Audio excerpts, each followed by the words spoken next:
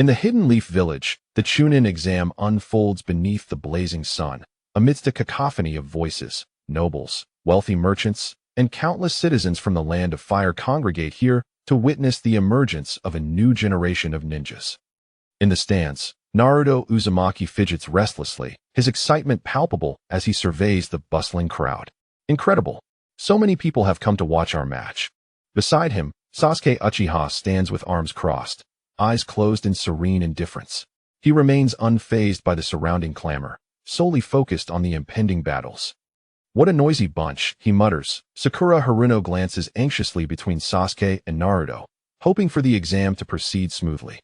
At the highest VIP seats, the third Hokage, Hiruzen Sarutobi, engages in jovial conversation with the fourth Kazekage seated beside him. Everything appears tranquil yet vibrant. However, just as the chief examiner prepares to announce the commencement of the matches, an unforeseen disruption occurs. The sky darkens abruptly, not with clouds, but with an overwhelming darkness, as if the very source of light has been snatched away. What is happening? Is it nightfall? The uproar of tens of thousands falls silent, replaced by an eerie stillness and a creeping sense of dread. All eyes turn skyward, where an immense luminescent screen unfurls like a divine tapestry, slowly enveloping the heavens over Konoha. It hovers silently, devoid of any energy fluctuations, yet it emanates an undeniable aura of authority. Enemy attack.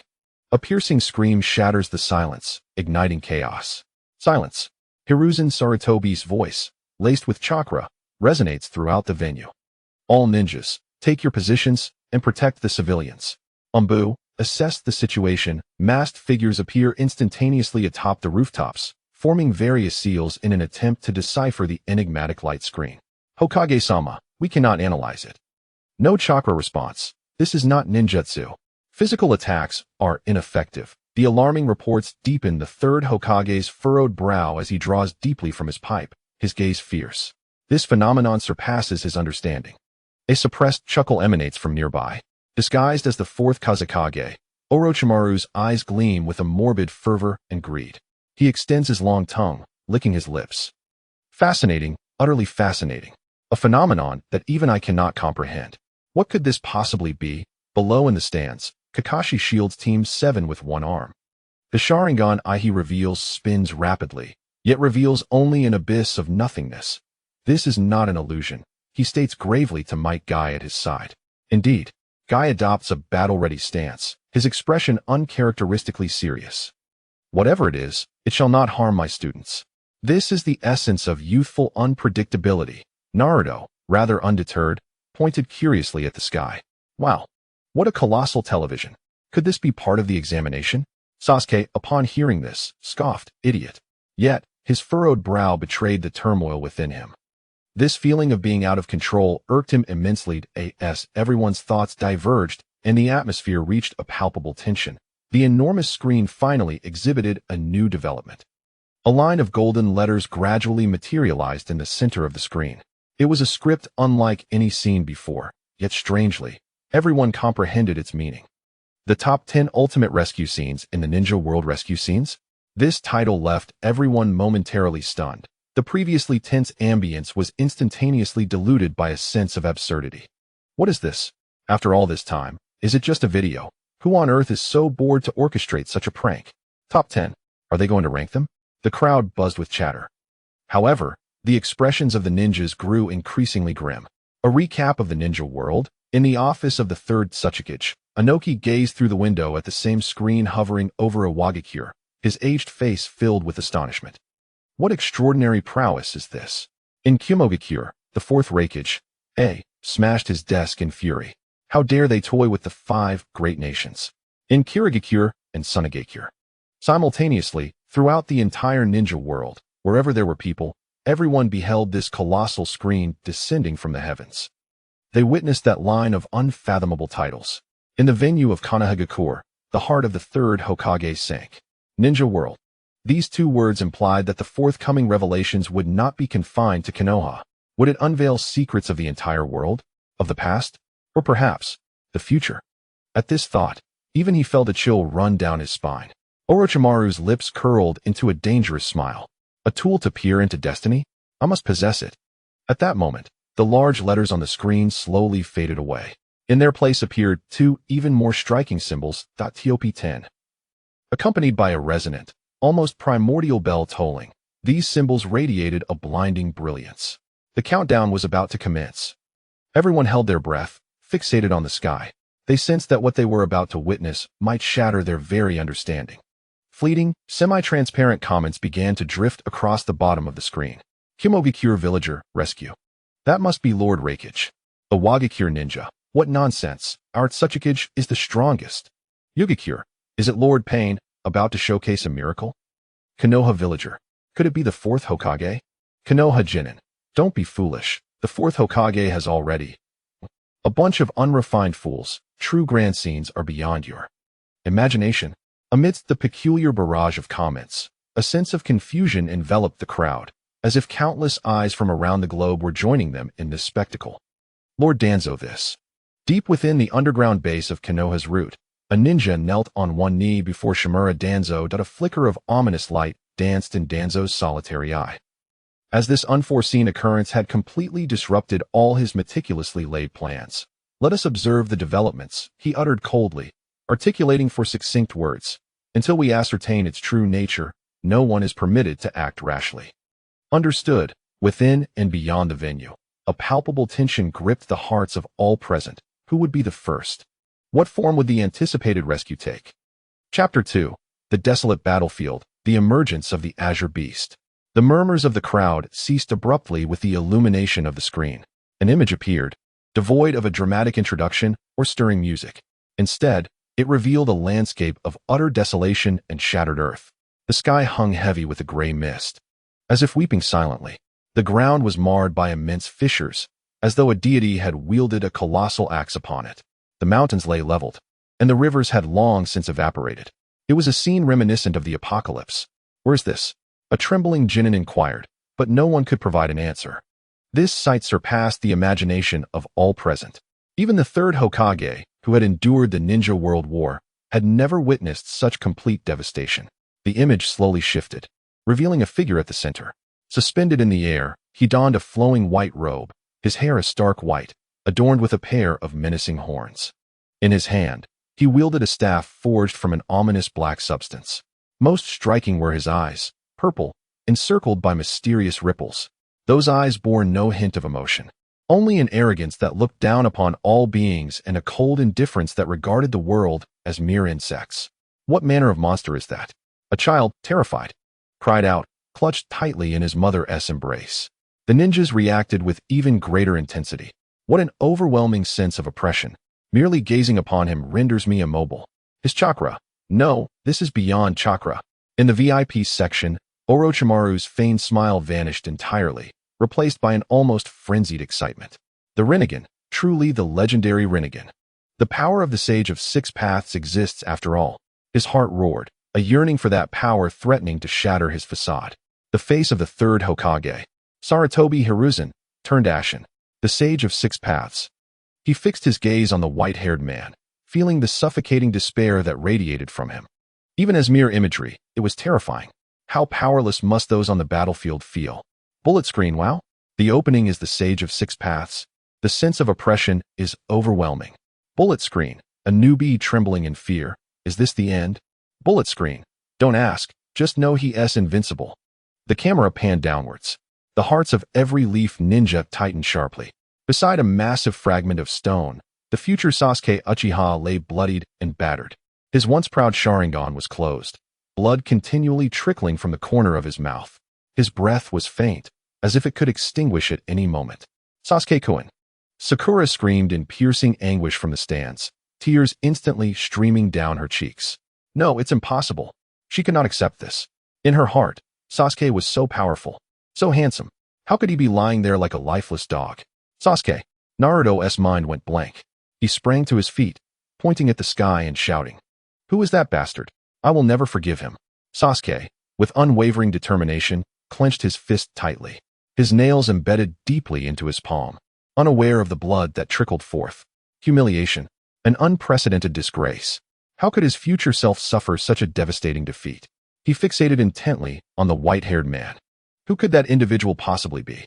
Before he could ponder further, the scene shifted once more. In a chasm on the other side, the future Naruto Uzumaki, a boy with vibrant yellow hair, brimming with energy, was now pinned to the ground by several black rods, utterly immobilized. His gaze was vacant, and the essence of life was rapidly slipping away. Naruto, Irika-sensei murmured in a daze. He felt as though his heart was gripped by a powerful hand, causing him to struggle for breath. The villagers of Konoha were enveloped in a silence as profound as death. Naruto Uzumaki and Sasuke Uchiha, each viewed through a myriad of perspectives. One a demon fox and the other an orphan of the Uchiha clan.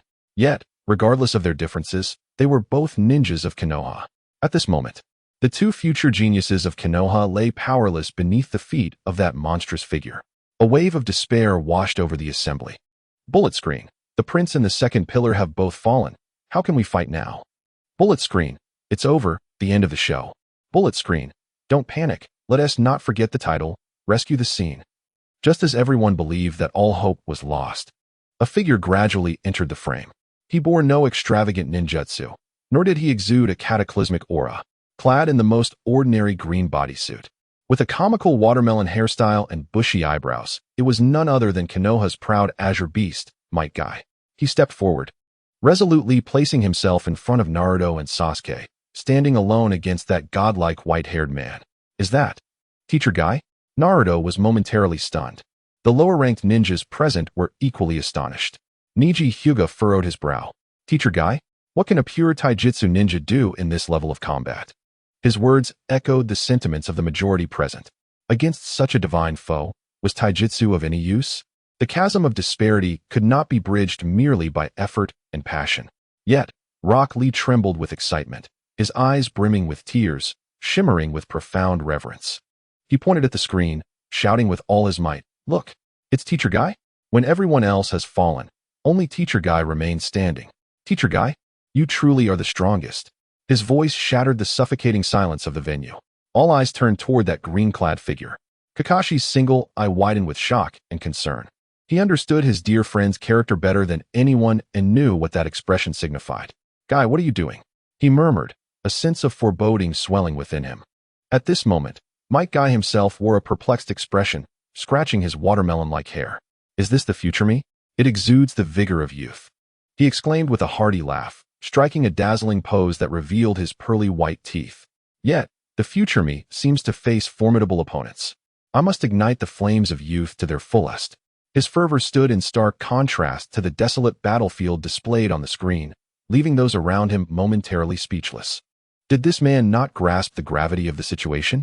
After all, these were foes that even Naruto and Sasuke had failed to vanquish together. Chapter 3. The Opening of the Death Gate. A power surpassing the 5 Kage by dozens of times while the audience remained in awe of Yagai's bold emergence. More figures appeared on the screen above. They stood solemnly behind him, unmistakably his comrades. Is that the future me? Kakashi gazed at the image of himself with longer hair and a more weathered countenance. Beside him stood a familiar figure with crimson hair. Gaara, Temari, and Kankuro exclaimed in unison. The ninja from Sunagakure erupted in a flurry of astonishment. The future Kazekage was fighting alongside the ninjas of Konoha? It appeared they were protecting Naruto and Sasuke. What could this possibly mean? Gaara himself felt a subtle ripple in his icy blue eyes, fixating intently on the screen, unable to comprehend why his future self would make such choices. Then, a figure emerged that sent the entire Konoha venue into a frenzy. It was a golden-haired silhouette clad in the ceremonial robes of the Fourth Hokage. One side of his body was grievously damaged, evidently in a state of unusual distress. Nevertheless, his gentle yet resolute profile was etched in the memories of all the villagers of Konoha. The Fourth Hokage, its Lord Minato Namikaze. He is still alive? Countless individuals sprang to their feet, shouting in disbelief. He was the hero of Konoha, the one who quelled the Nine-Tails rampage and saved the village, the Golden Flash. Naruto stared at that figure, his lips trembling.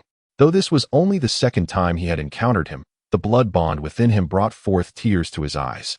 Sensei, Kakashi's single eye misted over. He never expected to see his teacher again, even if only in a future vision. The third Hokage, Hiruzen Sarutobi, removed his conical hat, exhaling a long plume of smoke, his gaze a complex tapestry of emotions. Minato, even you, the fourth Hokage, have appeared on the battlefield. Yet we find ourselves in such dire straits. This reveals the sheer strength of our adversaries. Within the scene, all hopes rested upon Might Guy. The camera zoomed in on his face. Memories of his father, Might Dewey's teachings, flooded his mind.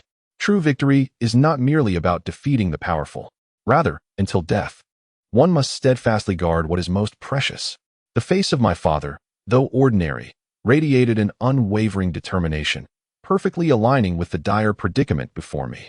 Kai's gaze transformed into an embodiment of clarity. He turned his head and offered a brilliant smile to Lee, who stood not far behind. That smile starkly contrasted with the expression on Lee's face at that moment. Little Lee, do not grieve. The falling of red leaves will invigorate the rebirth of green ones.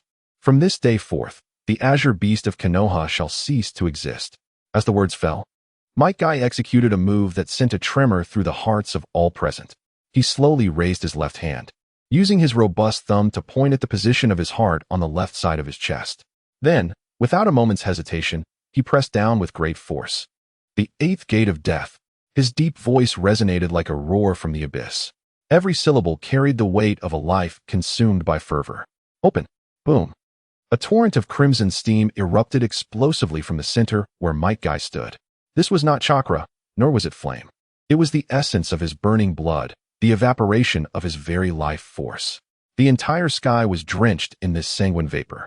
A resolute and grand voice echoed in the ears of all present. This is the moment of sacrificing oneself to protect one's beloved. Silence.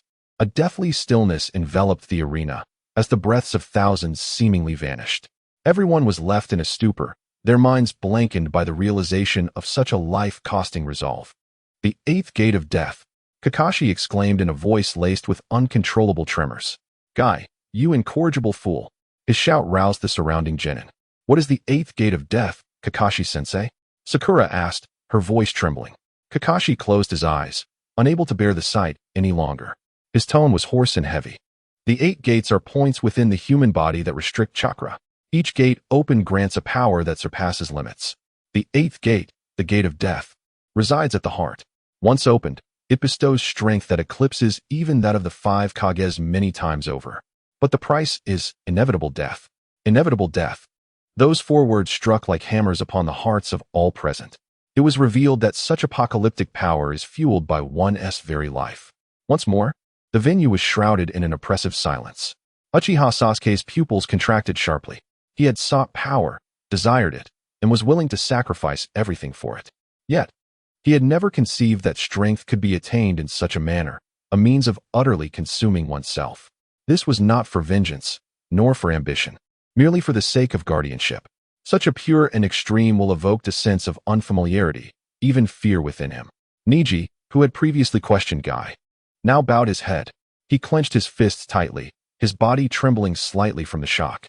His pride, which revered fate, appeared feeble and pale in the face of Guy's will to ignite his very life. Teacher Kai, Lee Rock could no longer bear the weight of his emotions. Collapsing to the ground in a fit of tears, at last, he comprehended the ultimate significance of the self-discipline his teacher had always imparted to him.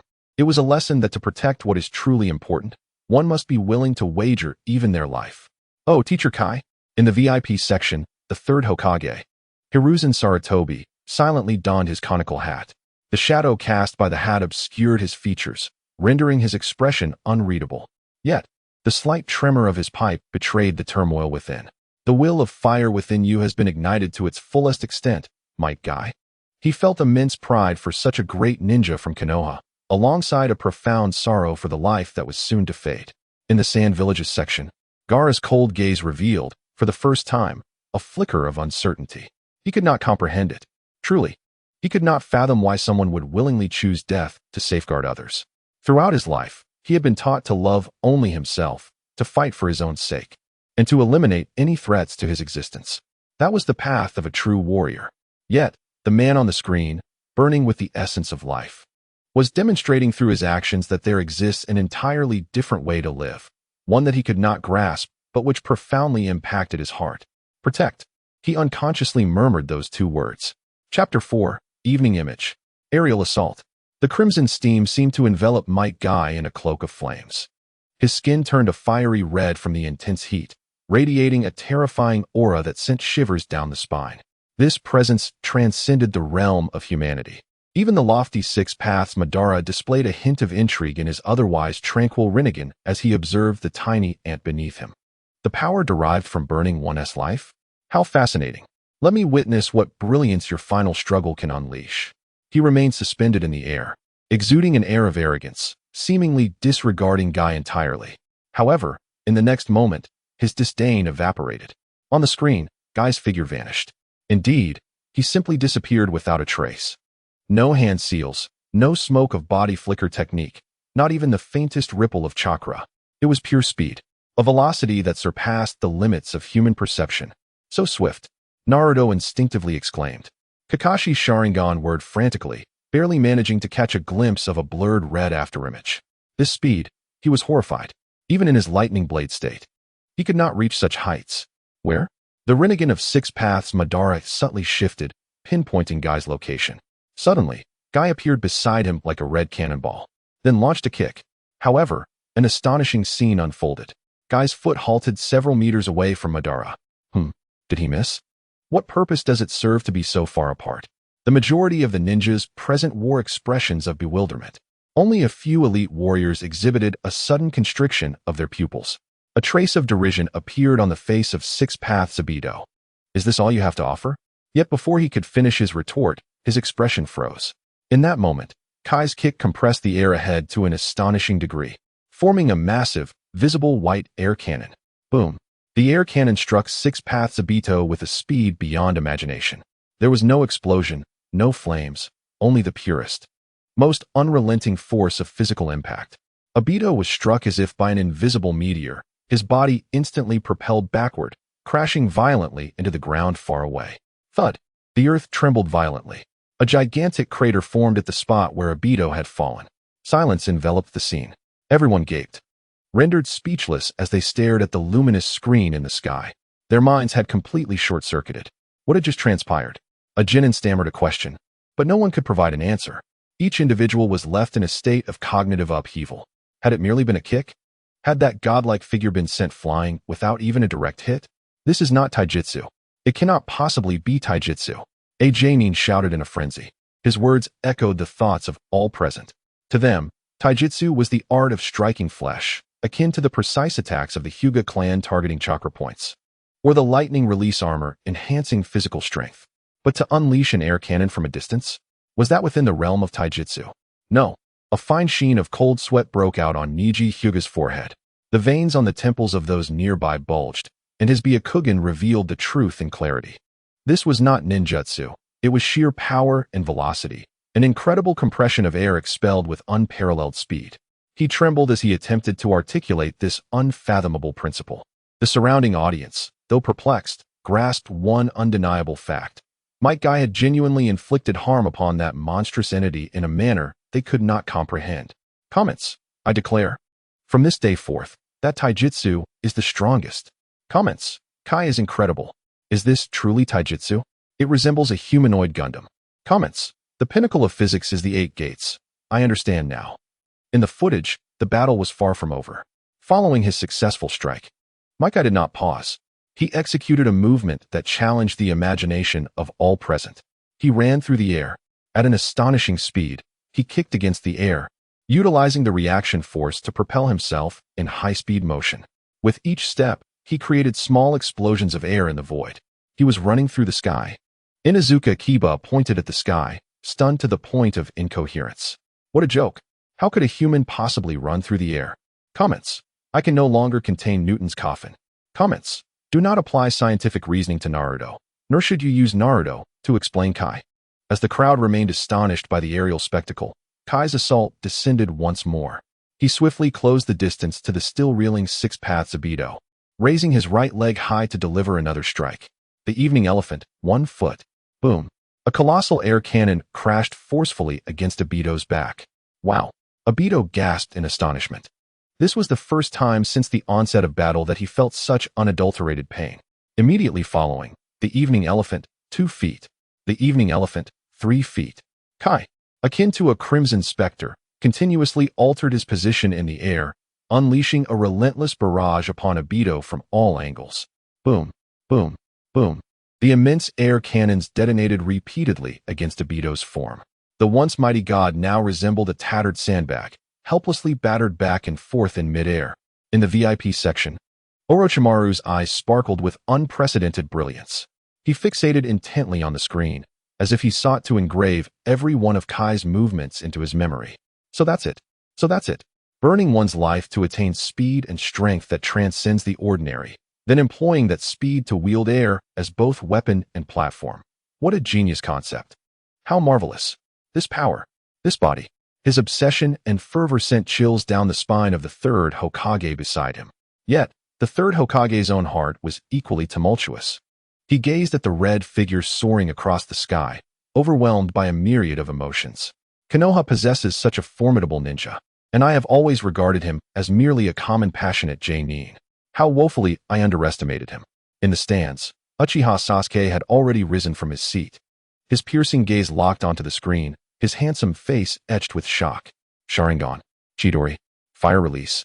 Everything he had once prided himself on now seemed trivial and absurd in the face of such unyielding power. For the first time, he questioned his own path. Is bloodline truly the determinant of everything? How then does this man, devoid of any ninjutsu or jinjutsu, ascend to heights that even he cannot reach through sheer fists and feet? Chapter 5. Burning life at the cost of shattered bones. So formidable. Is this the true power of Teacher Kai? The proud azure beast of Konoha. It is indeed real. Within the venue, after a brief silence, a thunderous wave of cheers erupted, akin to a tsunami. Especially among Konoha's ninjas, each face flushed with excitement. The despair that had been suppressed for far too long found complete release in that moment.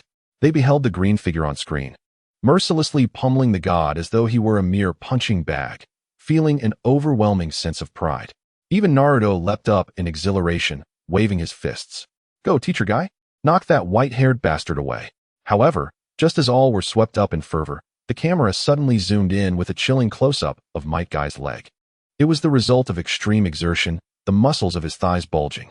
As he prepared to deliver his fourth kick, a sharp, spine-chilling crack echoed through the air, piercing through the screen and resonating in the ears of all present. The camera seemed to penetrate flesh and bone, laying bare the horrifying spectacle of his leg breaking and shattering before everyone's eyes. The cheers abruptly ceased, replaced by a collective intake of breath. What was that? Had his leg truly broken? The smiles of the audience froze on their faces, a chilling sensation sweeping from their feet to the crown of their heads. No, it was far more than just a simple fracture. Beside the VIP seats, Tsunade, the third Hokage's granddaughter, screamed in horror. As one of the foremost medical ninjas of Konoha, her voice trembled with uncontainable fear. That was a comminuted fracture. The bone had been reduced to fragments. In such a condition, any movement would be agonizingly unbearable. Tsunade's words plunged those around her into an icy despair. Sakura and Ino turned pale, instinctively covering their mouths, their eyes wide with terror. They could scarcely fathom the hellish agony of having their bones shattered in such a manner. Yet the man on the screen was compelled to continue unleashing earth-shattering attacks while enduring this torment. Was it truly so? Kakashi slowly closed his eyes, unable to bear the sight any longer. Each strike executed by Guy came at the cost of shattering a part of his own body. Guy, you fool, he thought, suddenly grasping the profound meaning of the dead gate. It was not death that awaited after the battle, but rather, from the very moment the fight began, he had embarked on a path of self-destruction leading to death. Commentary, wow, the price is too high. Just watching it hurts. Commentary, who just said that the limits of physics end with the 8 gates? Even Newton would have to study medicine first. Commentary, this is not a battle. It is pure self-mutilation. Guy, my guy? On the screen, beads of sweat rolled down Might Guy's forehead. His face, contorted from the agony brought on by the opening of the dead gate, twisted further in pain. Yet his fighting spirit showed no sign of waning. Instead, it burned more fiercely, more frantically. Aya! He roared, suppressing an ocean of pain. It was not merely a battle cry, but a primal scream of willpower resisting the collapse of his body. Immediately after, his already shattered right leg was raised high once more. It was not over yet. Evening Elephant. Boom. Another, even more ferocious air cannon was unleashed. At this moment, the once composed and disdainful figure of Six Paths Madara finally regained his footing. His expression transformed into one of rage, provoked by the audacity of a mere mortal. An interesting taijutsu, he mused. But this is where it ends. He extended his hand, and the dark orbs behind him, seemingly capable of devouring all light, surged forth in an instant. Before him, they coalesced into a pitch-black shield. This formidable barrier, forged from the essence of yin and yang, was reputed to nullify all ninja techniques, embodying absolute defense. However, the force of the evening spectacle was not a mere ninjutsu. It was an unadulterated power, stripped of any rationale. Boom.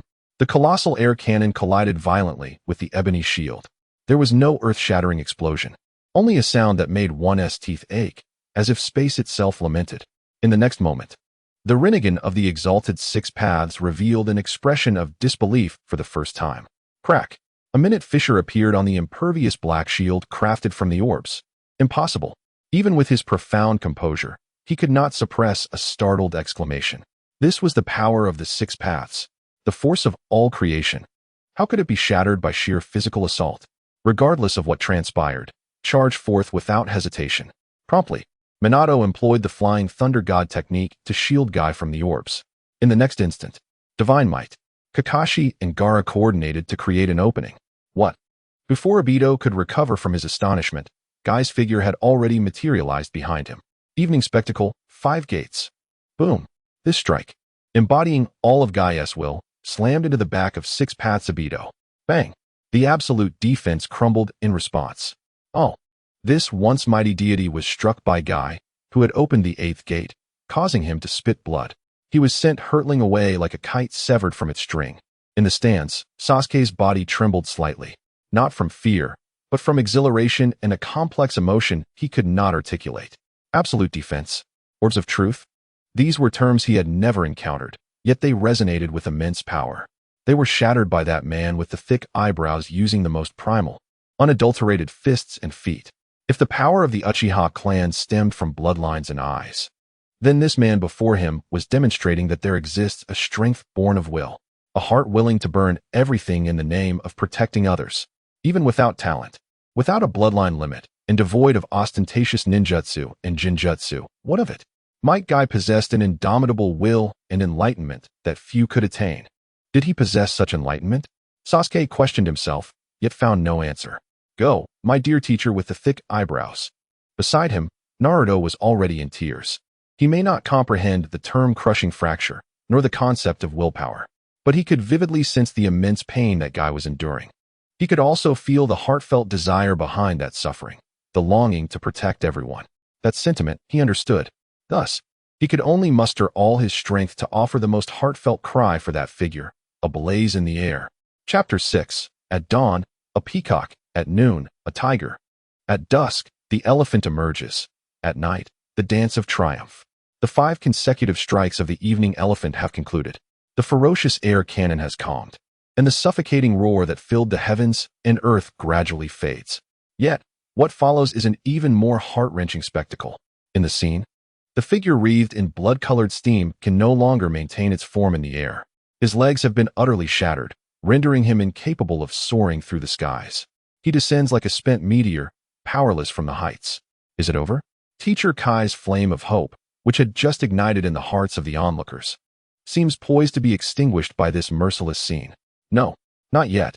In the image, the future Kakashi emits a fierce roar. His Mangeki Sharingan bursts forth with astonishing power. Kamui. The space before him warps ever so slightly. A rift in space tears open, mitigating some of the impact of Kai's fall. Simultaneously, the future 4th Hokage, Minato Namikaze, throws his Flying Thunder God Kunai, precisely creating a landing point for Kai. Hurry, catch Teacher Kai. The future Rock Lee shouts, racing alongside other ninjas towards Kai's impending descent. With their combined efforts, they manage to securely catch him just before he crashes to the ground. Cough, cough, cough. Kai coughs violently, each spasm seemingly threatening to expel his very lungs. Not a single bone in his body remains unscathed. The fire of life within him is rapidly dwindling. It has reached its limit. The hearts of everyone in the venue sink. Kai has sacrificed so much, even to the point of shattering himself. Yet that white-haired man, Obito Uchiha, slowly rises from the ruins nearby. Though he appears somewhat disheveled, with tattered clothing, he has not sustained any fatal injuries. The wounds on his body are visibly healing at an astonishing rate. Regeneration ability? What a joke. After such a tremendous cost, he still cannot be killed? Despair washes over everyone like a tidal wave. The gap is too vast, suffocatingly so, leaving no glimmer of hope in sight. Even Naruto, who has always been the most fervent, falls silent at this moment. He gazes at the spent figure on the screen and then at the unscathed monster. A profound sense of helplessness grips his heart. Comments: what the hell? How can we fight this? Is it a cheat? Comments: no? Teacher Kai has fought so hard. And this is the result? Comments: this health bar is absurdly thick, simply unbelievable.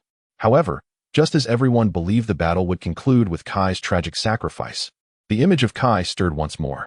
With the support of his comrades, he struggles to rise again. Not yet. He growls in a voice so hoarse it is nearly inaudible. My youth has not yet come to an end. There remains a final strike. His eyes, which appeared somewhat dazed from excruciating pain and exhaustion, once again ignited with a terrifying brilliance. This radiance was more resplendent and dazzling than at any previous moment, for it was the light that would utterly consume everything. For the first time, the face of Six Paths Band displayed no trace of disdain. He gazed at the mortal, who despite barely being able to stand, was still filled with indomitable fighting spirit. His expression turned gravely serious. Has he lost his mind? A ninja murmured within the venue. It was evident to all that Guy's body was on the brink of collapse.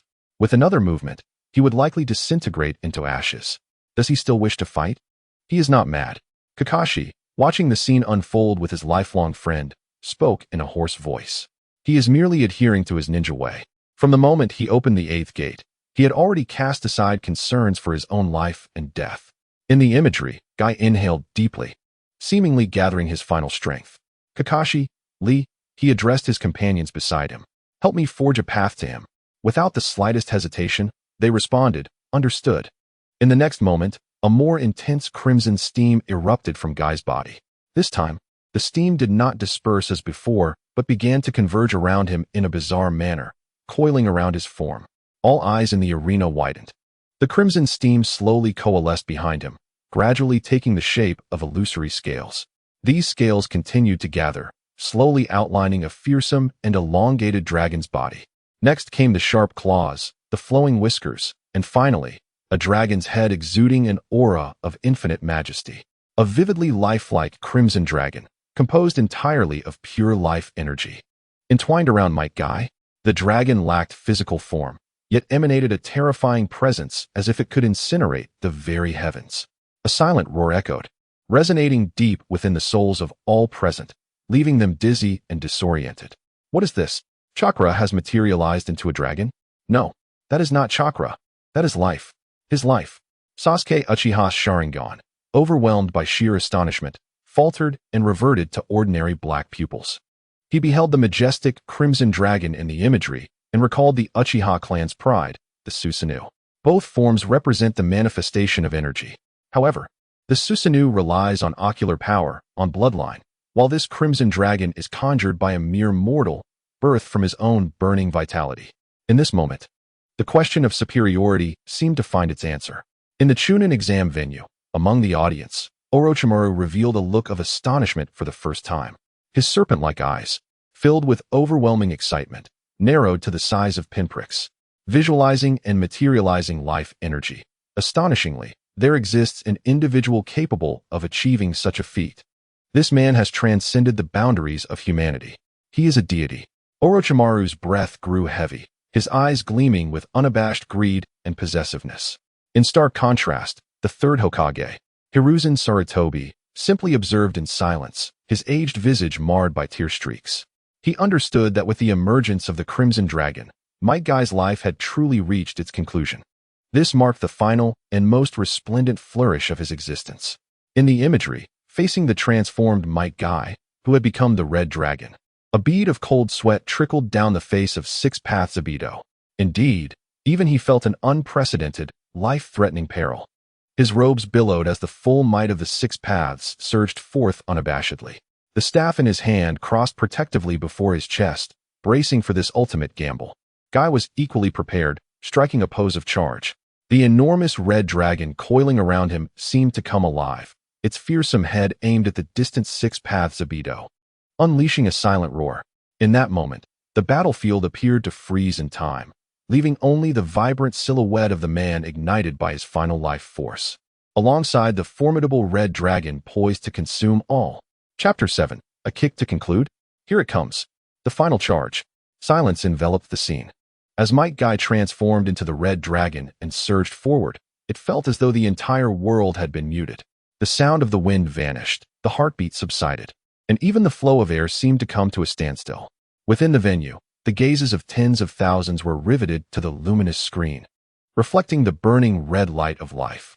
Time, at that moment, stretched infinitely. 1 second felt like a century.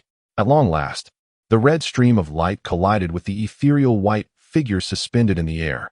There was no earth-shattering noise, no cataclysmic explosion. Instead, there was merely a simple, unadorned motion. Might Guy's leg, teetering on the brink of its limits, propelled forward with the force of the red dragon, delivering a powerful kick. Its target was the chest of Six Paths of Edo. However, just as his foot was about to make contact, a scene unfolded, one that would be etched in the annals of the ninja world for millennia, defying all physical laws. From the tip of Might Guy's toe as the epicenter, the surrounding space warped. This was no illusion nor visual deception. It was a genuine, physical distortion of space. It was as though an invisible hand had seized a flat canvas and twisted it violently. Light bent, and matter was ruthlessly stretched. The space transformed into a grotesque and terrifying funhouse mirror, revealing a bizarre collapse. Within the venue, a ninja was on the verge of uttering a cry.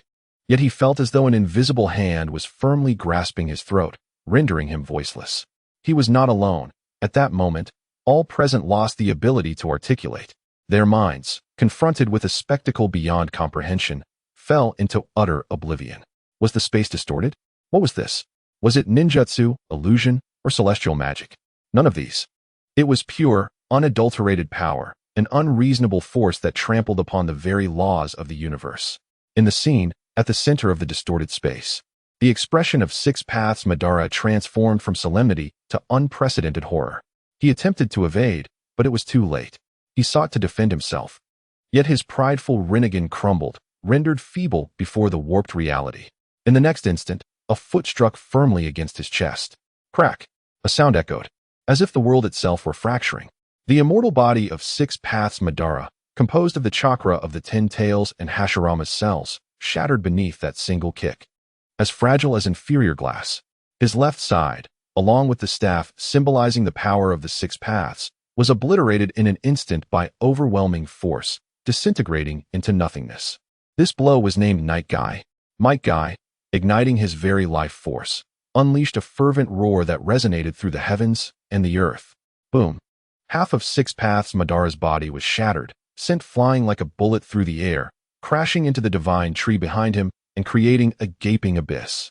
The trajectory of his flight left devastation in its wake, where mountains and earth alike were pulverized to dust by the residual power of the distorted space. Night Guy this foot, heralding the return of the King of the Night. At that moment, the entire world seemed to fall silent. Beyond the light curtain, the venue in Konoha remained shrouded in eerie stillness, where the faintest drop of a pin could be heard. All present maintained a gaping expression, their eyes vacant, like puppets from which the soul had been extracted. Their worldview was shattered in an instant, mercilessly crushed underfoot, repeatedly trampled. Meanwhile, at an inconspicuous inn on the outskirts of the Land of Fire, 2 figures clad in black cloaks adorned with red clouds, their hats shading their faces, silently observed the unfolding scene in the sky outside the window.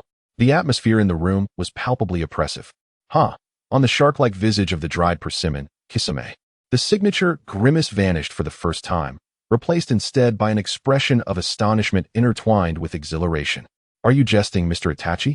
he uttered in a hoarse voice. "Is that fellow clad in the verdant bodysuit truly human? To achieve such feats solely through taijutsu is nothing short of monstrous, surpassing even the tailed beasts." As a former member of the 7 ninja swordsmen, he had encountered countless formidable adversaries and had clashed with perfect jinchuriki. Yet, he had never witnessed such unadulterated, such brazen power. This transcended the realm of ninjutsu. It was mythic in nature. Beside him, Uchiha Itachi did not respond immediately. He stood quietly, The shadow of his straw hat obscuring much of his face. Only his crimson Sharingan glimmered faintly in the dimly lit room. The three tomos spun rapidly, attempting to decipher the extraordinary scene that had just unfolded, yet failing to comprehend it. The very fabric of space distorted. Even his Manjiki Sharingan could not accomplish such a feat within the ninjutsu canon he was familiar with. There had been no accounts of a similar phenomenon. After a prolonged silence, Itachi slowly raised his gaze to the dissipating crimson dragon shadow in the sky, his heart tumultuous with emotion. The Uchiha clan, in their pursuit of power, had ultimately descended into the abyss of destruction. They relied on their bloodline, on their ocular techniques, yearning for dominion over all. Yet today, an ordinary ninja, devoid of any Kekkei Genkai and notably lacking in ninjutsu and jinjutsu proficiency, had illuminated a brilliance that even his ocular techniques could not aspire to. A radiance capable of slaying gods, all at the cost of his own life. The source of that power was not lineage, nor was it talent, it was will. It was the sheer, unyielding determination to safeguard that burned with an unadulterated fervor, the will of fire, pure to its core. What a profound awakening. Itachi felt within him a genuine admiration and reverence. Mr. Itachi? Kisame queried, puzzled by his companion's silence. Itachi gradually withdrew his gaze, the tumult in his Sharingan subsiding to tranquility. In a tone devoid of any discernible emotion, he spoke, Kisame, remember, should you encounter this ninja again, do not provoke him lightly. Kisame fell silent, absorbing the gravity of his words. Chapter 8, Madara, I shall call you the strongest. The might of Night Guy surged forth like divine retribution, sweeping across the entire battlefield. The distorted space gradually returned to its original flatness. The thunderous roar that had pierced the heavens and the earth began to fade into silence. Above the luminous veil, the figure of Might Guy plummeted helplessly from the skies. The imposing crimson dragon that had once adorned him had vanished. The blood-colored steam encircling him extinguished like a fire that had finally been snuffed out. His skin, once a vivid red from the opening of the eighth gate, now visibly darkened and cracked, resembling a piece of charcoal that had endured 7 days and nights in a furnace.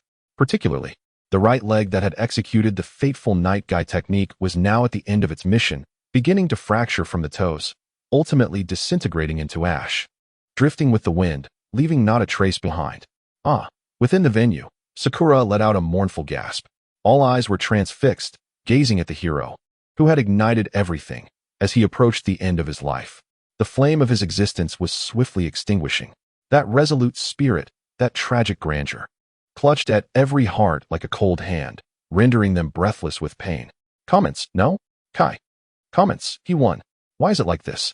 Comments, is this the price of death's door? Not even a corpse left behind. Yet, a sight even more desolate unfolded. Amidst the distant ruins, the figure of Obito, struck directly by Night Kai, with half of his body shattered, staggeringly rose once more. The left half of his body, reduced to nothingness, was now enveloped in a layer of white substance, writhing as if alive. Muscles, bones, and skin were regenerating at a pace defying the laws of life, rapidly reconstructing. Within mere breaths, a complete Obito reappeared before all. Silence. A silence more profound than any before, suffocating in its depth. In the Chuunin exam arena, the flicker of hope and excitement that had briefly graced the faces of the numerous ninjas instantly froze, then shattered. In its place arose an endless despair and fear, 100-fold more intense than before. No, it is impossible, a Jounin murmured in a daze, his voice tinged with a sob. Such a magnitude of attack, a power capable of warping space, could not slay him? This must be a deception. His voice escalated from a whisper to a frantic roar. This was the collective sentiment of everyone present. They witnessed Kai's sacrifice, his shattered bones, his life aflame. They beheld Night Kai's magnificence, a strike potent enough to slay gods. They believed the battle had concluded. The hero was to emerge victorious. Yet reality dealt them a most brutal blow. It was futile. Everything was in vain. Before that immortal monstrosity, no matter the price mortals paid, no matter how brilliantly they shone, the final outcome was already preordained. That was death, and the enemy remained unscathed. Teacher Kai, Rock Lee knelt upon the ground, his eyes devoid of light, tears streaming like a flood unleashed. He gazed at the image of his mentor, on the verge of turning to ashes, then at the adversary, approaching him, entirely unharmed. A piercing pain and a profound sense of helplessness threatened to shatter his spirit completely. Why is this happening? He pounded the ground fiercely with his fists, again and again. Why? His lament was filled with despair and helplessness. Yet, amidst the tumult of the venue, one individual responded differently. That individual was none other than Might Guy himself. He stood there, lost in thought, gazing at the screen depicting his imminent demise. Suddenly, he whirled around and grasped Kakashi's shoulder with fervor. Kakashi. His voice cracked with overwhelming emotion. Did you see that? Kakashi. That future me. That kick just now. Wasn't it magnificent? That dragon. It epitomizes the pinnacle of youth. As he spoke, tears brimmed in his eyes, cascading down his cheeks. Ah, truly it is I? To burn with such intensity for the sake of protecting my comrades. I am truly, Kakashi, with a sigh of relief, thought, fortunately, that kick was not intended for me. The surrounding Asuma, Kurenai, and all the genin regarded this man, who had suddenly become lost in self-admiration amidst the somber atmosphere. With a complex mix of emotions. Hey, guy, Kakashi said, exasperation etched on his face as he looked at his dear friend with his lazy, fish-like eyes. Now doesn't seem the time for such musings, does it? Your future self is on the brink of death. And so what? Guy puffed out his chest, revealing a gleaming smile. To perish while safeguarding what is most precious is indeed the most perfect conclusion to youth. His laughter resounded, bold and unrestrained, striking a stark contrast to the despair that enveloped them. Yet, inexplicably, it resonated with some of those present. Indeed, he himself felt a swell of pride. What right did the onlookers have to mourn for him? The only thing they could do was etch this indomitable spirit, this profound realization, into their hearts forever. At that moment, above in the heavens, the figure of Six Paths Madara slowly approached Might Guy and came to a halt. He lowered his gaze upon the charred remains, motionless and barely clinging to life. Every heart tightened in anticipation. What would he do? Would he deliver the final, fatal blow to this admirable opponent? Yet, a smile gradually spread across Madara's face, not one of mockery or disdain, but a genuine acknowledgement and appreciation from a pinnacle warrior to another who had ascended to the same height. He began to speak, his voice soft yet clear, resonating in the ears of all present. In terms of taijutsu, he paused, then, with an almost declarative and undeniable tone, uttered a phrase that would forever be etched in the annals of shinobi history. I, Madara, declare you to be the strongest. Boom. This proclamation reverberated like a thunderclap through the minds of everyone present. The arena trembled once more. If Guy's earlier display had offered them a visual spectacle, this declaration delivered an unparalleled spiritual jolt. Madara, Uchiha Madara, the godlike figure who had once trampled the entire shinobi world in a future steeped in despair, he had acknowledged it. He had admitted that Might Guy was the strongest. What an honor that was. This is a supreme accolade from our adversary. Oh, how it overwhelms me. Might Guy could no longer contain his emotions, and he wept aloud, as if he were a child weighing 300 pounds. Did you hear that, Kakashi? Did the entire world hear? He acknowledged me. That formidable figure has recognized me as the strongest. My youth is devoid of regrets. With fervor, he struck a pose, his brilliant teeth glimmering under the sun. This time, no one found him ridiculous. All the ninjas of Konoha stood tall, and every villager raised their heads high. In their eyes sparkled a light known as pride. Behold, this is the ninja of Konoha. This is the proud azure beast of Konoha. He may not wield ninjutsu, nor be adept in genjutsu, but he has rightfully earned the title of the strongest through his fists and his very life, directly from the mouth of a deity. This is his glory, and it is the unparalleled honor of all of Konoha. Chapter 9. The entire ninja world in shock. What is the azure beast of Konoha? I, Madara, shall call you the strongest. As this divine recognition echoed through the heavens and the earth, the canvas above gradually darkened, ultimately extinguishing completely. The momentous event that shook the entire ninja world had officially come to a close. Yet, the atmosphere in the venue felt as heavy as solidified cement. Everyone remained ensnared in the awe of the cataclysmic scene they had just witnessed, unable to extricate themselves.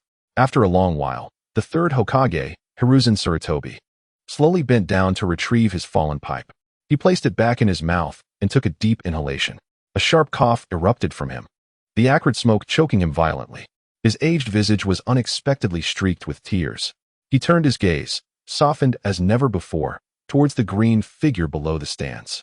"My guy." He spoke softly, his voice hoarse. "You are the pride of Konoha." This statement, devoid of any chakra, resonated clearly in the ears of every Konoha ninja present. In an instant, all eyes converged upon Guy. There was no longer any mockery or confusion in their gazes. Instead, there was a profound sense of reverence, admiration, and fervor. "Teacher Guy? Senior Guy, you are the true inheritor of the will of fire." Countless ninjas, whether Jonin or Jinin, bowed deeply in Guy's direction. This bow was sincere and heartfelt. Might Guy himself was momentarily taken aback by this unexpected display. He scratched his watermelon head and chuckled shyly. "Oh dear. There's no need for such formality. The future me merely did what was expected. This is youth." Guy flashed a radiant smile, and in that moment, he appeared all the more dazzling. In the esteemed seats of Sunagakure, Temari and Kankuro swallowed hard, exchanging glances that revealed their unmasked trepidation. "Hey, Kankuro." Temari's voice was slightly hoarse. "Didn't we mock that Guy's attire earlier?" Kankuro's face drained of color, turning paler than a puppet. I don't remember. I know nothing." He could only feel a sense of relief that the man was not their enemy. Otherwise, he dared not contemplate the consequences. Meanwhile, Gaara remained silent, his head bowed.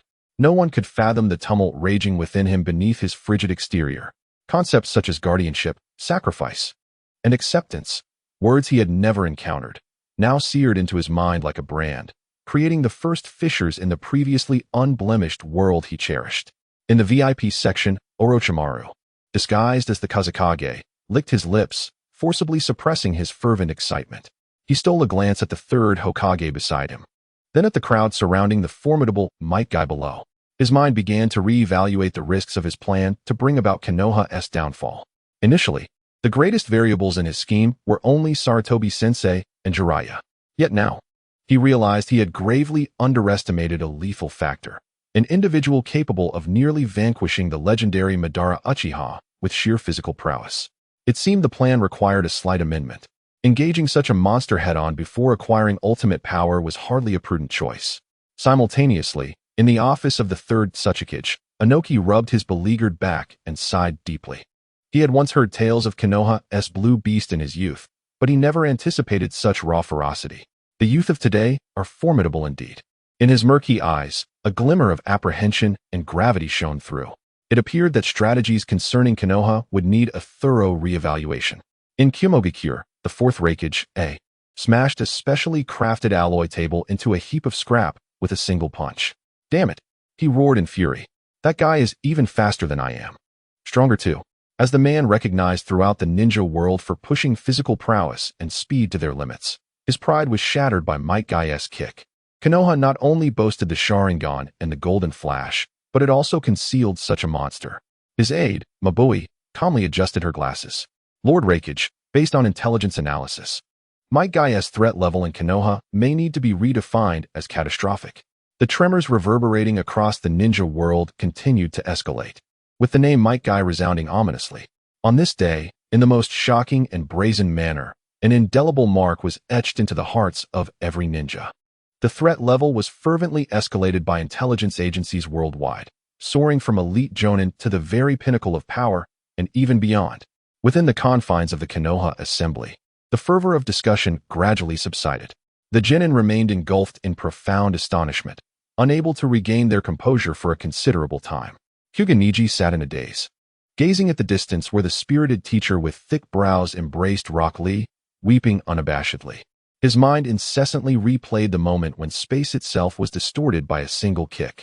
Was the fate of the branch family, dictated by their lineage, truly immutable? He murmured.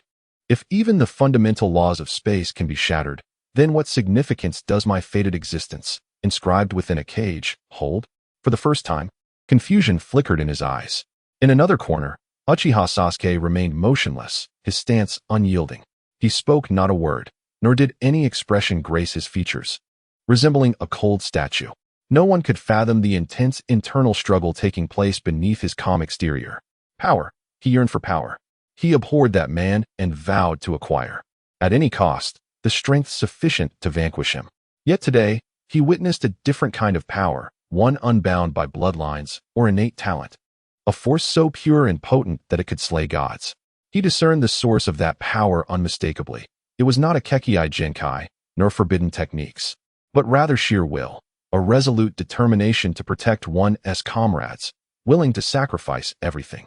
Could such power also be within my grasp? He slowly bowed his head, contemplating his own hands. Chapter 10. The Reward of Heavenly Path. A Transformed Future. The recounting of Might Guy had concluded, yet the reverberations it instigated were akin to a superstorm sweeping across the entire ninja world, and it was only just beginning. The atmosphere within the Chuunin examination hall remained tense. The crowd was still immersed in the poignant final strike of Might Guy, coupled with the supreme acknowledgement from Uchiha Madara. There was awe, there was pride, but more so, a profound sorrow for the hero's curtain call. After all, everyone had witnessed clearly that following the kick that expelled Might Guy, the future Might Guy had been reduced to ashes, his very body disintegrating inch by inch.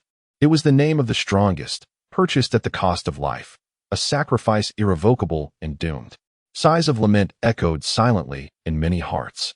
However, just as the atmosphere was poised to be completely enveloped by this tragic gravity, the darkened sky unexpectedly illuminated once more.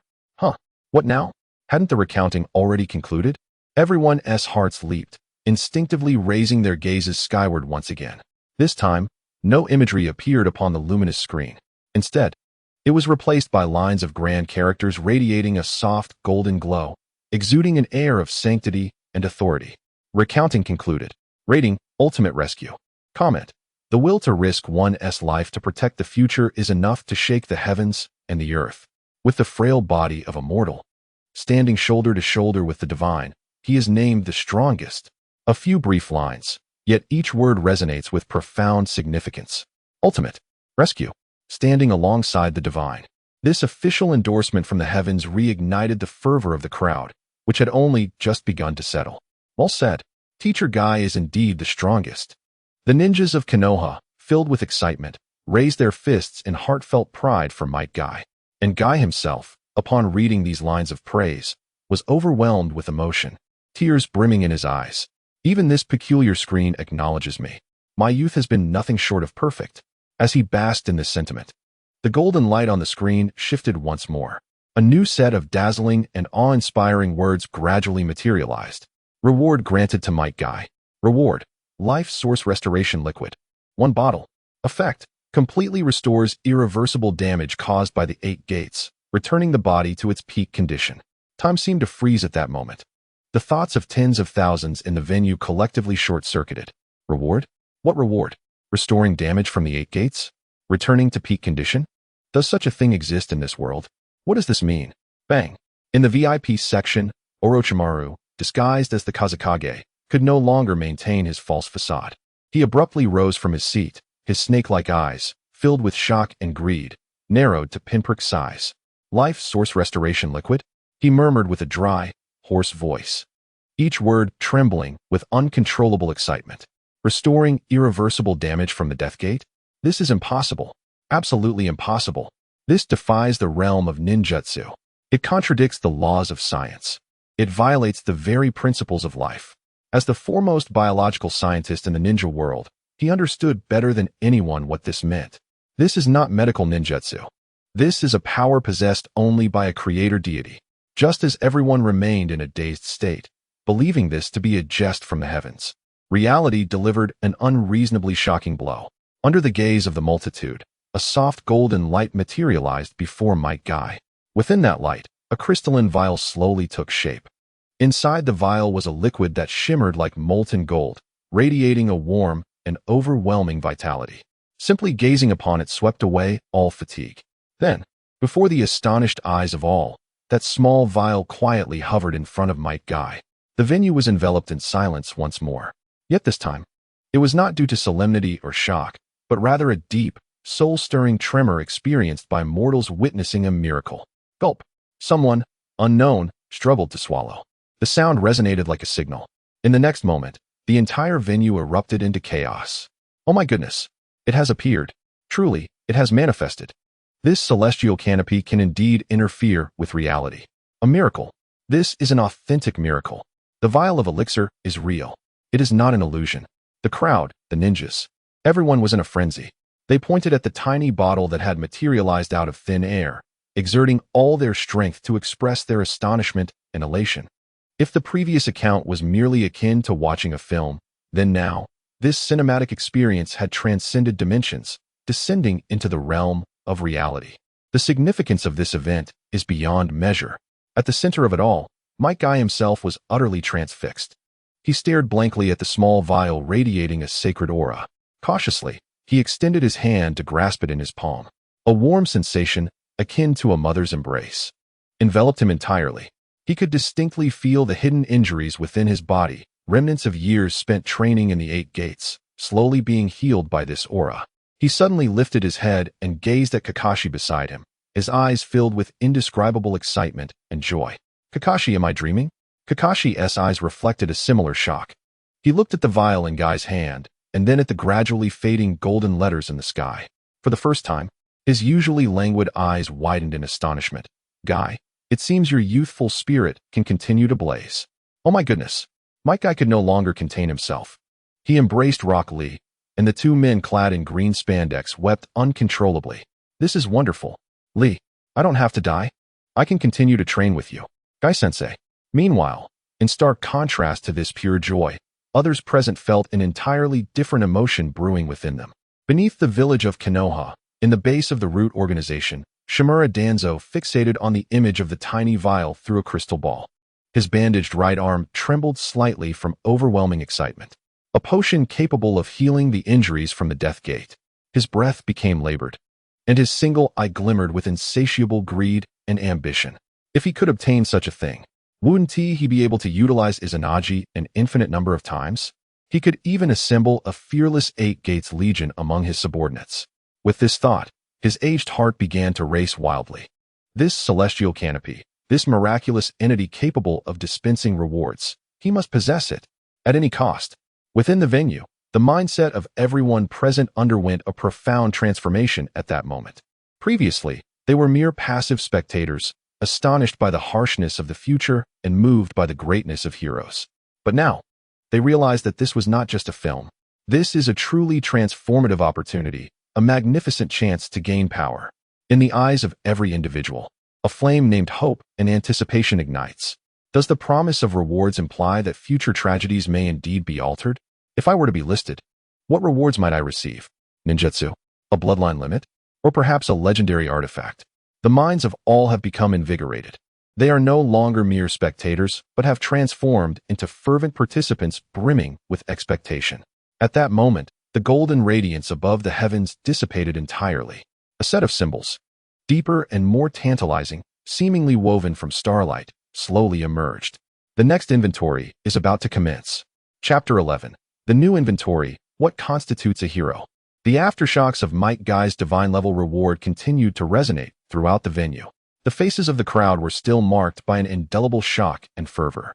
Their gazes towards the heavens had irrevocably changed.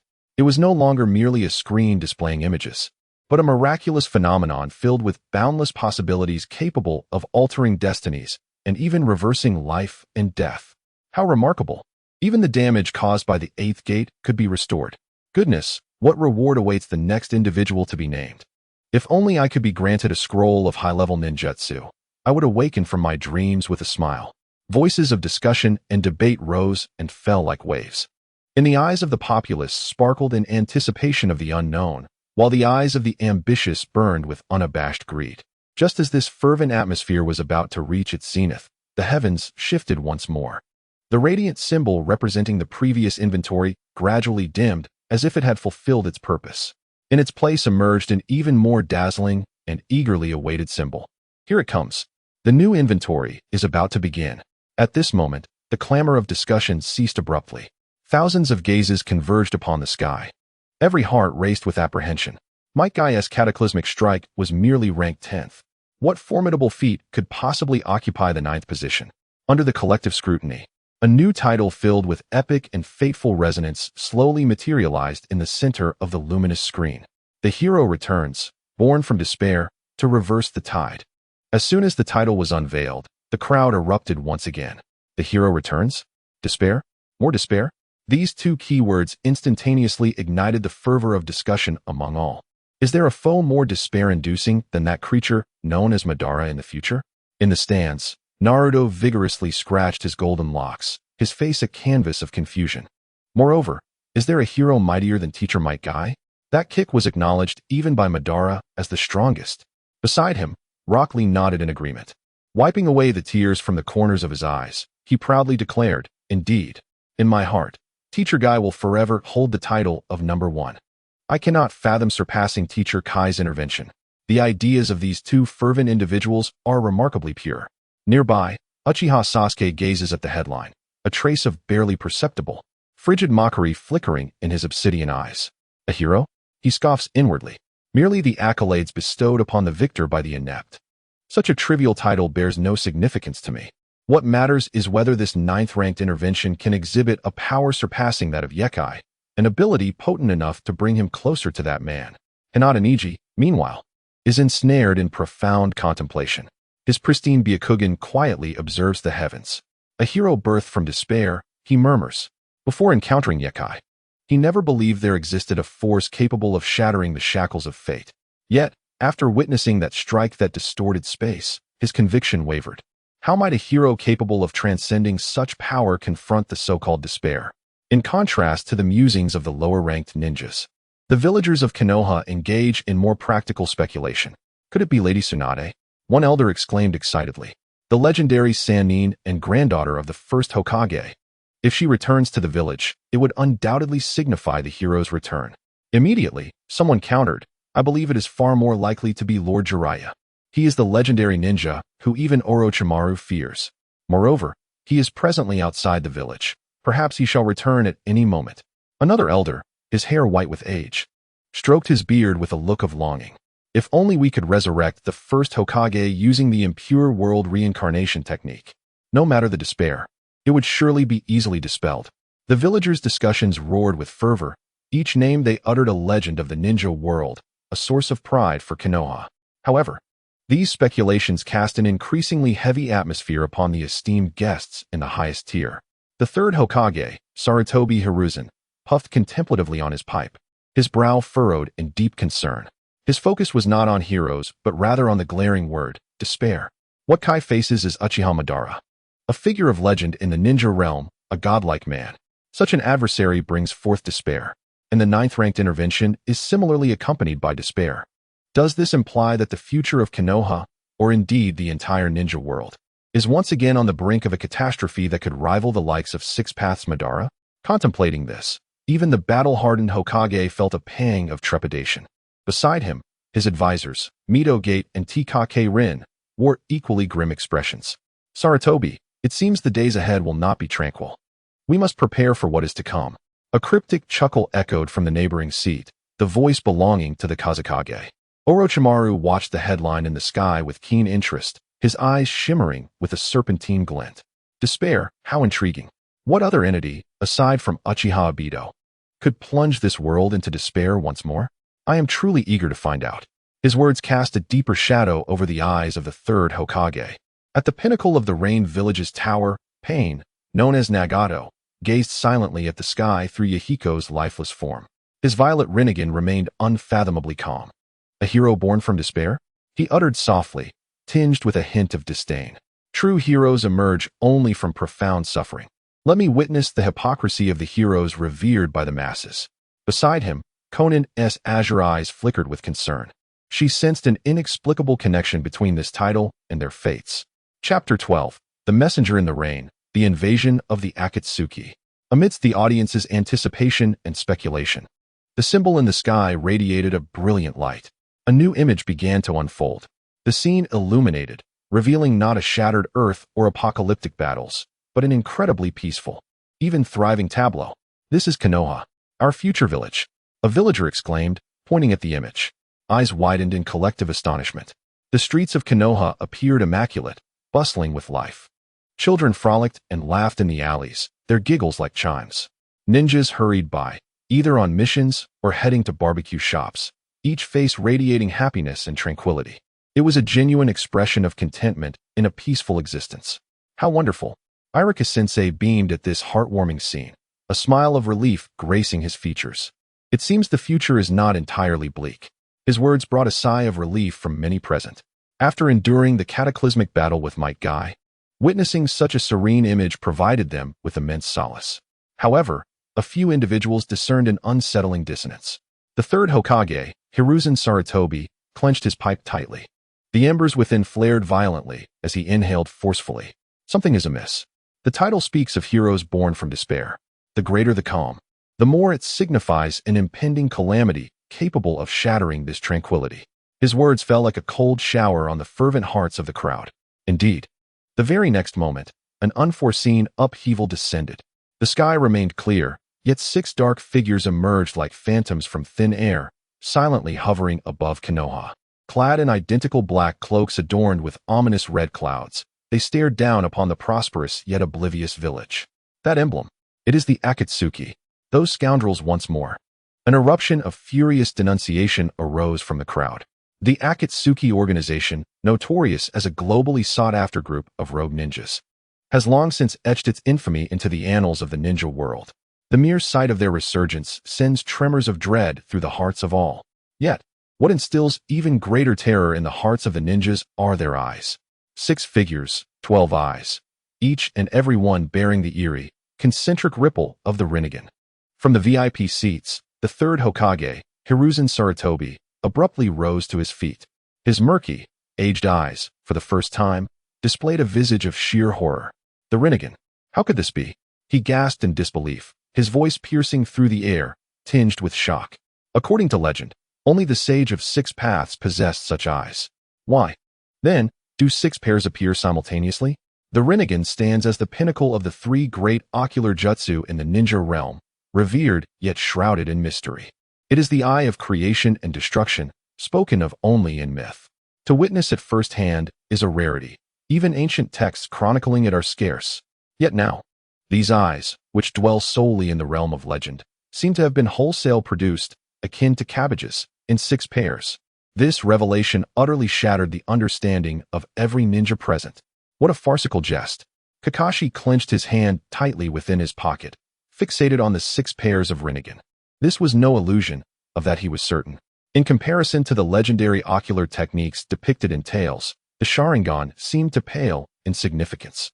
The fabled eyes, astonishingly, existed in reality. His breath quickened, and the notion of 6 bearers emerging at once transcended mere formidable foes. This was the arrival of myth. A cacophony of manic laughter shattered the oppressive silence of the VIP area. Orochimaru could no longer maintain his disguise. He extended his elongated tongue, feverishly licking his lips. His golden serpent-like eyes glinted with an unprecedented greed and obsession. The Rinnegan. 6 pairs of Rinnegan. So this is the power of the divine, the leader of the Akatsuki. Pain, you have concealed such a monumental secret. It was as if he had stumbled upon an immense treasure. In his eyes, those 6 pairs of Rinnegan held more allure than any forbidden jutsu or bloodline limit. They were the key to the truths of the universe. As the collective shock of the 6 pairs of Rinnegan reverberated among the onlookers, the orange-haired man, leading the 6 figures, slowly extended his arms.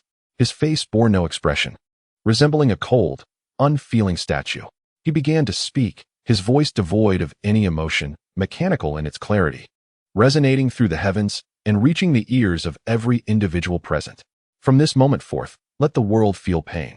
With his words, the 6 figures descended like 6 black meteors, embodying the will to annihilate, plummeting into that peaceful village. The hearts of all present raced with trepidation. As Sakura gazed at the 6 figures, reminiscent of demonic deities, a sense of trepidation gripped her as she clutched Sasuke's sleeve. Who are they, Sasuke-kun? They appear incredibly powerful. Sasuke remained silent, his unwavering gaze fixed on the screen. Within the depths of his obsidian eyes, the 3 tomo of his Sharingan spiraled uncontrollably. He could distinctly perceive an oppressive aura emanating from the 6 men, akin to the divine presence of Uchiha Madara. Just how many such monstrosities remain concealed in this world? For the first time, a flicker of uncertainty crept into his path of vengeance. Meanwhile, Naruto clenched his fists tightly, his gaze fixed on the invaders and the village behind him, teetering on the brink of annihilation.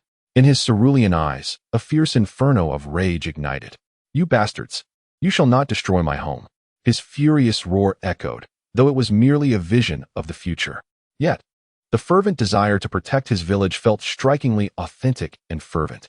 Chapter 13. The Cost of Information, the Silent Lament. Within the scene, Pain's 6 paths descended upon Konoha like harbingers of death. The invasion commenced without superfluous words or any semblance of caution. Among them, the most emaciated man with hollow eyes landed directly in a bustling street. His arrival instantly alerted the surrounding Konoha ninjas. "Stop! Who are you?" 3 Konoha Chuunin swiftly formed a triangular formation, surrounding him with vigilance. Their expressions were tense, kunai firmly grasped, chakra surging through their bodies. However, the man merely cast a dispassionate glance in their direction, devoid of any emotion, as if viewing mere ants obstructing his path. Fire style, Grand Fireball Jutsu.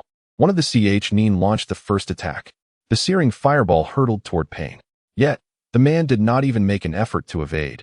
He stood still, allowing the inferno capable of melting steel to engulf him entirely. Did it succeed? Splendid. A flicker of hope appeared on the faces of the 3 Chuunin. However, in the next moment, their expressions froze in disbelief as the flames dissipated. The man remained unscathed, standing in the same spot, his black and red clouded robe showing not a single charred mark. "How is this possible?" exclaimed the Chuunin who had cast the jutsu, disbelief etched across his features. "My fire style." Before he could finish his sentence, the man's figure abruptly vanished from sight. Swift as the wind, he reappeared behind the Chuunin, a pale hand gently resting atop his head. "Not good." The other 2 Chuunin's eyes widened in horror as they rushed forward to provide assistance. But it was already too late. A bizarre and terrifying scene unfolded before the watchful eyes of all. A semi-transparent figure, emanating a ghostly azure glow, was forcefully extracted from the head of a Chuunin by Pain. This apparition, its features indistinct and countenance contorted, writhed frantically in the air, emitting silent cries of anguish. Meanwhile, the Chuunin's body convulsed violently, his eyes rolling back, as his form visibly shriveled, losing all semblance of vitality. What was this entity? From the stands, Inuzuka Kiba pointed at the sky in horror, his voice quivering. Was that perhaps his soul? Yamanaka Shino adjusted his sunglasses coolly. Yet the slight contraction of his pupils betrayed his inner turmoil. Every onlooker felt a chill run down their spines. Such a direct extraction of the soul through this eerie ninjutsu was something they had neither witnessed nor even heard of before. In the unfolding scene, after completely extracting the soul, Pain casually crushed it. The Chuunin, too, ceased to convulse, collapsing lifelessly to the ground like a puppet drained of its moisture. He was dead, without a single wound upon his body, yet his life force had vanished entirely. The absence of a heartbeat, the lack of breath, and the depletion of chakra confirmed his demise. Within the venue, several sensory ninjas reported their findings in trembling voices, imparting a profound sense of dread to all present. This was too bizarre. Such a method of killing was utterly peculiar. This was not a combat ninjutsu. Nara Shikamaru's face, for the first time, lost its usual languor and composure, replaced instead by an unprecedented gravity. He fixated intently on Pain, who was now advancing toward his next target. He had just been reading that soulless memories. The purpose of this technique was not mere slaughter, but the acquisition of intelligence. Beside him, his father, Nara Shikaku, nodded solemnly, his expression dark enough to evoke a sense of foreboding. Indeed, this was a method of intelligence gathering far more tyrannical and efficient than any mind-reading technique. This enemy was precisely the type they dreaded encountering. His words made everyone acutely aware of the gravity of the situation. Faced with such an adversary, all of Konoha's secrets would be rendered utterly meaningless. The scene continued to unfold. The figure known as the Human Path traversed through Konoha like a specter. Any ninja attempting to thwart him had their souls effortlessly extracted in the same manner. The ninjas of Konoha were not lacking in courage. They charged forward time and again, employing ninjutsu, taijutsu, and jinjutsu, an onslaught of attacks crashing upon him like a relentless tide. Yet, all proved futile. That man seemed to possess an uncanny awareness, evading every assault with the simplest of maneuvers, and like an efficient harvester, he claimed one vibrant life after another.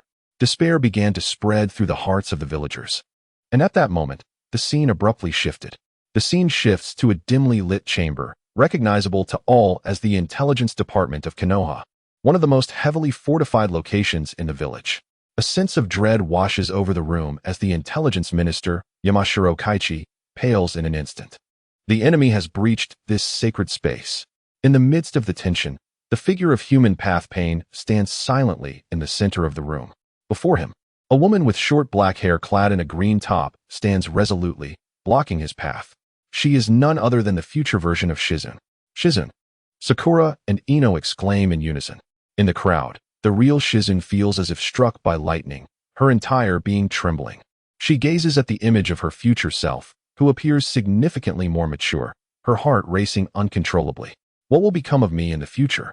In the scene, Pain, with a voice devoid of emotion, inquires about the whereabouts of Naruto Uzumaki. Tell me. At the utterance of this question, every heart in the room leaps to their throats. Their true target is Naruto. Naruto himself is left in utter shock. Me? Why are you looking for me?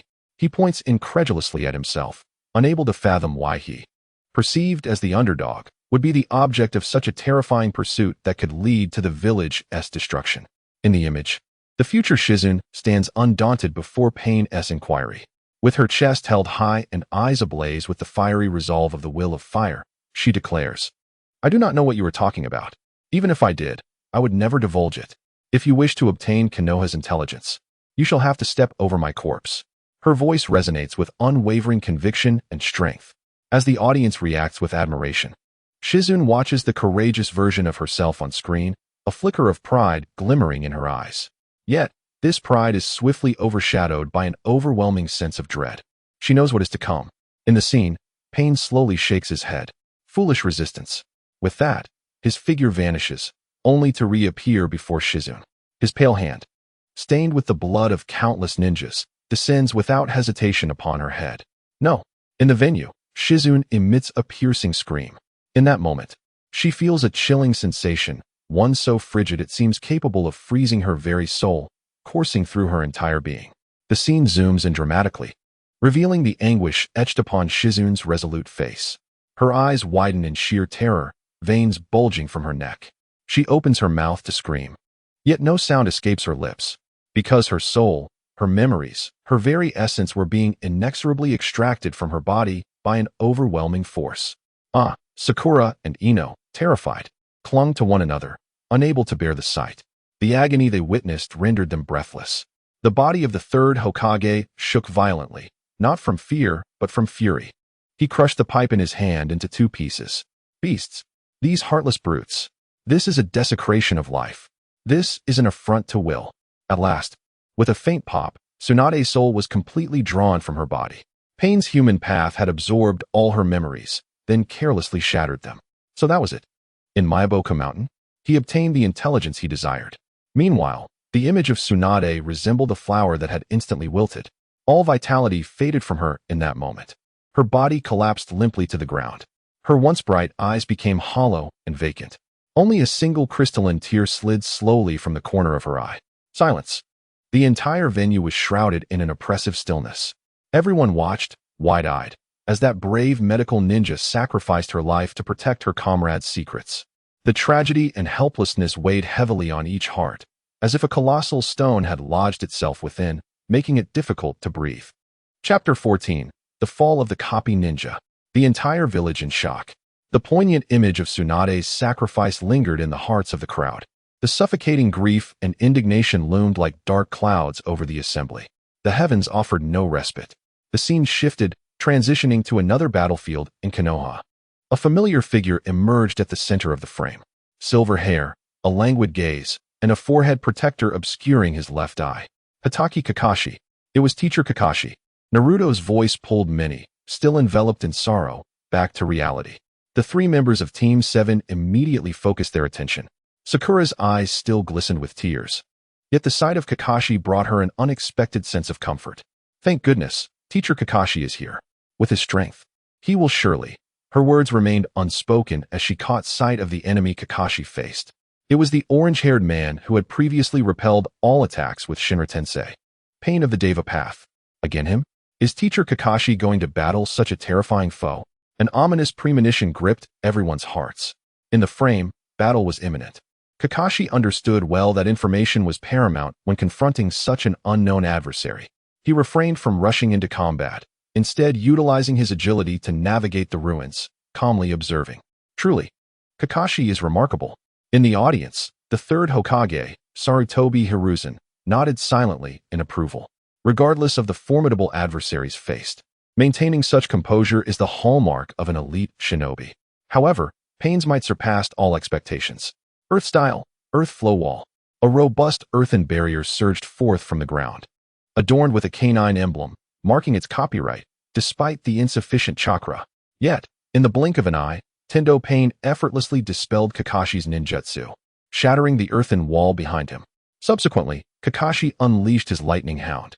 Suddenly, a mechanical monstrosity, the Azura Path, extended a barrage of cannons. Countless tiny missiles, like a swarm of hornets, whistled towards Kakashi. Such astonishing weaponry. Is that creature a puppet? Kinjiro from Sunagakure gazed in astonishment at this scene. The intricately integrated weaponry within a human body was beyond his previous knowledge. Amidst the relentless hail of fire, Kakashi remained unfazed. He seemed to vanish from his position, evading all the missiles. Boom! A cloud of dust engulfed the entire battlefield. Well done, Naruto exclaimed, fervently pumping his fist. Yet, before he could revel in his excitement, Tendo Pain's figure eerily emerged from the haze, appearing right before Kakashi. He extended his hand, fingers splayed. Universal pull. A formless yet irresistible force of immense gravity instantaneously acted upon Kakashi. His body, completely uncontrollable, was drawn towards Pain's palm. What is happening? Teacher Kakashi is flying. It's gravity. That fellow can manipulate gravity. This sight sent shivers down everyone's spine. Controlling gravity? This transcends the realm of ninjutsu. This is divine power. Just as Kakashi was about to be drawn into a fatal fate, he summoned all his strength mid-air to hurl a chain. The chain accurately embedded itself into the remnants of a crumbled wall behind him. Utilizing this force, Kakashi stabilized his form, temporarily escaping the clutches of doom. A collective sigh of relief escaped everyone. Yet, they understood this reprieve was fleeting. That Pain, capable of controlling gravity, was indeed the nemesis of all shinobi. This is troublesome. Shikamaru furrowed his brow into a deep line. Ranged attacks proved futile, and close combat would lead to being drawn in. This ability is insurmountable. In the scene, Kakashi clearly recognized this predicament. He understood he must devise a strategy to eliminate one foe first. His gaze fixated on the weapon-laden Azura Path. At that moment, the future Akimichi Choji and his father, Akimichi Chza, arrived on the battlefield. It's Choji and Senior Chza. The Akimichi clan's shinobi displayed expressions of excitement. Kakashi exchanged a brief yet profound glance with the Akimichi father and son. In the next instant, a textbook-level display of synergy commenced. Kakashi once more initiated the Earth style, launching a surprise attack on Tendo Pain from beneath the ground. Tendo Pain was compelled to momentarily shift his focus to Kakashi, who lay concealed underground. In that fleeting moment of vulnerability, the Akimichi father and son launched their meat tank. Two enormous spheres, propelled by a remarkable force, collided fiercely with the Shura Path from both sides. Caught off guard, Shura Path was struck squarely. Excellent, Yamashiro Ino exclaimed with excitement. However, the Shura Path's body proved to be more resilient than anticipated. He withstood the impact of the meat tank and even contemplated a counterattack. Yet, Kakashi's assault was only just beginning. Raikage, having patiently awaited the opportune moment, Kakashi emerged from the earth. His right hand crackled with blinding lightning, emitting a sharp, harmonious cacophony akin to a chorus of 1,000 birds. This technique was swift as a flash. It precisely pierced the heart of the Shura Path, who was still engaged in a struggle with the Akimichi duo. Splendid. Asuma couldn't help but voice his admiration. First, using Earth Release to divert the enemy's main force. Then having his comrades launch a feint to create an opening, and finally delivering the fatal blow himself. A flawless strategy. This seamless collaboration stirred the blood of everyone present. This exemplified the bonds and synergy that Konoha proudly cherished among its comrades. Yet, reality proved to be merciless. Just as everyone believed they had vanquished one of the Pains, Tendo Pain slowly raised his head. His expression remained an unwavering, godlike stoicism. He merely lifted his right hand, pointing it towards Kakashi's direction. Shinra Tensei. Boom.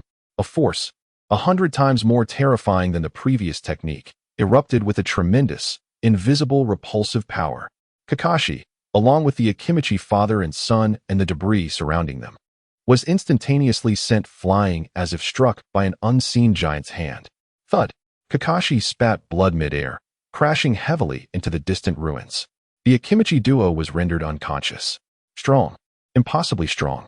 This indiscriminate repulsion was akin to an unavoidable natural disaster. The glimmer of hope that had ignited in the venue was extinguished in an instant. Everyone stood in stunned silence, their hearts weighed down by a profound sense of helplessness. What on earth was that ability? Tintin murmured, her eyes filled with fear. Can he manipulate both attraction and repulsion at will? How can we possibly fight back?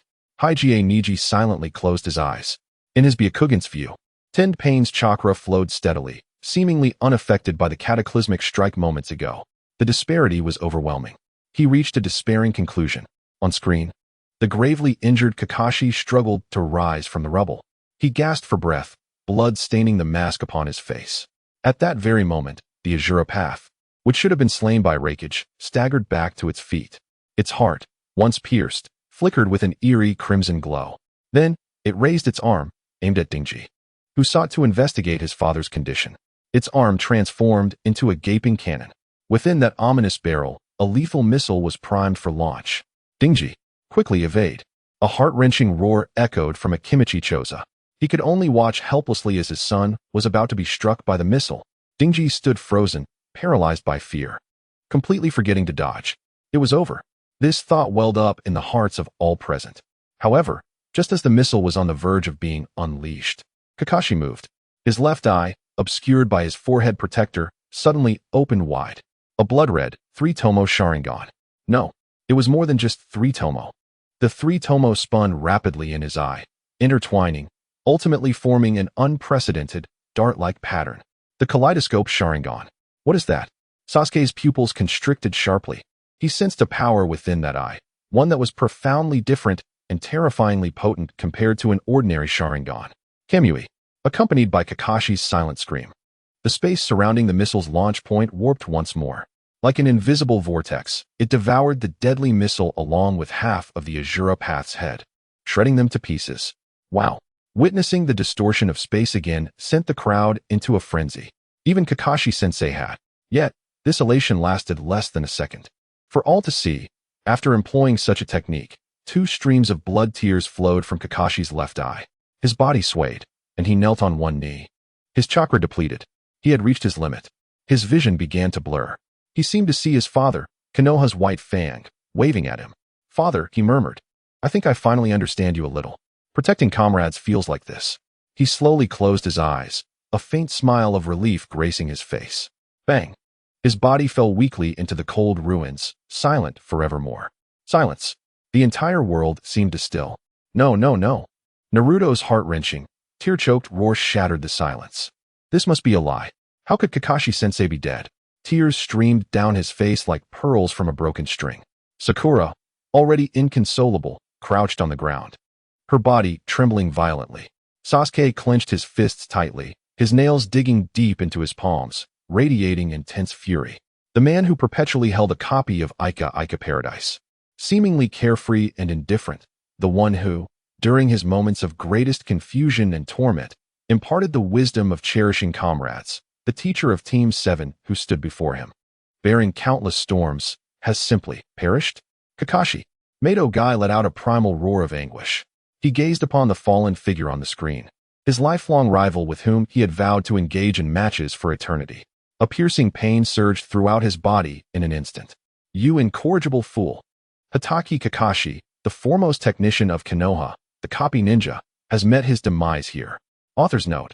The following is based solely on memory, and there may be some inaccuracies. Additionally, to avoid copyright issues with the publisher, certain inconsequential plot points have been altered. Chapter 15, Shinra Tensei. Konoha transformed into ruins in an instant.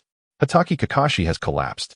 The man who always obscured half his face with a book, seemingly lacking motivation for anything, expended his final ounce of chakra to protect his comrades, eternally closing his eyes. The scene freezes on his side profile adorned with a serene smile. The entire venue descends into an eerie silence. Then, like a volcanic eruption, an uncontrollable outburst of sorrow ensues. No, Naruto's roar is no longer one of rage, but rather a pure expression of pain and despair, akin to a child losing their anchor. His body trembles, tears streaming uncontrollably from his eyes like a broken faucet. This cannot be true. How could this happen, Kakashi-sensei? He cries out incoherently, reaching out to touch the cold screen, only to grasp at emptiness. Sakura has already collapsed to the ground, her hands covering her face as she emits heart-wrenching sobs. It feels as though her world has crumbled in that single moment. Sasuke remains standing, like an immovable statue. Yet no one notices the three tomos spinning wildly in his obscured eyes, not born of anger or hatred, but a profound emptiness and confusion that even he cannot comprehend. That man is gone, the first to acknowledge him, the first to teach him the significance of teamwork, the teacher he never truly understood, yet who was of utmost importance. Just like that, he is lost. Kakashi. Asuma painfully closes his eyes, unable to bear the sight any longer. Kurenai's shoulders tremble slightly. They are comrades from the same generation, warriors who grew up together. They understand all too well the heavy past that lies beneath Kakashi's seemingly carefree facade. They had hoped he could finally lead Team 7 out of the shadows. Yet unexpectedly, you incorrigible fool. Madogai's roar is akin to that of a wounded beast. He strikes his fist fiercely against the railing before him, producing a deep, resounding thud. That lifelong rival with whom he had vowed to duel, that goal he had pursued throughout his life. How could he, without warning, take his final bow? Within the venue, a pall of sorrow hung heavily in the air. Every Leaf Ninja felt a profound sense of loss, for it was not merely the sacrifice of a Jonin, but the premature twilight of an era in Konoha. Yet, the heavens offered them no respite for mourning. The scene shifted, the camera drifting away from Kakashi's cold form. Ascending slowly towards the sky, Pain, the man with orange hair, continued to hover above, his Rinnegan eyes coldly surveying all beneath him. Kakashi's demise seemed to him a mere squashing of an inconvenient insect. He had received intelligence. Naruto Uzumaki was at Myaboka Mountain. Thus, this village had become obsolete. Gradually, he spread his arms wide, resembling a deity poised to embrace the world. Then, he spoke, his voice devoid of emotion. Echoing like a divine decree from the heavens. Feel the pain. Contemplate the pain. Accept the pain. Understand the pain. Each utterance, like a sinister melody, caused the hearts of all present to race uncontrollably. What was this fiend plotting? What nonsensical words was he uttering? An indescribable, overwhelming fear began to permeate the hearts of the crowd. They were uncertain of Pain's intentions, yet instinctively sensed that a calamity far more terrifying than any previous battle was imminent. In the scene, Pain's voice suddenly rose in intensity. No longer a mere statement. It transformed into a proclamation laden with judgment. From this moment forth, let the world feel pain. Shinra Tensei. The instant the words fell, the entire world seemed to be muted. There were no explosions, no roars, only an invisible, visible repulsive force emanating from Pain, expanding like a transparent hemisphere that enveloped all of Konoha. Then, destruction commenced. The first to suffer was the earth itself, the solid ground. Under the weight of that irresistible repulsion, tore apart as if it were mere paper. Next came the buildings, the Hokage Rock. Those structures that bore the history and glory of Konoha crumbled like castles made of sand before that overwhelming might. They were uprooted and flung into the sky, only to be mercilessly crushed and reduced to dust midair by that invisible force. Lastly, it was the people, countless villagers and ninjas, running, fleeing, and wailing. Before that power, they could muster no resistance. Their bodies were effortlessly swept away, like leaves in the wind, cast into an unknown distance. The entire process transpired in an instant. Almost simultaneously with the utterance of Shinra Tensei, everything was over. The scene was shrouded in a cloud of dust, a white haze obscuring all visibility. Inside the venue, there was an eerie silence. All the villagers of Konoha stood in a daze, their faces etched with confusion and terror. What had just transpired? Was the village still intact? Was my home still there? They dared not ponder, nor did they wish to. Until, above the sky, the billowing smoke slowly dissipated. The camera gradually ascended, revealing the entire visage of Konoha before everyone's eyes. No, it would be more accurate to say it displayed the remnants of what Konoha once was. For at this moment, there was no village, no streets, no houses, no forests, no rivers. Nothing remained. All that existed was an incomprehensibly vast, bottomless circular pit. It was as if an invisible meteor from beyond the heavens had descended, erasing Konoha and all traces of its existence from this world entirely. Time seemed to stand still in that moment. Space appeared to freeze. Within the venue, the breaths and heartbeats of thousands vanished instantaneously. All minds were rendered incapacitated by the sight that transcended all comprehension. Their eyes reflected the enormity of that gaping chasm, their pupils filled only with endless void and despair. Finally, a young mother, gazing at the scene, emitted two meaningless cries of anguish from her throat. Then, her eyes rolled back, and she collapsed, lifeless to the ground. Her fall seemed to act as a switch. In the next moment, the entire venue was engulfed by a wave of despair, akin to a cataclysmic avalanche. No, the village. Our village. My home. My ramen shop. All gone. Wah! The cries, shouts, screams, and howls, an amalgamation of voices steeped in pain and hopelessness, merged together as if they could bring the very heavens crashing down. Naruto sat paralyzed on the ground. His once vibrant, azure eyes, filled with sunlight and vitality, had now lost all their luster, becoming dull and hollow. Kakashi-sensei was gone. The village was no more.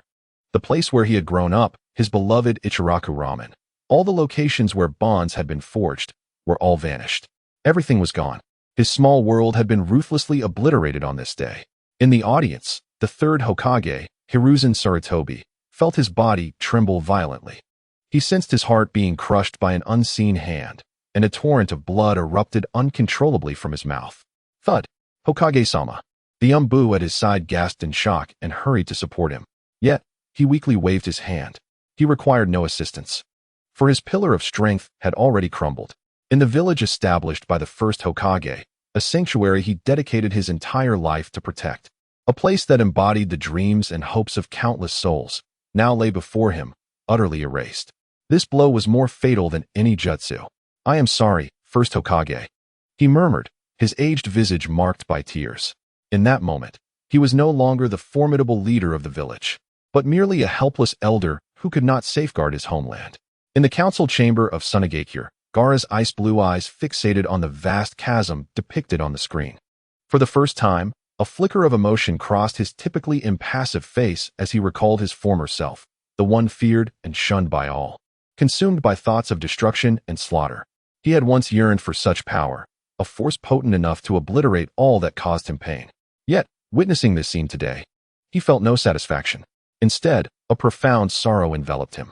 Instinctively, he glanced at the golden-haired boy slumped on the ground, his eyes vacant. For reasons unknown, Gaara felt a pang in his own heart. Atop the tower in Amigakure, Pain gazed silently at the unfolding spectacle in the heavens.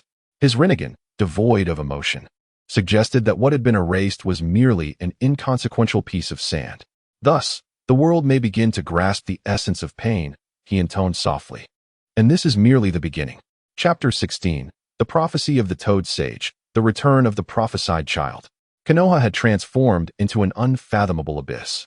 Despair enveloped every individual present, akin to the most viscous mire. Cries and wails intertwined, creating a mournful ode of destruction. People bore witness as their homeland was obliterated, watching familiar figures collapse into pools of blood. The sense of helplessness and the heart-wrenching pain left them gasping for breath. Devoid of any glimpse of hope, no trace of optimism remained. Just as this ocean of despair threatened to consume all reason, the skies darkened. That heart-wrenching chasm vanished. In the next moment, the screen illuminated once more, but this time, it revealed not the desolate ruins, but a realm teeming with life and vitality, resembling a paradise. Towering, bizarre plants erupted from the earth, while crystal-clear waterfalls cascaded down the mountains, sending up sprays of mist. The air was saturated with an overwhelming essence of nature. Where's this place? A villager halted his weeping, gazing in bewilderment at the unfamiliar scene. What a beautiful place. Could it be paradise? This sudden and dramatic transformation of scenery left everyone in stunned silence. Their minds were still ensnared in the sorrow of Konoha's destruction, struggling to acclimate to this enchanting realm filled with the melodies of birds and the fragrance of blossoms. Suddenly, a familiar figure emerged at the center of the scene. It was Naruto Uzumaki, the future Naruto Uzumaki. He sat cross-legged atop a sharp stone pillar, his eyes firmly shut and hands clasped in prayer.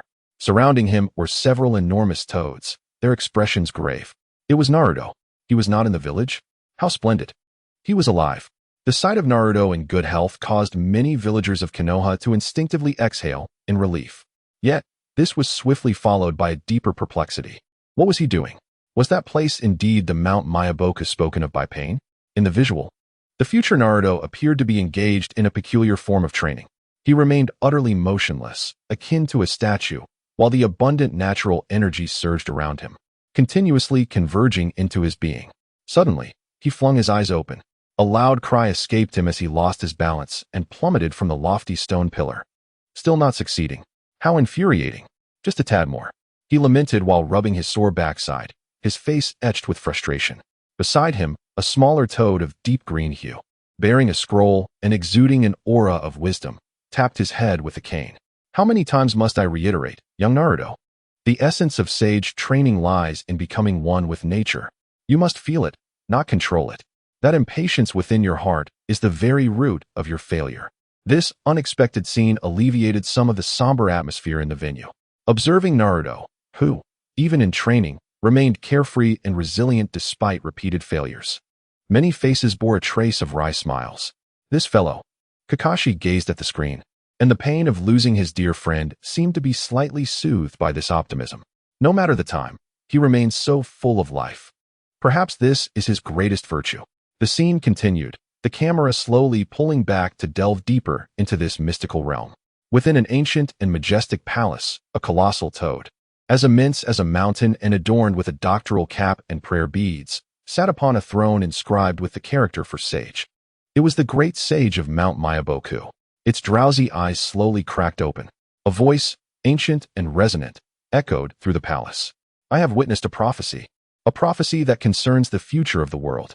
In the visual, the sage Fukasaku knelt respectfully below, listening to the divine decree. That child Jiraiya has been relentlessly pursuing the child of prophecy. He firmly believes that this child can bring about transformation in this world rife with hatred among shinobi. And now, that child has finally emerged. The gaze of the great sage seemed to pierce through the very fabric of time and space. At last, the focus settled upon the golden-haired youth, still grimacing in his pursuit of enlightenment. He, Naruto Uzumaki, is the prophesied child. Those 4 words struck like thunderbolts, reverberating through the minds of every individual present in the assembly. The villagers stood frozen, their thoughts rendered blank. The prophesied child? What could this possibly signify? That mischievous boy was destined to change the world? A villager, his voice trembling to the brink of discord, voiced the collective astonishment. This revelation, more shocking than the destruction of the village itself, left them feeling utterly humiliated. They recalled the years gone by, how they had cast cold looks upon that child, how they had whispered behind his back, branding him a monster, how they had forbidden their offspring from associating with him. They had unleashed all their hatred and fear upon this innocent, solitary boy. Yet now, this celestial message revealed that the despised trickster they had scorned for over a decade was, in fact, the legendary savior destined to usher in transformation for the world. What have we done? A woman who had once led the charge to ostracize Naruto covered her face with her hands, overwhelmed with shame, regret, and self-reproach. As a tide of complex emotions engulfed her reason, unable to bear the weight of her remorse, she collapsed to the ground, weeping uncontrollably. Her cries seemed to signal an awakening. More and more villagers bowed their once proud heads, silent tears streaming down their cheeks. They dared not gaze upon the bewildered, golden-haired boy still seated in the stands. They felt unworthy. Naruto himself was utterly dumbfounded, pointing at the screen and then at his own nose. The prophesied child? Is that old toad referring to me? What nonsense. All I wished for was to make friends and savor ramen. He could not fathom how he could be associated with such a grand title. Beside him, Sasuke silently observed the unfolding scene, devoid of words or expression. Yet, his hand resting on his knee unconsciously clenched into a fist. The prophesied child, fate? Sasuke recalled his brother, the burden of a fate filled with animosity. And Naruto's destiny, it seemed, was to become the so-called savior of the world? How absurd. How ironic. He gazed at Naruto, still wearing that foolish expression, seemingly oblivious to the weight he bore. For the first time, a sense of distance settled in his heart. Perhaps they were always destined to tread upon 2 entirely divergent paths. The scene continued to unfold. Sage Fukasaku posed the question that lingered in everyone's minds. Great Sage, are you certain that young Naruto is indeed the prophesied child? How did Jiraiya come to this conclusion? Upon the mention of Jiraiya's name, the eyes of the great toad sage, clouded with drowsiness, flickered with a scarcely perceptible sadness. He sighed softly. That child. The scene shifted, and everyone beheld a vivid recollection. They witnessed the white-haired hero, one of the legendary Sannin, who, in pursuit of Pain's secrets, infiltrated the heavily guarded village of Amigakure alone. He engaged in an earth-shattering battle against the 6 Pains, each wielding the Rinnegan. Even after losing an arm and having his throat constricted, he did not falter. Instead, he summoned his final strength to inscribe the secret of Pain onto the back of the sage Fukasaku. In the end, all beheld him, just before sinking into the icy depths, wearing a smile that radiated both immense satisfaction and indomitable spirit. In his mind, the unwavering face of Naruto emerged. Naruto, you are the child of prophecy. The future of this world rests upon your shoulders. This was his final message to the world, a profound and ultimate entrustment to his disciple. In the VIP section, the body of the third Hokage, Hiruzen Sarutobi, stood frozen. His murky old eyes reflected the image of Jiraiya sinking into the sea.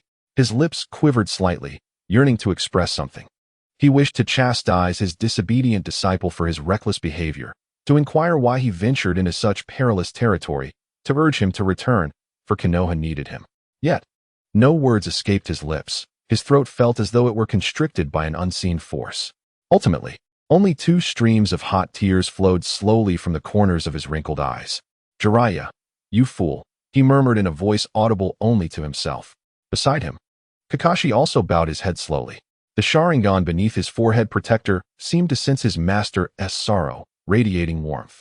He recalled the white-haired elder, always smiling and penning peculiar novels, and remembered the patience and affection he displayed while teaching Naruto. Had he always borne such a heavy burden? Did he know all along that he would not return? This realization, this will, at that moment, all who knew the name Jiraiya fell into profound silence. They finally comprehended, amidst the despair of Konoha's devastation, why the scene suddenly shifted to Naruto. For there lay the inheritance of the will of fire, the last flicker of hope ignited by the sacrifice of a hero. Chapter 17.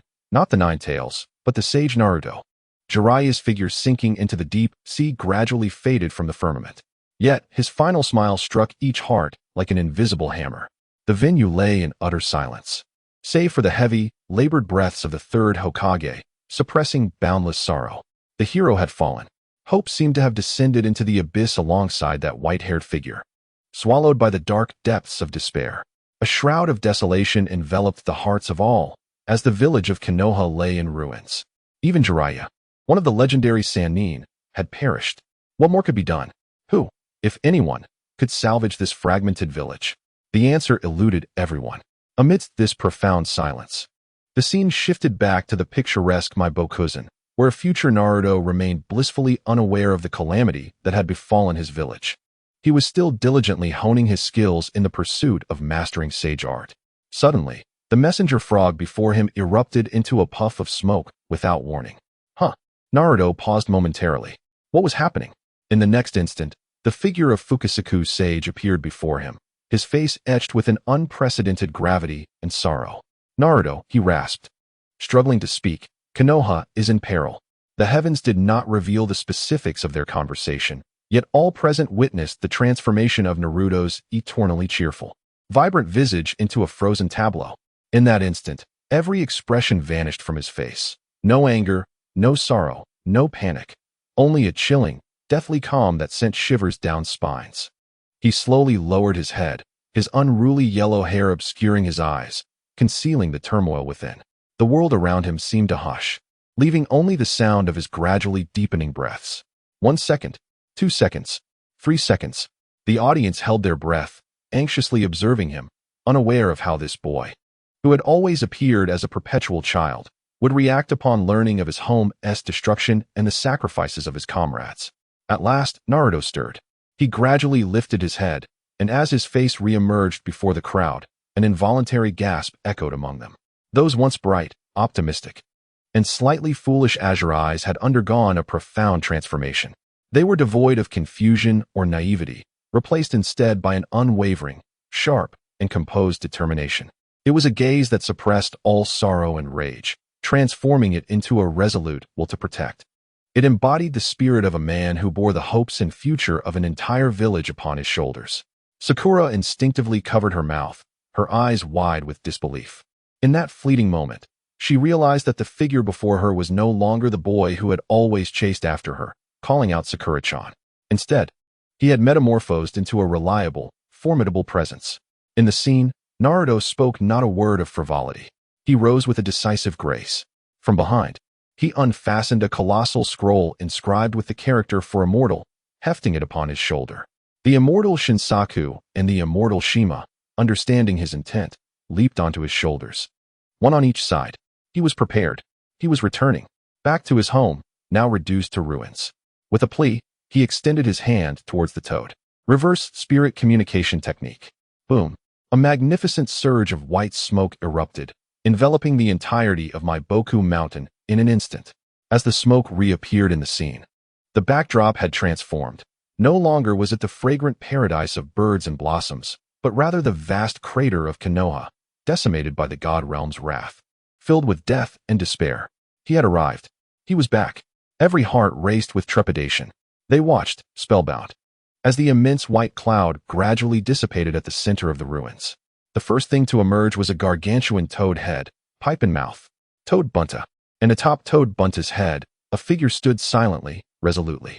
Clad in a resplendent crimson robe, ablaze like fire, the figure bore an uncanny resemblance to the Fourth Hokage, Minato Namikaze.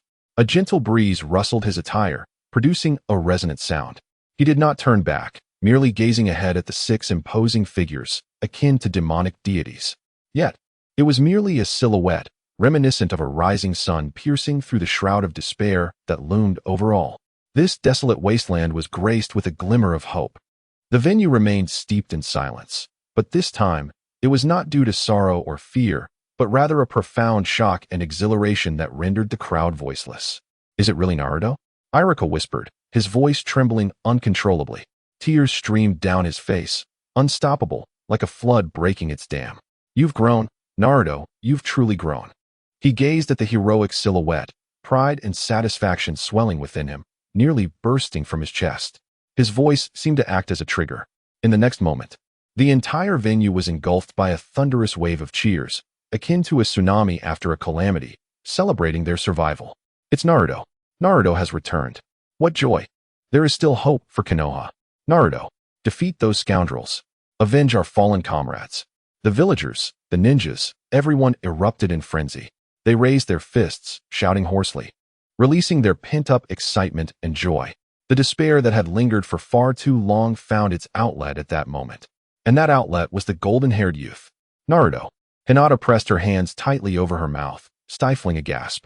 Her cheeks flushed crimson from overwhelming excitement. The pair of pure white eyes, unblinking, reflected the figure that descended as if from the heavens. Her heart raced, threatening to leap from her chest. It was him. Indeed, it was him. The one who had always shone in her heart, like the sun. Today, he had truly become the luminary illuminating the entire village. Shikamaru observed the scene. His previously languid gaze now transformed into one of piercing sharpness. He murmured to himself, realizing that the fellow's demeanor had completely changed. That troublesome guy had finally become dependable. Kiba wore a look of disbelief. What a joke. Was that truly the underperformer? Standing atop the toad's head, adorned in such a splendid robe. How infuriating. He had overshadowed everyone else. This was the venue of Sunagakure. Temari watched that figure, her eyes sparkling with an unusual brilliance. Beside her, Gaara silently regarded the scene. He glanced at the golden-haired youth and then at the character love inscribed in his palm, his expression marked by complexity. In the audience, Orochimaru's lips curled into a faint smile of interest. Sage mode, huh? Jiraiya truly left behind an extraordinary legacy. The child of prophecy. How delightful this situation had become. Just as the crowd erupted in cheers for Naruto's return, the figure standing atop the toad's head finally turned around, revealing his face to all. In that instant, all cheers ceased, leaving the audience utterly captivated by his appearance. His eyelids were adorned with 2 streaks of fiery orange, and his pupils were no longer simple circles, but had transformed into a horizontal slit reminiscent of the sage toad. A profound, intimidating aura emanated from him, both powerful and awe-inspiring. This was not the brutality of the Nine Tails, but rather a calm and grandeur that seemed to merge with the very essence of nature. A voice echoed from above the canopy. The hero of Konoha returns today, not as the demon fox, but as Sage Naruto. In this moment, the malevolent reputation of young Naruto within the village would be irrevocably cleansed.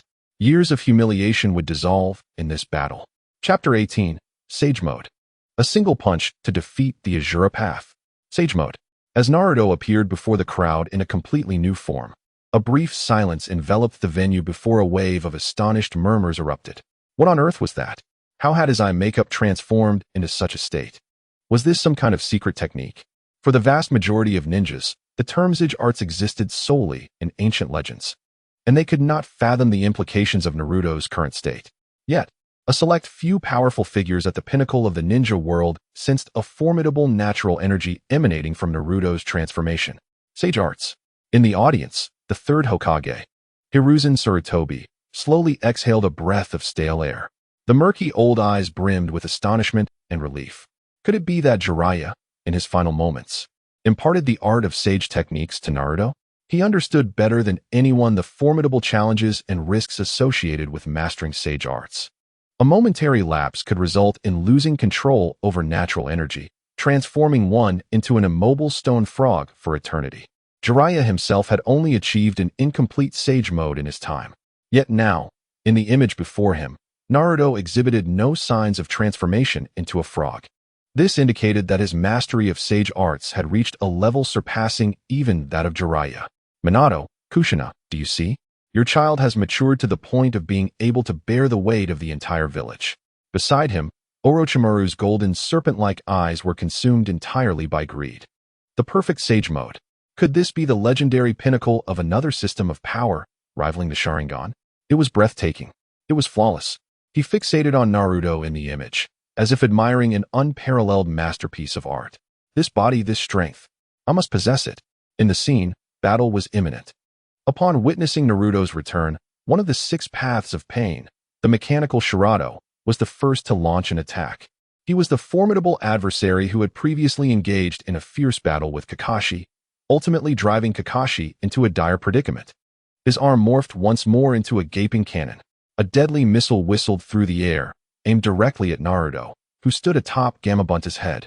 Be careful. A chorus of gasps erupted from the crowd.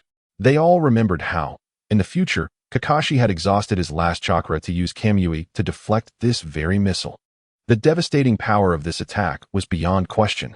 Yet, in the face of this assault capable of leveling a small mountain, Naruto did not even flinch. He simply leaped down and, confronting the rapidly approaching missile, unleashed a punch. Boom! Without employing any ninjutsu or gathering any chakra, it was merely a pure physical strike. In the next moment, an astonishing scene unfolded that left everyone present utterly dumbfounded and shattered in their perceptions.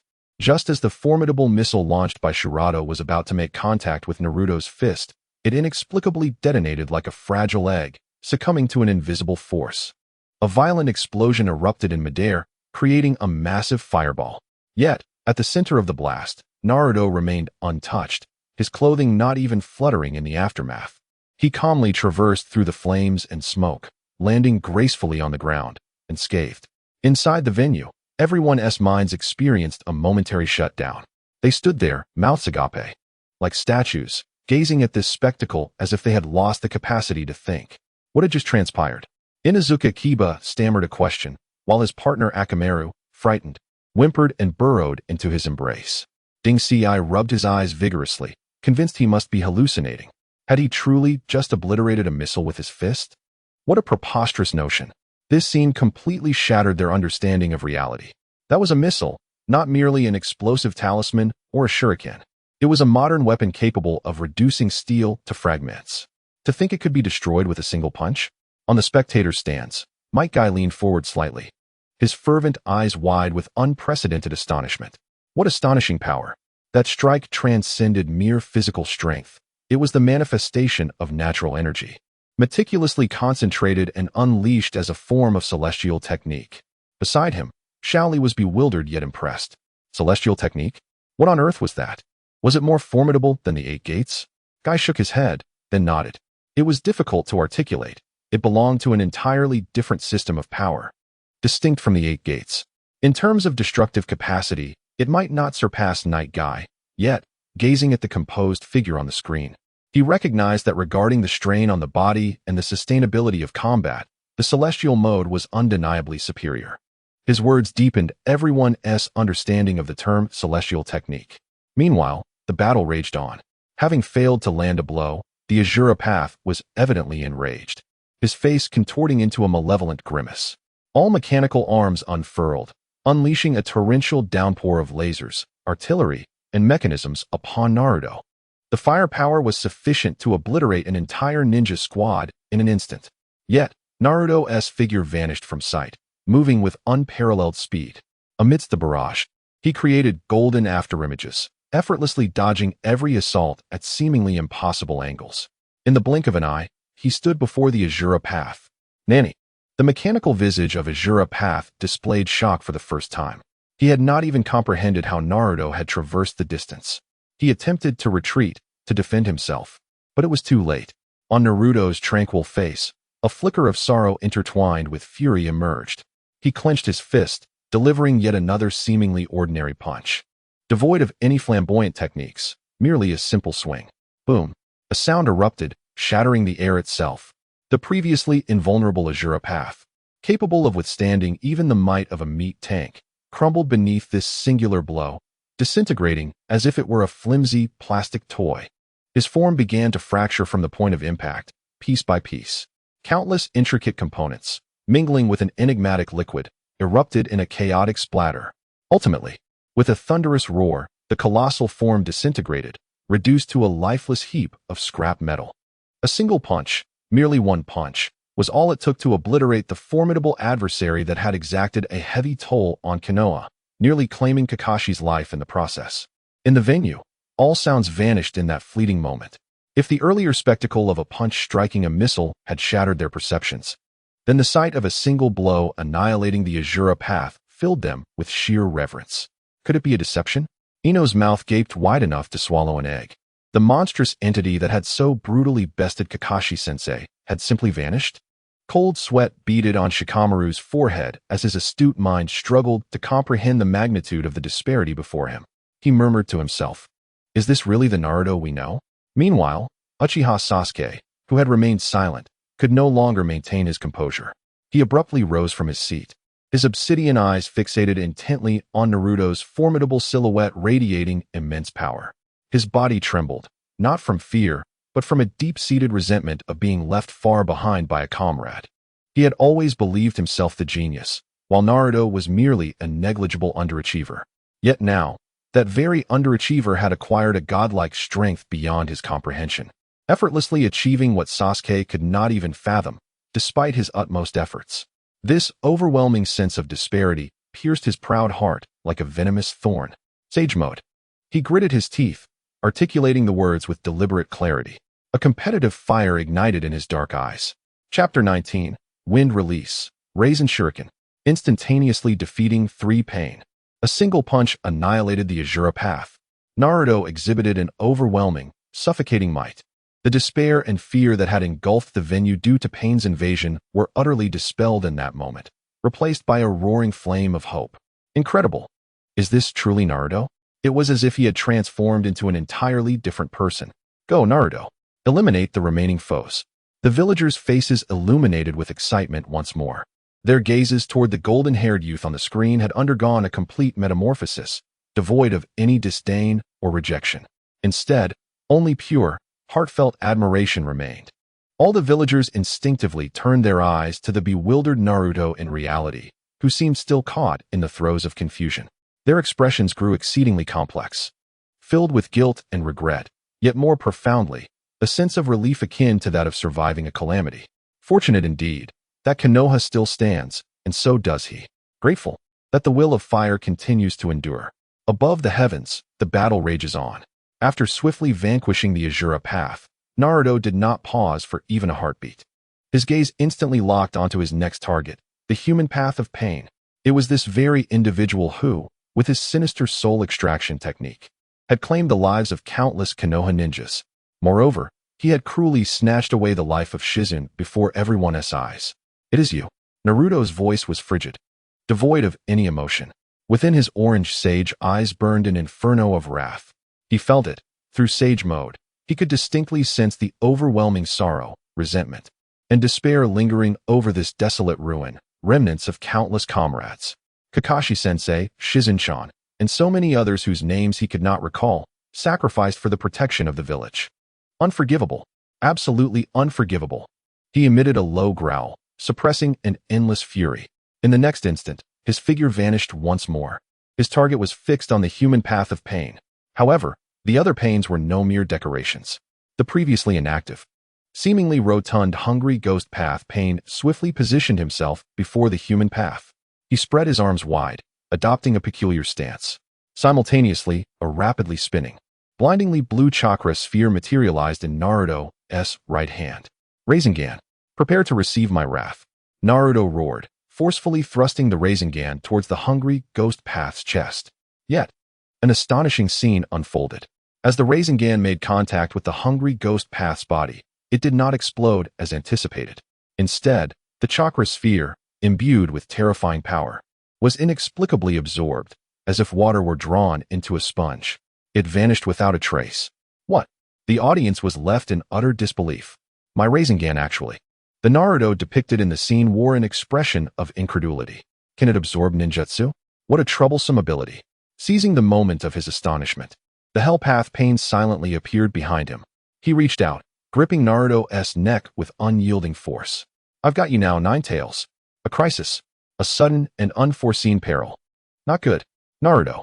Kakashi's heart raced, rising to his throat. He observed clearly. The coordination among the pains was seamless. One absorbed ninjutsu while the other engaged in close combat. Naruto had fallen into their trap. Haha. Take him down. A mere Jinchuriki dares to act so arrogantly. Some other ninjas from different villages, reveling in schadenfreude, let out piercing laughter. Yet, before their jeers could fully escape their throats, they caught in their voices, for they beheld Naruto's lips curl into a mocking smile. Caught, have you? What you've captured is merely a shadow clone. With those words, the scene unfolded. The captured Naruto, with a resounding bang, transformed into a cloud of white smoke. What? Both the realms of hell and the hungry ghosts displayed expressions of sheer astonishment. When did this occur? They had not even perceived when the other had executed the substitution technique. At that very moment, the true Naruto had already materialized above them. In his right hand, he cradled a spiraling shuriken that sent shivers down the spines of all the elite shinobi present. It was a chakra sphere, colossal in size, far surpassing the ordinary blue Rasengan. Surrounding this chakra sphere were 4 blades of white light, resembling shuriken, spinning at high velocity, composed of wind attribute chakra. The high-pitched roar produced by the whirling blades seemed poised to slice through the very fabric of space itself. Wind release, spiraling shuriken. What kind of ninjutsu is that? In the VIP section, the third Hokage, Sarutobi Hiruzen, once again lost composure and stood up from his seat. His murky old eyes were filled with an indescribable shock. To perfectly merge the nature transformation of wind with the form alteration of the Rasengan? How could this be possible? As a professor of ninjutsu, he understood better than anyone the immense difficulty involved. This was tantamount to creating an entirely new level of ninjutsu. No, it was even a forbidden technique that transcended levels. Asuma and Kakashi instinctively glanced at Asuma Sarutobi beside them, for they knew that Asuma also wielded wind attribute chakra. At this moment, the cigarette Asuma had been smoking had fallen to the ground, unnoticed. His face was etched with astonishment and a hint of bitterness as a senior. I have spent my entire life merely condensing wind chakra into blades. Yet he has managed to utilize wind to such an extraordinary extent. That child is a genuine prodigy. Kakashi, who had witnessed and even personally guided Naruto in developing this technique, felt an even deeper shock. He vividly remembered that the spiraling shuriken Naruto had once developed was an incomplete technique. It possessed tremendous power, yet could not be thrown. Moreover, it would inflict catastrophic harm upon the user's own arm. This was precisely why Lady Tsunade had classified it as a forbidden technique. Yet now, the Naruto depicted in the scene not only could easily form this technique with one hand, but was also poised to throw it. Has he lost his mind? How could this be possible? Just as everyone was overwhelmed by the terror of this forbidden technique, the scene unfolded. Naruto moved. His muscular arm surged with power. He forcefully hurled the rapidly spinning, spiraling shuriken, resembling a white sun, outward. Whoosh! With tremendous force, he launched it. In that fleeting moment, time seemed to slow down. Everyone clearly witnessed. The spiraling shuriken, upon release, instantaneously expanded several-fold, transforming into a blinding arc of white light that tore through the heavens at a velocity so swift that even the Sharingan struggled to perceive it. It howled forth, aimed directly at Pain's human path, who remained momentarily stunned by the pursuit of his shadow clone. "Quick, evade!" Nagato cried out, his voice echoing against the celestial backdrop. Yet, the shuriken's speed was overwhelming, surpassing the very limits of human reflexes.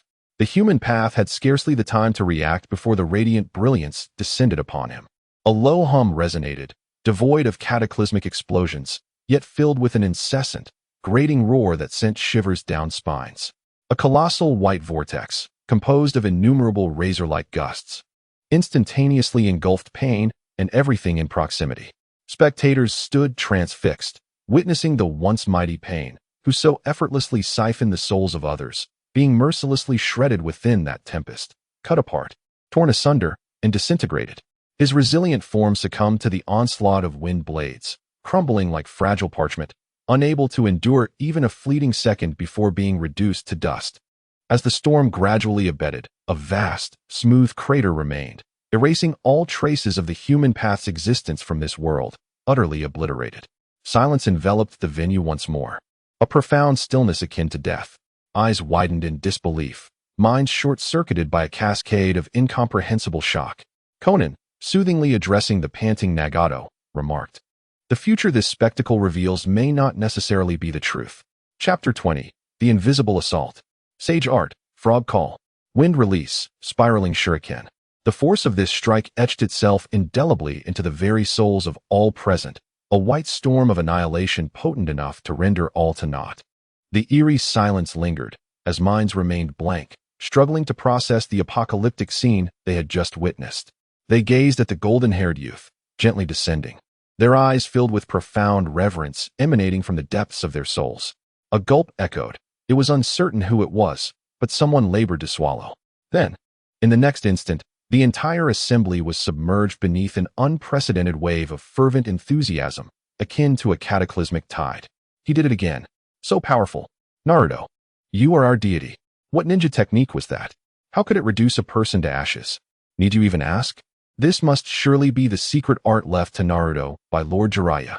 Villagers, ninjas, everyone was enraptured, their faces flushed with excitement, voices hoarse from exuberant shouts. Releasing their astonishment and ecstasy into the air, the sorrow brought by the destruction of one's homeland, at this moment, seemed to be dissipated by that white storm of annihilation. As long as Naruto remains, as long as this prophesied child, the hero of Konoha, stands firm, then Konoha shall never fall. In the audience, several formidable figures at the pinnacle of the ninja world could not maintain their composure. The third Hokage, Hiruzen Sarutobi, with trembling hands, reignited his pipe. He inhaled deeply, yet the smoke he exhaled could not conceal the tempestuous emotions swirling in his eyes. To have developed the fourth Hokage's techniques to such an extent, he murmured, "This child may yet surpass Minato." Beside him, Kakashi silently nodded. His gaze was profoundly intricate, filled with comfort and pride, yet more so, a tinge of melancholy as a mentor. He felt as though he had little left to impart to that child, the student he once protected with all his might. Now, that student had grown to a height that even he needed to look up to. This sensation was wondrous. Akin to watching a seed, he had sown blossom overnight into a towering tree. Not far from them, Orochimaru's eyes gleamed with insatiable greed, burning with intensity. The perfect sage body, coupled with his self-created forbidden techniques that rivaled the bloodline limits, made him exclaim, "Naruto Uzumaki, it seems you and Sasuke equally stir my excitement." Above them, the battle raged on. The Raisin Shuriken had successfully obliterated the human path, yet the crisis confronting Naruto remained unabated. For the hungry ghost path of pain, capable of absorbing ninjutsu, stood unharmed. He clung to Naruto like a piece of taffy, unyielding. Any ninjutsu unleashed would be mysteriously absorbed by his bizarre ability. rendering it null and void. He was the nemesis of all ninjas. Such troublesome abilities. In this scenario, Naruto's Rasen Shuriken would be rendered ineffective. What should he do? Engaging in close combat posed the risk of being captured. Within the venue, the fervor that had just ignited turned tense once more. Everyone felt a bead of sweat for Naruto. Shikamaru Nara's brows knitted tightly together. This is bad, he thought. The opponent's abilities directly countered Naruto's penchant for decisive, high-powered jutsu. Pure physical techniques would likely struggle to inflict meaningful damage on him. If this dragged on, once Naruto's sage mode time elapsed, then his words cast a pall over everyone's hearts. As he had predicted, the image of Naruto in the ensuing battle clearly showed him falling into a passive state. He could not freely utilize ninjutsu, relying solely on the extraordinary reflexes and strength bestowed by sage mode to contend with the hungry ghost path. Yet, each close-quarter attack was effortlessly evaded by the slippery movements of the hungry ghost path. The battle reached a stalemate. Even more ominously, a trend began to emerge that seemed to cast a shadow over Naruto's prospects. How infuriating. Was there truly no way to deal with that fellow? The supporters of Naruto were in a tizzy, akin to ants on a hot stove. Yet, just as everyone believed that Naruto was on the brink of peril, the scene shifted. Naruto, who had been moving about with agility, suddenly came to a halt. He took a deep breath and assumed a peculiar stance, one that left everyone bewildered. At that moment, Yagai in the stands sharpened his gaze. No, that was not the taijutsu of our Leaf Village. It was a style of martial arts I had never encountered before. Beside him, Lee's eyes widened in astonishment. He could distinctly sense that at the instant Naruto struck that pose, his entire aura transformed. If he had previously been like a razor-sharp sword, he now resembled a majestic mountain, seamlessly merged with the heavens and earth, imbued with an unshakable sense of power. In the scene, the hungry ghost path clearly sensed Naruto's transformation. He refrained from reckless assault, instead cautiously probing around Naruto. Finally, he believed he had found an opening, a perceived flaw. His figure became a fleeting shadow, akin to a predatory hawk, launching a rapid ambush from Naruto's side. Now was the moment. Gasps filled the venue as countless spectators exclaimed. The angle was incredibly tricky, almost a blind spot. However, in the face of this seemingly inevitable strike, Naruto did not even turn his head. He simply and unceremoniously delivered a punch toward the side. What unfolded next was extraordinary. Everyone could see that Naruto's fist was still nearly half a meter away from the hungry ghost path's body. His fist had not made contact at all. Yet, a thunderous boom erupted. The body of the hungry ghost path was struck as if by a speeding truck. His chest visibly caved in, and he was sent flying like a kite severed from its string, tracing a tragic parabolic arc through the air before crashing heavily into the distant ruins. How impressive! Was I imagining things just now? The venue fell into a profound silence once more. Every face was etched with a bewilderment that far surpassed the confusion they felt upon witnessing the spiral shuriken. What had just transpired? Had I misjudged? His fist seemed to have never made contact. How did that fellow go flying? Everyone was in a daze, rubbing their eyes as if to dispel an illusion. This scene had completely transcended their realm of comprehension. Was it a distant strike? Or perhaps an extraordinary illusion they had never heard of? Amidst the bewilderment of ordinary ninjas, those seated in the arena with bloodline limits perceived something far more profound. At the Hyuga clan section, Neji Hyuga abruptly rose from his seat, his pristine Byakugan narrowing to a pinprick in sheer astonishment. "This is impossible," he exclaimed in disbelief. Beside him, Hinata Hisashi's expression mirrored his shock as he gravely inquired, "Neji, what did you see?" With great difficulty, Neji swallowed hard, his voice trembling as he replied, "Surrounding my fist is an invisible layer, composed of natural energy, that the naked eye cannot perceive. It was not my fist that struck pain, but that energy." His revelation caused all members of the Hyuga clan present to gasp in unison. To transform intangible energy into tangible attack? What a remarkable technique. Understanding dawned upon Hisashi's eyes, glistening with astonishment. So this is another application of sage art? Utilizing natural energy to compensate for the lack of attack range? It bears an uncanny resemblance to our gentle fist style. No, it is of a much higher level than our gentle fist. Not far from them, in the stands, Shino Aburame adjusted his sunglasses with calm composure. So that's how it is. He is employing energy beyond our perception to launch an attack. An exceptionally clever combat method.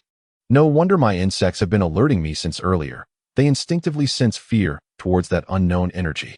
On the screen, the future sage Shinsaku expertly elucidated for all present. This is the secret technique of Mount Myaboku, sage art, frog kata. By enveloping oneself in natural energy, one creates an invisible sphere of perception and attack range. Even without direct contact with the enemy, one can inflict significant damage. This embodies the true essence of sage martial arts. Chapter 21. What is a hero? This is a hero. Sage art, frog kata. As Shinsaku's explanation resonated through the heavens and reached every corner of the venue, the audience was thoroughly captivated by this unprecedented martial art. The notion of utilizing intangible natural energy for attack shattered the preconceived notions of all martial arts ninjas present. Could martial arts be employed in such a manner? In Lee's eyes, countless stars sparkled with wonder as he gazed at the figure on the screen. Reminiscent of a war god, filled with fervent admiration. Incredible. So magnificent. Naruto. This is youth. Beside him, Yagai shared the same fervent gaze. Sensing the supreme unity of man and nature encapsulated within the frog kata. In stark contrast to their life-consuming and limit-extracting physical techniques, this represented an entirely different pinnacle. Remarkable. He exclaimed sincerely. Naruto, you are truly an extraordinary ninja. The scene unfolded as the remaining pain, having witnessed the formidable prowess of the frog group, became evidently more cautious. Yet, within Naruto's omnidirectional assault range, any caution or probing appeared utterly superfluous. The battle transformed into a one-sided onslaught. Naruto's figure darted through the ruins like a streak of golden lightning. Each of his punches and kicks, seemingly unremarkable, invariably harnessed the surrounding natural energy to forge lethal strikes. The beast of the animal path was obliterated by his fist. The resurrection ability of the Hell Path had no time to manifest before being reduced to a multitude of scattered parts by his direct assault. Although the Hungry Ghost Path could absorb ninjutsu, it stood helpless in the face of pure sage art physical techniques, rendering its proud capabilities utterly futile. Ultimately, only the final adversary remained on the battlefield, the core of the six paths of pain, the most formidable entity, the Deva Path Pain. Just one left. Go for it, Naruto. Victory is within reach. In the venue, everyone's hearts raced to their throats. They understood that this last enemy was the most formidable. The Deva Path Pain's ability to manipulate repulsion and attraction through the almighty push and universal pull was nearly insurmountable. In the scene, the expression on the Deva Path Pain's face remained a mask of unwavering, divine indifference. He slowly raised his right hand. Almighty. Before he could finish his words, an unexpected turn of events occurred. The toad Gamabunta beneath Naruto's feet suddenly opened its enormous mouth. From within, it expelled a massive ball of oil. Sage art, toad oil bomb. The viscous toad oil instantly enveloped the Deva Path Pain, significantly hampering his movements. Following this, Gamakin descended from the sky, wielding his colossal shield, and brought it crashing down upon the ground. Sage art, wind release, sandstorm. A whirlwind of sand was instantly kicked up, obstructing the Deva Path Pain's line of sight. Finally, there was Gamajichi. He swiftly formed hand seals. Sage art, tongue whip slash. That enormous tongue, akin to a sweeping red whip, lashed out with terrifying force, striking towards the immobilized Deva Path Pain. This seamless coordination transpired in the blink of an eye. By the time the Deva Path Pain regained his senses from the restricted visibility and impeded actions, the combined assault of the others was already upon him. Boom! With a thunderous sound, the Deva Path Pain was forcefully hurled away. Splendid. The flawless collaboration of the three toads. Witnessing this scene, everyone couldn't help but cheer loudly. Yet, the battle was not over. At the very moment the Deva Path Pain was sent flying, two rapidly spinning Rasengan reappeared in Naruto's hands. Sage art, super large Rasengan. He hurled these two powerful Rasengan towards the yet-to-land Deva Path Pain with great force. Boom! A violent explosion reverberated across the desolate ruins, shattering the silence with a thunderous roar. A terrifying storm of energy swept through everything in its path. As the dust slowly settled, a colossal crater was all that remained on the ground. The figure of pain had vanished without a trace. Had victory been claimed? In the Chuunin exam arena, everyone held their breath, fixated on the sky. However, in the next moment, Naruto's orange sage mode eyes abruptly gazed upwards. Above them, The very pain that should have been vanquished was quietly suspended in midair. Not a single wound adorned his body. Evidently, he had effortlessly deflected the explosion with his Shinra Tensei. Infuriating. This adversary was indeed not so easily subdued. The atmosphere within the venue grew tense once more. Yet, what plunged everyone into despair was still to come. Pain slowly extended his hands. Within his palms, a small, black sphere began to rotate, exuding an overwhelming gravitational force. The planetary devastation. What on earth is that? Such a terrifying pull. All felt as though their very souls were being drawn into that ominous sphere.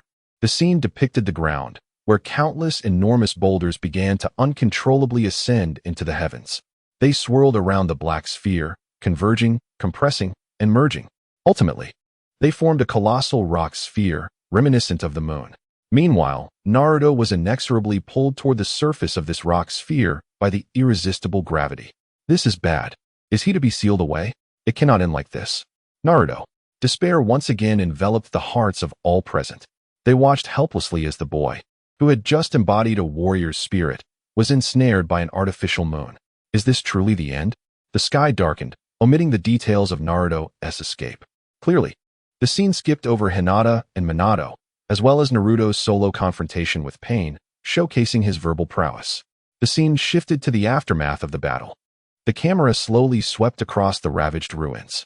When it finally settled on Naruto, he had reverted from sage mode, his body marred by countless wounds, chakra nearly depleted. Dragging his weary form, he trudged back toward the village of Konoha. Then, he beheld them. He saw all the surviving villagers and ninjas. He saw Tsunade, Shizune, revived by Nagato, Kakashi, and Iruka. Everyone was there, waiting for his return. They looked upon the battered golden-haired youth, their eyes devoid of any scorn or rejection. Instead, they brimmed with boundless gratitude, reverence, and heartfelt acknowledgement. At long last, it is uncertain who first raised their voice, but the call resounded. Hero Naruto. This name seemed to act as a signal. In the next moment, a thunderous wave of cheers, akin to a cataclysm, engulfed the desolate landscape. Naruto, Naruto, Naruto. The crowd chanted his name in unison, surging towards him. They hoisted this young hero, who had saved the entire village, high above their heads, tossing him into the sky again and again.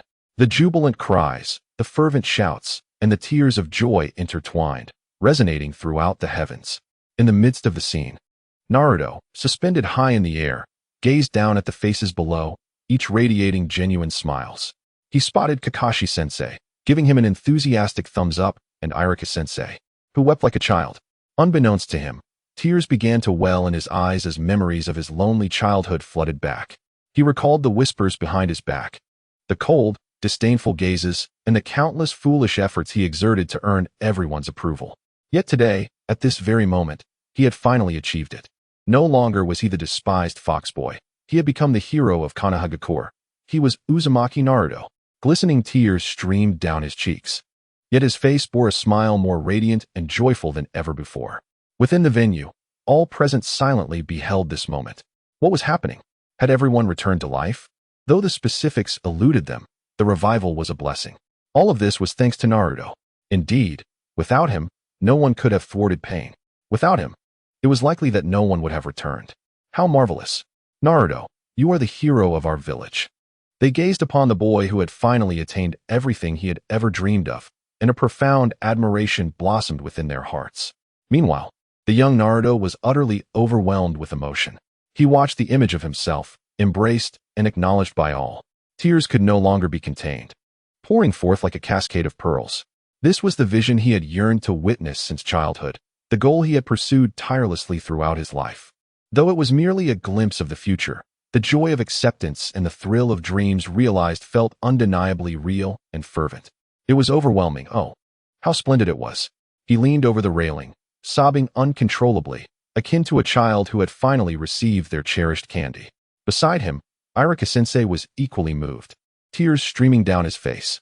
He reached out, gently placing his hand atop Naruto's head, caressing him tenderly, much like he had done years ago beside that lonely swing.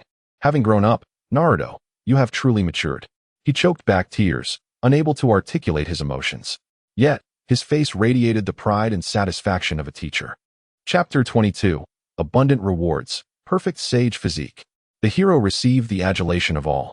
The heartfelt cheers, the joy recognized by everyone, were akin to the warmest sunlight, dispelling all shadows within the venue. The images upon the canopy gradually dimmed at this moment. That deeply moving scene ultimately crystallized upon Naruto's tear-streaked, radiant smile. The evaluation concluded, yet the warmth within the hall lingered. All villagers looked upon Naruto with newfound respect, and some regretted their past actions. From this day forth, should anyone dare to call Naruto a demon fox, I shall be the first to confront them. Indeed, witnessing Naruto's acceptance by all brings me more joy than any personal fortune. Absolutely. He is the hero of Konoha. How profoundly moving. At this moment, public opinion underwent a remarkable reversal. Yet, at the eye of the storm, Naruto remained engulfed in overwhelming emotion, unable to extricate himself. His tears flowed uncontrollably. A mixture of joy, sorrow for the sacrifice of his future mentor, Jiraiya, and the lingering fear of Kakashi's sacrifice, coupled with an indescribable happiness at no longer being alone. All right, Naruto, Iruka said, gently patting his back as one might comfort a distressed child. It's all over now. Look, your future self is truly outstanding. You should be proud. Naruto lifted his tear-stained face from Iruka's embrace and nodded vigorously. Yes, he wiped his tears with his sleeve, revealing a smile that was more grotesque than his sorrowful visage. I did it. In this warm and touching atmosphere, the pitch-black sky once again erupted in dazzling golden light. Everyone's breath quickened at that moment. They watched in awe as lines of majestic and sacred golden letters slowly appeared upon the sky. Top 10 Ultimate Rescue Scenes in the Ninja World. 9. Sage Mode. The Hero Returns. Featured individual, Naruto Uzumaki. Rescue rating, SSS. When the rating materialized before all, an explosive cheer erupted throughout the venue. SSS. I can't be seeing this wrong, can I? Higher than Gai-sensei's SSS. My heavens. What monumental feat must one achieve to earn such an accolade? Everyone was utterly astounded by this unprecedented rating. It is worth noting that Might Guy's Night Guy, a technique that nearly culminated in a catastrophic finale, received merely an S rating for its earth-shattering impact. As for Naruto, how could he possibly be rated at such a level? What is the reasoning behind this? Just as confusion enveloped the crowd, the celestial canopy seemed to recognize their bewilderment, unveiling a line of golden supplementary text. Reason for rating. 1. In the face of utter devastation, with the village laid to waste and elite combatants nearly annihilated, he single-handedly turned the tide, vanquishing the formidable adversary Pain and his 6 paths. 2. He repaid hatred with virtue, redeeming the blinded enemy Nagato, who willingly expended his own life to employ the rebirth jutsu, resurrecting all the fallen leaf ninjas from this battle. In summary, this act of salvation not only rescued the village's present, but also safeguarded its future. His achievements are worthy of being inscribed in history. Thus, he is rated as S-Class. When this explanation materialized before everyone, an immediate silence fell over the assembly. Expressions of realization and indescribable shock illuminated their faces. Resurrected all the fallen ninjas? A.J. Neen murmured with a trembling voice, his eyes bloodshot, having just witnessed his future wife sacrifice herself to protect civilians during Pain's invasion. He believed he would bear the heaviest sorrow in existence. Yet now, the celestial canopy revealed that his wife had been resurrected. Kakashi-sensei's eyes widened in astonishment as he recalled the figure lying amidst the ruins, wearing a serene smile. Sakura and Ino instinctively glanced at Tsunade, who remained engulfed in sorrow and fear. It turned out that unbeknownst to them, a monumental reversal had occurred at the conclusion of the battle, one that had been omitted by the celestial canopy. The third Hokage, Hiruzen Sarutobi, slowly rose from his seat, his eyes shimmering with an unprecedented brilliance. Not only had he saved the village, but he had also protected its future. Splendid, splendid, splendid, he exclaimed thrice, his voice booming with overwhelming excitement. Naruto, you are indeed the child of Minato. Your deeds have far surpassed those of us old-timers. In that moment, no one harbored any dissent regarding the S-Class rating. All that remained in their hearts was genuine admiration and gratitude for Naruto's remarkable achievements. Soon after, the celestial canopy shone magnificently. Reward recipient, Naruto Uzumaki. Reward 1. Perfect sage physique. Reward description. This transformation enhances the individual's body, allowing for a more harmonious fusion with natural energy. chakra recovery speed, sensory abilities, and physical vitality will receive a permanent and substantial boost. Furthermore, it will significantly reduce the preparation time required to enter Sage mode. Reward 2. Jiraiya's complete training notes. Reward description: the lifelong work of one of the legendary Sannin, Jiraiya. Among the records, not only were his insights into the development of the Rasengan, Sage techniques, and various ninjutsu chronicled, but it also encompassed the highly classified intelligence he had gathered over many years of traversing the world concerning the Akatsuki organization. Boom. When the descriptions of these two rewards appeared before everyone, the entire venue erupted as if a bomb had been detonated. The eyes of the other ninjas from different villages turned crimson with envy. A perfect sage physique. A permanent and substantial enhancement. Was there any reason for living anymore? This was akin to equipping a super genius with a perpetual motion machine. And that notebook, the culmination of Jiraiya's lifelong efforts. The top secret intelligence of the Akatsuki. Good heavens. Each of these rewards was enough to elevate an ordinary ninja to unprecedented heights. Yet now, they were bestowed upon Naruto alone. Admiration, jealousy, hatred, countless fervent gazes converged upon the bewildered blonde youth. And in the next moment, two immensely thick beams of dazzling golden light descended from the heavens. One enveloped Naruto's body directly. The other gradually coalesced before him into a heavy scroll, exuding an ancient aura. Enveloped by the golden light, Naruto felt a warm and powerful energy surge into his limbs and bones instantaneously. He could distinctly sense that his body was undergoing a transformation akin to a rebirth. His chakra was recovering at a frenzied pace, far exceeding its usual speed. His perception of the surrounding environment became unprecedentedly clear. He could even hear the heartbeat and breathing of every individual in the venue with acute clarity. He felt the ground beneath his feet gently breathing. He could touch the nature energy flowing freely in the air, brimming with vitality. This sensation was wondrous. It was as if a landlocked duck had suddenly learned to swim. The entire world transformed into something utterly different in his eyes. Before him, the scroll formed of golden light fell into his hands with a soft thud. Instinctively, Naruto reached out and caught it. As his fingertips brushed against the familiar yet slightly coarse cover, his body trembled violently. It was the unique scent of the perverted sage, a blend of alcohol and faint ink aroma. With slightly trembling hands, Naruto tightly embraced the scroll, as if he were embracing the white-haired figure who smiled so exuberantly. Kakashi patted Naruto on the shoulder and said, "Now that you have obtained Jiraiya's notebook, make sure to carry on his ninja way." Naruto nodded earnestly. "I will definitely do so." This scene moved countless individuals present.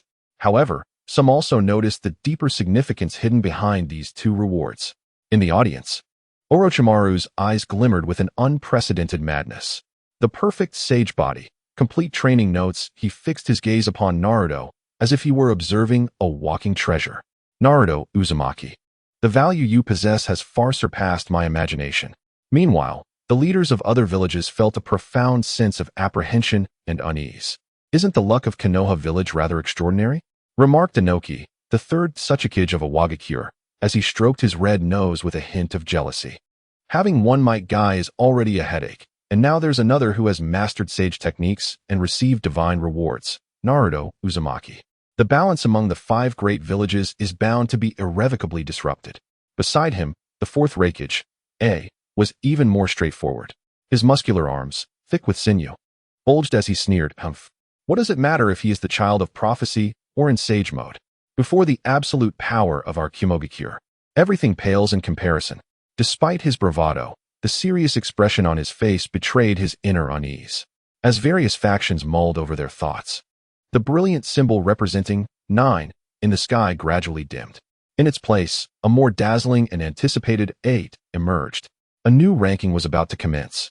Everyone's hearts raced once more. Even the hero who had saved an entire village and resurrected all the deceased could only secure the 9th position. What then? Could the 8th-ranked hero possibly have accomplished to be so earth-shattering? Chapter 23. The New Ranking. What is courage? The fervor ignited by the previous ranking had yet to fully subside. The venue of the Chuunin Exams remained steeped in overwhelming astonishment. All eyes, filled with envy, jealousy, or reverence, subtly darted toward the blonde boy, Naruto Uzumaki. He clutched a weighty scroll tightly. The texture of the scroll was rough, yet imbued with an indescribable warmth, as if the perennially unserious and lecherous sage had never truly departed. He was merely adopting a different form, heavily and comfortingly patting Naruto's shoulder. His eyes were still red, yet his lips could not suppress a smile. A hero. He had not only envisioned his future as a hero, but had also garnered the recognition of the heavens. This sensation surpassed the joy of consuming 100 bowls of Ichiraku ramen. Hey, Naruto, stop grinning foolishly. Kiba Inuzuka slapped him on the back jovially. Let us see what this so-called perfect sage body can truly do. Akamaru barked in agreement. Indeed, Naruto, Sakura Haruno chimed in, her eyes brimming with curiosity. Her gaze toward Naruto had transformed completely. It was no longer merely sympathy, but now encompassed genuine recognition and trust. Amidst the teasing of his companions, Naruto could only chuckle sheepishly and scratch his head. He could not articulate it clearly, but he sensed a warm current coursing through him. The speed at which his chakra was replenishing seemed to have truly accelerated. Even the flow of air around him became remarkably distinct. On the other side, Uchiha Sasuke sat in silence, his hand instinctively resting on the ninja tool pouch at his waist. The tomo within his Sharingan spun slowly, reflecting the figure surrounded by the crowd. Has the tail of the crane truly reached such heights? Sage mode, Raisin Shuriken, and such a level of acclaim. A surge of intense anxiety gnawed at his heart like ants. No, he must become stronger. Only power can enable him to achieve his revenge. Upon the high platform, the third Hokage, Hiruzen Sarutobi, exhaled deeply, the wrinkles on his face appearing to soften. Naruto's growth brought him solace, but more importantly, the emergence of the sky had rendered the conspiracy to collapse Konoha nearly impossible. Kazekage-sama, it seems our next generation in Konoha holds great potential. The third Hokage's voice was calm, yet powerful. Ha ha ha. Orochimaru let out his signature raspy laugh. The serpent-like eyes beneath his hood glimmered with greed and calculation. Indeed, it is highly anticipated. Inside, tumultuous waves were already stirring. The sage body, that was what he had longed for. Yet, it was so easily bestowed upon Naruto Uzumaki by the heavens. Jealousy threatened to spill from the depths of his heart. At that moment, the sky underwent yet another transformation. The golden light enveloping the venue gradually receded. The massive characters, like sand paintings, were scattered by the wind, vanishing without a trace. Subsequently, a new symbol began to coalesce. As they beheld this scene, the discussions among the crowd dwindled instantly. Everyone held their breath, once more gazing upwards. A new reckoning was about to commence. What astonishing spectacle would unfold this time? Would it be the first Hokage's monumental achievements in pacifying a chaotic world? Or perhaps the fourth Hokage's legendary battle against the Nine Tails? Anticipation filled the hearts of all. However, when the title of the reckoning gradually emerged in the center of the light screen, everyone was struck dumb. The radiance no longer exuded the previous grandeur and dominance. Instead, it carried an indescribable softness, even mingled with a hint of faint sorrow. A line of elegant characters clearly imprinted itself in everyone's vision. The weakest fist in the ninja world, the strongest confession. Silence. An utter silence. Within the venue, thousands of ninjas, including elite members from various villages, stared wide-eyed, their faces betraying the same two words. Huh? Did I see that incorrectly?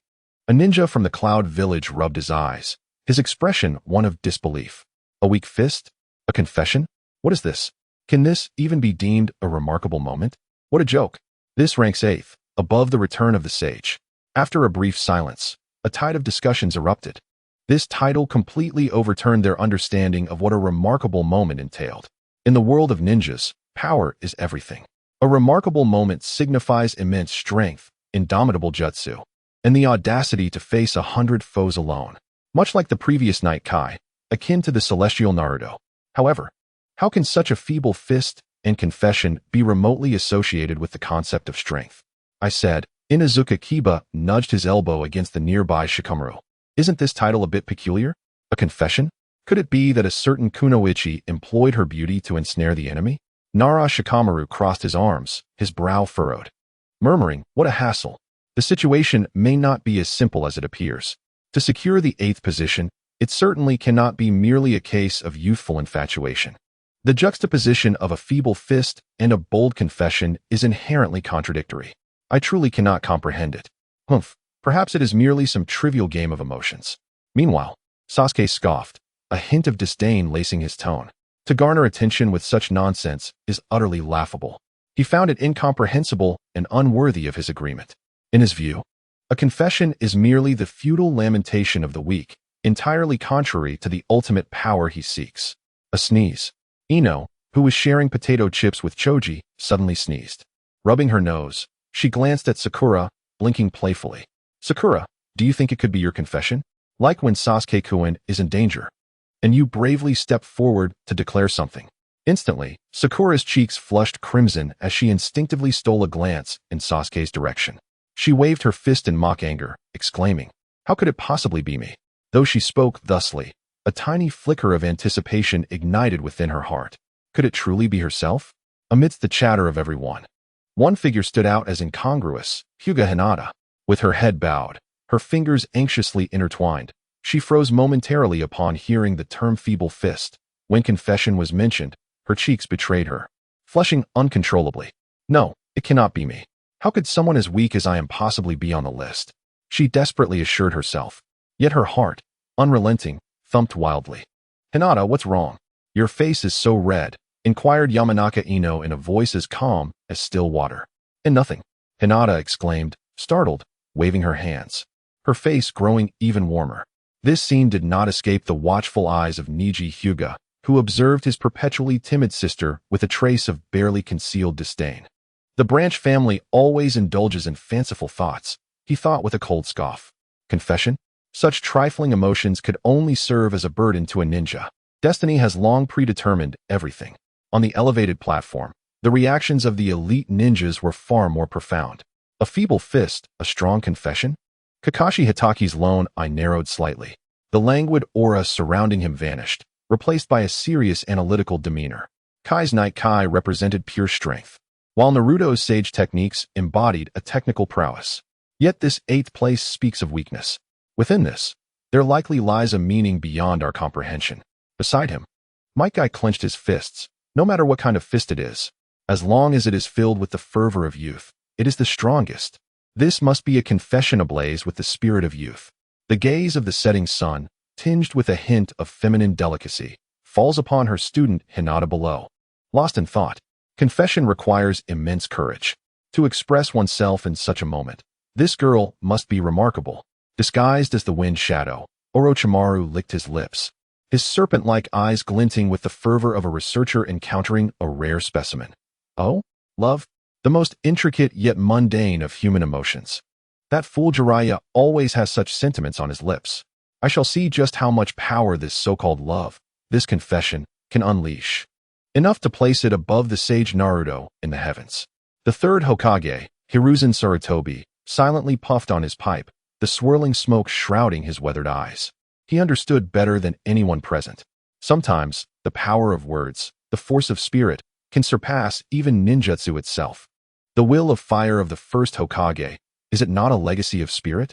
This confession may well evoke a tale more poignant than the battle itself. All eyes in the shinobi world are focused on that gentle light screen. Anticipation, confusion, disdain, contemplation, a tapestry of emotions weaves through the hearts of all. At last, under the watchful gaze of the multitude, the scene commenced. Chapter 24. Impaled by the black rod, the brilliance upon the heavens shifted. That gentle, sorrowful ambience gradually dissipated, replaced by a leaden, oppressive hue. It was as if the sky before an impending storm weighed heavily, suffocating the air. The clamor within the venue unwittingly quieted under this eerie atmosphere. All heads were raised, waiting for the imagery to unfold. A frail fist, a resolute confession, some murmured this title, striving to grasp its profound essence, yet none could decipher it. Finally, the light screen sharpened. What came into view was a desolate wasteland. No, even to describe it as a wasteland would be overly gentle. It was an immense, unfathomable pit. What should have been the village of Konoha now lay in ruins, filled only with shattered walls and endless dust. The statues of past Hokages upon the Hokage rock were marred with cracks, sorrowfully witnessing it all. Is this? A trembling voice from a Konoha villager echoed. Konoha is our village. How could this happen? How could the village be reduced to this? Panic spread through the crowd like a plague. The villagers, just recovering from the joy of Naruto's return, were violently yanked back to reality by this hellish sight. Upon the high platform, The third Hokage, Hiruzen Tsurutobi, staggered, his pipe clattering to the ground. His lips trembled, bloodshot eyes fixated on the ruins. It was that jutsu, he recognized it. This is precisely the divine technique, Shinra Tensei, wielded by the adversary known as pain in the vision of the future. With a single strike, a village is annihilated. It turns out that before Naruto's return, Konoha had already faced destruction once. This realization pierced his heart like a venomous blade. Uzumaki Naruto stood frozen, aware from prior accounts that the village would be devastated. Yet, when this grim tableau was vividly presented before him, the anguish was so profound it rendered him breathless. As the atmosphere thickened with sorrow and despair, the scene shifted. The camera gradually panned through the shattered debris, centering on the heart of the crater. There, a figure stood proudly. Clad in a crimson cloak, he bore a massive scroll upon his back. His eyelids adorned with orange sage makeup, Uzumaki Naruto, the very hero recently heralded for his timely rescue. A voice erupted from the crowd. Someone shouted that Naruto was still there. How wonderful. Surely, he had vanquished the enemy. Indeed, this had to be the aftermath of his triumph. In an instant, the air of despair was dispersed, replaced by relief and hope. The villagers of Konoha clung to this glimmer of salvation, excitedly pointing at the screen, cheering for their champion. Truly, Naruto had safeguarded the village. Sakura and Ino embraced tightly, tears of joy streaming down their faces. The 12 young ninjas collectively exhaled in relief. This guy had truly accomplished it. Shikamaru remarked lazily. Yet a smile played at the corners of his mouth. Even Sasuke, typically stoic, displayed a flicker of emotion. Had the underdog finally emerged as the hero? However, this joy was short-lived, lasting less than 10 seconds. The imagery on the screen began to recede, unveiling a sight that froze every smile in place. The Naruto depicted was not the proud figure they had envisioned. Instead, he was pinned to the ground. His hands, feet, and even his body were pierced by several thick black rods. In a humiliating stance, he was firmly affixed to the earth, utterly immobile. His face was marred by dust and blood, and the once radiant, confident eyes of a sage were now clouded with confusion and pain. Before him stood the man with the Rinnegan, Nagato, looming high above. His gaze was as frigid as an eternal glacier, devoid of any emotion. Looking down upon the hero whom the entire village had once placed their hopes upon. Boom! An invisible thunderclap resounded in the minds of all present. The arena fell into a profound silence. Cheers abruptly ceased. Smiles froze on every face. Time seemed to stand still in that moment. Everyone appeared ensnared, gazing blankly at the screen, transfixed by the figure, pinned to the ground like an insect. Yet it is Naruto Uzumaki in sage mode. The hero who could vanquish the Azura path with a single blow, who could obliterate 3 pain with 1 Raisin Shuriken. How could he possibly suffer such a devastating defeat? This must be a deception, right? Inazuka Kiba's voice was as parched as if it had been sanded down. Beside him, Akamaru emitted an anxious whimper. How could this be happening to Naruto? Sakura Haruno, who had just managed to stem her tears, found them spilling forth once more. This time, they were not tears of joy, but icy fear. The formidable Naruto, the savior of the village, had actually been defeated? On the elevated platform, Kakashi Hitaki's body tensed abruptly. His gaze was fixated on the black rods piercing Naruto. As someone who had previously faced pain, he understood better than anyone the implications of those rods. They not only restrained one's body, but also disrupted the flow of chakra. Being ensnared meant utter helplessness. Damn it! Might Guy clenched his fists, making them crackle. Beneath his thick brows, his eyes blazed with fury. Was the time for sage mode over? Indeed, the power of Nagato's pain was far superior to the other 5. Nara Shikaku analyzed the situation with a calm demeanor, though his tone was uncharacteristically grave. No, that wasn't he right. His son, Nara Shikamaru, took over the conversation. Look at Naruto's eyes. Sage mode has not yet been dispelled. This means he was defeated head-on while still in sage mode. This conclusion made everyone present gasp in shock. An enemy capable of obliterating Konoha with a single strike. An enemy who could shatter even sage mode. What sheer despair. The one most affected was Uchiha Sasuke.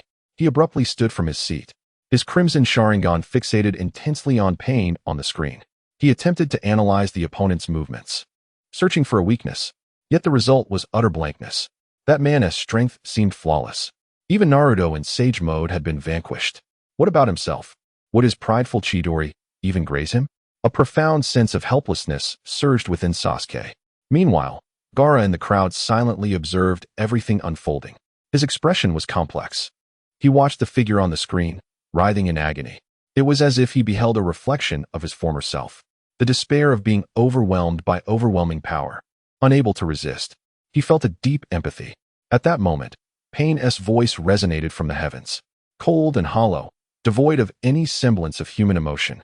Yet it reverberated through every corner of the venue. You claim your mission is to uphold peace. You assert that your master entrusted hope to you. Pain slowly approached Naruto, crouching down before him. With his focusless Rinnegan, he gazed into Naruto's eyes. How laughably naive. The so-called peace, if not founded upon equal suffering, is utterly meaningless. Now, it is your turn. Feel the pain. Experience the agony. Accept the suffering. Understand the torment. Those who have never experienced true suffering cannot comprehend the essence of genuine peace.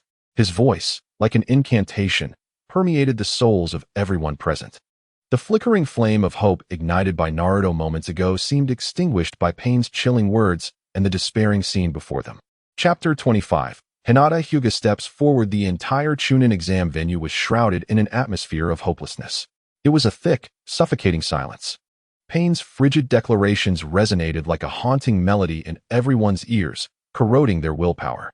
The phrase, "Those who do not know true pain will never understand true peace," pierced the hearts of all like a venomous thorn, leaving them unable to refute it, merely enduring the heavy oppression. Hope, which had just risen amidst the cheers for the hero's return, was shattered in an instant, leaving no remnants. How could this be? A young genin sat dazed on the ground, his eyes devoid of light. His comrades, wishing to console him, opened their mouths but could utter not a single word. What could they possibly say? Even the hero, who had activated Sage Mode, was effortlessly defeated. What could they, mere ordinary ninjas, accomplish? Resistance? That would only be a futile march toward death. The villagers of Konoha appeared ashen. They gazed at the screen, where the blond boy was pinned to the ground. Their emotions tangled in a complex web of fear, sorrow, and an overwhelming sense of helpless guilt. The very fox boy they had long rejected and misunderstood had emerged as a hero in the village's darkest hour. Yet, they could only watch helplessly as their champion endured such humiliation and pain. They were unwilling to accept it. Naruto's teacher Iruka clenched his fists tightly, his knuckles whitening from the strain. His lips trembled, his heart aching as if sliced by a blade. He longed to leap into that scene, to stand before Naruto as he once did. But he was powerless. That barrier separated reality from possibility, leaving him to observe helplessly. Damn it! Damn it! Damn it! Inuzuka Kiba growled under his breath. He slammed his fist against the railing before him, producing a dull thud. What kind of monster was that guy? Why did Naruto lose to him? He could not accept it. The one who always bickered with him, the ever-energetic fool. How could he display such an agonizing expression? Calm down, Kiba. Aburame Shino placed a hand on his shoulder. His face concealed by his collar and sunglasses, his expression remained unreadable. Yet, the tension in his body indicated that his mind was far from tranquil. Sakura Haruno stared blankly at the screen, murmuring unconsciously, "Naruto." Sasuke. She instinctively glanced at Sasuke beside her, hoping that the genius she had always admired might devise some solution. But all she saw was a solemn and indifferent face. Two jade pendants spun rapidly in the eye sockets. He meticulously captured every movement and micro-expression of pain. Yet, it was futile. He could discern no flaw. The man's strength was overwhelming, suffocating. Was this the power of a god? Sasuke felt a dryness in his throat. He recalled the man named Madara from earlier, remembering that apocalyptic force. Was this the chasm between him, Naruto, and the world's greatest warriors?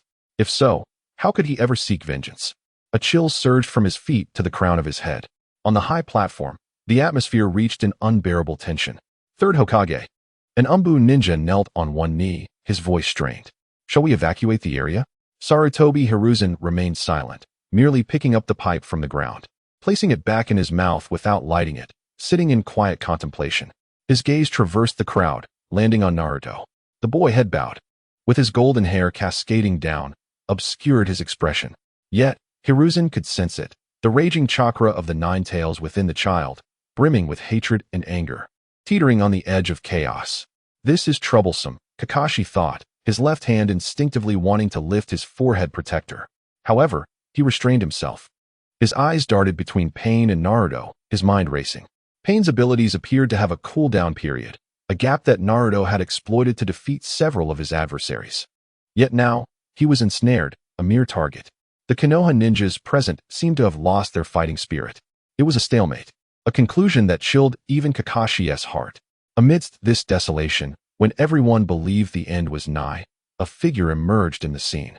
In the shadowy corner of the ruins, a small, unassuming silhouette stumbled forth from the shattered stones. Her movements were slow, each step seemingly exhausting her entire being. Her body trembled uncontrollably, betraying her inner fear. Yet, she did not falter, advancing step by step from the shadows into the light, into the gaze of all. It was a girl, her long hair disheveled by dust, her coat marred by several tears. She appeared to be in disarray. However, as the camera gradually zoomed in on her face, everyone was left in stunned silence. It was a face covered in grime, yet imbued with an earnest seriousness. In her pure white eyes, belonging to the Hyuga clan, there was no confusion, no retreat, only an almost fanatical determination. She was none other than the future Hinata Hyuga. But who was that? A perplexed ninja from a distant village inquired. Is she from the Hyuga clan? Observing her striking eyes, he pondered her intentions. Could it be that she seeks to challenge that monstrous entity? Has she lost her mind? Even the sage mode had succumbed. A seemingly frail girl like her stepping forth would be tantamount to courting death. The sudden emergence of her figure stirred a moderate commotion among the crowd. The ninjas of Konoha, particularly the 12 young elites, stood utterly astonished. Hinata. Kiba Inuzuka's eyes widened, bulging like brass bells. He could scarcely believe his sight. The Hinata, who would blush at mere speech and shy away from eye contact, was now, at this critical juncture, making her move. Has she gone mad? Someone stop her. In his agitation, Kiba began to stomp, shouting at the screen as if those within could hear him. Shino Aburame adjusted his sunglasses, the gaze beneath the lenses flickering with an inscrutable emotion. Is this her choice? He murmured softly. Why would this companion, who always lingered in the shadows of others, take such an irrational action? My goodness, it is Hinata. Sakura and Ino gasped, covering their mouths in disbelief. They watched the petite silhouette, their hearts brimming with concern and confusion. Meanwhile, at the eye of the storm, Naruto Uzumaki wore a similarly bewildered expression. Having just begun to recover from the shock of his own failure and Pain's words, he was momentarily dazed by this unexpected figure. He instinctively pointed at the screen and asked Shikamaru beside him, "Is it the one from the Hyuga clan?" He hesitated, struggling to recall her name. In his memory, she was merely a shy, peculiar girl who once copied answers during exams. Beyond that, there was little interaction. Why is she stepping forward? Where is she headed? Naruto could not reconcile the image of the timid girl with the figure now resolutely advancing toward peril, while others reacted with shock and confusion. The response from the Hyuga clan was steeped in worry and fury. Absurd. Niji Hyuga's voice was as frigid as ice, his brows tightly knitted in a furrow. His Byakugan fixed intently on Hinata's image on the screen, his expression filled with disappointment and ire. Is this how the main branch conducts itself? To engage in such reckless folly before the entire ninja world? Is she intent on tarnishing the Hyuga clan's reputation? He muttered under his breath. To him, Hinata's actions were not merely foolish but an affront to the esteemed name of the Hyuga. The fate of the branch family, akin to caged birds, rendered the early Niji profoundly embittered. One could even assert that his rebellious spirit rivaled, if not surpassed, that of Sasuke. In his disdain for the main branch, Niji looked down upon Hinata, who, despite being born into the main family, appeared weaker than himself. Withdraw at once. He spoke the words through clenched teeth. While not far from him sat the leader of the Hyuga clan, Hyuga Hisashi, with a pallid visage, resembling a statue of ice, motionless and unyielding. Yet, the hands resting upon his knees trembled slightly, betraying the tempest of fury within. As the most ancient and proud house of Konoha, nothing held greater significance than their dignity. And now, the heir he had cherished, his own daughter, dared to challenge an adversary who had vanquished even the prophesied child. All before the eyes of the 5 great nations ninja. This was not valor. It was a scandal, a colossal disgrace that the Hyuga clan could never erase. He could even feel the peculiar glances of the other clan leaders piercing through him like needles, rendering him uneasy and restless. You foolish girl, run. You are no match for him. Hyuga Hisashi's teeth ground together, overwhelmed by an unspeakable sense of humiliation. He could already envision the scene of his unworthy daughter being crushed by the enemy as easily as one would squash an ant. At that moment, the Hyuga clan would be reduced to a laughingstock in the entire ninja world. Chapter 26. This time, I will assist Naruto. I have come here of my own volition. Beneath the vast sky, a cacophony of voices intertwined into a tumultuous sea. Shock, confusion, concern, anger, disdain. Countless gazes converged upon the petite figure emerging from the ruins. She had become the focal point of the entire ninja realm. However, Hinata Hyuga remained blissfully unaware, or rather, indifferent to it all. In her world, there was nothing but the path ahead, nothing but the golden-haired boy, pinned to the ground by a black rod and struggling in agony. Even pain, the godlike adversary, was temporarily cast aside from her field of vision. Her steps continued to press forward, resolute and unwavering. At last, her actions drew the attention of the golden-haired boy. Naruto Uzumaki, pinned to the earth, managed to lift his head. Upon recognizing the girl approaching him, always shy and timid, his expression morphed into one of anxiety and disbelief. "Hinata, what are you doing here?" His voice, rough and hoarse from pain, erupted as he summoned every ounce of strength to scream at her. "Run. It's dangerous. You are no match for this guy." His desperate cries echoed across the desolate ruins, resonating in the ears of everyone present. Yes, run. This was the collective sentiment of nearly all the Konoha ninjas at that moment. They wished to witness no further needless sacrifice, especially not of someone who appeared so fragile. Finally, this idiot realizes the urgency. Kiba Inuzuka muttered, staring intently at the screen, his heart racing in his throat. Listen to Naruto, run Hinata. It was futile. Nara Shikamaru sighed beside her. Since she had chosen to step forward, it was evident that she had prepared herself for what lay ahead. Prepared for what? Niji turned back in confusion, questioning the nature of this resolve. Was it a resolve to meet death? Shikamaru offered no further response, yet in his usually languid eyes, there flickered an unacknowledged respect. Above on the platform, Yuhi Kurenai clasped her hands tightly before her, her knuckles turning pale from the pressure. As Hinata sensei, she understood her student better than anyone else. Her kindness, her lack of confidence, and the unyielding strength hidden deep within her soul, which had never been acknowledged by others. Hinata murmured softly, "So this is your true self?" She observed the image of Hinata, who, upon hearing Naruto's roar, hesitated for but a moment before making her decision. She did not flee, nor did she look back. Instead, she slightly turned her face, allowing it to bask in the dim sunlight filtering through the ruins, revealing her expression to the entire ninja world. It was a tranquility that defied description, reminiscent of the calm sea before a tempest.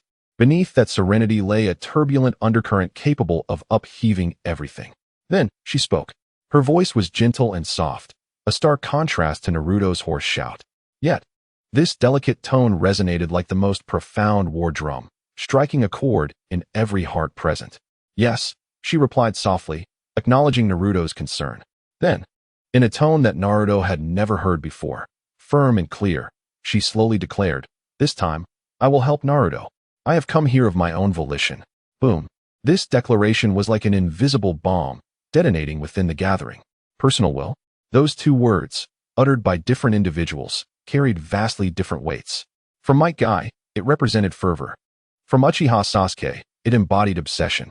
However, when spoken by Hyuga Hinata, the girl perceived by all as gentle, compliant, and somewhat indecisive, the impact was revolutionary. The most affected, without a doubt, was the entire Hyuga clan. What did she just say? A member of the branch family stammered, glancing at those around him, unable to comprehend what he had heard. Personal will? The same girl who had been utterly overpowered by her sister in the main family contest. The one deemed by the clan leader as a disgrace to the Hyuga name. The Hinata who could barely muster the courage to speak loudly, had boldly uttered such words? Hyuga Niji stood frozen, his eyes, usually filled with pride and indifference, now revealing an uncommon bewilderment. The phrase personal will struck him with a force that reverberated through his heart, long filled with the fatalism of a caged bird. He had always believed that Hinata, like himself, was ensnared by destiny. He was constrained by his branch family status, while Hinata was bound by her timid nature.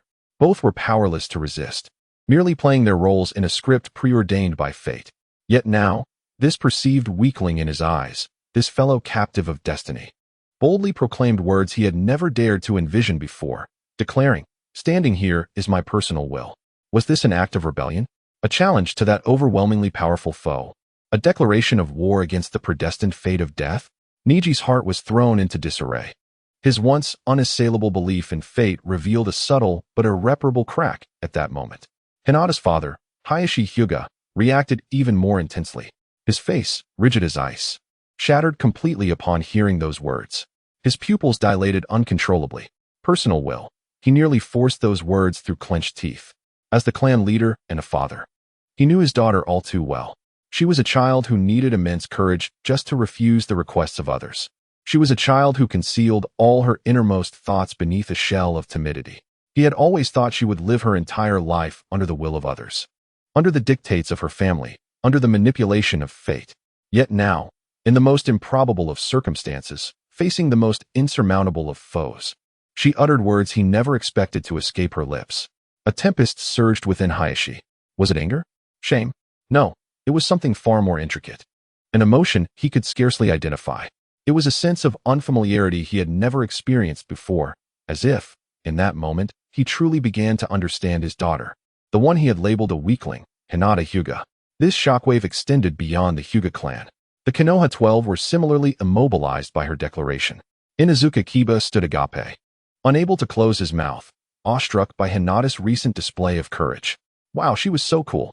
Even Shino voiced his agreement, asking, is this her ninja way?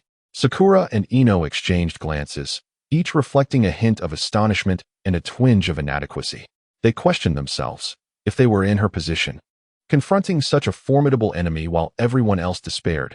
Would they possess the courage to step forward? Would they have the audacity to assert, standing here is my personal will? The answer, perhaps, was a resounding no. They could hardly fathom the immense power that lay dormant within the girl who usually hid in the shadows.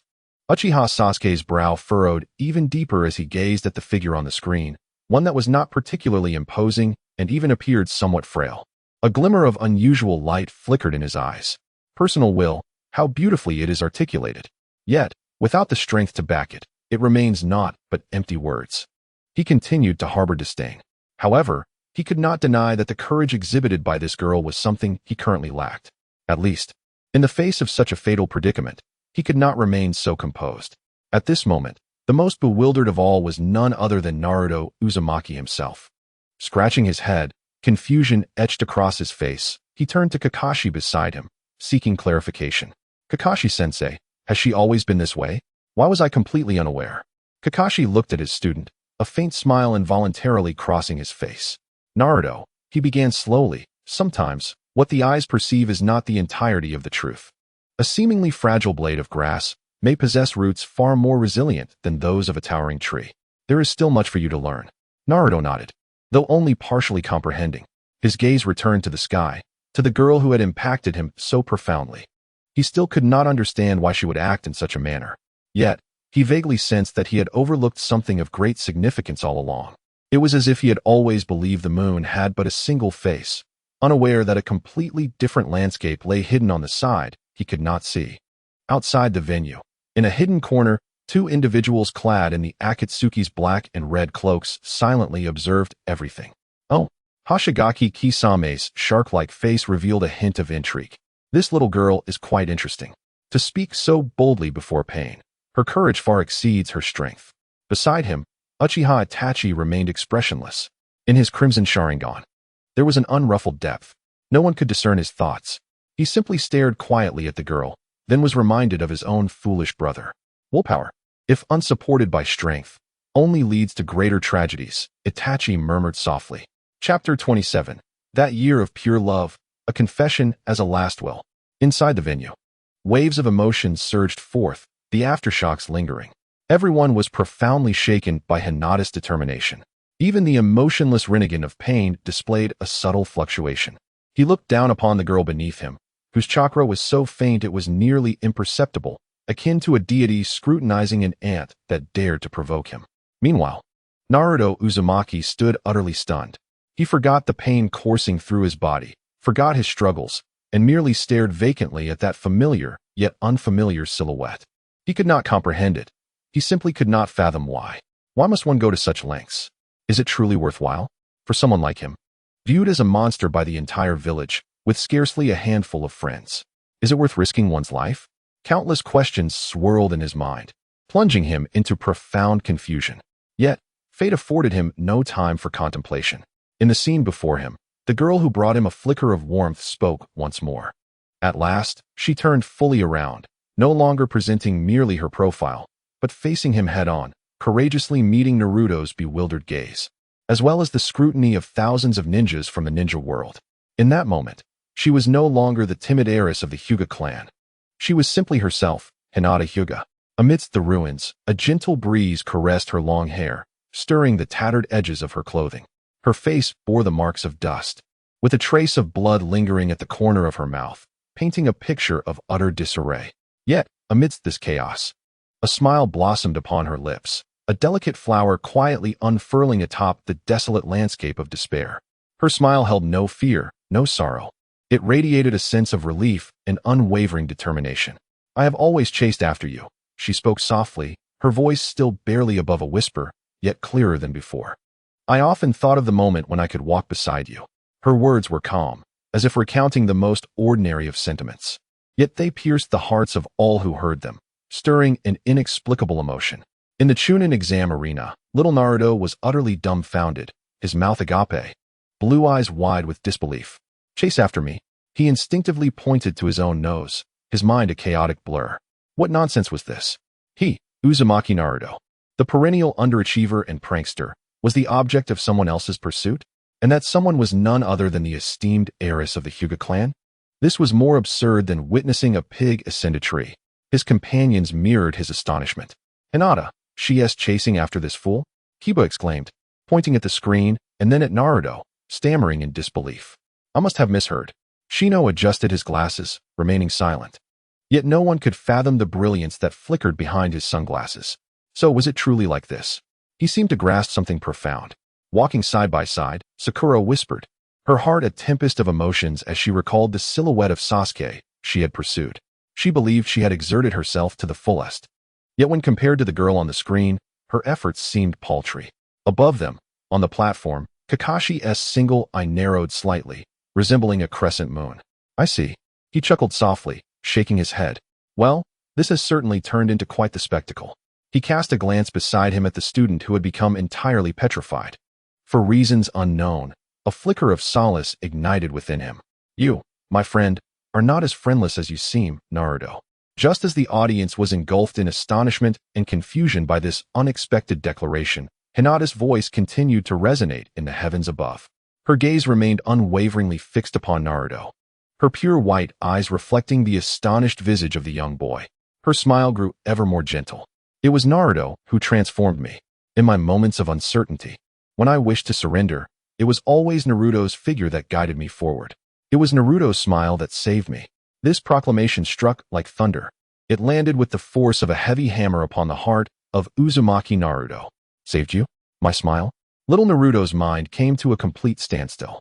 He desperately searched through his memories, trying to recall a moment when he had ever rescued this girl.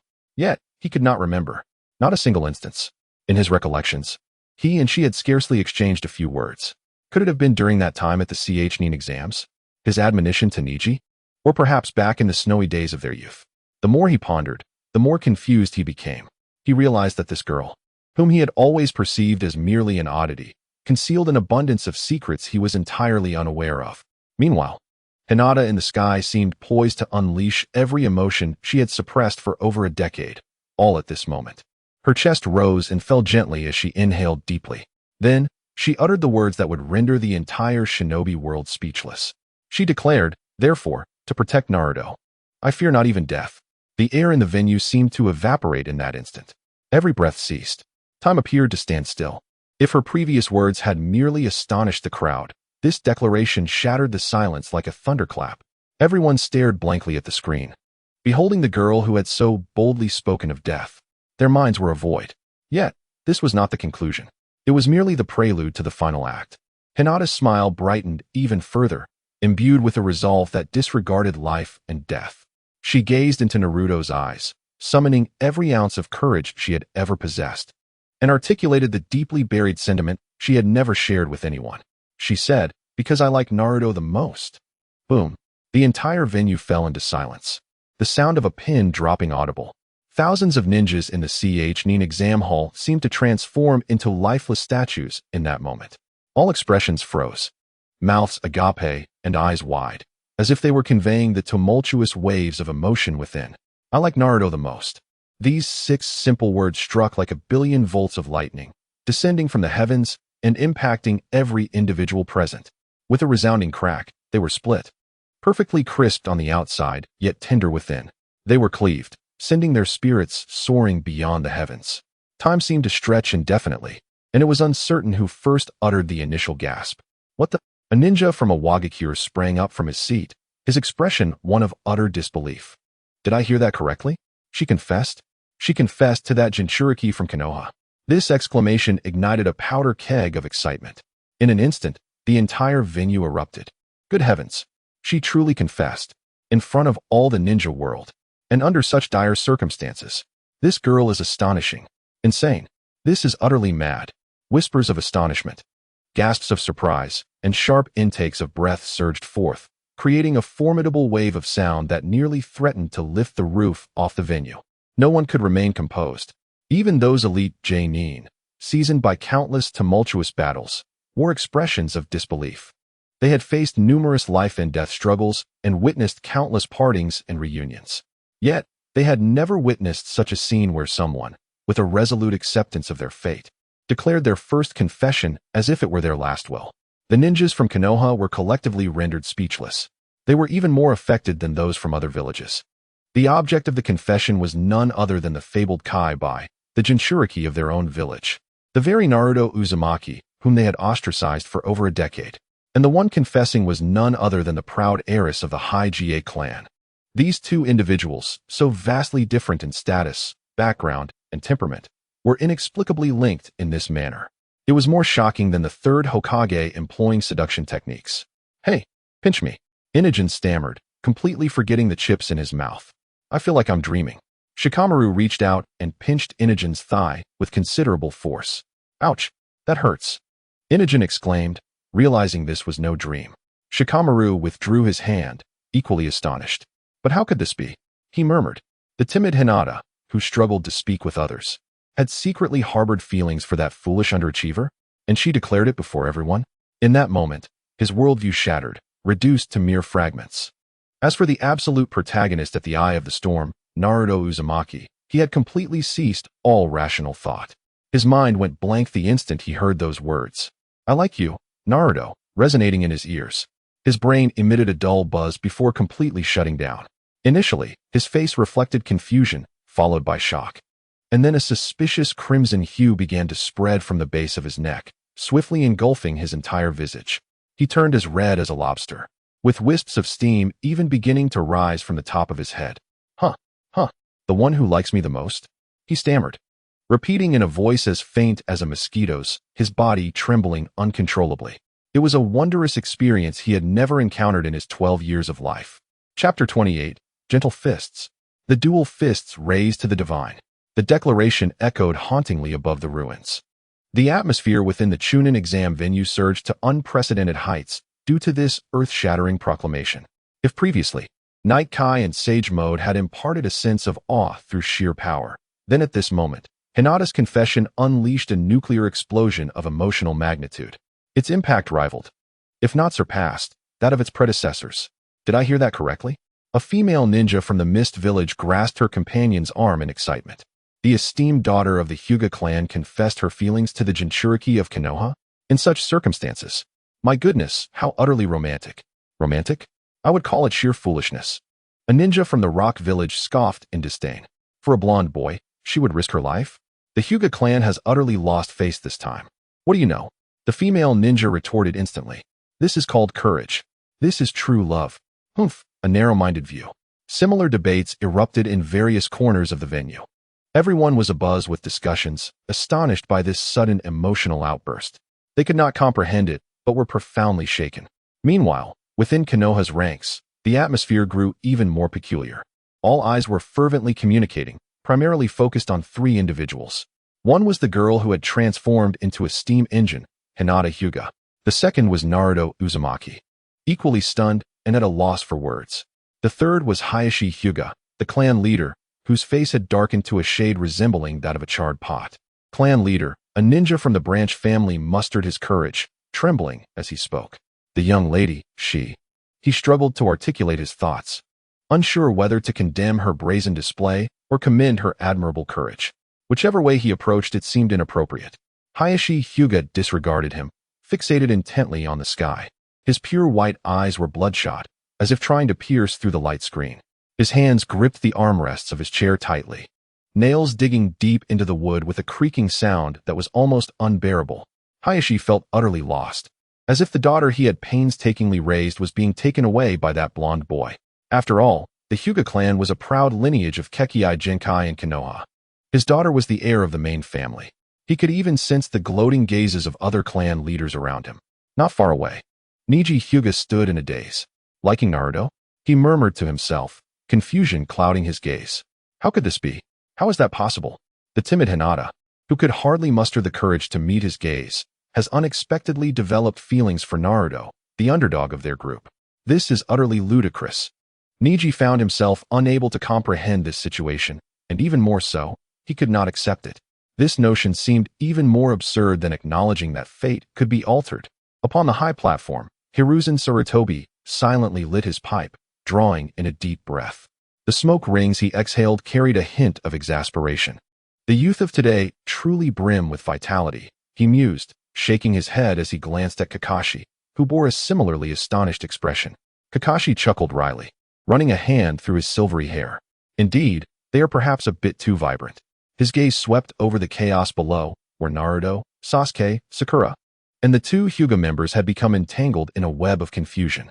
The disguised Orochimaru, masquerading as the Kazekage, let out a low, sinister laugh, his serpent-like eyes gleaming with excitement. How fascinating it is that such emotions can truly compel individuals to disregard the fear of death. What a worthy subject of study. He regarded the girl on the screen as though she were an exquisite specimen for experimentation, his eyes brimming with a morbid fervor. As the audience gasped, each nursing their own thoughts, the scene continued to unfold on the screen.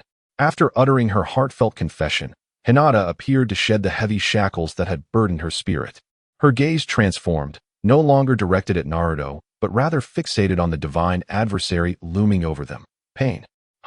She exhaled softly, her feet slightly apart, her hands poised in front of her in a standard gentle fist stance.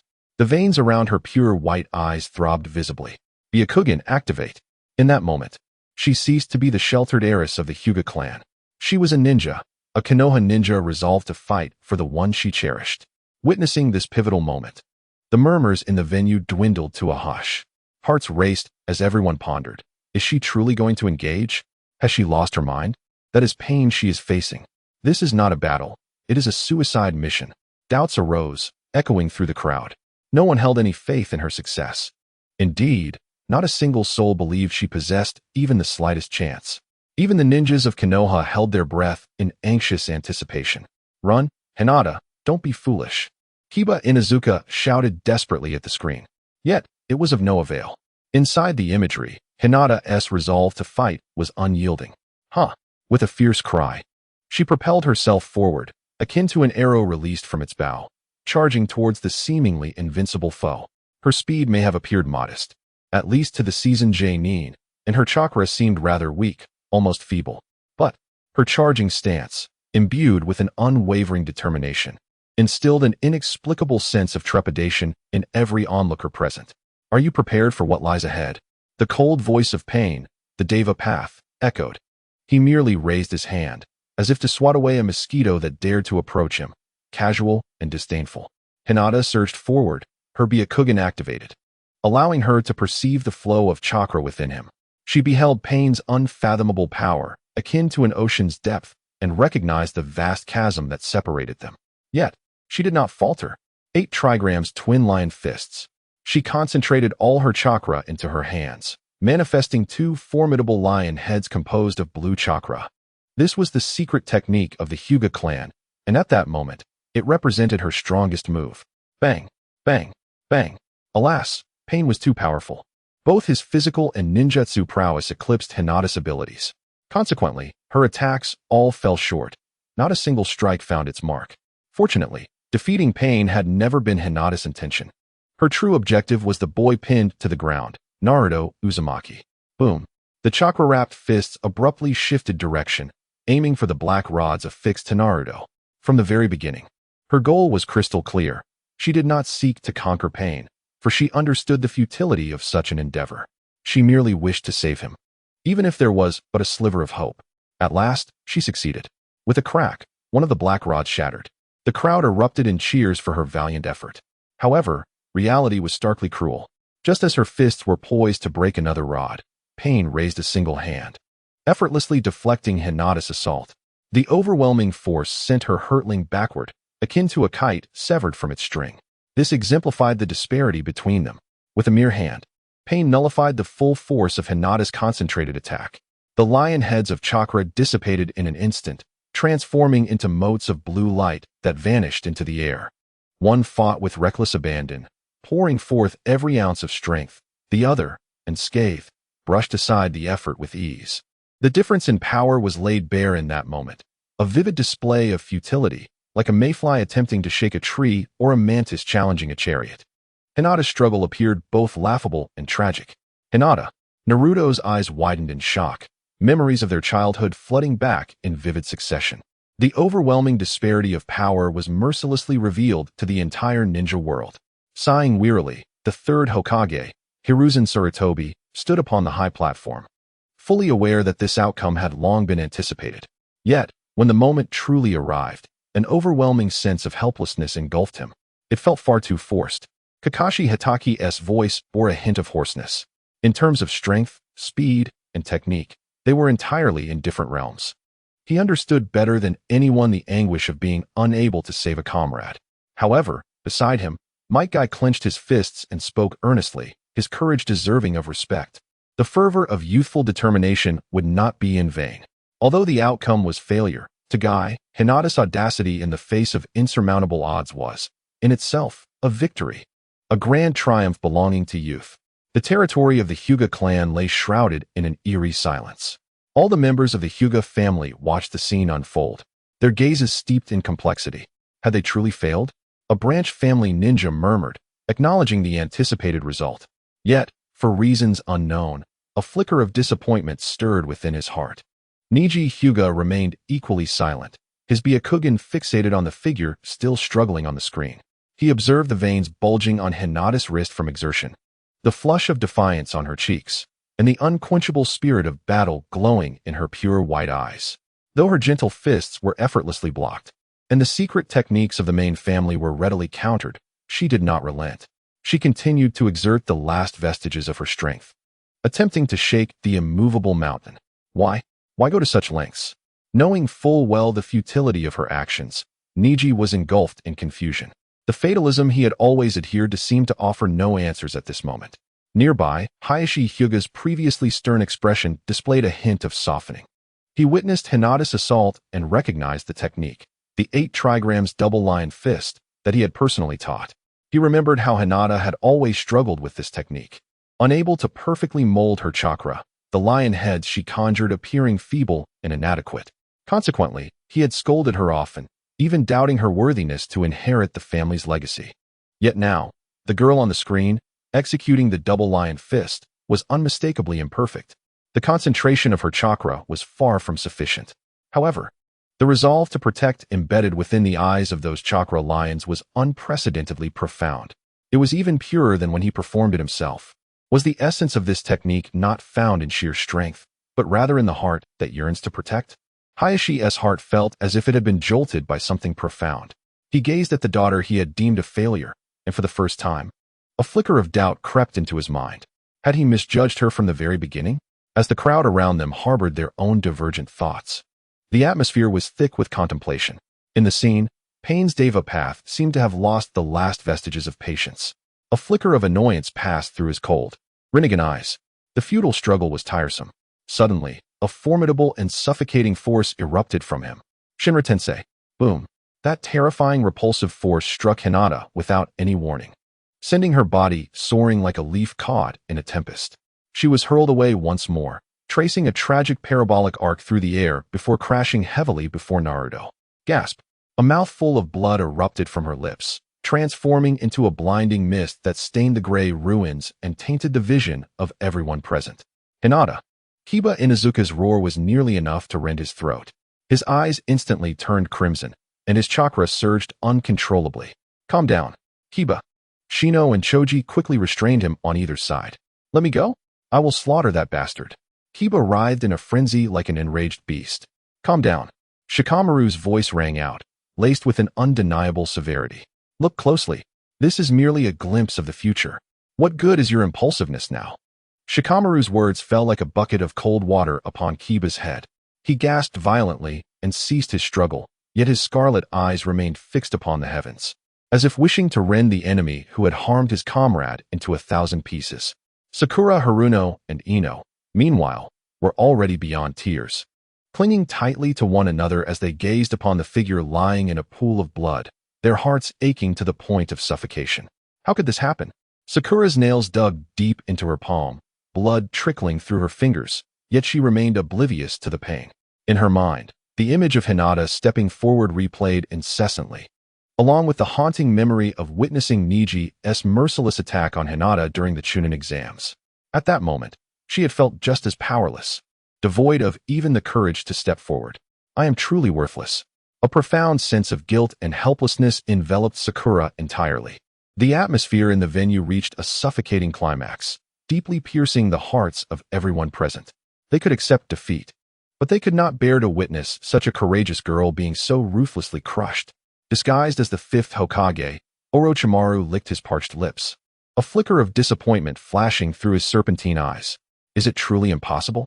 The so-called emotions, the so-called will, before absolute power, they ultimately proved to be utterly feeble. He shook his head, seemingly unimpressed by the outcome of this experiment. Meanwhile, Naruto Uzumaki, pinned to the ground, whether in the scene or in reality, felt his heart shatter at the sight of Hinata being flung away, bloodied and broken. A tempestuous and heart-stopping aura emanated uncontrollably from him. The figure, resembling a darkly brooding Naruto from reality, slowly lifted his head. Those cerulean eyes, unbeknownst to anyone, were now veiled by a strange, sinister crimson. The pupils had transformed into beastly slits. Unforgivable, he articulated each word with deliberate intensity. His golden hair began to sway, animated by an invisible wind. The orange-red chakra of the Nine Tails coalesced around him like a delicate veil, gradually gathering at the surface of his being. Oh no! Both Kakashi and the Third Hokage's expressions shifted dramatically as they sensed this overwhelming presence. It was the chakra of the Nine Tails. Naruto's emotions had spiraled beyond control. Yet, just as the Umbu of Konoha were poised to act, the scene above shifted once more, causing every movement to freeze in awe. Within the vision, the girl who should have been lifeless, the one sprawled in a pool of blood, appeared to stir. Her fingers trembled slightly, and with the last remnants of strength, she clung desperately to the ground. She endeavored to lift her body from the cold debris, but faltered. Once, then again, she failed. Her body had reached its limits. Bones felt as though they had shattered. Every movement was accompanied by excruciating pain. Yet she did not yield. Her gaze remained fixed ahead, locked onto the golden-haired boy bound by dark rods. Her lips parted slightly, as if attempting to convey something. Though her words were inaudible, everyone understood her silent message. She spoke the name Naruto. In that pivotal moment, her raspy voice echoed like the loudest thunder, resonating through the souls of all present. They stood transfixed, witnessing her fragile figure, akin to a candle flickering in the wind, engaging in a struggle that seemed utterly hopeless. Silence enveloped the gathering once more. A peculiar stillness that subdued the earlier clamor and turmoil, as if an unseen hand had seized it all. Only the heavy, oppressive sound of breath and the increasingly thunderous heartbeat remained. Every gaze was fixated on the girl, observing her attempt repeatedly to rise, only to collapse back into the cold stones beneath her. Each fall felt like a hammer striking the hearts of all who watched. Don't. Sakura covered her mouth with her hand, yet could not stifle the sobs that escaped through her fingers. Please, just stop. Tears streamed silently down her cheeks, like pearls released from a broken string. Enough. Kiba's roar, unbidden, had faded into a hushed silence. He clenched his fists tightly, his body trembling violently from exertion. The blazing fury in his crimson eyes was gradually overtaken by a profound sorrow. Enough is enough, Hinata. He would rather see her lying there in serene silence than witness her enduring such agonizing, futile struggles. For that was far more heart-wrenching than ending her life outright. The ninjas of Konoha mostly lowered their heads, unable to bear the sight any longer. Even those from other villages who had previously derided Hinata's actions fell silent. Their faces, once marked by disdain and mockery, were now replaced with a complex emotion beyond their comprehension. They might not grasp the foolishness of sacrificing oneself for another, yet they could not help but be moved by such a world-shaking resolve. What an extraordinary young girl! Maki of Sunagakure, a battle-hardened elite J-nin, hoarsely uttered these words. Beside him, Temari and Kankuro nodded solemnly, their expressions grave. Not far from them, Gaara's emerald eyes remained fixed on the sky, quietly observing the girl who, despite her fragility, radiated a brilliance surpassing his own. The icy shell encasing his heart seemed to crack open just a bit. On the high platform, Kurenai's eyes glistened with unshed tears. Kakashi sighed softly, shifting his gaze from the heavens to his stunned student beside him. In reality, Naruto Uzumaki stood motionless, staring blankly at the girl who was struggling on the brink of death for his sake. The redness had long faded from his face, replaced by a pallor. The Nine-Tails chakra that had recently enveloped him had quietly receded, not due to a calming of his emotions, but because all his anger and murderous intent were supplanted by a stronger feeling, one of heart-wrenching despair. Run, Hinata, is it truly worth it for me?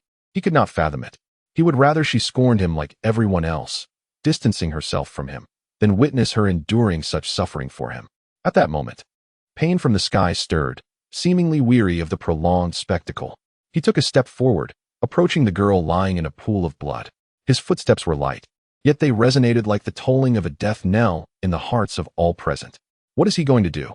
Sakura screamed in terror, and everyone's hearts leaped to their throats. Pain stood beside Hinata, looking down upon her with an air of indifference in his Rinnegan eyes, as if beneath him lay not a vibrant life, but an inconsequential piece of refuse. He did not cast another glance at Hinata, instead directing his gaze towards the blonde youth pinned to the ground. I am curious. What emotions would stir within you if your companion were to be slain before your very eyes? This inquiry reverberated like a thunderclap in the minds of all present. Kill. He intends to kill her. No.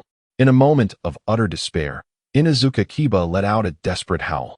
Yugao's body trembled violently, nearly succumbing to unconsciousness. Hyuga Niji stepped forward, his Byakugan veins bursting with crimson. Yet, all was too late, too distant. In the realm of reality, their actions could not alter even the minutest detail of the impending scene. They could only watch helplessly as Pain bent down, retrieving a black rod crafted from yin-yang released from the ground, and aimed it at the defenseless girl. Time seemed to stretch infinitely in that moment. Everyone's pupils dilated to their utmost limit, their hearts ceased to beat, and their minds went blank. They could only bear witness.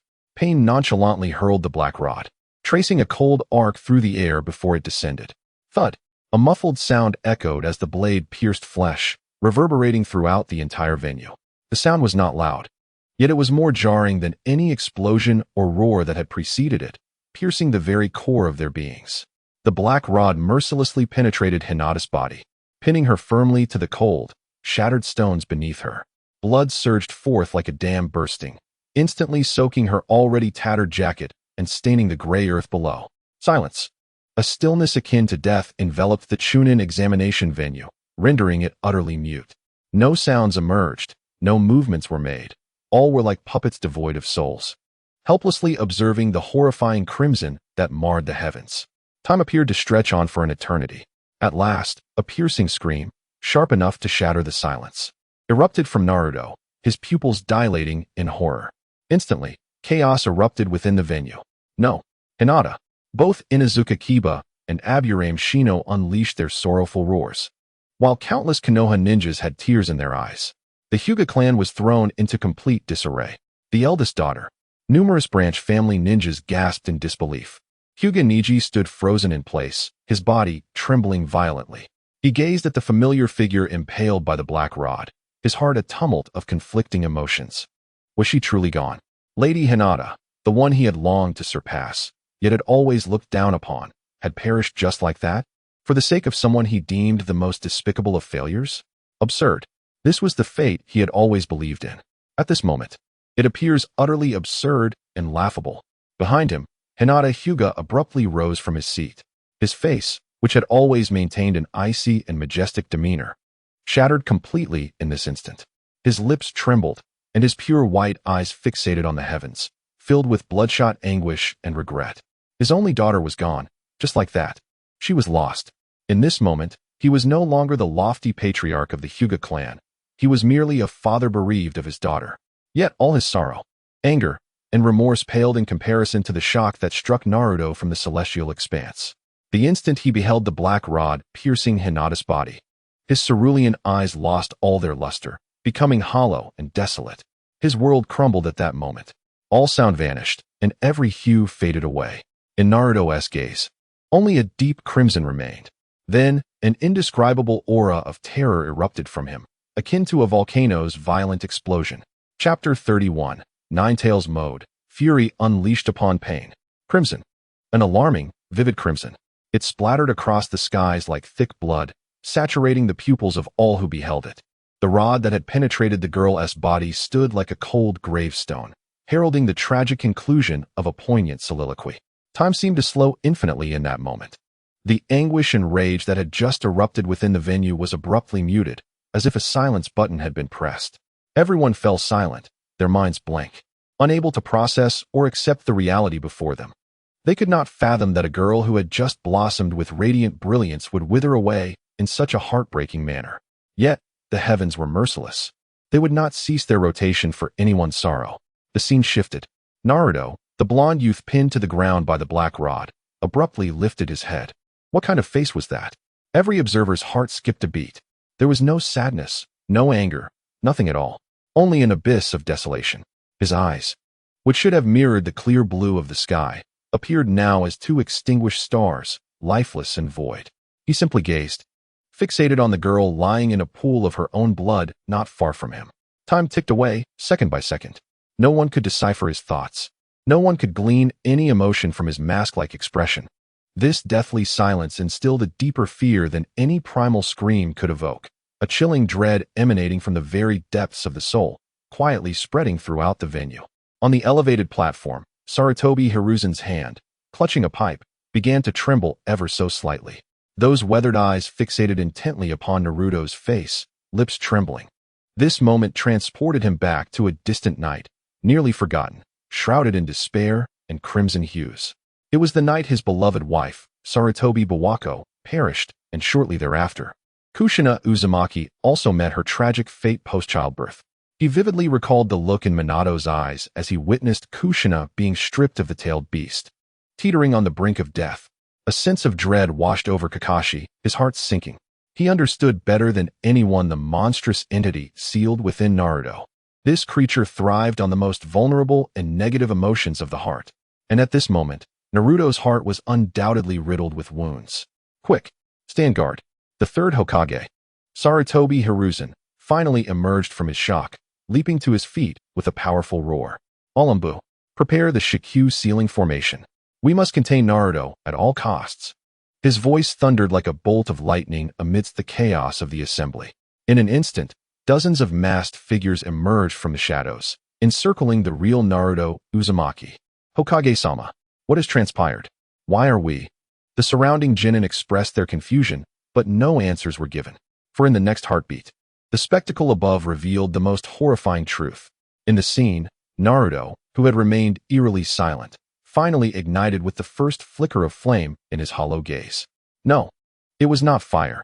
It was the inferno forged from pure hatred and rage. Boom. The orange-red chakra erupted from his being like a volcano. A visible wave of chakra instantly lifting the ground beneath him and shattering the iron rods, piercing his body like rotten wood. A roar, more beast than human, filled with unending pain and fury, erupted from his lips, resonating through the ruins of Konoha and the Chuunin exam venue. Under the weight of that roar, countless ninjas experienced piercing pain in their eardrums and dizziness. Some weaker genin turned pale, collapsing to the ground. What is this? Such terrifying chakra. It is the Ninetales. The Kaibai. Panic spread like the fiercest plague among the villagers of Konoha, a deep-seated terror etched into their very bones. Their lifelong nightmare had returned. Orochimaru's serpentine eyes narrowed in excitement and fervor. This power, this destructive force of hatred, this is the perfect vessel I have long sought. He greedily licked his lips, as if to consume the overwhelming power radiating from the screen. Above, the scene continued to unfold, the orange-red chakra bubbling like molten lava. Upon the surface of Naruto's body, a tumultuous surge of energy coalesced, swiftly manifesting as a translucent, fox-like exterior.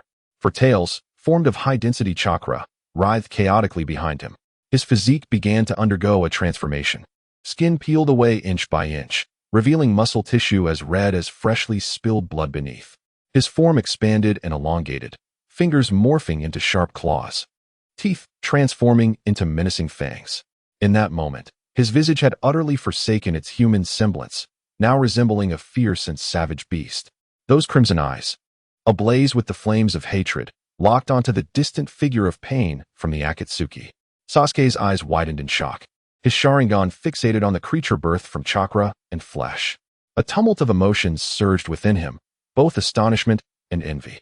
So this was your true power?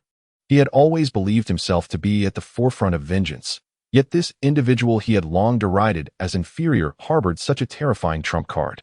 In the scene, having completed the first stage of his transformation, Naruto hesitated no longer. He dropped to all fours and propelled himself forward with tremendous force. The ground beneath him crumbled as he erupted into a streak of crimson lightning, moving with a speed that was nearly imperceptible. In an instant, he crossed several dozen meters, appearing directly before Pain. His chakra-infused claw, imbued with the terrifying strength to rend anything asunder, lunged toward Pain's face.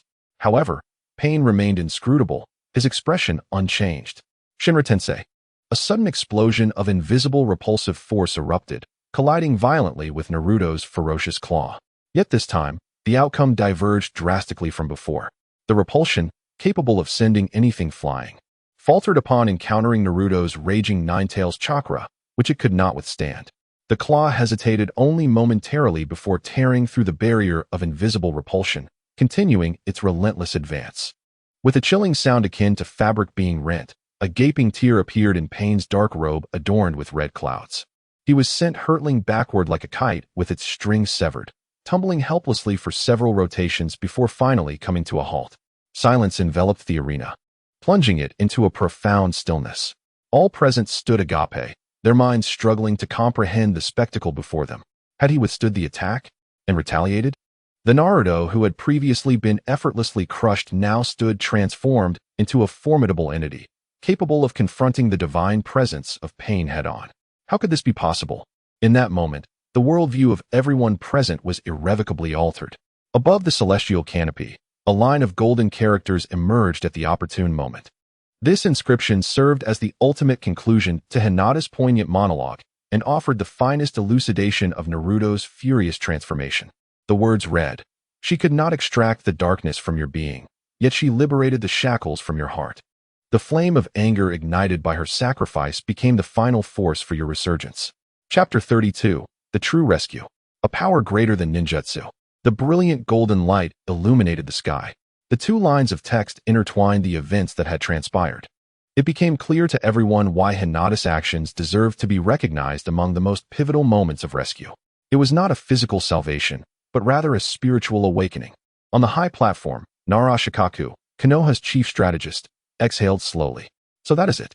A masterstroke aimed at the heart. No. He corrected himself with a shake of his head. This is not a scheme. It is a raw eruption of emotion.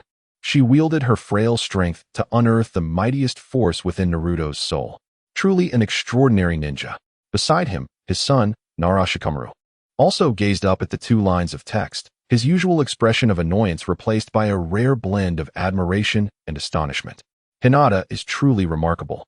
Did she awaken Naruto with her unwavering resolve? He murmured. He recalled Naruto's despairing gaze when he was pinned to the ground and understood. In that moment, Naruto was bound. It was Hinata's presence, her confession, and ultimately her sacrifice that pulled him from the abyss, enabling him to break free from his chains. This, indeed, was the essence of true rescue. He sighed softly, realizing that this rescue was not of Naruto's body, but of his heart. his indomitable will to never surrender. Sakura, lost in thought, collapsed onto the ground, staring blankly at the 2 lines of text.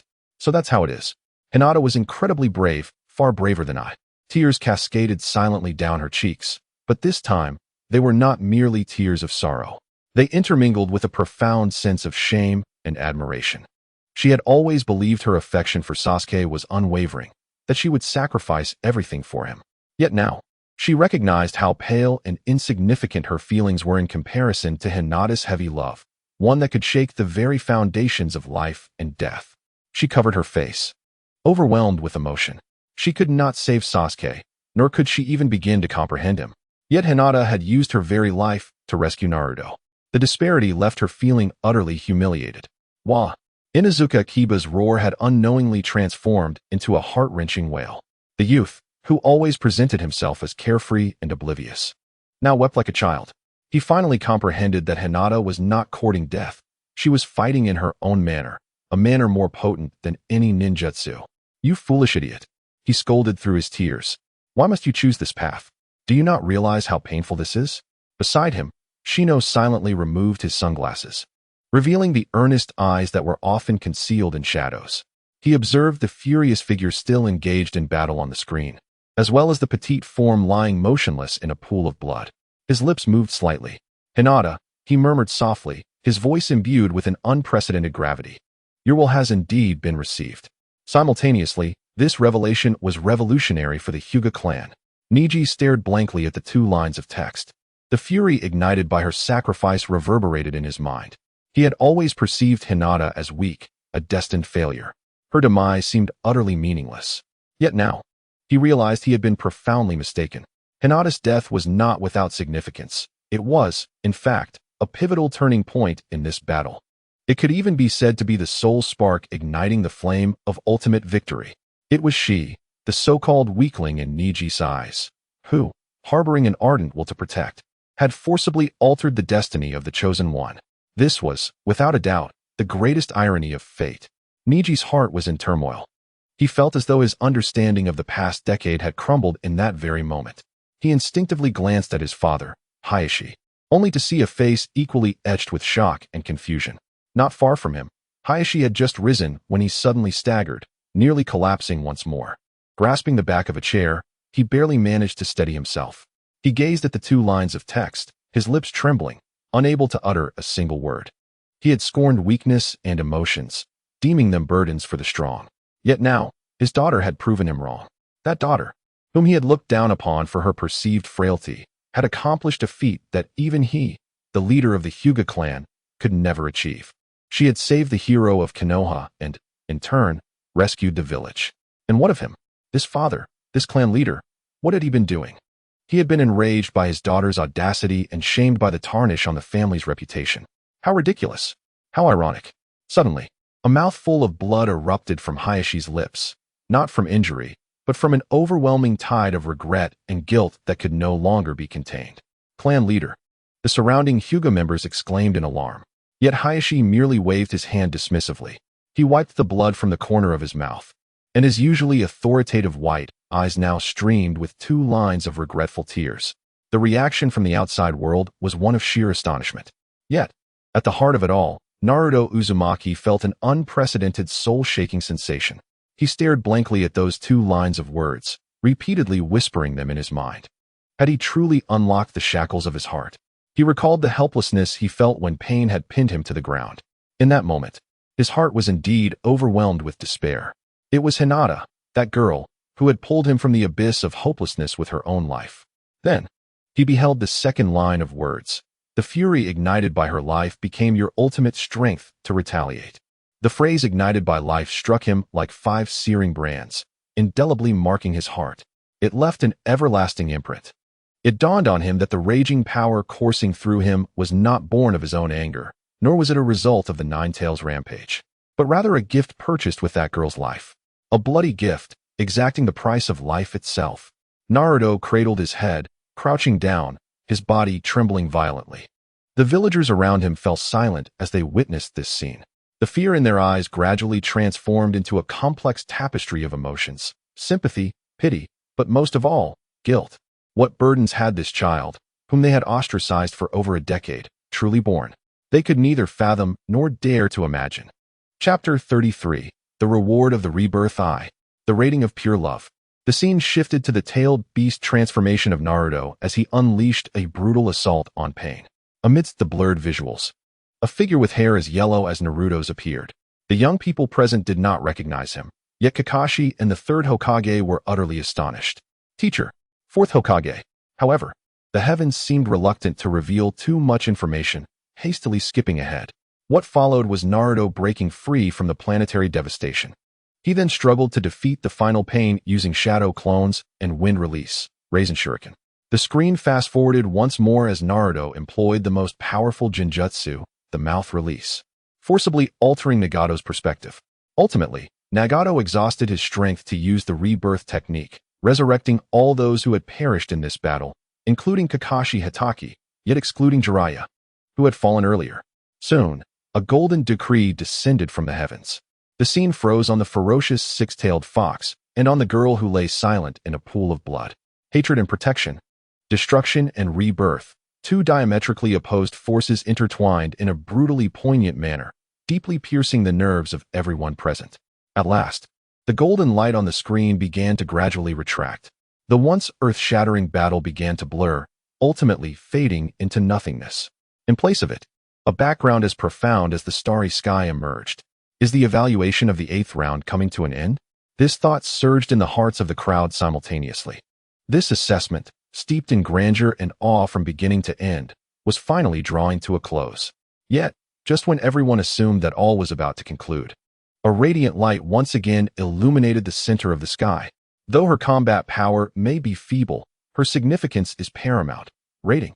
The audience erupted in astonishment. What a jest! This is utterly irrational. Indeed, she has not even grazed a hair of the enemy, and nearly sacrificed herself in the process. Voices of skepticism from other villages rose and fell. The celestial canvas seemed to heed their doubts, but offered no explanation. After a long silence, a shinobi from the hidden cloud village murmured, his eyes filled with astonishment. The sky was not judging the outcome, but rather, it was the will. It was the courage exhibited by that girl when faced with a godlike adversary. This revelation struck like a bolt of lightning, instantly dispelling the fog that clouded the minds of all present. Yes, they had all fallen into a cognitive trap, still clinging to the antiquated notion that only success defines a hero. They had failed to recognize that the sky represents a higher dimension of existence. In its eyes, perhaps the bravery to strike at the divine is far more precious than the power to conquer it. With this understanding, as they reconsidered the evaluation, all doubts dissipated, replaced by boundless admiration and a sense of inevitability. Indeed, such courage, such will. If they do not merit a high ranking, then what in this world truly deserves it? As the hearts of the crowd swelled with emotion, the celestial canvas once again descended with light. A silver beam, more resplendent and pure than any before, cascaded from above, piercing through the barrier above the venue, enveloping a petite figure. Hinata Hyuga, her cheeks flushed, and she lowered her head. The hearts of all present leapt into their throats. They were eager to discover what extraordinary reward awaited one deemed courageous enough to receive such a high rating by the celestial canvas. Indeed, the celestial canvas did not disappoint them. Lines of golden text radiating nobility slowly materialized. Reward recipient, Hinata Hyuga. Reward 1. Purification of the Byakugan bloodline. Effect, significantly enhances the perceptual distance and control over chakra of the Byakugan. A faint possibility of awakening the reincarnation eye is granted deep within the bloodline. Reward 2. Guardian of the 8 trigrams 64 palms. Effect. Unlike the offensive nature of the 8 trigrams 64 palms, this technique centers on defense, capable of creating an absolute defensive chakra domain. As these two lines of reward descriptions fully unfolded before the audience, the entire Chuunin exam venue plunged into an absolute silence lasting 10 seconds. Everyone's eyes widened, mouths agape. As if witnessing a divine miracle, the onlookers stood in utter bewilderment. Their minds were blank, for the vast majority among them could not comprehend the significance of the rewards bestowed upon them. The purification of the Byakugan bloodline? It sounded formidable. The rebirth eye? What is that? I have never heard of it. The guardian Bagua palm? It seemed like another version of the Bagua palm. However, Their inability to understand did not imply that no one could fathom its meaning. In a corner of the venue, within the area designated for the Hyuga clan, pandemonium erupted. What? An elder of the Hyuga clan abruptly leapt from his seat. His body trembled violently from overwhelming excitement. He pointed at the words displayed on the screen. His voice shrill with exhilaration. The Rebirth Eye. Am I not mistaken? Is it truly the legendary Rebirth Eye? This unfamiliar term, shouted from his lips, instantly sent shockwaves through the Hyuga clan. The Rebirth Eye. It is the one inscribed on the most ancient stone tablet of their lineage. Said to be the pinnacle of the Byakugan's evolution, one of the three great ocular techniques rivaling the Rinnegan. My heavens, how could this be possible? A chorus of incredulous gasps erupted from the mouths of the typically proud and traditional Hyuga clan members. They were utterly beside themselves, shedding all semblance of aristocratic composure.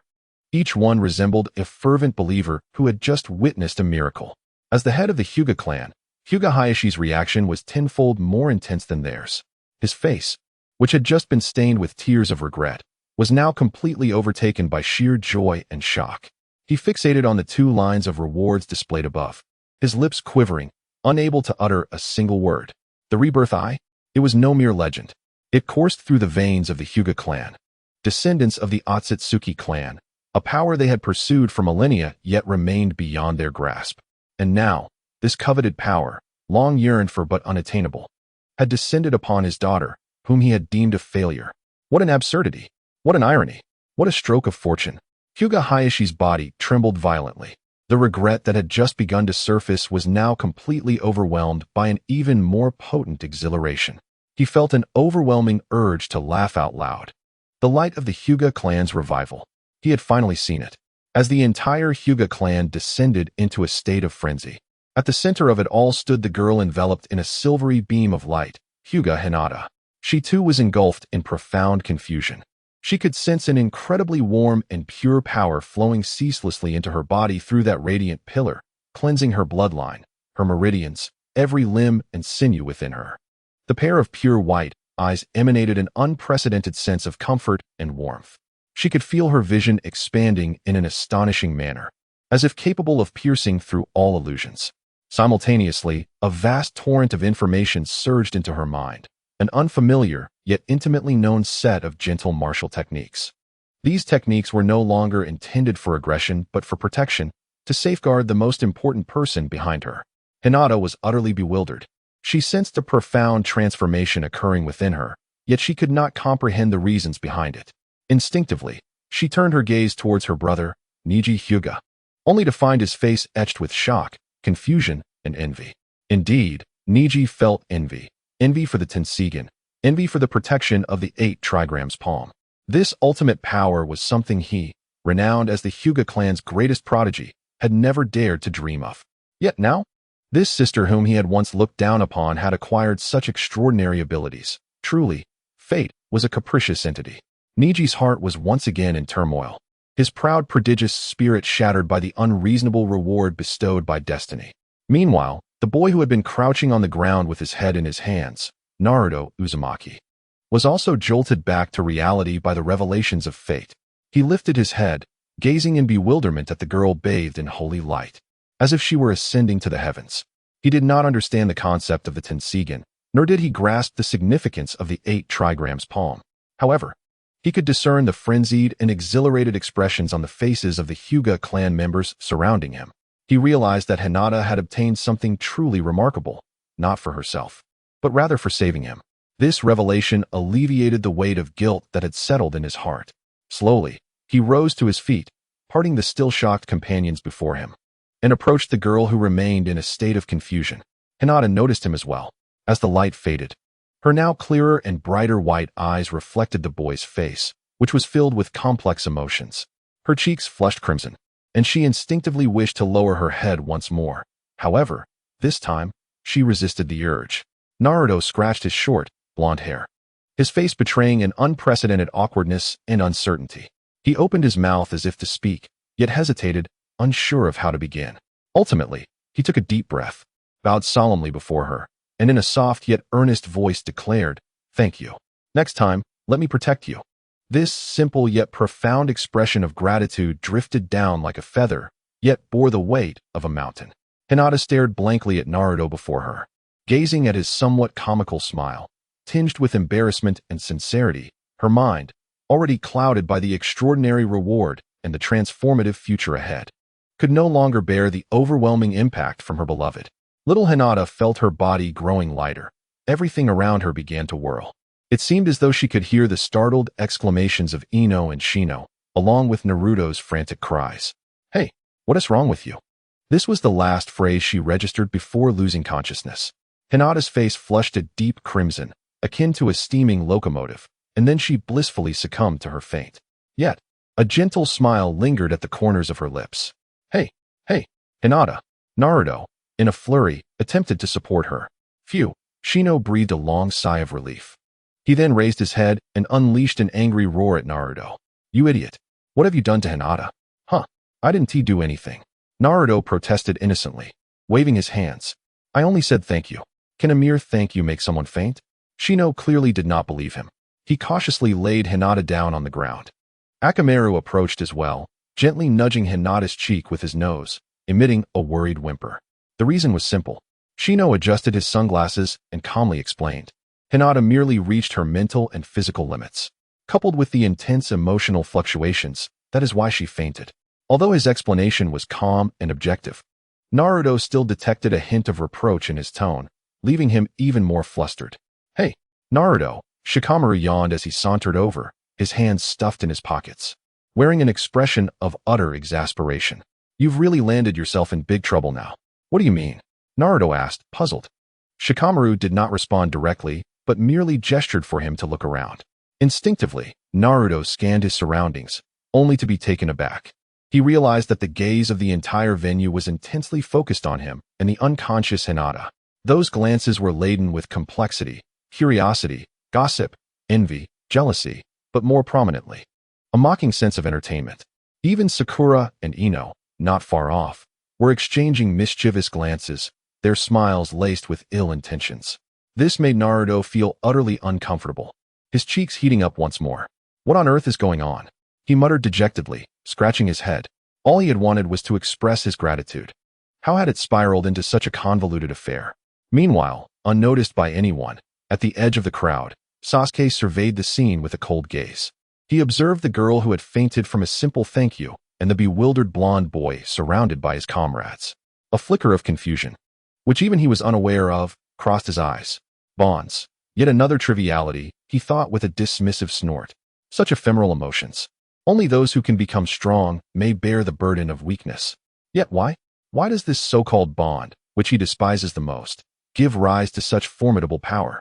That girl, driven by this emotion, attained a bloodline limit evolution that even the clan leader could not help but lose composure over.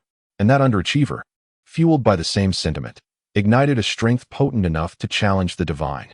It is utterly irrational. This stands in stark contrast to the path of strength he has always revered. Did that man not tell him?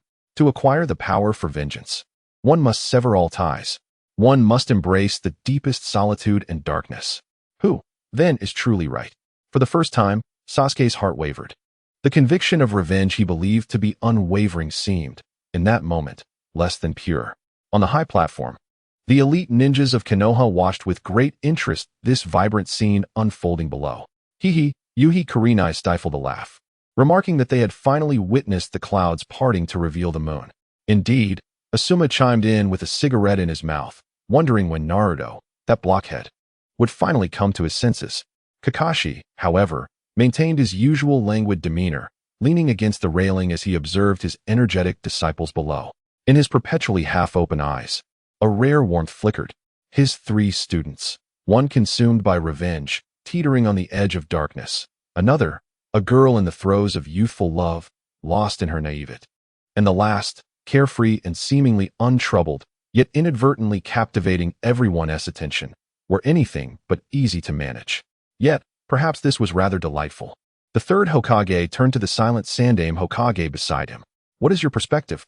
Sarutobi Hiruzen slowly exhaled a puff of smoke, a hint of a satisfied smile gracing his weathered face. "I see the legacy of the will of fire being passed on." He perceived not merely the tender emotions between youth, but the unwavering resolve to protect one's comrades at all costs. This resolve formed the foundation upon which the first Hokage established the village and is the fundamental reason Konoha has withstood numerous wars. As long as there are those who inherit this will, Konoha shall never wither. A glimmer of hope shone in Sarutobi Hiruzen's eyes. Hinata's emergence revealed a spirit in the new generation that was no less formidable than that of their predecessors, filling him with confidence for Konoha's future. Yet, while the people of Konoha reveled in this warm and lively atmosphere, a subtle tension lingered at the other end of the venue, where the Hyuga clan was located. All Hyuga clan members stood, hesitant to sit, for their leader, Hyuga Hayashi, remained standing, quietly observing the scene. His gaze traversed the cacophonous crowd, settling upon the delicate figure being carefully lifted onto a stretcher by Tsuya and Shino. A complex tapestry of emotions flooded his eyes: shock, elation, regret, and guilt, yet absent was the previous cold disdain. He beheld the daughter he had neglected for over a decade, observing the faint smile gracing Hinata's face even in her unconscious state. Hyuga Hayashi's heart swirled with conflicting sentiments. He realized that from this day forth, no. From the very moment twilight descended, the dynamics of the Hyuga clan, indeed all of Konoha, and even the entire ninja world, would undergo a profound transformation because of this daughter he deemed a failure. The potential of the Tenseigan would become the paramount asset for the future of the Hyuga clan. All of this was earned through his daughter's courage. Hyuga Hayashi contentedly closed his eyes, inhaling deeply. When he opened them again, the haze of confusion had dissipated, leaving in its wake an unprecedented clarity. As a father, and as the clan leader, he understood what must be done. Slowly, he turned to face his silent, head-down genius nephew, Hyuga Niji. He sensed that the boy, whom he had always held in high hopes, was now in turmoil. Niji, after the Chuunin exams, come to the main house. We must discuss the fate of the caged bird. He paused, speaking with an undeniable authority. It is time for us to revisit this matter. Niji abruptly lifted his head. His once confused Byakugan now narrowed in disbelief at Hayashi's words. Revisit the fate of the caged bird? Was it not predetermined? Niji felt as if the world he had just seen crumble was now being battered by an even more formidable force. At that moment, the colossal luminous screen suspended in the sky underwent another transformation. The tally of 8 had concluded, and the celestial canopy reverted to its profound starry backdrop. Yet, this tranquility was short-lived. Soon, a new symbol began to coalesce at the center of the sky, radiating a steady yet reassuring glow. 7. The new tally was about to commence. The tumult of the crowd silenced once more, all eyes drawn to the emerging symbol, hearts swelling with boundless anticipation. Who would be the savior this time? What unknown, heart-stirring tale awaited revelation? The audience buzzed with speculation, yet no one truly knew. All held their breath, awaiting the ultimate unveiling. Hinata's breathtaking confession was akin to a stone cast into a tranquil lake, sending ripples that continued to expand in circles. The ninjas whispered among themselves, their glances occasionally darting towards Naruto and the Hyuga family's seats. The blush on Naruto's face had yet to fully fade. He scratched his head, feeling an overwhelming discomfort, as if countless ants were crawling over him. Hyuga Hayashi's expression remained taut, betraying no emotion, yet his occasionally complex glances at Naruto revealed a tumultuous inner world. Amidst this mingling of gossip and warmth, the brilliance of the heavens began to subtly shift. The imagery and text of the previous segment gradually faded into oblivion, replaced by a new symbol. This emblem lacked the softness of its predecessor and the grandeur of the sage mode. Instead, it resembled a blazing inferno, pure, resplendent golden flames. The flames danced, emitting rapid flashes of yellow, causing a palpable sense of trepidation. The murmurs in the venue gradually subsided as everyone lifted their heads to gaze at the golden fire, aware that a new revelation was about to commence, one that would surpass even Hinata's confession in its shock. At last, a line of bold characters appeared against the backdrop of the golden flames, the unbeaten legend of the ninja world, Yellow Flash. In an instant, the entire venue fell silent, as if time itself had been paused. The next moment, the eruption occurred. Yellow Flash. A voice trembled, igniting a spark of realization. Immediately, seasoned ninjas, well-versed in the annals of history, reacted. Yellow Flash. The fourth Hokage. The crowd erupted into a fervor. Those who had endured the third great ninja war stood up, their faces alight with fervent respect and admiration. Was it truly the fourth Hokage? Would the heavens display the valor of their revered leader? Tears streamed down the face of an elderly woman, her hands covering her face in an outburst of emotion. For them, the name Minato Namikaze symbolized not merely a Hokage, but hope, security, and the resplendence of Konoha. Kakashi's body stiffened suddenly, his form frozen as if sculpted from stone. The eye that was visible swelled with a torrent of complex emotions: nostalgia, sorrow, admiration, and a deep-seated guilt. His hand, resting on his knee, had unconsciously clenched into a fist, the veins on the back of his hand standing out starkly. Teacher Kakashi's throat constricted as he murmured the two words in a voice only he could hear. The third Hokage, Hiruzen Sarutobi, took a deep drag from his pipe, the white smoke swirling around, obscuring his aged visage. His hands trembled slightly. Minato, the Hokage he held such high hopes for, bright and sunny, like the sun itself. What stunning and awe-inspiring moments had he left behind in his brief, yet brilliant life that would resonate throughout the ninja world. Disguised as the shadow of the wind, Orochimaru's serpentine-slit pupils narrowed slightly. He extended his tongue, moistening his lips, his eyes shimmering with a dangerous yet thrilling glint. Minato Namikaze, Jiraiya's foolish disciple, indeed possessed legendary prowess. I am intrigued to witness the spectacle that accompanies one so prominently positioned by the heavens. Unlike the excitement of the older generation, Naruto's contemporaries were enveloped in confusion and curiosity. The yellow flash? Is that the legendary fourth Hokage, the mightiest of our village? Ino inquired with wide-eyed wonder, glancing at Shikamaru. Shikamaru's expression turned unusually serious. Yes, indeed. My father spoke of him. He was a hero of the war, single-handedly securing the victory for Konoha.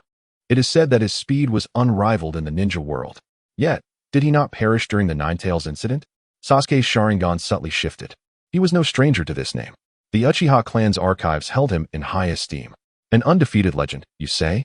Sasuke scoffed inwardly, yet his interest was piqued. He wished to see how this legendary Hokage compared to that man. Meanwhile, Naruto wore a perplexed expression. The fourth Hokage. He certainly knew of him, the greatest hero immortalized on the Hokage rock. Yet, for some inexplicable reason, upon hearing the term yellow flash, his heart skipped a beat.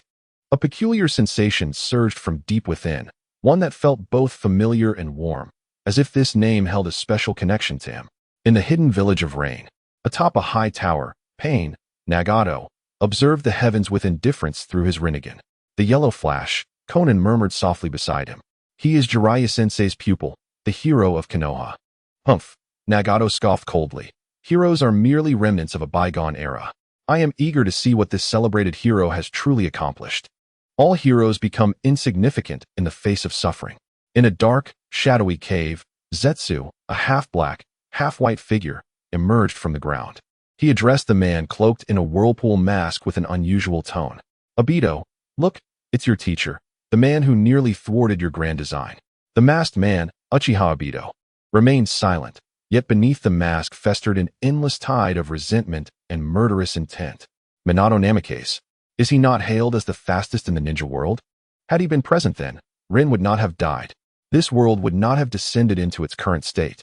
A chilling and oppressive chakra radiated from him, causing Zetsu to instinctively fall silent. He is but a dead man. After a prolonged silence, Obito finally spoke in a raspy voice. I only wish to create a world where Rin exists. Anyone who stands in my way, living or dead, shall be utterly crushed. Oh, the yellow flash, you say? It sounds like an extraordinary figure indeed. The ghostly shark, wielding the mighty blade, grinned widely. He cast a glance at his partner beside him. Uchiha Itachi remained expressionless, as if he had not heard a single sound. Yet, within his profound gaze, a barely perceptible ripple flickered. The fourth Hokage, a man who shone like the sun in his childhood memories. Itachi's thoughts involuntarily drifted back many years. He too was curious about what scene this Hokage had left behind, one that could be heralded with the name of legend, so grandly introduced to the heavens. At that moment, the entire ninja world held its breath, all eyes fixated on the sky, eager to witness the forthcoming grand rescue by the fourth. Chapter 36. The Despairing Battlefield, the Might of the Ten Tails. The clamor within the venue came to an abrupt halt as the screen illuminated. Everyone was drawn into an entirely new realm. It was a hellish world, the sky tainted a dark crimson, as if stained by congealed blood, exuding a stifling, suffocating atmosphere. The earth bore no resemblance to its former self, riddled with colossal fissures, unfathomably deep. Mountains had been razed to the ground, rivers long since dried up. Only endless ruins and debris remained, evoking a vivid imagination of the horrific battles that had just unfolded here. In the Chuunin exam arena, a trembling Jinin stammered, "Where's this place?" Yet, no one around could respond. All were rendered speechless by the apocalyptic scene. The image slowly shifted, the lens sweeping across a corner of the battlefield, where a dense throng of ninjas gathered. Their forehead protectors varied, some bearing the symbols of Konoha, others of Sunagakure, and even a Wagakure, Kumogakure, and Kirigakure. Had the 5 great ninja villages united? The third Hokage, Sarutobi Hiruzen, gasped in astonishment, nearly dropping his pipe. What foe could compel the traditionally independent 5 nations to set aside their grievances and form an alliance? As the scene continued to unfold, the answer swiftly became apparent. The camera ascended, soaring above the minuscule forms of the allied ninjas, climbing higher and higher until it ultimately fixed upon a creature beyond description. Its size surpassed all imagination, towering into the clouds, as if it were a pillar connecting heaven and earth. It possessed 10 tails akin to colossal serpents, each flick generating a cataclysmic storm. Its body was desiccated, resembling decayed timber, yet emanating an oppressive, malevolent chakra. Most terrifying of all was its head, devoid of facial features, save for a single enormous blood-red eye. Within that eye swirled black tomo and ripples, resembling an abyss capable of devouring all. The monster opened its gaping maw, unleashing a roar. No sound escaped, or rather, its voice transcended the realm of human hearing. Observers could only witness the distant remnants of mountains crumbling like sand sculptures into dust, succumbing to this voiceless roar. In that moment, Inuzuka Kiba's face turned as pale as parchment. Beside him, Akamaru emitted a fearful whimper, burying his head deep into his master's embrace. "Is it a tailed beast?" Sakura asked, her voice trembling. No, Gaara on the platform denied her in a dreamy tone. At that instant, Shikaku within him was shaking uncontrollably, screaming, conveying an unfathomable terror that emanated from the very depths of its bloodline. It was a fear of the origin itself. Gaara could distinctly sense Shikaku's emotions. The third Hokage narrowed his eyes slightly. "If I am not mistaken, that should be the amalgamation of all tailed beasts, the legendary 10 tails." Boom! The venue erupted in chaos. If the previous flash of yellow represented a legendary hero, then the 10 tails before them was the embodiment of a deity. The god of destruction. The 10 tails truly exists. The 2 advisors from Konoha, Nara Shikaku and Mido Kazumi, looked utterly pale, their faces marred by disbelief.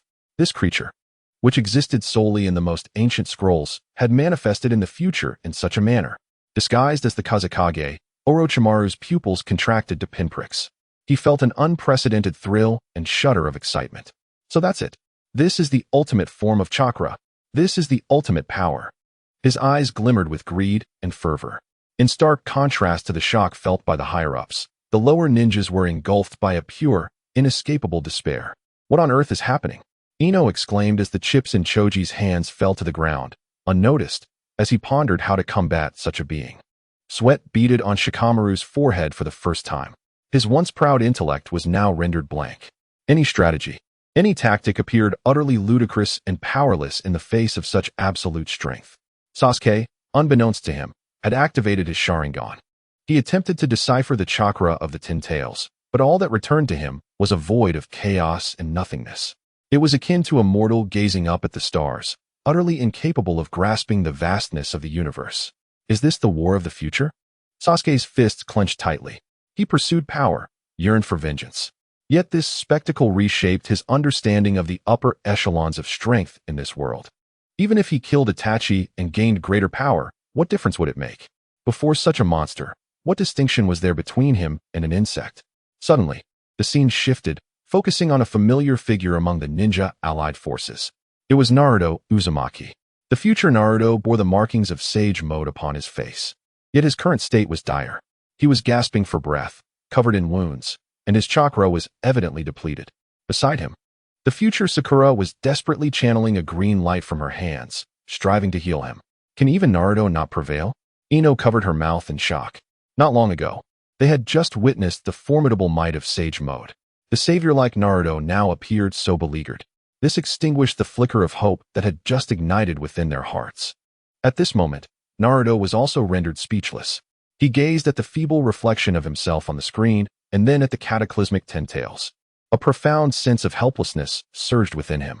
Is even my future self incapable? He murmured to himself.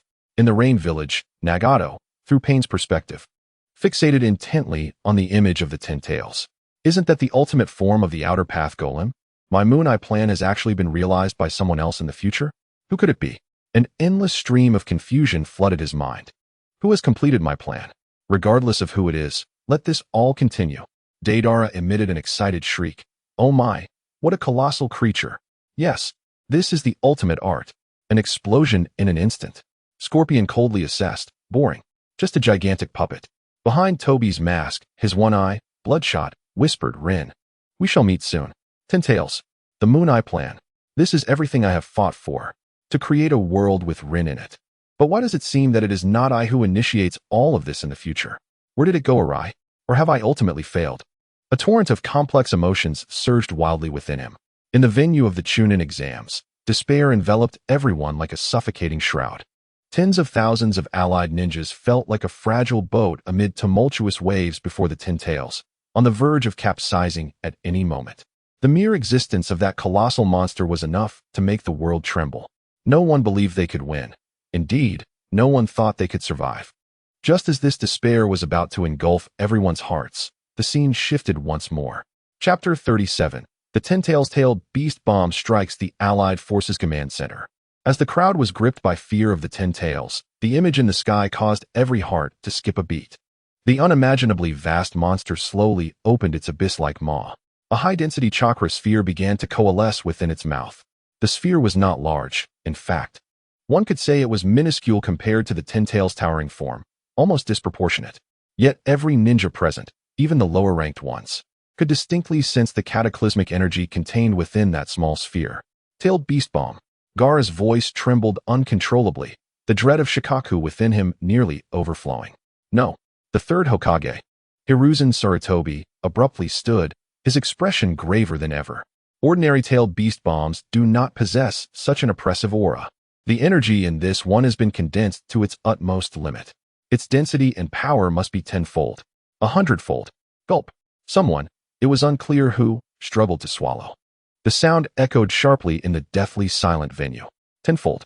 100-fold? What does that even mean? A single-tailed beast sphere possesses the power to obliterate a mountain. But what of this one? Could it erase an entire ninja village? Or perhaps even a nation? This terrifying thought pervaded the minds of all present. The scene depicted the allied ninja forces, who were equally aware of the impending doom, their faces reflecting pure despair. There was no fear, no wailing, not even a thought of flight. They understood that against such a formidable assault, all was rendered meaningless. Where could they possibly flee? The entire battlefield would be reduced to nothingness with a single strike. Within a hastily erected command center, the ninjas sharing the battlefield imagery through sensory ninjutsu fell into a profound silence. A familiar figure emerged at the center of the command post. It was Shikamaru's father. Choji pointed at the screen, astonished. Nara Shikaku, the leader of the elite Jonin squad in Konoha, much like his son, represented the wisdom of their village. Even in the face of certain death, he maintained his composure. There was no trace of fear upon his countenance, only a hint of regret and defiance. Utilizing the mind transfer technique of the Inuzuka clan, he issued his final command to all allied ninjas. It is unstoppable. Its target is our command post. Yet, the reach of the tailed beast sphere will likely encompass the entire battlefield. Everyone, find a way to evade. This directive resonated through the minds of every allied ninja via telepathy, reaching the ears of all spectators at the Chuunin exam venue as well. Finding a way to evade. Was that not akin to pronouncing a death sentence? Shikamaru's body trembled violently. He fixated on the image of his father, calm yet resolute. Was his father sacrificing himself, using the command post as bait to protect the alliance? A heart-wrenching agony surged within him. He longed to shout, to urge his father to flee. But he knew it would be in vain. That was the future, yet to unfold, yet impossible to alter. Suddenly, the dark-tailed beast sphere condensed to its utmost potential, detached from the gaping maw of the Ten Tails. It emitted no sound, but with a serene force capable of ending all, it sliced through the murky sky, directed towards the Allied command post. As it traversed its path, even the fabric of space seemed to warp, as if light itself would be consumed by its terrifying gravitational pull. Time, at that moment, appeared to stretch infinitely. Every individual present held their breath, eyes wide in horror, watching the cataclysmic tailed beast sphere draw ever closer to the Allied forces. 100 meters, 50 meters, 10 meters. Every heart raced to the throat. Sakura and Ino could no longer bear to watch and shut their eyes in despair. Even Sasuke, typically aloof, instinctively clenched his fists. Though indifferent, he could not remain unmoved by the impending slaughter of thousands of ninjas, for the scene evoked memories of the night of extinction, when countless lives were extinguished in a single night. The villagers of Konoha appeared ashen-faced, engulfed in despair. Would the impending war truly be this brutal? Tens of thousands of elite ninjas, stripped of even the slightest chance to resist, were to be eradicated in such an incomprehensible manner? Was this truly the end? Lord Fourth Hokage. A voice broke through the silence, a desperate cry echoing in the air. Yet, the image looming in the sky remained that of the approaching tailed beast bomb, devoid of any sign of hope or miracle. With a thunderous roar that could shatter eardrums, the colossal sound finally resonated from the heavens. The Ten Tails bomb struck the location of the Ninja Coalition's command center. Contrary to expectations of a cataclysmic explosion, only a vast, expanding sphere of pitch-black energy emerged. It devoured everything in its path with a ruthless ferocity. The earth, the rocks, the air, everything was disintegrated upon contact with that dark energy, vanishing into the most primal void. That area was utterly erased from the map, leaving behind a colossal, bottomless crater. Although the tens of thousands of Ninja Coalition members were not at the epicenter of the blast, they were still hurled away by the terrifying shockwave, suffering devastating casualties. Shikamaru let out a cry of anguish, his body collapsing into his seat, his gaze vacant. His father was gone. Choji and Ino, their eyes glistening with tears, silently supported him.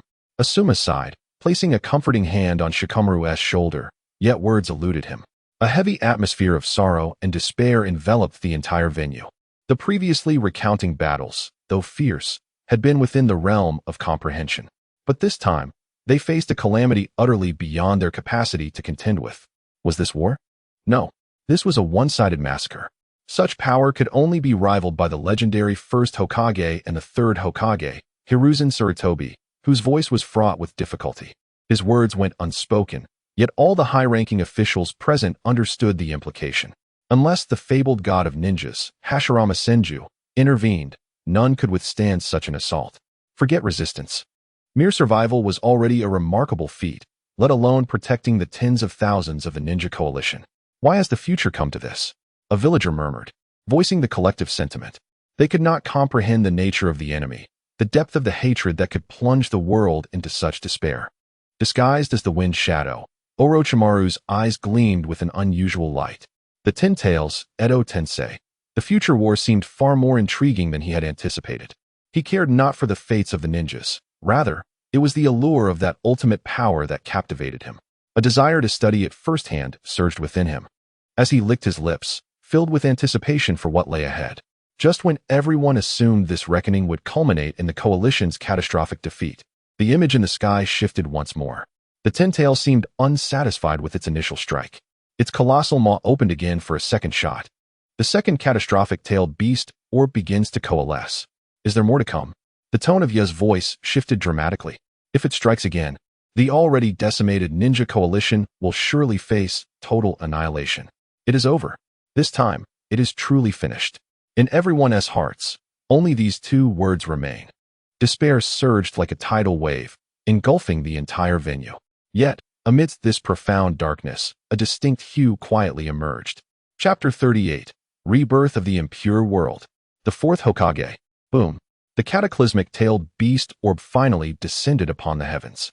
In an instant, the command center of the Konoha Ninja Coalition was obliterated. Nara Shikamaru stared blankly at the erased scene, his eyes devoid of life. His father, the man who had always been like a guiding lighthouse, the one who had effortlessly triumphed over him in childhood games of chess, had vanished just like that. He hadn't even had the chance to finish their last game properly. A piercing pain spread from his chest to engulf his entire being.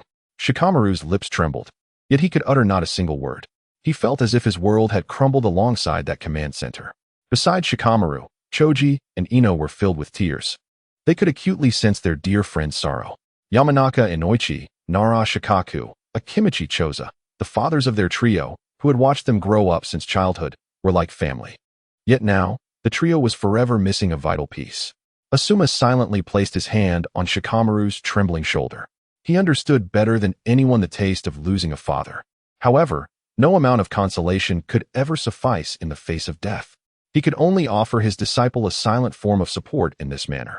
The entire venue was shrouded in the shadow of this sudden sacrifice. Ninjas are professionals who must always be prepared for death. This truth was clear to all present. Yet when death manifests in such a visceral and tragic manner, the impact remains unbearable. Nara Shikaku, the third Hokage Sarutobi Hiruzen, slowly removed his conical hat. His face etched with sorrow. Nara Shikaku was not merely the leader of Konoha's elite J-Nin. He was also his most trusted advisor, a pillar in their shared guardianship of the village. To see him sacrificed for the future, a resigned sigh escaped from the crowd. It was Shimura Danzo. In his uncovered eye, a rare flicker of complex emotion surfaced. Although he held differing ideals from Sarutobi Hiruzen and even coveted the position of Hokage, he too was a ninja of Konoha. Witnessing the sacrifice of the village's elite for the protection of the world stirred within him a sense of respect and a profound sense of impending crisis. The emergence of the Ten Tails had utterly shattered all his plans, let alone the position of Hokage. If this continues, the entire Konoha, and indeed the entire shinobi world, will cease to exist. We must find a solution. Danzo clenched his hidden hand tightly within his sleeve. There is no way we can allow the future to truly reach this point. A futile sacrifice. Disguised as the Kazekage, Orochimaru curled his lips into a cold smile. Yet beneath that seemingly disdainful expression lay a trace of gravity. He glanced at the heartbroken Sarutobi Hiruzen beside him, then at the terrifying Ten Tails on the screen. For the first time, he felt a flicker of doubt regarding his own immortality. What good is eternal life in the face of such world-destroying power? Immortality may merely become an endless torment. The scene in the sky continued to unfold. Although the command center had been destroyed, Nara Shikaku's sacrifice was not in vain. He had bought precious time for the allied shinobi forces with his life and ignited the flame within everyone's hearts with his final command. Is that the technique of the allied shinobi forces? An elite ninja exclaimed in astonishment. On the screen, countless Earth-released ninjas were frantically erecting earthen walls, one after another, layer upon layer, attempting to block the next attack from the Ten Tails. Despite knowing that this was merely a futile effort, they did not give up. Each face was etched with resolve. For Lord Shikaku, for Lord Hachi, we cannot allow their sacrifices to be in vain. To protect the world. This is the will of our allied shinobi forces. In this moment of sorrow, strength was forged. Dad Shikamaru gazed at the screen, watching the ninjas rise up due to his father's sacrifice. Tears streamed down his face, uncontrollable. He finally understood. His father's death was not an end, but a beginning, a spark of hope. I understand now. Shikamaru slowly lifted his head, wiping away his tears. Though his eyes were still filled with sorrow, they also shone with an unprecedented determination. Dad, I will not let you down. Konoha and the future will be mine to protect. Before he could finish his words, the screen displayed the second-tailed beast bomb of the Ten Tails, already taking form. It was even more terrifying than the previous one. The earthen walls constructed by the ninjas appeared as fragile as paper before it. They would scarcely hold for even a second. It's over. The flicker of hope that had just ignited seemed ready to be extinguished by this merciless reality. In this critical moment, the scene suddenly shifted. It transitioned to a dark locale, the Uzumaki clan's shrine. A figure wearing a death mask appeared in the center of the screen. The Shinigami of the dead demon-consuming seal? The third Hokage, Sarutobi Hiruzen's eyes widened in shock. A sense of foreboding washed over him.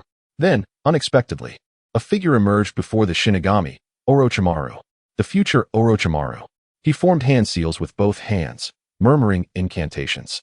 Subsequently, the Grim Reaper unsheathed his blade and cleaved open his own abdomen, from which blood flowed in tandem with the corresponding area of Orochimaru's own body. To the astonishment of all present, the future Orochimaru astonishingly retrieved the hands that had been sealed within the Reaper's belly. He had somehow undone the Shinigami's sealing technique. The third Hokage, Sarutobi Hiruzen, gasped in disbelief. This was an accomplishment beyond even his capabilities. This wayward disciple had.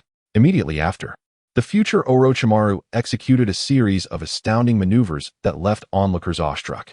Using 4 white zetsu as sacrificial offerings, he resurrected the 4 Hokage. They were the first Hokage, Hashirama Senju, the second Hokage, Tobirama Senju, the third Hokage, Sarutobi Hiruzen, and that figure who rendered the entire assembly breathless, the fourth Hokage, Minato Namikaze. This was the forbidden technique. Edo Tensei. The 4 Hokage transcended life and death in this miraculous manner, reappearing in the realm of the living. Sarutobi Hiruzen gazed vacantly at the screen, at the visage of his resurrected self, his emotions swirling in a tumult of complexity. Did this not imply that he had long since perished at that point in time? What was the meaning of this? Hiruzen narrowed his eyes slightly. Meanwhile, Orochimaru reveled in his clandestine delight. So this is the future me, a veritable genius. Not only had I unraveled the Shinigami's seal, but I had also simultaneously resurrected 4 Hokage. He glanced at the third Hokage's grim visage beside him, feeling even more triumphant. In the imagery, the resurrected Hokage engaged in dialogue with another figure, Sasuke Uchiha? The future Sasuke. Sasuke? How could he possibly be allied with Orochimaru? Sakura and Naruto exchanged bewildered glances. After some discourse, the 4 Hokage grasped the current state of affairs and resolved to head to the battlefield to support the ninja allied forces. They were coming. Kakashi's heart began to race uncontrollably. If it were his teacher, perhaps there would be a way to thwart the Ten Tails. Chapter 39. A flying Raijin Kunai shocks the arena. The scene in the sky shifted back to the desolate battlefield. The Ten Tails unleashed its second cataclysmic tailed beast bomb, hurtling forth with the terrifying might to annihilate everything in its path, aimed directly at the beleaguered ninja allied forces. The makeshift earthen walls erected by the allied ninjas crumbled before it like mere parchment. Even before contact was made, the sheer force of its energy wave shattered them into dust. The shadow of death loomed once more over every individual. It was over. This time, there would be no command center to serve as a decoy. All would be reduced to ashes beneath this unparalleled onslaught. Sorrow, helplessness, and despair. These negative emotions spread like wildfire among the allied ninjas, quietly permeating the venue of the Chuunin Exams as well. In this darkest, most helpless moment, a faint sound pierced the air, a whisper of breaking through the void, resonating from the heavens. The sound was subtle, nearly drowned out by the tumult of battle. Yet it reached the ears of every spectator with clarity. A collective heartbeat quickened in unison among the crowd. They instinctively turned their gaze towards the source of the sound. What they beheld was a uniquely shaped kunai, seemingly emerging from nowhere, spinning with an incredible velocity and whistling through the air. With unparalleled precision, it embedded itself directly in front of the colossal tailed beast orb. This was a specially crafted trident-shaped kunai, its handle entwined with a band of runes. A sight to behold. Kakashi's body tensed abruptly, his eyes fixated on that kunai, one he knew all too well. Instantly, a young, sunlit figure, always adorned with a confident smile, flashed through his mind. Teacher, is that the flying thunder god kunai? The third Hokage, Sarutobi Hiruzen, also recognized the origin of this kunai, his voice laced with incredulous astonishment. Could it be that Minato's flying thunder god surpasses even the second Hokage? Before he could finish his thought, an unexpected transformation occurred. The moment the specially crafted kunai struck the ground, a dazzling light materialized out of thin air. This brilliance was more radiant than the sun and swifter than lightning, akin to the first ray of dawn tearing through the night, illuminating the dark battlefield in an instant. Everyone instinctively squinted, unable to bear the intensity of the light. As it flashed by, it was so swift it felt almost like an illusion. When the crowd reopened their eyes, a figure had appeared on the battlefield, standing with its back to them, poised before the world-ending beast orb. Though not particularly tall, he emanated a sense of reliability and stability, as if the sky itself could not fall while he stood there. Draped in a white ceremonial robe, 5 bold crimson characters spelling forth Hokage blazed across his back like a burning flame, rustling in the howling wind of the battlefield. At that moment, the entire venue fell into an absolute silence, as if time itself had ceased to flow. All breaths were suspended, their minds blank, staring in a near-reverent daze at that silhouette. It was him. It truly was him. The hero of Konoha, the undefeated legend of the ninja world, the Yellow Flash, Minato Namikaze. He had indeed transcended life and death, descending upon this most desperate battlefield. A villager's voice trembled in disbelief. Is it really the fourth Hokage? He rubbed his eyes, struggling to accept what he was witnessing. I must be dreaming. It truly is the fourth Hokage. How wonderful. Konoha is saved. After a brief moment of stunned silence, a thunderous cheer erupted. The pent-up excitement, tension, and reverence exploded at that instant.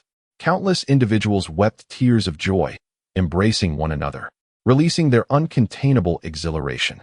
The fervor and enthusiasm surged even more intensely than during Naruto's earlier moments. For the name Minato Namikaze, in the hearts of the previous generation of Konoha, was synonymous with divinity. It was the embodiment of invincibility. As long as he is present, there is no war that cannot be won. Teacher Kakashi slowly removed his forehead protector. His eyes were already glistening with moisture. He fixated unwaveringly on that familiar, yet unfamiliar silhouette, wishing to etch this moment deep within his soul. Beside him, Asuma and Kurenai were equally moved. They were both individuals who had lived through that era, having witnessed firsthand how this man created one miracle after another on the battlefield. Truly, he is remarkable. Asuma exhaled a puff of smoke, reflecting on how effortlessly cool he always appeared. The younger generation of female ninjas, including Sakura and Ino, were utterly captivated by that figure. Although merely a silhouette, the calm demeanor and strong aura exuded by him were enough to make any infatuated girl swoon. So handsome, Ino thought, her eyes sparkling with countless stars. Is this the legendary fourth Hokage? Sakura murmured, a blush gracing her cheeks. In stark contrast to the girl's infatuation, Sasuke's expression was grave. He activated his Sharingan, attempting to capture the trajectory of that fleeting moment, but failed. His Sharingan only caught a glimpse of a fleeting yellow light. Then, that person appeared before them. No hand signs, no warning, completely incomprehensible. Is this the space-time ninjutsu? Is this the speed of the yellow flash? Why could even the Sharingan not discern it? A tempest of emotions surged within Sasuke. For the first time, he felt that the Sharingan might not be omnipotent.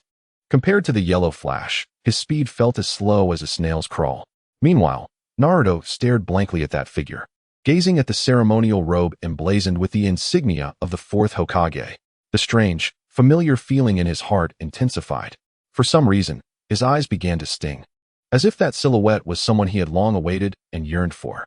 Just then, the much-anticipated figure turned slowly in the sky. A handsome, gentle face, brimming with confidence, appeared before everyone. He had a head of sun-kissed golden hair and eyes as clear and blue as the sky. A faint smile graced his lips, as if the tailed beast bomb capable of obliterating everything was merely a trivial stone. Upon his arrival, he did not gaze at the tailed beast bomb nor the severely wounded ninjas surrounding him, but instead directed his attention towards the distance, towards the boy with similar golden hair and blue eyes, who was being treated by Sakura. His expression was complex, filled with pride, relief, and a tinge of deep remorse. It is him. It is Lord Fourth. Truly, it is he. Upon recognizing that face, the cheers within the venue grew even more fervent, and countless individuals were moved to tears. As Naruto beheld that face, he felt as though struck by a bolt of lightning, rendered utterly motionless. The visage, the golden hair, the cerulean eyes mirrored his own with astonishing precision. The third Hokage. Could it be that? Little Naruto turned to glance at the third Hokage. Chapter 40. Have I arrived late? It seemed that Ino, captivated by the striking countenance displayed upon the sky, instinctively cast a sidelong glance at the dazed Naruto beside her. Her petite lips parted slightly in astonishment. Why did it seem that Naruto bore a striking resemblance to the fourth Hokage? Her utterance instantly stirred a tempest of speculation. Upon your remark, it truly appears so. The crowd murmured. The golden, nay yellow, hair and blue eyes. They seemed to be cut from the same mold. Could it possibly be mere coincidence? The whispers surged like a tide, one wave crashing upon another. The villagers and shinobi, initially enraptured by the hero's return, now detected a hint of disquiet in the air. They glanced between the fourth Hokage, descending like a deity upon the screen, and the boy in the audience, whom they had long regarded as a fox spirit, enduring scorn and torment since childhood. An absurd yet inexplicably plausible notion began to take root fervently within their minds. Impossible. This is utterly preposterous. Many instinctively shook their heads, striving to dismiss such a conjecture. For if this hypothesis bore truth, what would that make of all they had done to this child over the years? Naruto himself stood in a state of sheer bewilderment. His mind was blank, incapable of coherent thought. He merely stared vacantly, repeatedly drawing comparisons between himself and the man on the screen. Golden hair, blue eyes. Even the curve of the smile bore an uncanny similarity. An unprecedented sensation of kinship surged forth from the depths of his soul, uncontrollably overwhelming him, rendering his body tremulous and his limbs icy. Is it truly him? Could it be the father he had fantasized about countless times, yet had never encountered? No, it cannot be, Naruto murmured, his complexion ashen. He found it difficult to believe, unwilling to accept the reality. If his father were indeed such a magnificent hero, then why had he been so utterly alone from childhood? Why did the villagers regard him with such disdain and fear? Why had the third Hokage never divulged this to him? There must be some misunderstanding. Kakashi painfully closed his eyes. The hand resting upon his knee had turned pale from excessive strain. This secret, a burden he had borne in silence for 12 long years on behalf of his teacher and the third Hokage, was now poised to be revealed in the most brutal fashion. He dared not gaze upon Naruto's expression, fearing to witness the child's collapse, the questions that might arise, or even the gaze filled with hatred. I'm sorry, Naruto. I'm sorry, Sensei. It was my failure to care for him. The third Hokage, Hiruzen Sarutobi, silently puffed on his pipe, each inhalation enveloping his aged visage in a thick haze of smoke. He could feel the myriad gazes around him, some filled with confusion, others with shock or curiosity, intently focused on him. Yet, he offered no explanations, for there were none to give. Some mistakes, once committed, leave no room for redemption. All he could do now was wait, waiting for the heavens to render their judgment, and for the inquiries of the entire village that would follow. Disguised as the fifth Hokage, Orochimaru observed the unfolding events with keen interest, a knowing smile playing upon his lips. As a disciple of the third and a friend to Jiraiya, he was well aware of the secret. Ah, Hiruzen, I never imagined that your most concealed secret would be unveiled in such a manner. How will you conclude this? My anticipation only grows.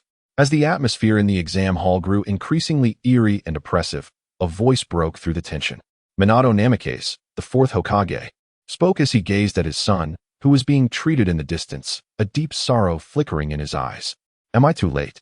A simple phrase, devoid of embellishment, yet it bore an eerie, terrifying potency.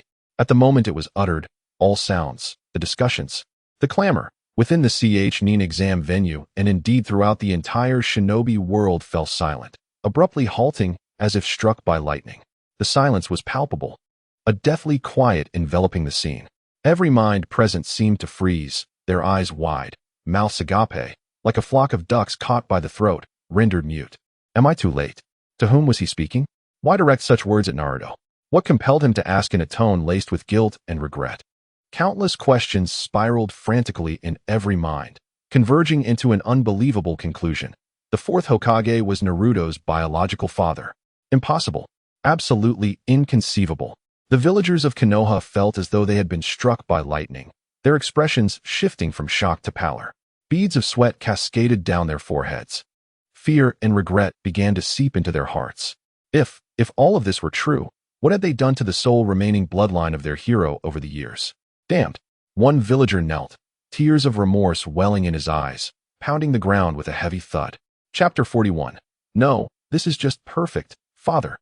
The hall fell into a profound silence. Time seemed to come to a complete standstill after the words "Am I late?" uttered by the fourth Hokage.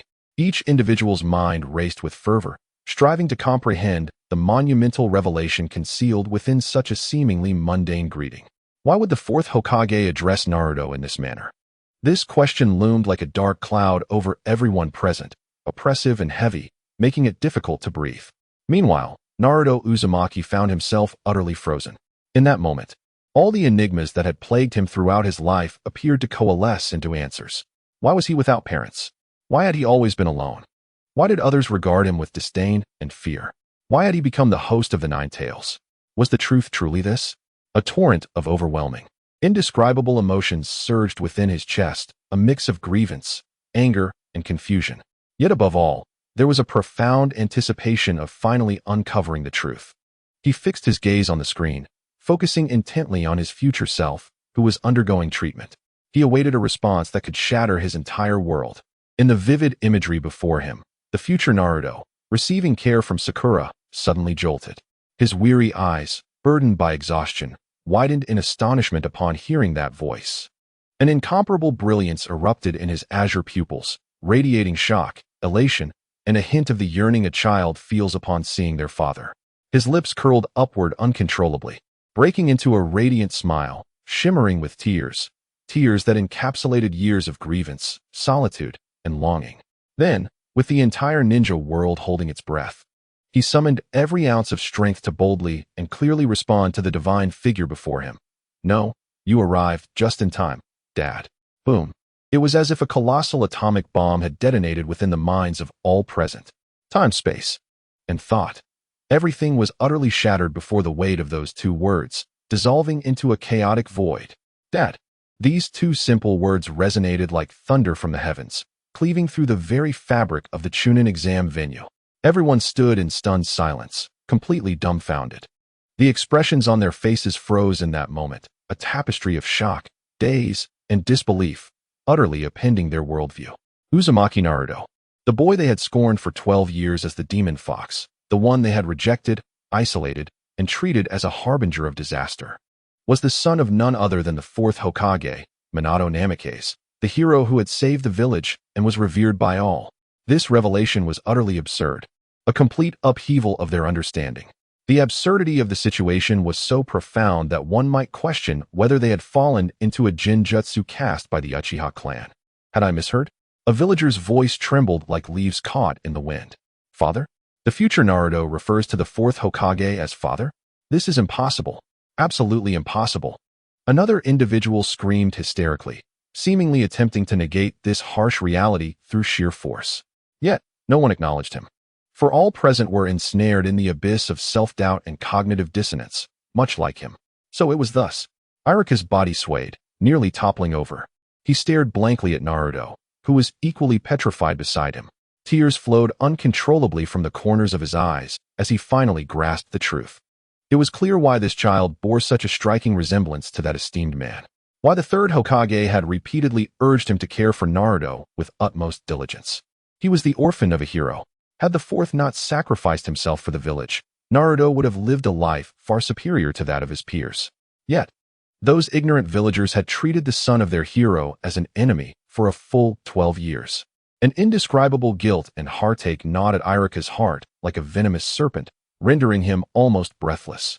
Sakura, Ino, Choji, Shikamaru, all of Naruto's contemporaries were now fixated on him with an intensity of shock that was beyond measure. Their jaws hung open, wide enough to accommodate a whole egg. Who could have anticipated that the usually boisterous, academically challenged, attention-seeking fool, Naruto, was in fact the son of the fourth Hokage?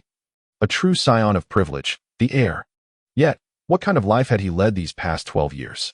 Consuming expired instant noodles, drinking spoiled milk, donning tattered clothing, and living alone in a cold, desolate room, enduring the scorn and derision of the entire village. This was undoubtedly the greatest farce of all time. Even Sasuke, with his perpetually frozen expression, displayed a rare semblance of shock.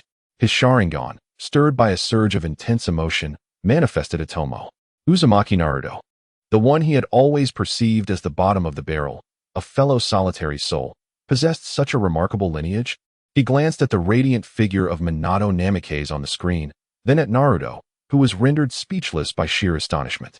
A wave of jealousy gradually crystallized within him. Both had lost their parents. Why was your father a revered hero, while mine was mercilessly slaughtered along with our clan? What right did fate have to bestow such a disparity? Just as the entire assembly succumbed to a profound silence, reeling from this earth-shattering revelation, an angry roar suddenly erupted. Sarutobi Hiruzen, an elderly woman, her hair as white as snow, trembled as she rose from her seat. She was none other than the esteemed advisor of the Hidden Leaf Village, Tsunade. Anger and a demand for answers were etched across her deeply wrinkled face. You must provide us with an explanation. Why? Why conceal Naruto's true identity? Do you comprehend what the villagers have subjected the son of a hero to all these years? Her voice resonated like thunder, awakening those lost in their days. In an instant, thousands of gazes, sharp as swords, converged upon the highest seat in the examination hall. They were directed at the third Hokage, Hiruzen Sarutobi, who had remained silent since the beginning. Chapter 42, The Hero's Son, an apology from the entire village. The sky, with a near-maternal tenderness, paused its display at this moment. The scene froze in an eternal instant. Minato Namikaze, the golden flash of the leaf, bore a gentle smile tinged with a sense of remorse for the future, while Naruto Uzumaki, who had blossomed into a hero, radiated a tearful smile as bright as the sun. This was a gaze shared between father and son, a soulful communion transcending life and death, the past and the future. The visual language of this moment was profoundly heartwarming and deeply moving. Yet, this warmth and emotion struck like an invisible, yet immensely heavy hammer upon the hearts of every villager present, rendering them almost breathless. The son of a hero. What have we done to him all these years? Among the crowd, a former restaurant owner who had once led the charge against Naruto suddenly buckled at the knees, collapsing to the ground as if his bones had been extracted. His eyes were vacant, his lips quivered, unable to form a coherent word. His face was a tapestry of indescribable remorse and bone-deep fear, these emotions gnawing at his sanity like venomous serpents. In his mind's eye, long-buried images resurfaced with startling clarity. The golden-haired child, the small figure clad in ill-fitting orange, standing alone outside his restaurant. He remembered how that child had repeatedly gazed at the steaming ramen in his shop with bright, yearning blue eyes, his throat involuntarily tightening. He also recalled how he had relentlessly wielded a broom like a weapon, driving away the child as if he were a filthy, disease-ridden stray dog. Demon Fox, begone. Do not sully the entrance to my establishment with your filthy presence. Such venomous words, once uttered thoughtlessly like a knife, were no longer distant memories. They seemed to possess a life of their own, imprinting themselves like searing brands upon the depths of his soul. The agonizing burn of regret was unbearable, making him wish for nothing more than to cease existing. I struck him. In another corner of the crowd, a burly villager's complexion instantly paled to a ghostly white, his voice trembling violently with overwhelming terror. Just last month, while running down the street, he had accidentally bumped into me, staining my new attire. In my fury, I had delivered a sharp slap to his face. The details of that memory remained vividly etched in my mind. I could even recall the sensation of my palm meeting the child's cheek, along with the look of surprise and indignation on his face, a look that suppressed tears in his eyes. My heavens, I had struck the son of the fourth Hokage with my own hands. I had hit the orphan of our village's hero. I am so sorry, O hero. I am so sorry, Lord Hokage. The emotions of this robust man spiraled into utter despair as he raised his rough hand and struck down upon his own cheek with great force. Slap. Again and again. The sharp, resounding sound of his self-inflicted blows echoed piercingly in the deathly silence of the venue, serving as a clarion call that awakened the memories of many others. More and more faces turned as pale as that of the burly man. They began to uncontrollably recall the various sins, both great and small, they had committed against that golden-haired boy. Some remembered an afternoon when, feeling irritable, they had joined their friends in throwing stones and clumps of dirt at the figure sitting alone on a swing, reveling in the sight of him fleeing in disarray. Others recalled their time as clerks in the general store, deliberately inflating prices to sell him nearly expired milk and bread, sneering at him behind his back, calling him a fool. A trembling mother recalled how she had, on more than one occasion, sternly warned her child never to associate with that boy, even yanking her child away roughly whenever he approached Naruto, as if the boy were some unclean pestilence. One incident after another, these actions, once numbly regarded as just and righteous, transformed into venomous, razor-sharp daggers that mercilessly pierced the hearts of each individual as the truth unraveled. Guilt, self-reproach, fear. These three devastating emotions spread like the most virulent of plagues, infecting the crowd in a frenzy. They gnawed at the conscience of each person, leaving them restless and uneasy, as if seated upon a bed of nails. The immense psychological pressure caused some to retch, others to weep profusely, while many were driven to clutch their heads in anguish. Why did it come to this? Why had no one ever informed us that he was the child of the fourth Hokage? Had we known the truth, how could we have treated him in such a manner? Finally, amidst the throes of intense pain and self-blame, someone let out a primal scream. This cry served as a signal, igniting within everyone a desperate urge to evade responsibility, as they sought excuses for their past foolish and cruel actions, a means to vent their remorse. Thus, it was almost simultaneously that all eyes, as if rehearsed, instinctively turned toward the figure perched at the highest point. The individual who had concealed this monumental secret for a full 12 years. The one they once revered beyond measure, the esteemed leader of the village. The third Hokage. An emotionally charged Jonin abruptly rose from his seat, his eyes bloodshot, as if ready to ignite. He pointed accusingly at the silent figure of Sarutobi Hiruzen on the platform. His voice hoarse with profound rage. You must provide us with an explanation. Why have you done this? Why conceal everything? What do you regard the son of a hero? The orphan of our fourth Hokage as? His inquiries grew increasingly fervent, his voice rising in volume, each word striking like a hammer. Did you, to pacify us villagers who lost our loved ones in the Nine-Tails rampage, deliberately cast out a tool for your own frustration? A living target to divert our hatred? This question, sharp and brutal, pierced directly to the darkest, most unbearable core. It echoed the immense doubt shared by everyone present. Indeed. Why? Honorable Third Hokage, you are fully aware of the truth. Why did you stand by and witness all of this unfold? Why did you allow the sole bloodline of a hero to endure 12 years of scorn, disdain, and bullying in the village you govern? In an instant, Sarutobi Hiruzen transformed from a revered Hokage into a scapegoat vilified by the masses. Countless gazes, filled with questions, fury, confusion, and disappointment, rained upon him like tangible blades and arrows, piercing from all directions with relentless force.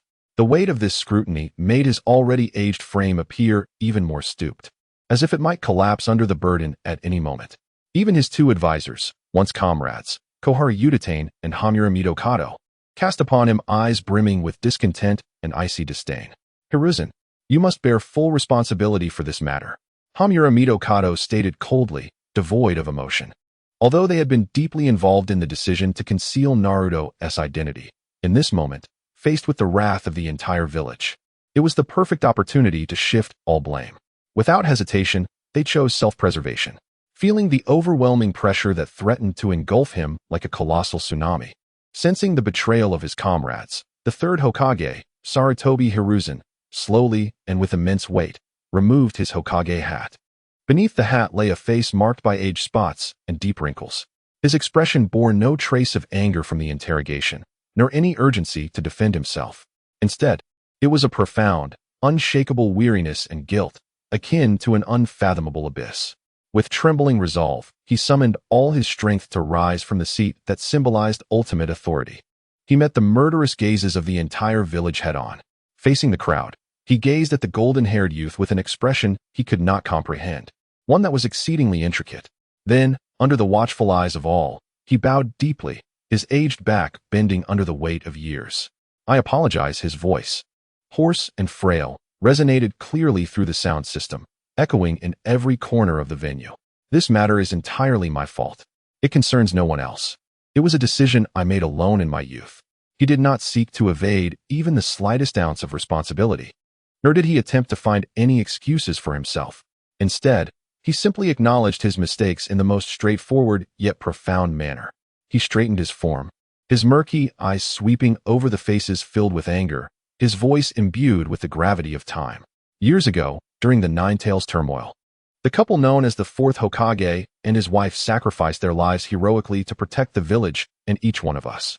Before their passing, they entrusted the newborn Naruto, still swaddled in his infancy, to my care. Furthermore, with his life as the price, the fourth sealed the malevolent Nine-Tails within Naruto, designating him as the new Jinchuriki. From the very beginning, I classified this matter as one of the village's utmost secrets. Sarutobi Hiruzen's voice faltered, seemingly ensnared in that painful recollection. At that time, the village had just suffered a devastating blow, rising from the ashes, yet more importantly, the hearts of the people were shrouded in fear. The dread and hatred towards the Nine-Tails loomed over the village like a dark cloud. Countless ninjas and civilians lost their parents, spouses, and children, their loved ones taken from them in that catastrophe. Had I revealed that Naruto was the Jinchuriki of the Nine-Tails and the son of the fourth Hokage, I shudder to think of the frenzied and horrific actions that those driven by hatred would unleash upon an innocent, defenseless infant. A hint of trepidation colored his voice. Moreover, if this news were to escape beyond the village walls, what reactions would come from Awagakure and Kumogakure? Those enemy villages that bore deep-seated grudges against the Fourth from the Third Shinobi World War? They would undoubtedly spare no effort in dispatching elite assassination squads to eliminate the hero's progeny. Or, more dreadfully, they might seek to kidnap Naruto, attempting to unravel the seal and turn the Nine Tails into their own weapon, to safeguard him, to ensure that he could grow up in this perilous world without fear. I had no choice but to conceal his true heritage. I issued a stern edict prohibiting anyone from publicly discussing matters concerning the Nine Tails. I naively believed that as long as no one knew what resided within him, nor who his father was, he could live a tranquil childhood like an ordinary child. I thought this was the best protection for him. But I was wrong, profoundly, egregiously wrong. At this juncture, Sarutobi Hiruzen's voice trembled with an uncontainable sob. He lifted his gaze, and within his murky, aged eyes that had witnessed the storms of Konoha, tears of regret glimmered. I severely underestimated the fear and hatred directed towards the Nine Tails that stemmed from people's ignorance, and I grossly overestimated my own ability to control the sentiments of this village. While the edict silenced their tongues, it could not stifle the malice festering in their hearts. I allowed that child, who should have been heralded as a hero by all, to bear alone the darkness that should never have been his burden, silently enduring for 12 long years. Every grievance he suffered, every hardship he faced, and each moment of solitude he experienced ultimately stemmed from my own dereliction of duty. It is my incompetence as the Hokage that has betrayed you, Minato, and you, Kushina. His gaze, filled with sorrow, pierced through the crowd and ultimately landed on the solitary figure of that boy.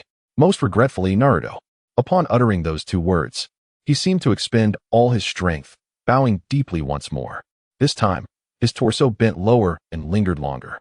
The third Hokage, who had governed the Hidden Leaf for decades and was revered as a master of ninjutsu, humbled himself before the entire village, lowering his once proud head in utter submission. There were no excuses, no justifications, only the most profound remorse. Sarutobi Hiruzen's candor gradually quelled the tempest of anger and inquiries, giving way to a deeper, more introspective self-reproach. I am sorry, Naruto. Some villagers spontaneously rose to their feet and bowed deeply in Naruto's direction. As Uzumaki Naruto witnessed this profoundly shocking scene, the esteemed Hokage apologizing to him, and those who had once harbored disdain towards him now expressing their contrition, he found himself at a loss, unable to comprehend how to respond given his youthful immaturity. The apology and explanation from the third Hokage, Sarutobi Hiruzen, began to calm the previously tumultuous atmosphere in the venue. Anger and questions were supplanted by a more complex array of emotions, sympathy, understanding, but predominantly, a sense of powerlessness. As the third Hokage had articulated, in the face of internal and external turmoil at that time, revealing Naruto's identity may indeed have been a catastrophe. Concealment appeared to be the sole option, yet it was this very choice that had forged Naruto's 12 years of solitude and suffering. It was a dilemma, a deadlock, a conundrum for which no one could offer a flawless solution. So it was revealed. The villagers' faces displayed a tapestry of complex emotions. Their anger towards the third Hokage had dissipated significantly, yet their guilt towards Naruto deepened profoundly. It became apparent that this child, whom they had long feared and loathed, was not only of heroic lineage but also a vessel that had borne the village's darkness and suffering since the moment of his birth. They all owed him an apology. At this moment, Uzumaki Naruto, emerging from the overwhelming emotional impact, slowly regained his composure. The third Hokage's words had clarified much of his internal turmoil, yet they also ushered in an even greater sense of confusion. He was at a loss, unsure of what expression to wear in the face of it all. Should he resent the villagers for their ignorance and prejudice? Or should he harbor anger towards the protective silence of his ancestors? Perhaps he should blame the father who sealed the Nine Tails within him, thus dooming him to this fate? He was uncertain. His mind was a tumultuous whirlwind. Just then, the sky resumed its display, drawing everyone's attention once more to the desolate battlefield. On the screen, the Ten Tails unleashed its second cataclysmic tailed beast bomb, roaring towards the allied ninja forces. After engaging in a transcendent conversation with his son, Minato Namikaze finally turned his gaze towards the terrifying sphere of energy capable of annihilating everything. His countenance bore no trace of tension or gravity, only a serene smile radiating confidence, as if the chaos before him was nothing but an inconsequential farce. With a single hand, he slowly raised it. not forming any complex seals, merely pressing forward into the empty air. What was he attempting to accomplish? A bewildered Genin voiced his confusion. Did he intend to catch the tailed beast bomb with his bare hand? Impossible. Even the fourth Hokage could not. His words were cut short as an unexpected change occurred. In the space where Minato's palm pressed down, a colossal, intricate black seal, adorned with arcane runes, materialized from thin air. The seal resembled a vast net unfurling, akin to a bottomless vortex, emanating a heart-stopping spatial disturbance. Is that the Flying Thunder God technique's mark? Sarutobi Hiruzen exclaimed in astonishment. No, this was not an ordinary mark. It was far too grand. He was inscribing the technique directly onto the fabric of space itself. This was the guiding lightning of the Flying Thunder God. His voice trembled with incredulous shock. As a disciple of the second Hokage, he had witnessed Tobirama Senju wield this technique, but even the creator of the Flying Thunder God had never executed it with such nonchalance. It was as if it were an innate instinct of his being. Amidst the astonishment of the onlookers, the world-ending tailed beast bomb finally collided with the immense web of the spatial technique. There was no earth-shattering explosion, nor was there a deafening sound. Not even a trace of energy escaped. The terrifying sphere, capable of obliterating an entire nation, was swallowed silently, as if it were a pebble cast into the surface of a lake. In that moment of contact with the spatial technique, it was utterly consumed by the inky vortex, vanished, completely disappeared from the battlefield as if it had never existed. The entire sequence unfolded with fluid grace, seamless and swift. From the moment Minato appeared to the instant the tailed beast bomb vanished, only a few fleeting seconds had passed. All he had done was raise his hand. Once more, the venue of the Chuunin Exams was enveloped in an oppressive silence. If the previous reunion between father and son was an emotional nuclear explosion, then this moment is a sheer marvel of strength. Everyone stood dumbfounded, their eyes wide and mouths agape, as if witnessing a divine being descending upon the earthly realm. Their expressions were marked solely by shock, unyielding in its intensity. Has it vanished? Inuzuka Kiba stammered, his voice trembling. That colossal tailed beast ball just disappeared? It hasn't vanished. You fool. Shikamaru's eyes sparkled with a blend of wisdom and astonishment. He fixed his gaze on the screen, his voice dry. It was transferred. He utilized space-time ninjutsu to transport the tailed beast ball to another location before it struck. No sooner had he spoken than the scene on the screen seamlessly shifted to another setting. An endless expanse of azure ocean stretched before them. Suddenly, a colossal roar erupted from the sea, a sound powerful enough to shake the very heavens. Boom! A gigantic mushroom cloud shot skyward, eclipsing the sun. The terrifying shockwave manifested as towering waves, soaring over 100 meters high, surging violently in all directions, as if intent on engulfing the entire world. Upon witnessing this spectacle, everyone finally regained their senses and comprehended the sheer terror of the tailed beast ball's power. Had it not been for the fourth Hokage, had he not employed such an unfathomable method to transfer it, the battlefield where the allied shinobi forces stood would have undoubtedly transformed into a hell on earth. Far more tragic than this ocean before them. Gulp. Someone unknowingly swallowed hard, and all eyes turned back to the screen, gazing at the figure still clad in flowing robes, unwrinkled and regal. This is the yellow flash of Konoha. This is the undefeated legend of the ninja world. With a single hand, he alters the course of fate. In the midst of laughter, he averts an apocalyptic crisis. Incredible. A flame ignited in Rock Lee's eyes, burning hotter than ever before. Is this the pinnacle of youth? Teacher Guy? I understand now. Niji's Byakugan activated uncontrollably, revealing the vast and steady chakra within Minato Namikaze, far surpassing any ninja he had ever encountered.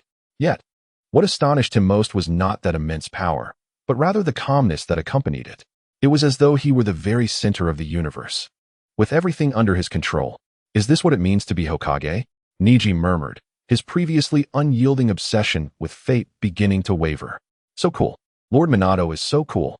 Sakura and Ino had completely transformed into enamored fans, their eyes sparkling with admiration, leaving no room for anything else. Sasuke's expression, however, turned somewhat grim.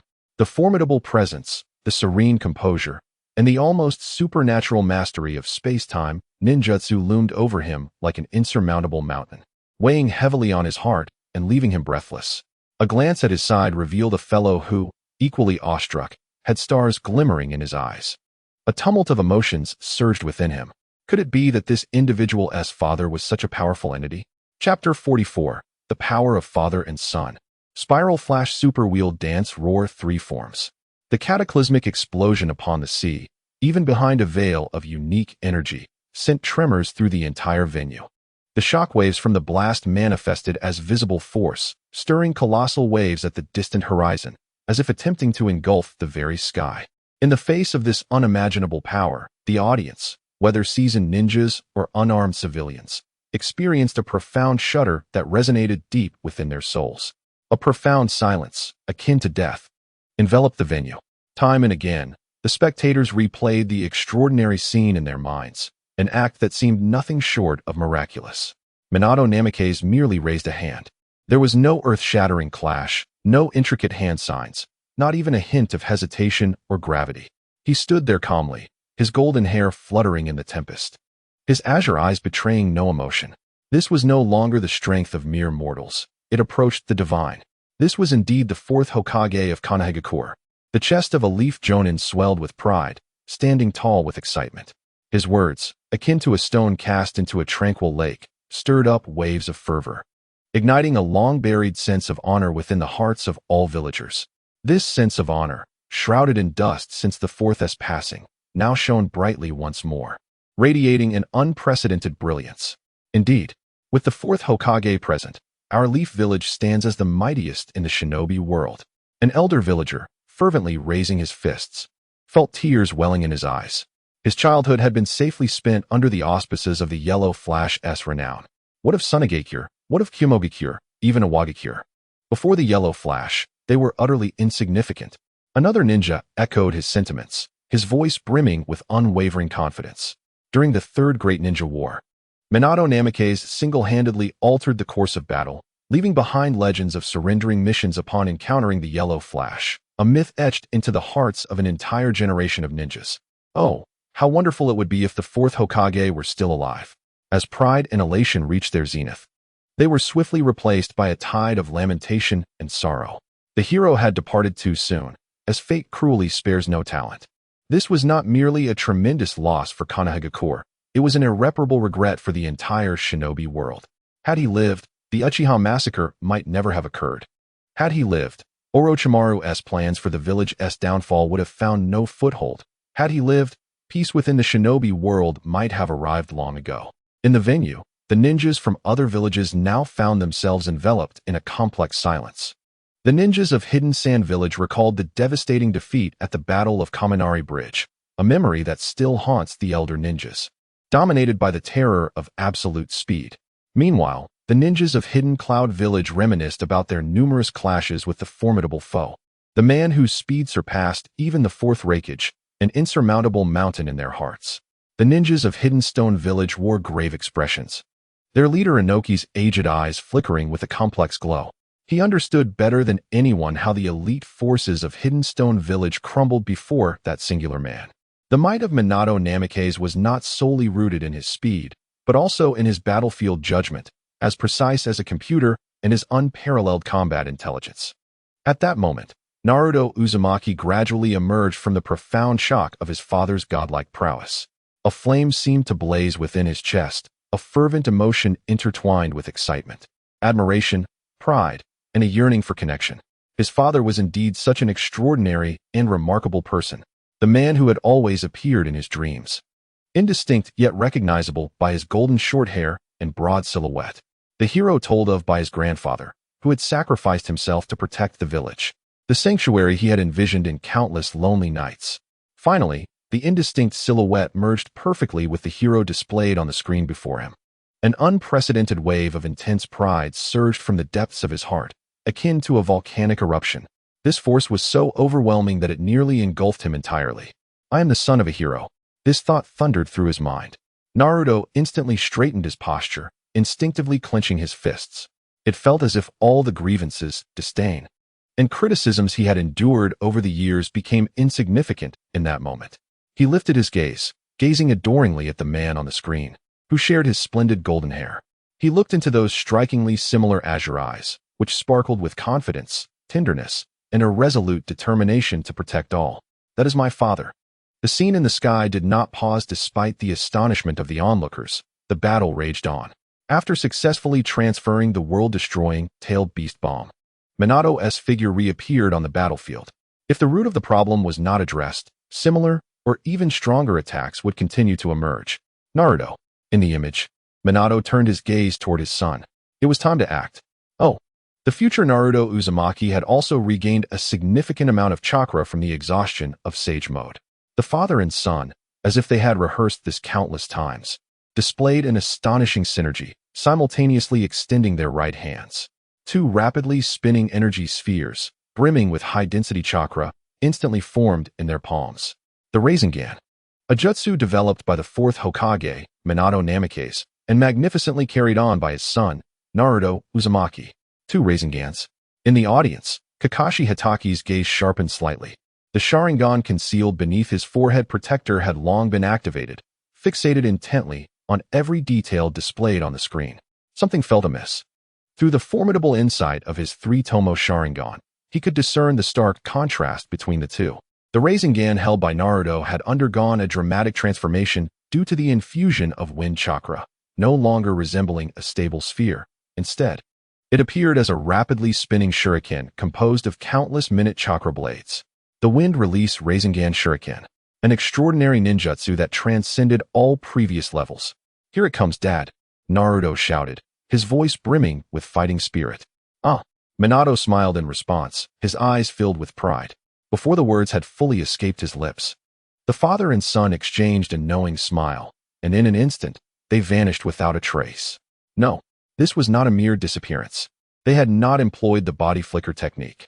Rather, they transformed into two bolts of golden lightning, moving at a velocity beyond the grasp of human perception, racing in entirely different directions across the vast battlefield.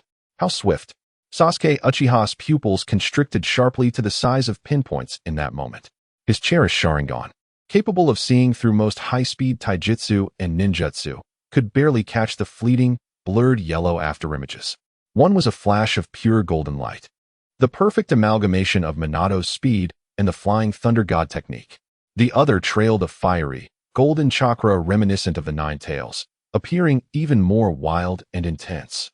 The two figures darted chaotically across the fragmented battlefield, each flicker and disappearance occurring miles apart, leaving behind a myriad of dazzling yet lethal trajectories in the air. Their paths, to the onlookers, seemed utterly disordered and without pattern. Yet, it felt as if they adhered to an incomprehensible and profoundly esoteric principle. Each point of their reappearance precisely connected with the special kunai inscribed with the Flying Thunder God technique that Minato had previously scattered across the ground. This is the second stage of the Flying Thunder God. The third Hokage, Hiruzen Sarutobi, nearly exhausted his strength to shout this out. His aged face was etched with shock, horror, and disbelief. The pipe in his hand fell to the ground, unnoticed in his overwhelming excitement. The second stage of the Flying Thunder God was the ultimate advancement of the Flying Thunder God technique, developed by the second Hokage, Tobirama Senju, revered as the god of ninjutsu. The user could then utilize these coordinate points for high-speed, unpredictable spatial jumps and attacks that left the enemy utterly bewildered. Even Tobirama himself, the original developer, would find it challenging to execute this technique with such fluidity and freedom. Yet, on the screen, Minato Namikaze not only accomplished this effortlessly, but he also brought his son, Naruto Uzumaki, along for the ride. How could this be possible? Could it be that Naruto has mastered the Flying Thunder God technique as well? A perceptive Jonin exclaimed in astonishment, voicing the shared sentiment of everyone present. If Naruto could indeed wield the Flying Thunder God, the destructive potential of this father-son duo would ascend to an unimaginable level. No, Kakashi swiftly dismissed this conjecture, his voice slightly hoarse from excitement. Naruto did not employ the Flying Thunder God. Observe the details. It is the teacher, each time, through physical contact. He facilitates Naruto's simultaneous transfer through space-time. This is not merely about transporting another person. Each transfer necessitates precise calculations of the chakra synchronization rate and the spatial coordinates capacity for endurance, the consumption of chakra, and the burden on mental fortitude, an astronomical figure. To multitask, executing 2 units of space-time transfer concurrently, while instinctively selecting the next landing point at lightning speed. and maintaining such rapid continuity of movement. His mastery of space-time ninjutsu has reached an extraordinary, transcendent level. Kakashi's professional analysis left all the ninjas in the venue gasping in shock. They re-evaluated the true value of the title Yellow Flash. This was no longer mere swiftness. It was the manipulation of space itself at his fingertips. Just as the crowd was awestruck by Minato's remarkable technique, the scene revealed two streaks of golden light, which, after a flicker, came to an abrupt halt. Their figures appeared with precision on either side of the Ten-Tail's colossal body, perfectly positioned to execute a pincer attack. The timing, angle, and location were impeccably calculated. Now is the moment. Spiraling Flash, Super Rasen Dance, Third Style. In unison, the father and son unleashed a thunderous roar that reverberated through the heavens. With all their might, they hurled the spiraled orbs, infused with ultimate power, towards the Ten-Tail's massive form, which was nearly impervious to conventional ninjutsu. Boom. The anticipated cataclysmic explosion did not occur. Instead, a colossal, ominously dark sphere emerged at the epicenter of the two Rasengan impacts. This sinister sphere resembled a black hole that devoured all, or perhaps a rift leading to the void.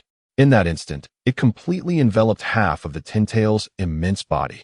It voraciously consumed everything around it. Light was distorted and devoured. The air was siphoned into a vacuum, and even the Ten-Tail's oceanic chakra was forcibly absorbed, broken down, and consumed. What technique is this?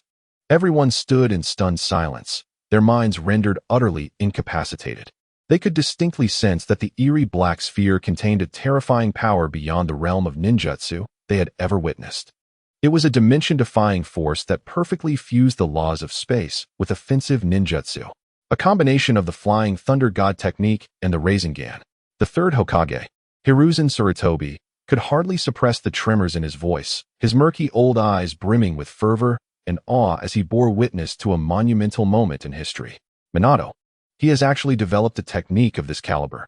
Struggling to contain his excitement, he elucidated to the bewildered crowd. He first employed the principles of the Flying Thunder God technique to simultaneously mark himself and Naruto, along with the Rasengan in their hands, with unique spatial coordinates. When two Rasengans, imbued with opposing spatial attributes, strike the same target, they generate a colossal spatial repulsion force, forcibly creating a minuscule, exceedingly unstable pocket of alternate space within the target. That black sphere is, in essence, the very fabric of space being torn asunder, everything ensnared within it. Whether tangible matter or intangible energy, is swept into a maelstrom of chaotic temporal and spatial turbulence, utterly obliterated at its core. Upon hearing the third Hokage's fantastical explanation, an eerie silence enveloped the arena, as if one could hear a pin drop. All eyes were fixed upon the golden-haired man on the screen, gazing at him with a mixture of awe and reverence, as if witnessing a deity. He had seamlessly fused two fundamentally different systems of advanced ninjutsu in an astonishing manner, laying the groundwork for a formidable, terrifying new technique that transcended mere power and ventured into the realm of the divine. Such innate talent, such creativity, and such profound understanding of the principles of ninjutsu were nothing short of astonishing, enough to leave even the sage of the Six Paths, Hashirama Senju, in utter amazement. Dad. Naruto Uzumaki stared at the screen, his mouth agape in disbelief, unable to utter a sound. In his mind, a singular thought resonated, one that had opened the door to a new world for him. So, this is how the Rasengan can be utilized. The black sphere that had torn through space did not linger for long. When the brilliance faded, the colossal form of the Ten-Tails reappeared before the crowd. Yet, the portion once engulfed by the black sphere had utterly vanished, as if a formless hand had effortlessly erased it from existence. Although this injury was not fatal to the gargantuan beast, the shockwave from this strike resonated far beyond mere physical damage. It was the first glimmer of hope for the allied shinobi forces, a beacon signaling that they could indeed triumph over this monstrous foe. It worked. Incredible. Lord Fourth and Naruto. We have hope. Cheers erupted from the desolate battlefield, reverberating like thunder. Every face among the allied ninjas rekindled with the fire of determination. Simultaneously, the venue of the Chuunin Exams was ablaze with excitement. This is undoubtedly an epic rescue. So powerful. Simply unbelievable. Not only did it avert disaster, but but it also dealt a severe blow to the Ten Tails and lifted our spirits. If this doesn't earn a top rank, I will eat shuriken upside down. I will swallow explosive tags whole. You two are exceptional. The villagers and ninjas engaged in fervent discussions, utterly captivated by the enigmatic and formidable strength of Minato Namikaze. Even the younger generation, who initially regarded the moniker Yellow Flash with skepticism, had now become his most fervent admirers. Was the Hokage truly such a powerful being? In a hushed tone, Kiba Inuzuka murmured, his eyes brimming with admiration. Ah, how splendidly impressive. Shikamaru rubbed the back of his head, a look of resignation upon his face. For the first time before such genius, he felt his intellect might fall short. Above, the scene gradually crystallized, ultimately pausing on Minato and Naruto standing side by side, gazing at the silhouette of the Ten Tails ahead. The figure of the father remained tall and dependable, while the son, though still somewhat youthful, radiated strength and hope. The two yellow figures on the dim battlefield resembled twin suns rising, dispelling despair and ushering in light. In the next instant, golden brilliance converged across the sky. Rating, S-Class. It has arrived. Indeed, it is S-Class. Upon seeing those two resplendent letters, the crowd erupted once more in thunderous cheers. This marked the second S-Class rating since Naruto's Sage Mode, and everyone felt this accolade was thoroughly deserved, perhaps even surpassing the expectations. For after transferring that tailed beast bomb, countless lives were saved. More importantly, the reunion of father and son fulfilled Naruto's long-held wish. Soon after, a golden commentary emerged gently. He rescued a battlefield on the brink of collapse, and, with a simple "Did I arrive too late?" saved a child from years of solitude. As this commentary was read, the previously raucous cheers in the venue gradually quieted. Complex expressions adorned every face. Indeed, in comparison to the grand achievement of saving the battlefield, Minato's seemingly mundane greeting bore a significance that was, for Naruto, the true essence of redemption. It illuminated the life of a child raised in darkness and solitude, allowing him to realize that he was not merely a wildflower left unnoticed. He had a father of such extraordinary greatness. This belated paternal love, arriving after more than a decade, held more value than any potent jutsu or prestigious rating. All eyes instinctively refocused on the young man with blonde hair. Naruto stared blankly at the commentary on the screen, his lips quivering slightly. Two streams of warm tears cascaded uncontrollably from his azure eyes. This time, he did not weep aloud, nor did he wipe them away. He simply allowed the warm liquid to trace down his cheeks, dripping onto his clothes.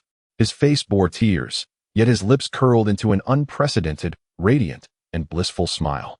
He raised his hand to touch his face, then glanced once more at the screen, at the man who shared his golden hair and blue eyes. Originally, I bear a striking resemblance to my father. How I wish I could see my mother's visage once more. Nonetheless, Naruto finds contentment in this moment, daring not to entertain excessive hopes. At this instant, all his grievances, confusion, and resentment seemed to dissipate like mist, replaced by an overwhelming sense of happiness and pride. Kakashi silently observes this scene, his eyes glistening with a veil of emotion. How wonderful, Naruto. Teacher, can you see? He is no longer alone.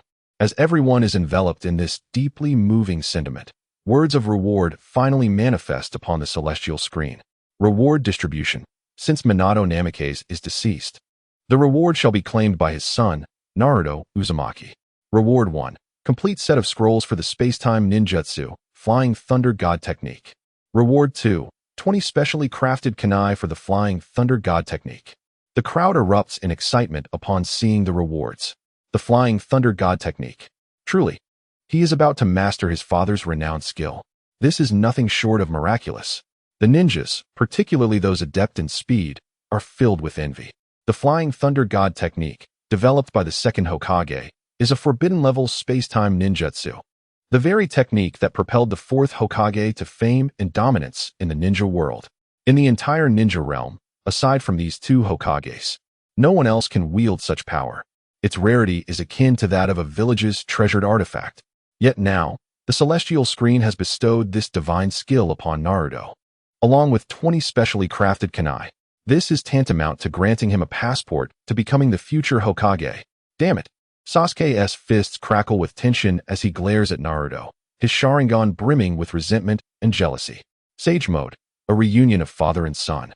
And now the Flying Thunder God Technique. How can this underdog continuously receive such extraordinary fortunes? At this moment, Naruto snaps back to reality, watching as two golden beams emerge from the celestial screen. One transforms into an ancient scroll, while the other becomes a pouch containing 20 specialized kunai, landing securely in his hands. The warmth radiating from the scroll and the cold metallic texture of the kunai vividly affirm the authenticity of this moment. He has truly inherited his father's legacy. Naruto reaches out with trembling hands, gently caressing the scroll, as if he could sense through the delicate parchment the strength and warmth left by his father. The colossal luminous screen that once hovered above the hidden leaf village began to fade, its brilliant golden radiance retreating like a receding tide, gradually dimming. The chapter dedicated to the astounding revelations within the ninja world had officially drawn to a close. Yet, the ripples stirred by this revelation had yet to subside. Naruto! Naruto!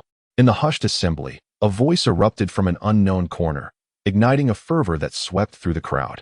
This single exclamation acted as a spark igniting dry kindling, instantly setting off a cacophony of sound. Soon, voices multiplied, second, third, 10th, and ultimately, the 100th voice merged into a resounding chorus reminiscent of a roaring tempest. An increasing number of villagers, who had previously harbored prejudices and indifference, were now unable to restrain themselves, rising from their seats in unison. Their gazes locked onto the bewildered young man with tousled blonde hair, clutching his accolades. In that moment, the entrenched disdain, rejection, and fear that had lingered in their hearts for 12 long years dissipated like shadows banished by the sun. What filled the void was a complex yet pure wave of emotion. There was reverence for the scion of a hero, a twinge of guilt for past transgressions, and an unadulterated, heartfelt warmth and acceptance. Well done, Naruto. You have not disappointed the fourth Hokage's expectations. Truly, you are the son of Minato Namikaze. Your resolute gaze mirrors his perfectly. We have indeed misjudged you. Child, forgive us. We apologize for our ignorance in the past. If anyone dares to bully you in the future, come find me, the blacksmith. My hammer is no trifling matter. Absolutely. And from our shop, Ichiraku Ramen. As long as you come, your meals will always be on the house. Eat as much as you desire. Each heartfelt apology and sincere encouragement, interspersed with simple yet profound promises, surged forth like the warmest tide, enveloping Naruto completely and gently. He stood in stunned silence, his mind a blank slate. Throughout his 12 years of life, he had never encountered such overwhelming kindness. In the past, he had resorted to graffiti on the Hokage rock and played countless pranks merely to capture a fleeting moment of attention, even if it was a glare of anger. He had relentlessly trained, often injuring himself, in a desperate hope for a scrap of recognition from others. Yet now, he had done nothing at all. The perseverance and effort he once took pride in seemed utterly insignificant in this moment, simply because his lineage, concealed for 12 years, had been unveiled by this mysterious celestial curtain. In the blink of an eye, the villagers' attitudes underwent a dramatic transformation, a complete reversal. All of this felt surreal to him, akin to a beautiful dream from which he might awaken at any moment, so exquisite that it left him anxious. Deep within, a flicker of irony arose. It appeared that the significance of his bloodline outweighed all his efforts combined. Yet, more than anything, it was a sensation previously unexperienced, akin to being enveloped in the warm embrace of a hot spring. That gentle warmth emanated from his heart, coursing through his limbs and dispelling the accumulated loneliness and coldness of 12 long years. From being the despised son of the fox spirit, shunned and reviled, he had suddenly transformed into the revered and beloved son of a hero. This monumental shift came too swiftly, too abruptly. It left the still tender-hearted Naruto momentarily at a loss, unsure of how to react to this belated warmth or what expression to wear in response. He could only stand there, somewhat foolishly, scratching his head and breaking into a wide grin that revealed a set of pearly white teeth.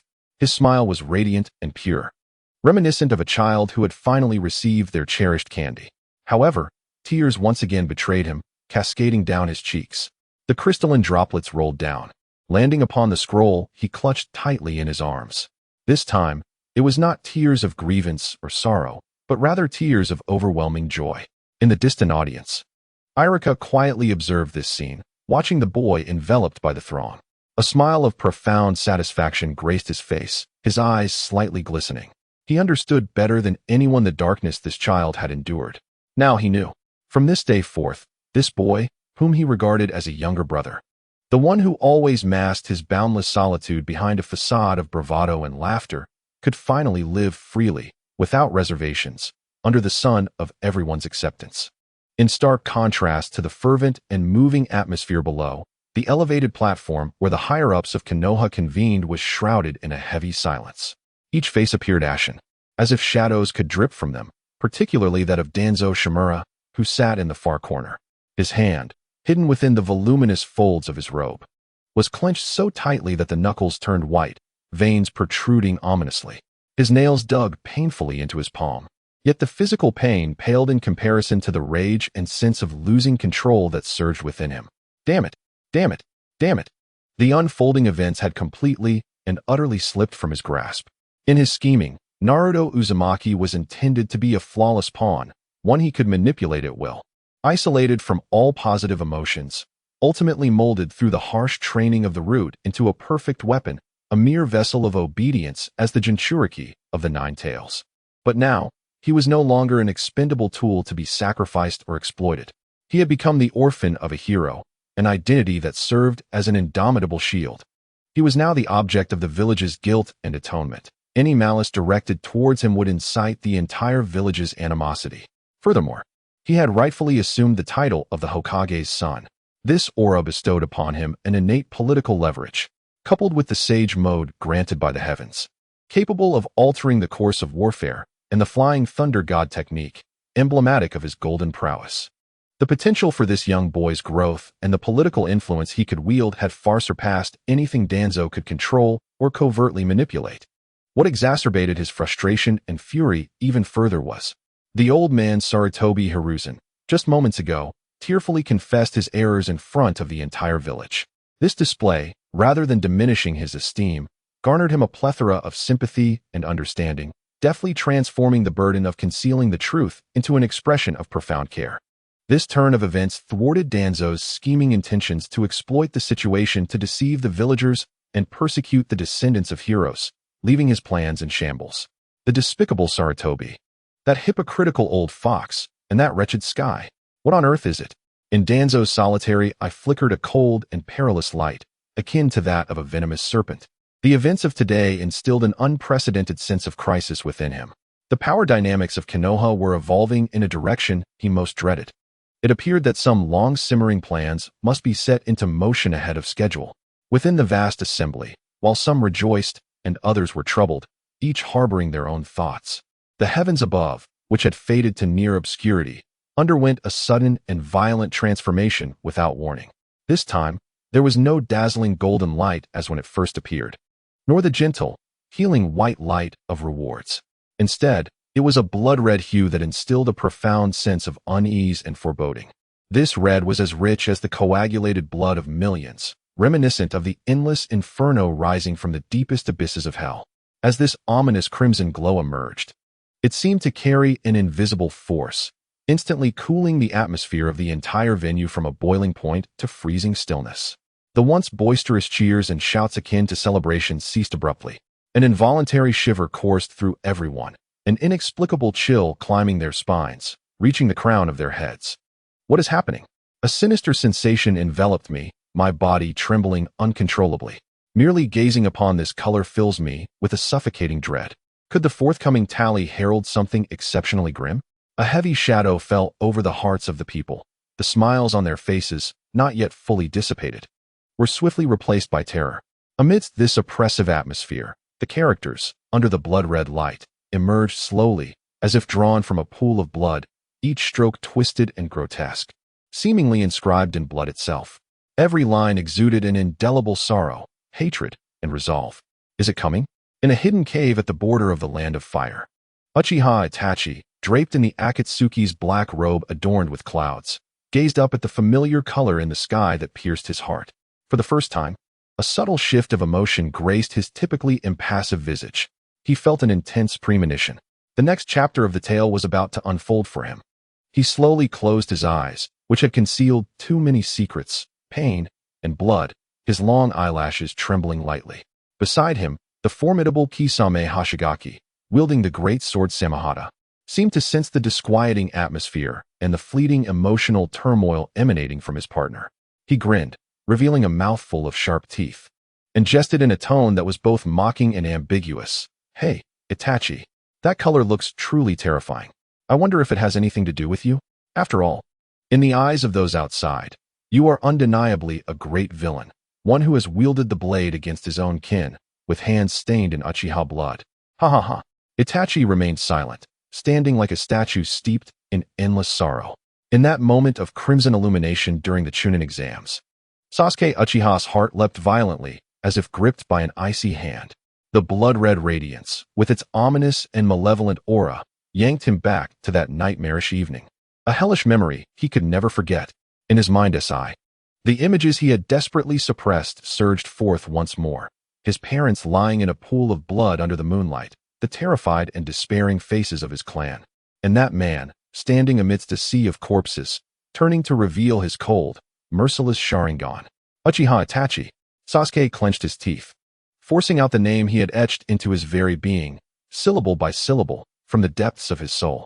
His eyes filled with an indelible hatred, veins surging crimson against the whites of his eyes. His body trembled slightly, driven by an overwhelming rage and excitement. He harbored an intense, almost certain premonition that the ensuing events would undoubtedly be intertwined with the man he had vowed to kill. This intuition also sparked a flicker of anticipation within him, one that he himself was unaware of or dared not acknowledge. He yearned to witness how this all-knowing, omnipotent celestial tapestry would judge the demon who had annihilated the Uchiha clan. Would it unveil more of his hidden transgressions, laying bare his wickedness for all to see? Or would it reveal some concealed truths about that fateful night? This thought flickered like a faint lightning bolt in the depths of his darkened heart. Yet, in an instant, it was extinguished by a more potent wave of hatred that Sasuke unleashed. Impossible. That man was a complete scoundrel, a madman, a demon. He had slaughtered his father, murdered his mother, taken the lives of all those who loved him, and whom he had once cherished. This was all witnessed by his own eyes, a fact he could never deny. There could be no so-called hidden truths. He repeatedly reassured himself in the depths of his mind. Regardless of what the forthcoming images would reveal, regardless of what the celestial tapestry might proclaim, his resolve for vengeance against his family would remain unwavering, unshakable. Chapter 47. The Crimson Reckoning and the Emergence of the Traitorous Shinobi. The shockwaves stemming from Naruto's enigmatic lineage lingered in the air, leaving the entire venue shrouded in a complex and delicate atmosphere. The villagers' guilt, the gravity etched upon the faces of Konoha's elite, the astonishment of his peers, and Naruto Uzumaki's own belated sense of acceptance and joy from the world all coalesced into a poignant moment. However, this warmth and emotion did not endure for long, as the sky above mercilessly shattered it with an overwhelming, unyielding crimson hue. It was a color that sent chills down one's spine at a mere glance, reminiscent of the malevolence solidified after the slaughter of countless souls. It resembled a curse steeped in the anguish of countless vengeful spirits. Oppressive, ominous, wicked. No negative adjective could adequately encapsulate the visceral feeling that this blood-red shade instilled within the hearts of the onlookers. The previously warm atmosphere plummeted to an icy stillness. A flicker of fear unconsciously crossed the faces of all present. What was happening? Such a terrifying color. What would the forthcoming six entail? The murmurs began to dwindle, as if they feared that raising their voices would summon some ill omen. Amidst this suffocating silence, a symbol representing 6 gradually illuminated the heavens above. It was neither text nor pattern. Instead, it was a pair of glaring crimson eyes. Within those eyes, 3 pitch-black tomos spun slowly, emanating an eerie and frigid glow. It felt as if one glance would freeze the very essence of one's soul. It was the Sharingan. A Nin from the village gasped in horror. Yet his voice was laced with profound dread and loathing. For those eyes were emblematic beyond the Uchiha clan. They had evolved into an independent symbol of evil and misfortune. It was him, without a doubt, that man. Countless gazes turned in unison toward the Uchiha clan's seat, landing upon the silent youth who had remained so since the emergence of the crimson light. Sasuke Uchiha. Sasuke paid no heed to the eyes upon him. His body trembled slightly with unfathomable rage, his dark pupils marred by veins of crimson. He fixated upon the pair of scarlet eyes in the sky, as if he meant to pierce through them entirely. Itachi Uchiha. Even reduced to ashes, he would recognize those eyes. The kaleidoscope that had plunged him into an abyss of despair. Is it truly you? Sasuke's voice was raspy, akin to two pieces of sandpaper grinding against one another. Each word seemed to be forced out from between clenched teeth, saturated with deep-seated hatred. At that moment, the blood-red title finally began to materialize across the sky. The Guardian in the Shadows, performing acts of light with a body of sin. The venue fell into an eerie silence. 1 second, 2 seconds, 3 seconds, boom. Following a brief stillness, the eruption of uproar was akin to a volcanic explosion. What? The Guardian in the Shadows? What nonsense is this? Is the sky mocking us? An agitated villager suddenly stood up, pointing at the heavens and erupting in furious expletives. Uchiha Itachi, the one who annihilated his entire clan and betrayed the village. Can he truly be called a guardian? What do we, the law-abiding villagers, represent? His words ignited the ire of everyone present. Indeed, this is utterly impossible.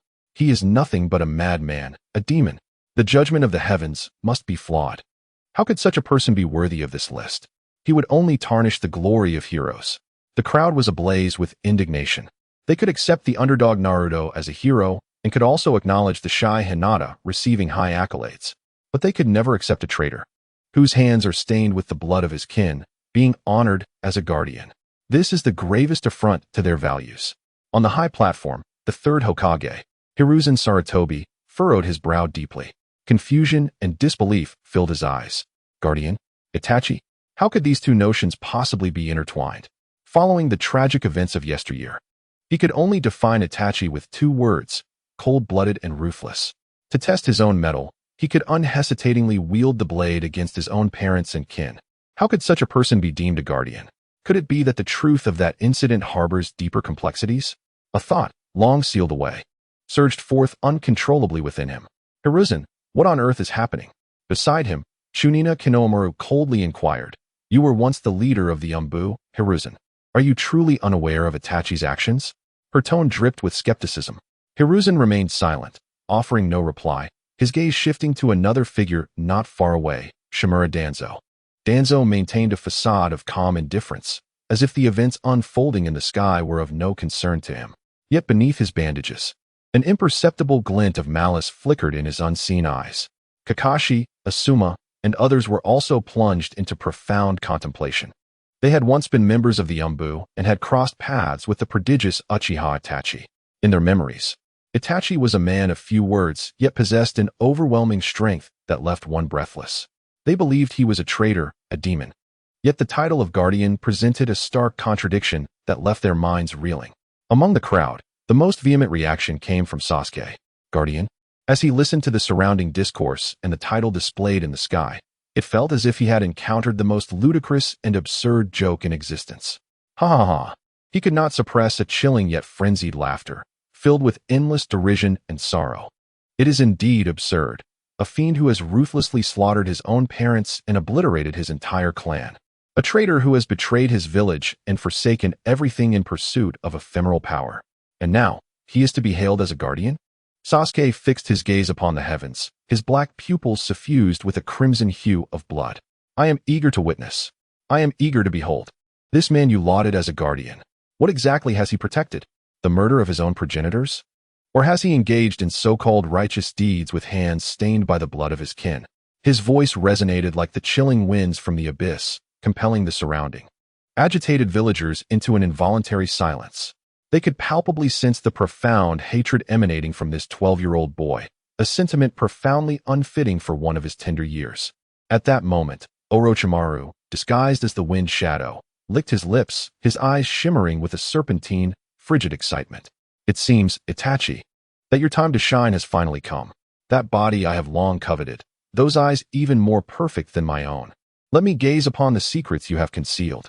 He awaited with bated breath, eager to witness what performance this singular man, who had once instilled fear within him, would unveil beneath the celestial canopy. Chapter 48. The rebirth of the impure world and the manipulated spirits above the sky. The once blood-red radiance began to shift and contract in an eerie, languid rhythm. The scene revealed a dusky forest, shrouded in the depths of night. Towering trees, their branches lush and abundant, formed a vast black net that nearly obscured the entire night sky. In this seemingly infernal woodland, a figure stood silently beneath a colossal tree, so immense that it would require several individuals to encircle it. His presence melded seamlessly with the surrounding darkness, making him nearly imperceptible to all but the keenest observers. This figure was one that the villagers of Konoha knew all too well, sufficient to incite their deepest ire. His long, raven-black hair, bound neatly with a crimson headband, cascaded down to his waist. His facial features were sharply defined, crafted with an exquisite precision akin to the finest of divine artistry, handsome yet exuding a chilling aloofness that kept others at bay. Undoubtedly, this was the man who, single-handedly, had decimated his clan, defected from Konoha, and was forever branded upon the pillar of shame, Uchiha Itachi. Indeed, it was he, this demon. The moment his identity was confirmed, the stifling atmosphere of the venue ignited with fervor. After a brief silence, an even more intense and furious uproar erupted. However, the cacophony of curses and howls did not endure for long, as more and more individuals, particularly the seasoned ninjas, began to sense an unsettling dissonance within the imagery. The Itachi Uchiha displayed in the scene bore little resemblance to the cold, yet profoundly sharp-eyed genius they remembered. He seemed an entirely different entity. The most striking difference lies in his gaze. Those once dreaded Sharingan, which instilled terror in countless adversaries, now appear hauntingly vacant, devoid of spirit, resembling two dim, lifeless black glass orbs.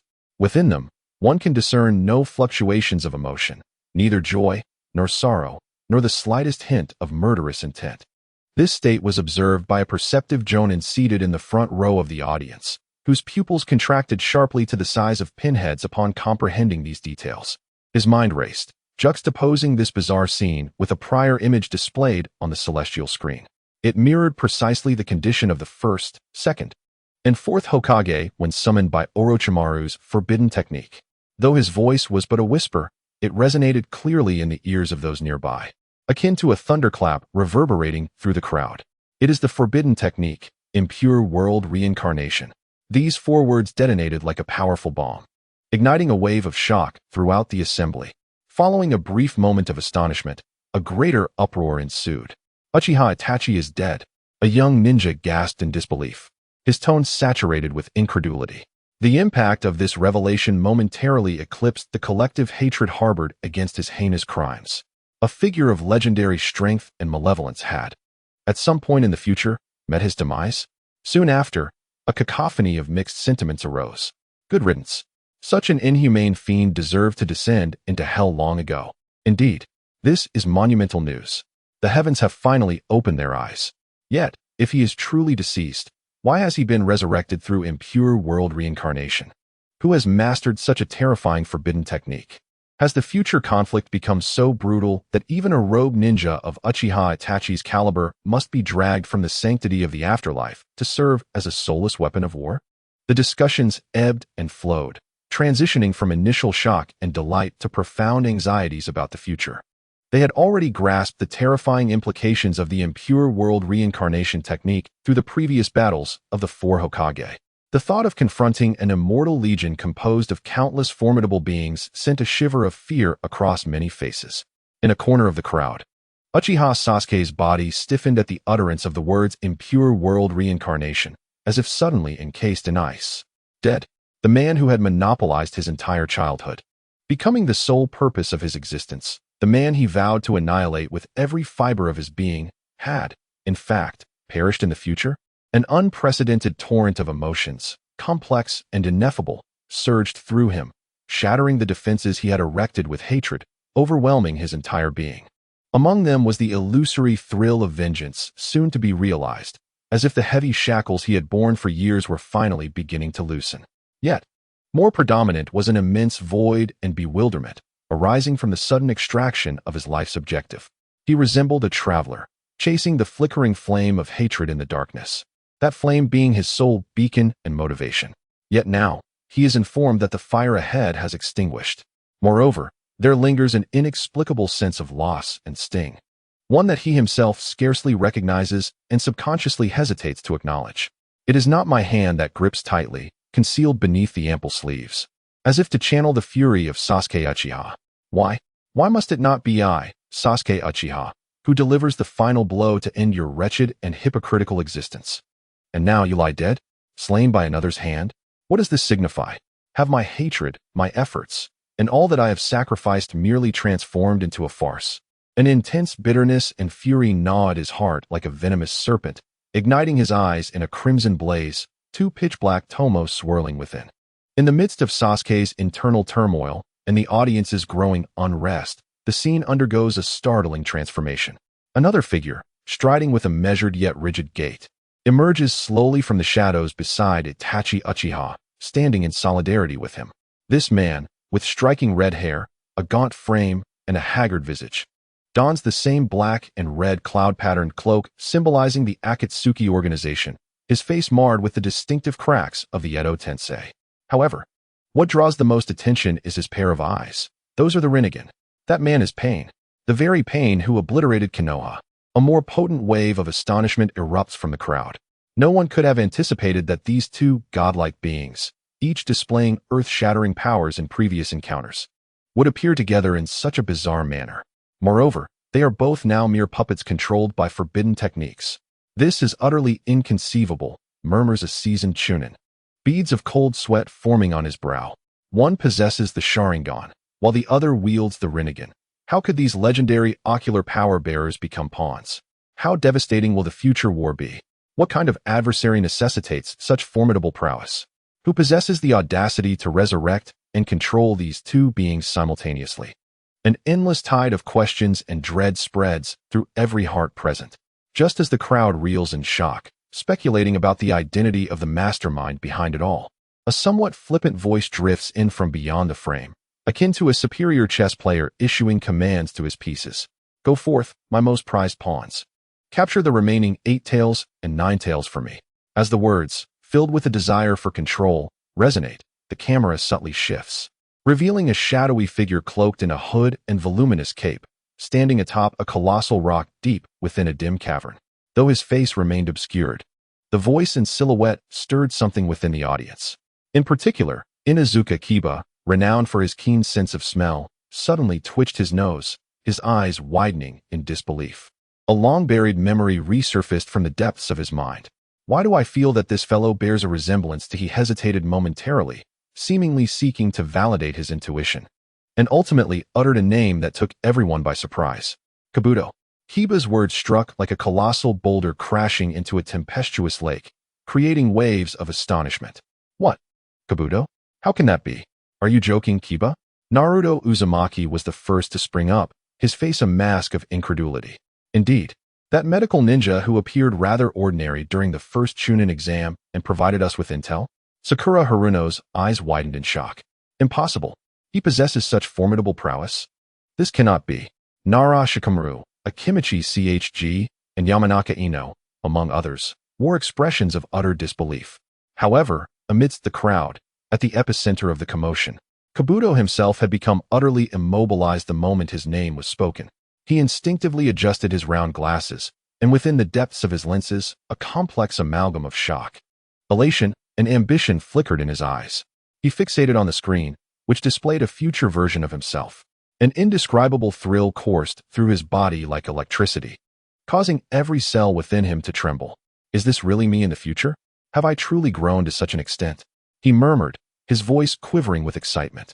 Not only had he perfected the forbidden Edo Tensei technique taught by Lord Orochimaru, but his precision had surpassed even that of his mentor. He could command the legendary Rinnegan, turning Uchiha Itachi and Nagato into mere pawns in his grand scheme. This is extraordinary, absolutely incredible. A tempest of unprecedented emotions surged within Kabuto. Yet, deep within, he grappled with an elusive sense of true value and identity. And now, the heavens had offered him an answer in the most profound and direct manner. His future self would surpass Lord Orochimaru. His future self would no longer exist in anyone's shadow, but would emerge as a sovereign being capable of wielding life and death, overseeing the entire ninja world. This realization sent shivers of exhilaration throughout his being. He envisioned a grand pathway to the realm of the divine unfurling beneath his feet. Meanwhile, at the other end of the venue, Orochimaru, disguised as the fourth Hokage, Raza, narrowed his golden serpent-like eyes with intrigue. He regarded the mysterious figure cloaked in a hood on the screen with profound contemplation before casting a subtle glance toward the trembling Kabuto, who was barely able to contain his excitement. The corners of his mouth slowly curled into an elusive smile, tinged with both admiration and playful intrigue. "Du, my most loyal subordinate, my most perfect specimen. It seems that the future you promise is quite the surprise." Meanwhile, in the village of Rain, atop the towering, frigid iron spire, perpetually shrouded in gloomy rain, a deafening roar erupted from the chamber at its summit. Seated in a wheelchair, Nagato, before a table forged from a unique metal, unleashed a force of repulsion from his eyes that instantaneously twisted and compressed the table, reducing it to a meaningless pile of dust. His already gaunt visage was now etched with a chilling, murderous intent, the purple glow of his Rinnegan burning with unprecedented intensity. "Yaoshirdiyu." He enunciated the name with deliberate precision, his voice laced with fury that seemed potent enough to evaporate the very rain surrounding him. "A mere lackey of Orochimaru dares to desecrate my body, to insult the sanctity of the divine." A colossal surge of chakra, capable of warping space itself, erupted violently from his frail frame, causing the entire tower to tremble, with countless fissures spreading across the walls and floor. Beside him, Conan's expression shifted as she hurried forward, gently placing her hand on his shoulder in an attempt to pacify his raging emotions with her own chakra. "Nagato, calm yourself. This is merely the future, something that has yet to transpire. Now that we are aware, we can prevent it. Take care of your body. You cannot overexert the power of the Rinnegan." Upon hearing Conan's anxious yet caring voice, Nagato's chest heaved with intensity several times before he gradually subdued the cataclysmic aura surrounding him. However, within his Rinnegan, an unprecedented and palpable murderous intent flickered. He had resolved to act. Once the impending reckoning was concluded, his first course of action would be to personally eradicate that insignificant insect named Yaoshirdiyu, along with his master Orochimaru, from this world entirely and utterly. In a dimly lit underground base, "Afe, it seems your Moon Eye plan has encountered a minor setback," remarked the half-black, half-white Zetsu, with a tone that seemingly bore the delight of a spectator at a show, teasing the masked figure beside him. "That inconspicuous little brat, Yaoshirdiyu, appears to have slipped from your grasp in the future, causing you no small amount of trouble. TSK, even Nagato's Rinnegan has fallen into his hands." Beneath the mask, the single eye of the Uchiha Sharingan glinted with a frigid glimmer. Orochimaru, Yaoshirdiyu, these restless pawns, these self-satisfied individuals, always seem to surface at the most critical moments, creating disturbances for him. It seems it is time to clear the board of these disobedient pieces. Chapter 49. An encounter with the Jinchuriki, a fateful confrontation.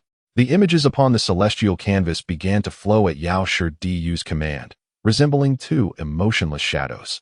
Uchiha Itachi and Nagato instantly vanished from their original positions. Their silhouettes transformed into two indistinct phantoms, silently weaving through the shadowy thicket. Their speed was nothing short of astonishing. Such incredible velocity. Though they were mere puppets under control, they exhibited remarkable power. The individual known as Kabuto had mastered the reanimation technique to a terrifying degree. The elite shinobi below could not help but express their awe. They could vividly sense the overwhelming aura emanating from those two figures.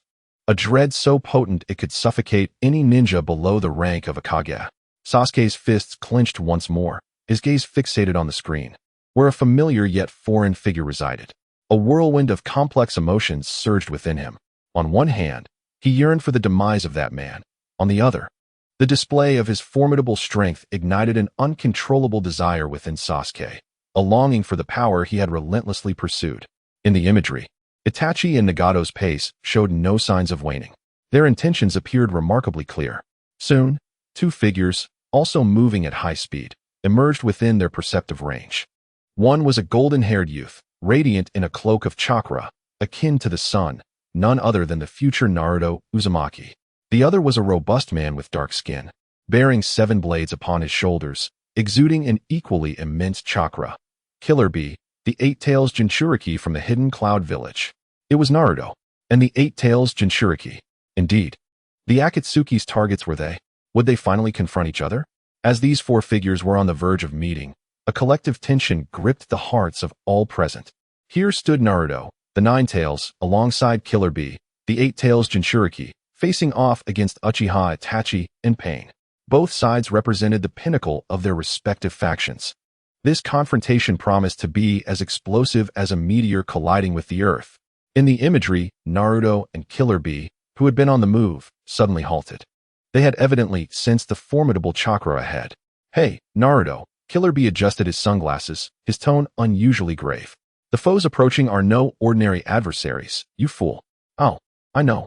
Naruto's usual playful demeanor vanished, replaced by an unprecedented seriousness. His golden eyes, akin to those of a beast, shimmered with vigilance. Before long, two figures gradually emerged from the woods ahead. Upon recognizing their faces, Naruto's pupils constricted sharply. "It's you," he exclaimed in shock. That cold yet handsome visage. Those crimson, three-tomo Sharingan. He would never forget. Uchiha Itachi, Sasuke's brother. The man who had plunged Sasuke into the abyss of vengeance. A surge of golden chakra erupted from Naruto, akin to flames, soaring dramatically into the air. In an instant, he assumed his most formidable battle stance. "Oh, is that a familiar face?" "Fool, scoundrel." Beside him, Killer Bee immediately adopted a defensive posture. His 8 octopus-like tentacles danced slowly behind him, reminiscent of a tailed beast's tail, showcasing the immense power within him. The Sharingan. And now the Rinnegan. Killer Bee's tone grew increasingly grave. "Naruto, this opponent is of epic proportions, you fool, scoundrel." In stark contrast to the sense of impending danger felt by Naruto and Killer Bee, Itachi and Nagato remained unperturbed. They stood silently, their vacant eyes coldly observing their prey. "Hey, Uchiha Itachi." Naruto pointed at Itachi, raising his voice in accusation. "You are indeed a member of Akatsuki. What have you done to Sasuke?" Yet, the only response he received was a profound silence, accompanied by Itachi's eyes, which began to shift ominously. The three tomo within his eyes swiftly intertwined, forming a peculiar pattern reminiscent of a pinwheel. Kaleidoscope Sharingan, activate. Alarm bells rang within Naruto's heart. Just as Itachi was about to launch his attack, Killer Bee suddenly interposed himself before Naruto. "Don't look into his eyes, fool, scoundrel. The Sharingan's Genjutsu is quite troublesome." With that, he swiftly drew a blade from behind him. Samahata. Upon seeing the appearance of that sword, the fog-hidden ninjas in the audience gasped in astonishment. That was one of the swords belonging to the legendary 7 ninja swordsmen, wielded by the infamous Kisame Hoshigaki. How could it be in the hands of the 8 Tails Jinchuriki? In the scene, it was evident that Killer Bee had no time for explanations. He swung Samahata fiercely towards Uchiha Itachi, attempting to disrupt his technique. However, in the face of this mighty strike, Itachi's expression remained as calm and unyielding as ever. Just a fraction of a second before the massive blade was to cleave his head, bang! Nagato beside him suddenly raised his hand. Shinra Tensei, an invisible repulsive force erupted, effortlessly deflecting Killer Bee's sword. It even sent Killer Bee's robust form flying through the air with tremendous force. Wow! Killer Bee barely managed to stabilize himself mid-air before landing firmly on the ground, a look of surprise crossing his face. Such incredible power is truly awe-inspiring. "You fool, scoundrel. Uncle." Seeing this, Naruto rushed forward. Just then, Uchiha Itachi finally unleashed his attack. Fire release, great fireball technique. A colossal fireball, several meters in diameter, erupted from his mouth, surging forth with a terrifying heat capable of incinerating all in its path. As it raced towards Naruto and Killer Bee, combat was imminent. The entire process unfolded with lightning speed, leaving all the spectators in the venue dazzled and on the edge of their seats. A fierce battle had commenced. It was truly an epic confrontation between titans. Would Naruto and his companions emerge victorious? The hearts of all present were in their throats, simultaneously yearning for Naruto to triumph over formidable foes while being deeply apprehensive about the legendary adversaries he faced. Kakashi's expression was gravely serious. Naruto and his team were confronted with the dual threat of Itachi Uchiha's Mangeki Sharingan and Pain's Rinnegan. Moreover, these two formidable opponents were reanimated corpses, impervious to conventional means of destruction. This situation seemed almost insurmountable. Asuma and the others nodded in agreement, recognizing that the odds of victory were rapidly approaching zero. The third Hokage, Hiruzen Sarutobi, took a deep draw from his pipe, his gaze fixed intently on Itachi, the once promising genius who had now become an enemy. This realization stirred a complex mix of emotions within him. He turned to Kakashi, quietly inquiring, Kakashi, you were once a member of the Umbu and worked alongside Itachi. What abilities does his Mangekyou Sharingan possess? Kakashi slowly shook his head, his voice hoarse. I am uncertain, Lord Hokage. Itachi has concealed his true capabilities too well. The intelligence regarding his Mangekyou Sharingan is classified at the village level. Outside of you and a select few high-ranking officials, no one else has access to this information. Meanwhile, Sasuke was fixated on the screen, captivated by the fierce battle unfolding before him, particularly the golden figure that was evenly matched against Itachi. His heart was filled with bitterness and jealousy. How had that once distant figure, whom he had left far behind, grown to a point where he could confront that man directly? Yet here he was, feeling like a mere bystander, relegated to watching their clash from the screen. Naruto. Sasuke clenched his fists, the sound of his knuckles cracking echoing through the air. Itachi, too, had activated his Sharingan, reflecting the entangled figures locked in combat on the battlefield. Chapter 50. The piece is already set, Shusui's eyes. On the battlefield, a dense fog enveloped the area, cold and damp. Water vapor condensed at the edges of the leaves, quietly dripping down. The crisp sound echoed through the stillness, reminiscent of the tolling of a death knell. The battle did not cease. Instead, it grew increasingly uncanny. The hidden malice lurking within the mist was thicker than ever. Naruto and Killer Bee stood back to back, scanning their surroundings with vigilance. Their visibility was severely restricted, barely extending 5 meters. The fog seemed to possess a life of its own, coiling around their limbs, chilling them to the bone. Suddenly, a sharp sound pierced the tranquility, tearing through the air. Whoosh, whoosh, whoosh. The sounds emanated from all directions, rendering it impossible to discern their source. Countless black shadows pierced through the dense fog, akin to ravenous locusts unleashed from the depths of hell. These were the shurikens wielded by Uchiha Itachi. Each one glimmered with a lethal coldness, imbued with precise intent to kill. They did not approach in a straight line. Their trajectories were unpredictable. Some carved eerie arcs in the air, while others ricocheted upon impact. They assailed from tree trunks, from rocks, from every conceivable angle. These shurikens wove an impenetrable web, a net that left no room for escape. Their aim was not merely to deliver a fatal blow, but to impose an absolute blockade, sealing off all avenues of evasion and retreat for Naruto and Killer Bee. Clang, clang, clang. A series of rapid, crisp metallic clashes erupted in the forest. Killer Bee sprang into action. The 7 blades in his hands transformed in an instant into a silver tempest. He did not retreat. Instead, he stepped forward, shielding Naruto behind him. The glimmering blades interlaced before him, forming an impenetrable curtain of steel. This was not mere flailing. It was a dance of blades infused with an extraordinary rhythm. Each trajectory was meticulously calculated. The incoming shurikens collided with an invisible wall. Sparks flew amidst the fog, resembling fleeting fireworks in the dark of night. Every single shuriken was deflected without exception. Inside the Chuunin exam venue, an eerie silence fell. All eyes were captivated by the stunning and lethal display of offense and defense on the screen. Following a brief stillness, a wave of awe erupted like a tsunami. Such remarkable swordsmanship. To withstand such an onslaught. Who was that ninja from the cloud?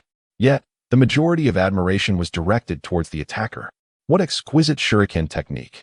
The face of a seasoned J-nin was etched with disbelief. He questioned himself, knowing he could never achieve such flawless synergy and blockade. This transcended mere technique. It was artistry. Truly, Uchiha Itachi, the legendary genius. With such fundamental throwing skills, he could easily render most J-nins humbled. The ninjas in the venue erupted with waves of astonishment. They finally grasped the weight that the name Uchiha Itachi carried. However, just as everyone's attention was ensnared by this dazzling exchange of attack and defense, a new threat emerged on the battlefield. A shadow, like a ghost merging with the mist, silently materialized behind Killer Bee. Uchiha Itachi. He had cleverly utilized the enveloping moisture and the cacophony of shuriken to mask his presence. In a moment unnoticed by all, he circled behind Killer Bee. His movement was supremely swift, yet eerily silent, as if he were a part of the very fog itself. In his hand, he gripped a pitch-black kunai, its tip glinting with a faint chill. Without the slightest hesitation or delay, he concentrated all his strength into this lethal strike. His arms surged with power, thrusting toward Killer Bee's unsuspecting heart with deadly intent. It was fast, too fast. From the moment of emergence to the act of assault, the entire sequence unfolded with seamless elegance, executed in a singular breath. Naruto, who was but a hair's breadth away, barely had time to react. "Be careful, uncle." His pupils constricted in horror, instinctively gasping aloud. He yearned to rush forward to assist, yet his body lagged woefully behind his thoughts. Alas, it was far too late. The distance between them was alarmingly minimal, so close that they could hear each other's breath. A dull thud echoed as a sharp blade pierced flesh, the sound ringing clear in every ear present. Time seemed to have been pressed into slow motion at that moment. A vivid splash of red stood out starkly against the gray mist, blood erupting like a blooming flower of death. Many in the gathering instinctively shut their eyes, as if they had already envisioned the powerful hidden cloud ninja collapsing. Yet, in the next heartbeat, everyone was taken aback. It was not Kurabi who had been struck. In fact, it was not a single part of his body either. Instead, it was a massive octopus tentacle that had inexplicably emerged from Kurabi's shoulder. The tentacle, resilient and elastic, clamped tightly around Itachi's kunai, halting its advance completely. A fleeting glimmer of surprise flickered in Itachi's eyes. "Oh, utilizing the tailed beast's chakra to create a clone, is it?" His hollow voice resonated through the mist, devoid of emotion. "Fool! Idiot!" A rhythmically mocking voice chimed in from the other side. It turned out that the figure just struck was merely a decoy, an instantaneous chakra clone conjured with the power of the Eight Tails chakra. His true self had already evaded the attack, slipping away like a wraith to the opposite side of Uchiha Itachi. Thunderclap! Kurabi bellowed, his body engulfed in a radiant surge of lightning. The ferocious lightning chakra enveloped his entire arm, as he unleashed a devastating blow, infused with terrifying power. Aimed squarely at Itachi, this strike could cleave mountains. Nevertheless, in the face of this cataclysmic assault, Itachi's expression remained one of hollow numbness, as if it were not his own body on the brink of destruction. He did not even exhibit the slightest intention of evasion, standing eerily still in place. Just as Kurabi's strike was about to make contact, the unexpected transpired. A soft pop resonated. Uchiha Itachi's form did not soar away as anticipated. Rather, it suddenly dissipated into a flurry of flapping crows. Black feathers swirled through the mist like a storm. Caw, caw, caw. The harsh cries of the crows echoed across the battlefield. What? Is it a crow substitution? Kurabi's thunderous attack, propelled with immense force, struck nothing but air. The violent lightning crashed into the void, carving a deep chasm into the ground. At that moment, the scattered crows appeared to respond to some invisible call. They circled in the air, converging once more. Black feathers, piece by piece, reassembled and wove together. In but a fleeting moment, they coalesced into the form of Uchiha Itachi. Unscathed, he appeared atop a tree several meters away, looking down from his elevated perch like a deity. Then, he slowly raised his head, revealing his crimson eyes. A kaleidoscope of Sharingan that seemed to harbor an endless abyss. From afar, he locked his gaze onto Naruto Uzumaki below. In that instant, the atmosphere of the Chuunin exam venue froze. Every heart raced to the throat. They clearly perceived that Itachi's target had shifted. His true aim, from the very beginning, was never Killer Bee. A sense of dread washed over them. His target was Naruto. Kakashi abruptly rose, his face ashen. While others may not comprehend the significance of those eyes, he understood all too well. Those were the accursed eyes capable of dragging one's spirit into an endless hell. In the scene, Naruto evidently sensed the impending danger. Those eyes seemed to emanate an irresistible allure, freezing the very blood within him. Yet, for reasons unknown, his body felt as if it were bound by invisible chains. Stiff, heavy, immovable. He could only watch helplessly as he descended into the illusion woven by those crimson orbs. It was Jinjutsu, the kaleidoscopic illusion. Kakashi's voice grew hoarse with excitement. He knew all too well how terrifying Itachi's Jinjutsu could be. The torment experienced in the spiritual realm, worse than death itself, was a memory he would never forget. On the other side of the platform, Sasuke's breathing became exceedingly rapid. His fists were clenched tightly, nails digging deep into his palms. His gaze remained fixed on the screen, bloodshot and filled with intensity. It was this technique. It was those eyes. They had brought him an unforgettable nightmare, akin to a hellish purgatory. It was that which had obliterated everything he held dear. However, just as everyone believed Naruto would be ensnared by Tsukuyomi, his spirit utterly shattered. An unforeseen anomaly occurred. Suddenly, Naruto's mouth gaped wide, his face contorting in excruciating pain. Emitting a violent retch, veins bulged on his neck, his body convulsing violently, as if something were about to burst forth from within him. Then, before the astonished and incredulous gazes of all present, a jet-black crow emerged forcefully from his esophagus. The scene was imbued with an indescribable strangeness and impact. The crow's head emerged first, followed by its wings, and finally, its entire body, glistening with Naruto's saliva. Flapping its wings, it shook off the remnants of the viscous fluid. It circled in the air and soared into the sky. The entire Chuunin exam venue fell into a profound silence, as if time itself had halted. The sound of a pin dropping could be heard. Everyone was left utterly dumbfounded. Completely, utterly dumbfounded. They widened their eyes and gaped, as if ensnared by a spell. The expressions on their faces solidified into a pinnacle of astonishment and absurdity. In their minds, several philosophical questions emerged simultaneously. Who am I? Where am I? What did I just witness? Just moments ago, Inuzuka Kiba's voice trembled uncontrollably. He rubbed his eyes vigorously, doubting the reality before him. Did a black crow just emerge from Naruto's mouth? Beside him, Akamaru emitted whimpers, seemingly shaken by the shocking sight. Indeed, Shikamaru's face fluctuated between shades of green and white. A tempest of emotions. Silently, he set aside the bag of chips he had just opened. Suddenly, a wave of nausea washed over him, obliterating his appetite. Across the venue, Sakura and Ino, two young women, clamped their hands over their mouths, retching in horror. Their imaginations transported them into the scene. They envisioned a living crow, warm and feathered, struggling and writhing as it emerged from a person's mouth. Ugh, no, this is unbearable. The imagery was far too vivid and grotesque for them to endure. Meanwhile, the very subject of this bizarre spectacle, Naruto himself, was rendered utterly petrified. His body froze in his seat, motionless as a statue. He pointed at the figure on the screen that mirrored his own, his voice cracking with disbelief. What on earth is that? His tone was rife with terror, disgust, and utter confusion. Why is there a crow flying out of my future self's mouth? This is revolting. I can't bear it. He felt a strange sensation writhing in his throat. However, while the majority remained shocked and repulsed by this macabre display, several powerful figures atop the platform discerned an anomaly. Their focus had shifted away from the origins of the crow and was instead fixated on the crow itself. There was something peculiar about that crow. The third Hokage, Hiruzen Sarutobi, spoke gravely, his voice laced with urgency. His gaze was as sharp as an eagle's, fixated on the screen. In the footage, the crow that had flown from Naruto's mouth steadied itself in midair before slowly turning its head. It disregarded everyone else, fixating its gaze on Uchiha Itachi perched atop a tree. In its eyes, there were no pupils, no whites, only a sinister, swirling, four-pointed kaleidoscope Sharingan that exuded an ominous aura. This scene fell like a heavy bomb upon the tranquil surface of a lake. If the previous imagery was one of curiosity and disgust, the current image was nothing short of sheer horror and bewilderment. Another kaleidoscope Sharingan. How is this possible? What kind of joke is this?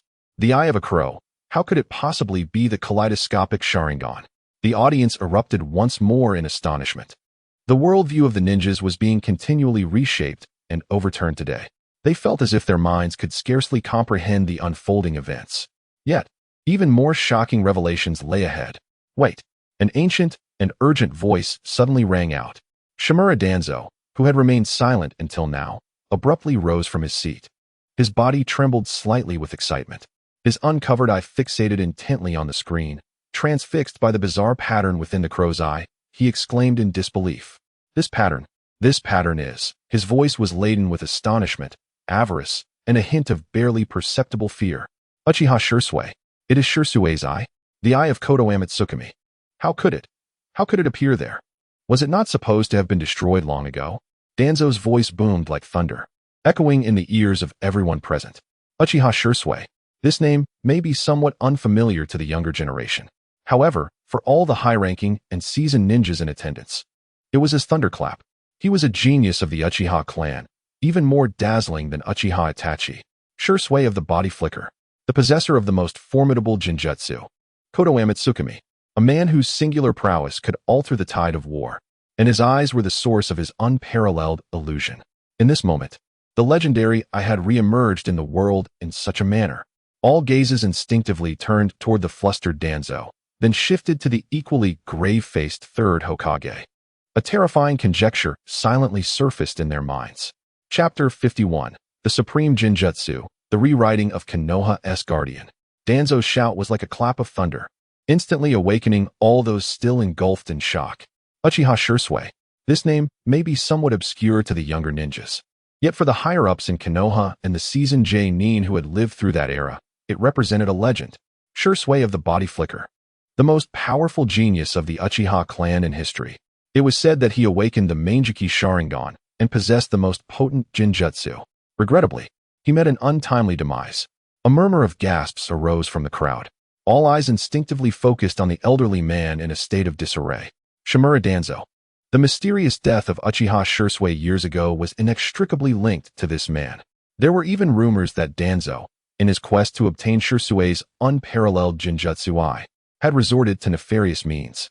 He could feel the scrutinizing gazes filled with suspicion and inquiry directed at him. Danzo's complexion turned ashen, his fists clenched tightly within his sleeves, his nails nearly digging into his flesh. Damn it! Damn this cursed sky! Why does Shursui's eye appear there? A wave of indescribable panic and fury surged within his heart. He was gripped by an intense premonition. Today, the secrets he had concealed for years were poised to be completely unveiled. In stark contrast to Danzo's fury, the third Hokage, Hiruzen Sarutobi, wore an expression of sheer astonishment and confusion. Shursui's eyes conveyed disbelief as he recalled Itachi's report from years past, which stated that both Itachi and Shursui's bodies had sunk into the South River. How could Shursui now be manifesting within Naruto? What more had Itachi concealed from me all those years ago? He gazed at the man on the screen, whose expression remained impassive yet had instigated this entire event, his eyes becoming a tapestry of complex emotions.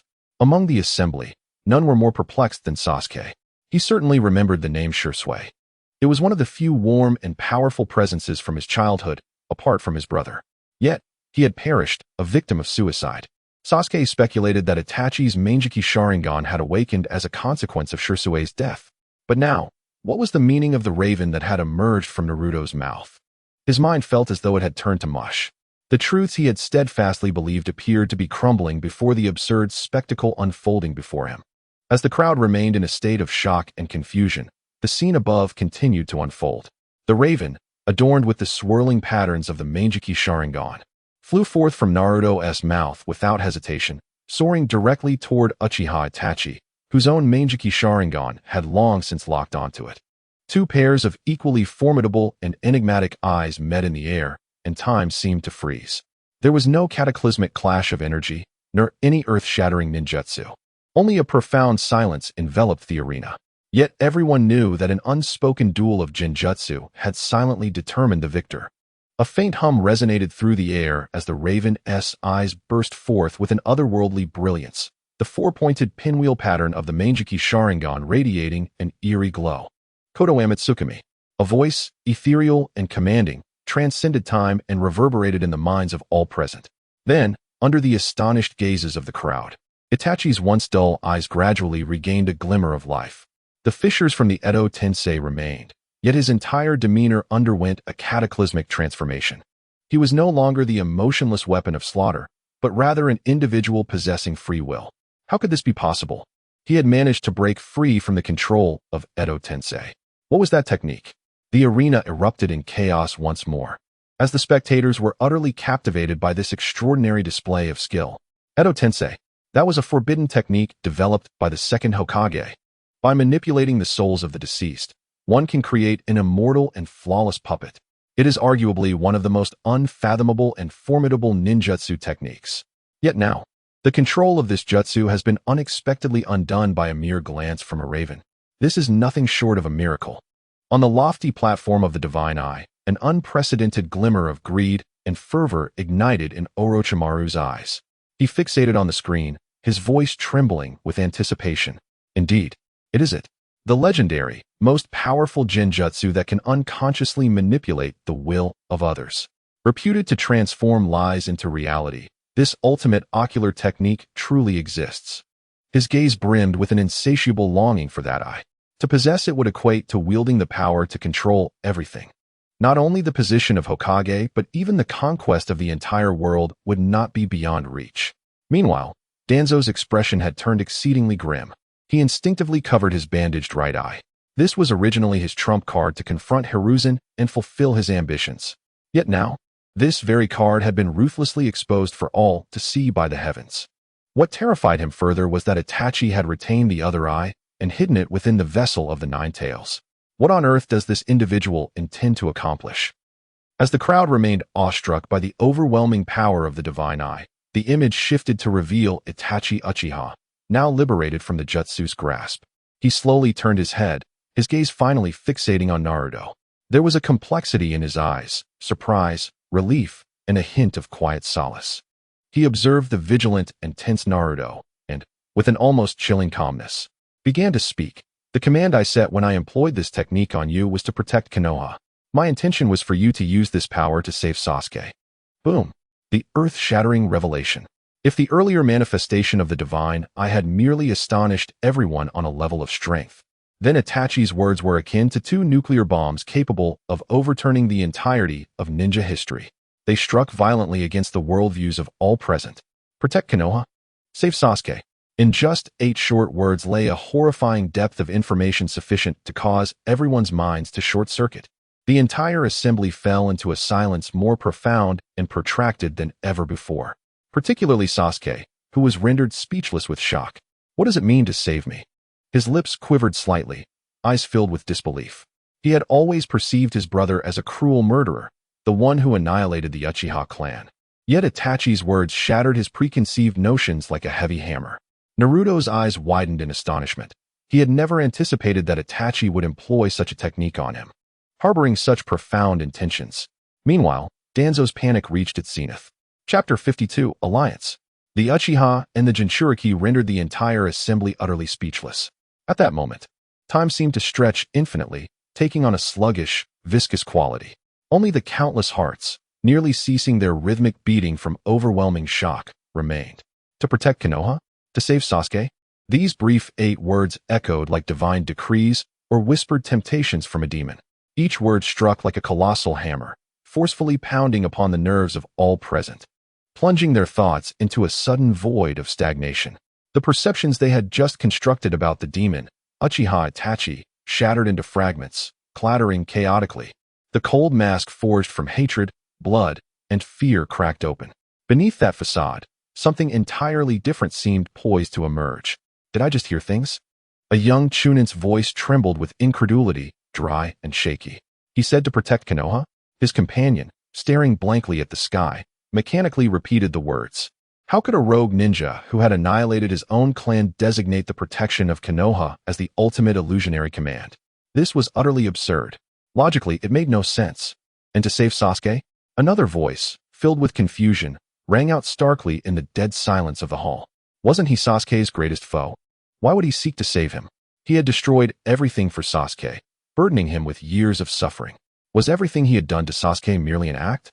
This conjecture struck like a thunderbolt, cleaving through everyone's thoughts. A young genin rubbed his ears, his face a canvas of bewilderment and stupor. He felt as though his understanding of the world was being ruthlessly overturned. Countless questions erupted like mushrooms after rain, frantically springing forth from each mind. They wove into an impenetrable net, ensnaring everyone's rationality within. They felt their minds were utterly overwhelmed, unable to process such vast and contradictory information. What had transpired today was undeniably revolutionary and utterly contrary to common sense. Each twist felt like a challenge to the limits of their nerves. First, the underdog Naruto had become the son of a hero, the prophesied savior. This fact alone had taken them long to digest. Now, the clan's annihilator had transformed into a protector? A butcher whose hands were stained with the blood of his kin had the audacity to proclaim protection? What on earth was happening in this world? Were they the ones who had lost their sanity? Or had the world always been this absurd? Impossible. A furious shout shattered the eerie silence. This was undoubtedly a lie. An agitated villager rose, his eyes ablaze. He was merely attempting to justify his crimes, seeking a facade of false virtue and death. The lives of hundreds from the Uchiha clan were taken by his own hand. The flames and screams of that night still linger in our memories. This is an unassailable truth. There can be no hidden circumstances. His words resounded with a palpable intensity, brimming with undeniable fury. Such sentiments found resonance among several villagers, who clenched their fists, their faces a tapestry of anger and confusion. Indeed, in contrast to the insipid and unverifiable command, the massacre of the Uchiha clan, a blood-soaked tragedy, was the stark reality they could personally attest to.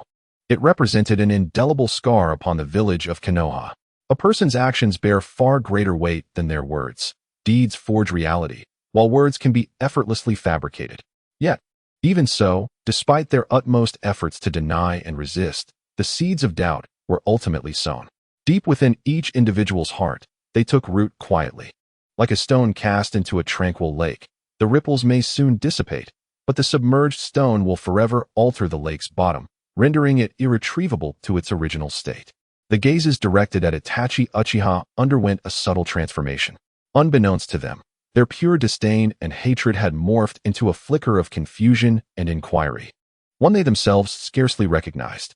They began to yearn to uncover the buried truth. To protect Konoha? To save me? In the audience, Sasuke repeated these two phrases in a daze. His world was spinning wildly. His body trembled violently, as if ensnared in an icy abyss, every cell quaking in fear. His complexion was as pale as parchment, his lips devoid of color, clenched tightly between his teeth. Itachi's words clung to his mind like the most malevolent of curses, indelibly etched within.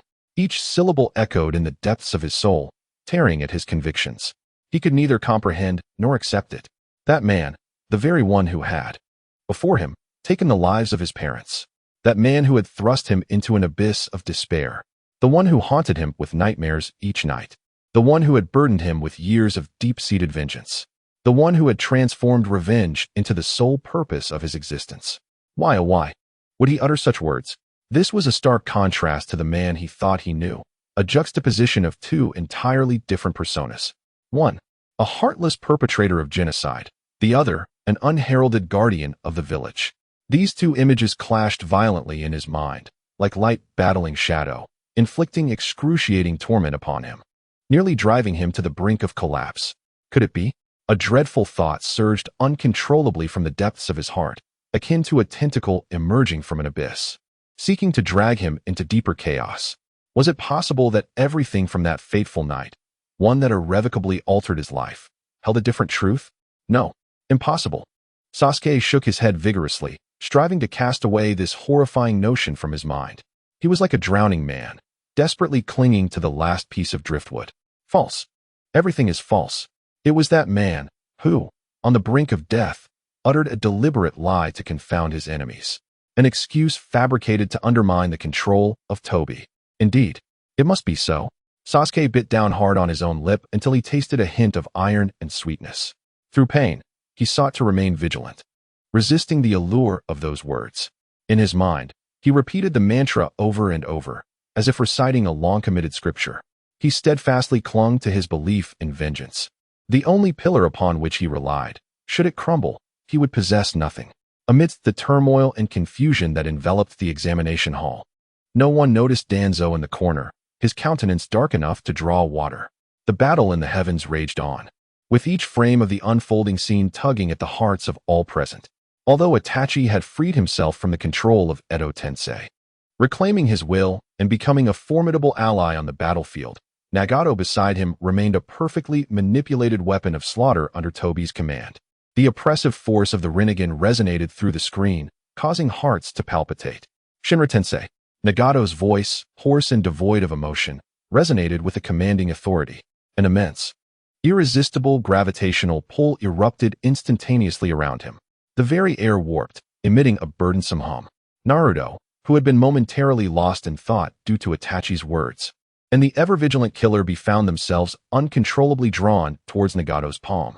Their bodies lost balance, feet lifted from the ground, forcibly dragged closer. This is bad. Naruto and Killer Bee's expressions changed dramatically. They desperately summoned their chakra, striving to break free from the gravitational force. Yet, before the might of the Rinnegan, all efforts seemed futile. As they neared capture by Nagato, they braced for the unpredictable and lethal capabilities of the Rinnegan. At that critical moment, a flash of red appeared, standing resolutely before them. Like an indomitable crimson fortress, it was Uchiha Itachi. His gaze remained as serene as ever, as if everything was under his control. Susanoo. A deep voice resonated, accompanied by a surge of immense chakra. A colossal, grotesque red skeletal figure erupted from around Itachi's body. It was not a physical entity but an energy giant forged from chakra, exuding a terrifying yet sacred aura. What is this?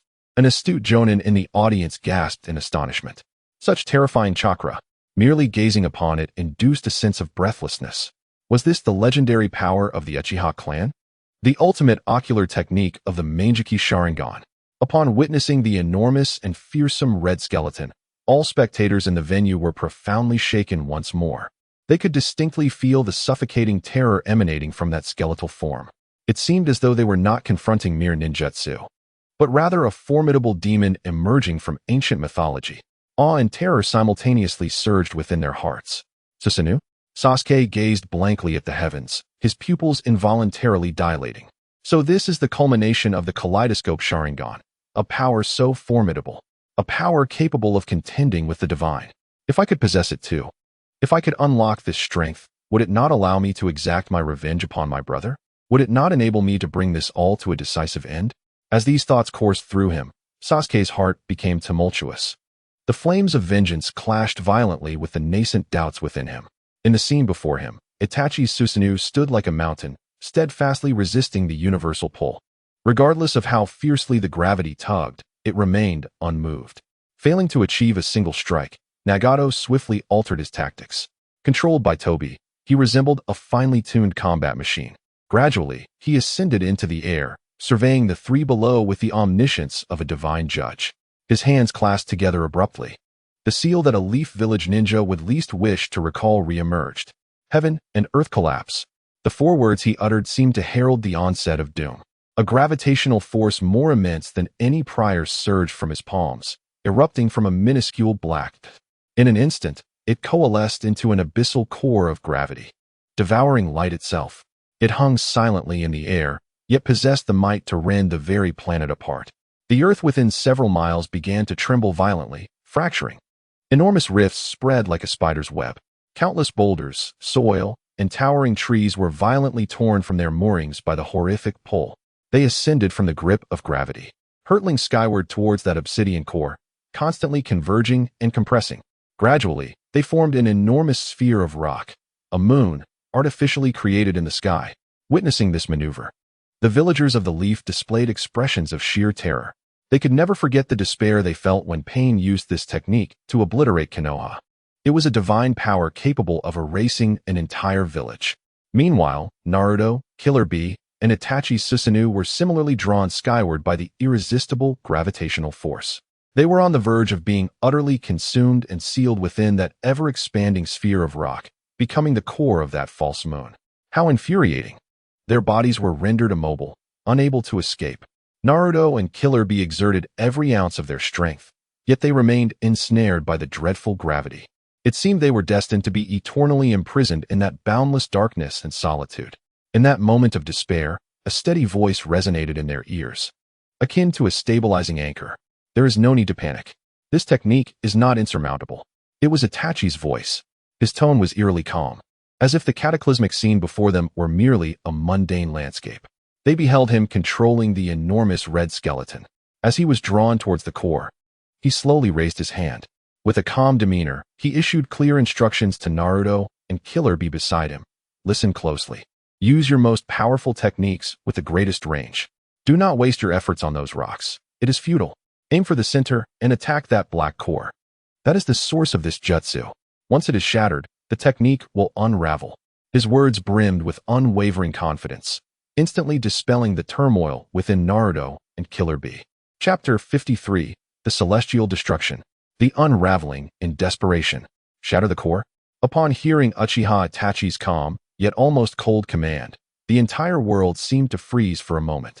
Not only did Naruto and Killer Bee, who were mercilessly pulled skyward by an unyielding gravitational force, stand in shock, but even the audience in the Chuunin Exam venue, from the Hokage to the commoners, were left utterly astonished.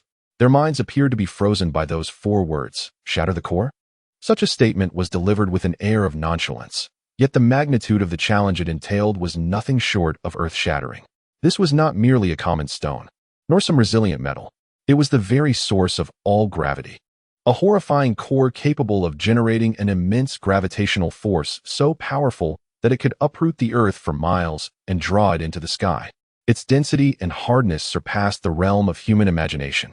To describe its solidity with mere words felt utterly inadequate. Moreover, their current predicament was steeped in despair. The three were ensnared by that irresistible gravitational pull, akin to insects caught in a spider's web, helplessly suspended in midair. Every muscle, every cell of their bodies struggled against that terrifying force of attraction. The control over their bodies had been completely stripped away. In such a dire situation, attempting to unleash their strongest attack with all their might was an insurmountable challenge. Indeed, merely maintaining their balance and not being torn to shreds seemed an exceedingly daunting task. Could this truly be accomplished? A young genin trembled as he asked, his eyes filled with dread at the apocalyptic scene unfolding before him. It was far too ambitious. This was an impossible task. An accompanying Chuunin immediately countered in agitation. Within such a gravitational field, the flow of chakra would face severe disruption. How could one possibly execute a large-scale ninjutsu? Precisely, and even if they could initiate it, to accurately strike that minuscule core amidst the chaotic storm of debris was nothing short of a fantasy.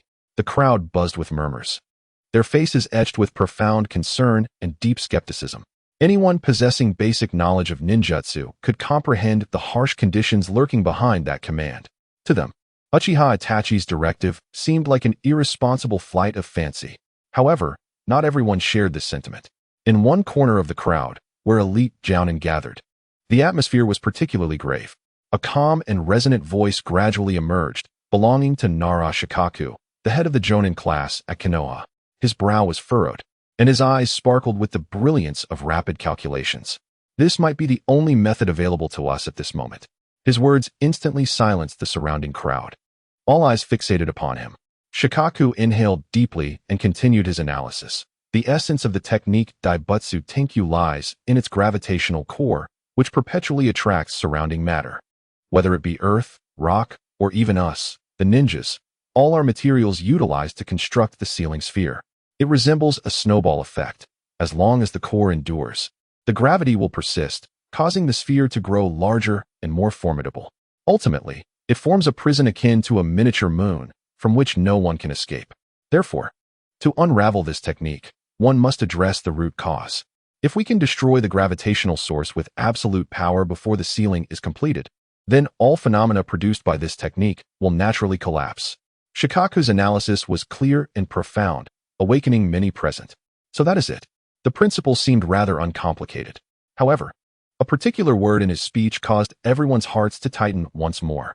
The crux of the matter lies in the gravity of Shikaku's tone. Did they possess the power capable of piercing through all and obliterating the gravitational core? Power. Indeed, power. Faced with a forbidden technique that could be described as divine. Any ingenious strategy or sophisticated skill appeared utterly feeble, of no consequence. The only force capable of counteracting it was a power that was purer, more primal, and utterly unrivaled. A single force can conquer 10 techniques. At this moment, everyone's heartbeat seemed to synchronize with the pulsations of gravity depicted before them. In the scene, Naruto and Killer Bee, enveloped by countless rocks and soaring skyward, immediately grasped Itachi's intent. After an initial moment of shock, the panic on their faces gradually transformed into a resolute expression. There was no retreat, no time for hesitation. They would either be completely sealed here or risk everything to shatter that core. Hey, uncle, do you still have enough chakra? Can you do it?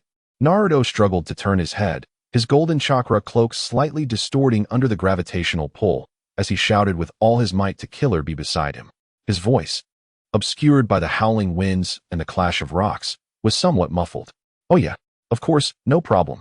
Don't underestimate me, Killer Bee exclaimed, thrusting his thumb up. Adorned with iron gauntlets, his unique intonation filled with unparalleled confidence.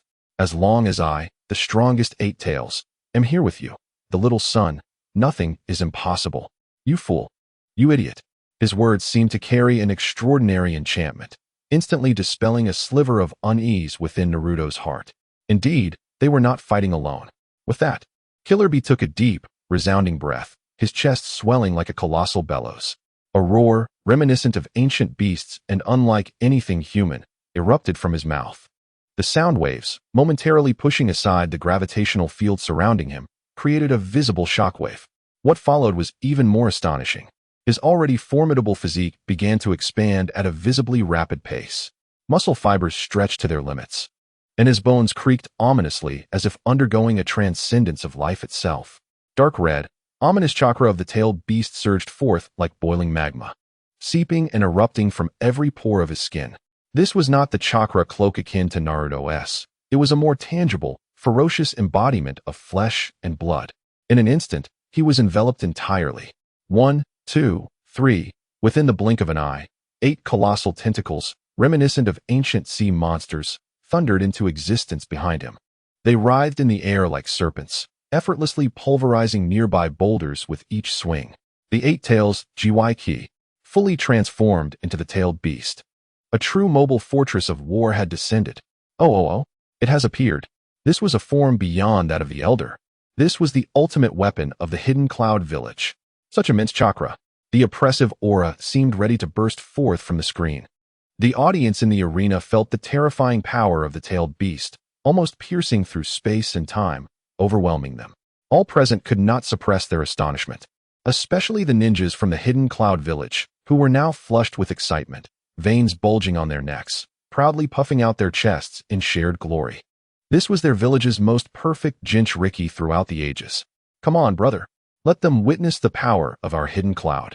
The ninjas from the hidden cloud waved their fists in exhilaration. Meanwhile, Naruto, fighting alongside Killer Bee, refused to be outdone. He raised his hands, enveloped in golden chakra. High above his head, the golden chakra of the 9 tails surged like a volcano finding its outlet, rapidly gathering, compressing, and swirling within his palms at an unprecedented speed. The radiance resembled a new sun rising amidst the ruins of a cataclysm. 1, 2, 3. A massive shuriken, with a diameter of several dozen meters, began to take shape above his head. Its size was even greater than that of Yagai's head after Killer Bee's complete transformation. At the heart of the shuriken lies a blue chakra core, compressed to its utmost limits, with a density so profound that it seems on the brink of collapse.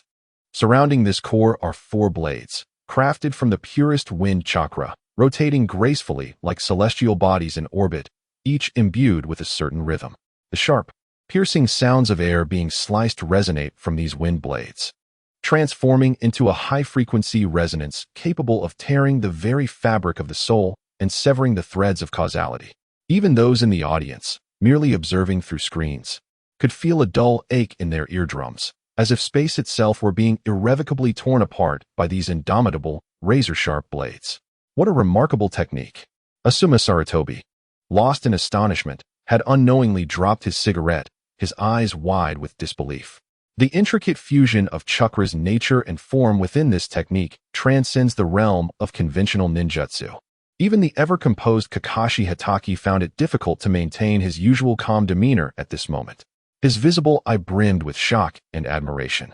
Could it be that Naruto had mastered such a terrifying jutsu? He could hardly fathom the genius-level understanding and inhuman control required to create such a magnificent and colossal technique in the face of utter despair. This surpassed even the jutsu of his father, the Fourth Hokage. This was a technique uniquely belonging to Uzumaki Naruto. In the venue, Naruto's comrades from Konoha were rendered speechless by this spectacle. Sakura covered her mouth, tears glistening in her eyes, overwhelmed with genuine pride for her friend's growth. Sai's face bore a rare, unmasked expression of astonishment. Meanwhile, in a corner, Sasuke's pupils had constricted to the size of pinpricks as he fixed his gaze on the figure illuminated by golden light, brandishing the planet-like spiraling shuriken. His body trembled slightly. A tempest of emotions stirred within him. Jealousy? Resentment? No. Such feelings seemed trivial and cheap in the face of this cataclysmic sight. At that moment, all that remained in his heart was an overwhelming sense of powerlessness, surging from the depths of his soul. Once, he had reveled in his mastery of the Chidori and the pinnacle of lightning transformation, believing himself to be ahead of all others. Yet now his Chidori, a technique that embodied all his effort and pride, appeared utterly insignificant, akin to a mere pebble cast into a pond, dwarfed by the divine fury of Naruto's jutsu. Has the chasm between us truly grown so vast that I cannot even reach his shadow? Sasuke's tightly clenched fist bore the deep imprints of his nails. Yet in the next moment, it relinquished its grip, slowly and feebly, as Naruto and Killer Bee prepared to unleash their ultimate techniques, wagering everything on the other side. Itachi Uchiha was equally engaged. He commanded the colossal, godlike Crimson Susanoo, stabilizing his form within the gravitational field. The immense skeletal structure, crafted from chakra, gradually unfurled its ribcage, revealing Itachi's essence, safeguarded at its core by formidable armor. He stood there, his demeanor as tranquil as still water, seemingly indifferent to the tumult of the outside world. With breathtaking speed, Itachi's hands began to weave seals. Rat, boar, dog, horse, monkey, serpent. An intricately complex and fluid series of advanced fire release seals, known only to masters of the art. The fire release, Great Fire Dragon technique.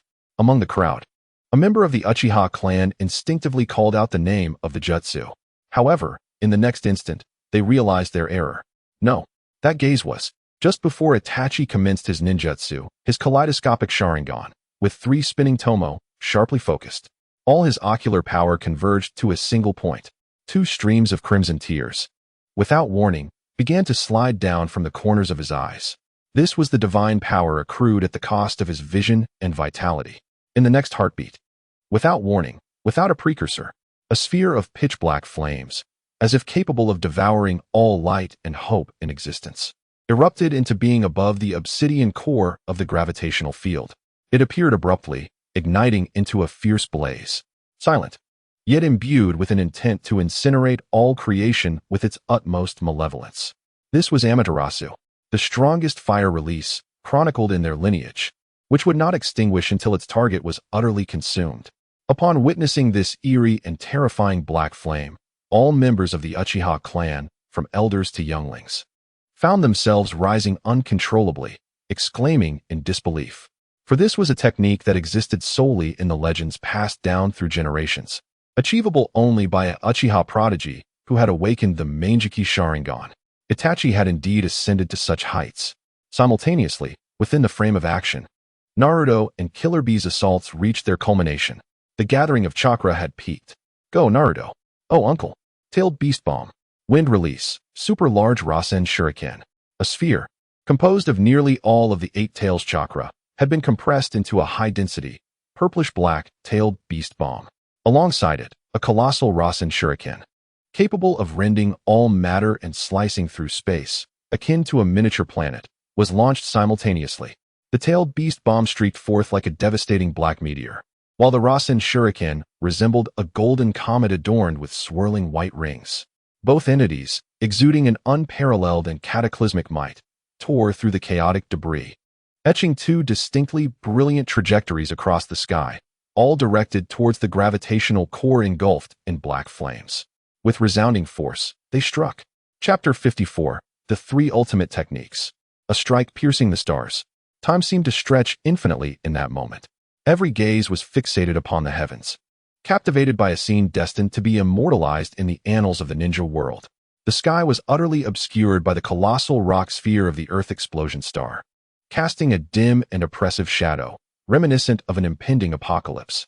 Beneath this apocalyptic sky, 3 beams of light, embodying the zenith of destructive power, emerged like swords piercing the darkness, trailing resplendent tails in their ascendance. One was as dark as ink, a tailed beast ball infused with the full might of the 8 tails. Wherever it passed, the very fabric of space emitted a mournful wail under the immense strain. Another was as pure as the stars, a colossal spiral shuriken composed of countless wind blades, its rapid rotation seeming poised to shred the entire sky into fragments. The last was a blood red, 3 tomo emanating from Uchiha Itachi's gigantic Susanoo, not a physical entity, but an energy form condensed from pure chakra, radiating a terrifying aura that sent shivers down the spine. The tailed beast ball, the spiral shuriken, and the Yasaka no Magatama, 3 techniques that epitomize the pinnacle of power across the domains of tailed beasts, sage arts, and ocular techniques. In that moment, under Uchiha Itachi's seemingly flawless command, they converged in a manner akin to a miracle, all aimed at a singular target, the gravitational core of the Earth explosion star, now sizzling ominously from the flames of Amaterasu. A thunderous roar erupted, one capable of deafening the entire world.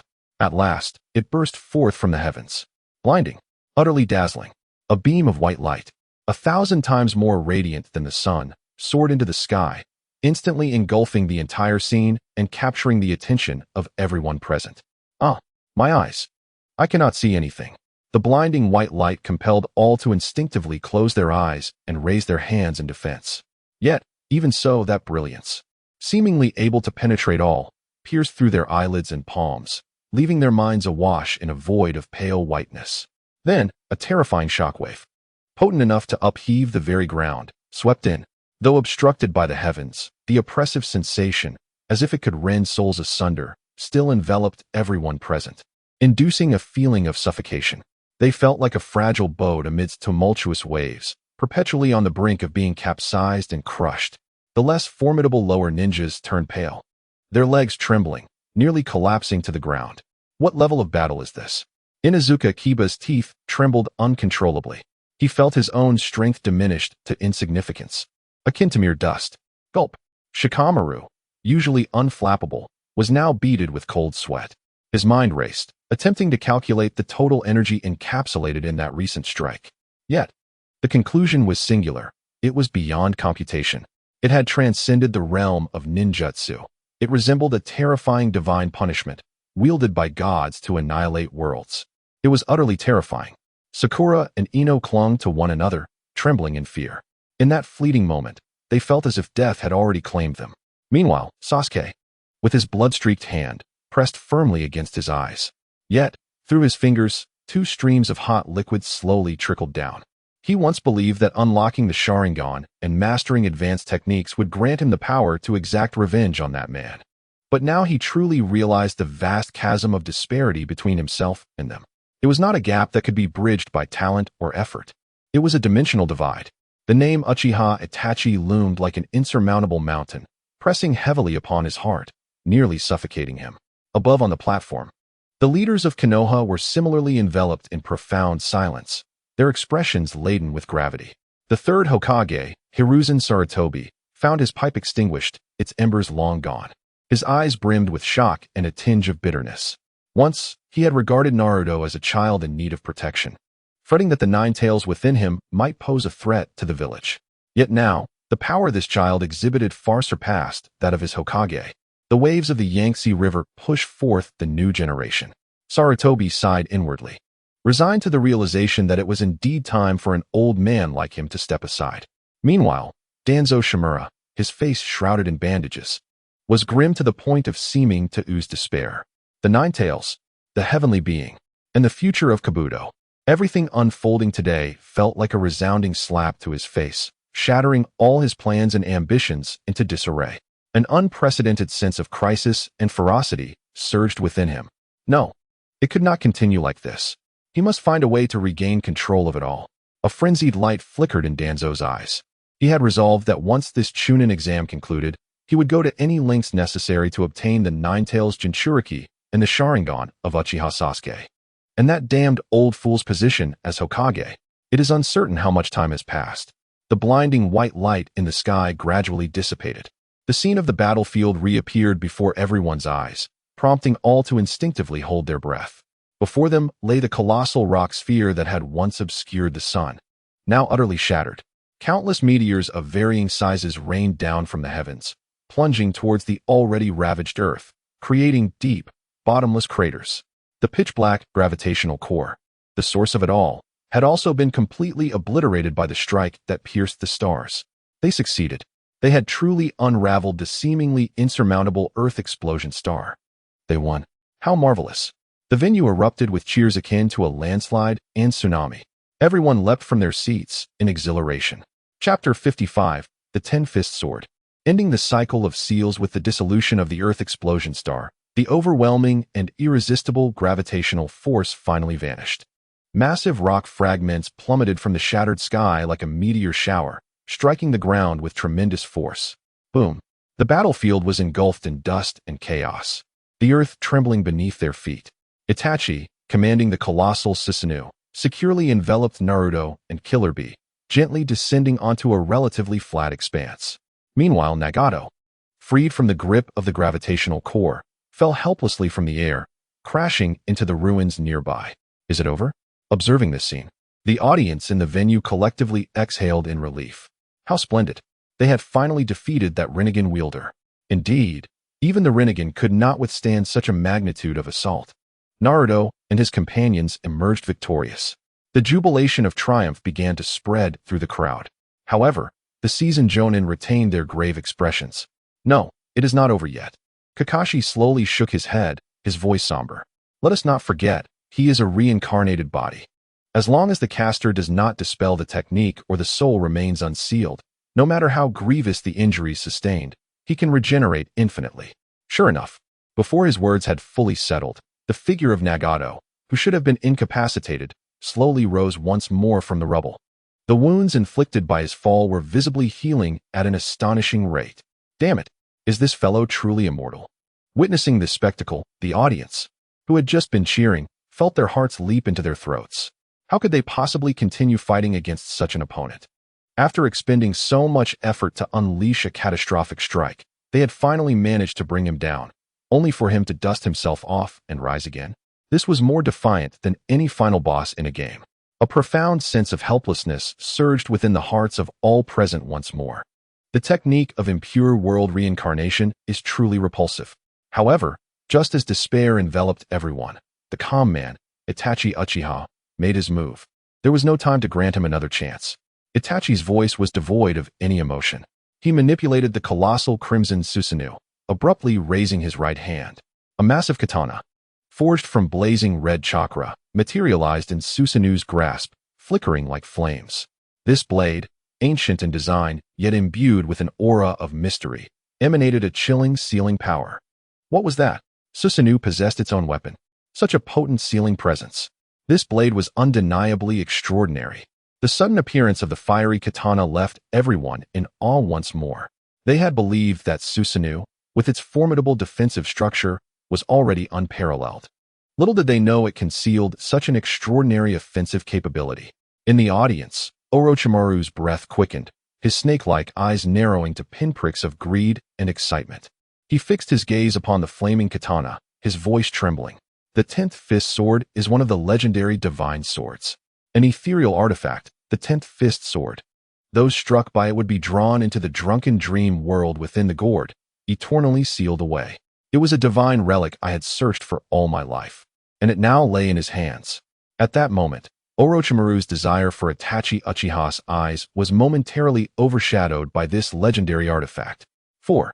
Compared to the perilous and uncertain Sharingan, this 10th Fist Sword, with its absolute sealing ability, was the perfect trump card against all unknown threats.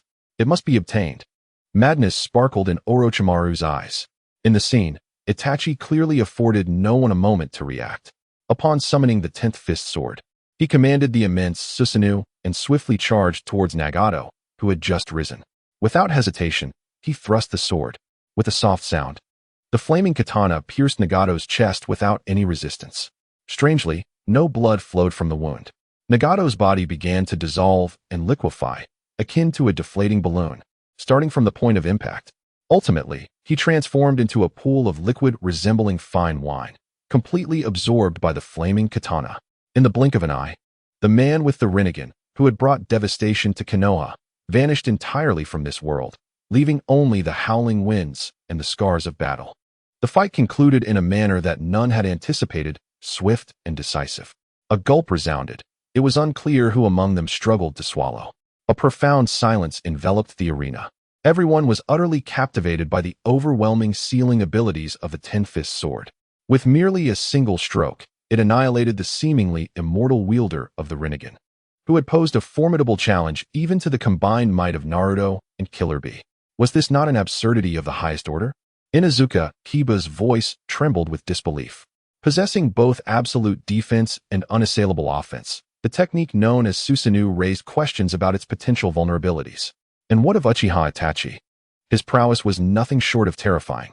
Despite both being reanimated through the impure world reincarnation, how was it that the Rinnegan user acted like a fool, blindly charging into battle, while he maintained composure, skillfully analyzing the situation, directing his comrades, and even concealing a countermeasure against the impure world reincarnation? The disparity between the two was staggering. Kiba's thoughts echoed the collective confusion of all present. Why, as fellow puppets of manipulation, did Nagato and Uchiha Itachi exhibit such pronounced differences? Was it the machination of the caster named Kabuto Yakushi? Or had Itachi's will become so formidable that even the forbidden technique of impure world reincarnation could not fully bind him? In that moment, gazes turned toward the crimson Susanoo, filled with a mixture of awe and deep-seated trepidation. The battle concluded, and Uchiha Itachi gradually dispelled the Susanoo. His countenance, pale from the relentless use of his Manjiki Sharingan, bore the haunting traces of blood tears that cascaded down his cheeks. Ignoring the astonished expressions of Naruto and Killer Bee behind him, he turned his gaze toward the horizon, as if penetrating the dense forest to witness the brutal conflict raging across the ninja world. I have matters yet to attend to. The impure world reincarnation must be halted by my hand. With those words, his form dissipated into countless crows, scattering into the shadows of the forest. Naruto and Killer Bee stood frozen, as did the audience, all enveloped in a state of bewilderment and confusion. Sasuke, fixated on the sky, pondered. What is my brother truly aiming to achieve? Is he not a traitor to Konoha? Why does he seek to save the allied shinobi forces? Chapter 56. The Guardian in Darkness. What is the truth? Itachi's figure vanished entirely into the obscurity of the forest, departing with resolute determination, leaving behind a singular, unadorned statement that resonated across the battlefield. Though softly spoken, it penetrated the ears of all present, akin to a boulder crashing into the tranquil lake of their hearts, stirring tumultuous waves that refused to subside. The impure world reincarnation must be halted by my hand. The arena fell into profound silence, an eerie calm enveloping Konoha. Everyone remained immersed in the tumultuous, ever-twisting battle they had just witnessed. Every heart-stopping second seemed etched upon their retinas. Silence enveloped the gathering. No one dared to speak, nor even to breathe audibly, fearful of shattering the suffocating atmosphere. They gazed quietly at the heavens, observing the battlefield that had returned to a semblance of calm. Gone were Nagato, Killer Bee, and Naruto, and most notably, the man who single-handedly altered the tide of battle, Uchiha Itachi. In this moment, everyone's minds raced, striving to comprehend and digest the events that had just transpired. Each detail, each utterance, each action replayed, deconstructed, and analyzed in their thoughts. What did the name Uchiha Itachi signify prior to this day? In the hearts of all Konoha's inhabitants, it represented but a single word, a word cold, ruthless, and steeped in blood, evil. Unrepentant, irrevocable evil. He was the merciless butcher who annihilated his own clan. The haunting specter of midnight streets stained with blood and the despairing gazes of his kin. That image remains one of the deepest scars in Konoha's history. He was the traitor who betrayed his village to join the Akatsuki, that organization clad in red clouds and black robes, which brought endless turmoil and suffering to the ninja world. Once, he was a core member of that very assembly. He was the demon who thrust his own brother into an abyss of despair, cruelly shattering a child's innocence and planting seeds of hatred in his heart, compelling him to live for vengeance. His existence was the embodiment of Konoha's darkness, a stain upon its illustrious history, a blemish upon the Uchiha clan.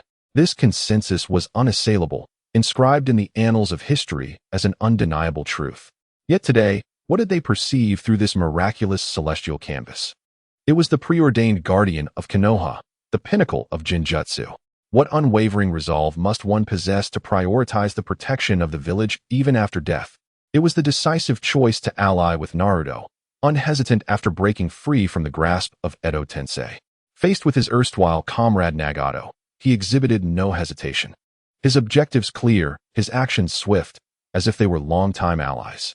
He demonstrated remarkable wisdom, calmly analyzing the battlefield amidst dire straits, directing his companions with unparalleled acumen. In the face of the cataclysmic Shinra Tensei, he remained unfazed, accurately identifying the core and orchestrating a flawless counter alongside Naruto and Killer Bee. It was the legendary Totsuka blade, an artifact endowed with absolute sealing capabilities, seemingly crafted to counter Edo Tensei, striking down the immortal Nagato with a single blow.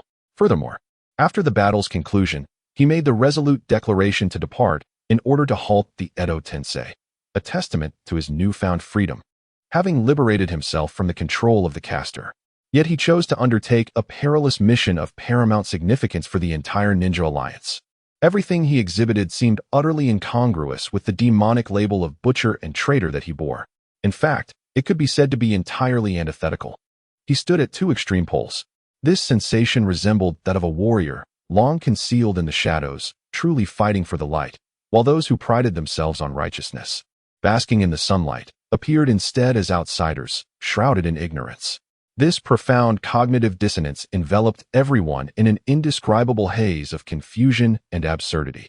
It felt as though the worldview they had steadfastly believed in for years had suddenly crumbled to dust in that instant. What was truly happening? Amidst the crowd, a middle-aged villager could no longer restrain himself and muttered softly. His voice was hoarse, laden with unmistakable bewilderment. His face bore the marks of struggle and incomprehension. Was he not our enemy? A traitor of unparalleled villainy? Then why did he choose to assist the Jinchuriki of the Nine Tails? Why strive to thwart the forbidden rebirth technique, which posed a tremendous threat to the Ninja Alliance? What benefit could this bring him? Indeed, what advantage could he possibly derive? This was a conundrum that perplexed everyone. A departed soul, devoid of thoughts of revenge or ambition, instead chose to aid the village he had once betrayed. This was utterly illogical. Unless there existed a more subversive and unfathomable possibility. A bolder, more revolutionary hypothesis began to spread silently through the crowd like a contagion. It passed from one pair of eyes to another, and from whispered words of one to the ears of a third. Could it be? A young ninja swallowed hard, his throat dry as he posed the hypothesis that sent shivers down his spine. Could it be that the true purpose behind the annihilation of the Uchiha clan was not for his own gain, but rather to protect Konoha? Hiss. The moment this thought was uttered, it was akin to dropping a red-hot iron into a tranquil pot of oil. Everyone who heard it collectively inhaled sharply. Astonishment painted their faces with an unprecedented expression. Impossible. This could not be true. It was utterly ludicrous. Such a preposterous notion. To protect the village by slaughtering one's own parents, kin, and clan? What nonsensical logic was this? How could such a deranged method of guardianship exist in this world? That was not protection. It was a madness that obliterated humanity. Yet, if it were not so, how could one explain his actions today, which defied all reason? How to account for the directive to protect Konoha? How to elucidate the seamless cooperation with Naruto? How does one interpret his declaration to prevent the resurrection of the impure world? It is a paradox, an utter contradiction. Reason clashes violently with the stark reality before them, akin to an inextricable knot. This knot tightly entwines the hearts of all, leaving them breathless. The members of the Uchiha clan within the crowd appear particularly pale, teetering on the brink of despair. From a young age, they had been indoctrinated to believe that Itachi was a traitor to their family, an irreconcilable foe. Yet, the events of today have severely shaken their convictions. Including Sasuke, everyone is left in a state of bewilderment. The entire village of Konoha has descended into an unprecedented silence and contemplation. Only within the base of the root organization does Danzo's gaze appear so dark it seems capable of dripping with malice. His bandaged face betrays no emotion. Yet within that single eye glimmers a hint of concealed panic and murderous intent. Upon the high platform beneath Hokage Rock, the third Hokage, Hiruzen Sarutobi, slowly closes his eyes, shutting out all external clamor. His countenance is marked by an undeniable weariness and anguish. The once wrinkled visage now seems to have aged a decade in that moment. As one of the key figures privy to the partial truth of that tragic incident from years past, he comprehends the situation more profoundly than anyone present. The seemingly absurd notion that flickered in the minds of the villagers moments ago may not merely be speculation. It is perhaps the closest approximation to the truth. Years ago, the Uchiha clan, one of the most powerful families in Konoha, faced persistent ostracism and surveillance from the village's higher echelons due to the dreaded power of their Sharingan. The accumulated tensions, like a volcano under constant pressure, were on the verge of erupting into a coup that could overturn the very foundations of Konoha, led by Uchiha Fugaku. Itachi, the unparalleled genius of the Uchiha clan and now the direct subordinate of the Hokage as the leader of the Umbu, found himself ensnared in the agonizing role of a double agent, caught between his village and his family. His plight is one that no one can fully comprehend. On one side lies the bloodline that nurtured him, an unbreakable bond with his parents and friends, his roots. On the other side is the village he vowed to protect with his life, the peace he inherited from his beloved friend Shursui, embodying the will of fire. No matter which side he ultimately chooses, it signifies the complete annihilation of the other, leading to a brutal civil war that could engulf the entire land of fire in flames and turmoil. At that juncture, the other four great ninja villages would undoubtedly seize the opportunity to invade. Konoha would face catastrophic ruin, and countless families would be shattered. Not only his beloved brother Sasuke, but all the villagers could perish in the ensuing chaos. Ultimately, after enduring countless days and nights of anguished struggle, he resolves to safeguard this hard-won peace. In order to safeguard his ignorant and foolish self, the young Udo made the most brutal and agonizing choice imaginable for one so young. He resolved to bear the weight of all sins alone. With his own hands, he wielded the cold, slaughtering knife against his kin. Under the moonlight, blood stained his garments and crimsoned his eyes. Thus, he carried the burdens of genocide and treachery, departing the village amidst endless darkness and infamy. Assuming the identity of a traitorous ninja, he infiltrated the perilous Akatsuki, continuing to protect the village he loved with all his being in silent corners, in his own manner, alongside his brother. This was the truth known to Sarutobi Hiruzen regarding that fateful night, a tragedy tacitly endorsed, if not orchestrated, by him, Danzo, and two advisors. For the sake of a so-called greater good, they placed the entirety of their burdens upon the shoulders of a mere 13-year-old boy. How cruel, how selfish. Now, this brutal truth, buried by them for so many years, seemed poised to be unveiled layer by this omnipotent celestial canopy. A heavy, resigned sigh escaped Sarutobi Hiruzen's heart. Is it a blessing or a curse? If it is a curse, it cannot be evaded. Within the gathering, undoubtedly the most tumultuous, tormented, and close to breaking was Uchiha Sasuke. He sat despondently on the ground, his body rigid, resembling a soulless statue. The words spoken by Itachi before his departure echoed incessantly in his ears. I must stop the Edo Tensei. Alongside those hidden within the Crow Jinjutsu, the command to protect Konoha, and the sentiment that he originally wished for Sasuke to use this technique to save him. These utterances pierced his heart, which had long been consumed by hatred, like merciless, glowing thorns, inflicting pain that rendered him nearly breathless. Why? Why is this happening? He screamed in anguish, questioning fervently within his mind. His thoughts, his understanding, his very essence fell into unprecedented chaos. He could not comprehend. If your intentions were truly to protect Konoha, to safeguard me, then why? Why did you kill our parents that fateful night? Why did you use Tsukuyami to subject me to that hellish scene? Why utter such cruel words to me? Oh, my foolish brother, if you wish to kill me, then hate me, loathe me. Why must I bear this profound enmity, suffering through the years? Why must my life be reduced to the singular goal of vengeance? Why, oh why? Sasuke's body began to tremble violently, his pitch-black pupils filled with grotesque veins and boundless confusion. The three-tomo Sharingan spun uncontrollably within its sockets. He felt that the very belief upon which he had relied for survival, the belief that had sustained him through all darkness and suffering, known as vengeance, was gradually, from its very foundation, collapsing completely. Just as everyone found themselves engulfed in profound confusion and struggle, the once calm scene in the heavens shifted once more. This time, there were no images, no sounds. Only a line, seemingly composed of endless blood, emerged as a massive scarlet inscription, slowly materializing from the center of the screen.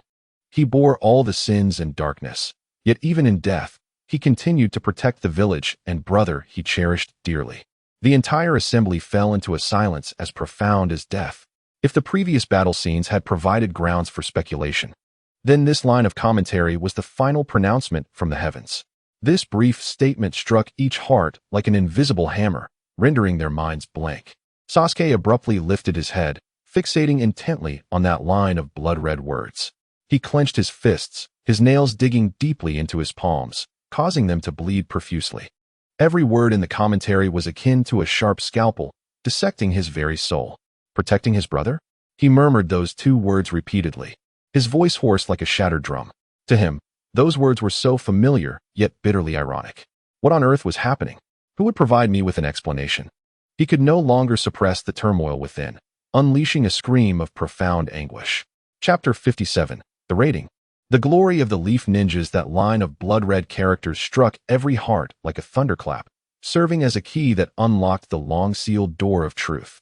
Though it still resembled gazing at a leopard through a tube, obscured in mist, the faint light seeping through the crack was sufficient for all to glimpse the cruel and desolate outline. Protecting the village and his brother? Could that absurd conjecture indeed be true? Was he truly fighting for Konoha back then? A chorus of gasps echoed through the crowd. Their faces were etched with disbelief. If the previous signs had merely sown seeds of doubt regarding Uchiha Itachi's stance, then now, this conclusive statement from the heavens was the final straw, completely shattering their stubborn adherence to notions of good and evil. The truth was indeed not as they had imagined. This rogue ninja, whom they had scorned for years, this so-called demon of genocide, had done everything for the sake of protecting the very land beneath their feet, and to safeguard the brother he loathed to the core. This realization stirred a tumult of profoundly complex emotions within everyone's hearts: shock, absurdity, and sympathy. Yet more than anything, there lies a profound sense of guilt. They have erred once more. Once again, in their self-righteousness, they have dared to judge and vilify a true hero through their shallow understanding. Just as they once faced the orphan hero, Naruto Uzumaki. How could it be so? A villager, who had once vehemently condemned Itachi, now collapsed in despair upon the ground. His face was etched with regret. If the truth were indeed as such, what then could be said of their scorn towards Itachi over the years? To berate the one who bore the weight of everything for their sake, in the presence of the brother of the murderer? This is perhaps the most vicious and cruel irony imaginable. As Sasuke's body trembled violently, the words from the heavens struck him like an invisible sledgehammer, resounding against his heart, which was already teetering on the brink. It shattered the last remnants of his resolve, which had been fueled by hatred. Protect me?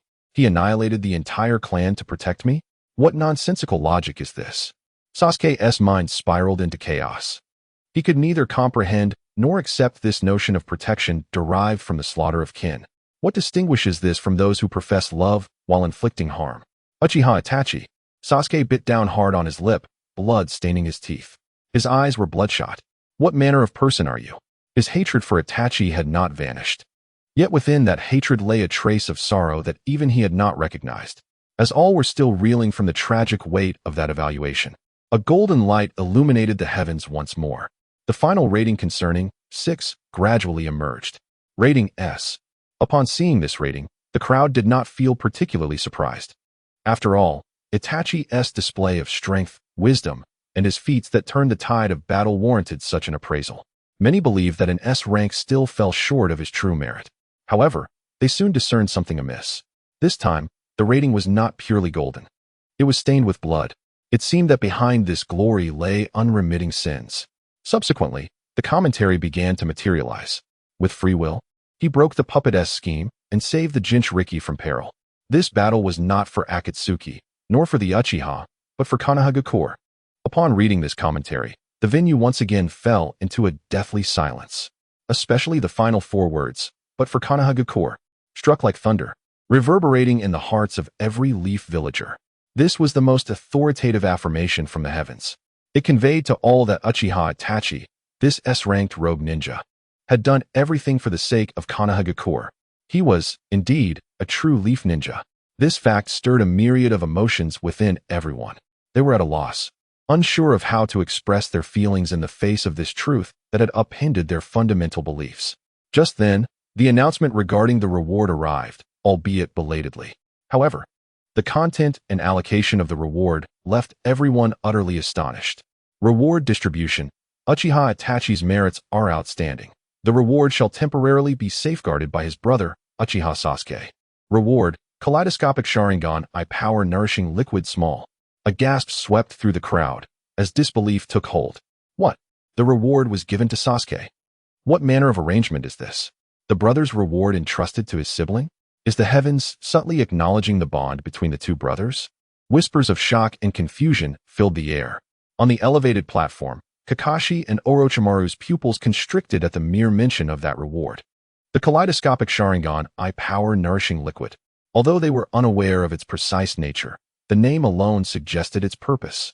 While the kaleidoscopic Sharingan is immensely powerful, it bears a fatal drawback. The user gradually succumbs to blindness with increasing usage. This is the cursed fate of the Uchiha clan and the ultimate tragedy that all kaleidoscopic Sharingan possessors cannot evade.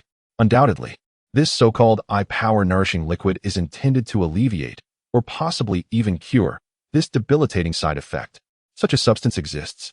Greed ignited in Orochimaru's eyes. If he could obtain it, combined with Itachi's eyes, he would possess an everlasting kaleidoscopic Sharingan. It is said that this is a realm only achieved by Uchiha Madara. Meanwhile, Sasuke stood in utter bewilderment. He stared vacantly as a golden light shot forth from the heavens, eventually transforming into a small vial filled with purple liquid. It gently landed in his hand. The warmth emanating from the vial caused him to shiver, awakening him from his stupor. He lowered his gaze to the small bottle in his hand, then looked up at the screen displaying the glaring words, "His brother, Uchiha Sasuke." Why? Why would my brother's reward be given to me? What does this signify? Is it meant to convey that he has always cared for me? Or is it a reminder that I too shall awaken the kaleidoscopic Sharingan, a gift that brings both light and darkness? Sasuke was at a loss. His heart was in turmoil, utterly disordered. Chapter 58. Regardless of how dark the village may be, I am Uchiha Itachi of Konoha. Sasuke sat despondently, his heart in shambles. The heavens felt like an invisible hand that effortlessly toppled the edifice of hatred he had painstakingly constructed over the years, reducing it to dust. They then used those cruel truths to rebuild a prison for him, one named protection. The term guardianship oozes from between his teeth, tinged with the metallic taste of blood. How profoundly ironic.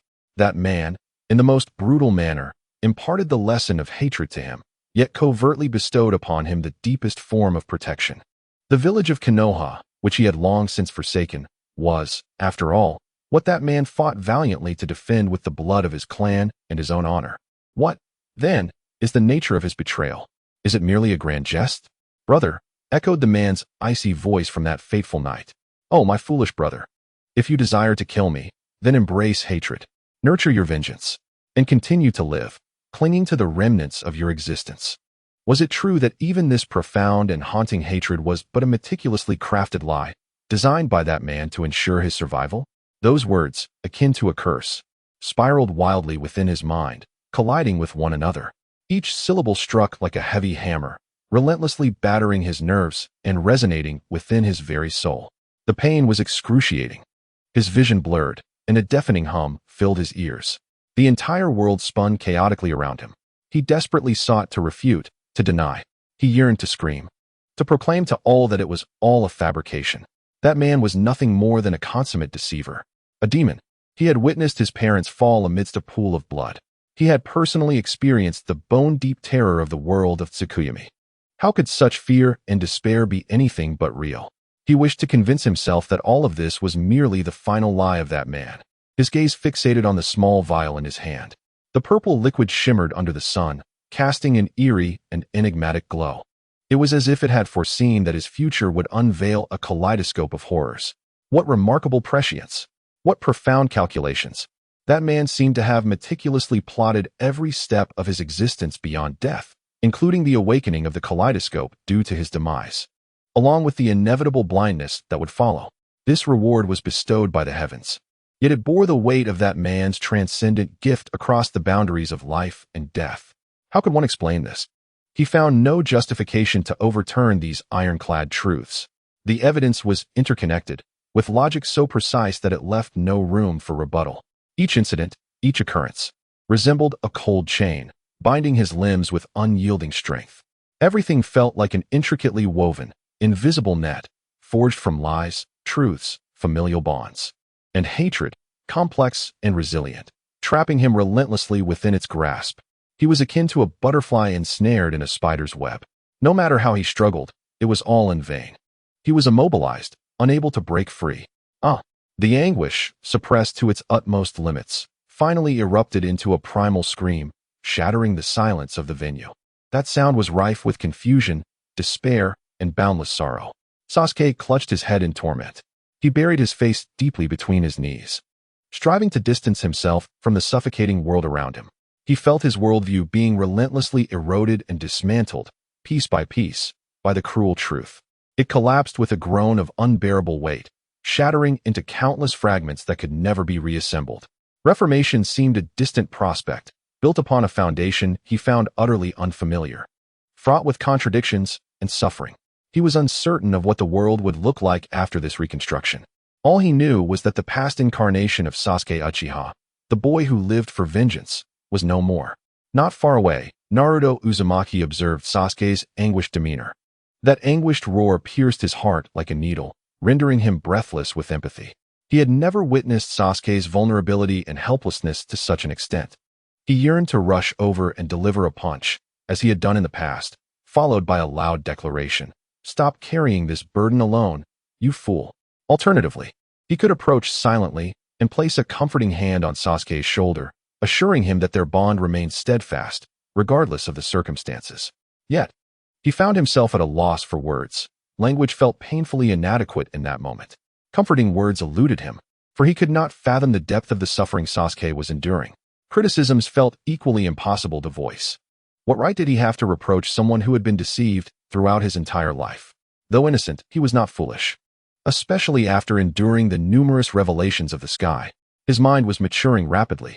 After such experiences, he sensed that what the sky unveiled might be the closest to the essence of truth. The matters between Sasuke and his brother appeared far more complex than they seemed on the surface. Beneath the hatred lay potentially intricate motives. The man known as Itachi Uchiha, deemed a heinous rogue ninja by Sasuke and branded a demon in the archives of Konoha, seemed not to be purely evil. To protect the village, he sacrificed his own clan. To safeguard his brother, he bore the weight of all sins. Naruto struggled to comprehend such actions, yet he was filled with an inexplicable awe. This thought filled Naruto with inner conflict, as if two entities were battling within his mind. One urged him to harbor hatred for Itachi, for he had hurt Sasuke.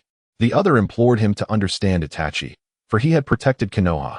After all, Sasuke was his most significant bond, a belief he had upheld since graduating from the Ninja Academy.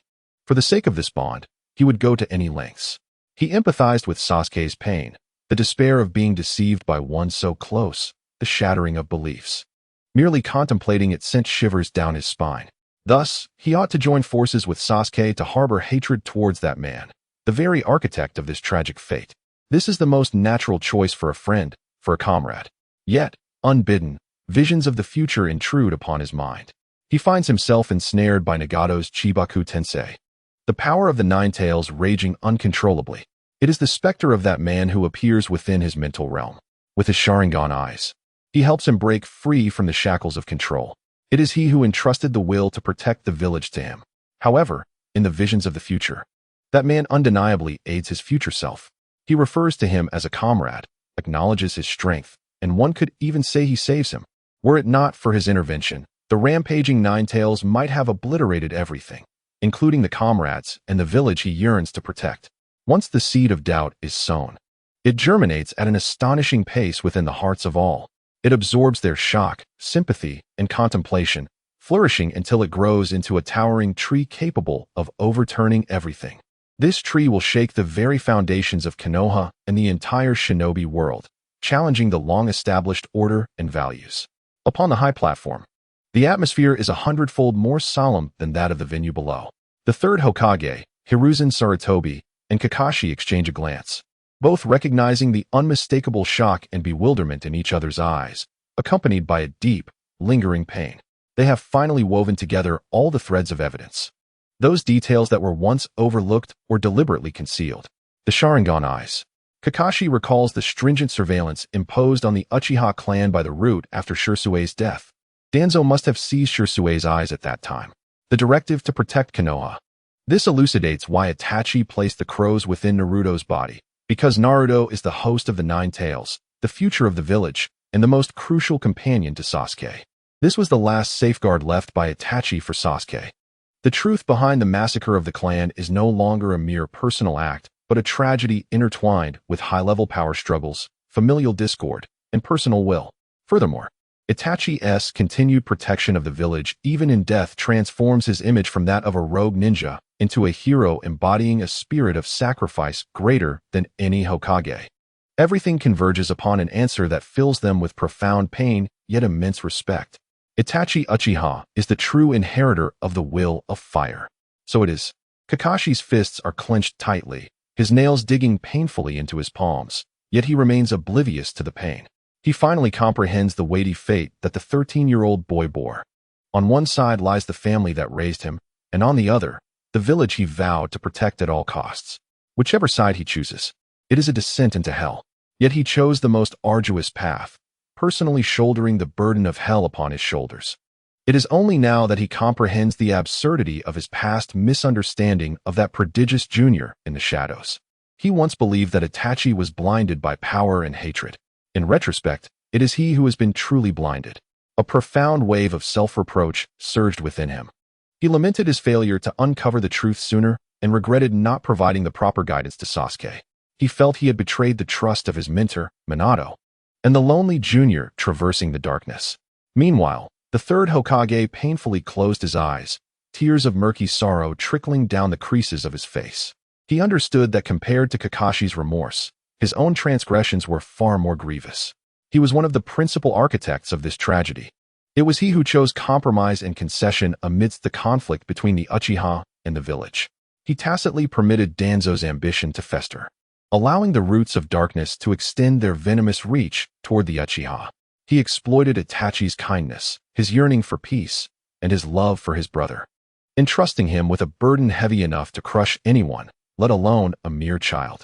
He himself had thrust a genius, destined to flourish beneath the sun, into an abyss of unending darkness, condemning him to a life intertwined with solitude and sin.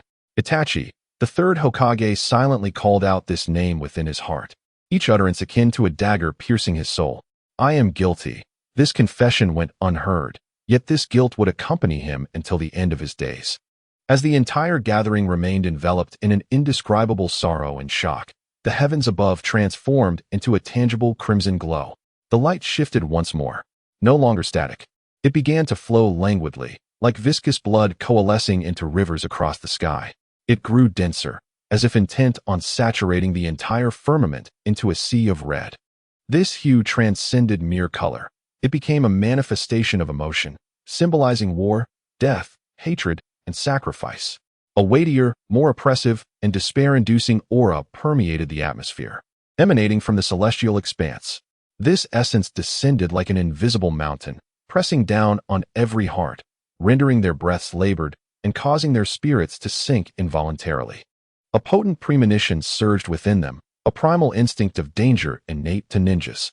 If the previous revelations merely skimmed the surface of the truth, exposing the darkness and sacrifice concealed beneath the facade of peace, then what lay ahead would unveil a colossal iceberg lurking beneath the surface, capable of sinking all and overturning the very history of the ninja world.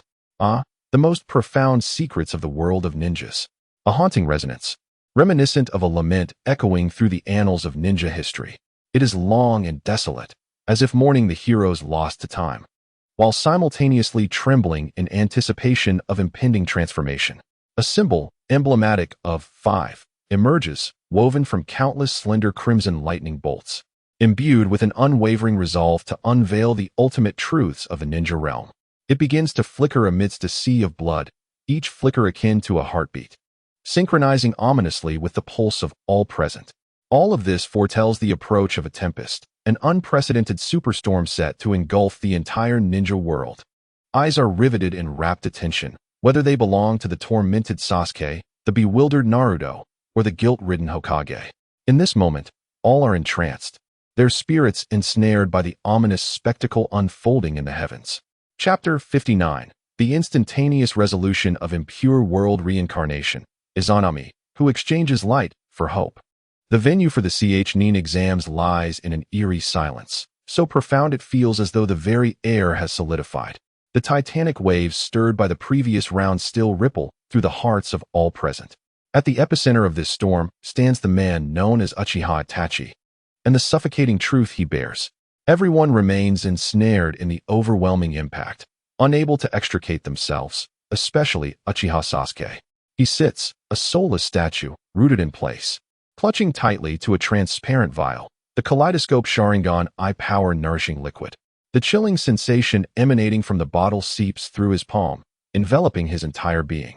Yet this coldness does nothing to quell the searing tempest within him, a conflagration potent enough to incinerate all in its path. Pain pierces his every nerve, akin to countless steel needles, while regret acts as the most vicious poison, corroding his very innards. Confusion envelopes him like an endless fog, obscuring all sense of direction. At the end of these tumultuous emotions lies an uncontrollable, surging hatred. However, this time, the target of that hatred has subtly shifted within his chaotic thoughts. Countless gazes converge upon the scene, filled with sympathy, pity, and an undeniable curiosity. They weave an invisible net, ensnaring the last scion of the Uchiha clan at its center. No sound escapes, not even the faintest whisper. In this silence, it seems as though the onlookers collectively offer the young man a moment of respite, awaiting his emergence from the overwhelming impact that could crush anyone. Amidst this stifling stillness, the vast canopy above begins to stir anew. The rich, blood-like glow starts to undulate, transforming in nature. Its hue deepens, becoming more viscous, reminiscent of blood on the verge of solidifying. It rolls across the heavens, as if poised to descend and stain the world below in crimson. The eerie and oppressive spectacle compelled every individual in the assembly to instinctively raise their heads. Hearts hung in suspense, swaying with the fluctuations of the radiant light. At the center of the celestial canvas, a mysterious symbol, representing 5, began to slowly coalesce. The iconic three-tomo Sharingan, emblematic of the Uchiha clan, once again emerged as the focal point. Yet this time, it did not retain its original form. The 3 obsidian tomo commenced an irregular twisting and spinning, as if being tugged by an invisible force. Deep black lines interconnected the tomo, outlining an intricate and resplendent pattern far more complex than the 3-tomo Sharingan. It resembled the shape of a kaleidoscope. An invisible yet weighty sense of oppression descended alongside the complete formation of the pattern, enveloping every heart and rendering breaths laborious. Was it yet another recounting of the Uchiha clan? A shinobi from a distant village spoke with a noticeably trembling voice, shattering the stillness of the assembly. Judging by the design of this pattern, it must be so, Inuzuka Kiba remarked solemnly, his gaze involuntarily drifting toward the nearby Kakashi Hitaki. The color scheme and rotation of this pattern bore a striking resemblance to the appearance of Kakashi-sensei's eye when activated. Kakashi remained silent, calmly gazing at the sky. However, the singular eye that was visible was filled with an unprecedented gravity. A strong premonition surged within him. He knew that the revelations to come would likely surpass even the shocking truth of Itachi. At long last, the strange and resplendent kaleidoscopic pattern stabilized in the heavens. Subsequently, a line of text composed of blood slowly emerged beneath the pattern, as if inscribed by an unseen hand. The moment of Izanami, who exchanges light for hope. Upon the appearance of this title, the entire venue succumbed to a brief silence. Almost immediately, over 90% of the attendees wore expressions of bewilderment. Izanami? What is this? It sounds like a woman's name, imbued with an ancient and mysterious aura. Or perhaps, it is a long-lost myth. Izanagi and Izanami are the names of the primordial deities in the creation myth. A teacher from the Konoha Ninja Academy, drawing upon his knowledge, instinctively began to explain. His voice was not loud, yet it resonated clearly in the ears of those around him. A creator deity? To name a jutsu with such a title seems rather presumptuous. Someone immediately raised objections. Furthermore, what does it mean to refer to a final forbidden technique that determines fate? How exaggerated? Can a single technique truly dictate one's destiny? Shouldn't fate be in one's own hands? What does it mean to exchange light for hope? Does invoking this technique require a sacrifice of light? The villagers and the lower-ranking ninjas engaged in a cacophony of discussions, unable to fathom the profound significance concealed within the title. For them, it all felt distant and abstract. However, those elite ninjas, who occupied high positions and possessed vast knowledge, wore expressions of grave seriousness. From the mere brevity of those words, they discerned an extraordinary essence, one potent enough to upend their very understanding. Among the crowd, 2 individuals exhibited the most intense reactions. On the podium, Orochimaru, disguised as the 4th Hokage, felt his serpentine golden slit pupils constrict dramatically to the size of a pinhead. An exaggerated, morbid smile twisted his lips, and his crimson tongue languidly licked across them. His gaze betrayed unabashed greed, obsession, and fervor. Izanami. He repeated this name in his mind, as if savoring the world's most exquisite delicacy. How utterly fascinating. Indeed, it was exceedingly intriguing. For the sake of immortality and the pursuit of truth, I have diligently studied the steel left by the Uchiha clan at the south he shrined for so long. I have scoured the entire library of Konoha for scrolls on forbidden techniques, yet I had never heard of this jutsu's existence. Izanagi, the ultimate illusion that can transform all misfortunes into dreams and manifest all favorable outcomes into reality. I believed it to be the pinnacle of Uchiha ocular techniques. Then, what unfathomable and terrifying power must its counterpart, Izanami, possess? Orochimaru's gaze, akin to a predatory serpent, involuntarily drifted towards Sasuke in the distance. No, he was not merely observing Sasuke. He was seeing through him, to the man named Itachi Uchiha. Itachi, is it you again? How many more secrets do you hide from me? Your body, your eyes, invoke an insatiable desire within me. Conversely, the reaction of Danzo, the leader of Root, starkly contrasted with Orochimaru's excitement. His entire being stiffened, as if struck by an invisible chill, freezing his blood in an instant. His right arm, perpetually bound in heavy bandages, instinctively shot up to cover his right eye. Even through the layers of bandage, he sensed the Sharingan, which he regarded as his greatest trump card, slightly heating up, signaling unease. Izanagi, that was his ultimate secret weapon, the cornerstone of his audacity to pursue his ambitions in the shadows. It was a supreme forbidden technique capable of altering fate, allowing him to escape from any perilous situation. Yet now, above the heavens, a technique named Izanami had emerged, one so closely aligned with its counterpart. This is impossible, absolutely impossible. A tempest of turmoil surged within Danzo's heart. Could it be that this technique is the nemesis of Izanagi? His mind raced, desperately attempting to comprehend the connection between the two. One alters fate, while the other determines it. What hidden truths lie within this dichotomy? An unprecedented, bone-deep anxiety engulfed him like a tidal wave. He felt that his greatest reliance, his most deeply concealed secret, was about to be ruthlessly unveiled before the entire world by this enigmatic celestial canopy. In the farthest corner of the examination hall, at the eye of the storm, Uchiha Sasuke listened to the rising tide of discussions around him, his gaze fixed on the unfamiliar and ancient name of the technique displayed upon the sky. The confusion and anguish in his eyes gradually gave way to a more intricate emotion, an anger born from being utterly deceived. He believed he had grasped the entirety of the Uchiha clan's glory and sins. He thought that everything that man had done was for the pursuit of greater power, for that accursed kaleidoscopic Sharingan. Yet reality struck him like a merciless hand, delivering one resounding slap after another. The truths he remained oblivious to, the ninjutsu unknown to him, emerged one after another from this mysterious canvas, shattering the perceptions he had painstakingly built over the past decade and more. Izanami. Sasuke repeated the name in his mind, a profound sense of powerlessness washing over him. He realized how woefully ignorant he was of that man, of the family legacy he bore. He felt like a child blindfolded, performing a self-indulgent farce of vengeance. How could he speak of revenge in such a state? The chasm between him and that man was despairingly vast. Itachi, what else are you concealing from me? His nails dug deep into his palm, piercing the skin, as blood trickled slowly through his fingers. Yet he remained oblivious, all his senses consumed by the immense fury and resentment within. Meanwhile, in the distant rain village, within the tower perpetually shrouded by rain, lay the Akatsuki's base. Upon seeing the title in the sky, Pain Nagato's Rinnegan, endowed with divine power, flickered with an unidentifiable disturbance. The technique Izanami was not even mentioned on the stone tablet left by Uchiha Madara at the South-He Shrine.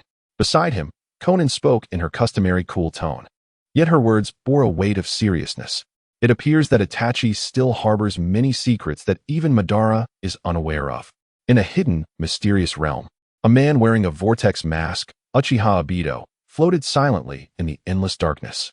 When the 5 characters of Izanami clearly appeared on the celestial canvas, the kaleidoscopic Sharingan hidden behind the mask's eye hole constricted sharply. So it is that technique. His voice carried a tone of incredulity and a subtle hint of apprehension.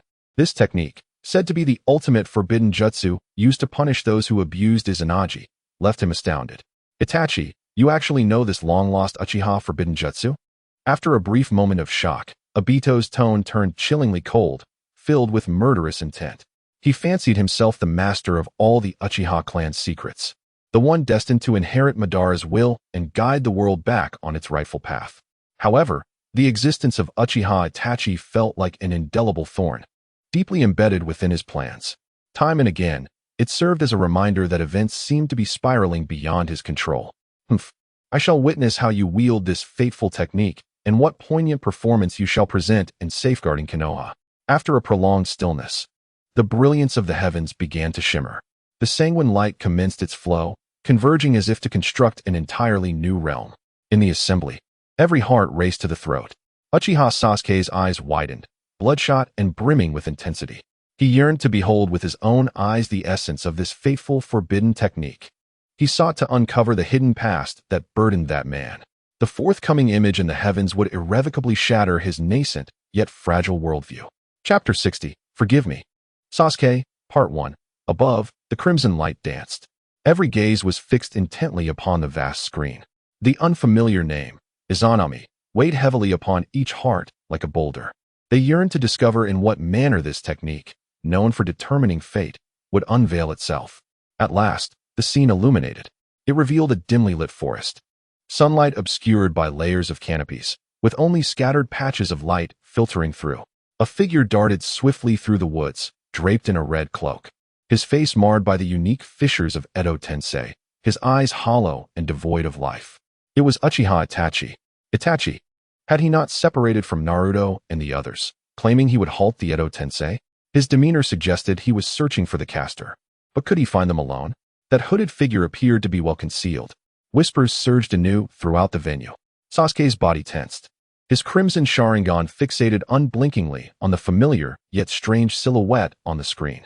Observing Itachi's movements, the complex emotions that had just begun to surface were once again suppressed by a chilling hatred. To stop Edo Tensei? Such noble words. Was it not for that eternally loyal Konoha he spoke of? Sasuke's fists involuntarily clenched. At that moment, a sudden transformation unfolded on the screen. A piercing, shrill cry of a bird echoed through the entire forest without warning. Immediately after, a remarkably condensed blue lightning bolt shot forth like a lance piercing the darkness, moving at an almost imperceptible speed from the depths of the woods. Its target was none other than the advancing Uchiha Itachi. It was Chidori. Moreover, it had undergone a transformation. In the assembly, every heart leaped to the throat. This technique is... Haruno Sakura gasped in astonishment, suddenly turning to Sasuke beside her. Uzumaki Naruto's eyes widened, disbelief etched across his face. It was Chidori, yet distinctly different. It was Sasuke's technique. Indeed, this technique was all too familiar to everyone present.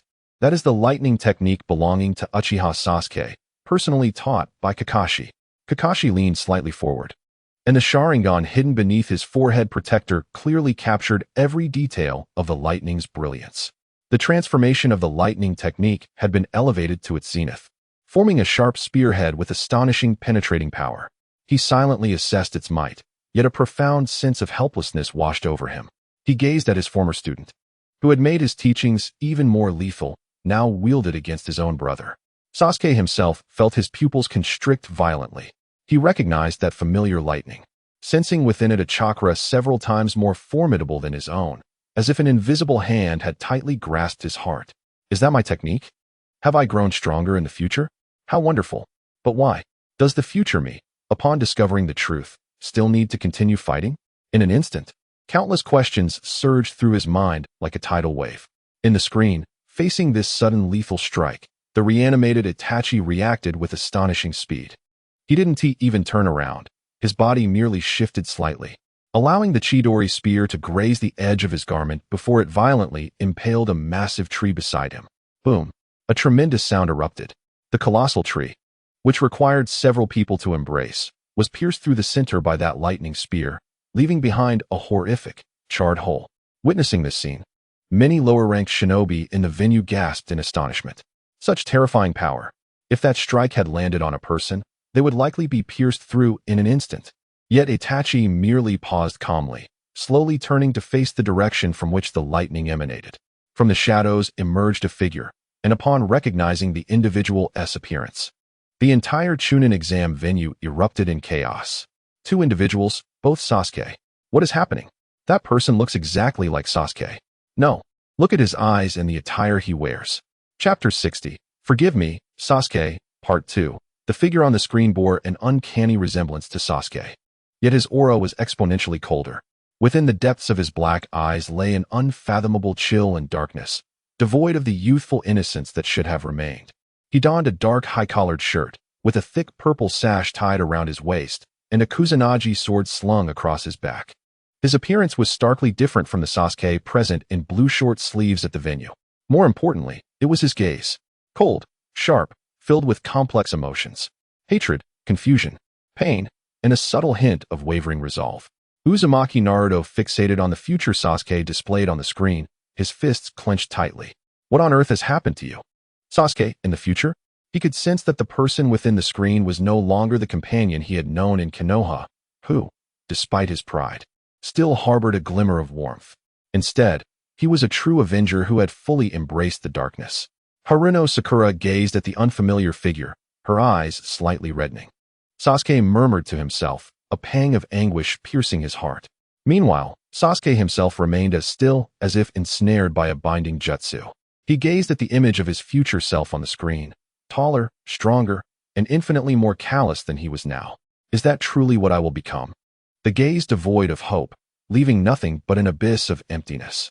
In the dense forest, the future Sasuke locked eyes with Itachi, who was resurrected through the impure world reincarnation, and the atmosphere seemed to thicken with tension. After a prolonged silence, the future Sasuke finally spoke, his voice hoarse and frigid, laden with suppressed fury. I have so many questions for you. This proclamation thundered in the recesses of Sasuke's mind, reverberating like a lightning strike. Indeed, this was precisely what he yearned to do. He was overwhelmed with countless inquiries. Why annihilate our clan? Why claim to be a ninja of Konoha? Why leave the Kodohama Tsukumi? Why utter those words to me? All these questions choked him, nearly suffocating him.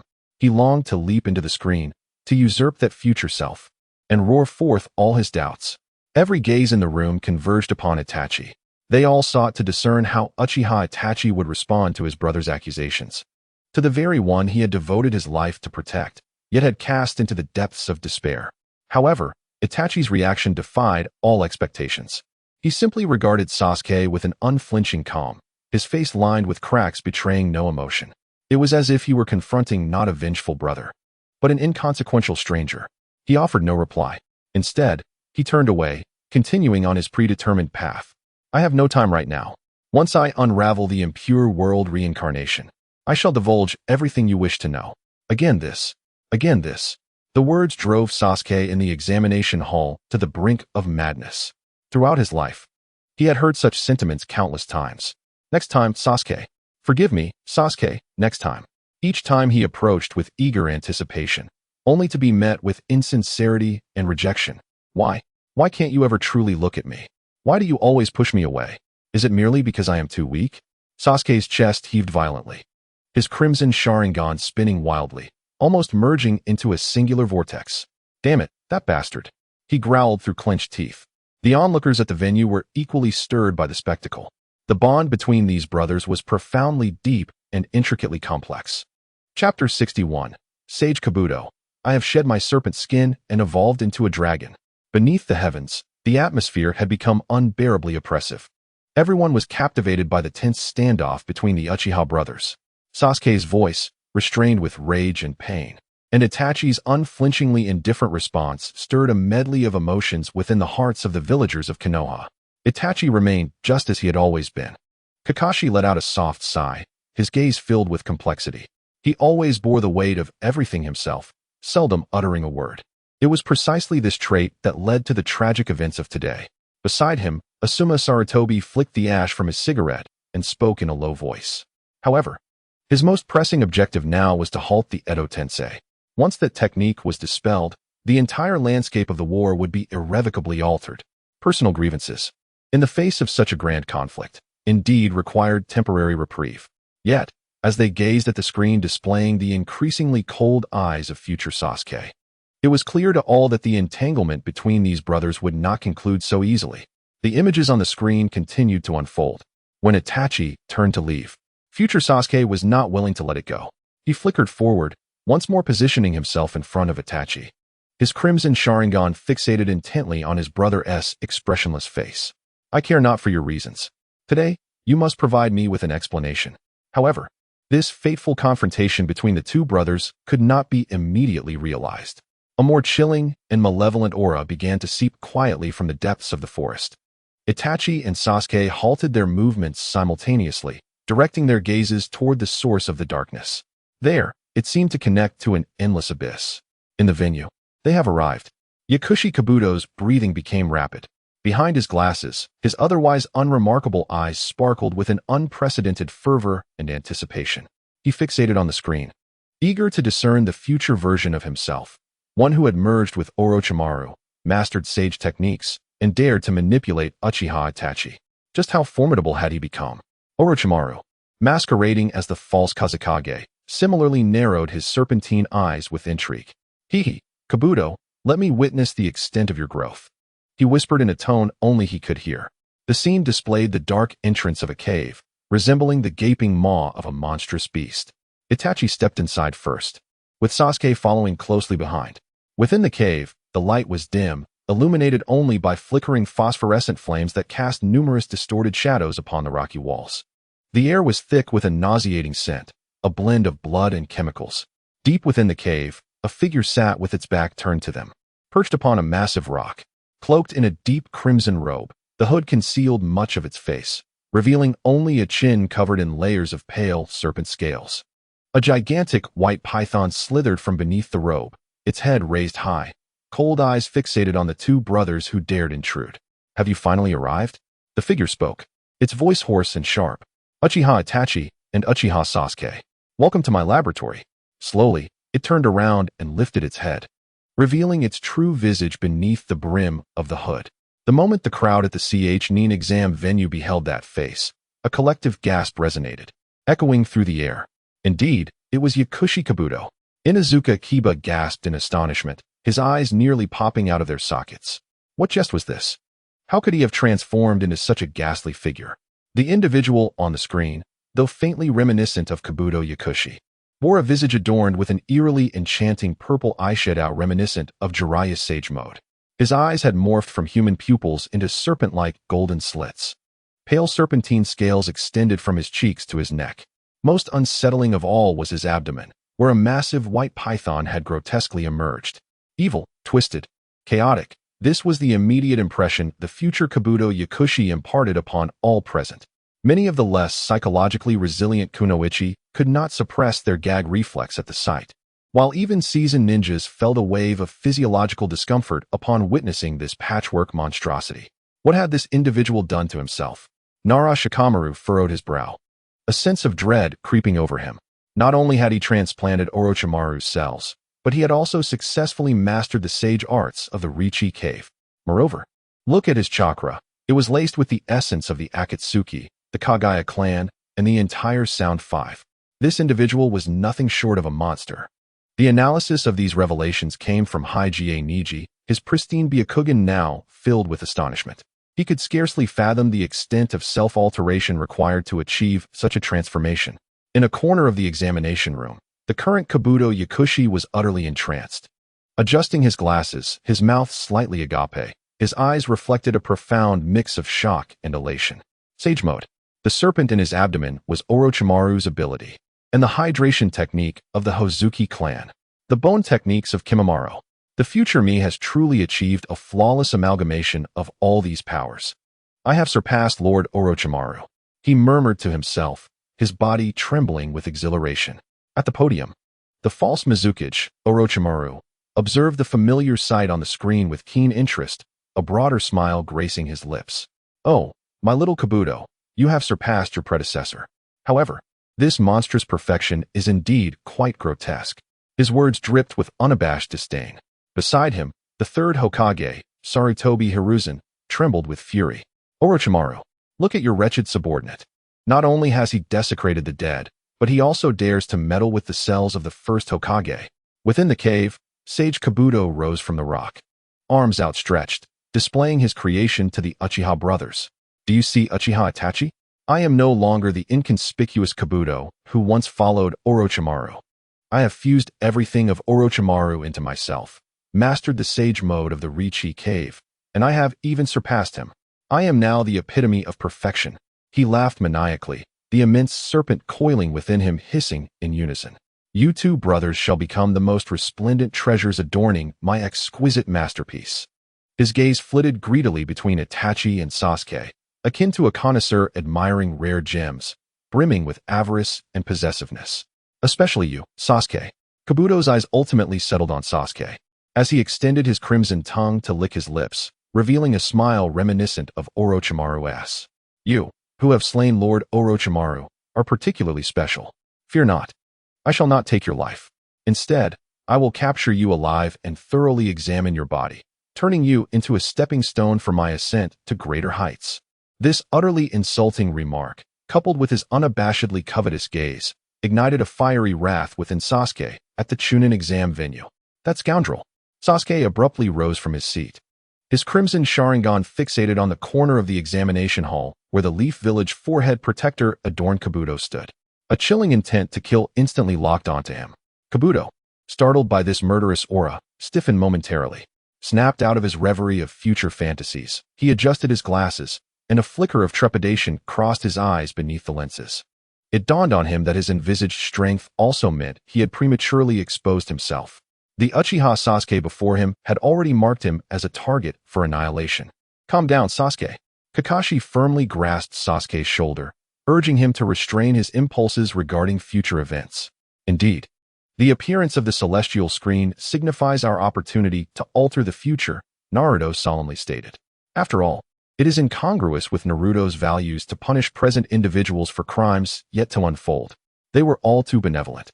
However, Sasuke remained unmoved.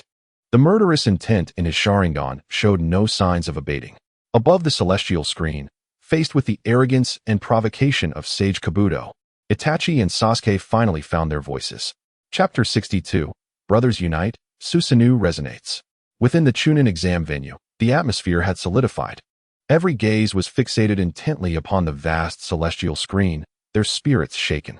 This fellow named Kabuto is truly courting death. Kiba Inuzuka's voice brimmed with uncontrollable fury, while Akamaru beside him growled softly, seemingly attuned to his master's emotions. Sasuke, after all, is our comrade. How can we tolerate such indignities? His words resonated with the fervor and righteousness characteristic of youth. Indeed, this is utterly revolting. Ino Yamanaka's delicate face was etched with disdain. Her arms crossed defiantly as she openly displayed her aversion. She resembled a venomous serpent. Merely gazing upon her evoked discomfort. Beside her, Shikamaru Nara, though still appearing languid, furrowed his brow deeply. What a troublesome individual, he murmured to himself. It is not merely his strength. This twisted mentality is the most formidable challenge. Chg Akimichi paused in his snacking, an unusual seriousness gracing his features. Indeed, it seems he has transcended the very essence of humanity. Growing up together in the village hidden in the leaves, sharing countless missions as comrades, their bond has long surpassed the simple relationship of classmates. Witnessing Sasuke being coveted by a creature that is neither human nor demon, a profound sense of indignation surged within them. This fury was not solely for Sasuke. It was also a defense of the dignity inherent in their shared identity as companions of Konoha. Amidst the crowd, Naruto Uzumaki's countenance darkened ominously. An aura of turbulence and danger enveloped him, reminiscent of a volcano on the verge of eruption. He fixed his gaze upon the screen, and beneath his golden hair, his azure eyes, usually as clear as the sky, now seemed to brew a tempest. A trickle of crimson chakra surged uncontrollably within him, the wrath of the Nine Tails. That fool Sasuke, he rasped through clenched teeth, his voice hoarse and low.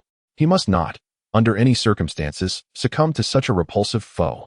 He understood Sasuke's deeply ingrained pride and dignity better than anyone present. The words of Kabuto were like poisoned daggers, precisely piercing the most vulnerable yet resilient aspects of Sasuke. It was not merely an insult, it was a desecration, a violation of the Uchiha clan's bloodline, and a trampling of Sasuke's convictions as a seeker of vengeance. On the other side of the venue, Sakura Haruno clenched her hands tightly, her knuckles paling from the pressure. Her lips were bitten raw, and her beautiful, emerald green eyes were filled with worry and dread. Sasuke-kun. Her heart twisted in anguish. Anxious for Sasuke's future and chilled by the madness of the man who called himself Kabuto.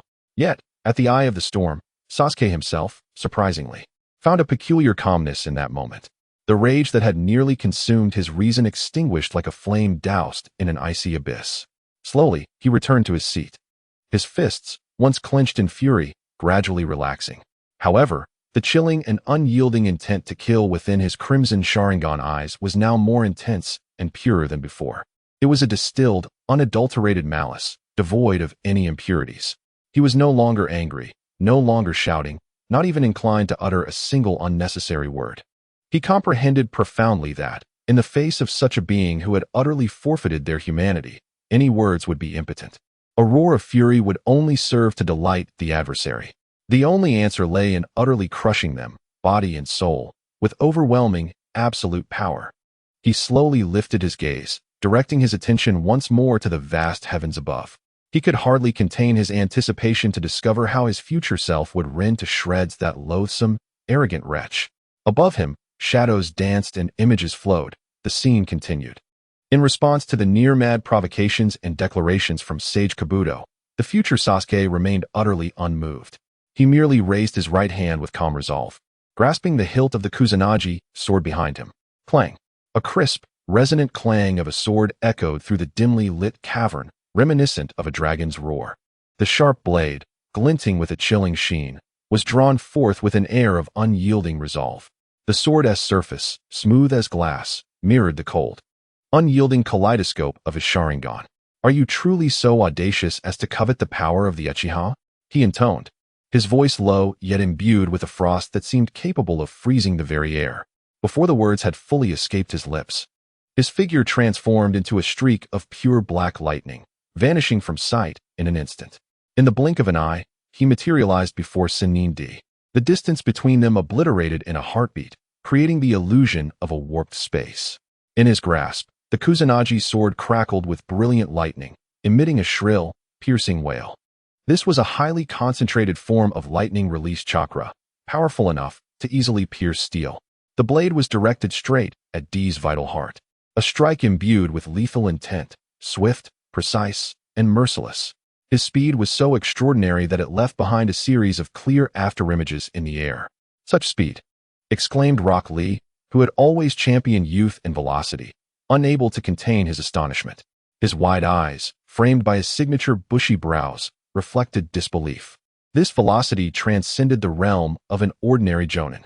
As a ninja renowned for his speed, he could fully appreciate the overwhelming terror of Sasuke's instantaneous burst of swiftness. What kind of training had Sasuke undergone in the future? Beside him, Gai-sensei's expression turned grave. He crossed his arms and spoke in a low tone. "This is no mere body flicker technique, Lee. Observe his movements. They are devoid of any unnecessary excess." Kakashi Hitaki's gaze also grew unusually serious, the Sharingan concealed beneath his forehead protector seeming to radiate warmth. He perceived clearly that Sasuke's mastery of the body flicker technique had surpassed his own. This was not merely an augmentation of speed, it intricately wove in the stimulation of lightning release chakra, activating the body's cells to transcend human limits in both reaction speed and explosive power. What a genius to wield lightning release chakra to such an extent, he mused inwardly. However, in the face of this earth-shattering, lightning-fast strike, Chuunin maintained that nauseatingly fervent grin. "Too slow, Sasuke-kun," he cackled, twisting his body in an exceedingly bizarre manner. His waist bent as if devoid of bone, akin to a slippery serpent. He narrowly evaded Sasuke's deadly blade at an impossible angle. The tip of the Kusanagi grazed his chest, the searing lightning even singeing his garments. This was the unique secret technique of the Zuki clan, the water transformation technique, which he had acquired from the ghostly Suigetsu. What? In the future, Sasuke's pupils suddenly contracted, clearly taken aback by the unexpected mastery his opponent displayed. This ability to liquefy one's body rendered one almost immune to all physical attacks, proving to be exceedingly troublesome. Just as he prepared to change tactics and adjust his assault, the sage art, White Dragon technique, was unleashed. From the mouth of Sage Kabuto, a dazzling dragon-shaped energy erupted forth. The energy-formed White Dragon, with its claws bared, emitted a deafening roar. Its appearance not only unleashed a blindingly intense light capable of instantaneously blinding anyone, but also generated a terrifyingly high-frequency vibration that could rupture eardrums. The vast range and explosive speed of this attack left Sasuke, who was uncomfortably close, with nowhere to evade. Oh no! Witnessing this scene, the hearts of everyone present tightened in an instant. Sakura Haruno, in particular, anxiously covered her mouth with her hands, nearly crying out in alarm. Sasuke-kun. Naruto Uzumaki sprang to his feet, fists clenched tightly, nails digging deep into his palms. At that critical moment, as life and death hung in the balance, a steady and reliable red figure, akin to teleportation, positioned itself before Sasuke. It was Itachi Uchiha. He had arrived by his brother's side without anyone noticing when. His movements were fluid and unhesitating, as if he had foreseen everything. In the face of Sage Kabuto's ferocious sage technique, his expression remained that of tranquil composure. He simply raised his hand with calm assurance. Boom! A thunderous explosion reverberated. A powerful, ominous red chakra surged from Itachi's body, soaring skyward. This chakra rapidly coalesced and took shape, transforming into an immense red armor constructed solely of bones, steadfastly protecting the two brothers within. Susanoo. The frenzied white energy dragon violently collided with the seemingly fragile red skeletal armor, producing a thunderous roar. The entire dark cavern shook violently, with countless large rocks cascading from the ceiling, enveloping the area in dust. Yet, no matter how the white dragon roared or how fiercely it assaulted, that seemingly delicate red frame stood unyielding, as steadfast as a mountain. Is this the unparalleled strength of the Uchiha clan, residing within the kaleidoscope Sharingan? Within the venue, the third Hokage, Sarutobi Hiruzen, stood in shock, rising from his seat. His pipe clattered to the ground, and his murky eyes reflected sheer astonishment. Truly, a power comparable to that of the tailed beasts. Beside him, the usually composed advisor, Mito Minju, expressed genuine admiration. Tsunade, her complexion pale, murmured to herself, "This power has been concealed within Konoha, hidden from the eyes of Orochimaru, shimmering with an insatiable and fervent glow. This perfect defense, this unparalleled strength, truly, it is the ultimate masterpiece." Gazing at the enormous and majestic red armor displayed on the screen, he envisioned the most exquisite experimental material, his tongue betraying him as it involuntarily licked his lips. Sasuke, fixated on the future version of himself, stood resolutely behind the crimson Susanoo. His heart was once again engulfed by an indescribable complexity of emotions. Why, time and again, do you protect me without question? You, who annihilated my clan and took my parents from me, why do you continue to save me? His nails sank deeply into the flesh of his palms. Yet he felt no pain. Within the cave, the blinding light gradually faded, as Sage Kabuto beheld the brothers, unharmed beneath the protection of the Susanoo. His expression morphed into one of heightened excitement and distortion rather than disappointment. The Susanoo, truly an extraordinary technique. A sickly gleam flickered in his eyes, as if he were admiring an unparalleled treasure. Today, I shall not only seize Sasuke's body, but I will also personally extract those eyes. No sooner had he uttered these words than the cave walls behind him began to writhe violently. The rocks softened as if made of flesh, and countless massive white serpents erupted from within, hissing and writhing like a tide of death surging towards the Uchiha brothers. The future Sasuke, witnessing this scene, felt a chill in his crimson Sharingan. You needn't interfere. He scoffed at Itachi, his tone laced with a complex emotion. Before he could finish, a similarly vast, yet darker and more ominous purple chakra erupted from within him. The purple energy, imbued with a sense of destruction and ferocity, rapidly coalesced around him, taking shape. Chapter 63, The Powerful Sage Kabuto. Boom. Another resounding blast. A skeletal armor, akin to Itachi's red Susanoo, but in a deep purple hue, enveloped him in an instant. In the next moment, the deep purple Susanoo stood back to back with the red Susanoo. Time seemed to freeze at that instant. The entire venue of the Chuunin Exams, all present, be they Jonin or Chuunin, were captivated, their minds seized by this awe-inspiring spectacle. Two towering chakra giants, one crimson and one purple, stood side by side like deities risen from myth. Heavens! In the mountains, Ino covered her mouth, utterly mesmerized. Is this the power of the Uchiha clan? Even Tintin wore an expression of disbelief.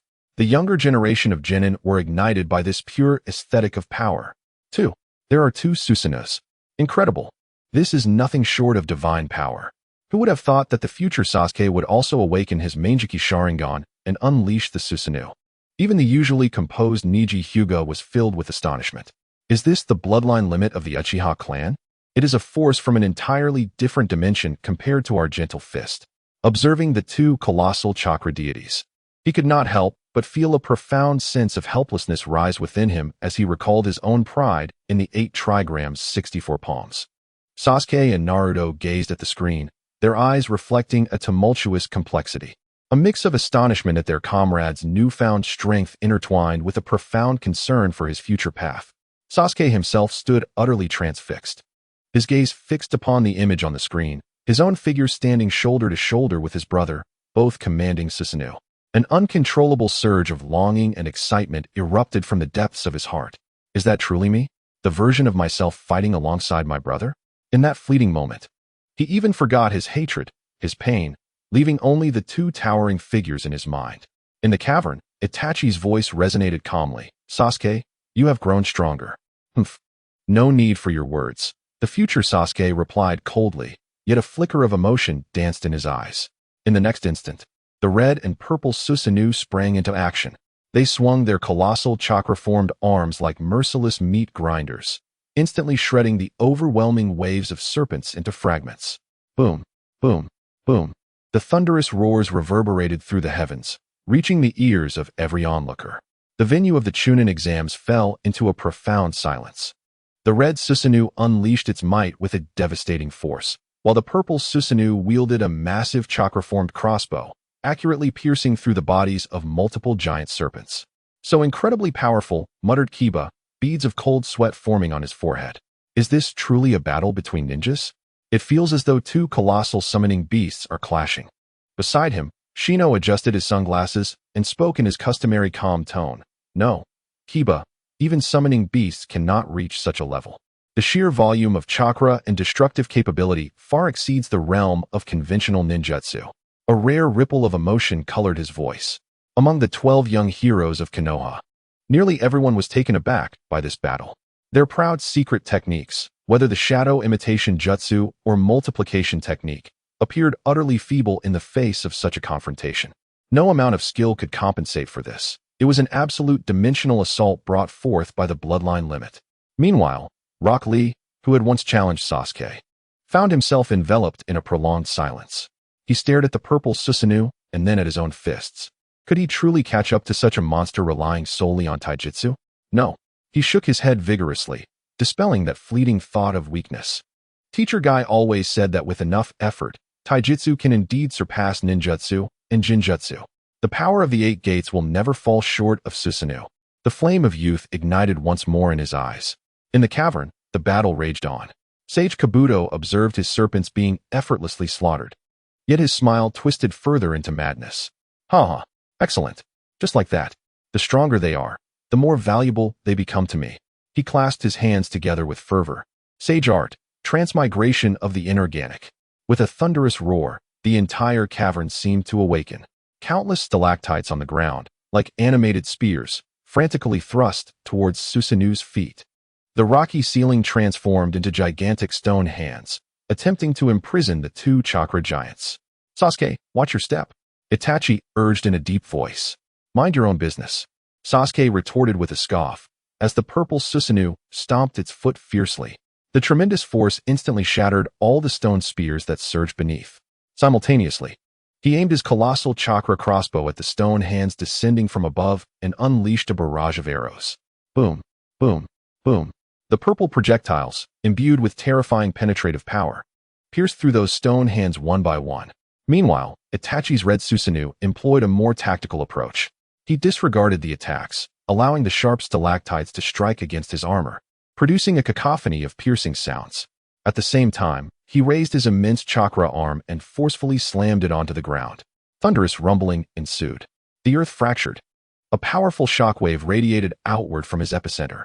The recently animated stones were instantly reverted to their original forms by this relentless force.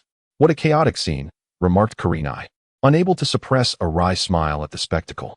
The combat styles of these two brothers were indeed starkly contrasting. Asuma Sarutobi nodded in agreement. Indeed. But they share a common trait. They are both monstrous in strength. Just as everyone anticipated the battle would conclude with Susanoo's absolute dominance, An unexpected turn of events unfolded. Sennin, who had been lurking in the shadows, suddenly transformed into a blinding white light, darting towards Itachi from an exceedingly unpredictable angle. His body bizarrely liquefied midair, flowing like genuine water, bypassing the defenses of the Red Susanoo. The Ghost Lantern Clan's water transformation technique. Be careful, future Sasuke urgently warned. Before the words left his lips, he prepared to command the Purple Susanoo to provide assistance. However, it was already too late. Sennin's speed was astonishing.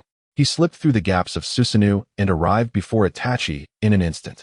A hand covered in serpentine scales lunged toward Itachi's eyes with ferocity. Meanwhile, the other hand morphed into a sharp spear made of bone, aimed directly at Itachi's heart. Kimimaro, Bone Pulse.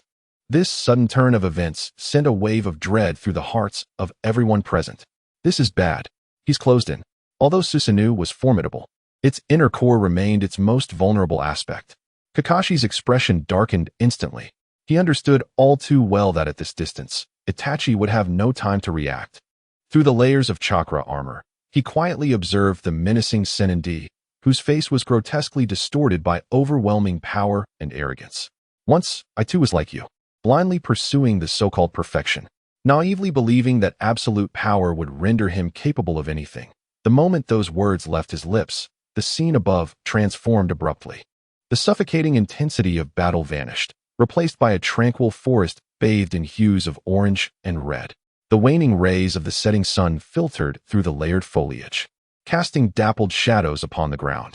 A seemingly 6-year-old boy with raven hair stood quietly before a colossal circular target. In his hands, he tightly gripped several cold and sharp shurikens. Whoosh, whoosh, whoosh. Without the slightest hesitation, he flicked his wrist, skillfully launching all the shurikens into the air. Each shuriken traced an almost imperceptible yet perfect arc, striking the bullseye with unparalleled precision. Clang, clang, clang. The crisp sound of metal clashing echoed repeatedly. Even more astonishingly, the shurikens he hurled later managed to strike the tail of the first ones he had thrown. Through this exquisite collision, they changed direction midair, hitting targets hidden in the corners of vision. This was no mere throwing technique. It was an exquisite art form that melded physics, calculation, and the delicate manipulation of chakra to perfection. Such astonishing prowess in shuriken jutsu left the seasoned shinobi present, including even the elite J-nin, utterly dumbfounded. Incredible. An elite J-nin from the village hidden in the clouds instinctively clenched his fists, his eyes wide with shock. Is this truly something a mere 6-year-old could accomplish? Could this be Uchiha Itachi? Indeed, the child, practicing diligently under the sunset and elevating shuriken techniques to an extraordinary level, was none other than the young Uchiha Itachi. As the scene shifted, the child, having completed a day of training, returned home. His father, Uchiha Fugaku, the clan leader of the Uchiha clan, gazed at him with a look of satisfaction, pride radiating from his eyes. Well done, my son. Fugaku's voice was deep and authoritative, each word imbued with strength. Yet, he continued, however, never let this lead to arrogance. Your excellence is both a natural gift and a responsibility as my son. You must become stronger. Stronger than anyone can reach. You must become perfect. Faced with his father's expectant and pressure-laden gaze, the young Itachi nodded firmly. Yes, father. In his eyes, there was no trace of confusion, only an unwavering determination. At that moment, Uchiha Sasuke in the audience felt as though he had been struck by a jolt of electricity, his body trembling involuntarily. This scene, this dialogue, was so familiar that it seemed etched into the very depths of his soul, causing him a heart-wrenching pain. Once upon a time, he too had yearned countless times to hear such praise from that authoritative father, even if it were just the simple acknowledgement of well done. Yet, never once did his father's gaze stray from that dazzling genius brother, akin to the sun. No matter how hard he toiled or how fervently he chased, he remained the inconspicuous younger brother, perpetually overshadowed by his elder sibling's brilliance. The scene once again shifted back to the dark, damp cave. Itachi surveyed the audacious sage Kabuto before him, his voice steady yet tinged with a hint of weariness. It was only after enduring countless failures that I finally comprehended. The notion of one person's so-called perfection can never lead to genuine success. His words struck like a heavy hammer, resonating deeply within the hearts of many ninjas in the assembly. particularly those who revered individual heroism and believed strength was paramount, found themselves ensnared in profound contemplation. Itachi's gaze seemed to transcend time and space, reflecting on the mistakes he had once made. For every individual possesses limits. There will inevitably be matters one cannot accomplish or balance. Thus, we require companions who can compensate for these shortcomings. This is why his gaze slowly, yet resolutely, turned towards his side, towards the younger brother, similarly enveloped in the purple Susanoo, with a complex expression. I need you to assist me. This declaration plunged countless ninjas, in pursuit of ultimate power, into an extended reverie. What holds greater significance, strength or companionship? At that moment, Sasuke instinctively glanced at the empty seat beside him. An indescribable wave of solitude and sorrow surged within him. Companions? Such things would only become my burden, he thought, clenching his teeth. Yet, in the next instant, an uncontrollable vision of a certain golden-haired underachiever flickered through his mind. The image of the perpetually tearful pink-haired girl, and even that white-haired teacher, who always indulged in dubious literature, flashed before him. Why did these figures surface at this moment? Meanwhile, Kakashi, a disciple of the Fourth Hokage, felt a deep resonance with Itachi's words. Memories of his dear friend Obito and the ever-warm smile of Rin flooded back to him. Indeed, it is precisely because there are things one cannot achieve alone that the presence of companions is essential. He murmured softly, his eyes reflecting a tinge of nostalgia and melancholy. The scene shifted back to the celestial expanse. Just as Itachi concluded his discourse on companionship, the formidable strike of Sage Kabuto, aimed with unwavering determination, pierced through Itachi's Susanoo and penetrated his body. However, the anticipated scene of bloodshed did not unfold. In that moment of impact, Itachi's form bizarrely transformed into countless black crows, scattering in all directions. The crow clone technique. The harsh cawing of crows instantaneously filled the cave, enveloping it in an ominous and eerie atmosphere. Itachi's physical presence seemed as though it had never existed. Everything that transpired moments ago, from the emergence of Susanoo to that profound exchange of words, was merely a colossal illusionary trap designed to ensnare the attention of Kabuto. Within the venue, Kakashi's single exposed eye narrowed slightly. When did he form the hand seals? I failed to notice at all. As Konoha's foremost technician and a wielder of the Sharingan, he prided himself on his insight into Jinjutsu, which far exceeded that of ordinary individuals. Yet even he was drenched in cold sweat from the manipulation orchestrated by Itachi above. Within the cave, the long-prepared strike from Sage Kabuto fell short, his once arrogant grin freezing in place. He gazed at the pitch-black crows that flitted past him through his fingers, his golden serpent-like eyes filled with astonishment and confusion. Jinjutsu. He emitted a low growl of disbelief. This is utterly impossible. My sage mode can distinctly sense every flow of natural energy in the world. No abnormal chakra fluctuations could escape my perception. Just moments ago, the texture of his chakra, the aura of life, was undeniably tangible. He could neither comprehend nor accept it. His ultimate sage mode, evolved from the genes of countless powerful beings, and his proud sensory abilities had been utterly deceived by a mere illusion. This was an affront to his very existence. And in that fleeting moment of shock and fury, he became momentarily dazed. Sasuke. Itachi's calm and resolute voice rang out again. Like a command.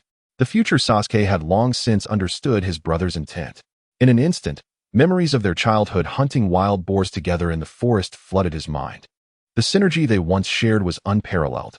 He let out a cold snort, seemingly responding to his past self, yet his movements remained unhesitating. Clad in the purple Susanoo, he readied the massive chakra arrow in his hand, poised for release. At the tip of that fearsome arrow coalesced a swirling, distorted orb, resembling a black sun, a flame that would never extinguish. Amaterasu.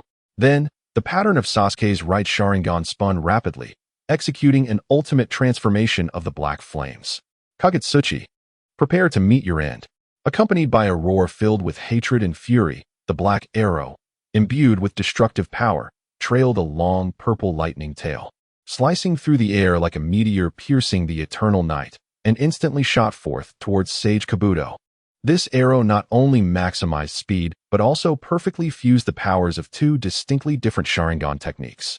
The ultimate incinerating force of Amaterasu, the supreme transformation of Kagetsuchi, The might of this strike was sufficient to reduce a towering hill to mere flat earth, turning it into scorched soil.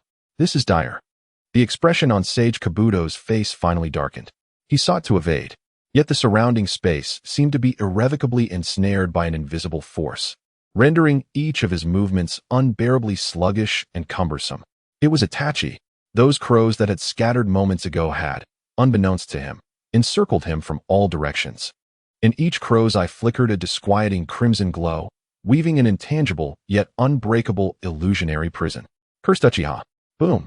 A deafening explosion erupted, powerful enough to collapse the entire cavern, causing the very earth to tremble. Devastating black flames surged forth like a torrent breaching a dam, instantly engulfing Sage Kabuto's body and everything around him.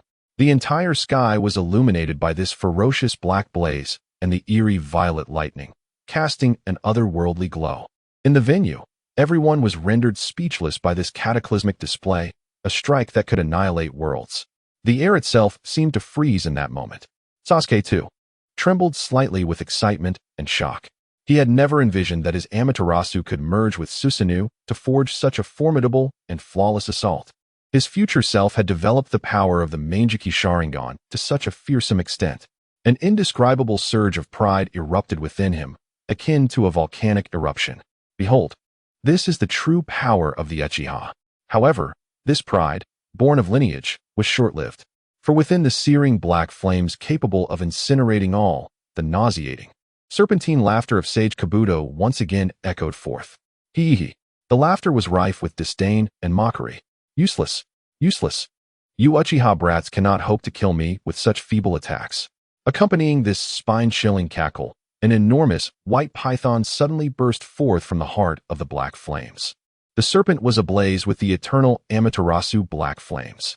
It writhed in agony, rolling about, before opening its cavernous maw wide enough to swallow an elephant, taking a bite at its own tail.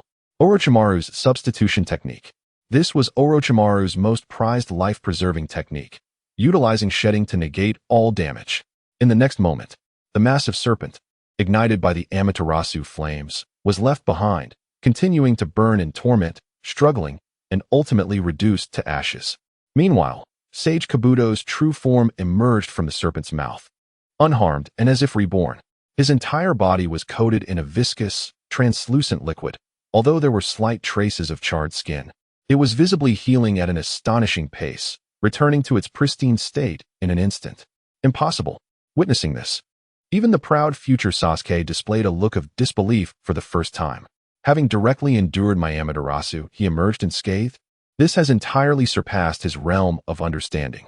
The audience at the venue was profoundly shaken by the seemingly insurmountable and despairingly resilient vitality of Sage Kabuto. Could this individual truly be human? A ninja from the Hidden Rock village trembled as he spoke. He has not only integrated the cells of Orochimaru and the First Hokage, but Tsunade's voice was laden with gravity. She understood better than anyone the terror of the first cells. His regenerative abilities have reached an astonishing level. Coupled with the hydration technique of the Hozuki clan, he is immune to most physical attacks, added Karatsuchi, her expression equally grim. Moreover, with Kimimara's Shikatsumiyaku, he can generate the most formidable skeletal defenses.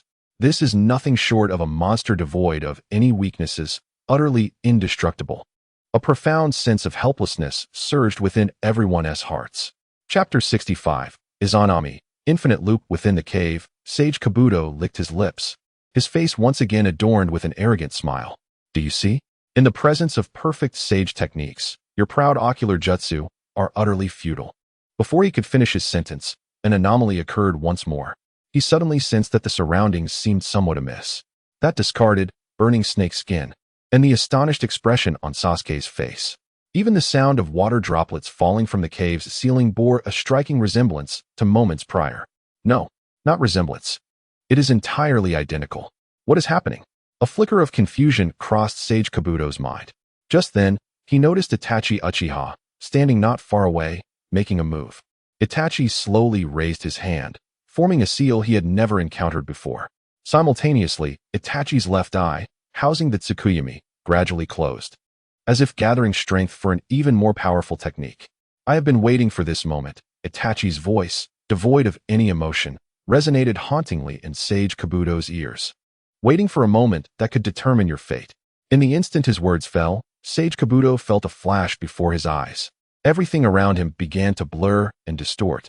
The next second, when his vision returned, he was horrified to discover that he had returned to his previous position.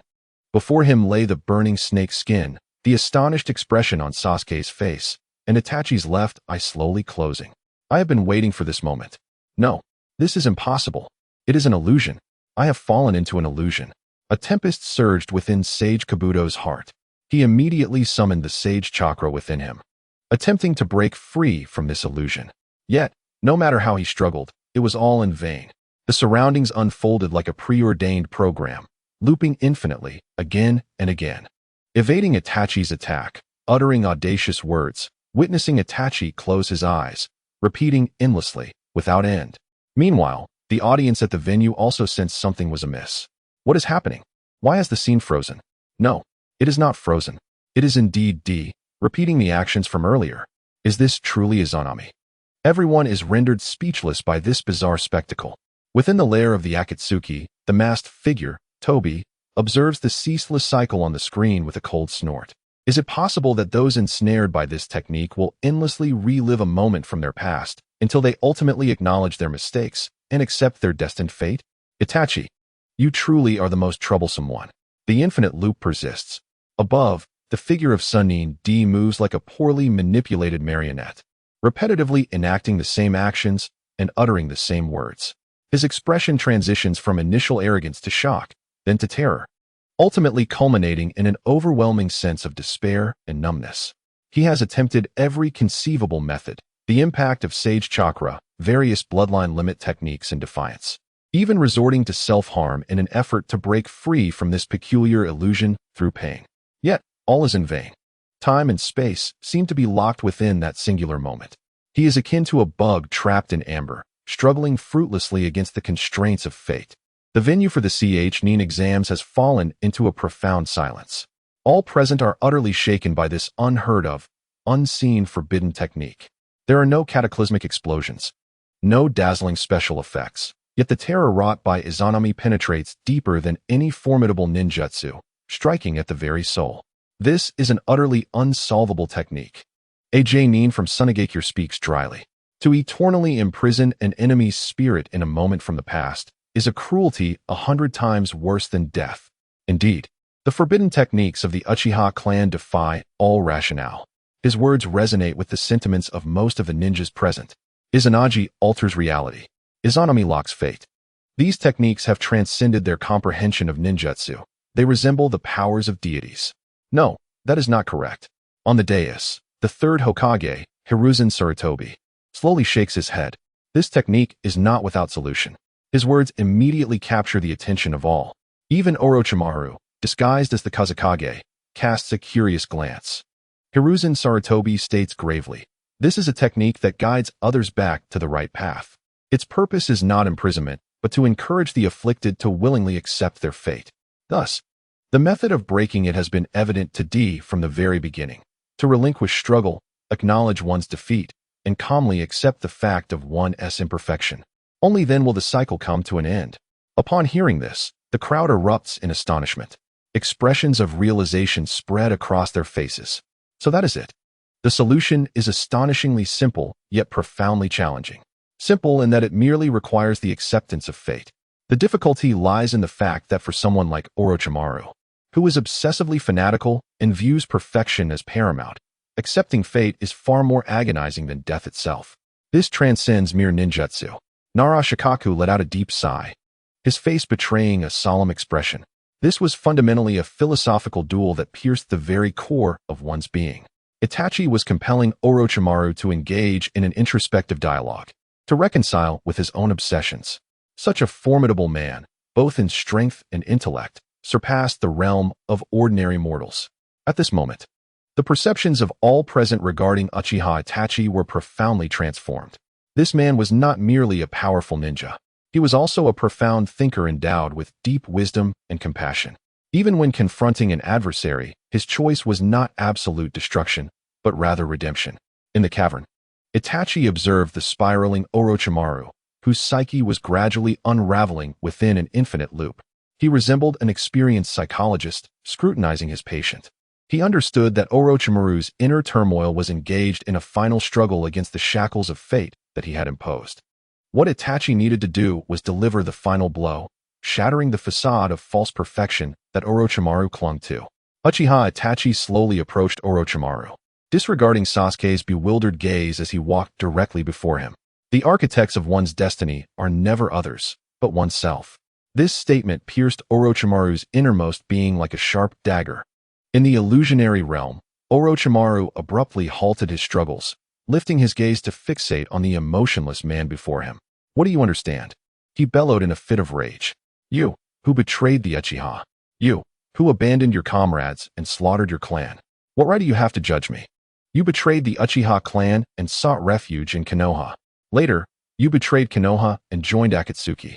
A fickle turncoat like you has the least authority to speak of self and fate. Orochimaru's cries were infused with bitterness and resentment. Orochimaru's words struck like a heavy hammer, resonating deeply within the hearts of all present.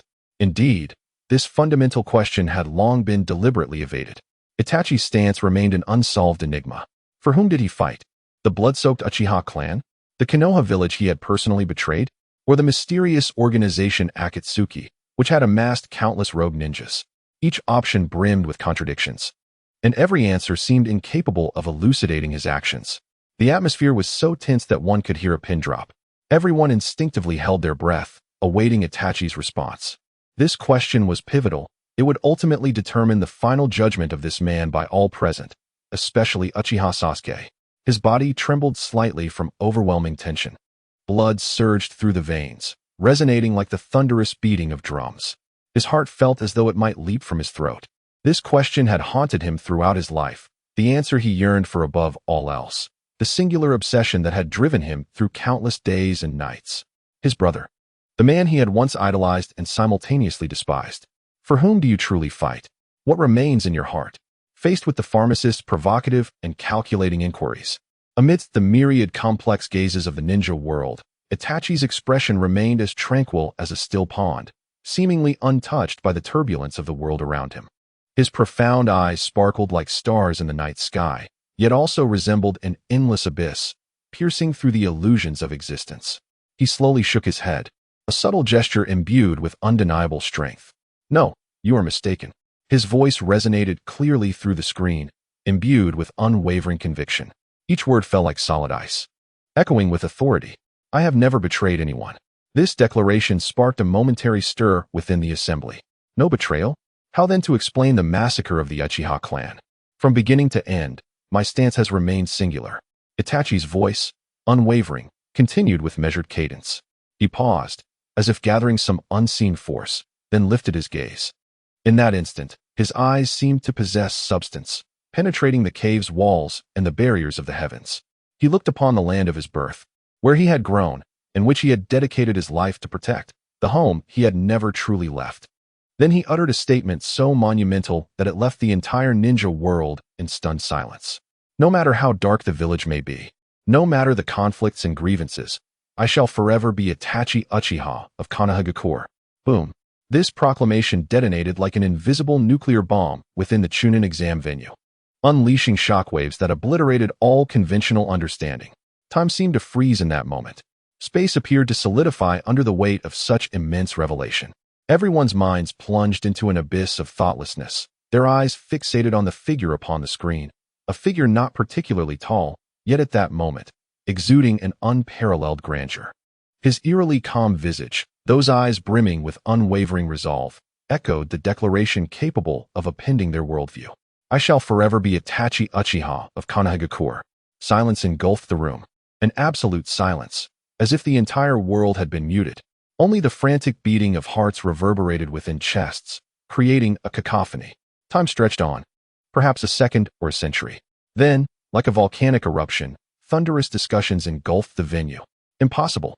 This cannot be. A villager from Konoha was the first to let out a piercing scream, his face etched with disbelief, his features contorted with excitement. He could neither accept nor comprehend the reality before him. After all, he was the demon who had annihilated the entire Uchiha clan. Another voice soon followed.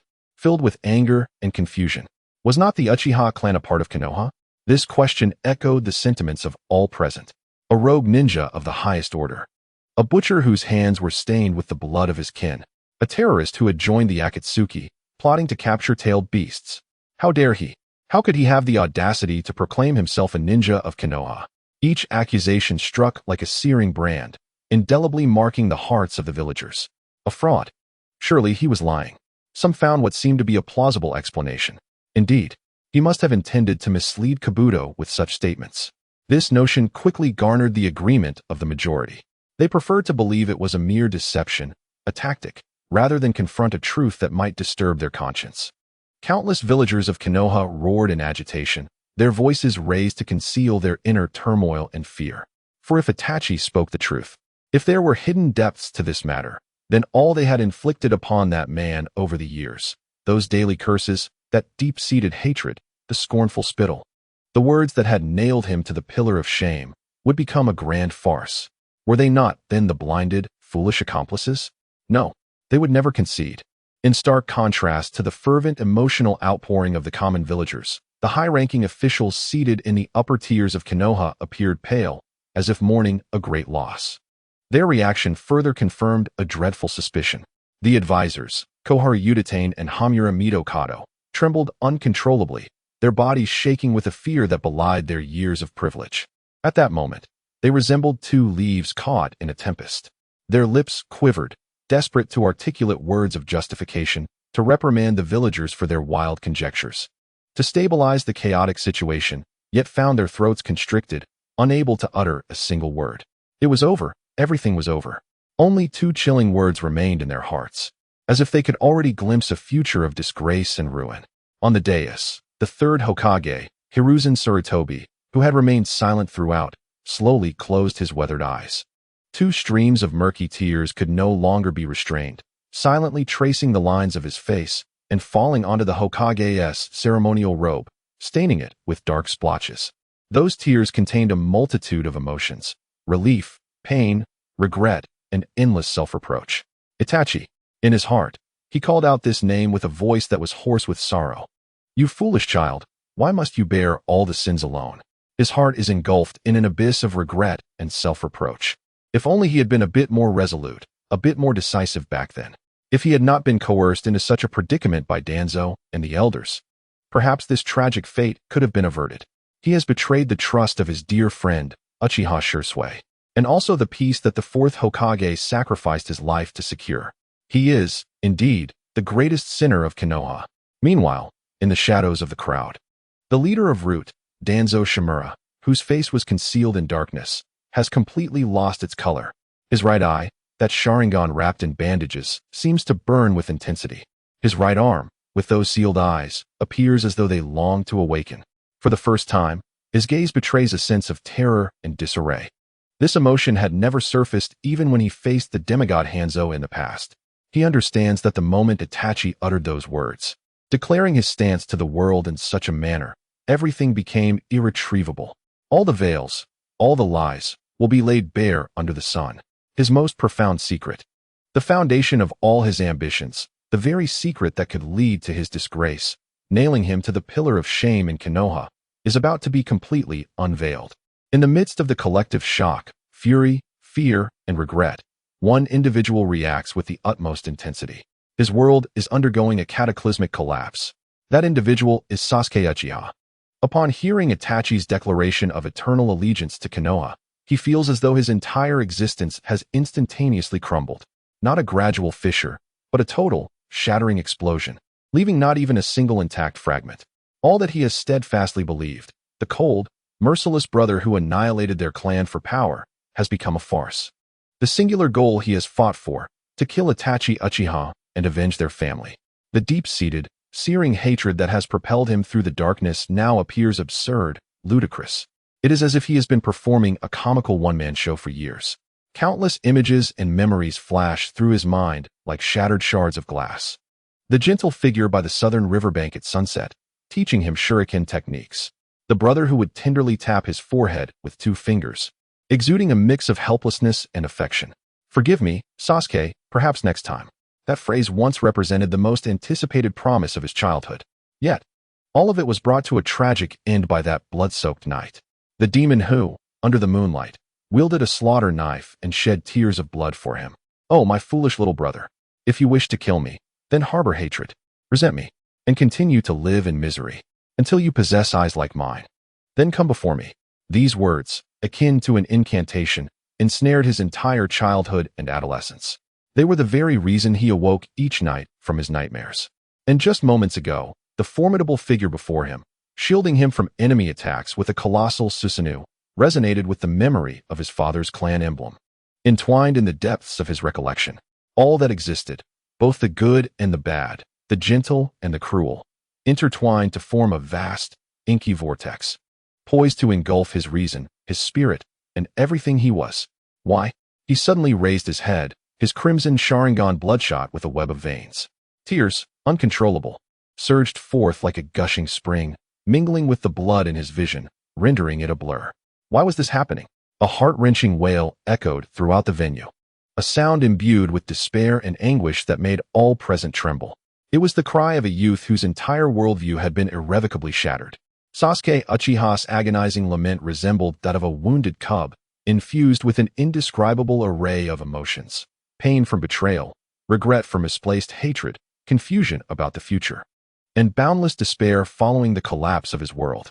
Tears cascaded like a flood, washing over his pallid cheeks as he knelt, his hands clawing painfully at his hair, his body convulsing violently. Sakura Haruno, witnessing Sasuke's complete breakdown, felt her eyes instantly welling with tears. They rolled down uncontrollably, as her heart felt as though it were gripped by an invisible hand, constricting her breath. She instinctively yearned to comfort him, to embrace him, yet found her feet seemingly nailed to the ground, unable to move in the face of such a truth that could overturn everything.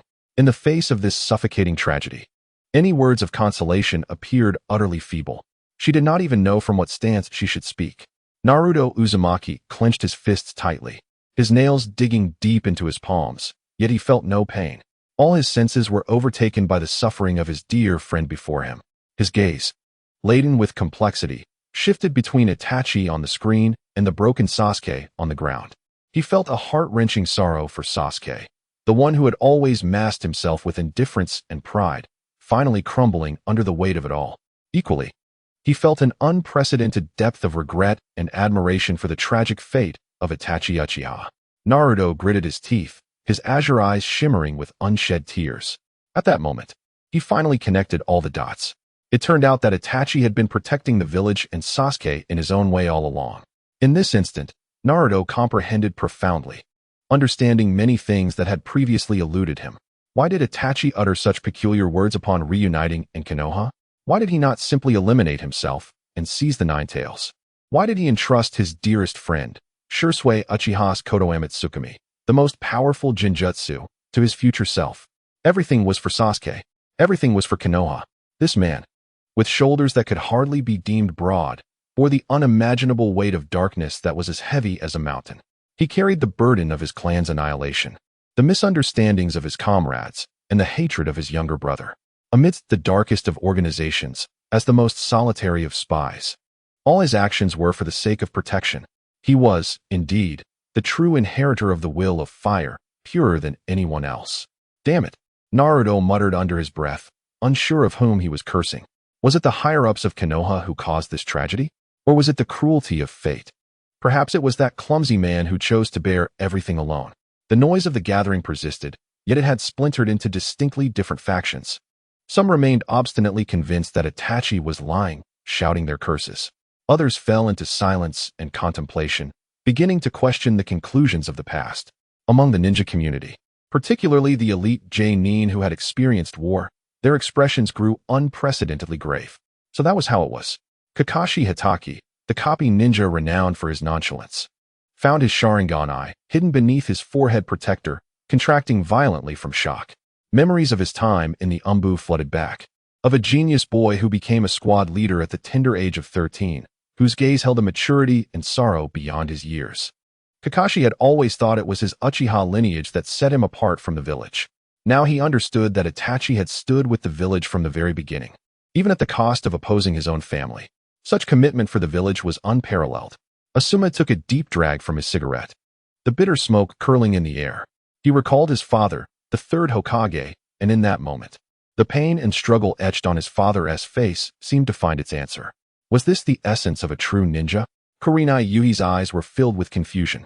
The ninja she understood were those who executed missions and protected the village.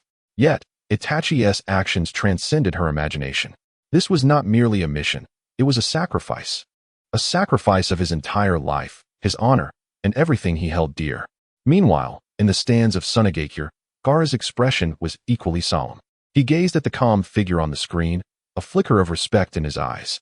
He understood better than anyone the loneliness that came with the resolve to bear everything for the sake of protection. Uchiha Itachi, he whispered the name softly.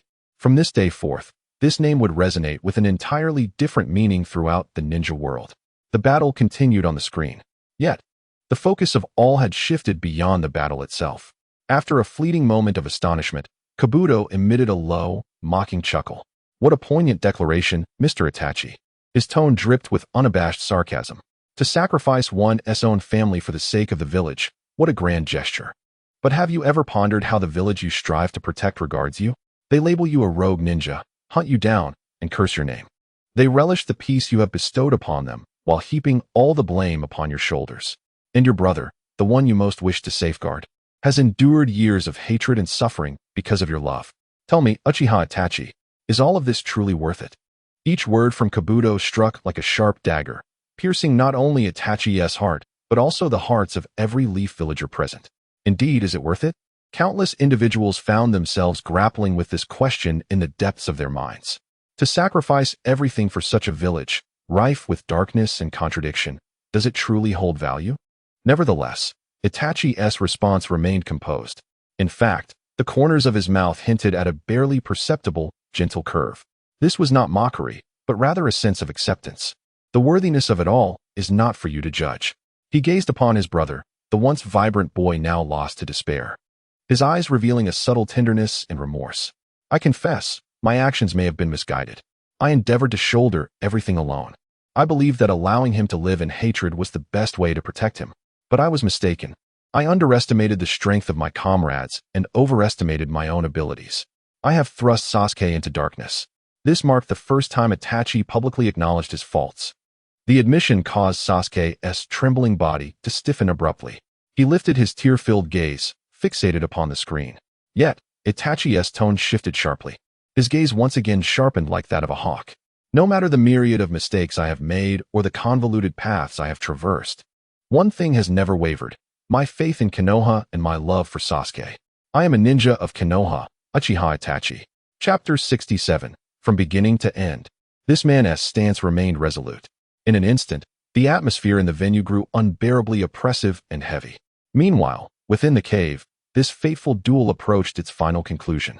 Within the illusion, the madness and resentment on Kabuto's face slowly faded, replaced by an unprecedented sense of confusion and emptiness. The Uchiha Itachi of Konoha, he murmured, as if drained of all strength. Indeed, he had long imitated Orochimaru, striving to become him. Yet, he was never Orochimaru, and before him stood a man who, despite bearing countless accusations and misinterpretations, always knew precisely who he was. In contrast to Kabuto's bewilderment, Itachi remained steadfast in his identity and unwavering in his convictions. The spirit of D began to waver. Who am I, after all? Am I the pharmacist D, who grew up in an orphanage, devoid of self-worth, with a name bestowed by others? Or am I this abominable creature, amalgamated from the genes of countless strong beings, striving to prove my perfection through the power of others? Before the mirror of Izanami, which determines fate, Sage D was compelled for the first time to introspect his own heart. His actions, trapped in an infinite loop, gradually slowed down. Ultimately, he relinquished all resistance, allowing himself to sink into the illusory realm constructed by the past. In the real world, Sage D's body ceased all movement. He sat on the ground, vacant-eyed and drooling, a hollow shell bereft of a soul. Is this the end? Future Sasuke inquired, his gaze complex as he beheld this scene. Itachi nodded, and at that moment, the left eye that had activated Izanami slowly lost its brilliance, turning a dull gray, just like Izanagi. Activating Izanami, like Izanagi, required the permanent sacrifice of one eye.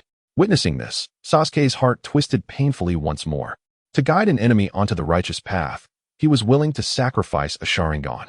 Brother, what kind of person are you? In the cavern, Itachi disregarded his now blind left eye. He approached the soulless sage D and extended his right hand, pressing it against D's forehead. Now tell me. His voice remained serene. He began to undo the impure world reincarnation seal. The illusion-controlled sage D, like the most obedient puppet, instinctively began to weave the hand seals. Rat, ox, monkey, tiger, dragon, boar. Release. As the final seal was completed, an intangible wave of chakra emanated from Sage D, rapidly expanding outward. This wave penetrated the rock walls and the earth, transcending time and space, spreading across the entire ninja world. In the next moment, the scene of the heavens shifted instantaneously. No longer was it the dim cavern, but the vast battlefield of the Fourth Great Ninja War. The ground was strewn with corpses, and anguished cries resounded. Tens of thousands of Ninja Alliance members were engaged in a brutal struggle against a horde of immortal monsters. These monsters were once formidable figures in the annals of ninja history.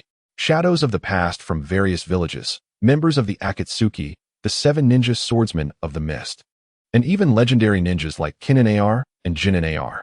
Each of them possessed terrifying strength capable of defeating hundreds single-handedly. Yet now, these once resting dead were bound by impure world reincarnation, becoming puppets to slaughter the living. The Ninja Alliance had already suffered heavy casualties and was retreating in disarray. Damn it, these fiends cannot be killed. A ninja from a Wagakure had just shattered the body of the second Tsuchikage, Mu, with earth release. But in the next moment, countless particles of dust coalesced once again, restoring him to his original form. Lord Mizukage, we can barely hold on. On the battlefield of the Hidden Mist Village, the ninjas were ensnared in the relentless deceptions of the ghostly Gazuki Mangetsu, spinning in circles of confusion. Meanwhile, on the battlefield of the Hidden Cloud Village, the Third Raikage stood resolute, enduring the assaults of thousands of ninjas as if traversing an uninhabited realm. The entire battlefield was permeated with an aura of despair. Yet, just as hope seemed to wane for all, an extraordinary event unfolded. The reincarnated souls, previously engaged in a frenzy of attacks, suddenly paused in unison. A gentle, ethereal glow began to emanate from their bodies, reminiscent of souls in the afterlife. Naruto Uzumaki, who was locked in a fierce battle with the Third Raikage, gazed at this formidable adversary with a look of astonishment. The once indomitable form of the Third Raikage gradually became translucent. Has it finally come to an end? A sigh of relief escaped his lips. Kid, your Rasengan is quite impressive. He bestowed a commendatory smile upon Naruto. In an instant, his spirit soared skyward, his body transforming into countless motes of light, dissipating into the ether. A similar scene unfolded in every corner of the battlefield. The second Tsuchikage, Gazuki Mangetsu, Kin and Jin, Sasori, Deidara, every soul bound by the limits of reincarnation found liberation at that moment. One by one, former formidable foes revealed expressions of solace or relief in their final moments. Turning to the juniors they had fought fiercely against. Young ones, the rest is in your hands. Be sure to protect this world. The members of the Ninja Coalition stood in stunned silence as they witnessed their adversaries dissolve into a myriad of luminous points, ascending towards the heavens. The entire battlefield fell into a hushed stillness. Only the countless twinkling lights remained, akin to fireflies on a summer night, beautiful and dreamlike. It was uncertain who first laid down their kunai, kneeling on the ground, weeping with joy. It's over. We are saved. We have survived. The long-suppressed cheers erupted like an avalanche, resonating throughout the battlefield. Countless ninjas embraced one another, weeping and celebrating this hard-won victory. The audience in attendance was equally moved by the elation of survival, yet more profoundly struck by an indescribable awe. They gazed blankly at the screen, witnessing the multitude of ascending soul lights, and recalled the figure in the dim cavern who had calmly performed the unsealing. An uncontrollable thought surged in everyone's mind. Uchiha Itachi, he, single-handedly, had undone the countless reincarnated armies spread across the battlefield. He had, with his own strength, rescued the ninja coalition from certain doom. He had, through sheer will, nearly salvaged the entire ninja world. This feat, this grand achievement, was sufficient to overshadow any so-called leader. And yet, The man who wrought this miracle bore the stigma of a traitor branded for the annihilation of his clan, a demon reviled by the entirety of Konoha for over a decade. What profound irony! What boundless greatness! At this moment, no one dared to question or curse. In the hearts of all, there remained only boundless admiration and profound guilt. That man, through his actions, proved to the entire ninja world the truth of those words. No matter how dark the village may be, I shall forever be Itachi Uchiha of Konoha. The audience was left in awe, completely captivated by the scene. Itachi Uchiha single-handedly dismantled the entire reanimation army, saving countless allied ninjas. The leaders of the various villages displayed complex expressions, recognizing the immense debt they owed this rogue ninja from Konoha. Sasuke, staring blankly at the screen, moved his lips but could not utter a single word. The brother he had loathed had become the hero who saved the ninja world? Chapter 68. No matter the path you choose henceforth, I shall always love you. Above the heavens, the myriad of souls danced like a grand festival of fireflies. They were the noble spirits lost in battle, finally liberated and returning to the Pure Land. Each point of light represented a once vibrant life, a shattered family. They ascended slowly, ultimately dissipating into the boundless sky, carrying away the last vestiges of sorrow. On the battlefield of the Fourth Great Ninja War, the cheers of the survivors still resonated through the heavens. People embraced their comrades, tears mingling with sweat as they celebrated the hard-won peace. This sound was filled with hope, heralding a new era and a beautiful longing for the future. Yet, this deafening roar scarcely reached the ears of those gathered at the Chuunin Exam venue. Their world seemed shrouded in an invisible soundproof barrier, leaving only silence. Everyone's thoughts had been wholly captured by Itachi Uchiha's heroic deeds that saved the ninja realm. His figure, his words, his final smile became an eternal imprint. In the venue, one could hear a pin drop. Even the sound of breathing felt unusually jarring. Time seemed to freeze at that moment, and space itself appeared to halt. Everyone remained absorbed in that indescribable shock, unable to recover for a long while. It was a tremendous impact that overturned all past perceptions, tearing apart the biases deep within their souls. A rogue ninja scorned for over a decade, a name etched on the pillar of shame, had posthumously achieved a glorious feat capable of saving the world. With his own strength, he unraveled the reanimation technique, turning the tide of the entire battle. This stark contrast, this profound tragedy, stirred a deep resonance of emotion and shame within every individual present. The definitions of hero and villain, loyalty and betrayal, were completely upended in that moment. Especially for those villagers of Konoha who had once hurled the harshest words at Itachi Uchiha. They had previously unleashed the most venomous insults upon that solitary figure. Now, each one of them bowed their heads, their cheeks burning as if they had been publicly slapped. Their flushed faces were marked with shame, wishing to find a crevice to hide in, forever escaping the harsh reality before them. They have finally come to realize the extent of their own folly and ignorance over the years. Their eyes, shrouded in deception, and their minds, manipulated by hatred, have led them to cast the most venomous of curses upon one of the village's greatest heroes. This man, who silently safeguarded them and the peace they held dear, has been unjustly vilified. The weight of their guilt bears down upon them like a mountain, rendering their breaths labored and painful, a constant reminder of their past transgressions. Meanwhile, the faces of the prominent figures on the dais of Konoha are etched with despair, their expressions more haunting than when they first faced the arrival of Kaguya. While the villagers' remorse may linger at the level of moral self-reproach, they must now confront a trust crisis that threatens to destabilize the very foundation of Konoha. The villagers may feel guilt, but they are indeed the perpetrators. They orchestrated the tragedy of Itachi Uchiha, pushing him into the abyss. They exploited a young boy's kindness and sense of responsibility, burdening him with unmerited guilt. They forced a hero, who should have thrived in the light, into the shadows as a rogue ninja. This sin, now mercilessly unveiled under the heavens, is laid bare for the entire shinobi world to witness. There is no longer any veil to obscure the truth, nor any room for justification. How can they reconcile this? How will they account to the deceased Uchiha clan? How can they justify their actions to the village and to the world? The elder advisors, Kurama Kamachi and Mito Gate, appear pallid as death, their bodies trembling as if they might collapse from their seats at any moment. Their once prized political acumen now appears as mere vile scheming. The Konoha they have devoted their lives to protecting is, astonishingly, built upon lies and bloodshed. Dans, too, buries his face deeply in the shadow cast by his staff, unwilling to meet anyone's gaze, as if wishing to separate himself from the world entirely. He can feel countless icy, furious, and scornful stares piercing him from all directions, each one a sharp blade, intent on his execution. He has lived in the shadows all his life. Yet never has he yearned for darkness to engulf him as he does in this moment. Among those gazes, the most piercing and lethal undoubtedly emanates from the eyes of the Uchiha orphan. There are no tears in that gaze, only a chilling, almost tangible intent to kill. He realizes that he and the boy are now irreversibly bound in a cycle of vengeance. This hatred transcends the village and its allegiances, reduced to the primal notion of blood debts demanding retribution. The scene in the heavens shifts once more. Gentle light supplants the previous atmosphere of bloodshed, drawing the audience's thoughts back to the dim cave. Itachi Uchiha, having fulfilled his final mission, feels his body, constructed from the reanimation jutsu, begin to fade into transparency. Countless fragments, akin to paper, peel away from him, transforming into motes of light that scatter with the wind. His hands, once stained with blood, now emanate a gentle radiance. He, too, is about to depart.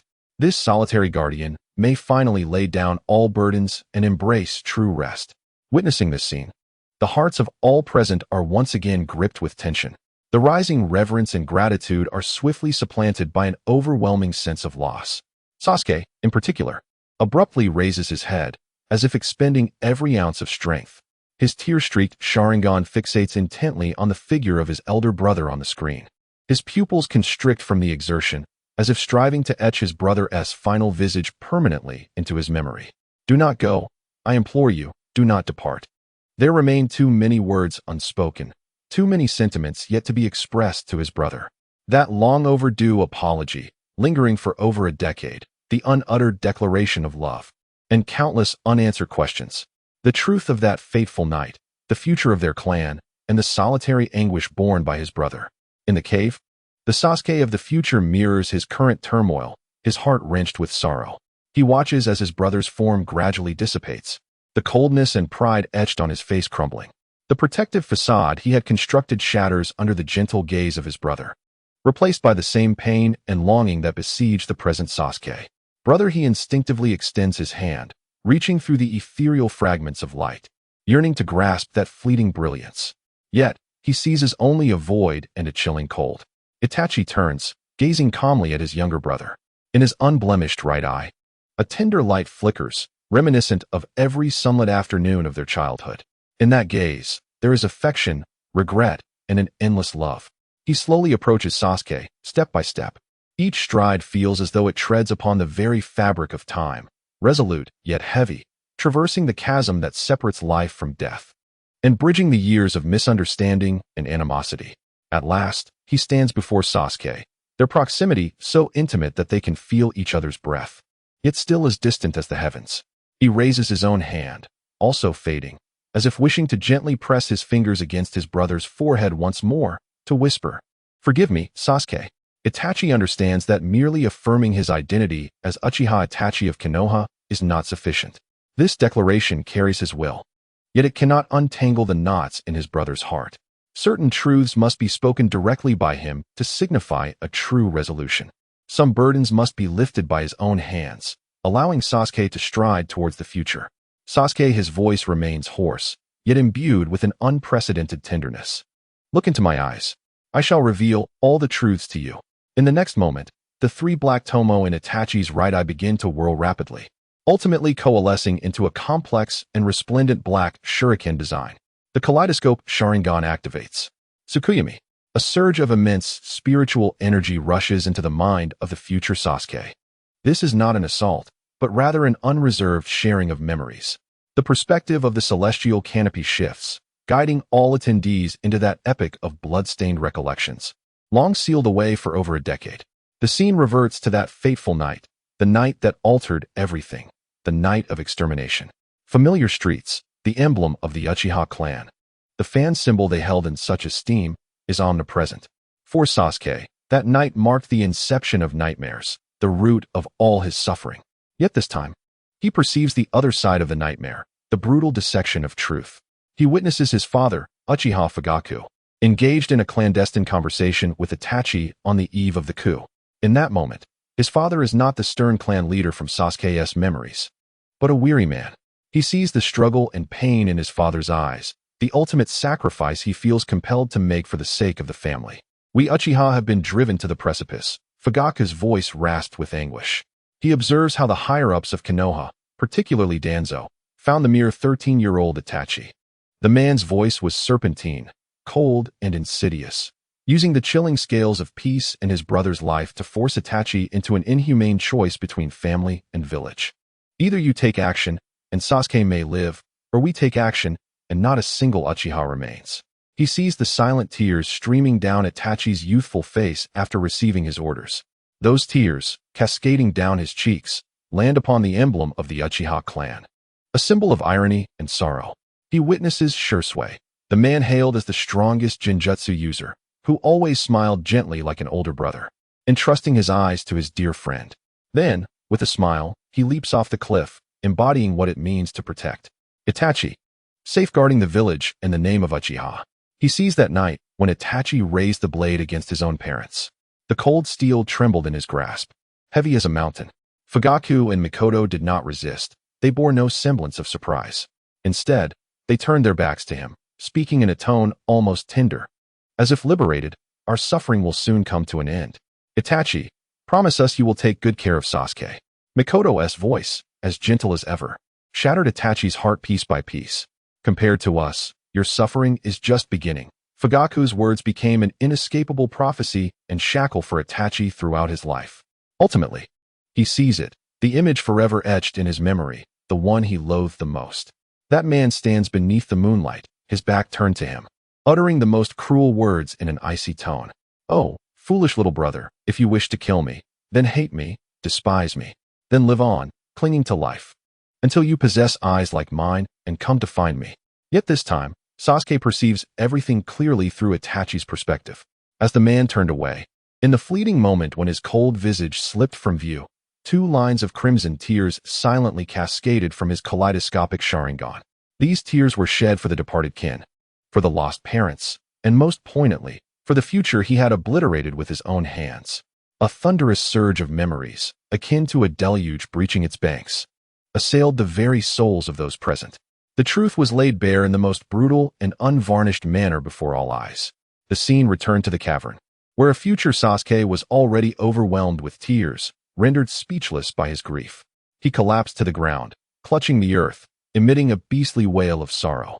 The Sasuke within the assembly appeared utterly drained of vitality, slumped in his seat, his gaze vacant and pupils dilated.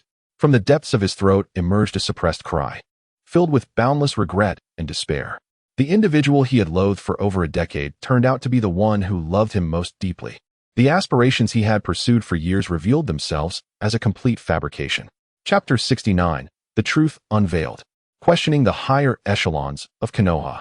So, this was the entirety of the truth behind the night of the massacre.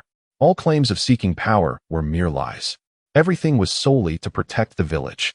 Everything was solely to protect me. That man, who personally extinguished the lives of our parents and clan, bore all the sins and darkness. He did this so that his foolish younger brother could live in the light. He did this so that Sasuke could direct all his hatred upon himself, and thus gain the strength to survive. What profound love this is, and what cruel tenderness. Ah! Sasuke clutched his head and let out a heart-wrenching scream. He loathed Danzo. He loathed the higher-ups of Konoha. But most of all, he despised himself. He hated himself for being so foolish. He hated himself for being so weak. He hated himself for never truly understanding his brother. In the assembly, all were profoundly shaken by this merciless truth. They gazed at the tender figure on the screen, now fading away, and then at the shattered, weeping boy in the hall. A sense of suffocating sorrow enveloped their hearts. This was an unvarnished tragedy, orchestrated by the very hands of Konoha's elite. In the cavern, Itachi observed his brother, crumbling under the weight of the truth, his face betraying a deep sense of anguish. That hand, which had begun to take on an ethereal quality, slowly rose. Then, as he had done countless times in their youth, he gently pressed 2 fingers to Sasuke's forehead. A soft sound echoed, as if resonating across two realms, touching the hearts of all. "Forgive me, Sasuke." Itachi's voice was imbued with an extraordinary tenderness, yet carried a note of relief and release. This would be the final moment. Having spoken, he slowly withdrew his hand, gazing upon his brother's face, a visage so strikingly similar to his own, yet etched with suffering. And he smiled. The laughter was so radiant, so warm, as if it could dissolve the darkness enveloping the entire cave. "Regardless of the path you may choose in the future, whether to safeguard Konoha or to bring about its destruction, I have always cherished you deeply." The moment those words fell, his body could no longer endure. It transformed entirely into a myriad of shimmering lights, akin to dancing fireflies, slowly dissipating into the air. The hero's curtain had fallen. Within the cave, only the heartrending cries of Sasuke remained, echoing with unbearable sorrow. The venue was already awash with tears. Sasuke could no longer contain himself. Tears streamed down his face uncontrollably. All hatred, all confusion, at that moment, transmuted into boundless regret and anguish. Countless kunoichi, including Sakura, Ino, and even the usually stoic Temari, were already in tears, their sobs rendering them speechless. Even many resolute male ninjas, at this moment, had tears glistening in their eyes, quietly turning away to wipe the dampness from their corners. Naruto clenched his fists tightly, watching the anguished Sasuke, his heart filled with sorrow. "So, this is how it is." Sakura could no longer restrain herself. She rushed forward, yearning to embrace that trembling shoulder, yet was repelled by an invisible wall of chakra that Sasuke unconsciously emitted. He was rejecting everyone's approach, guarding his shattered inner world in this manner. Standing nearby, Naruto observed his dearest friend, his azure eyes brimming with sorrow and rage. He felt pain for Sasuke's plight and an overwhelming fury towards the unseen puppet master behind this tragedy. He abruptly turned his head, his eyes, as clear as the sky, now ablaze with a fierce fire. His gaze, sharp as the finest blades, pierced through the crowd, locking onto a corner of the podium. That man, Shimura Danzo, who had concealed himself in the shadows from the very beginning. It was not just Naruto. Every ninja in the venue, having momentarily regained their composure from their grief, directed their attention toward that direction. Their eyes were filled with skepticism, anger, and unabashed murderous intent. The truth had emerged. The tragedy of Itachi Uchiha, the annihilation of the Uchiha clan, the suffering of Sasuke Uchiha, all stemmed from the despicable and cruel decisions of Konoha's higher-ups. And the instigator of it all was this man before them, a war profiteer who, under the guise of protecting the village, merely sought to satisfy his own sordid ambitions. Third Hokage, what is the meaning of all this? Is everything spoken of in the heavens true? Did you truly force a mere 13-year-old child to slaughter his entire clan in the name of that so-called peace? He screamed hoarsely, each word seemingly drawing from the depths of his being. His questions rippled through the air like a stone cast into a serene lake, instantly stirring up tumultuous waves. "Answer us, Danzo, Tsunade, Mito Gaiden. Is this truly the case? Why? Why must it be so? Itachi, he is the prodigy of our Leaf Village. He holds an immense love for the village, a profound admiration for Lord Hokage. How can you bear to do this? How can you bear to let him shoulder such a heavy burden of guilt?" In an instant, voices of inquiry and shouts of anger erupted in unison. The entire venue descended into chaos. Those families that had once been friendly with the Uchiha clan, including some members of the Hyuga clan, and young ninjas who had idolized Itachi, even some ordinary ninjas, initially uninvolved but now incensed by the truth and filled with a sense of justice, all stood up. They surrounded the platform, blocking every possible escape. The furious gazes seemed as if they would devour the high-ranking officials alive.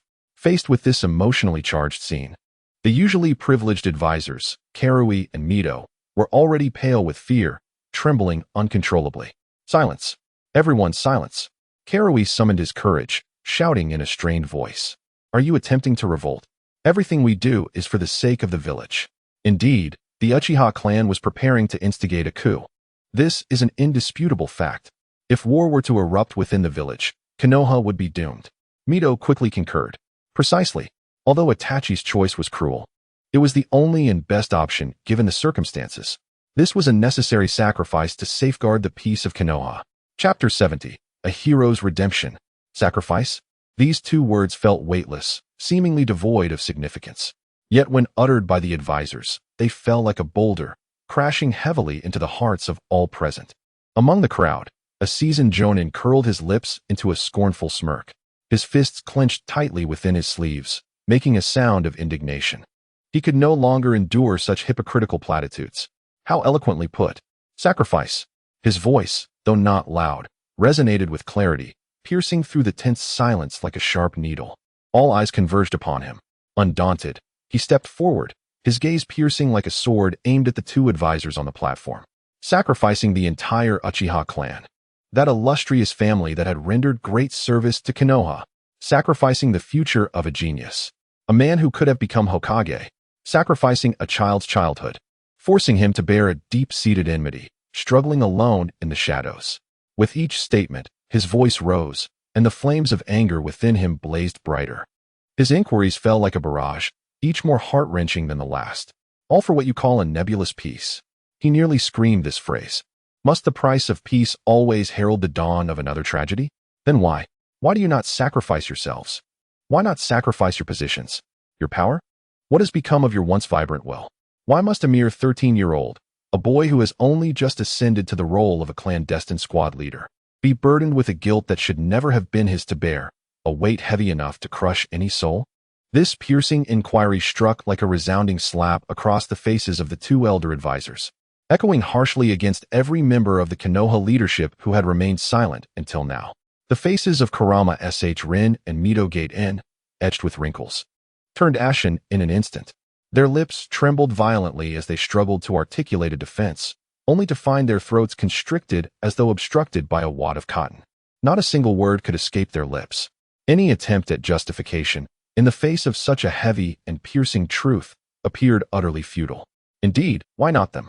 They are veterans forged by the crucible of war, allies of the Third Hokage. They are the decision-makers of Konoha, the very individuals who should be accountable for the future of the village. Yet, when the crisis truly loomed, they resorted to the most despicable and cowardly means, shifting all burdens and sins onto a child. They were aware that, no matter how artfully they could spin their words or how grandiose their rhetoric, they could not conceal the most fundamental and grotesque truth, their incompetence and cowardice. It was a collective dereliction of duty by the leadership. If only they had sought a better approach to alleviate the growing resentment of the Uchiha clan instead of resorting to oppression and suspicion, driving them into a corner. If only they had possessed the fortitude and magnanimity to engage in a genuinely equitable dialogue with Uchiha Fugaku, to listen to the grievances of that family rather than merely viewing them as a threat. If only they had not been swayed by Shimura Danzo's radical ideology, which advocated for any means necessary in the name of Konoha. If they had clung steadfastly to the true essence of the will of fire, which embodies genuine love and protection, then perhaps this bloody tragedy would never have unfolded. The Uchiha clan might still have been the proud guardians of Konoha. Uchiha Itachi could have become the youngest Hokage in history. Uchiha Sasuke would still be that blissful boy, growing carefree beneath the wing of his elder brother. However, history offers no what-ifs. Reality is cold and cruel. Their silence, their attempts at justification, stood powerless against the undeniable truth. This demeanor not only failed to elicit sympathy, but rather stoked the long-simmering anger of the crowd below. "Cease hiding your guilt behind silence," shouted another ninja, his eyes brimming with disdain. "You are not acting for the village. Everything you have done is merely to preserve your pathetic hold on power. You fear the Uchiha clan, fear their Sharingan, fear their innate talents. You are even more terrified of Uchiha Fugaku, a man equally qualified to become the fourth Hokage. You dread his prestige, fearing it may threaten your precarious positions. Thus, you were so eager to wield the most despicable blade of Danzo, eliminating what you perceived as a dire threat. You, the insidious parasites entrenched at the roots of Konoha, are the true culprits of this village." The fervent denunciation surged forth like a torrential flood, each wave more powerful than the last. Every word, every statement struck like a heavy hammer, relentlessly assaulting the nerves of the two elder advisors and shattering their last remnants of dignity. At this moment, the third Hokage, Sarutobi Hiruzen, who had remained silently seated at the head of the table, finally rose with a slow, deliberate motion, as if burdened by an immense weight. He removed his Hokage hat and gently placed it upon the table, revealing a face etched with deep wrinkles and heavy guilt. The marks of time and the torment within him intertwined upon his visage. He did not utter a single word in his defense, nor did he chastise the emotionally charged ninjas, for he recognized the truth in their every utterance. Instead, he bowed deeply before the assembly, addressing the faces brimming with anger, disappointment, and sorrow. This bow surpassed 90 degrees, an unprecedented posture for a Hokage. "I am sorry," he spoke, his voice hoarse and parched, laden with profound fatigue. "This is all the result of my own inadequacy." In that moment, this venerable leader, once revered as a master of ninjutsu and admired by countless souls, appeared to have been drained of all vitality, aging a decade in an instant. The proud posture he had fought to maintain crumbled, leaving him utterly hunched and unable to rise again. He knew that he bore an inescapable responsibility. As Hokage, he should have been the ultimate line of defense to reconcile all conflicts. He had countless opportunities to prevent the unfolding chaos.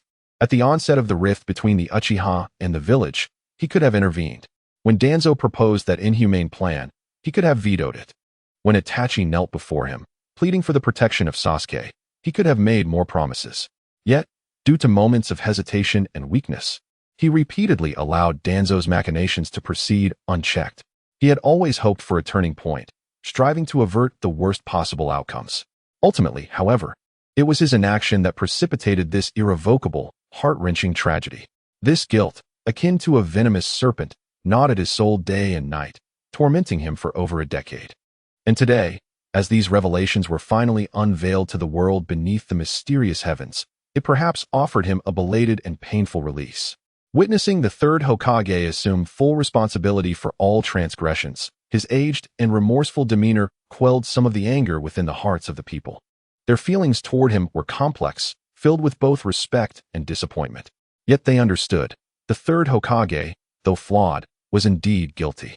Yet the true culprit, the man who, like a venomous serpent, lurked silently in the shadows from the very beginning, is the one who meticulously orchestrated this entire affair and drove Itachi to the brink of despair. He is the most unforgivable of all. In an instant, thousands of gazes in the arena converged once more upon that corner, illuminating the shadowy figure of Shimura Danzo. Danzo! A roar erupted, unlike any human sound, as if it emanated from the depths of hell. Sasuke, unbeknownst to him, had ceased his silent weeping. He slowly rose to his feet, wiping away the tears that stained his face with the back of his hand. He lifted his tear-streaked visage, filled with an overwhelming hatred. His eyes glowed a deep crimson. The three tomo of his Sharingan spun rapidly in their sockets, emitting an ominous and vengeful light.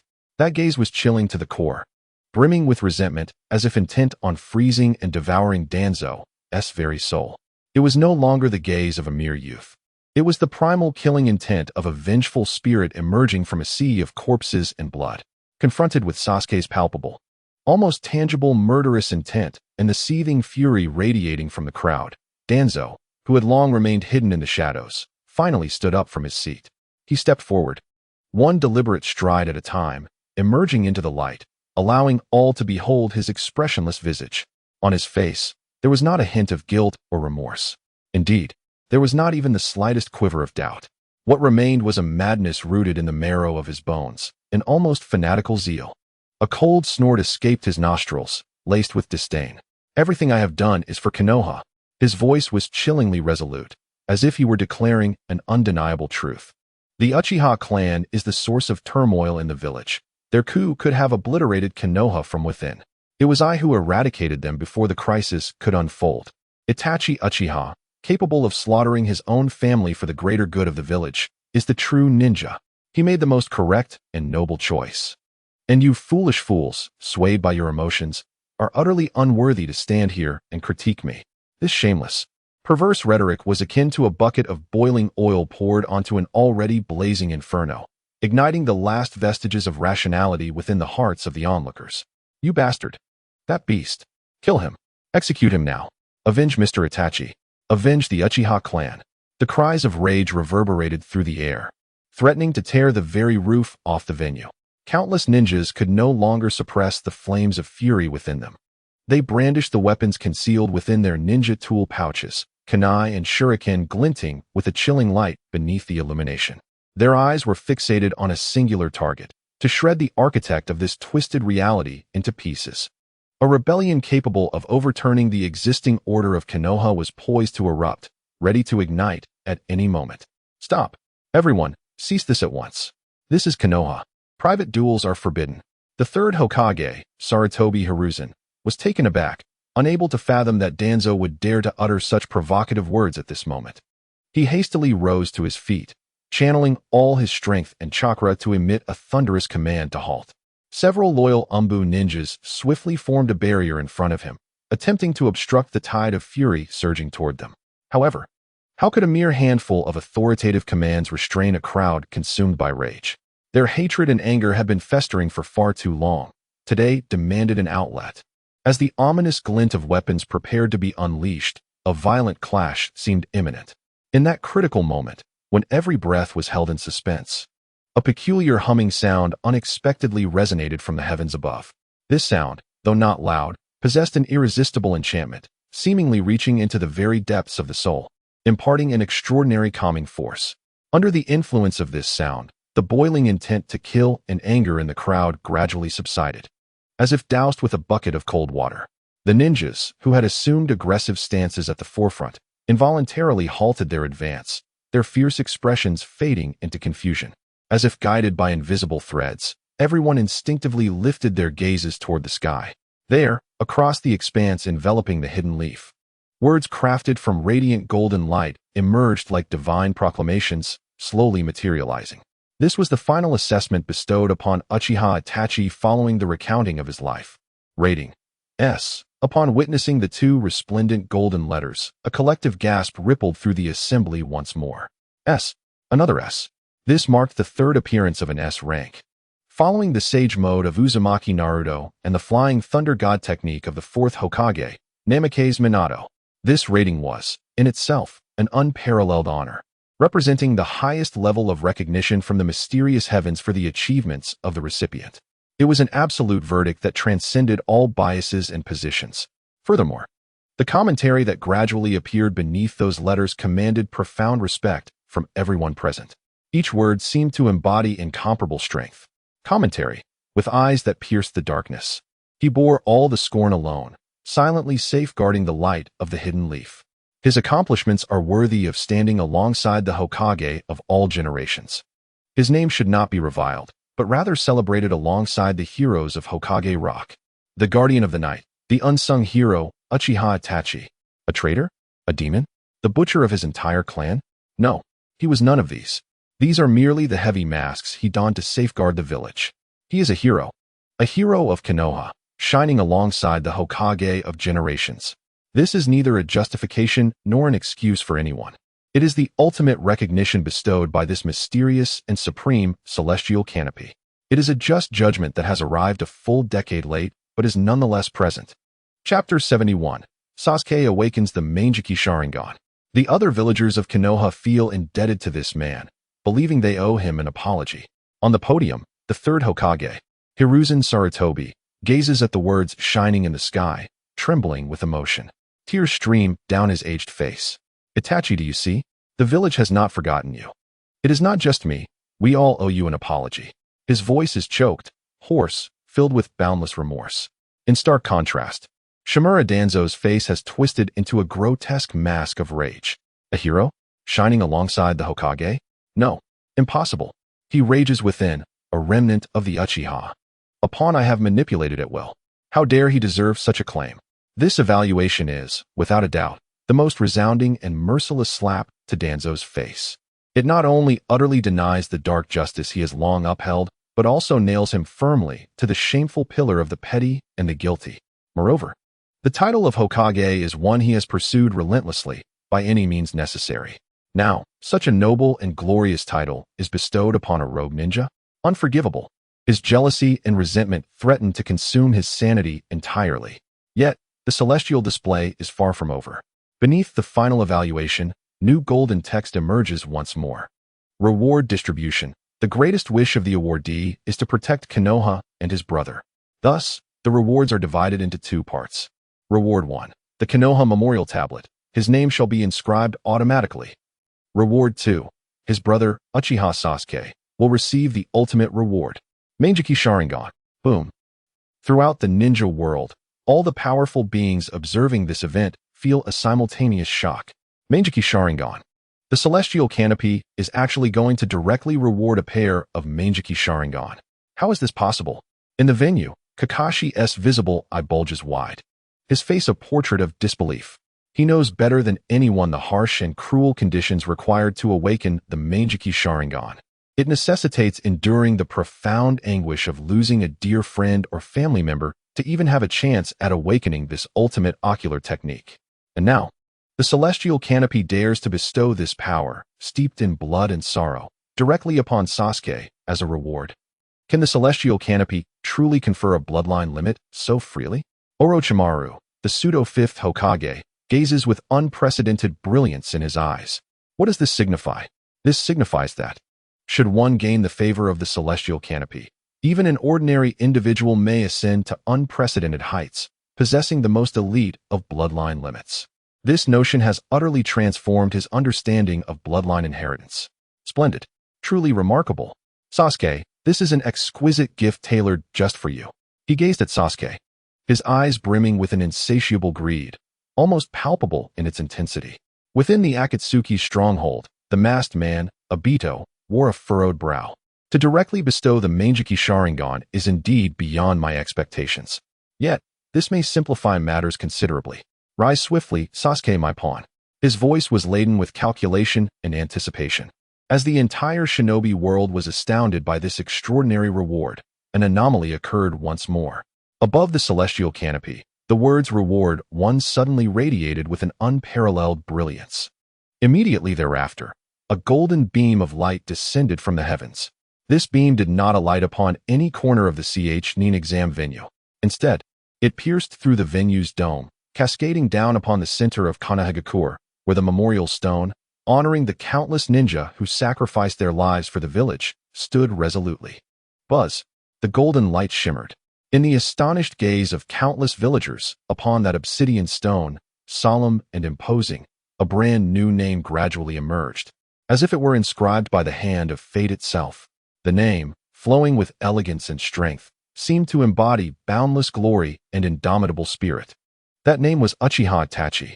From this day forth, this hero, long misunderstood by the village for over a decade, shall find his name eternally etched alongside the Third Hokage, the Fourth Hokage, and the countless ancestors who sacrificed their lives to protect Konoha. Forever shall he receive the reverence and remembrance of future generations. This is the ultimate vindication of a hero. On the other hand, a second, even more resplendent and colossal golden beam descended from the heavens. Its target was none other than the grief-stricken youth, Uchiha Sasuke.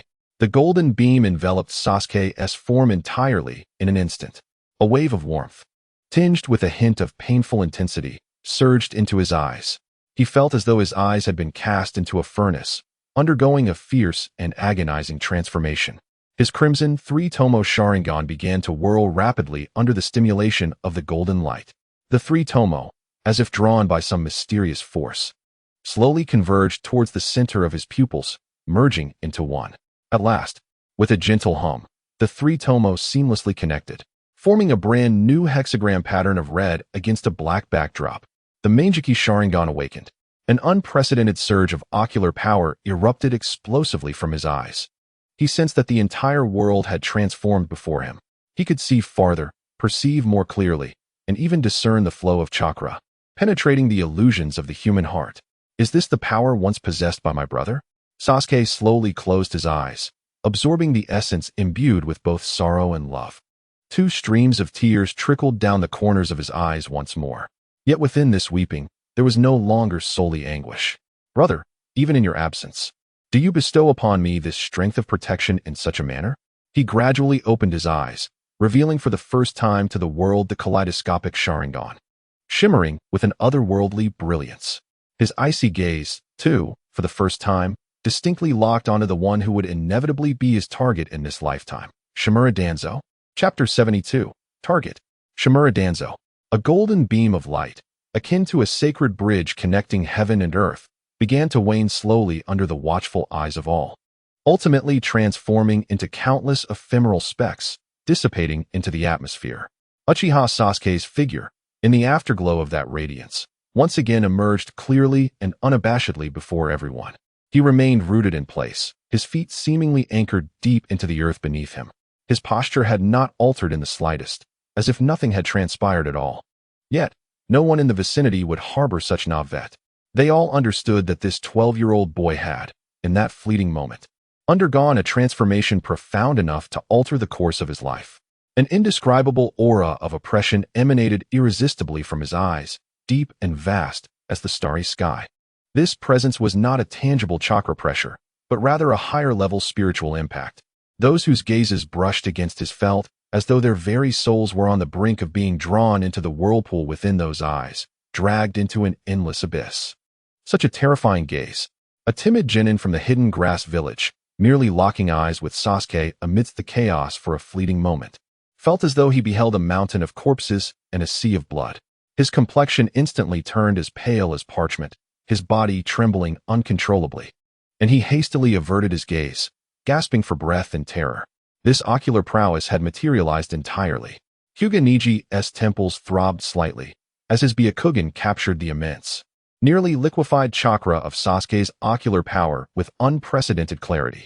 He had no doubt that with the intensity of Sasuke's current ocular strength, a mere glance, a simple exchange of stares, could plunge the majority of Nin and Genin present into an irreversible, terrifying Jinjutsu. Naruto Uzumaki stood beside Sasuke. Sensing the familiar yet foreign aura emanating from his dear friend, a tumult of emotions surged within him, sweet, sour, bitter, and salty all at once. He could distinctly feel that Sasuke had grown stronger. This was a qualitative leap, far beyond what he had imagined or could comprehend. Yet this power instilled in him an unprecedented sense of unease and trepidation. It was too cold, too heavy, devoid of any warmth of life. In those eyes that once shimmered with pride and tenacity, an overwhelming sorrow now resides, along with a profound despair and a hatred potent enough to incinerate the entire world. What path will this force, born from the depths of suffering, lead Sasuke towards? Redemption or a deeper abyss? Sasuke and Naruto exchanged glances, but words eluded him, as if his throat were obstructed by a mass of cotton. He yearned to speak, to offer a reassuring pat on the shoulder as he usually would, but found himself at a loss for words. At that moment, Uchiha Sasuke seemed entirely oblivious to the tumult around him. He was unperturbed by the restlessness of the crowd or the complex gazes of his companions. He simply raised his hand slowly, adopting a posture almost reverent, gently caressing his own eyes. He could feel the power that once inflicted excruciating pain and searing sensations now wholly fused with him, as gentle as a flowing stream. This formidable ocular power no longer brought any discomfort. Instead, it nourished his body, mending the hidden wounds left by years of relentless training. Yet, within his heart, there was not a trace of the joy one might expect from such strength. Instead, a boundless, frigid desolation enveloped him. This power represented his brother's final love, as well as the suffering and curses borne throughout his life. Gradually, he lowered his hand from his eyes. His newly awakened kaleidoscopic Sharingan, adorned with a unique six-pointed star pattern, opened once more, exposed to the gaze of all. This time, his focus was unwavering, devoid of hesitation, akin to the sharpest of ninja blades, slicing through the air and bridging the distance. It locked onto the highest point of the podium, the very source of his family's ruin, the bearer of his brother's eternal sins, the architect of his life steeped in lies and hatred. Danzo Shimura, the leader of the root, the shadow of Konoha, under the cold, hollow gaze of the kaleidoscopic Sharingan. Even Danzo, seasoned by countless battles and convinced of his stoic heart, could not suppress a chill emanating from the depths of his soul. It was a sensation of being hunted by a nemesis, a shudder originating from the instinct for survival. He had no doubt that, given the slightest opportunity, that Uchiha brat would leap upon him like a rabid dog, intent on tearing him into shreds without regard for the consequences. Danzo forced down the almost imperceptible panic within, exerting every ounce of will to remain steadfast, emitting a scornful snort from his throat. What of the awakened Sharingan? He scanned the assembly with a predatory gaze, attempting to reclaim his authority. After all, he was merely a brash youth, clouded by hatred. The rebellious blood of the Uchiha clan was indeed deeply entrenched, forever unextirpated. He suddenly pointed at the third Hokage, Hiruzen Sarutobi, and bellowed with fierce authority, "Sarutobi, do you see? This is the Uchiha remnant you have so long protected. having just acquired a modicum of insignificant power. He dares to cast a gaze filled with malevolence upon the venerable elders of Konoha, who have devoted their lives to the village. This youth's disposition is set. He shall undoubtedly become a grave threat. He must not be spared. He attempts to divert attention through this insidious play on concepts, branding Sasuke once again as a traitor of the Uchiha clan, thereby portraying himself as the victim striving to maintain the village's stability. Yet this time, in the face of his grotesque facade and the tragic truth of Itachi Uchiha, no one will be swayed by his deceitful words. All eyes fix upon him as though he were a capering jester, displaying an array of ridiculous antics, filled with unmasked disdain and profound revulsion. Silence yourself, Danzo. A fiery-tempered Jonin could no longer contain his fury. He pointed at Danzo on the podium and unleashed the first roar of indignation. You, the executioner with bloodied hands stained by the lives of your kin, are the true sinner of Konoha. This outcry seemed to ignite a powder keg.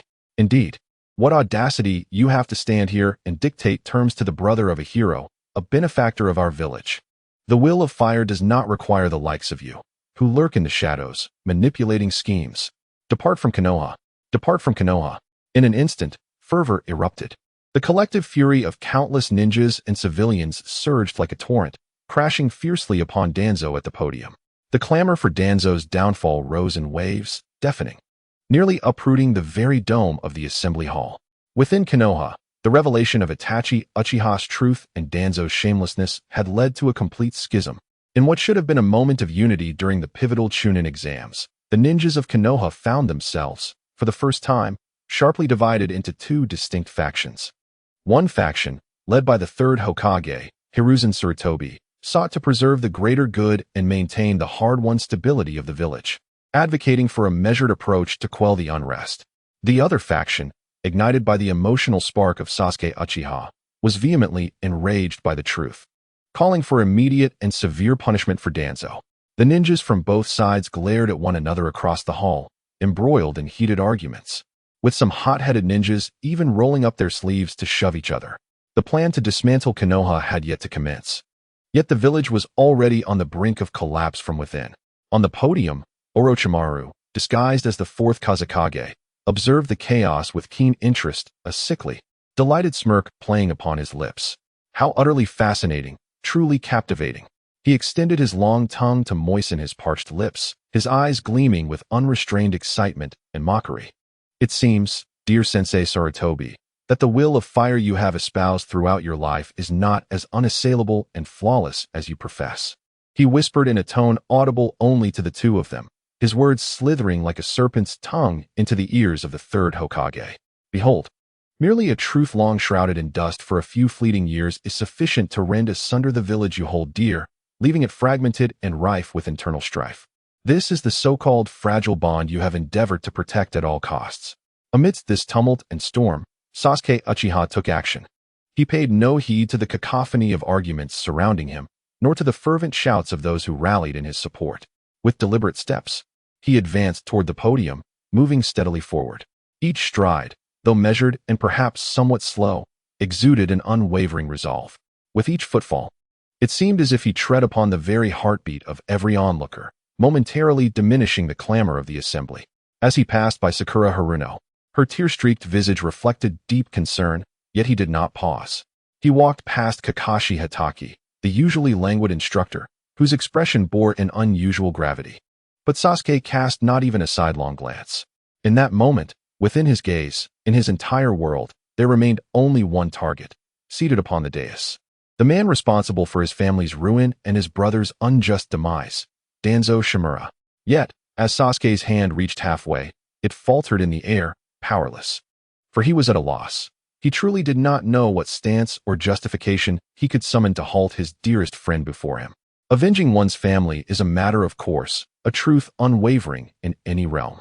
Were he to learn of his parents' demise intertwined in such filthy conspiracies with the village's elite, he would likely succumb to a madness far greater than that of the current Sasuke, spiraling into a hysteria unmatched.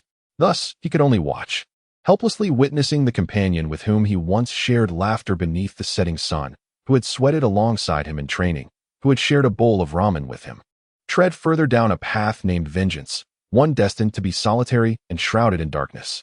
No, this cannot be. Naruto abruptly shook his head, his golden locks dancing in the air.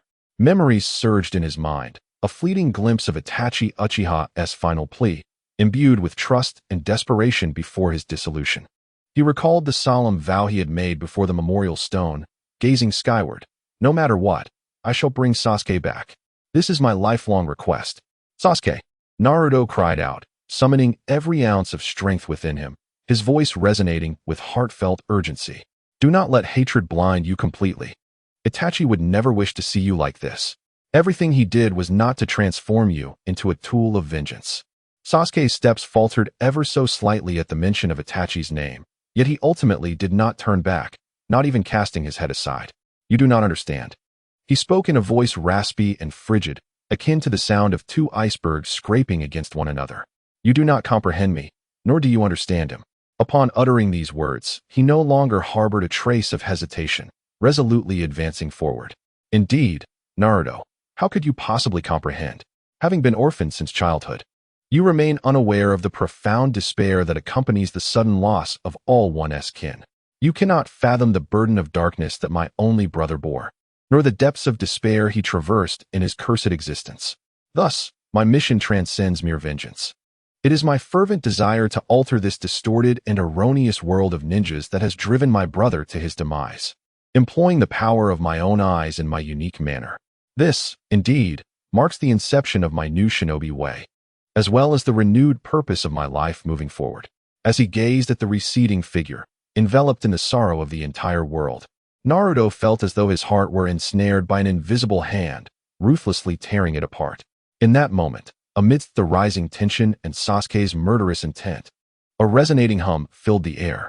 Above, the intricate kaleidoscope pattern representing Itachi Uchiha radiated one final beam of light before gradually dissipating. In its place emerged a profound, earthy hue of light, imbued with a calming force that began to flicker gently. A new reckoning was about to commence.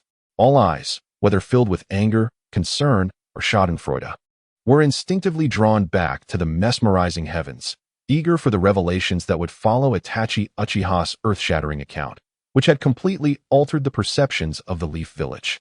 Sasuke, now approaching the podium, paused and lifted his gaze. His cold eyes, ablaze with the flames of vengeance, calmly met the sky for the first time. He yearned for strength, to draw forth greater power from this enigmatic realm above, and subsequently deliver all those who had wronged his brother, without exception, into the depths of hell. Danzo, regardless of who the next reckoning may involve, or whatever transpires, today, I shall personally claim your life.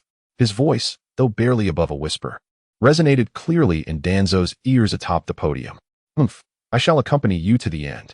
Danzo's gaze darkened as he stared at the heavens, one hand tightly gripping the hidden kunai within his sleeve. Chapter 73. Can Mortals Ascend? The glimmer of recognition. The venue of the Chuunin Exams lay in eerie silence, the somber weight of Itachi Uchiha's tragic resolve palpable, penetrating the very marrow of each individual present. The villagers of the Leaf bowed their heads, shame etched upon their faces, burdened by the heavy truth that the traitor they had condemned for over a decade was, in fact, the unsung hero who had safeguarded their village. The gravity of this revelation pressed down upon them, rendering them breathless. Uchiha Sasuke remained seated, resembling a statue devoid of spirit. He neither wept nor raised a commotion. His newly transformed Sharingan eyes were hollow to a disquieting degree. Naruto gazed at him with concern, yet found himself at a loss for words. Any attempt at consolation felt utterly futile in the face of such harsh reality. The entirety of Konoha was shrouded beneath an oppressive pall of despair. At that moment, the heavens above began to shed a deep crimson light, so rich it seemed to bleed, gradually fading away. This hue, emblematic of hatred, bloodshed, and curses, receded like a tide. In its place emerged a gentle, warm gold, not harsh on the eyes, akin to the first rays of morning sun tenderly gracing the earth. The frigid, somber air in the venue seemed to dissolve in this radiance. A wave of warmth quietly flowed into each heart, alleviating some of the chill. Many instinctively lifted their gazes, staring blankly at the sky. Their initial astonishment soon morphed into bewilderment. After enduring the cataclysmic events wrought by figures such as Six Paths Madara, Yagai, Pain, and Itachi Uchiha, the tender, almost innocuous gold brought about a sense of discomfort.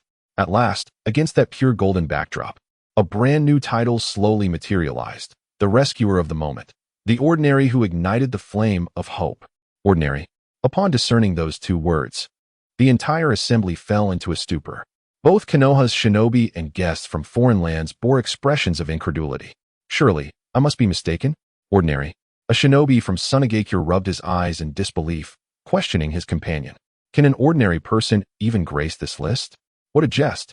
Who among the preceding figures wasn't a legendary monstrosity? What exactly are the criteria for this ranking? The murmurings shattered the prior silence. In the audience, Naruto, upon beholding the warm gold, felt an inexplicable easing of the pain that had tightened his heart due to Sasuke.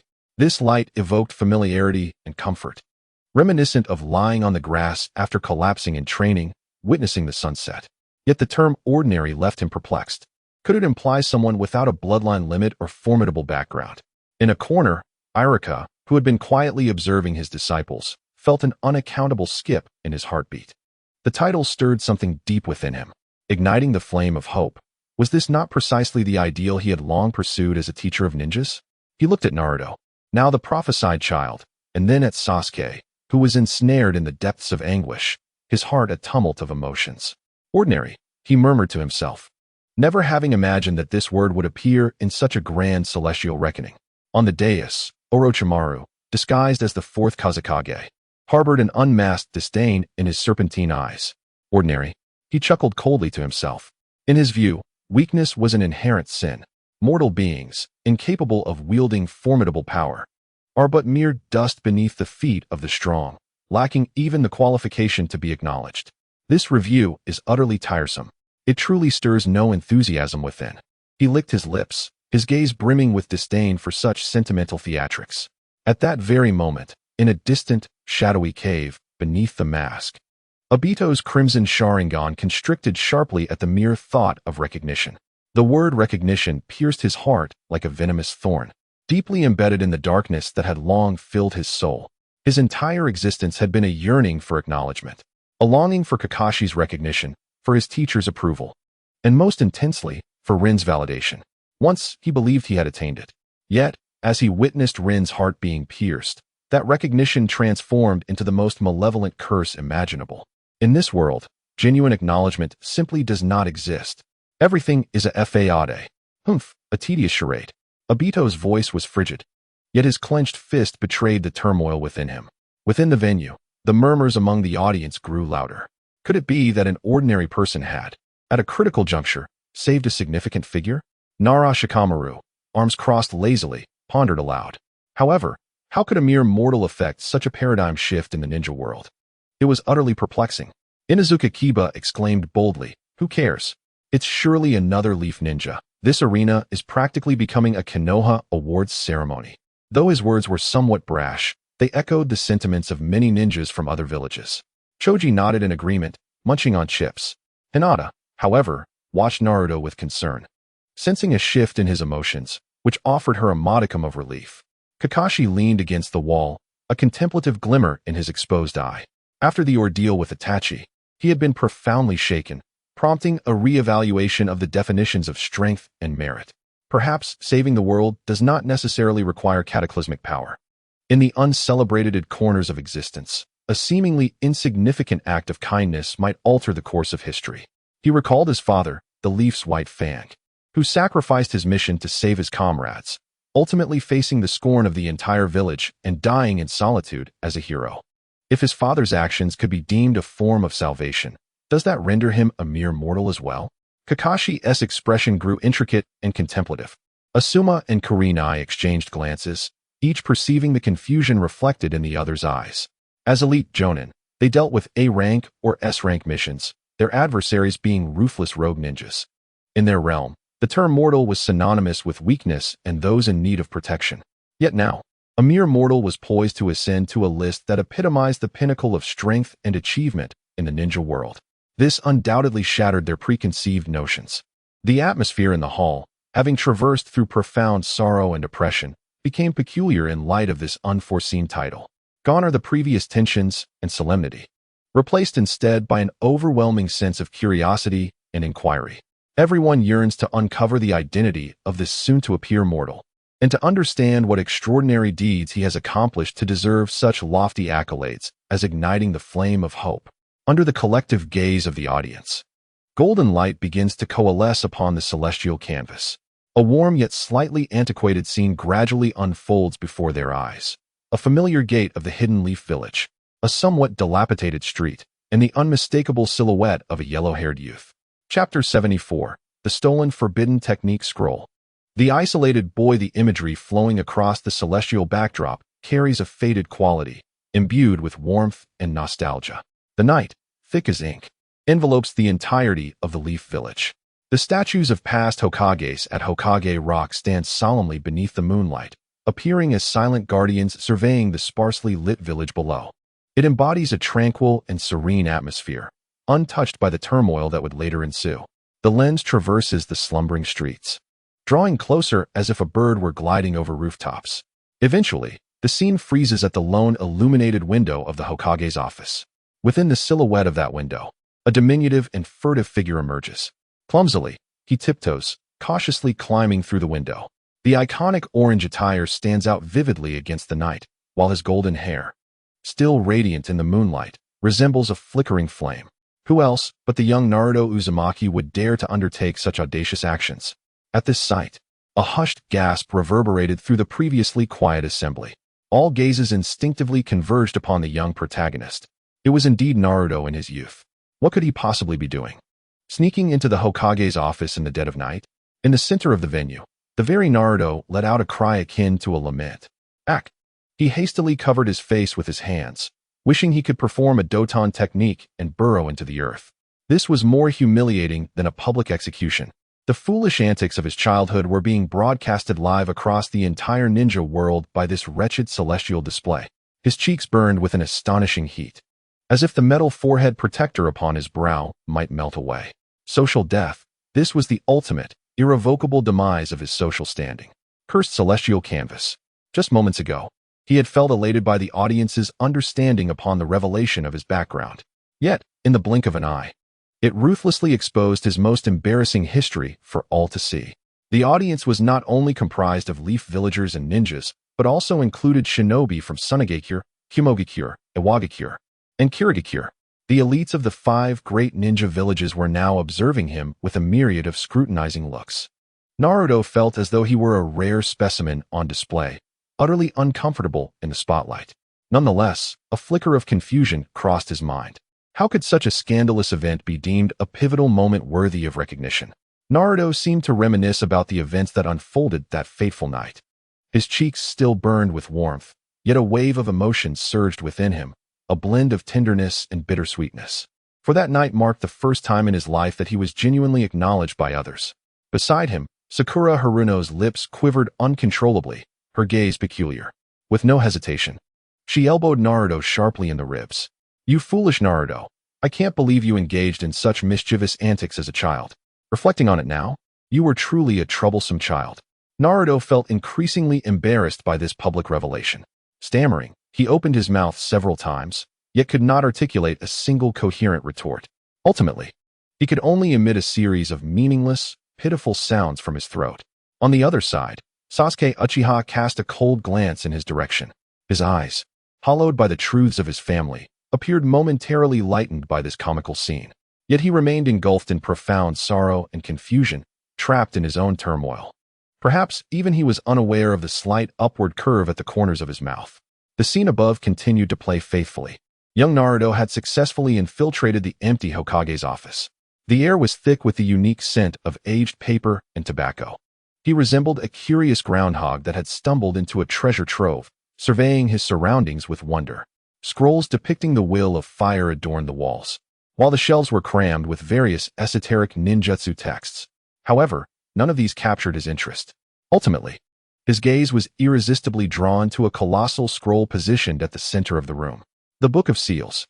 The many shinobi of Konoha present couldn't help but change expressions upon glimpsing the scroll. Even from behind the screen, they could sense the ominous aura emanating from it. The Book of Seals. He dared to set his sights on this. Hisashi Nara's expression sharpened as he instinctively tightened his grip on the 1,000-armed weapon in his mouth. This audacious little brat. The secrets contained within could potentially upend the village. Beside him, Ebisu adjusted his glasses, astonishment evident in his eyes behind the lenses. The villagers in the audience began to stir, murmuring amongst themselves. Some instinctively furrowed their brows, casting scrutinizing and distrustful glances at Naruto, as if all that had been revealed before had been forgotten in light of this transgression. "I told you, this guy has always been a nuisance. And his nature is unchangeable," muttered a slightly stout middle-aged villager, turning to his companion. His voice, though quiet, carried an unsettling sharpness in the hushed venue. Indeed, stealing a forbidden scroll is tantamount to treason in any shinobi village. How could the fourth Hokage have such a son? Truly a misfortune for the family. Thankfully, it was discovered early. Otherwise, who knows what colossal chaos would have ensued. The fragmented, malevolent whispers pierced into Naruto's ears like poisoned needles. His body instantly froze. The face that had just flushed crimson from embarrassment now paled at a visible pace. Indeed, it was as such.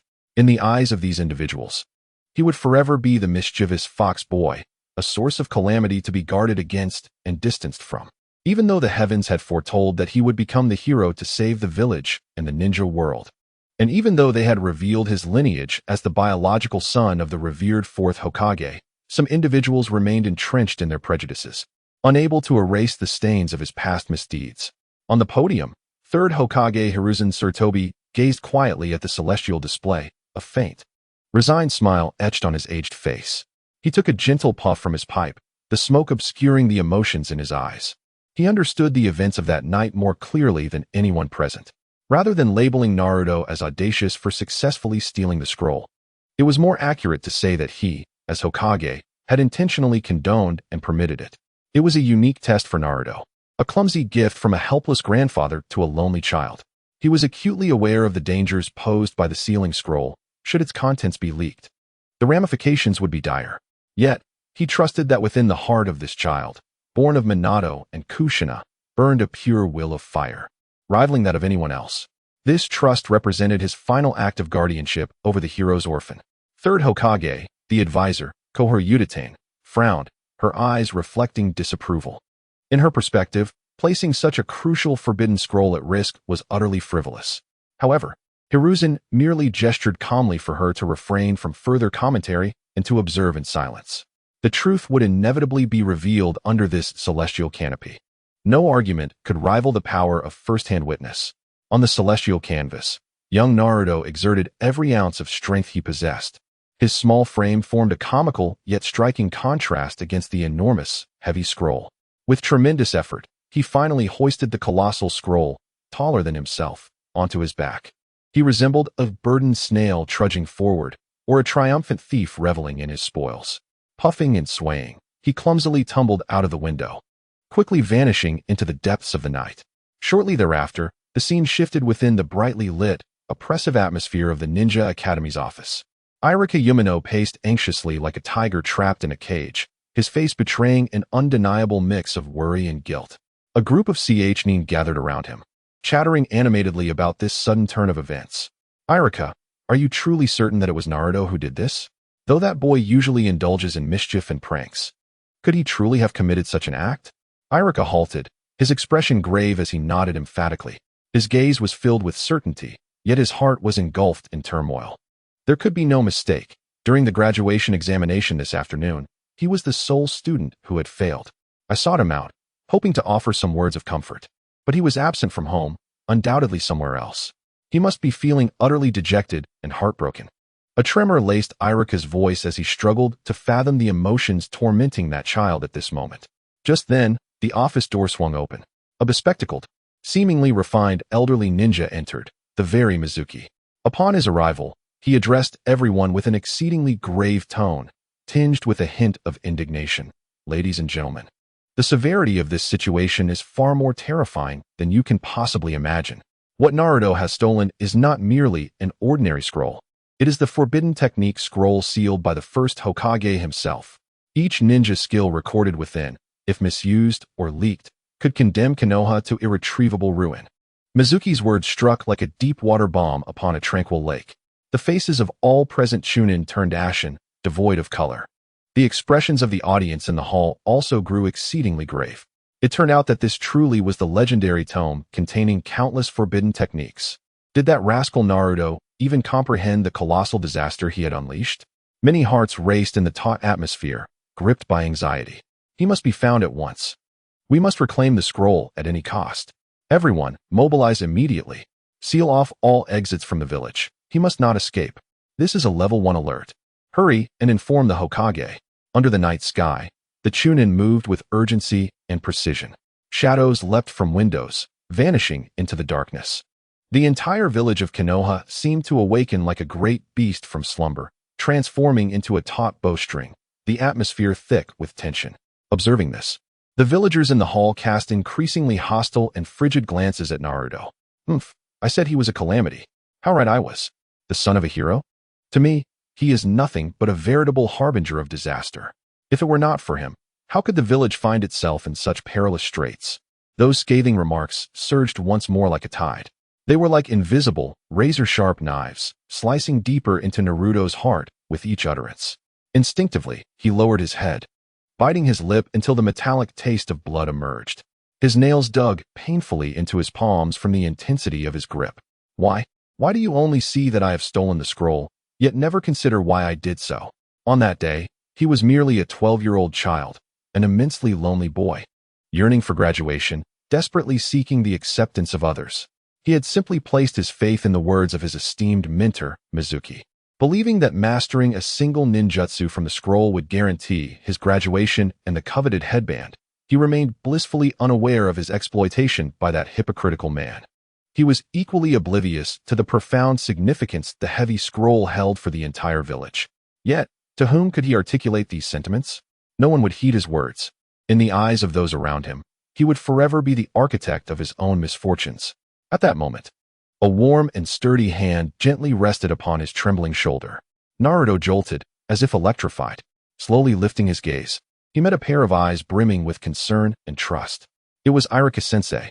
Irika uttered no words of reproach, nor did he offer any hollow comforts. He simply bestowed upon Naruto a gentle smile, reminiscent of the one from that fateful night. The smile seemed to silently convey, "It's all right, Naruto. I know you didn't mean it. I believe in you." An indescribable warmth surged within Naruto's heart, akin to the sun's embrace on a winter's day, dispelling the chilling sting of cruel words. His eyes moistened, and he nearly succumbed to tears before the onlookers. Meanwhile, the scene continued to unfold faithfully. Naruto, burdened by the immense scroll, gasped for breath as he sought refuge in a small grove behind the village, far removed from the village's glow. Only the cool moonlight graced the area. He carefully laid the scroll upon the ground, then eagerly unfurled it. Bathed in the dim light of the moon, he beheld the name of the first ninjutsu inscribed within, multiple shadow clone technique. Ah, this was it. An exhilarating smile instantly illuminated young Naruto's face, pure and radiant. As he envisioned himself donning the Leaf Village headband with undeniable flair, he remained oblivious to the figure silently observing him from the thicket of a nearby tree. In the assembly, Kakashi Hatake observed the scene, his visible eye subtly shifting. So, this was the catalyst for Naruto's mastery of the multiple shadow clone technique? This ninjutsu, notorious for its staggering chakra consumption, posed a grave risk to the practitioner if not controlled properly, thus earning its classification as a forbidden technique by the second Hokage. However, for Naruto, endowed with the immense chakra of the Nine Tails and the tenacious vitality of the Uzumaki clan, this technique seemed tailor-made for him. Indeed, one cannot help but ponder whether there exists some extraordinary, fated orchestration at play. The scene depicted young Naruto engaging in arduous training. He diligently compared the hand seals from the scroll, repeatedly attempting the technique. Time and again, he concentrated his chakra, only to release it with fervor. Bang, bang, bang. The air resonated with the sounds of shadow clones manifesting and dissipating. The clones he produced were either grotesque failures or would collapse upon emergence, resembling deflated balloons. Naruto, having exhausted his chakra time and again, collapsed to the ground. Yet, he immediately struggled to rise, his gaze devoid of any despondency. His once pristine orange attire quickly became soiled, covered in dirt and grass clippings. Sweat drenched his golden locks, causing strands to cling to his forehead and cheeks. However, within his azure eyes burned an indomitable fire, a testament to his unwavering spirit. observing the solitary figure striving desperately under the cold moonlight. The villagers who had previously hurled accusations at Naruto gradually fell silent. Their faces revealed a complex and poignant expression.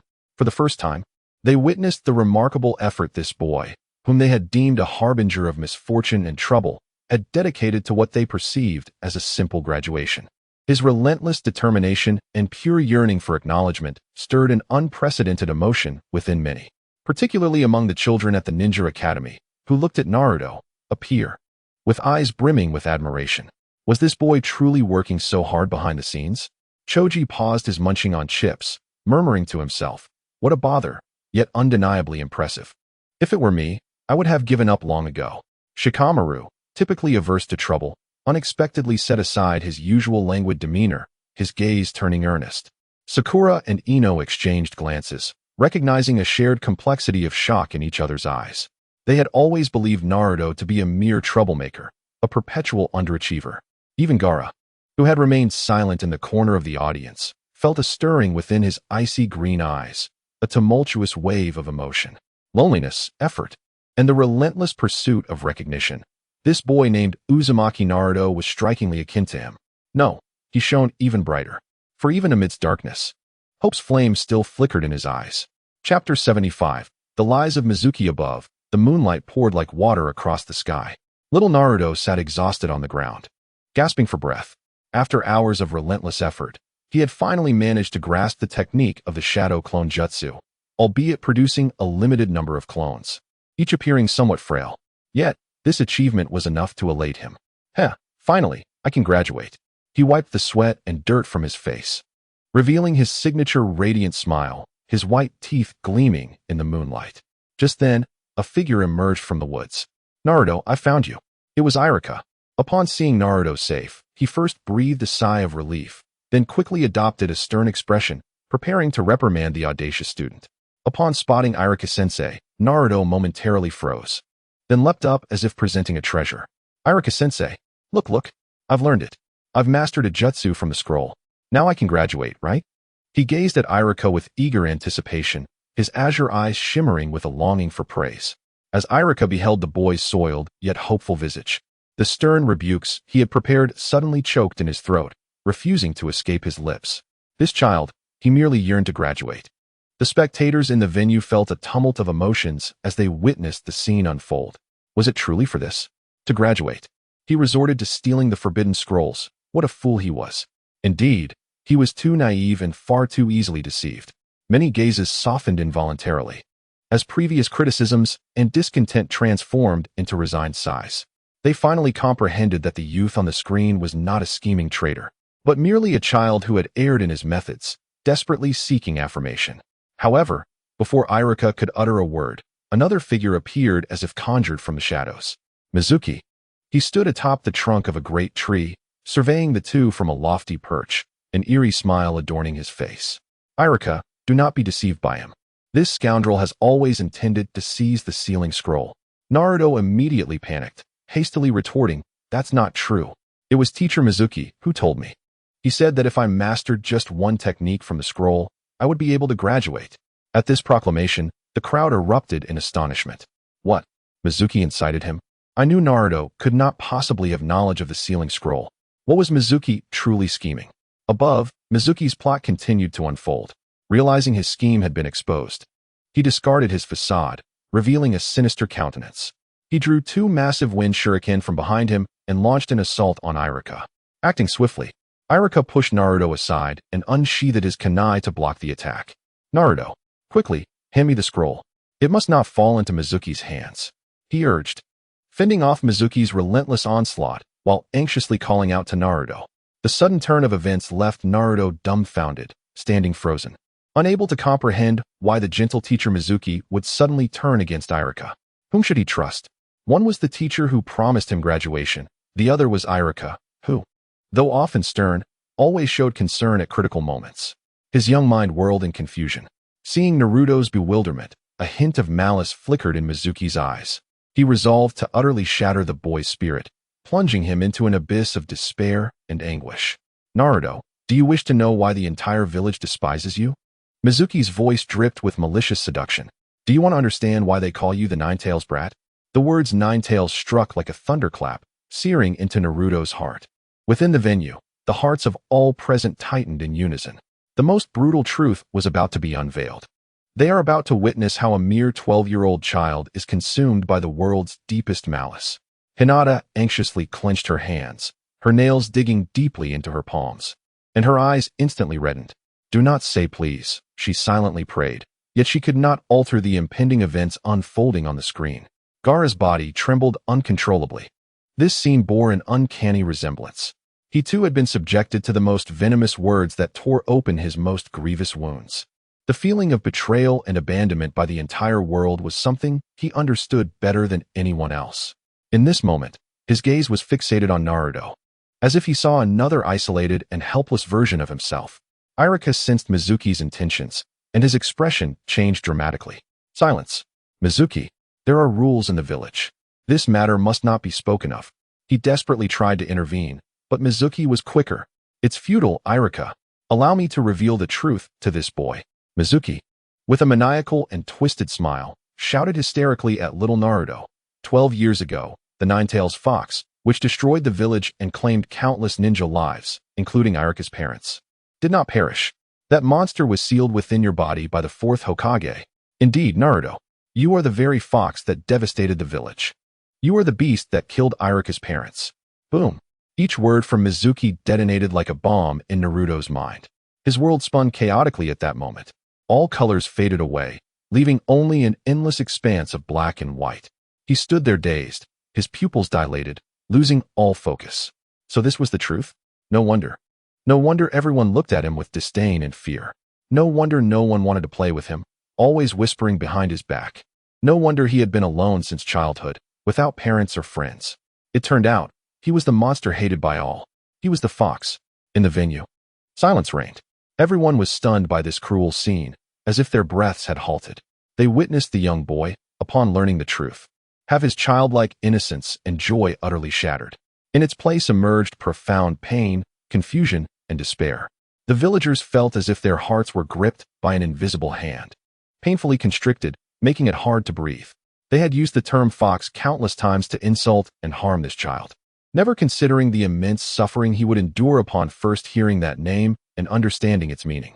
Their prejudice, their indifference, their malice transformed at that moment into the sharpest of blades, repeatedly torturing their own conscience. "What have we all done?" An elderly woman lamented, covering her face in anguish. Her voice, akin to a switch, instantaneously ignited the emotions of the entire assembly. Countless villagers bowed their heads, emitting sorrowful cries of regret. They finally comprehended the cruelty of their actions over the past decade towards this child. Naruto himself stood transfixed, gazing at the hopeless reflection of himself on the screen. His body trembled uncontrollably. Despite the passage of years and his newfound strength, confronting this profound anguish once more felt as though his heart had been torn asunder. It was a solitude abandoned by the entire world. Chapter 76. What is blocked is not merely the shuriken. You are the demon fox. You are the monster that destroyed the village and took countless lives. Mizuki's malevolent words echoed in his ears like the most vicious curse, each syllable striking his heart like a heavy hammer. His world crumbled. That small, humble, yet incredibly resilient world was utterly shattered in that moment. All the beliefs and perseverance built upon the dream of becoming Hokage and gaining the villagers' recognition dissolved into a cloud of dust. Mizuki reveled in the sight of Naruto's despondent expression, his smile growing ever more cruel and triumphant. He savored the sensation of crushing another's hope and faith beneath his feet. "Indeed, just so. That expression of yours is simply magnificent." Mizuki's voice dripped with a morbid excitement as he stepped forward, continuing his malicious verbal assault. "Did you truly believe Irika cared for you? Do not be naive. That man, like all the villagers, harbors a deep-seated hatred for you. Have you forgotten? The demon fox within you is the true enemy that slaughtered his parents." These words were sharper and more lethal than any ninjutsu. Irika, lying on the ground, felt his eyes widen with rage. He struggled to rise, desperate to refute Mizuki's lies. He wanted to tell Naruto that none of it was true. He had never harbored hatred for him. Yet, the agonizing pain in his chest rendered each breath akin to a knife's edge. Having just battled Mizuki, he bore considerable wounds. making it impossible to articulate a complete thought. Indeed, Irika-sensei's parents were also victims of that calamity. He too was a casualty of the demon fox's chaos. How could he not despise himself, this embodiment of a monster? His strictness towards himself was perhaps not born of concern. Those fleeting moments of kindness, like the treat of Ichiraku ramen, might merely have been feigned compassion, a guise for watchfulness. Deep within, he felt that he, like others, was merely a monster that required confinement. The emotion named despair surged like frigid, bone-chilling seawater, rushing from all directions to engulf him entirely. The sensation of suffocation seized his throat, rendering him breathless. He found himself devoid of even the thought of escape. Let it be so. If one truly is a monster unwanted by anyone, then perhaps it is best to perish here, for all would deem it a blessing. Observing Naruto's eyes, devoid of their former brilliance and now dulled into a lifeless gray, Mizuki realized that the moment had arrived. The boy's mental defenses had been utterly shattered by him. With a flash of murderous intent igniting in his gaze, he felt no hesitation as he swiftly retrieved the enormous wind shuriken from behind him. The metallic friction pierced the stillness of the night with an almost deafening shriek. Die, demon fox! Mizuki unleashed a suppressed, sinister laugh, channeling all his chakra into his arm, exerting every ounce of strength to hurl the coldly gleaming shuriken with tremendous force. Buzz! The shuriken spun through the air at an astonishing speed, its razor-sharp edge slicing through the atmosphere, producing a shrill, piercing whistle. It streaked like a silver bolt of death, cleaving through the heavy night sky. Its target was none other than the golden-haired youth, who had relinquished all resistance, standing there like a lamb awaiting slaughter. Naruto, beneath the vast expanse of the sky. Within the grand venue, a multitude of voices erupted in a collective scream of terror. In that moment, they felt as though they were experiencing the imminent presence of death itself. Sakura, Ino, and the other girls turned ashen, shutting their eyes tightly, unable to bear witness to the impending bloody scene. Even the seasoned ninjas instinctively held their breath. On the screen, Naruto himself clenched his fists instinctively. It felt as though an invisible giant hand had gripped his heart, nearly halting its beat. It was the first time in his life he faced death with such stark clarity. That unparalleled killing intent, that bone-chilling fear. Even after many years, and having become a renowned hero within the ninja world, remained vividly etched in the depths of his soul, never fading. At this moment, time seemed to stretch infinitely under the influence of an unseen force. Everyone's eyes widened as their pupils reflected the lethal weapon, watching helplessly as it drew ever closer to the solitary, vulnerable boy. Closer, even nearer. The shadow of death had completely enveloped young Naruto. He could feel the fierce wind generated by the blades slicing through the air, tousling his golden locks. In that critical moment, when all believed tragedy was imminent and that the child would meet his end, a figure shot forth from the ground like an arrow released from its bow, embodying an unimaginable resolve. There was no time to form hand signs for jutsu, nor any opportunity to draw a weapon for defense. He stood there, with his pure and primal flesh, unflinchingly placing himself between Naruto and the impending doom. Thud! The chilling sound of the blade piercing flesh resonated through the venue, crystal clear in the ears of every attendee. The colossal wind shuriken, propelled by unmatched kinetic energy, embedded itself deeply into the man's back. The menacing blade pierced his back with ruthless intent, nearly traversing his entire spine. The sharp tip glinted ominously as it protruded from his chest, a chilling glimmer that heralded the impending doom.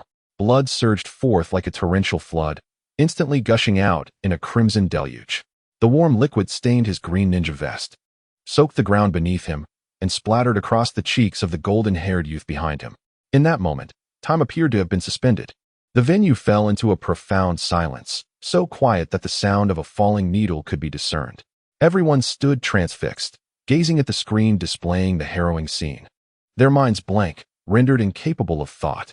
The figure shielding Naruto was none other than the man recently vilified by Mizuki as the one who loathed him most, Irika. With his own body and blood, he erected a steadfast and warm barrier for the child ostracized by the world. Young Naruto was utterly stunned. He looked up, dazed, at the broad yet not particularly tall silhouette before him. Warm blood splattered onto his face, carrying a hint of iron-like scent. The searing temperature jolted him awake from the icy abyss of despair. He could distinctly smell the rich metallic aroma emanating from Irika-sensei, and he could feel the violent tremors that coursed through Irika due to excruciating pain. Why? Why protect me? Naruto's lips moved soundlessly, his throat constricted, unable to emit any sound. His mind was a chaotic whirlpool, akin to a disturbed mass of paste. Hadn't Mizuki-sensei claimed that Irika-sensei despised him? Hadn't he asserted that he was the enemy responsible for the death of Irika's parents? Then why was he willing to sacrifice his life to protect this so-called monster? The audience was already in tears, unable to contain their sorrow. Irika-sensei, the lower ninjas of Konoha, Shikamaru, Choji, Kiba, and Shino, could not suppress their anguished cries. They could hardly fathom the extent of his pain. The wind shuriken was a formidable tool capable of effortlessly severing a tree as thick as a man's embrace. To receive such a blow on his back required immense courage and profound resolve. Irika himself simply gazed calmly at the screen, a subtle, unnoticeable smile of contentment gracing his lips. It was as if that lethal wound was of little consequence to him. To protect his student, to help this lost child find direction once more, this injury was worth it. Naruto slowly turned his head, looking at this ordinary yet extraordinary man beside him. His eyes brimmed with tears, blurring his vision until everything appeared distorted and unreal. He could not utter a word. He could only muster every ounce of strength to tightly grasp Irika's arm, as if it were the sole lifeline in this world. Teacher, thank you, truly thank you. At the podium, the third Hokage, Hiruzen Sarutobi, slowly closed his weathered eyes. A stream of murky tears could no longer be contained, cascading down his deeply lined, aged face and falling upon the resplendent Hokage robe. Irika, he whispered in a voice only he could hear. You did remarkably well. As Hokage, he understood better than anyone that Irika's selfless act of shielding was not merely a defense against a lethal shuriken. He had protected a soul on the brink of succumbing to the abyss of darkness, driven by the world's malice. He had safeguarded a future that could have been obliterated by endless hatred. The significance of this act was monumental. Even Orochimaru, who had always feigned indifference and apathy, exhibited a fleeting, complex, almost wavering expression within his golden serpent eyes. Protecting students? This concept was profoundly alien and distant to him. In his realm, students were merely instruments to fulfill his ambitions of immortality, dispensable vessels to be replaced at will. The weak should be ruthlessly cast aside. The gifted should serve as stepping stones on his path to eternal life. To sacrifice oneself for someone like Irika, a so-called underachiever, a pariah shunned by all, was, in his eyes, the height of folly, purely emotional folly. Yet, why did witnessing this scene evoke a subtle stir within his heart? As if a millennia-old iceberg had begun to crack. Could this be what Teacher Sarutobi referred to as the ethereal, yet undeniably real will of fire? Orochimaru extended his long tongue to lick his lips, his gaze deepening, concealing his thoughts. In the distant rain village, atop a tower that never saw the sun, Pain and Konan silently observed the unfolding scene in the heavens. In the depths of their emotionless, indifferent Rinnegan, a rare ripple emerged. A teacher? Nagato murmured beneath Pain's cold facade. Unbidden, the image of a white-haired figure, clad in wooden sandals and adorned with a hearty smile, surfaced in his mind. Jiraiya-sensei. If, in those years, he had not chosen this thorny path of the Shura, if only he could receive the same pure, selfless protection from his teacher. Like the golden-haired youth in the scene, during his most desperate and painful moments. Would the outcome have been different? No, it would not. This cursed world, rife with conflict and hatred, was beyond salvation. Only through extreme suffering could humanity truly understand one another. Only pain could unveil the genuine peace hidden beneath the veil of hypocrisy. Nagato's gaze returned to its divine coldness and indifference. Yet only he himself understood that the heart, long dried up due to Yahiko's demise, was stirred by a tiny pebble, sending ripples that could not be quelled. Under the vast canopy of the sky, Mizuki observed Irika shielding Naruto with his body. The triumphant smile on his face instantly froze, replaced by a mask of rage and humiliation. Irika, you incorrigible fool. How can you protect him? Have you forgotten? Your parents were slain by the very demon fox that resides within this boy. By shielding him, you are betraying the memory of your deceased parents. You unfilial wretch. Mizuki's words struck like a poisoned dagger, piercing the hearts of everyone present. Indeed, Irika was the one most entitled to harbor hatred towards Naruto. The blood of kin cried out for vengeance. Yet, At this pivotal moment, he chose to risk his life to protect the child of his enemy. Why? All eyes instinctively turned to Irika, eager for answers, awaiting his response. What he would utter next was destined to reverberate throughout the entire ninja world. Chapter 77. He is not the demon fox. He is my student, Uzumaki Naruto. The night breeze rustled the leaves, producing a soft whisper. Young Naruto stared blankly at the bloodied figure before him, his mind a void. He could not comprehend. Why? He asked, his voice trembling with tears, echoing the unvoiced question that lingered in the hearts of all present. Why protect me? Mizuki, perched upon a branch with arms crossed, looked down with derision. Oh, do not be naive, Naruto. He is merely doing this to retrieve the scroll. Like you, he is an orphan without parents. He sees his own past reflected in you, which incites this absurd sympathy. In the end, both of you are merely pitiful creatures licking each other's wounds. Mizuki paused, his smile growing ever more sinister. No, that cannot be right. How could he genuinely sympathize with you? Do not forget, the monster that killed his parents resides within you. Irika, dare you claim that when you look at Naruto, you do not think of your deceased parents? Dare you assert that you hold no hatred for him? Mizuki's accusations landed like a heavy hammer, striking at Irika and the hearts of all present. Indeed, could one truly protect the murderer of their kin without a trace of resentment? Many Konoha ninjas pondered this within their hearts, and the overwhelming majority found the answer to be negative. They could not embody the greatness of Irika. They were unable to bridge the chasm named hatred. Even the battle-hardened elite Jonin, Kakashi, was now enveloped in silence. He recalled Obito, Rin, and his own father. The word hatred weighed heavily upon him as well. Would Obito forgive him for taking Rin's life, despite it being her own choice? Yet Irika, this seemingly ordinary man, through his actions, provided an answer that transcended all expectations. Beneath the vast sky, Irika slowly turned around. His face was as pale as parchment, drained of blood. Blood dripped continuously from the corners of his mouth, staining the fabric of his chest. However, his eyes shone with remarkable brilliance. There was no trace of hatred, nor any wavering. He gazed at Naruto's tear-streaked, blood-soiled face, and a profoundly gentle smile graced his lips. Indeed, he began, his voice somewhat frail yet remarkably resolute. I am intimately familiar with the taste of loneliness. I have endured that pain myself. But then, his tone shifted sharply, his gaze turning as sharp as a blade, piercing through to Mizuki. With every ounce of strength he could muster, he directed his fierce roar at the traitor who had inverted right and wrong, as if addressing a world steeped in prejudice. He is not a demon fox. This powerful cry reverberated like thunder across the quiet night sky, resonating with an intensity that struck the hearts of all present. In that moment, time seemed to pause. All eyes converged upon that unassuming Chuunin. The wounds on his back continued to bleed, his body trembled, yet in that instant, he appeared towering like an immovable mountain. The villagers were left speechless. They beheld the man who roared for Naruto on the screen, then glanced at the yellow-haired boy beside them, who was already weeping uncontrollably. Guilt surged within them like a flood, completely overwhelming their hearts. Once, they too had defined and harmed that innocent child with the term demon fox. They had hidden within the crowd, erecting a high wall of indifference and venomous words that pushed away a soul yearning for warmth. And now, Irika, a victim who had also lost his loved ones, collided fiercely against this wall built of prejudice with his not-so-strong body. He proclaimed to the world with his blood and pain that the child was not a monster. He is an exceptional student whom I acknowledge.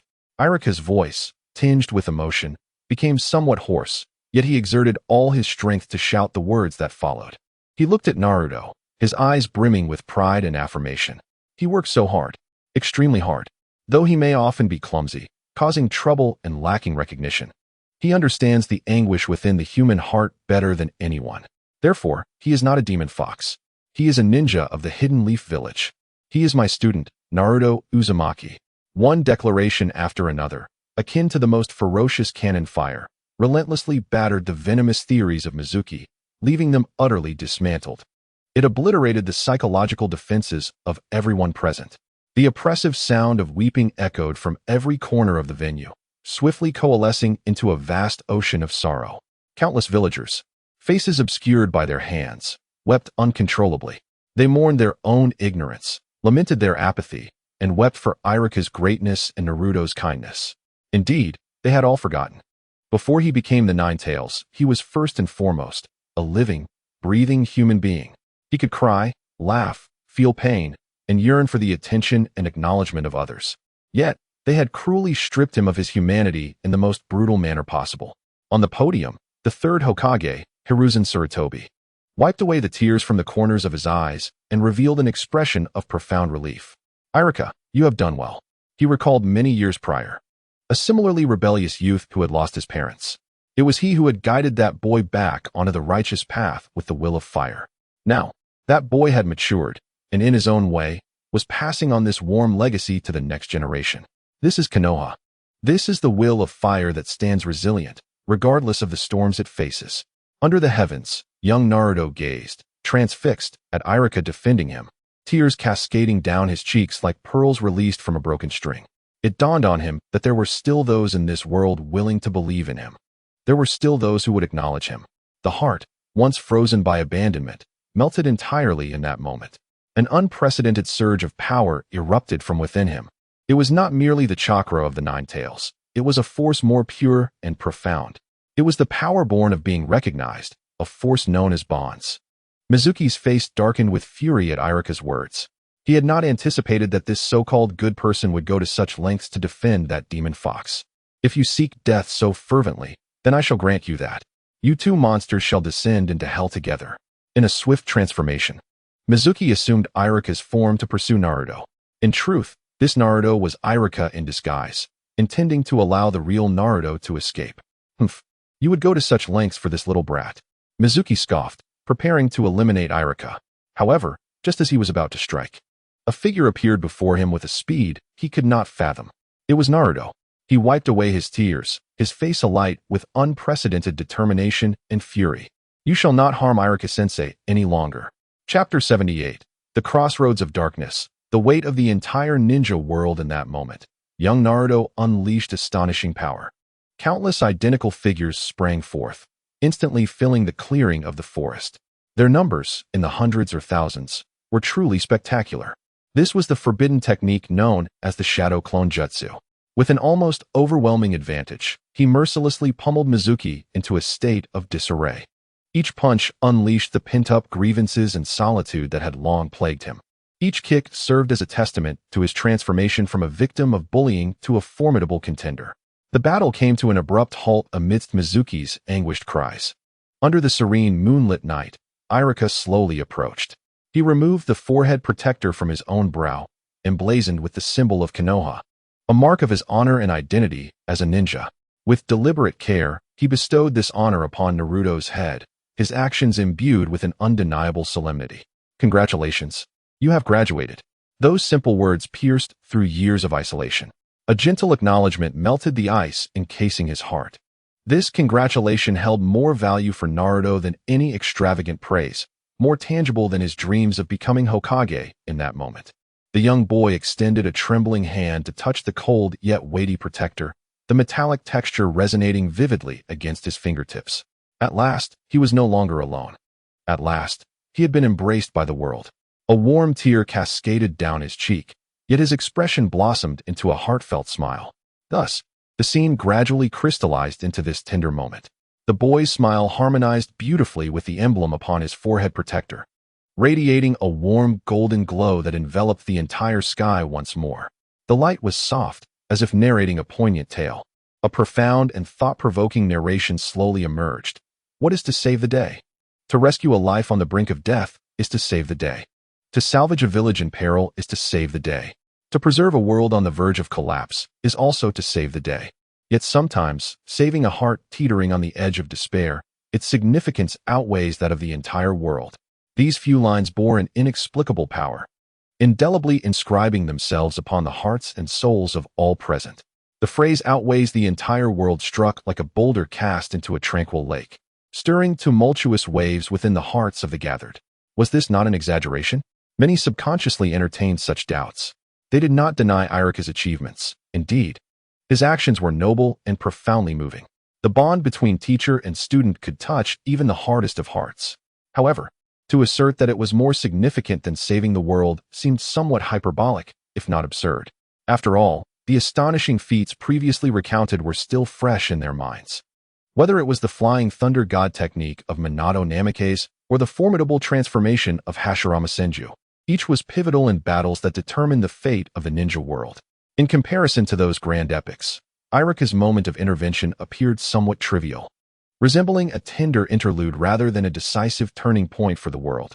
However, the subsequent scene beneath the celestial canopy shattered their arrogance in the most direct and brutal manner. It revealed to everyone the extent of their folly. The image abruptly split in two. On the left, there was Naruto, basking in the sunlight, proudly donning the forehead protector gifted to him by Irika. Alongside him were the cool, yet warm Sasuke and the kind-hearted Sakura, forming Team 7. Under the seemingly laid-back yet reliable Kakashi, they engaged in various missions. His life was now imbued with vibrant colors. He would exuberantly cheer for a discount coupon for Ichiraku ramen, and would sulk like a child after a failed mission. He would engage in endless bickering with his best friend Sasuke, yet when the moment demanded, he would recklessly risk his life to protect his comrades. His existence was filled with laughter, precious bonds, and, most importantly, the warm sunlight that dispelled all shadows. In stark contrast, the right side of the scene presented a wholly different sight. There lay a dark, blood-soaked world, shrouded in endless despair. A boy with crimson hair knelt beneath the cold rain, clutching a lifeless body in his arms, emitting heart-wrenching wails. That was Nagato, a boy who once dreamed of changing the world with love. Beside him lay his dearest friend Yahiko, who had willingly sacrificed himself to protect his companion. The once innocent eyes on his face were now filled with boundless hatred and anguish. Purple ripples surged wildly in his eye sockets. At that moment, the Rinnegan awakened in utter despair. The scene then shifted. In the blood-stained world on the right, another figure emerged. A boy enveloped in a white substance stood like a specter. He watched in horror as the girl he cherished most had her heart mercilessly pierced by the Raikage of his best friend. That was Obito, a boy who once aspired to become Hokage and protect his comrades. Blood tainted his vision and stained his dark pupils. Two spinning tomo rapidly converged, forming an ominous pinwheel pattern. At that moment, the Sharingan awakened amidst the heartbreak. Their lives were irrevocably plunged into the abyss of despair in that single instant. Henceforth, there was no longer any talk of light. The two lonely and tormented figures stood in stark and cruel contrast to Naruto, who was embraced by sunlight and companionship on the left. They had all once harbored grand dreams, and they had cherished bonds they were willing to protect with their lives. Yet, at some fork in the road of life, they made divergent choices. No, it should be stated that fate made the choices for them. They succumbed to darkness. For no one extended a hand in their moments of greatest pain and despair. No one could tell them that this path was wrong. Thus, they embarked upon a path starkly different, one that heralded the world's annihilation. The celestial narration echoed once more, this time imbued with an ominous weight, akin to the tolling of a doomsday bell. At the crossroads of life, a single misstep could give rise to the darkness that obliterates worlds. The agony of Nagato transformed into pain, intent on making the world feel his anguish, leading to the temporary destruction of Konoha. The grief of Obito morphed into Tobi, orchestrating the fourth great ninja war through the infinite Tsukuyomi, resulting in untold suffering. They had once been another Naruto Uzumaki, a Naruto ensnared in despair, devoid of salvation. Yet Naruto himself had nearly succumbed to becoming one of them, consumed by vengeance against a world that had wronged him. Boom. This segment of narration struck like a primordial thunderclap, resounding in the minds of all present. The venue fell into an eerie silence, where the faintest sound of a pin drop could be heard. Everyone was drenched in cold sweat from the terrifying hypothetical scenario presented. Their pupils constricted in sheer terror, their minds blank in the face of this unfathomable truth. Indeed, how had they never contemplated this direction? What if, just what if, on that fateful night that altered destinies, Irika had not chosen to step forward? What if he had not shielded Naruto with his own body from that lethal shuriken? What if he had not declared with conviction, "He is my student, Naruto Uzumaki," bestowing upon him the long-overdue recognition after 12 years? What if Naruto had succumbed to the depths of loneliness and despair, transforming all the world's malice into hatred for it? What would the consequences be? What kind of hellish visage would emerge? Merely envisioning such a scenario was enough to send chills down one's spine. A Jinchuriki bearing the immense chakra of the Nine Tails, a prodigy capable of flawlessly executing the shadow clone technique. Should he choose to embrace hatred for this world? to exact vengeance upon the village that had once cruelly harmed him. The devastation he could unleash would rival that of Nagato and Obito. Indeed, considering the near-limitless chakra of the Nine Tails and Naruto's astounding creativity, his capacity for destruction would be even more terrifying. A moving calamity, a walking tailed beast bomb launcher. At this thought, the backs of all Konoha villagers became drenched in icy sweat. Their bodies trembled uncontrollably, teeth chattering in a cacophony not born of cold, but rather of deep-seated dread. Unbeknownst to them, while they had labeled that boy a monster, Konoha and the entire ninja world had already skirted the precipice of oblivion. They stood but a step away from utter annihilation, and the one who miraculously pulled them back from the brink of destruction was not the Third Hokage, revered as the god of ninjas. He is not the illustrious legendary Sannin, nor is he one of the enigmatic and formidable elite Umbu of the village. He is merely an inconspicuous, utterly ordinary ninja instructor, Irika Yumino. In this moment, all eyes in the venue once again converged upon Irika. The gazes had transformed entirely. No longer were they simply filled with admiration and emotion.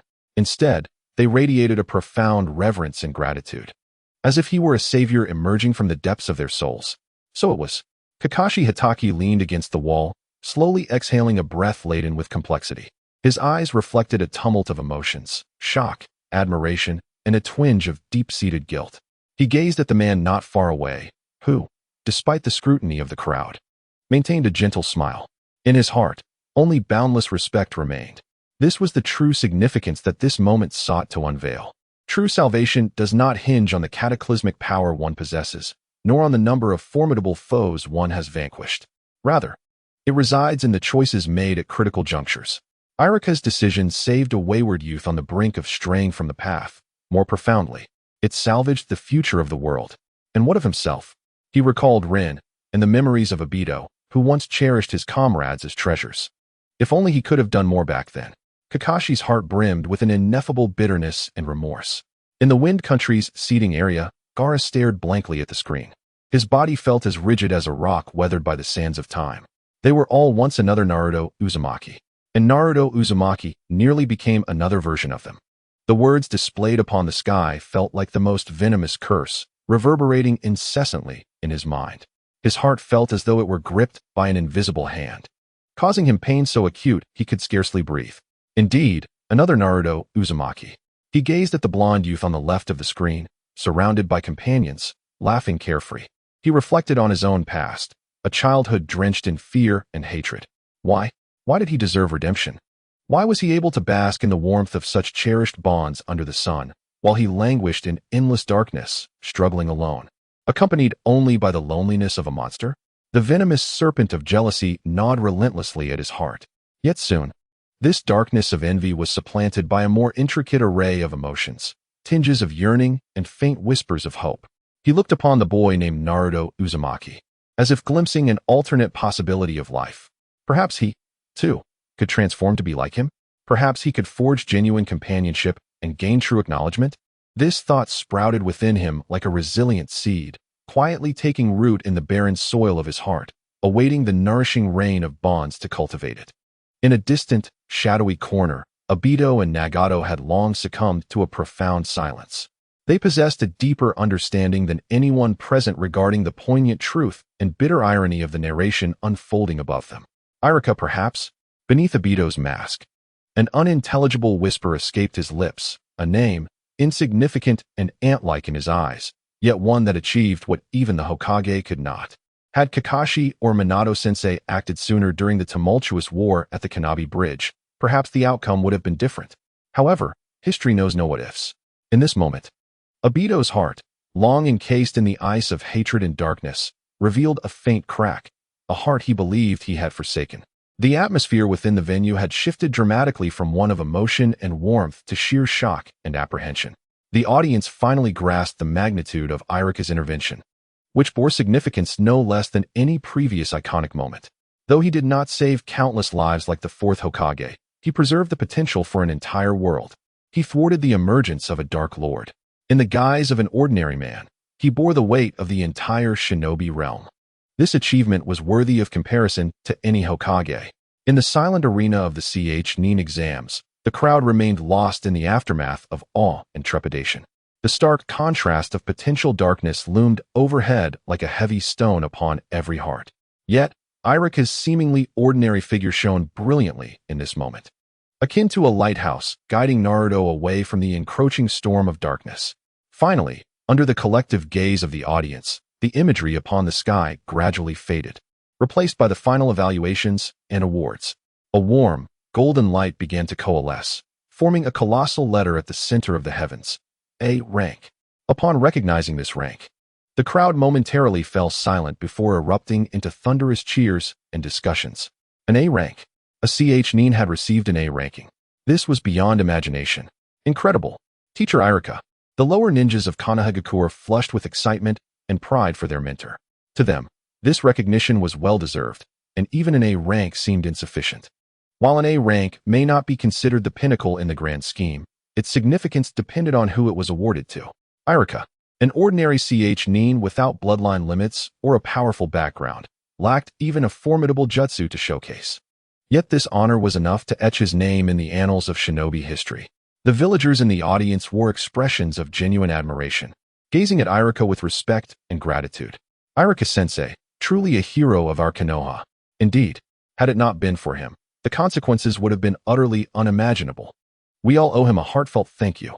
At the podium, the third Hokage, Hiruzen Sarutobi, stroked his beard, a look of satisfaction gracing his face. This evaluation is exceptionally fair. Although Irika's actions are of equal significance to a higher rank, the criteria for assessment seem to encompass more than mere results. Considering the combat prowess and influence exhibited during the crisis, to attain a rank evaluation as a Nin is the utmost commendation bestowed by the heavens.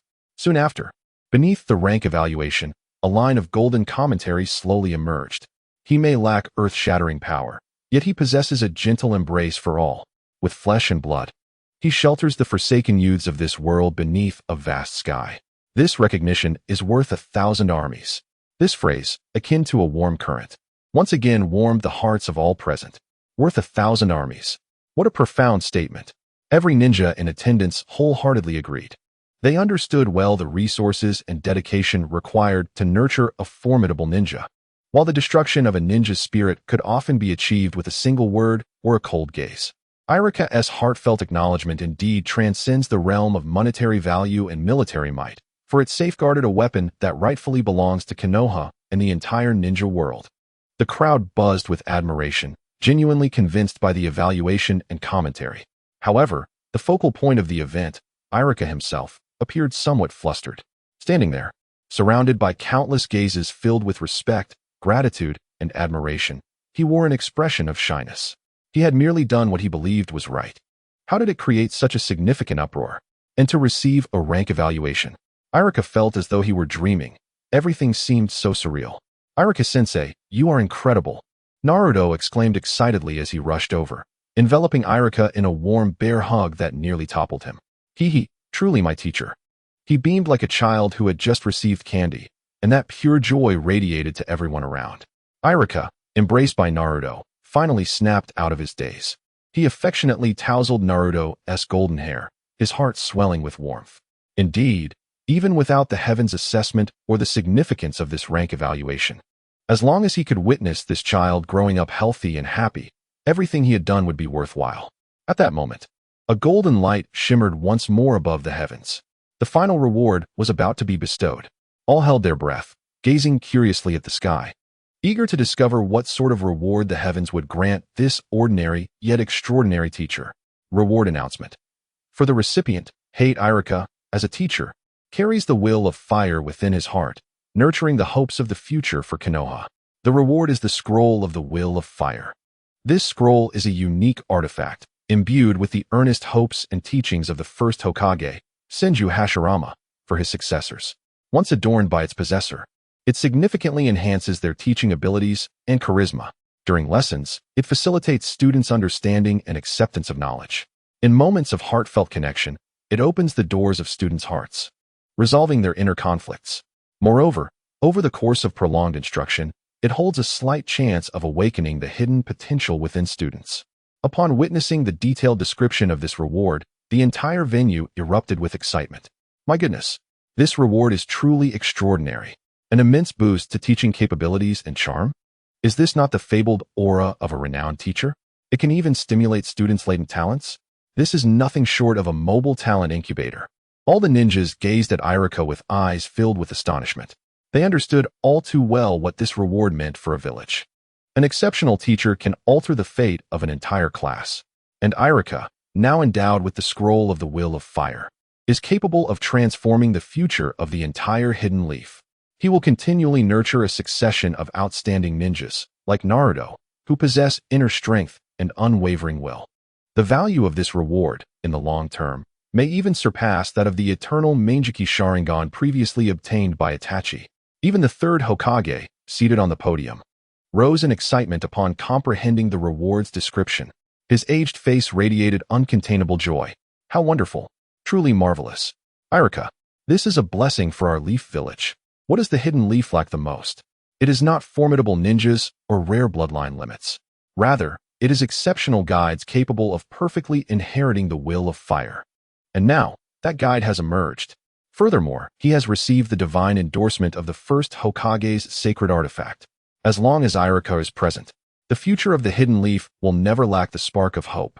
Amidst the envious gazes that seemed almost transformative, a golden scroll, emanating a warm glow as if woven from flames, gracefully descended from the heavens.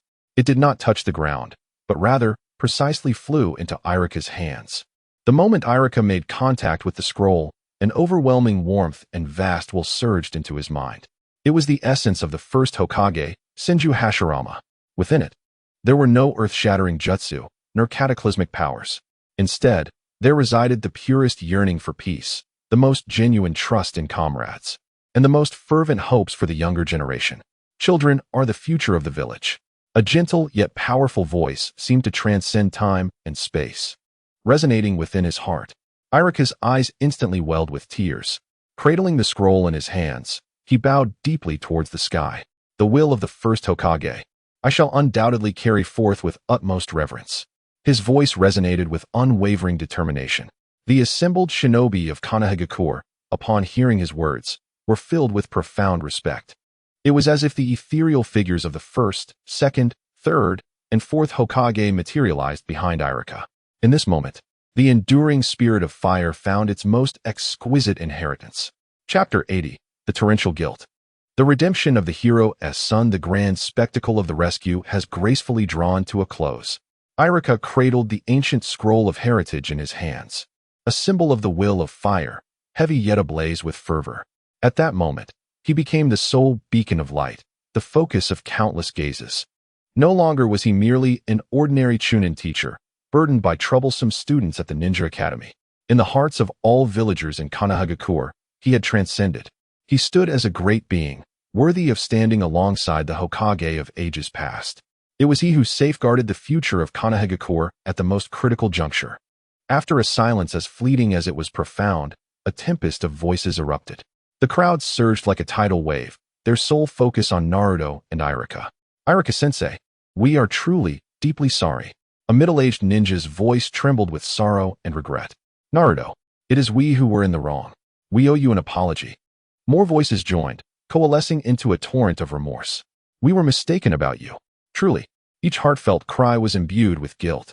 An elderly woman, her hair a cascade of white, stumbled forward, wiping her murky tears with her weathered hand. With all her might, she pushed through the throng, trembling as she slowly extended her wrinkled palm, yearning to touch the boy and confirm his existence. Yet, her hand halted midair, as if fearing that her mortal touch might tarnish a hero. Her face bore the weight of infinite regret and deep-seated self-reproach. Child, dear child, her lips quivered, struggling to articulate a complete thought. We should never have treated you so. Can you forgive us, the foolish ones? The frail voice, hoarse and choked with emotion, echoed with a humble plea. Each word seemed to demand all her strength. This question struck like a heavy hammer, resonating within the hearts of every villager present. Indeed, they had inflicted too much upon this child. Far too much, unpardonable transgressions. Those indifferent gazes that could freeze flames, the venomous curses sharper than a poisoned blade. The cruel isolation that was taken for granted. All the scenes replayed vividly in their minds, each image a source of profound shame. And now, as the curtain was drawn back to reveal the harsh truth. When all misunderstandings and prejudices are utterly shattered, they suddenly awaken to the enormity of their grave error. He is the biological son of the heroic Fourth Hokage, the one foretold in prophecy, the future savior. Yet, these very people, whom the hero sacrificed himself to protect, have personally transformed the glory and honor that rightfully belonged to the hero's son into a painful shackle lasting 12 long years. This sin weighs heavily, nearly suffocating each one of them, as their souls tremble in the depths of endless guilt. They yearn for Naruto's forgiveness, longing for the opportunity to atone for their past transgressions. Even the slightest chance to make amends would provide them with some solace.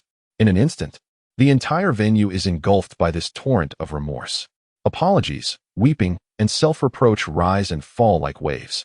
Countless villagers desperately crowd around, eager to draw nearer to the child, to convey their belated apologies that have been 12 years in the making. Naruto, I am the owner of the ramen shop. Come by any time for your favorite dishes. I promise, you will always eat for free. Child, I run a clothing store. Allow me to craft you the most fitting and stylish outfits. Consider it my way of making amends. And me, if you have nowhere to stay. A burly man exclaims, his eyes misty with emotion, my home is spacious. You are always welcome to live with me. Their fervor erupts like a volcano, sudden and intense, nearly overwhelming Naruto. Had this been the Naruto of old, the one who longed for recognition, he would have been ecstatic, dancing with joy at such a long-desired scene, gratefully accepting everyone's kindness and gifts. But now, he merely stands there, quietly at the center of the crowd, at the eye of the storm. He gazes upon these familiar yet strange faces, individuals who once detested him, now adorned with smiles of submission and guilt. His heart is a tumult of emotions, difficult to articulate. There is no anger as one might expect, no satisfaction in revenge, nor the triumphant feeling of, at last, you realize your error. Instead, there exists a gentle, almost liberating sense of relief, as if a colossal weight that had pressed upon his heart for ages has finally been lifted. He knows he has waited far too long for this day, so long that he nearly forgot the anticipation. Slowly, he turns to his side, looking at Iruka-sensei, the one who illuminated his darkest moments. Iruka offers him a smile, tender and encouraging, his eyes brimming with trust and pride. That smile seems to silently convey, go on, Naruto, face them bravely. This respect is yours to claim, and it is a hurdle you must overcome. Taking a deep breath, Naruto feels his chest rise and fall gently. In the air, a complex atmosphere mingled with the confessions of the people. He pushed through the crowded throng before him, advancing towards the elderly woman who had been the first to utter an apology. He could see the overwhelming regret in her eyes, nearly spilling over. Then, he revealed a radiant smile, one that was pure, pristine, and devoid of any impurity. It resembled the sun breaking free from the clouds at dawn, dazzling and resplendent. Grandma, everyone, there is no need to apologize. His voice rang clear and resonant, brimming with youthful exuberance. It echoed distinctly throughout every corner of the venue. As he paused slightly, the crowd held its breath, fearing any words of rejection might escape his lips. He straightened his chest and pointed proudly to the shining forehead protector adorning his brow. That was the mark of a Konoha ninja, a symbol of his identity. His face radiated unprecedented confidence and pride. I am now a ninja of the Hidden Leaf Village. Uzumaki Naruto. This proclamation struck like thunder, reverberating with conviction. He was no longer the child hiding in the shadows, seeking pity from others, nor the pitiful soul resorting to pranks for attention. He was no longer the orphan living under the shadow of the demon fox, the monster perceived as an embodiment of calamity by all. He stood as a glorious Konoha ninja, recognized by the Hokage himself. His name was Uzumaki Naruto. Protecting this village was his duty, his lifelong dream, which naturally included safeguarding every individual within it. Furthermore, forgiving those who had once harmed him was not merely a choice but a profound grace, an innate disposition befitting the son of a hero. Naruto's smile resembled a light capable of purifying all, possessing an incredible warmth that touched the hearts of those around him. In an instant, it dispelled the shadows of guilt and despair that loomed over the villagers, liberating them from the quagmire of self-reproach. The villagers, who had lingered in remorse, found themselves captivated by his unclouded, utterly pure smile. Time seemed to freeze at that moment. Subsequently, an emotion more potent and tumultuous than guilt surged from the depths of each heart present. It was a complex blend of admiration, emotion, and astonishment. What immense strength and tenderness must reside within this boy. How clear and pure must his soul be. After enduring so much injustice and suffering, after bearing a stigma that was not his for 12 long years, how could he so easily and sincerely choose to forgive? Truly, he was the child of the fourth Hokage. This magnanimity and spirit were undeniably reminiscent of his esteemed parentage. In that moment, within the hearts of all present, the ugly and malevolent mark that was the demon fox faded. Naruto's sun-like smile utterly erased any lingering doubts, leaving no trace behind. The figure standing before them was no longer a monster to be wary of, nor a harbinger of misfortune. He was the hero of Konoha, the son of the fourth Hokage, Minato Namikaze, and Kushina Uzumaki. He was the exceptional student whom Iruka-sensei vowed to protect with his very life. In this moment, under the gaze of the multitude, his identity was irrevocably, perfectly, and indisputably vindicated. As Naruto was joyfully swept up by the crowd and tossed into the air, Hinata clasped her hands together tightly against her chest. A radiant smile of immense satisfaction adorned her face, though tears of joy glistened at the corners of her eyes, cascading down her cheeks. How wonderful, Naruto-kun! You have finally received the recognition you so richly deserve. Your efforts and kindness have truly been acknowledged by everyone. Sakura and Ino stood, mesmerized, gazing at Naruto, who seemed to radiate light. His laughter was bright and clear, infectious to all present. Their expressions grew increasingly complex and inscrutable, as they appeared to genuinely realize for the first time that this boisterous individual, often dismissed as the underdog, possessed a warmth and immense energy akin to that of the sun. This energy was potent enough to melt the most formidable of icebergs and dispel the deepest darkness. Meanwhile, Sasuke Uchiha remained quietly seated in the corner, seemingly isolated from the revelry and clamor surrounding him. The bonds of camaraderie and acceptance, which he had once derided and regarded with disdain, now seemed to hold unexpected merit. The power they could wield was beyond his previous imaginings. Yet, he swiftly suppressed this unfamiliar emotion. The flames of vengeance brooked no impurities. He clenched his fists tightly, his nails digging painfully into his palms. His cold gaze transformed once more, becoming resolute and sharp.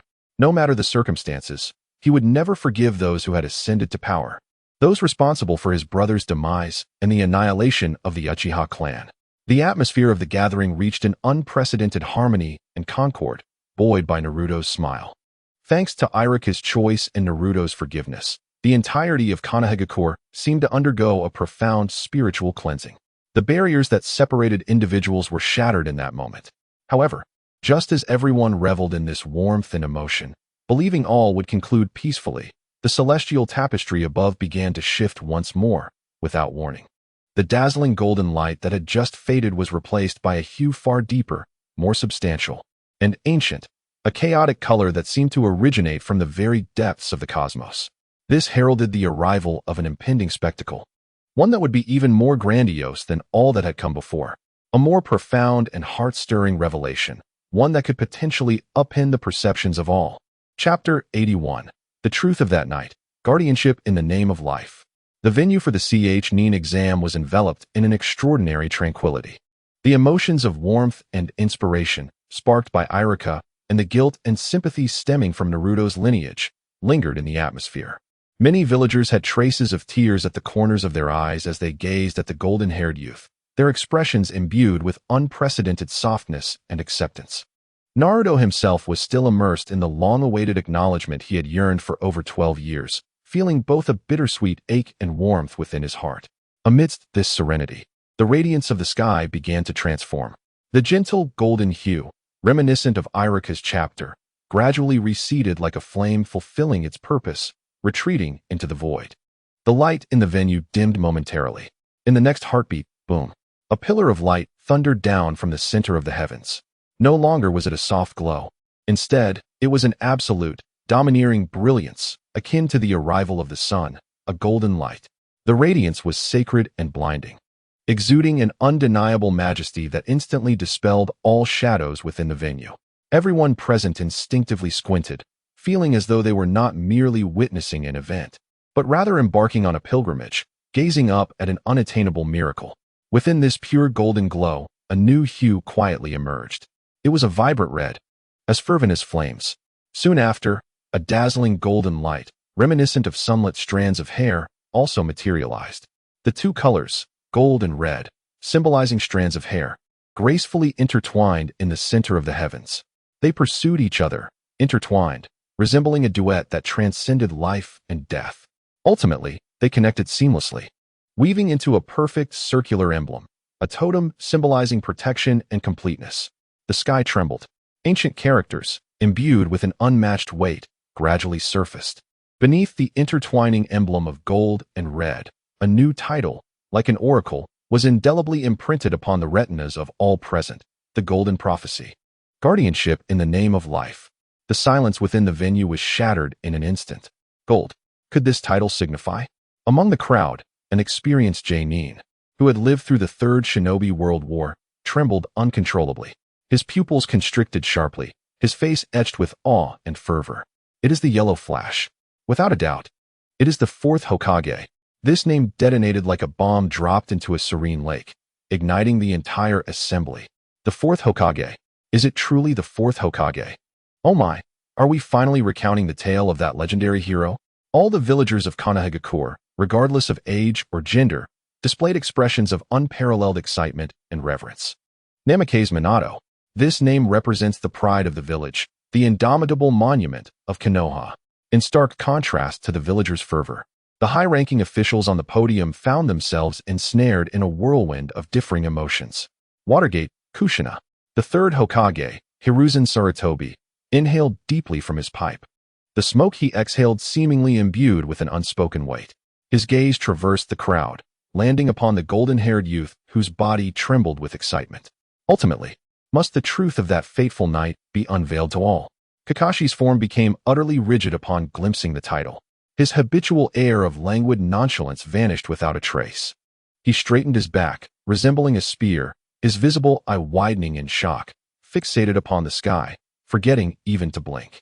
The golden light mirrored in his pupils revealed a dazzling ocean. "Teacher," a whisper escaped from the depths of his throat. That voice encompassed an overwhelming array of emotions: excitement, sorrow, reverence, and an endless, deeply buried sense of nostalgia. He felt transported back to that afternoon, where sunlight bathed the scene, and the ever-smiling golden-haired man was patting his shoulder, imparting the significance of companionship. The boisterous red-haired woman would laugh as she brought forth treats, only to bicker with the teacher over trivial matters. Those were among the few moments in his life enveloped in sunlight. Naruto's reaction was more intense than anyone else's. Upon seeing the word gold, his heart skipped a beat. The sight of intertwining golden and red locks left him breathless. Father, mother, it is them. A torrent of indescribable emotions surged forth from the depths of his heart, obliterating all reason. He was no longer contemplating. He was feeling with his very soul. He understood that the scenes about to unfold would ultimately unravel the enigma of his lineage. He would discover his origins and learn what manner of beings had given him life. His hands had inadvertently clenched into fists, nails digging painfully into his palms, yet he remained oblivious. For all his thoughts and senses were irrevocably drawn to the sky. At the opposite end of the venue, Orochimaru, now embodying the Fourth Hokage, licked his lips. In his golden snake-like eyes flickered a mix of extreme excitement and a hint of caution. Minato Namake's. The name resonated deeply within him. A figure he once sought after fervently, yet found to be the most formidable of opponents. A genius who had transcended the limits of ninjutsu, surpassing even his creator. What are your boundaries? What secrets lie concealed within your demise? Orochimaru's interest was piqued as never before. In the distant village of Amigakure, within the base of the Akatsuki, Nagato beheld the same scene through Pain's vision. His Rinnegan reflected the sacred golden light. Is this the disciple of Jiraiya-sensei? The man who once defeated my teacher? Nagato's emotions were a complex tapestry in response to the memory of the one who had bested him. In a dimly lit cavern, a Beto, adorned with a single-hole vortex mask, stood in quiet contemplation. Rays of light from the heavens filtered through the crevice of the cave entrance, casting a play of light and shadow upon his mask. As his gaze fell upon the intertwined patterns of gold and crimson, a fleeting, almost imperceptible stiffness gripped his body. The eye concealed beneath the mask, the Sharingan, momentarily constricted. The title of teacher flickered through his mind, accompanied not by reverence or nostalgia, but by a tumultuous torrent of hatred, pain, and jealousy. Why? Why must it be you again? That man, who always radiated brilliance, who arrived fashionably late, the one who had taken everything from him. Obito's hand clenched tightly beneath his voluminous robes. He remained silent, merely observing, watching the tragic prelude he had orchestrated slowly unfold. At that moment, within the venue of the Chuunin Exams, representatives from various ninja villages were also struck dumb by this unforeseen revelation. The man who, according to legend, single-handedly concluded the Third Shinobi World War. On the viewing platform of the Hidden Mist Village, the fifth Mizukage, Mei Terumi, sighed softly, her beautiful eyes brimming with curiosity and a hint of admiration. Could his timely intervention truly surpass that of Uchiha Itachi, securing the third position? She longed to witness the splendor of that yellow flash. As the collective gazes of the audience, filled with excitement, anticipation, or solemnity, converged, the imagery in the sky gradually emerged, clear and vivid. Chapter 82. The daily lives of heroic couples before childbirth. What now unfolded before the eyes of all was no longer a scene of fierce battle, nor any grand moment worthy of remembrance. Instead, it was merely the interior of an ordinary room, suffused with the essence of life. The wooden floor gleamed with a polished warmth, and the clean tatami mats released a fragrant aroma of rush grass. Warm sunlight streamed generously through the window panes, casting bright and comforting patches of light upon the floor. In the air, countless tiny specks of dust danced joyously within the beams of light. A vibrant figure with striking red hair quietly entered the frame, becoming the serene focal point of this tranquil scene. Uzumaki Kushina, clad in loose, comfortable maternity wear, revealed her prominently rounded belly, a curve that celebrated the joy of nurturing life while whispering tales of unseen hardships. At that moment, she was wielding a slightly damp cloth, awkwardly attempting to wipe the high, seemingly unreachable windowsill. Just a little bit more, she encouraged herself, muttering as she tiptoed, her face adorned with a hint of stubborn determination. Her lively demeanor evoked an involuntary smile.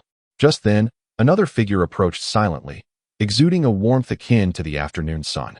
With a head of radiant golden hair and a gentle, embracing smile, it was none other than the formidable fourth Hokage, Minato Namikaze. He effortlessly extended his hand from behind Kushina, deftly taking the cloth from her grasp. With his other hand, he gently and considerately supported her waist, his voice laced with a hint of barely perceptible helplessness, yet overflowing with affection. "No, Kushina, this is far too perilous." The doctor had long advised against any risky actions that required climbing or exerting oneself. What nonsense! I am the renowned blood-red chili of Konoha. How could wiping a window be anything of consequence? Kushina pouted defiantly, resembling a child whose secrets had been uncovered, her dissatisfaction evident in her retort. Yet, her body betrayed her, leaning back comfortably into the embrace of the man behind her, surrendering her weight completely to him. Minato gazed at her endearing demeanor, merely smiling without engaging in futile arguments. He understood his wife's temperament and knew how to soothe her. As he gently turned, the onlookers were finally able to see this legendary Hokage, renowned for his brilliance like a golden flash, adorned with a whimsical apron featuring adorable frog patterns. The comical design starkly contrasted with his heroic identity, yet harmonized beautifully. He skillfully took up the cloth, extending his arm with precision, and in mere moments, the window sparkled as if newly polished, devoid of any dust. Then, he stepped into the adjacent kitchen to prepare lunch for his beloved wife. The rhythmic sound of chopping resounded, crisp and lively. The gentle swishing of water washing rice was pure and reassuring. Amidst the clattering of pots and pans, occasional soft and pleasant collisions could be heard. These ordinary yet vibrant sounds of life reverberated clearly in the ears of everyone present, transcending the vastness of the Chuunin Exam venue, which now lay in an eerie silence.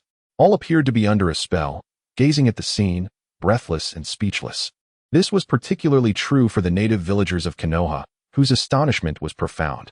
In their memories and tales, the fourth Hokage was a deity, an unattainable legend, an unparalleled hero who turned the tide of battle single-handedly. Meanwhile, Lady Kushina was the formidable Jinchuriki of the Nine Tails, known for her fiery temper, even daring to provoke the legendary Sannin. Yet, the heartwarming scene before them seemed almost surreal. The man in the silly apron, tenderly preparing a meal for his wife. Truly the radiant fourth Hokage? was the red-haired pregnant woman, blissfully watching her husband's back like an ordinary woman. Truly the formidable Lady Kushina? At that moment, legends were gently and completely upended. They were no longer cold symbols etched on stone tablets, nor indistinct silhouettes and tales. They were a living couple, deeply in love, embodying the essence of ordinary life. The fourth Hokage surprisingly took to the kitchen, a young ninja murmured, as if his worldview had been profoundly shaken. Moreover, the apron was, to be honest, rather charming, a village woman whispered, her cheeks flushed. The pregnant Kushina appeared so gentle, utterly devoid of the terrifying reputation she held. In the crowd, hushed whispers rose like a tide, imbued with astonishment and an inexplicable warmth. At that moment, Naruto Uzumaki could hear nothing. In his world, only the flickering images on the screen remained. His eyes fixated intently on the display, as if he wished to etch the scene into the depths of his soul. He beheld the red-haired woman, observing her cheeks swell with warmth from her husband's gentle reproach, and the happiness and dependence radiating from her as she leaned against him. Mother, was this truly his mother? Not the somewhat translucent entity forged from chakra that resided within the seal, nor the fierce visage he encountered in the realm of the mind. As if she were about to strike him down. Instead, she was a being capable of laughter and affection, one who became infinitely tender for the sake of an unborn child, a living, breathing mother. His gaze shifted to the striking blonde man, the imposing figure that frequently graced the Hokage rock, distant, cold, and regal. Yet now, he donned an endearing apron, preparing lovingly crafted meals for his family within the confines of the kitchen. His smile radiated warmth exceeding that of the sunlight streaming through the window. Father, was this truly his father? Not the legendary hero who saved the village, nor the supreme guardian of Konoha. Rather, he was a man who cherished his wife and eagerly anticipated the arrival of new life, a husband as ordinary as any. A colossal and entirely foreign emotion surged forth, akin to a flood breaching its dam, filling Naruto's hollow chest in an instant. It was neither sorrow nor the pain of the past, but rather a sensation he had never encountered, tangy, swelling, yet profoundly warm, as if it could dissolve his very being. He found himself at a loss for words to describe this intricate feeling, for in the barren landscape of his life, no vocabulary existed to articulate such happiness. Tears cascaded uncontrollably from his eyes once more. Yet this time, it was not due to endless sorrow or the grievance of exclusion, but rather because of joy, a joy that could be vividly felt simply through the act of watching, a joy called home. So it was like this. Kakashi Hatake quietly observed the screen, his visible eye softening, akin to melting spring waters. He recalled a long-buried memory. On one occasion, while reporting a mission to his teacher, he had stumbled upon a scene almost identical to this one, his teacher clad in a somewhat silly frog apron, while his wife sat nearby, joyfully directing the Hokage's efforts. The warmth of family was the only glimmer of light he could feel after losing all his loved ones. Uncontrollably, a hint of a nostalgic, warm smile appeared at the corners of his mouth. Yet beneath that smile lay a sorrow heavier than the depths of the ocean. For he understood far better than anyone present just how fragile and fleeting this yearned for beauty truly was. The scene continued to flow gently, like a tender stream.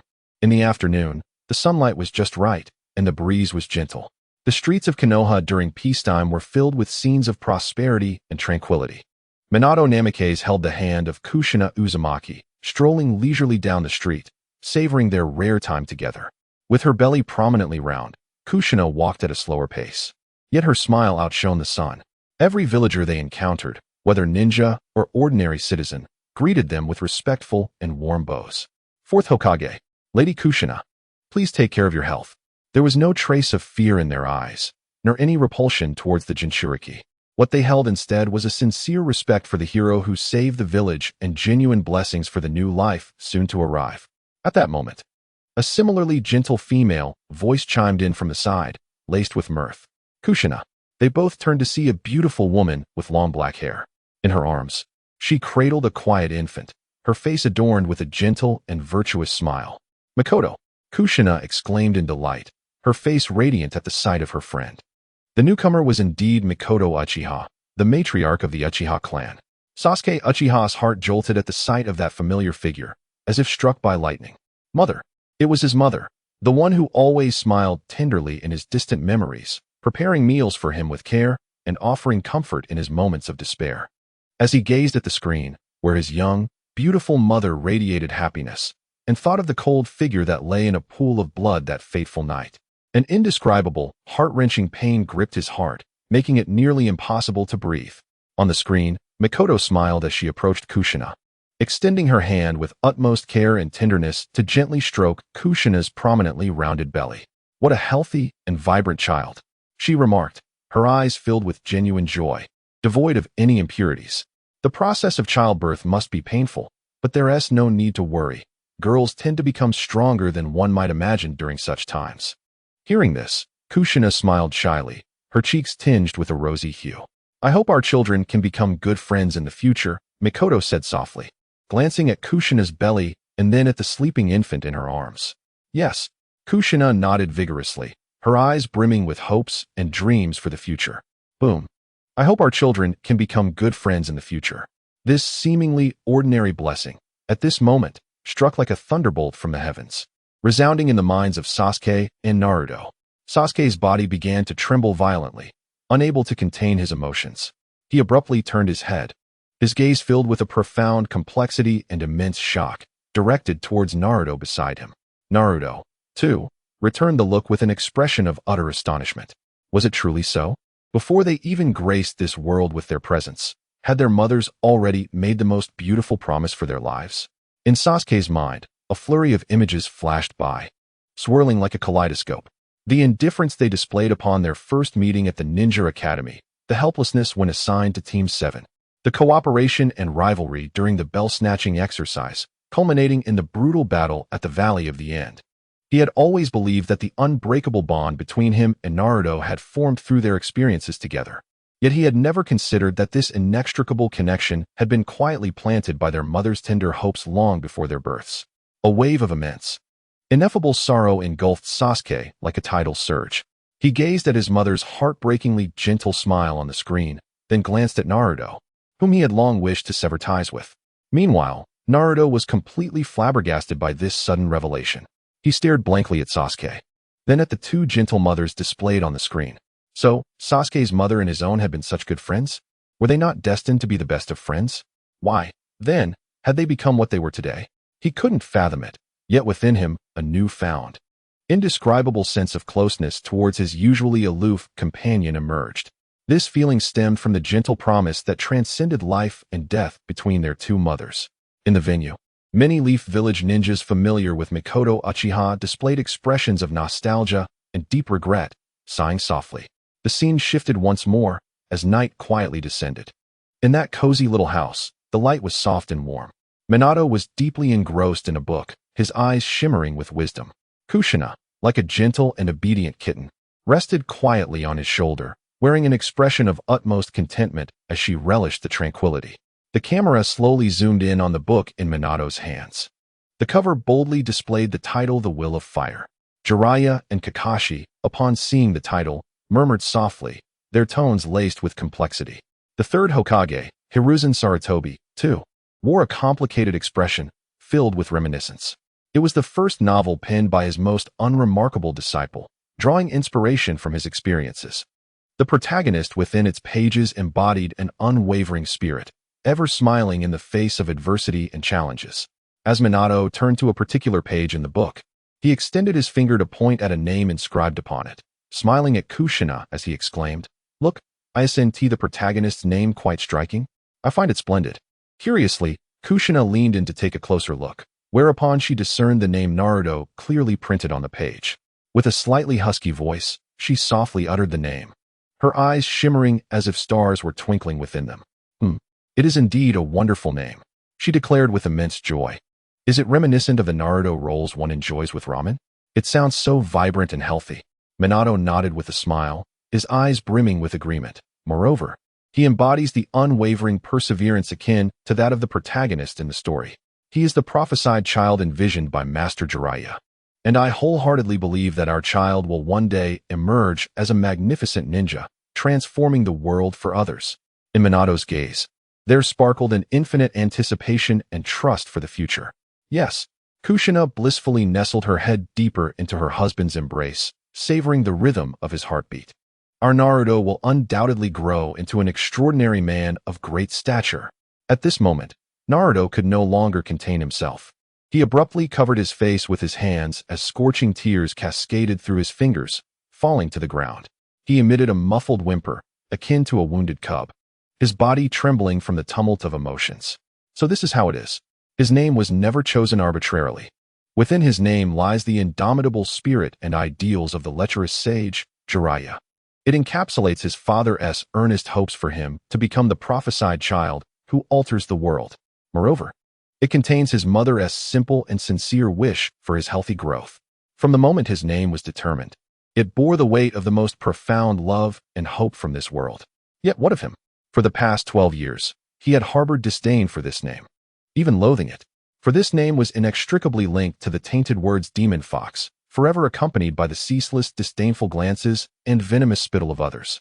How foolish he had been. How ignorant. He had squandered this heavy, unique love for all these years. An immense sense of happiness interwoven with an equally overwhelming guilt surged within him, nearly threatening to burst his heart. The entire gathering fell silent once more.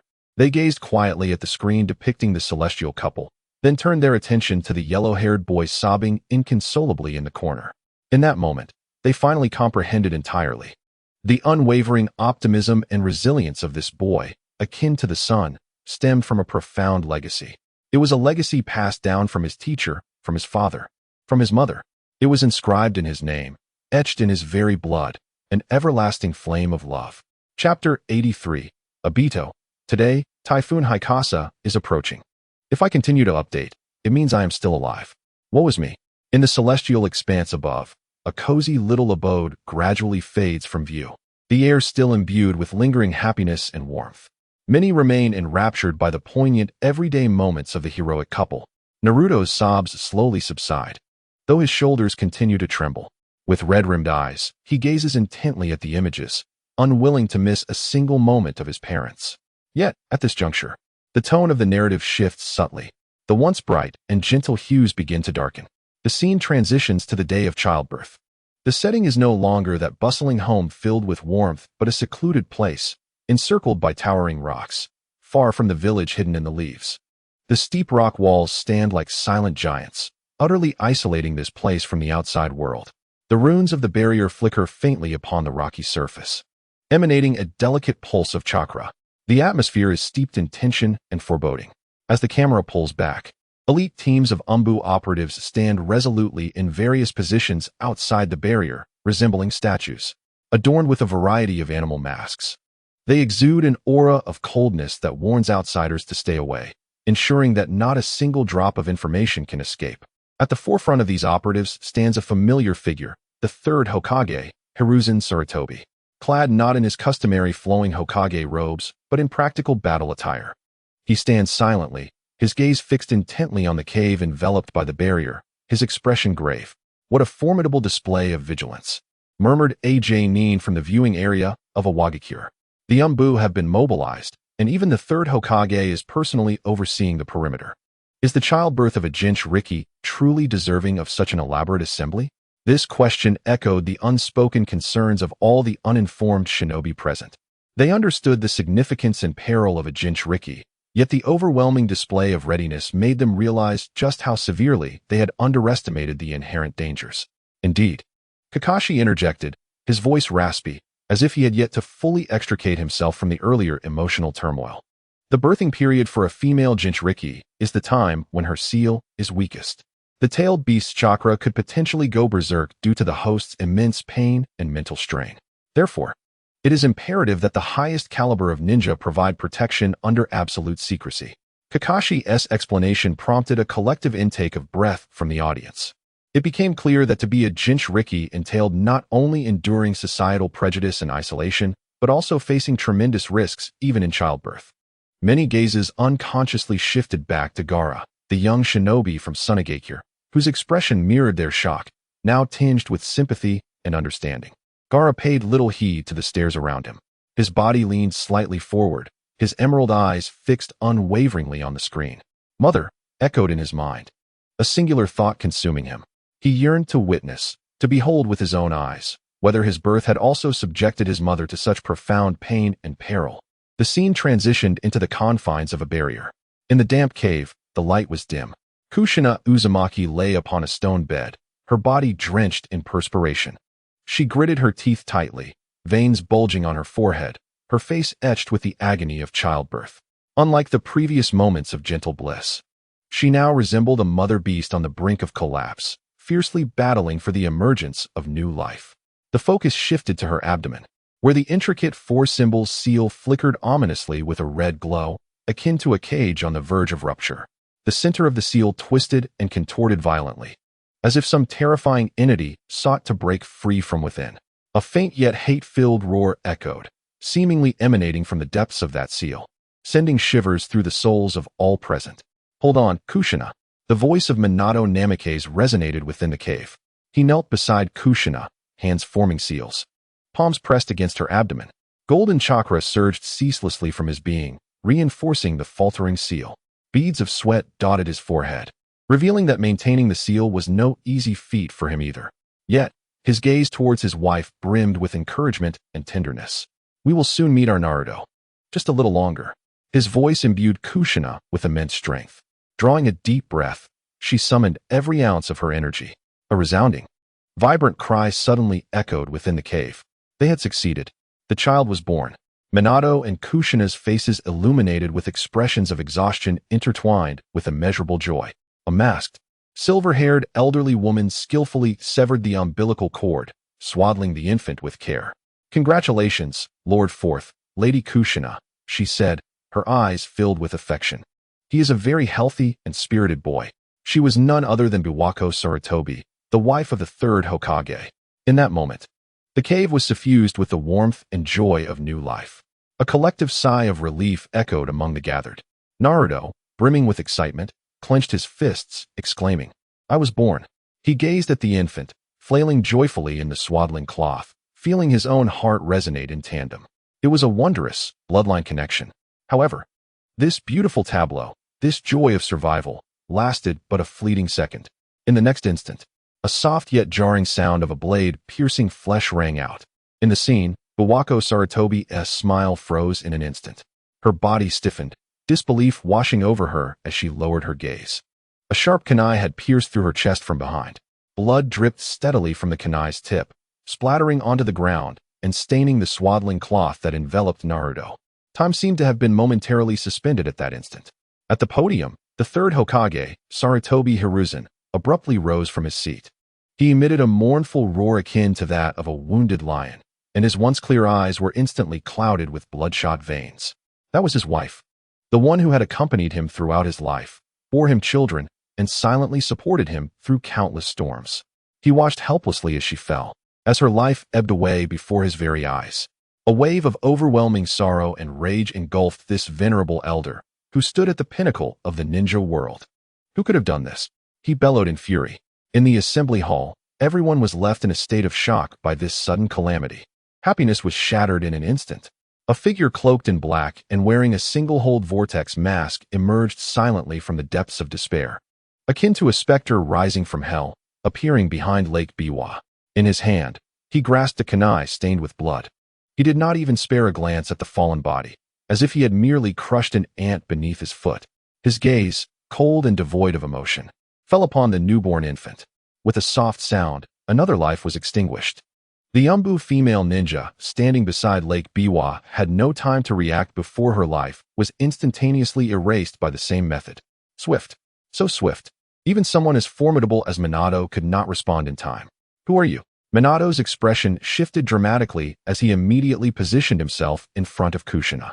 The masked man offered no reply.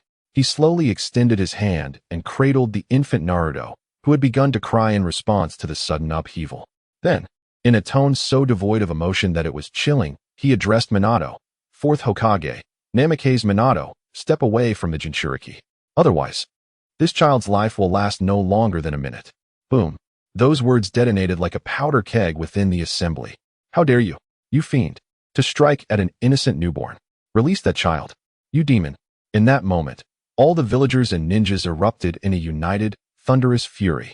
Regardless of their stances or affiliations, the act of targeting an infant who had just entered this world, one who had yet to even glimpse their parents, had utterly transgressed the most fundamental and primal moral boundaries of humanity.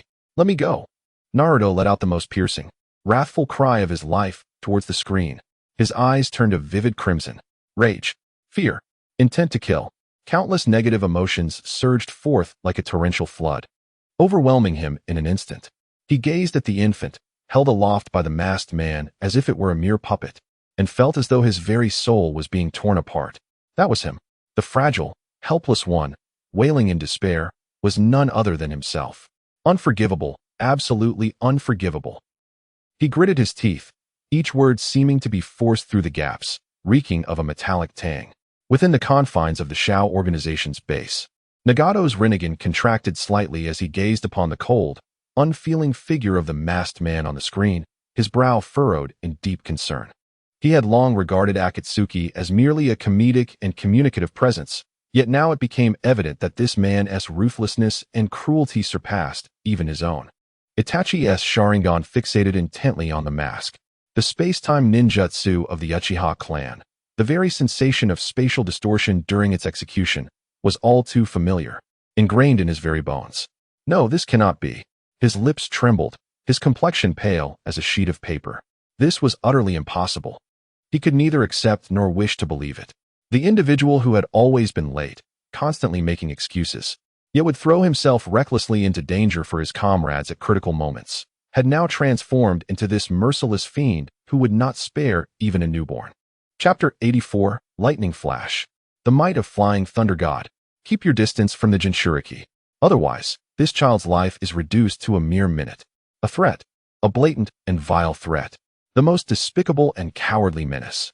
To use the life of an infant, barely having entered this world and yet to feel a hint of warmth, to threaten a father, a revered Hokage, is an act of unparalleled depravity and cruelty. The chorus of outrage in the room reached a crescendo at that moment. What had begun as restrained discussions erupted into a tsunami of fury. Release that child. A burly ninja from a Wagakure rose, his eyes ablaze with rage. If you have the ability, confront the fourth Hokage. What valor is there in bullying an infant? The ninjas of Konohagakure were equally incensed, their chakra surging uncontrollably, manifesting as visible waves of energy. The collective wrath of thousands of ninjas threatened to shatter the very ceiling of the venue. Yet, the figure of Minato Namikaze on the screen remained eerily composed, perhaps to the utmost degree. His form stood like a statue, unmoving. The blue eyes that usually radiated warmth now mirrored an unfathomable abyss, a chilling depth that could freeze all. There was no roar of anger, no panic. He did not even glance at his newly born son, for he understood that any moment of distraction could prove fatal. Only an icy intent, palpable as a tangible blade, locked onto the masked man ahead. This murderous intent was so pure and intense that it seemed to lower the temperature within the cave. As Hokage, he had witnessed countless plots and malice. Within the shadowy archives of the root, even more sordid methods existed. As a ninja, he had navigated myriad life and death scenarios. On the battlefield of the Third Shinobi World War, a moment's judgment could determine the survival of an entire squad. He was acutely aware that, in this precarious situation, even the slightest fluctuation of emotion could lead to irrevocable consequences. His adversary sought to provoke him, to cloud his judgment. His wife, the Nine-Tails Jinchuriki of Konoha, had just endured childbirth, her seal and body in a state of utmost vulnerability. He could hear her faint, labored breaths. Their son, the embodiment of his love with Kushina, was being held captive by the enemy, his life hanging by a thread. That fragile cry pierced his heart like a needle. Time was of the essence. The minute spoken of by the masked man was a chilling countdown. The choices available to him were even more limited. The foe before him had silently breached Konoha's barriers, slaughtering all the Umbu, and had pinpointed the location of the delivery with uncanny precision. His strength was undeniably unfathomable. Who are you? Minato's voice remained steady, betraying no turbulence. He was stalling for time with words while his mind raced, analyzing every detail at a pace that transcended the limits of reason. Why was he doing this? He scrutinized the opponent's accent, the nature of his chakra, and any clues that might reveal his identity. The masked man offered no answer, merely emitting a soft, raspy laugh through the solitary opening of his mask. That laughter was hollow and mocking, devoid of humanity, steeped in derision and malice. Who I am is irrelevant. You need not know the reason. The Sharingan behind the mask began to swirl, emanating an eerie crimson light. You only need to understand that your couple's happiness ends here. With that, he tossed the crying Naruto into the air, a gesture as casual as discarding inconsequential refuse. Bastard. This act ignited a volcano of reason within Minato's heart. The suppressed fury and murderous intent erupted instantaneously. The audience collectively held their breath, their hearts racing. Countless individuals instinctively rose to their feet, fixated on the screen, forgetting to breathe. Yet, in that very moment, as Naruto was cast into the air, just as the infant's body slipped from the masked man's grasp, Minato's figure moved. Not a soul could discern the seals he formed. Perhaps he didn't even need to form any. A golden flash erupted, like a divine lightning bolt tearing through the darkness, exploding in place. The brilliance was so blinding that it left a fleeting afterimage on everyone's retinas. Whoosh! Minato vanished. It was as though he had never existed, leaving only a faint ripple in the air. When he reappeared, he had materialized in midair, directly beneath the small, falling swaddled form. He extended his arms, precisely and gently, to catch the life plummeting toward the ground. The Flying Thunder God technique, developed by the second Hokage, Tobirama Senju, and perfected by the fourth Hokage, Minato Namikaze. This space-time ninjutsu was a marvel. In that moment, regardless of the village they hailed from, whether seasoned Nin or fresh genin, every ninja present could think of only two words: so fast. The speed displayed is beyond the capacity of the naked eye to perceive. It transcends the realm of neural response. It is a velocity that surpasses the limits of human reaction, a miraculous swiftness. Salvation has arrived. Sakura, Ino, and the other girls could not help but cover their mouths, releasing exclamations of relief, their eyes brimming with joyful tears. Naruto's heart, which felt as if it would leap from his chest, finally found a momentary respite. His legs weakened, nearly collapsing beneath him. In that fleeting instant, he felt as though he was on the brink of asphyxiation. Dad, how extraordinary! He gazed at the figure on the screen, who appeared out of thin air, cradling a newborn, golden hair glistening under the faint light of chakra, reminiscent of a divine being descending from the heavens. Naruto's eyes were filled with unparalleled pride and reassurance. However, within the screen, Minato's expression bore no trace of relaxation. Not even a hint of joy flickered in his azure eyes. For, at the moment he caught Naruto, just as his fingertips brushed against the fabric of the swaddling cloth, he sensed something amiss. A peculiar, intensely concentrated wave of chakra emanated from the wrappings of the infant. This wave was steeped in an ominous and destructive aura. He suddenly looked down, his icy blue pupils constricting to the size of pinpricks. Explosive tags. A plethora of explosive tags. Hundreds, if not thousands, of these tags, layered like fish scales, had been affixed to both the inner and outer sides of the swaddling cloth. Unbeknownst to him, this was a chain trap, an insidiously malicious scheme. The masked man had tossed the infant, exploiting a father's instinct, forcing Minato to employ the Flying Thunder God technique at an unparalleled speed to catch him. This was an open plot. Minato had no other choice. And the moment he made contact with the child, this death trap, laden with explosive tags, was irrevocably activated.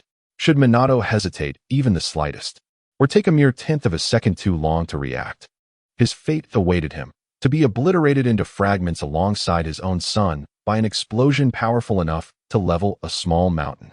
Despicable. The third Hokage, Hiruzen Sarutobi, trembled with fury, his pipe crushed to powder by the anger-infused chakra in his grasp. Such a vile plot, such precise calculations. This masked man not only possessed elusive space-time abilities, but also harbored a mind so meticulous it was appalling. He toyed with human hearts and tactics with ease. The audience, who had just laid down their anxieties, felt their hearts clench once more, even more forcefully than before. They watched helplessly as the screen displayed the multitude of explosive tags, their runes beginning to flicker with a perilous red light, emitting a crackling sound akin to the Grim Reaper's call. The explosion was imminent, mere seconds away. Yet, in the face of this seemingly unavoidable demise, in the presence of a trap that offered almost no chance of survival, Namikaze Minato once again showcased his terrifying prowess as the Yellow Flash, instilling dread throughout the entire ninja world. At that moment, his brain functioned like the most sophisticated computer of the Hidden Leaf Village, operating with a frenetic intensity that surpassed all comprehension. There was no time for contemplation, no room for hesitation. Every movement stemmed from the battle instincts honed through countless life and death struggles. Whoosh! Another golden flash erupted, quicker and more dazzling than before. The figure of Minato, along with the infant wrapped in the embrace of death, vanished from the perilous cave in an instant. In the next heartbeat, time and space shifted. He materialized in the cozy little cottage he had previously prepared outside the village, one of the safe houses inscribed with the Flying Thunder God technique. Almost simultaneously with his arrival, before his heels even found solid ground, he executed an action that took everyone by surprise. He hurled the swaddled infant, along with all the explosive tags poised to detonate, with remarkable force. His actions were devoid of hesitation, marked by resolute decisiveness. Then, at the very moment the swaddle left his grasp, just 1 second before the explosive tags would ignite, he activated the Flying Thunder God once more, cradling the barely clothed Naruto, and appeared in another corner of the room. Boom! The deafening roar of the explosion resonated through the air, echoing in the vastness of the world after a brief delay. The violent flames and destructive shockwave instantly engulfed the cottage, once filled with joyful memories. Walls, furniture, the crib, photographs of the couple, everything disintegrated into fragments in that terrifying blast. Wood and dust were swept into the sky by the ferocious winds, forming a small mushroom cloud. As the dust settled, Minato stood amidst the ruins, cradling the unscathed Naruto. Behind him, his clothing was torn by the force of the explosion. A single bead of crystal-clear sweat trickled down his forehead. The series of extreme maneuvers had compressed time to its very limit. Any misstep, even a fraction of a second, would have resulted in the obliteration of both father and son. Even he felt a pang of fear. The venue was enveloped in a profound silence. One could hear a pin drop. Everyone was rendered speechless by the breathtaking scene that had unfolded in an instant. Their minds struggled to comprehend the events that had transpired. To them, it appeared as if a few golden beams of light had flickered without warning, dazzlingly swift. Then, the infant, who should have been shattered, was found safe in his father's arms, while the deadly explosion had been flawlessly redirected to an empty space. What had just occurred? What had truly transpired? Only a select few, standing at the pinnacle of the ninja world, could barely grasp the intricacies of the moment. And it was precisely this understanding that deepened their shock and terror. Unbelievable. In the viewing area of the Cloud Village, the fourth Raikage, slowly rose from his seat. His robust, tower-like frame trembled slightly at that moment, not out of fear, but rather due to an overwhelming excitement and shock. This is the instinctive reaction of a strong individual encountering someone even stronger. The speed. He fixated on the silhouette of the golden-haired man on the screen, his voice parched. He truly surpasses me. As one of the most renowned ninjas for speed in the ninja world, Raikage had always regarded his lightning release armor as his greatest weapon. He believed that with his extraordinary speed and strength, he could crush any adversary. However, today, after witnessing the Flying Thunder God technique of Minato Namikaze, his once unshakable confidence wavered for the first time. This was not mere swiftness. It was a form of teleportation that disregarded space and distance, an unreasonable phenomenon. What a terrifying man. For the first time, a grave expression appeared on Raikage's face, as he deeply engraved the name Minato Namikaze into his memory. In Sunagakure, Orochimaru, embodying the fourth Hokage, gazed with his golden serpent eyes, shimmering with a sickly yet fervent light. So that is how it is. He comprehended, with a clarity surpassing that of Raikage. Utilizing specially crafted kunai with accompanying techniques as coordinates, the instantaneous movement between disparate points seemed simple in theory, yet required immense chakra, as well as reflexes and combat intelligence far beyond the ordinary, to wield the Flying Thunder God technique to such an extraordinary degree. He licked his lips, his eyes filled with avarice. Developing a high-level ninjutsu to the point of excellence, even superlative, Minato Namikaze, you are indeed an extraordinary genius. Such a perfect vessel. A chilling smile crept onto Orochimaru's lips, intensifying his desire for this man's body. On the other side of the venue, Naruto's companions were utterly astounded, each one with mouths agape, as if they could fit an egg inside. What was that just now? Is it the body flicker technique? No. The body flicker technique isn't that fast. Inuzuka Kiba stammered, while Akamaru emitted a series of gasps of astonishment. I couldn't see anything at all, just a flash of light. CHG echoed, forgetting to bring the chips to his mouth. Only Nara Shikamaru, with a furrowed brow and arms crossed, seemed to be engaged in rapid contemplation.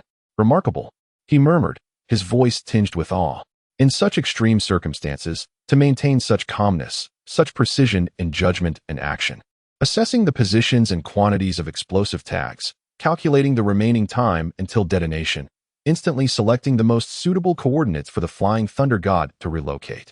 Even the act of shedding his swaddling and executing a secondary transfer was seamlessly executed. The fourth Hokage, his combat intelligence is nothing short of monstrous. Listening to Shikamaru's analysis, those around him began to feel a chill run down their spines. It dawned on them that those fleeting seconds encompassed a breathtakingly intense game. This was not merely a contest of speed, but rather a pinnacle confrontation of wisdom and decisiveness. The initial shock swiftly transformed into admiration for Naruto. "Your father is incredibly handsome," exclaimed Choji, genuine awe sparkling in his eyes. Naruto stood frozen, still grappling with the mix of fear and pride that had just washed over him. His body trembled slightly, a blend of fright and exhilaration coursing through him. Instinctively, he puffed out his chest. "That is my father." At that moment, his heart brimmed with unparalleled pride, as if it might overflow.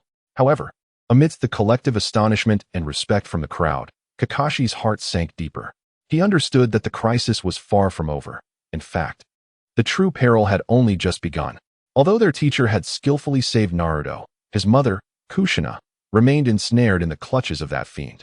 As expected, the scene shifted once more. The light flickered, returning to the dark, damp cave. Minato had taken Naruto away, yet Kushina, the red-haired woman who had just endured childbirth and was now gravely weakened, remained shackled to the altar. She gazed ahead into the emptiness, her eyes filled with worry and urgency. "Minato, Naruto," her voice was frail and hoarse, calling out the names of the two most important people in her life. At that moment, a twisted vortex materialized in the air. The man in the eerie mask reappeared behind her like a specter. His aim had never been the infant. It was her and the Nine Tails sealed within her. Chapter 85. The Nine Tails Unleashed. Hatred tainting the night sky. The scene returned to the oppressive atmosphere of the cave.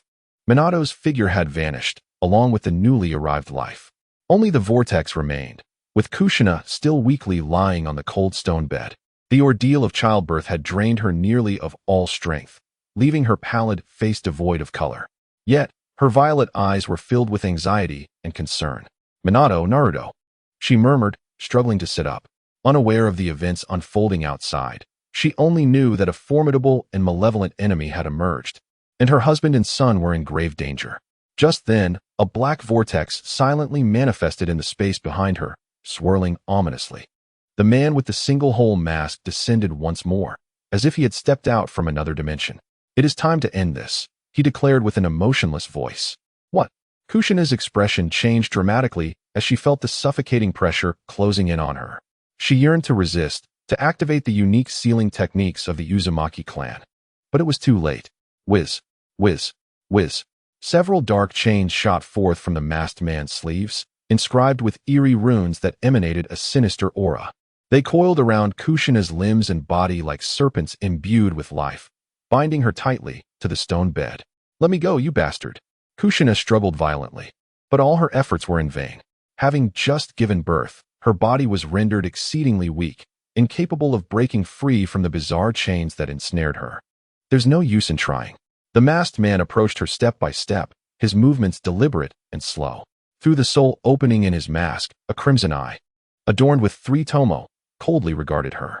The Sharingan. Sasuke's pupils constricted in an instant. Another Sharingan. He stared intently at that eye, a tumult of shame and rage welling up within him once more. Why? Why is the power of the Uchiha clan always wielded to bring forth calamity and tragedy? It was Uchiha Itachi who annihilated the clan. It was Uchiha Obito who unleashed the infinite Tsukuyomi. And now, the very one who has abducted the Jinchuriki of the Nine Tails, poised to bring devastation upon Konoha, is yet another member of the Uchiha clan. Is the Uchiha truly a cursed lineage? Sasuke's fists clenched tightly, the sound of knuckles cracking echoing in the air. In that moment, the confusion and anguish within him deepened. On the screen, the masked man slowly pressed his hand against Kushina's abdomen, right atop the 4-symbol seal, which had rendered her exceedingly fragile after childbirth. "What are you going to do?" Fear finally crept into Kushina's eyes. She was not afraid of death. Rather, she feared the monster sealed within her for decades. and the calamity it would unleash upon the village, Minato, and her newborn child if freed. What am I going to do? A cruel smile curled at the corners of the masked man's lips. I am going to extract that little thing within you. No sooner had he finished his sentence than his crimson Sharingan began to spin wildly. An unimaginable surge of ocular power, like a torrent breaking through a dam, surged into Kushina's seal. A violent breach. He intended to forcibly extract the tailed beast in the most brutal and direct manner. A heart-wrenching, inhuman scream erupted from Kushina's lips. The sound was steeped in excruciating agony. It was not just physical pain, but a soul-rending torment. In the venue, everyone was left reeling from the harrowing cry, their scalps prickling with dread. Mother! Naruto let out a similarly anguished roar. His eyes had turned blood-red. He could feel it. Through the chakra of Kurama within him, he could vividly sense the horrific pain his mother was enduring on the screen. It was as though someone was using a searing blade to painstakingly peel his soul away from his body, inch by agonizing inch. Stop! Please stop! Naruto pounded the ground in a frenzy, his knuckles bloodied and mangled. Yet, he felt no pain at all, because all of his senses were utterly consumed by his mother's desperate scream. Gaara's body trembled violently. His complexion was alarmingly pale. He clutched his chest tightly, gasping for breath. Although he did not possess the same visceral sensations as Naruto, as a former Jinchuriki, he comprehended more than anyone else what it meant to be stripped of a tailed beast. It was a punishment 1,000 times more agonizing than death. Mother, Karura. He recalled the legends surrounding his birth. He remembered the truth spoken by the elders, that his mother had perished during childbirth. In that moment, a horrifying thought surged wildly within his heart. Could it be that his mother, like Kushina displayed on the screen, had been forcibly separated from Shikaku by the higher-ups of Sunagakure? Gaara dared not contemplate further. He feared that the answer lurking just beneath the surface would obliterate the last vestiges of his sanity. On the screen, the four-symbol seal on Kushina's abdomen began to shatter inch by inch under the ruthless impact of the Sharingan. Like a cracked mirror, blinding red light erupted from the fissures. Within that crimson glow, there resided an endless, brutal chakra filled with a will to destroy. It was the Nine Tails. The chakra of the Nine Tails. Boom! The seal was utterly shattered. A colossal mass of red chakra, as overwhelming as a volcanic eruption, surged forth from Kushina's small form. This chakra brimmed with hatred and annihilation. It twisted, expanded, and coalesced in midair. First, a fearsome fox had emerged. Then, a robust body. Finally, 9 tails, as immense as mountain ranges, capable of sweeping away all in their path. The complete form of the 9-tailed fox. At last, it broke free. Roar! A deafening roar reverberated throughout the heavens and the earth. That roar was not merely sound. It was a pure shockwave composed of chakra and hatred. In the venue, all the weaker shinobi were momentarily rendered pale, dizzy, and on the verge of fainting. Even the seasoned jonin could not help but tense their bodies, their faces etched with terror. Was this the power of a tailed beast? Was this the strength of the 9 tails, often referred to as a natural disaster? Just a mere screen away, just a single roar, wielded such terrifying might.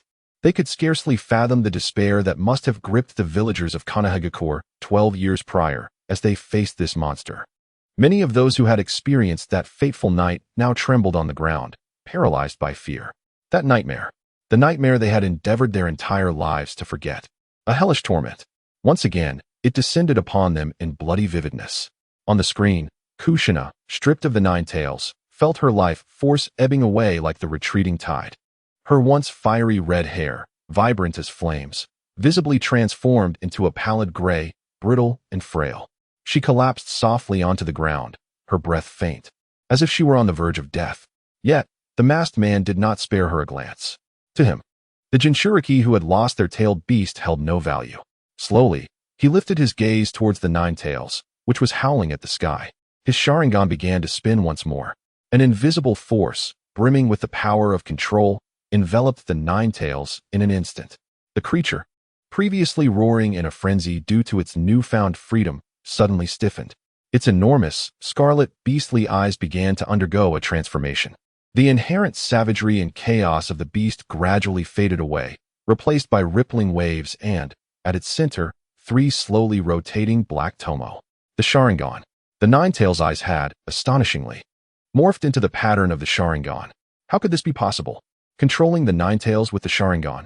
All the ninjas present were utterly astounded by this miraculous spectacle. What is a tailed beast? It is a collection of chakra, a walking natural disaster. They possess independent will and are not mere puppets to be easily manipulated. Yet now, this masked man had somehow compelled the legendary strongest tailed beast to submit to him with nothing but his eyes. Uchiha Madara. From the podium, the third Hokage slowly uttered this name, laced with a deep sense of trepidation. According to legend, only the first Hokages would release, and Uchiha Madara's Sharingan could suppress the Nine Tails. Could this masked man truly be Uchiha Madara? This conjecture plunged the entire assembly into a profound silence. Uchiha Madara, the man, akin to a myth, who once vied for supremacy against the god of ninjas, Senju Hashirama. He is still alive? If this is true, then Konoha, no, the entire ninja world, would face an impending cataclysm. Even the typically arrogant Orochimaru's eyes revealed a hint of gravity upon hearing this name. He had once reincarnated countless powerful beings through the impure world reincarnation. But he could never reach those two men who stood at the pinnacle of the ninja world, for he could not even find their cells. In the scene, the Nine Tails, completely under the control of the Sharingan, ceased its futile roaring. Slowly, it turned its fearsome head. Its enormous, crimson eyes, reflecting the three tomo, pierced through layers of forest. Fixating on the distant Konoha, illuminated and peaceful. A chilling intent to annihilate everything erupted fiercely from its being. Chapter 86. The Tactical Game, Flying Thunder God Technique, Second Phase.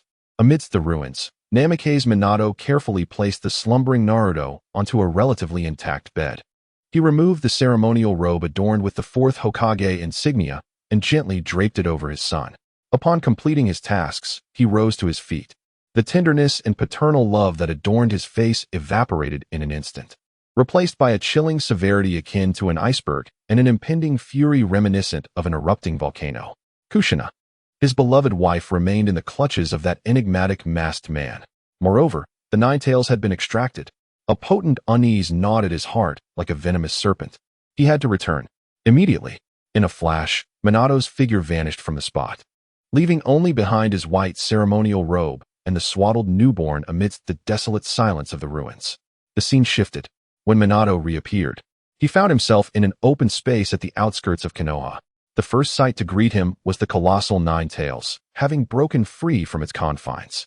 And there, sprawled beneath the beast, lay his wife, unconscious and uncertain of her fate. Kushina. Minato let out a heart-wrenching roar, his eyes wide with rage.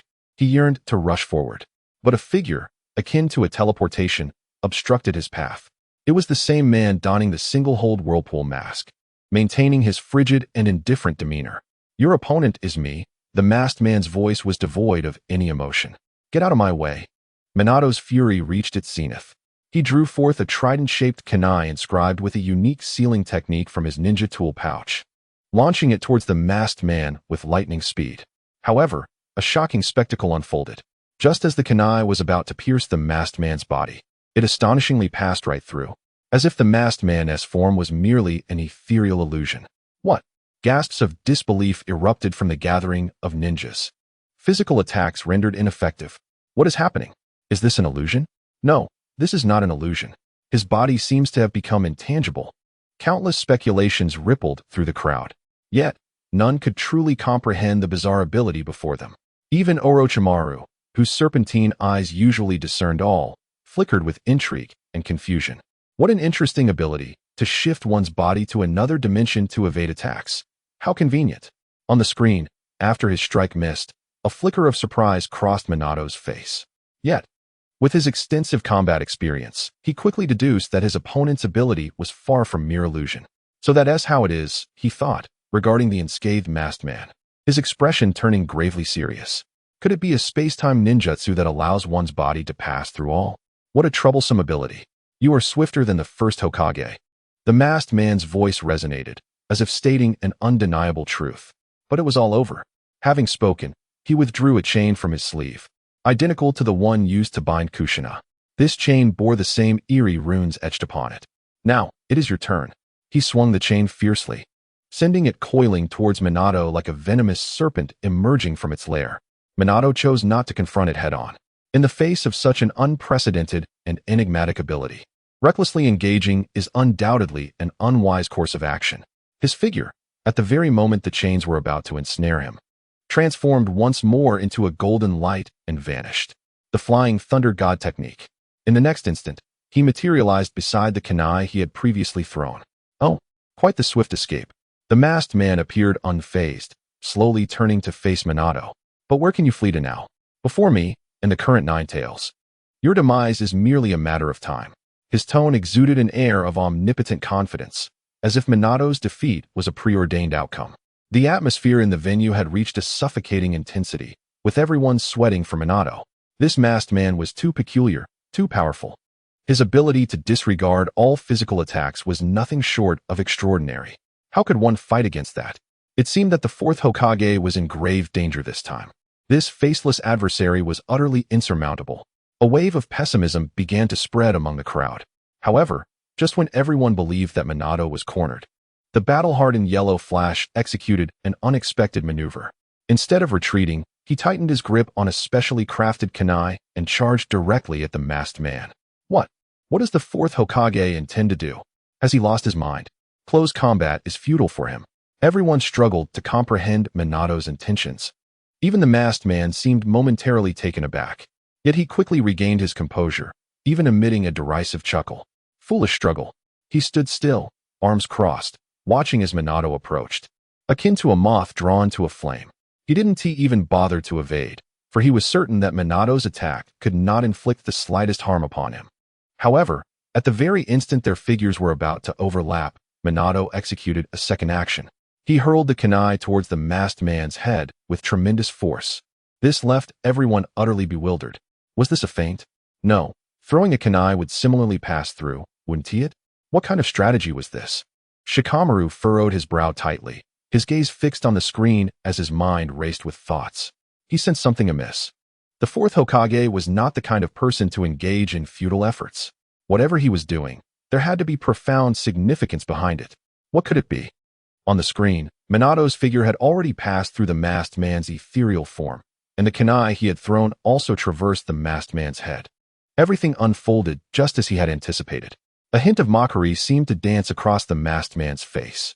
Yet, in that moment, at the very instant Minato and the kunai simultaneously passed through his body, the corners of Watergate's mouth curled into a victorious arc.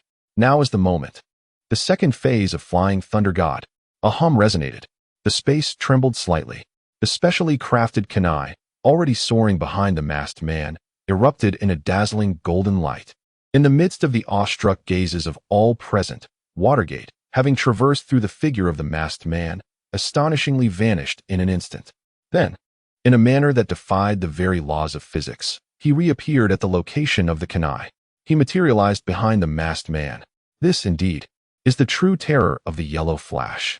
Every kunai he flung forth serves as a coordinate for instantaneous spatial relocation, and he himself can exploit these coordinates to execute unpredictable, ultra-rapid movements upon the battlefield. Alas, the masked man's body finally exhibited a hint of rigidity. He had grasped Watergate's intent. From the very beginning, this man's objective was not to attack him. Rather, it was to leave behind a coordinate for instantaneous movement in his vicinity. The attack was a ruse. The establishment of the coordinate was the truth. He then utilized the time differential created by passing through the masked man's body to effectuate a second instantaneous relocation, positioning himself behind him. Such exquisite planning. Such terrifying combat intellect. The masked man immediately sought to activate his intangibility again to evade the impending assault. Yet it was too late. In the duel of masters, victory and defeat hinge upon a mere moment. At the instant he perceived the impending danger, Watergate had already summoned a swirling sphere of blue chakra in his hand. The Rasengan. Watergate bellowed, forcefully driving the Rasengan into the masked man's back. Boom. The ferocious power of the Rasengan erupted in its entirety at that moment. Impossible. The masked man emitted a horrified, incredulous scream. For the first time, his body had been genuinely struck. The overwhelming force propelled him away, leaving a massive and grotesque wound on his back. His arm was left mangled and bloody due to the residual impact of the Rasengan. How could this be? My intangibility, why would? He could not comprehend. Meanwhile, Watergate's icy voice unveiled the answer to him and the entire audience. Your ability is indeed formidable. However, every technique possesses its weaknesses. When you attack others or draw them into your space, your own body must revert to a tangible state for a brief moment. What I awaited was that flaw. One that even you might not perceive. Boom. The entire arena erupted. Everyone was utterly captivated by Watergate's extraordinary tactics and his astoundingly precise analytical abilities. So that is how it was. From the initial close-quarters charge to the throwing of kunai, culminating in the final phase of Flying Thunder God. All of it was an intricate chain of schemes. The ultimate goal is to force the masked man's fleeting, tangible flaw to emerge, and then strike with deadly precision. How remarkably impressive. Naruto leaped with excitement, his fists raised in fervent applause for his father. Shikamaru exhaled a long breath, his face etched with admiration. Is this the combat intelligence of the Fourth Hokage? Indeed, a formidable man. The Raikage, from the hidden cloud village, was rendered speechless. If previously, Minato's speed had merely astonished him, now, the combat intellect displayed by Minato instilled a sense of trepidation. This man possesses not only the pinnacle of speed within the ninja realm, but also a mind that matches it. A true genius. This is the rarest of talents. A once-in-a-generation prodigy. Chapter 87. Contract Dissolution Boom. The residual waves of the Rasengan gradually dissipated. The masked man's figure crashed heavily to the ground. Stirring up a cloud of dust, he struggled to rise, yet the arm that had been struck by the Rasengan was grotesquely twisted, evidently severely injured. The outcome was clear. At least in this round of confrontation, Minato Namikaze achieved an overwhelming victory. Did we win? A Genin stammered in uncertainty. The Fourth Hokage defeated that monster? After a brief silence, the realization dawned. He won. How splendid. The Fourth Hokage has triumphed. Truly the yellow flash. The roar of applause surged like a tidal wave, engulfing the entire Chuunin exam venue. In that moment, all the villagers and ninjas of Konoha were flushed with excitement, fervently waving their arms in celebration of their hero. The emotions that had been suppressed for far too long were finally released. From the moment the masked man appeared, his eerie abilities, cold methods, and formidable strength weighed heavily upon everyone's hearts like a boulder. They worried for Naruto's safety, felt anger for Kushina's plight, and were anxious about Minato's dire situation. Until now, when the Rasengan detonated upon that demon's back, when the invincible myth was utterly shattered by the golden flash, the boulder in their hearts finally came crashing down. Father is so cool. Naruto jumped with joy, tears glistening at the corners of his eyes, yet his smile radiated brighter than anyone else's. He excitedly boasted to his companions, "Did you see that? That is my father. My father is the strongest in the world." His voice brimmed with unparalleled pride. For the first time in 12 years, he could hold his head high and proclaim to the world that his father is a hero. Sasuke silently observed this scene, offering no words, yet his gaze became profoundly intricate. He gazed at the screen, where a spirited blond man stood, triumphantly overcoming an adversary that seemed insurmountable through intellect and might. Is this the true essence of strength? Not reliant on lineage or forbidden techniques, but on one's own honed skills and a composed, meticulous mind.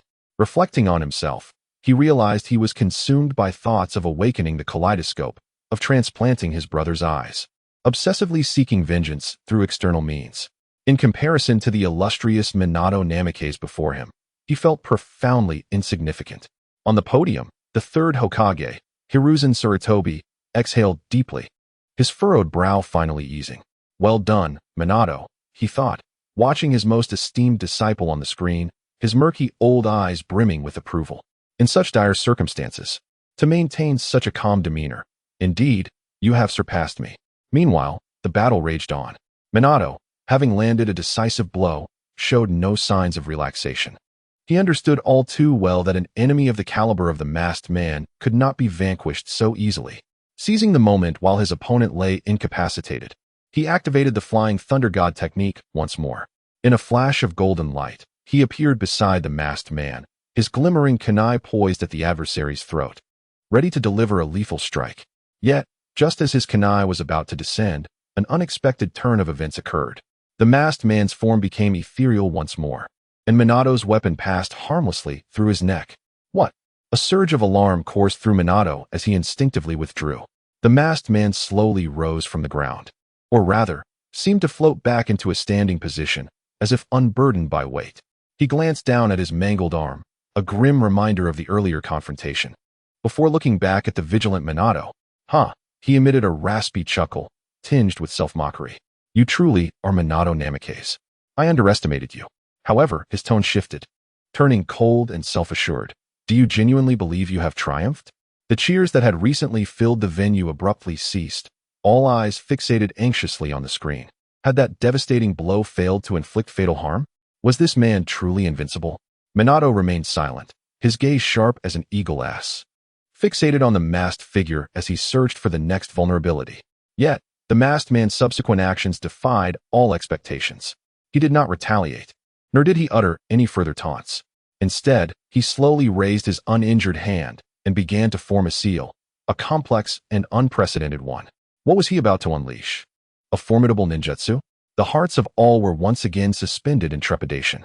Yet at that moment, the figure of the fourth Hokage, Minato Namikaze, vanished in a flash of golden light.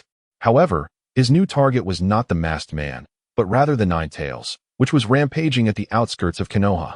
What is happening? Has Lord Fourth abandoned his pursuit of the masked man? Is he now intent on confronting the Nine Tails?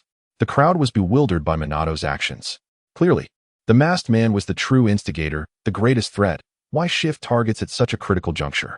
Even the masked man on the screen appeared momentarily taken aback. But soon a knowing expression crossed his face. I see. Has he already perceived my intentions? Truly remarkable.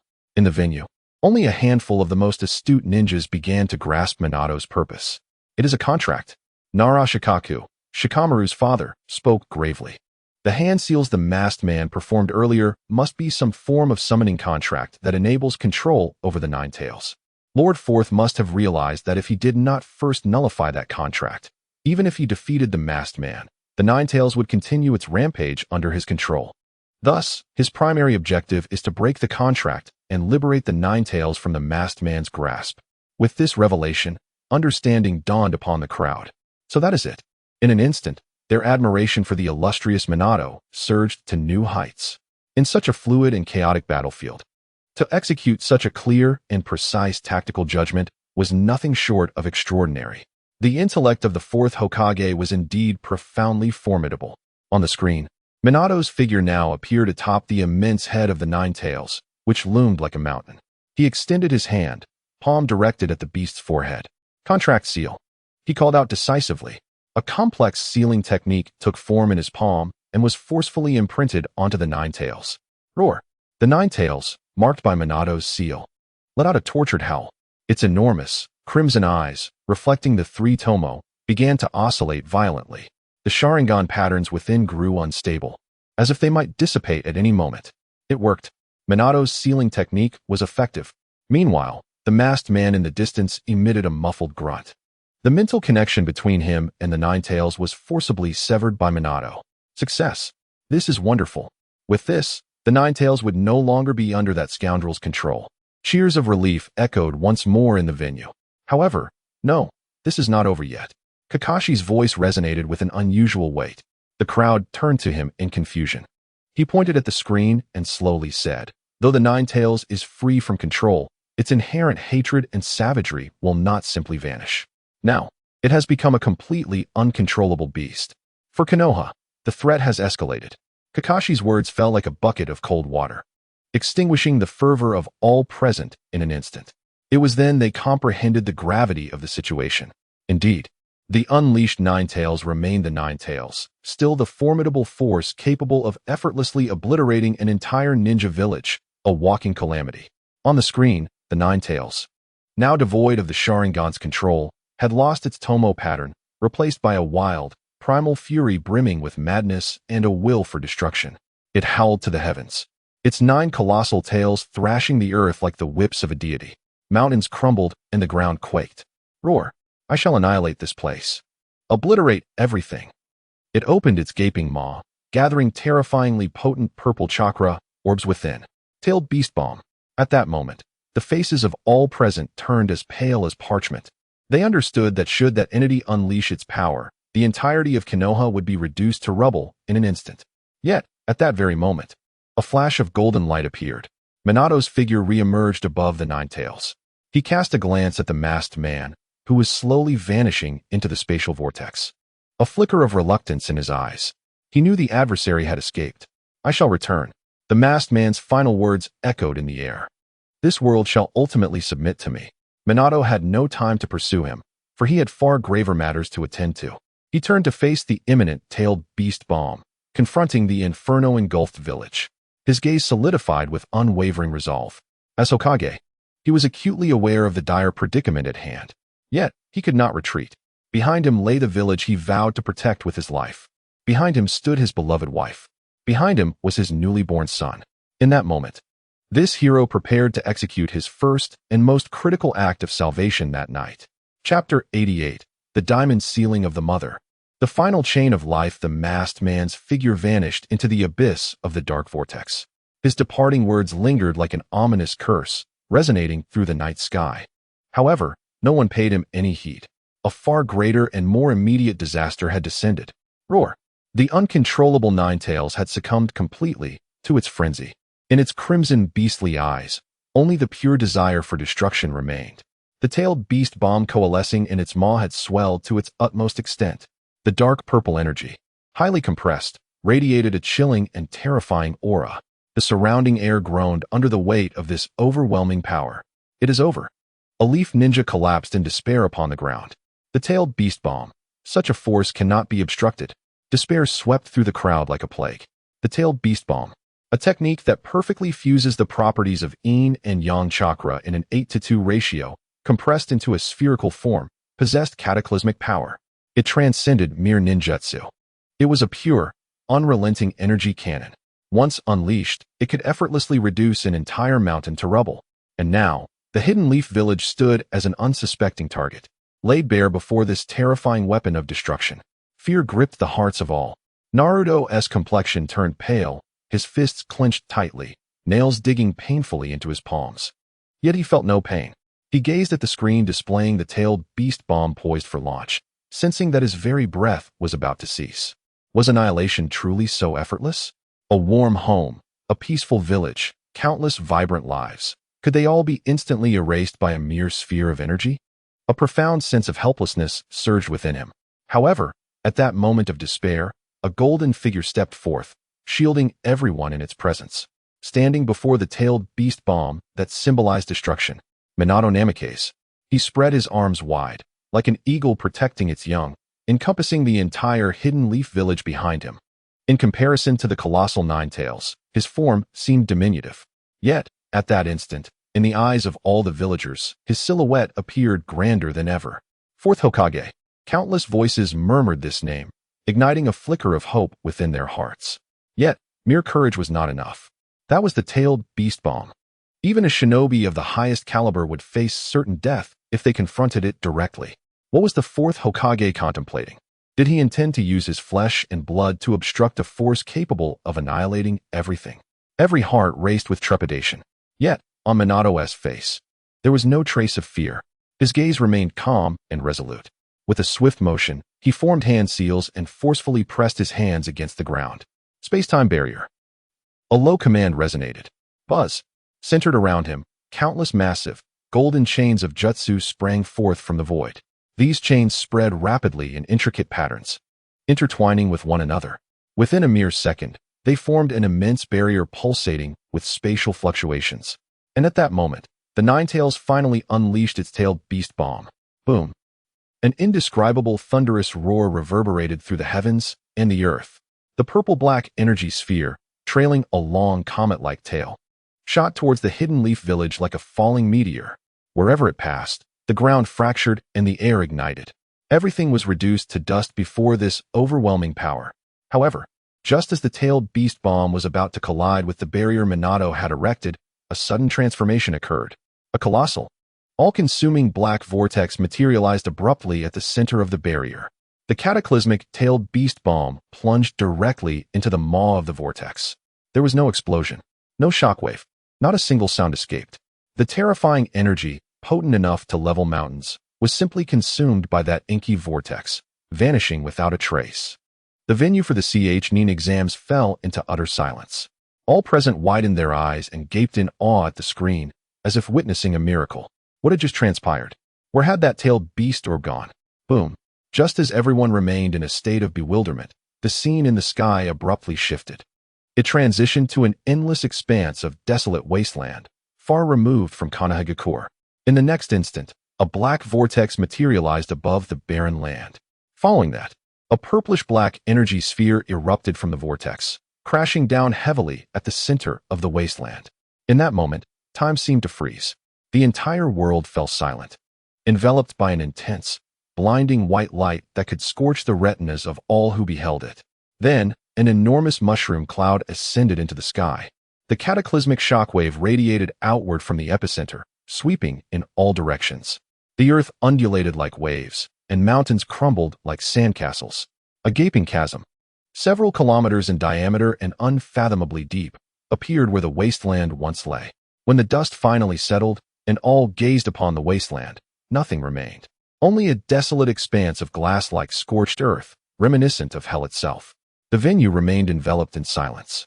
Everyone's minds, overwhelmed by shock, faltered into a state of paralysis. They stared blankly at the transformed terrain, their bodies trembling uncontrollably. Was this the true power of the tailed beast orb? If that strike had fallen upon Konoha, the consequences would have been unimaginable. A wave of dread washed over them, cold sweat instantly drenching their backs. Yet, shortly thereafter, an overwhelming sense of reverence and fervor surged within their hearts. They suddenly turned their gaze toward the golden figure. Yes, it was this man, their fourth Hokage, Minato Namikaze. It was he who had utilized that extraordinary space-time barrier to divert this calamity. He had saved the entire village. He had preserved their very lives. Fourth Hokage-sama. A voice cried out, breaking the silence. Following that, countless fervent shouts filled with joy at having survived reverberated around them. Long live the Hokage! You are the hero of Konoha. The cheers echoed to the heavens. In that moment, Minato Namikaze's image in the hearts of all villagers soared to new heights. He was no longer merely a formidable warrior. He had become an omnipotent deity. Naruto trembled with excitement, overwhelmed by emotion. His face, a tapestry of tears and laughter. Did you see it? He murmured, as if proclaiming to the entire world. This is my father. At the podium, the third Hokage, Hiruzen Sarutobi, smiled with a sense of contentment. Flying Thunder God technique. Minato, you have mastered this technique of the second Hokage to perfection. No, it should be said. It is a case of the blue surpassing the indigo. In the golden serpent eyes of Orochimaru, a fervent light flickered, marking a location afar. He then utilized the space-time barrier to forcibly redirect the attack to the marked position. Truly, a technique so flawless it incites envy. He gazed at Minato as one might admire the most exquisite work of art. However, on the screen, Minato's expression bore no trace of joy. His countenance remained grave, for he understood that the crisis was far from resolved. Transferring a tailed beast bomb had already drained a significant portion of his chakra. Yet, the Nine Tails could still conjure a second, a third. Without eliminating the Nine Tails itself, all efforts would merely be a temporary fix. Just then, a weak yet unwavering voice resonated from behind him. Minato. He turned abruptly. To his astonishment, Kushina Uzumaki, who should have been lifeless, had somehow struggled to her feet. Her hair had turned gray, her life flickering like a candle in the wind. Yet, her eyes remained bright, filled with indomitable will. Kushina, how could you? Minato exclaimed in shock, rushing forward to support her. He knew that a Jinchuriki from whom a tailed beast had been extracted could not survive long. Kushina was burning the last remnants of her life. However, she shook her head, halting his advance. Her gaze transcended Minato, landing on the still raging Nine Tails. The Uzumaki clan, even when stripped of their tailed beast, do not perish immediately. Her voice was faint, yet every word rang clear. While I still draw breath, let me use my final chakra to take it with me. With that declaration, she clasped her hands together. Diamond Prison, a delicate yet powerful cry. Buzz, countless chains, shimmering with golden light and composed of pure chakra, erupted from her frail back. These chains were thicker and more substantial than ever before. They traced elegant arcs through the air, ensnaring the colossal Nine Tails like an intricate web, binding it tightly. Roar! The bound Nine Tails let out an enraged and defiant roar. It thrashed wildly, attempting to break free from its constraints. But to no avail. The Diamond Prison, the pinnacle of sealing techniques from the Uzumaki clan, was specifically designed to counter the power of tailed beasts. No matter how fiercely the nine-tail struggled, it could not escape the seemingly delicate yet unbreakable golden chains. In the venue, everyone was rendered speechless by the astonishing scene before them.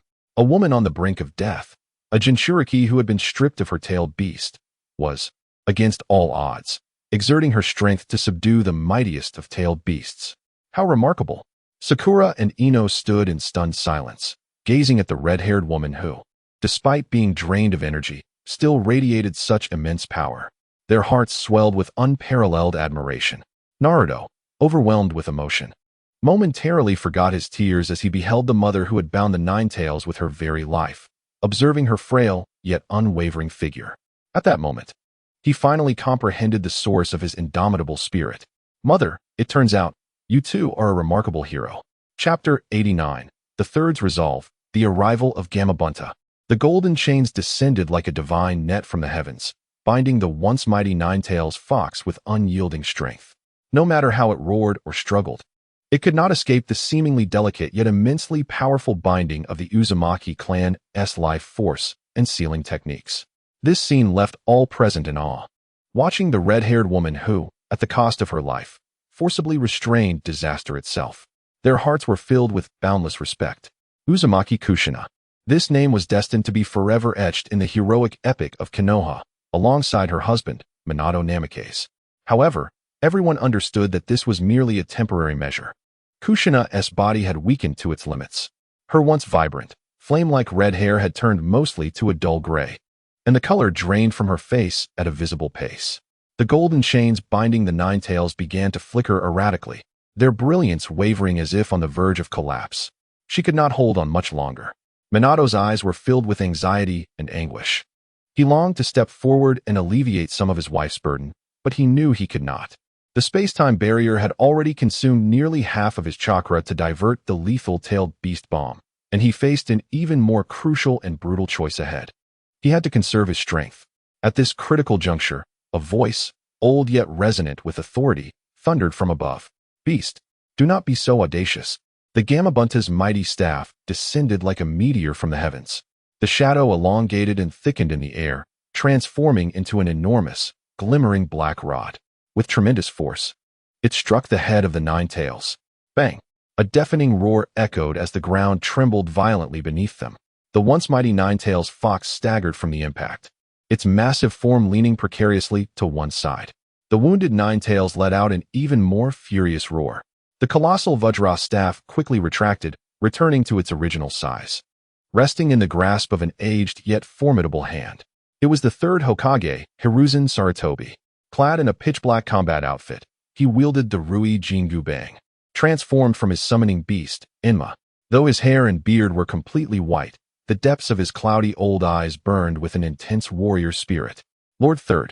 The presence of the esteemed Hokage, revered as the master of ninjutsu, ignited a wave of fervent cheers among the Konoha ninjas gathered at the venue.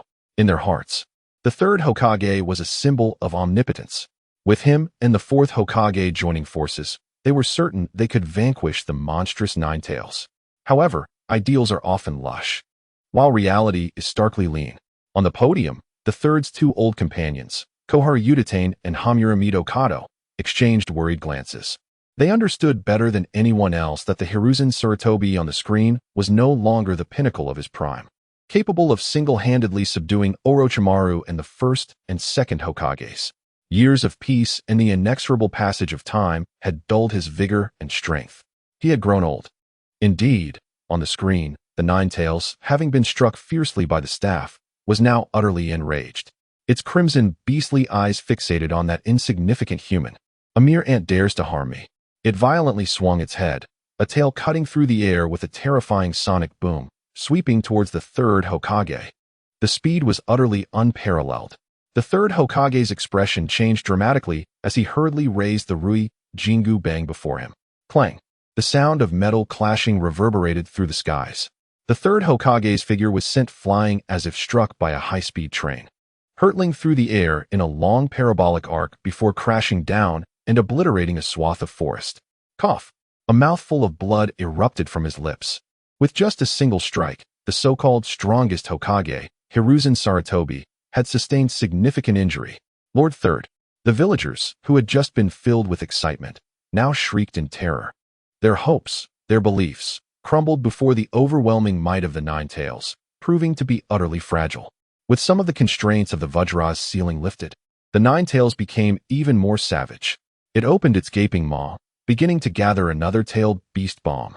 Though most of its power was still shackled by Kushina's chains, preventing it from achieving the cataclysmic scale of its earlier attacks, it was still capable of annihilating everything within several miles. There was no time to waste. Minato's gaze sharpened in an instant. He supported Kushina, allowing her to lean against a rock. Then, he turned his attention to the tailed beast bomb gathering before him. Taking a deep breath, his hands began to weave seals at a breathtaking speed. Inu, Tatsu Yu Shin Yu. Summoning technique. He bit into his own thumb and forcefully pressed it against the ground beneath him. A deafening roar erupted, accompanied by a tremor that shook the very earth. A massive cloud of white smoke, larger than any seen before, suddenly exploded forth. The smoke was so thick and grand that it completely obscured even the colossal form of the Nine Tails. Everyone held their breath, fixated on the billowing smoke. They understood that the fourth Hokage was about to unveil his ultimate trump card. At long last, as the smoke gradually dissipated, an equally immense figure emerged before all. It was a gigantic toad, rivaling the size of the Nine Tails, adorned in a blue kimono and wielding a colossal tanto at its waist. It held a signature massive pipe in its mouth. Its eyes radiated an aura of authority and dominance, embodying the essence of a formidable leader. This was none other than Fukasaku, the chief of the Mount Myaboku Toads, Jiraiya's summoning beast. The legendary Fukasaku. Incredible. The fourth Hokage had summoned the toad leader himself. The ninjas of Konoha erupted in exhilaration. Compared to the third Hokage's Enma, the name of Fukasaku echoed even more resoundingly among the ordinary ninjas. This was the trusted companion of Jiraiya, one of the legendary Sannin. Isn't that Fukasaku? In the crowd, a sunglasses-wearing ninja with dark skin excitedly stood up. It was Killer Bee, the Jinchuriki of the Eight Tails from the Hidden Cloud Village. He clearly held Fukasaku in high regard. Meanwhile, from afar at Mount Myaboku, the two sage toads, Shima and Fukasaku, witnessed the spectacle through a secret technique. "Ah, it's that rascal Fukasaku," Fukasaku remarked, taking a puff from his pipe. "Alas, he's sending it to deal with that troublesome fellow again," Shima added, her expression filled with concern. On the screen, Fukasaku, just having made his entrance, appeared somewhat bewildered. He exhaled a smoke ring and, with his trademark Hiroshima accent, boisterously inquired, "Hey, Watergate, you summoned me again? Who's this fool of an enemy this time?" He looked up, only to see the Nine Tails, bound by golden chains, roaring in a frenzy. He noticed the tailed beast ball, pulsating with a destructive aura, forming in the mouth of the Nine Tails. The atmosphere suddenly fell silent. Fukasaku's pipe clattered to the ground. His enormous eyes widened to a size comparable to brass bells. Wait. You must be joking." His voice trembled uncontrollably.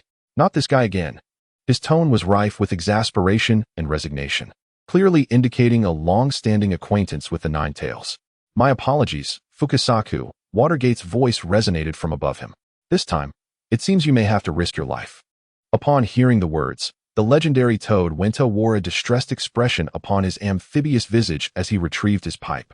How vexing it is to be summoned for such arduous tasks time and again. Despite his verbal complaints, his gaze had transformed into one of piercing intensity. There was no alternative. With a sudden motion, he drew the short blade from his waist. "Since I, the Great One, have made my entrance, I shall not allow you youngsters to underestimate me." Having declared this, his massive form leapt into the air, akin to a cannonball discharged from its barrel, charging towards the Nine Tails. "Take cover, for the Great One is here." He swung the colossal short blade downwards, aiming for the head of the Nine Tails. Yet, the Nine Tails was equally resolute. With a fearsome roar, it halted the formation of the tailed beast ball, meeting Wenta's assault with its claw, still bound by chains. Boom! The clash of blade and claw resonated, igniting an epic battle of monstrous proportions. Wenta and the Nine Tails, the two titans of the shinobi world, engaged in primal and violent combat just outside the modest confines of the Hidden Leaf Village. Each collision sent tremors through the earth, and every roar altered the very fabric of the skies. The gathered lower-ranked ninjas, including Naruto and Sasuke, were rendered utterly astounded by the spectacle, which could only be described as a celestial confrontation. Their perceptions of reality faced an unprecedented upheaval. Could battles truly manifest in such a manner? Was it conceivable that human strength could reach such cataclysmic heights? In stark contrast to the ferocity of this clash, their prior skirmishes seemed akin to mere children's play, laughably trivial. A profound yearning for power quietly took root within the hearts of every young ninja. Chapter 90. The Corpse Demon Sealing, a weighty decision for the future boom. The battlefield reverberated with the deafening roars of the beasts. The clang of metal upon metal echoed like thunder, each collision unleashing visible shockwaves that shattered everything within 100 meters into fragments. Winta, the legendary figure from Mount Myaboku, was a name that evoked fear even among the summoned beasts. A seasoned veteran of countless battles, he embodied the essence of battlefield experience. At this moment, he displayed an astonishing prowess befitting his renown. The massive short blade in his grasp was less a weapon and more a moving wall of steel. Its blade glimmered with a chilling light under the moon, instilling dread in all who beheld it. Each swing carried the terrifying might capable of cleaving mountains and shattering stones. His combat style eschewed any flamboyant techniques, relying solely on the raw outpouring of strength and courage. Boldly advancing, he radiated an untamed ferocity and dominance. Confronted by the embodiment of destruction and calamity that was the Nine Tails, Winta showed not an ounce of retreat. Instead, he was imbued with fervor for battle. In that moment, his colossal form truly became an insurmountable barrier. The ferocious fox demon stood resolutely in place, engaging in a primal and brutal struggle with another colossal beast. This was a clash of titans, a raw confrontation of strength against strength. The sharp blade, infused with all of Wentai's might, descended with ferocity. The air was rent asunder, emitting a piercing shriek. The blade struck with precision against the nine-tailed fox's fiery fur. A chilling sound of tearing echoed, as deep, bone-visible wounds emerged continuously upon the fox's form. However, the fox's counterattack was equally fierce and lethal. Its glistening metallic claws were among the sharpest weapons in existence. Each swing possessed the power to effortlessly rend steel. The claws sliced through the air, imbued with the essence of annihilation, striking heavily against Wentai's bronze-hued skin. Although Wentai's hide was remarkably resilient, it remained a flesh and blood entity. Numerous deep, bone-revealing lacerations instantly marred its chest and arms, crimson blood staining the earth beneath. The aftermath of the battle materialized as tangible devastation, wildly spreading in all directions. Vast swathes of ancient forest lay trampled beneath the feet of these titanic entities. Reduced to mere rubble, towering trees were uprooted and violently torn asunder by the ferocity of their conflict. The ground itself had become unrecognizable, dotted with numerous crater-like depressions. The battlefield resembled a scene of apocalyptic disaster. Yet, regardless of how fierce the conflict appeared, or how valiant Wentai's spirit seemed, the seasoned ninjas bore witness to a harsh reality that gradually weighed upon their hearts. This truth revealed that Wentai was beginning to exhibit signs of decline. It was gradually, irrevocably, falling into a disadvantageous position. Its breath had lost its steady vigor, becoming labored and rapid like an old bellows. Each exhalation released plumes of white vapor. The speed with which it wielded its weapon showed evident signs of sluggishness. The once thunderous slashes had grown somewhat cumbersome. There were even moments when exhaustion caused it to expose fatal vulnerabilities. In stark contrast, its adversary, the calamity known as the nine-tailed fox, seemed unfazed in its ferocity. Instead, its rage intensified, becoming more frenzied and bloodthirsty due to the pain inflicted upon it. The grotesque wounds carved by Wentai were undergoing an astonishing transformation. The mangled flesh and deep, bone-exposing injuries were visibly writhing, healing at an astonishing pace. The edges of the wounds burned with a rich chakra, akin to crimson flames. New flesh was being reborn at an incredible speed. In but a few breaths, those grievous injuries, which could have incapacitated any creature, vanished without a trace. Only faint traces remain, attesting to their past existence. This is the tailed beast, a unique life form composed of pure, immense chakra. They serve as instruments of war, embodiments of chakra in motion. As long as the chakra within them has not been entirely depleted, they are nearly immortal. Yet, Gamabunta, despite his formidable prowess and legendary status, is ultimately but a flesh-and-blood summoning beast. His physical strength is finite. His wounds bleed and inflict excruciating pain. His recovery adheres to the laws of biology, unable to rival the monstrous resilience of the tailed beasts. In this ebb and flow, the scale of victory has begun to tilt unfavorably. A frustrated roar escaped from Gamabunta, his movements momentarily stiffened by the tremendous exhaustion.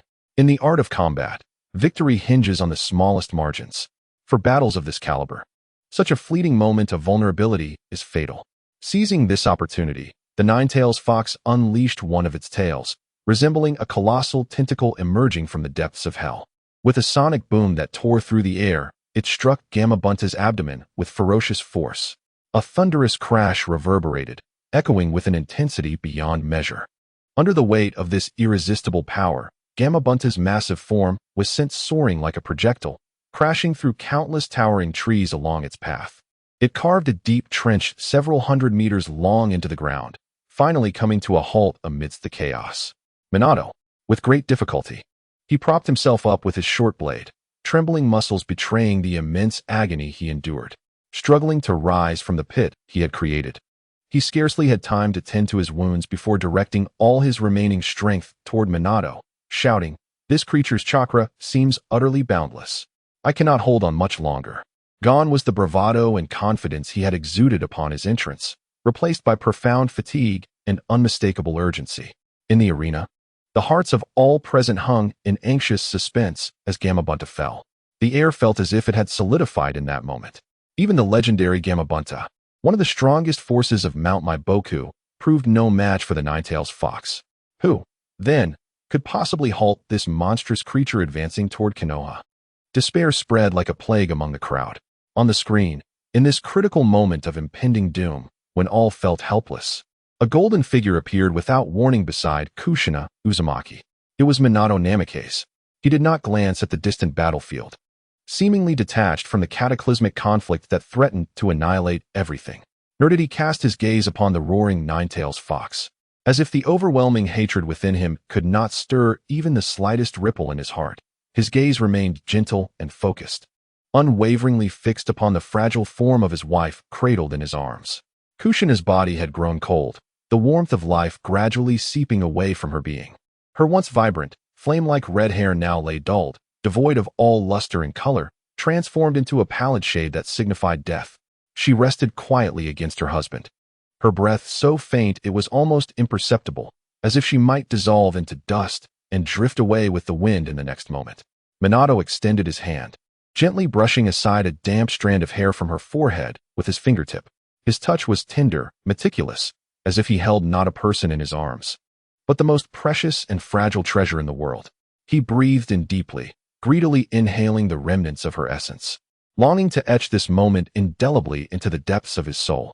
Then, slowly, he lifted his head, his gaze traversing the ravaged battlefield, landing upon the distant site of the Hidden Leaf Village, ablaze against the night sky. That was his home, the place he had sworn to protect with his life. He listened intently, attuned to the faint cries that wafted through the air from the direction of the village, the wails of the villagers, the mournful lamentations of the shinobi, the thunderous sounds of collapsing structures. These sounds wove together into a symphony of despair, each note piercing his heart like a steel needle. Gradually, he lowered his head once more, looking at the woman in his embrace, who had sacrificed everything for him and for this village, the woman who loved him deeply and whom he loved in return. Finally, his gaze pierced through layers of obstruction and fell upon a small bundle wrapped in a white ceremonial robe not far away. Inside lay his son, Naruto Uzumaki, peacefully oblivious in slumber. In that instant, the expression in Minato's eyes transformed. Those azure orbs, always reminiscent of the clear sky and gentle sea, now swirled with a tempest of turmoil. There surged boundless anguish at the prospect of losing his wife, an unbearable grief at the fleeting happiness that was about to come to an end, a raging fury directed at the unseen puppeteer behind this calamity, the heavy burden of responsibility as the fourth Hokage to safeguard his village, the desperate love of a husband who would do anything to protect his wife, and the infinite hope of a father for his child's bright future. All these emotions, all these identities, collided and intertwined chaotically within his mind, tearing at his heart. Ultimately, everything began to settle slowly, like the stillness of the sea after a tempest, transforming into an unyielding resolve, as steadfast as steel. He made his choice. As a Hokage, a husband, and a father, the only choice he could make was to bow his head. He leaned in, gently pressing his lips to Kushina's cold ear, whispering in a voice laden with an indescribable sorrow, yet imbued with tenderness, just for the two of them to hear. "Kushina, I am sorry. We have run out of time." His voice trembled with an uncontrollable quiver. At this juncture, only the final option remained. He paused, as if expending every ounce of his strength, before forcing from the depths of his throat those names that embodied both taboo and death. "I shall employ the Reaper Death Seal." Boom. It resonated like a thunderclap from the heavens, reverberating violently in the minds of all who knew this technique. Reaper Death Seal. Reaper Death Seal. These 4 words were akin to an incantation steeped in infinite death and ominous foreboding. The moment they were uttered, they drained the entire venue of the Chuunin Exam of all sound and warmth.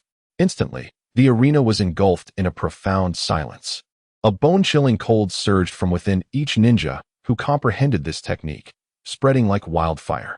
It felt as though an invisible hand had constricted their throats, rendering them breathless. No, it's impossible. In one corner of the stands, a Leaf Village Jonin turned as pale as a ghost. His body trembled uncontrollably, and he staggered back 2 steps. His legs buckled, and he collapsed awkwardly to the ground. His eyes widened in horror, nearly bursting from their sockets. His pupils shrank to the size of pinpricks. Gripped by a terror that emanated from the depths of his soul, is the 4th Hokage truly going to use that technique? His voice shattered, filled with disbelief and dread. On the podium, the 3rd Hokage, Hiruzen Sarutobi, trembled violently upon hearing those 4 words. He slowly, painfully closed his eyes. The murky tears could no longer be restrained, silently cascading from the corners of his time-worn eyes. The moment he dreaded most had finally arrived. The Reaper Death Seal, a forbidden technique developed by the 2nd Hokage, Tobirama Senju, later refined by the Uzumaki clan, and ultimately recorded by him in the Book of Seals. A technique that summoned a death deity at the cost of one's own soul, sealing both the enemy's and the user's souls into an infinite void. A mutual destruction from which there is no escape. This was the ultimate forbidden technique he had once taught to Minato Namikaze, his most exceptional, radiant, and promising disciple, to provide him with a last resort against insurmountable foes. Yet, he had never truly contemplated that this most esteemed, brilliant, and hopeful youth, hailed as the yellow flash of Konoha, would one day be driven to the brink of employing such a technique. How profoundly ironic, and how tragically sorrowful. The body of Kakashi, the teacher, trembled uncontrollably with intense vibrations. He bit down hard on his lips, allowing the metallic taste of blood to permeate his mouth. The sharp sting barely kept him from losing his composure in that moment of despair. "No, please, teacher, I beg you, do not use that technique." In his heart, he silently shouted in utter desperation. He had already lost his father, Obito, and Rin. He simply could not afford to lose this beloved teacher, who had pulled him from the depths of darkness and self-reproach, a figure akin to a father. On the opposite side of the venue, in a shadowy corner, Orochimaru, the Sannin who donned a cynical smile, embodied the role of the Kazekage of Sunagakure. At this moment, however, the smile on his face had completely frozen. Within his inhuman golden snake-like eyes, for the first time, a genuine and unmasked emotion, fear, was vividly displayed. The Shiki F gene. For one who dedicated his life to the pursuit of truth and immortality, this forbidden technique, which directly impacted the soul, was his greatest nemesis and deepest nightmare.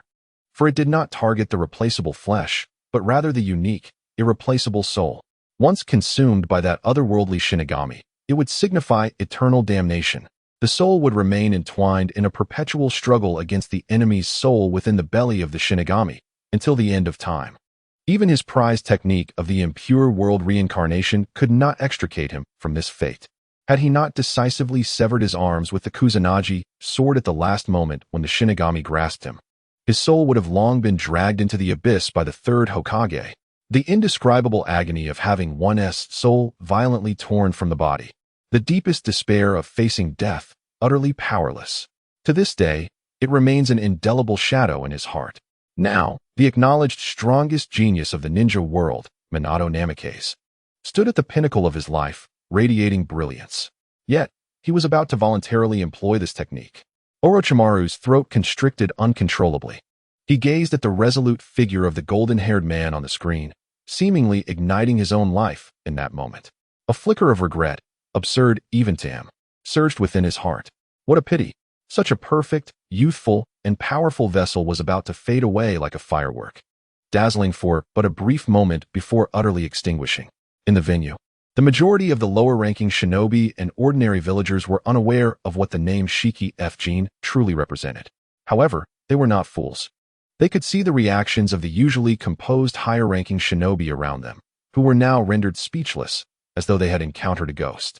They could perceive it. From the visage of their most revered Third Hokage, adorned with sorrow and tears streaming down his aged face, they gleaned the truth. The technique known as the corpse sealing technique undoubtedly bore an extraordinarily grave cost, a sinister art shrouded in foreboding. Uzumaki Naruto stood frozen in place, his lips moving in a silent rhythm, yet no sound escaped.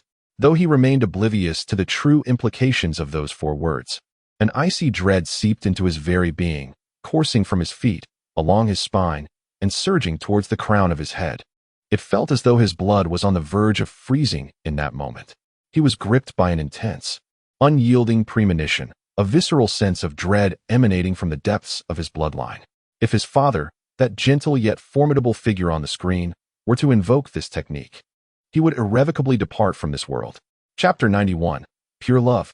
Minato's devotion to his beloved wife, as those 4 words resonated clearly from Namake's Minato's lips into Kushina's ears, her already dim violet eyes, dulled by the ebbing of life, suddenly ignited with an extraordinary brilliance.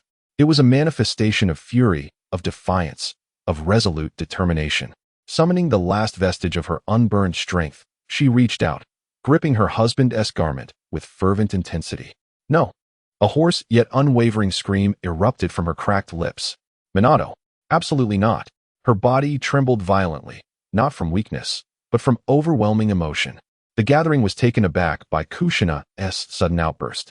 They gazed at the red-haired woman, who, despite being on the brink of death, radiated such formidable will. Their hearts swelled with indescribable awe. What kind of love could empower a dying soul to unleash such strength? On the screen, Minato remained silent, simply observing his emotionally charged wife with eyes full of tenderness and helplessness. You cannot die? Kushina implored, tears mixed with blood cascading from the corners of her ashen eyes. Her voice, fraught with emotion, became somewhat incoherent. Minato, listen to me. You cannot die. The village needs you as Hokage. What will Konoha do without you? And Naruto, our Naruto, needs his father. He has just been born. He has never seen you. You have yet to teach him ninjutsu. You have yet to witness him grow. How can you be so selfish as to leave us? Her grip on Minato's clothing was fierce, her knuckles turning white from exertion. It was as if she sought to convey all her reluctance and every prayer through that touch. The atmosphere in the venue had reached a suffocating intensity. Countless individuals have shed silent tears at Kushina's words. Indeed, the child has only just been born. As a father, how could one so easily choose death? Yet, Minato's gaze remained calm and resolute. He understood. He comprehended all that Kushina expressed more profoundly than anyone else. Safeguarding the village was his duty.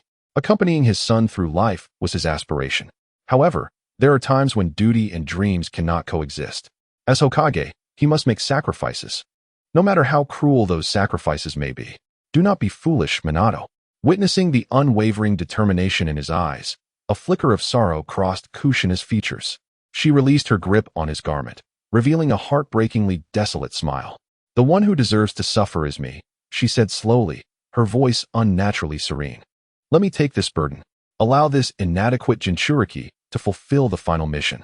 The Uzumaki clan possesses a secret technique that enables one to reseal the tailed beast within themselves after it has been extracted, leading to a mutual demise.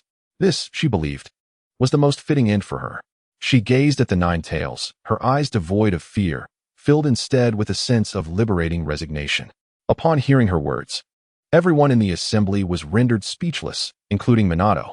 He knew the Uzumaki clan was proficient in sealing techniques, but he was unaware of such a resolute method. No, he instinctively exclaimed. Meanwhile, Naruto was paralyzed with terror at his mother's declaration. Mutual demise? No, I refuse. I do not want my father to die. nor my mother. I have only just met them. I have only just learned how deeply I am loved. Why? Why must it be them? Why is fate so cruel? Boom. At that moment, a tremendous sound erupted from the distant battlefield. The colossal form of Gamabunta was once again sent flying by the Nine Tails. Its wounds multiplied, and its movements grew increasingly sluggish. Minato. It bellowed anxiously. I cannot hold on much longer. Time was running short. Minato took a deep breath. Realizing he could no longer hesitate, he looked at Kushina, his eyes filled with unprecedented tenderness and determination. No, Kushina, he gently shook his head. You must be the one to survive. He extended his hand, tenderly stroking her now gray hair. You are right. Naruto's future requires a father who can guide him as he grows. Yet, his voice took on a profound seriousness.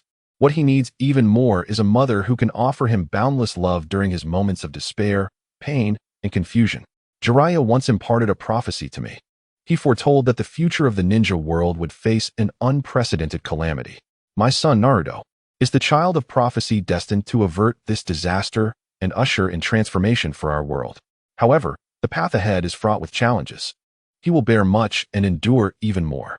In those moments, it will not be a formidable power or the weight of Hokage's responsibility that sustains him, but rather the purest, most selfless, and warmest love of a mother. Minato gazed at Kushina, his eyes brimming with trust and reliance. That person must be you, Kushina. Therefore, I implore you to survive. For my sake, and for Naruto's, live on. These words struck the hearts of everyone present like the gentlest of swords. It became clear, Fourth Hokage, he does not fear death. He does not lack love for his son. On the contrary, it is precisely because of his profound and far-reaching love that he made such a seemingly ruthless yet deeply compassionate choice, embodying the greatest paternal love. He exchanged his own life for the possibility of his wife's survival, solely to ensure that his son would possess the warmest protection of maternal love as he traverses the long, uncertain road ahead. The venue was engulfed in tears. Sakura, Ino, Hinata, all the girls were inconsolable.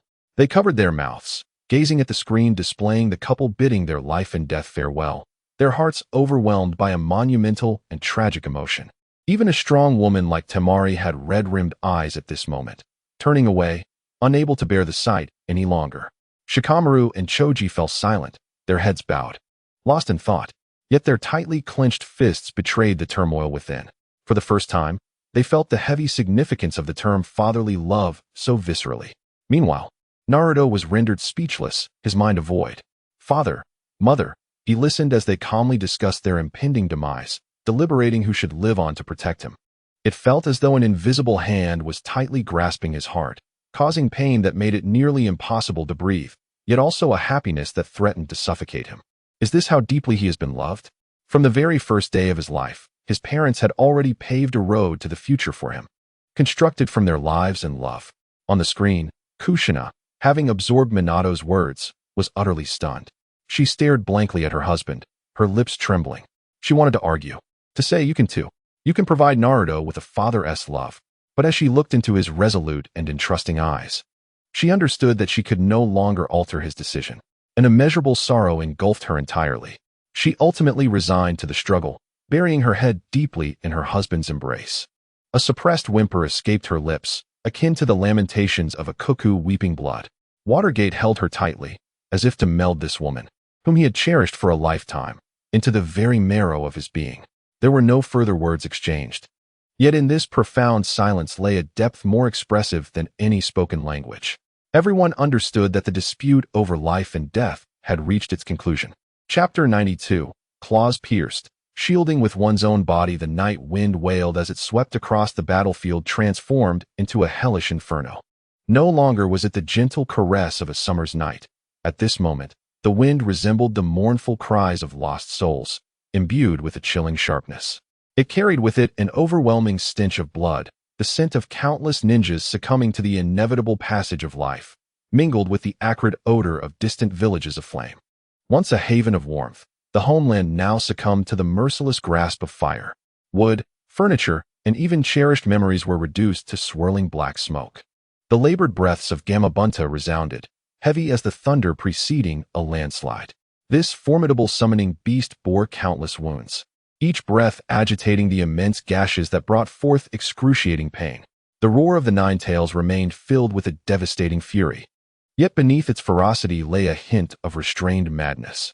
The indignation and humiliation fueled its wrath, igniting a fiercer blaze within. Nevertheless, all sounds and scents faded into the distant background, as though obstructed by an invisible soundproof barrier. All gazes were riveted, inexorably drawn to the couple locked in an embrace beneath the moonlight. Their figures appeared diminutive against the towering Nine Tails, yet they radiated an undeniable brilliance, as if they were the very center of the universe. In quietude, they held one another, savoring the warmth of each other's final moments. It seemed they wished to use every ounce of strength to freeze time in this instant forever. One was the fourth Hokage of the Leaf, renowned as the Yellow Flash, poised to sacrifice his soul to protect his village and the uncertainties of the future. The other, a princess from the land of whirlpools, the former Jinchuriki of the Nine Tails, was prepared to exhaust her final breath to safeguard the child cradled in her arms. Grief, thick as indelible ink, dripped into the clear waters of reality. It flowed slowly, silently, yet with an overwhelming force, permeating the air. This sorrow weighed heavily upon all, suffocating and rendering them breathless. Their throats felt as though gripped by an invisible hand, rendering them incapable of inhalation. Yet, the merciless adversary showed no inclination to grant them respite. It possessed no human emotions, no understanding of the anguish of parting. With a thunderous roar that shook the earth, the Nine Tails, having repelled the weary Gamabunta with sheer brute force once more, finally redirected its gaze. Those crimson, beastly eyes brimming with the intent to annihilate. In those eyes burned a pure, unadulterated hatred. It beheld the man with golden hair, that insignificant human who twisted himself in circles using space-time ninjutsu. It saw the red-haired woman who bound it, the vessel that inherited the loathsome sealing techniques of the Uzumaki clan.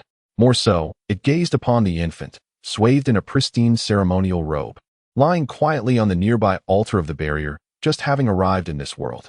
Yes, it was this infant, this essence, this bloodline, it would never forget. This tiny life inherited the detestable bloodline of the Uzumaki clan. This cursed family, for generations, had sealed and imprisoned it.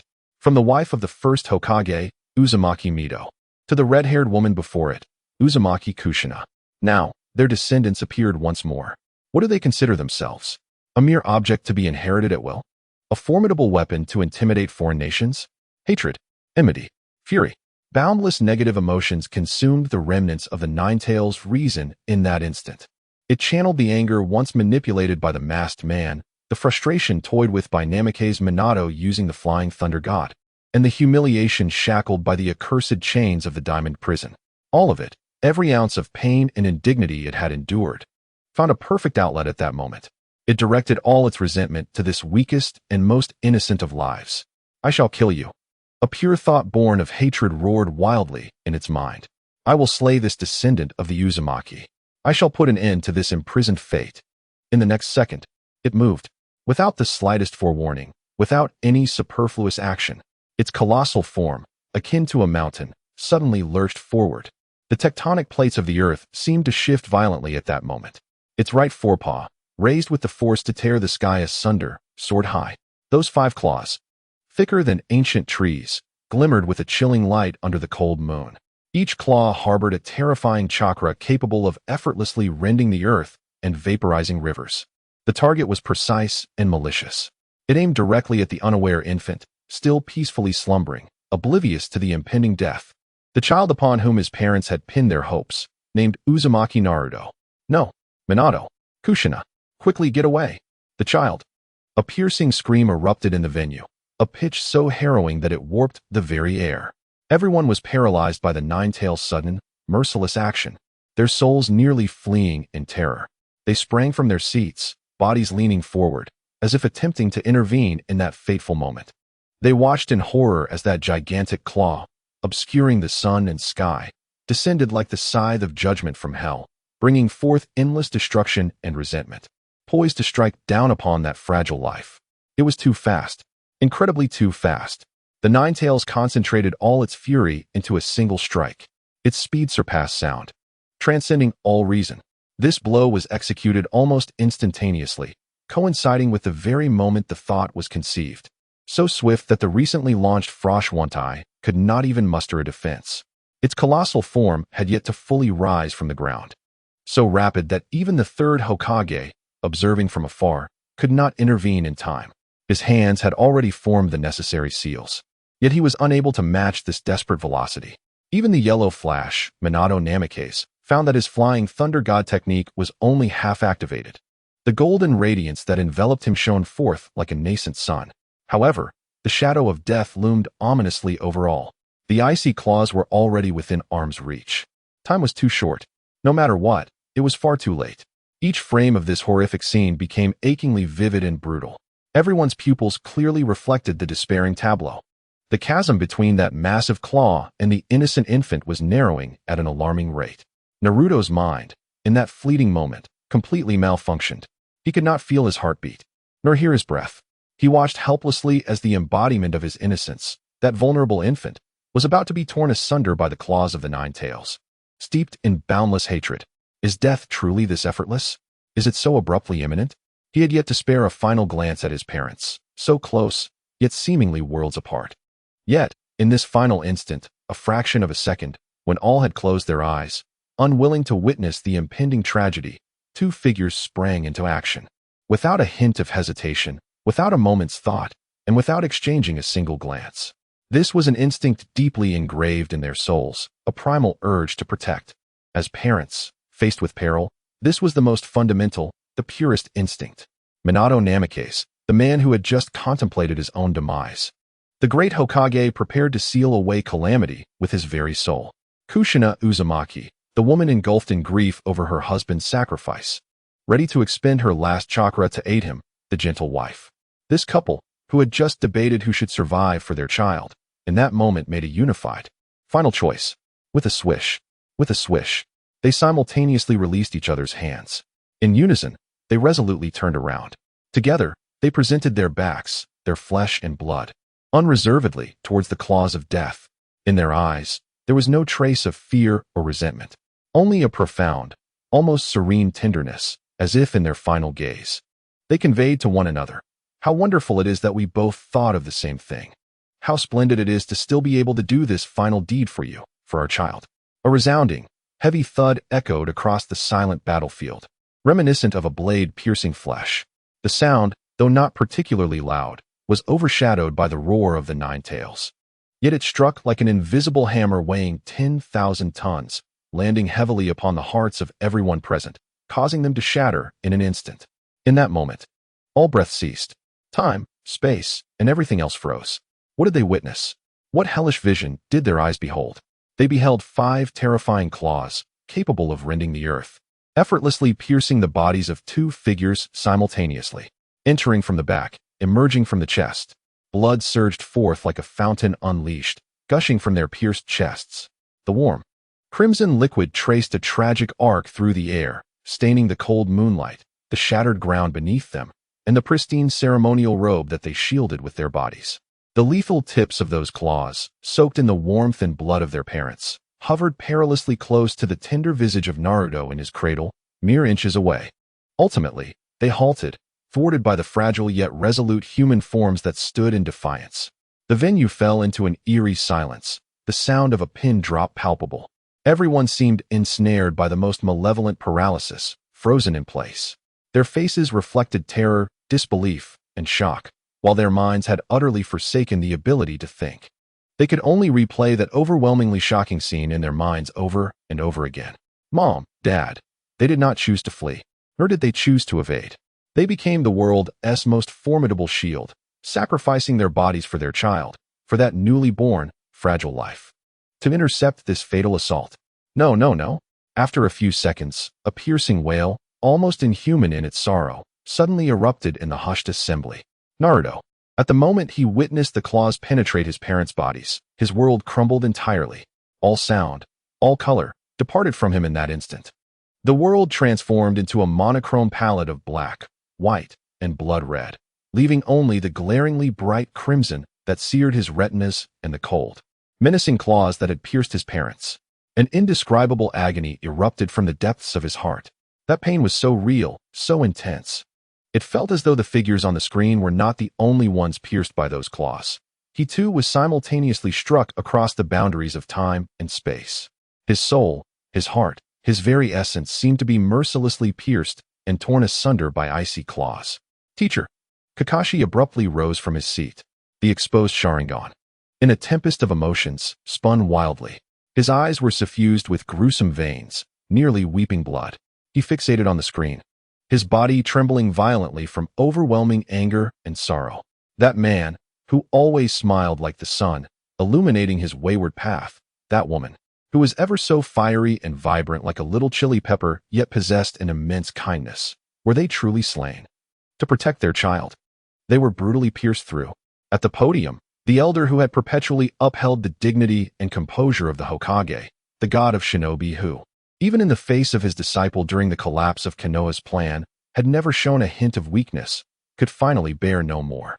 Minato and Kushina, he murmured softly, their names causing his heart to ache. The pipe in his hand slipped from his grasp, clattering to the ground. This venerable man, who had demonstrated strength throughout his life, who had witnessed countless storms and the cycle of life and death in the shinobi world, could no longer contain his tears as they streamed down his face. On the screen, time, seemingly elongated, began to flow slowly once more. Cough, cough, cough. Minato and Kushina, almost simultaneously, expelled a mouthful of blood mingled with internal organs. The blood trickled weakly from the corners of their mouths, pooling on the ground and merging with the rapidly expanding crimson puddle beneath them. The claws of the Nine Tails continued to cruelly pierce their bodies, pinning them firmly in place. The excruciating pain washed over their frail nerves like an unrelenting tide, time and again. Yet, not a trace of anguish marred their faces. Instead, there was a profound relief akin to surviving a calamity, accompanied by an immeasurable tenderness as they gazed upon their child. With great difficulty, they slowly bowed their heads, expending their final strength to look at their son, who, startled by the sudden violent tremors, wailed in fright. Their gazes were imbued with such warmth. How wonderful! Minato's voice was weak and hoarse, yet filled with gratitude. He is unscathed, Naruto. Chapter 93, The Final Chakra. The greatest words of wisdom in the world. Blood dripped from the sharp claws of the Nine Tails, falling drop by drop. Drip, drip. It fell upon the pure white ceremonial robe, blooming into glaring crimson lotuses. It also stained the cheek of the infant who had just entered this world, still yet to open his eyes to behold his parents. The warm liquid seemed to disturb the beautiful dreams of the swaddled child. Wah! Naruto Uzumaki let out his first true cry of terror and unease upon arriving in this world. The cries resonate with such intensity, piercing the heart like an invisible hammer, relentlessly striking the hearts of all present in the hall, as well as the dying couple. Naruto, do not weep. Kushina coughed up a mouthful of blood, her voice fragile, as if it might dissipate into the wind at any moment. Yet on her face, she endeavored to conjure a tender smile, a smile that only a mother could possess. She yearned to reach out and caress her child's cheek, to wipe away the blood that marred his face, to reassure him that his parents were right there with him. However, she found herself utterly incapable. The claws of the Nine Tails had thoroughly obliterated all vitality within her. She lacked even the strength to move a single finger. She understood that her time was fleeting. There were countless words she had yet to share with her child, an abundance of love she had not had the chance to bestow upon him, and many future moments she would never experience alongside him. The feeling of unwillingness overwhelmed her. It was an unbearable sense of longing. She expended the last of her chakra, fiercely clinging to the consciousness that was on the brink of vanishing. She gazed upon her son, who cried out in terror, observing his wrinkled little face. Within her violet eyes, an infinite affection and reluctance shimmered. Tears once more cascaded uncontrollably from the corners of her now grayish eyes. Naruto, she began slowly, her voice as delicate as a wisp of smoke. Yet it resonated clearly through the heavens, reaching the ears of every listener, including that of the golden-haired boy who would cry out 12 years hence. Do not be picky. Eat well. Grow up quickly. Her words came in fragmented bursts, each syllable seemingly draining her of the last remnants of her strength. Nevertheless, she persisted, conveying the simple yet profound admonitions of a mother to her child. Remember to bathe every day. Keep your body warm. Do not stay up late. Ensure you get enough sleep. The exam hall had transformed into an ocean of tears.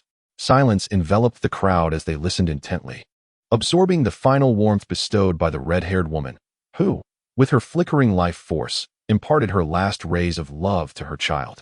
This was not a grandiose farewell, nor a philosophical teaching. It was merely the ordinary, yet genuine, concerns of a mother for her child about to embark on a distant journey. Eat well. Take care of your health. Rest adequately.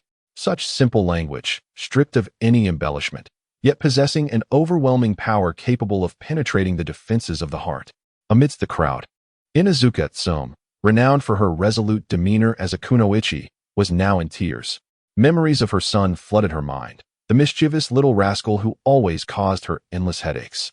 Countless times, she had uttered the very same words to him, only to be met with his impatient indifference. She gazed into the distance at her son, who was silently weeping. Her heart was a tumult of emotions. As a mother, who does not wish for their child to be healthy and happy, Kushina deeply empathized with this sentiment. Meanwhile, on the other side, Shikamaru's father, Narashikaku, sighed quietly. He extended his hand and gently patted the shoulder of his wife, who was already in tears. "Ah, women," he murmured, "truly a magnificent creation." On the screen, Kushina's admonitions continued.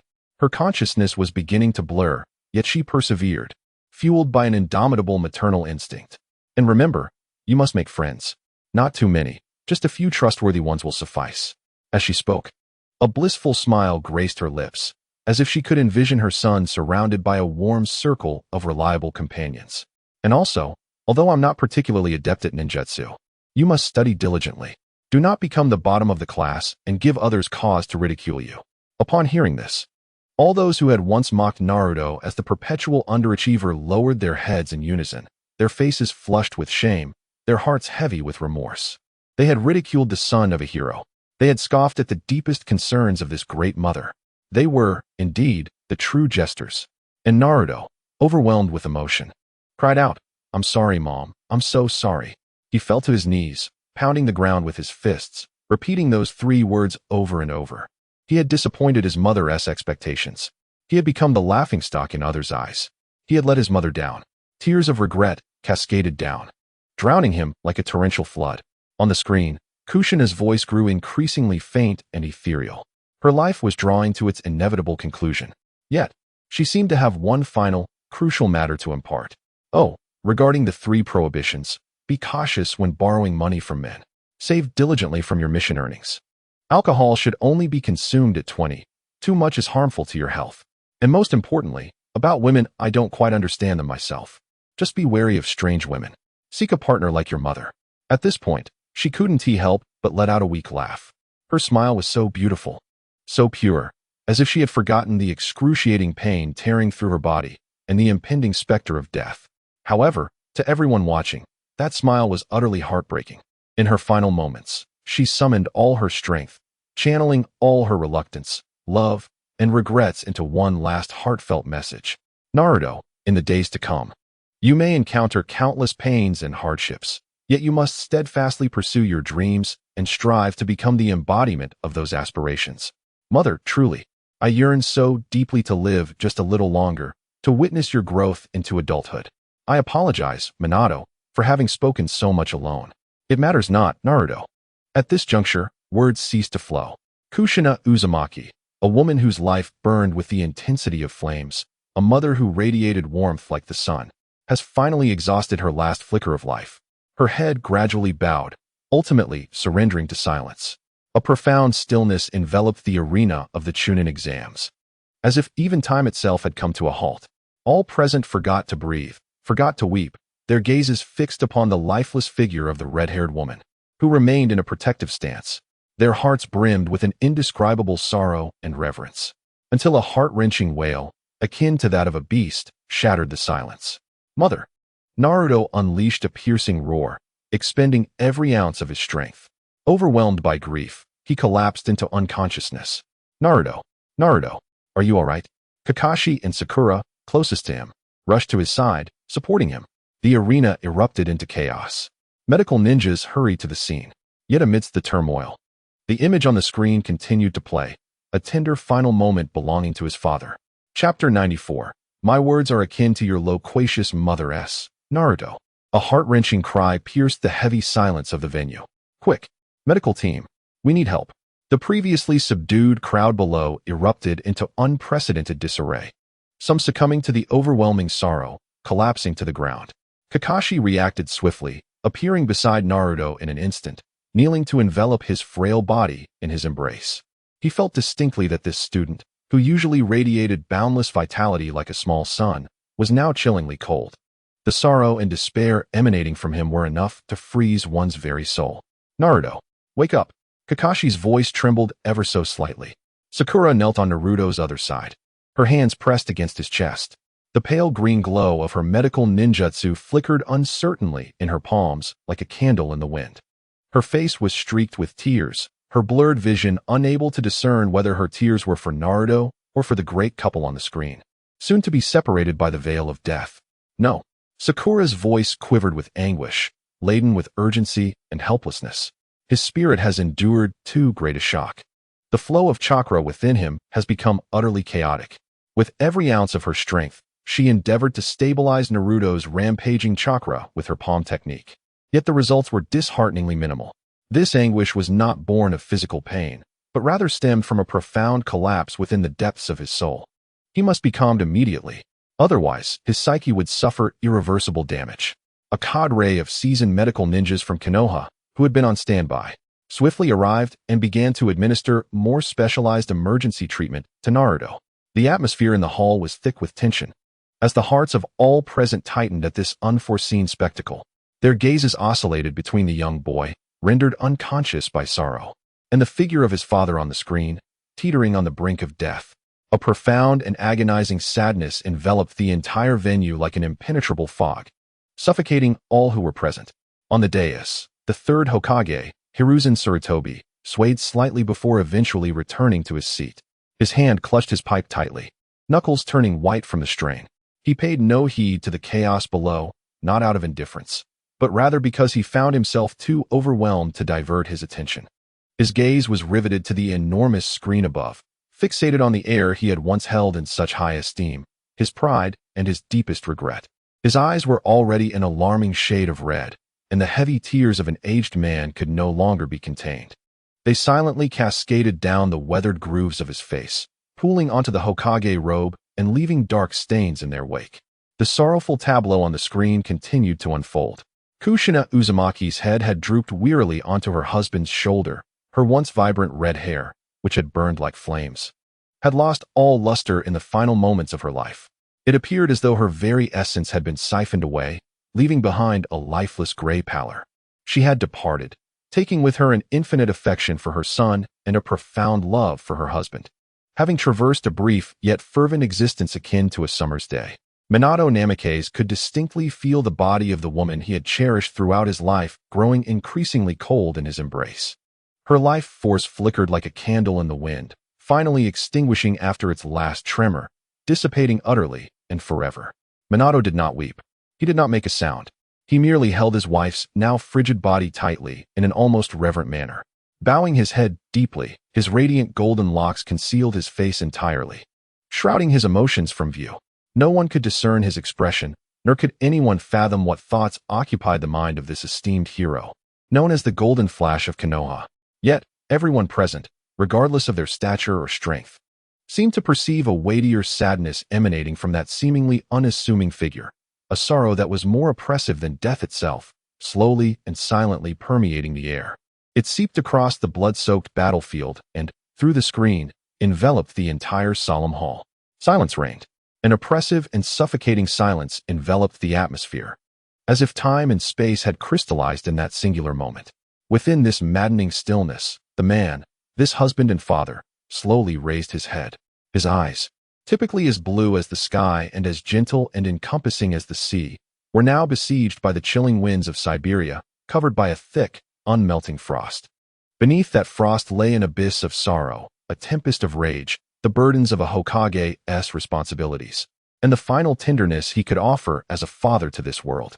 With deliberate slowness, he bowed his head, casting one last gentle gaze upon his wife, who had forever slipped into eternal slumber in his arms. His eyes seemed to whisper, "Rest now, Kushina, the rest is mine to bear." Then, his gaze shifted to the humble altar below, where his son, Naruto, cried out in fear, bereft of his mother's chakra's protective embrace. And then he smiled, a smile imbued with profound gentleness yet tinged with immeasurable sorrow.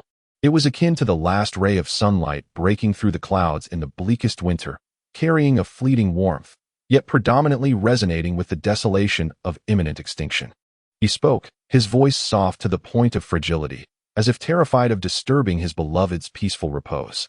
Naruto. Merely uttering this name seemed to drain him of all vitality. His words, heavy with grief, emerged hoarse and weary. He paused momentarily, as if gathering the final threads of his thoughts, perhaps meticulously recalling the tender and trivial admonitions his wife had just imparted. Ultimately, all his unspoken sentiments, the boundless love akin to mountains and seas, coalesced into a singular phrase, one simple, yet brimming with profound affection, reminiscent of the words of your ever-chatty mother. Boom. This utterance, serene, gentle, and laced with a hint of playful endearment, pierced the hearts of all present like an invisible current of warmth, simultaneously resembling the weightiest hammer striking down with ferocity. The cries that had subsided following Naruto's fainting spell could no longer be contained. Erupting like a long-dormant volcano or a flood breaking through its dam, resounding with heart-rending intensity. The anguished wails filled the hall, transcending age and status. Men and women, ninjas and civilians alike, were unable to restrain their emotions. They covered their faces with trembling hands or muffled their mouths, releasing their grief in uncontrollable sobs. The cacophony of sorrow mingled, tearing at the very fabric of their hearts. This man, so profoundly gentle, so tender to the core, was on the precipice of death. Having just lost the love of his life, in the depths of his heart, a man who should have been consumed by profound sorrow and despair, instead, uttered his final words to his son with an astonishing calmness. Those words were imbued with a tender reminiscence and affection for his wife. Just like your talkative mother, he said. Within this statement, there was no heavy admonition, no grave counsel, nor even a direct declaration of love. Yet, in that fleeting moment, everyone present comprehended the essence of what this man, named Minato Namikaze, sought to convey to his child.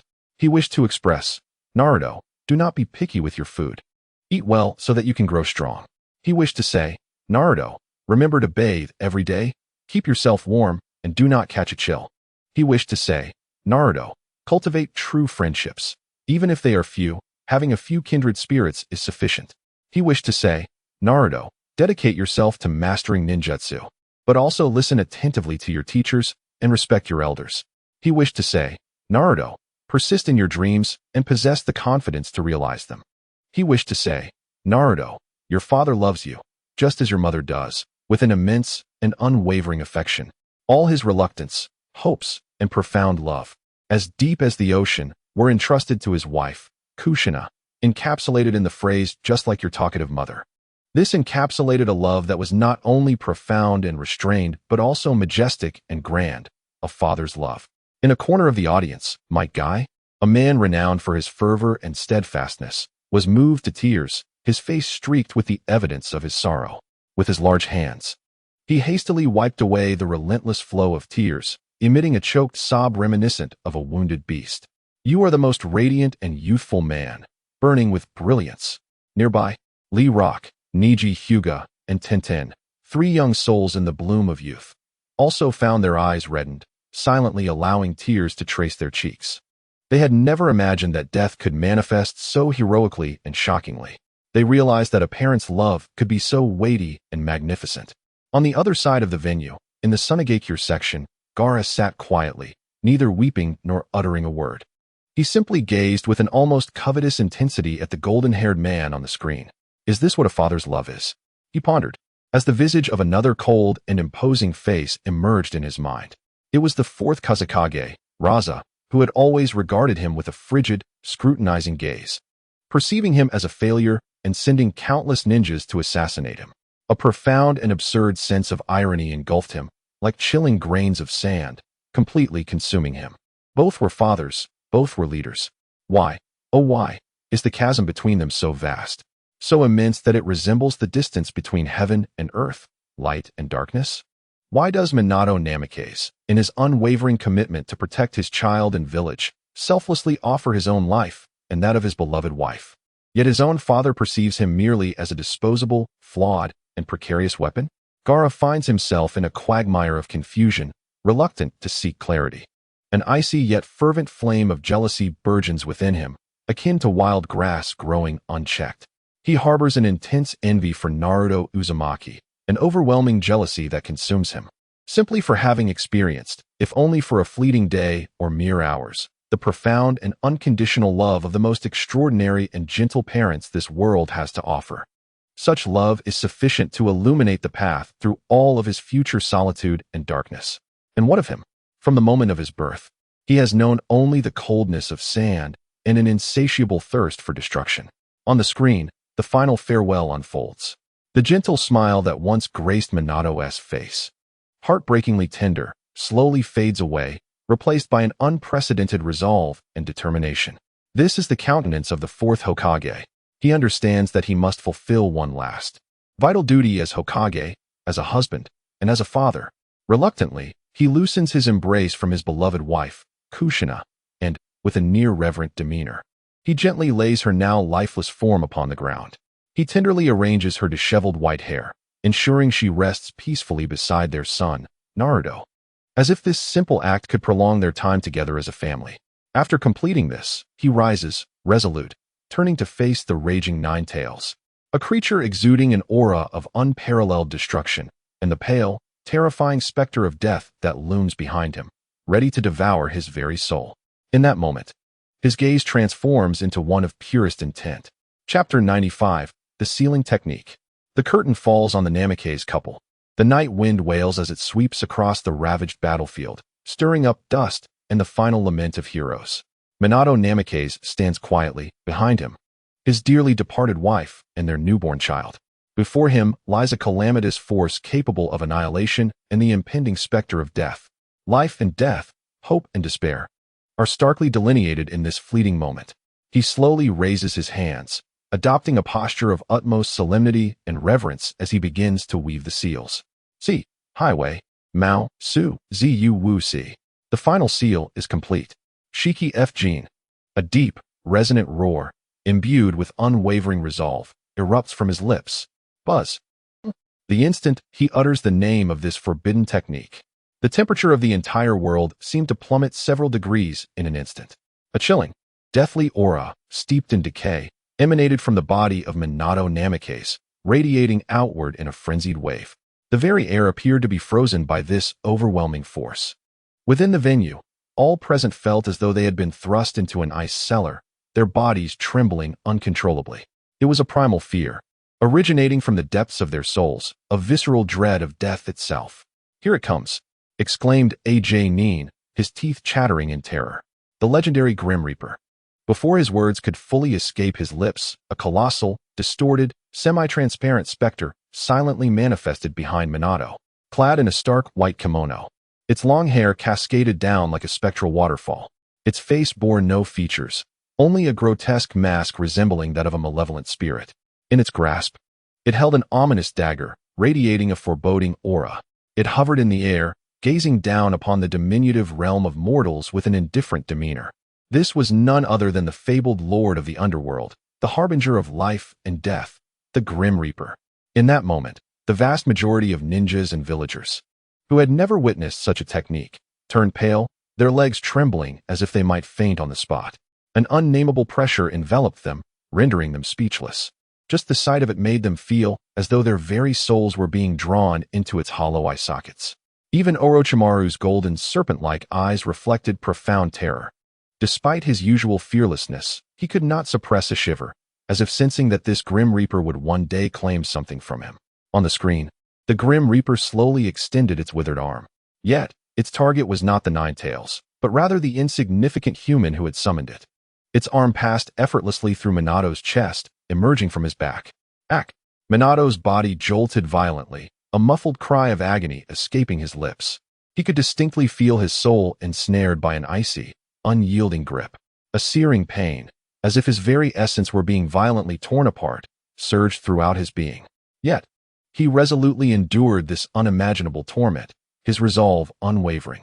Drawing upon the power of the Grim Reaper, he extended his own translucent arm, a manifestation of his soul, and lunged fiercely toward the raging Nine Tails. "Come to me," he roared, summoning every ounce of his will as Hokage. The Nine-Tails body suddenly stiffened, its ferocious eyes betraying a flicker of fear. It sensed an irresistible force tugging at its very soul. It struggled fiercely, yearning to escape from that overwhelming force. In the astonished silence of the onlookers, an equally colossal spirit apparition of a nine-tailed fox, radiating a blood-red glow, was forcibly extracted from its corporeal form by Minato. Had he truly drawn forth the soul of the Nine-Tails? All present were utterly dumbfounded by the spectacle. The ultimate forbidden technique. The Reaper Death Seal. Was this truly the essence of its unparalleled power? It seemed akin to divine retribution. However, the astonishment did not end there. Following the extraction of the Nine-Tails soul, Minato did not immediately seal it away. Instead, he performed an unexpected maneuver that left everyone in disbelief. With a sudden clasp of his hands, he forcefully tore the immense nine-tailed spirit asunder. One half was infused with malevolence and hatred, a manifestation of dark chakra, while the other half embodied a gentler, light chakra. What was he attempting? He had actually separated the chakra of the Nine-Tails. The intentions of Minato were incomprehensible to all. Yet, the third Hokage, Hiruzen Sarutobi, seemed to grasp something, his countenance shifting dramatically. "This is bad. Minato, you foolish child," he bellowed in terror. Could it be that? His words remained unfinished, for Minato's actions on the screen confirmed his fears. Commanding the Grim Reaper, he directed the half of the nine-tailed spirit imbued with dark chakra, alongside his own soul, to open wide and voraciously consume it. No. In the assembly, Kakashi emitted a wail of despair. He watched in horror as the soul of his most revered teacher was devoured piece by that ghastly Reaper, ultimately dissipating from this world. Minato Namikaze, the fourth Hokage of Konoha, the legendary Yellow Flash. At this moment, his essence was obliterated. Countless individuals collapsed in a daze upon the ground, their faces devoid of tears. Only a vacant numbness of despair remained. Had the hero truly departed? Not even a soul was left behind. Yet, the imagery on the screen continued. The lifeless shell of Minato, now devoid of spirit, still stood, upheld by the last vestige of his paternal will. With his final chakra, he summoned an ancient altar, gently placing the weeping infant upon it.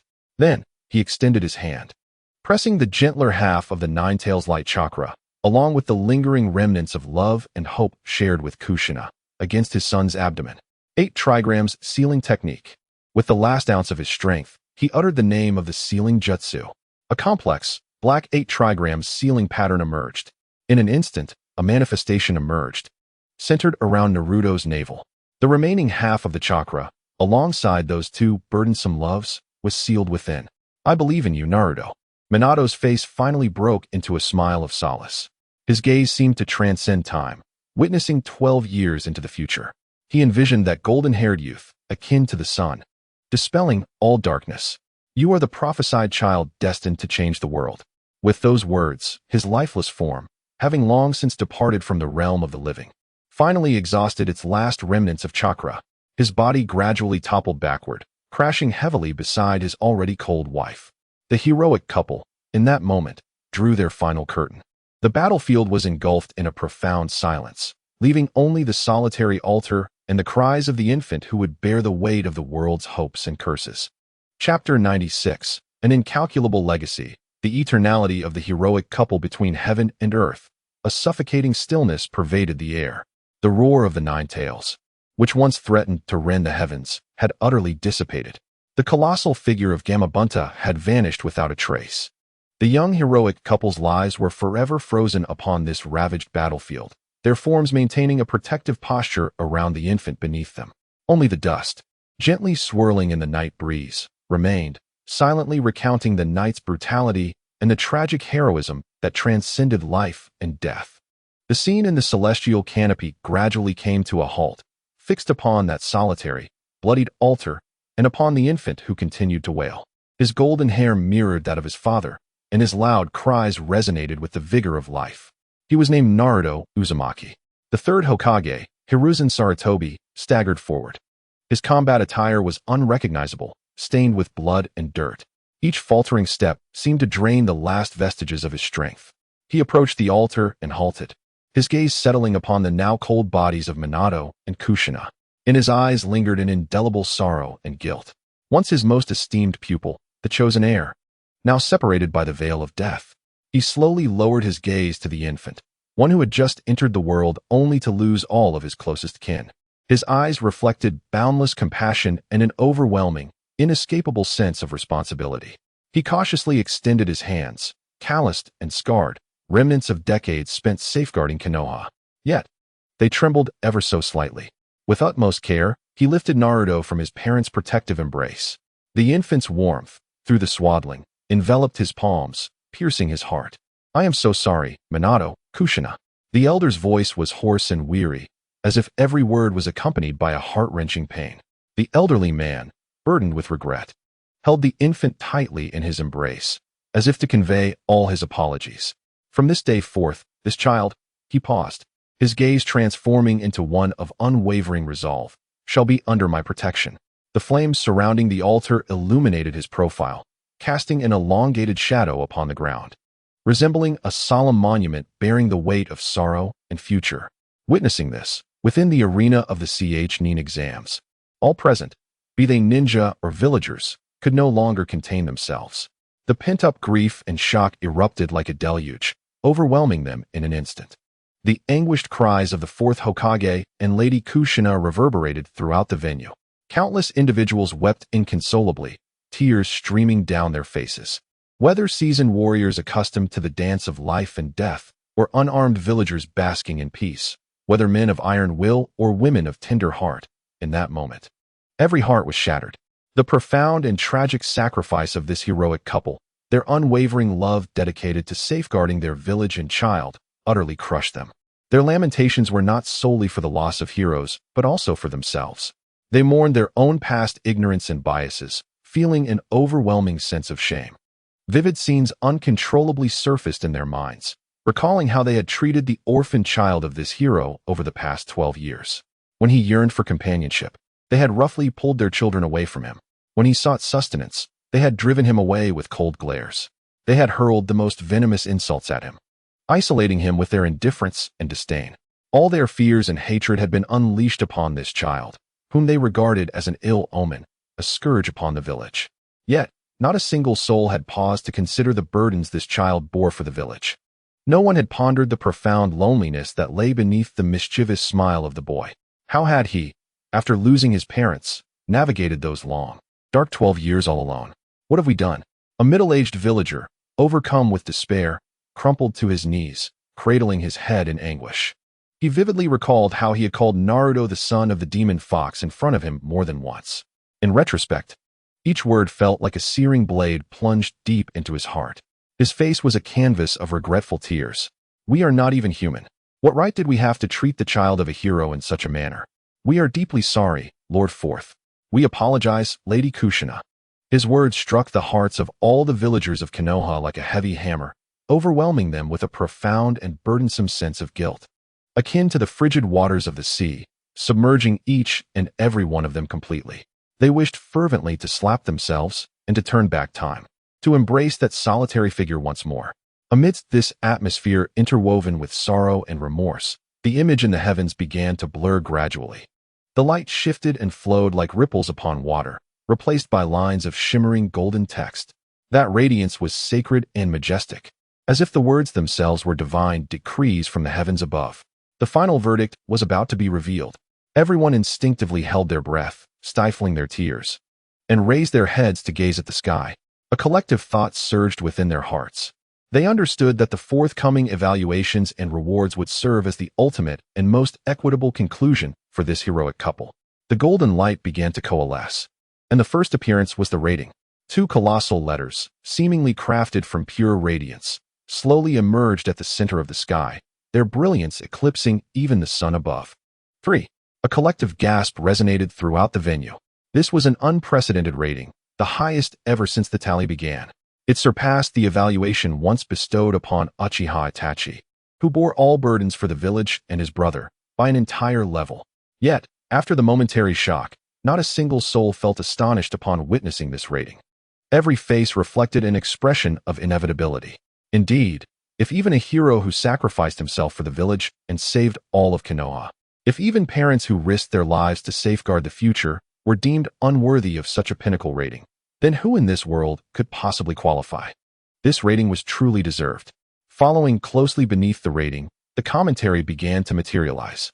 It was a passage imbued with an epic resonance and tones of praise.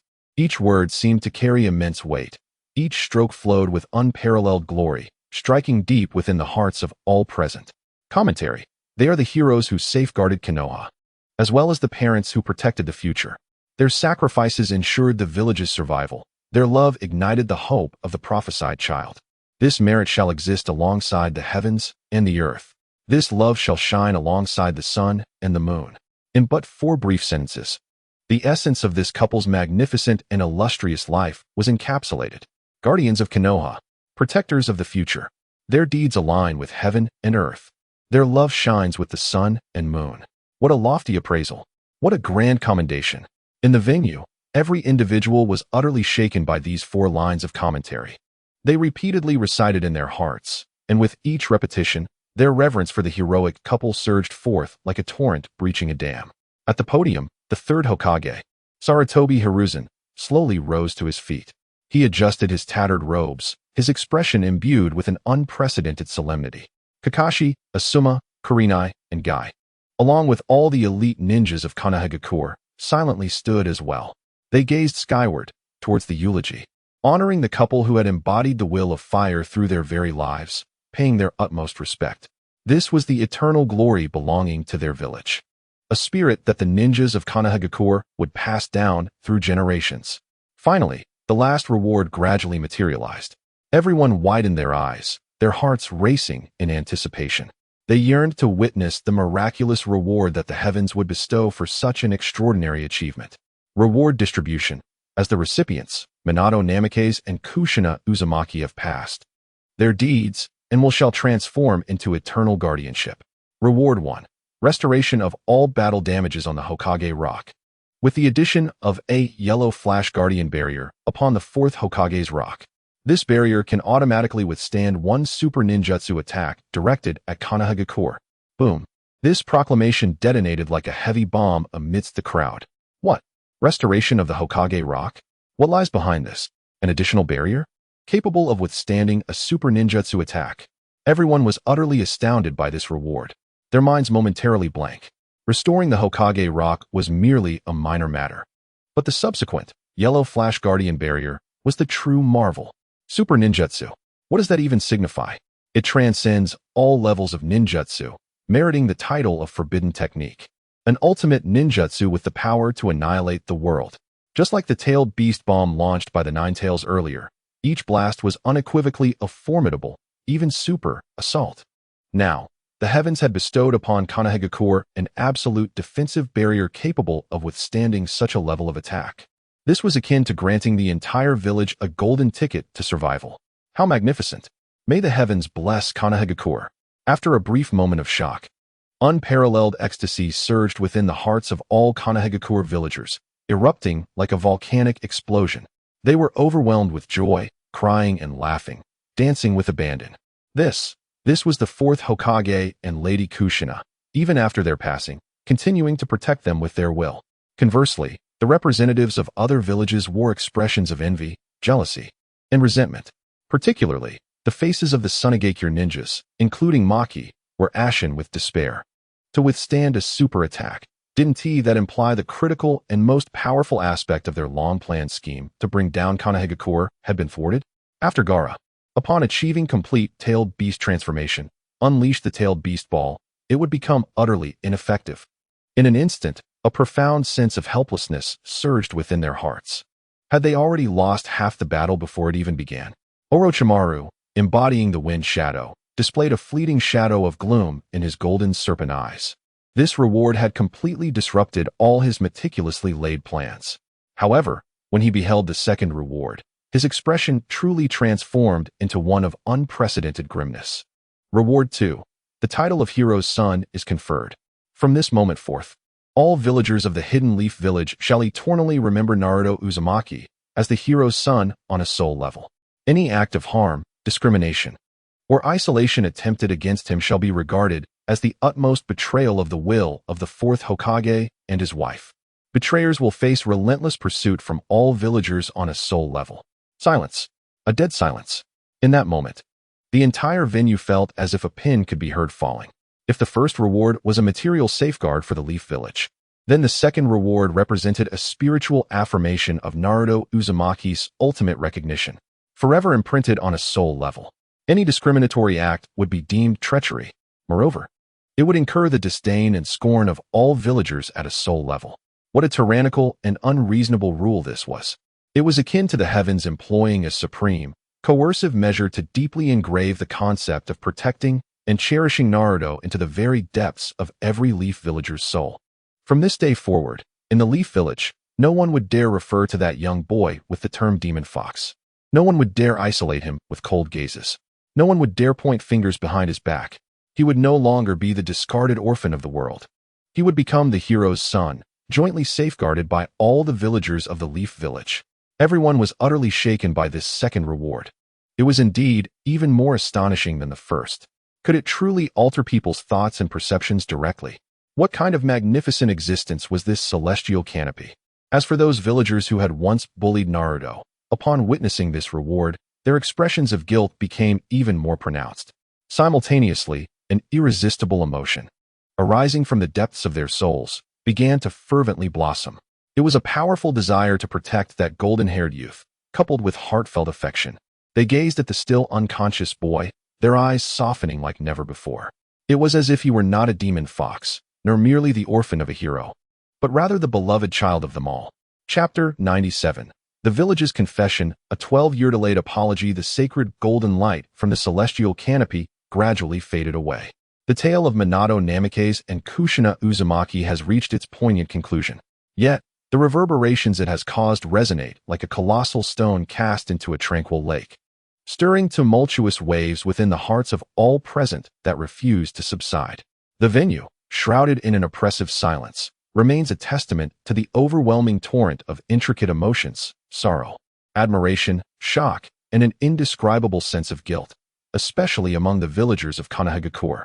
As the second reward was proclaimed, etching the will to protect Naruto deep within their souls, they felt as though an invisible hand had tightly grasped their hearts, inflicting a pain that was both sharp and profound. The curtain serves as a mirror, reflecting not only the greatness of the hero but also the ignoble and wretched aspects of their own humanity. Over the past 12 years, what deeds have they committed against the son of that hero? In the wake of the Ninetales incident, they lost loved ones and, with a sense of misplaced justification, transferred their anguish and hatred onto the newly born infant. They conveniently forgot that the child's father, the fourth Hokage, sacrificed his life to protect them, while the infant's mother valiantly fought for the village until her last breath. Instead, they selfishly used him as a vessel for their emotions, a target for their unrestrained vitriol and isolation, devoid of any repercussions. The cruel words they once hurled at him, demon fox, monster, stay away or be cursed, echoed in their minds, accompanied by chilling memories of their past actions. At that moment, these recollections pierced their conscience like the sharpest of blades. Suddenly, from within the crowd, an elderly man with hair as white as snow and a stooped frame painfully rose to his feet.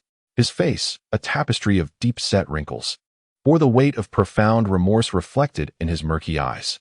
Leaning on his cane, he slowly made his way toward the unconscious golden-haired youth, each step a struggle. The surrounding crowd instinctively parted, their gazes fixated upon the old man. Finally, he reached the periphery of the medical team. He gazed upon the boy lying on the stretcher, his brow furrowed in apparent agony, seemingly trapped in a nightmarish slumber.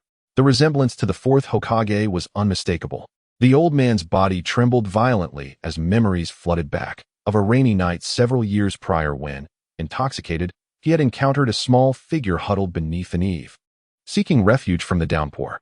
Fueled by his inebriation and an amplified hatred for the demon fox, he had picked up a stone and hurled it at the child, striking him squarely on the forehead.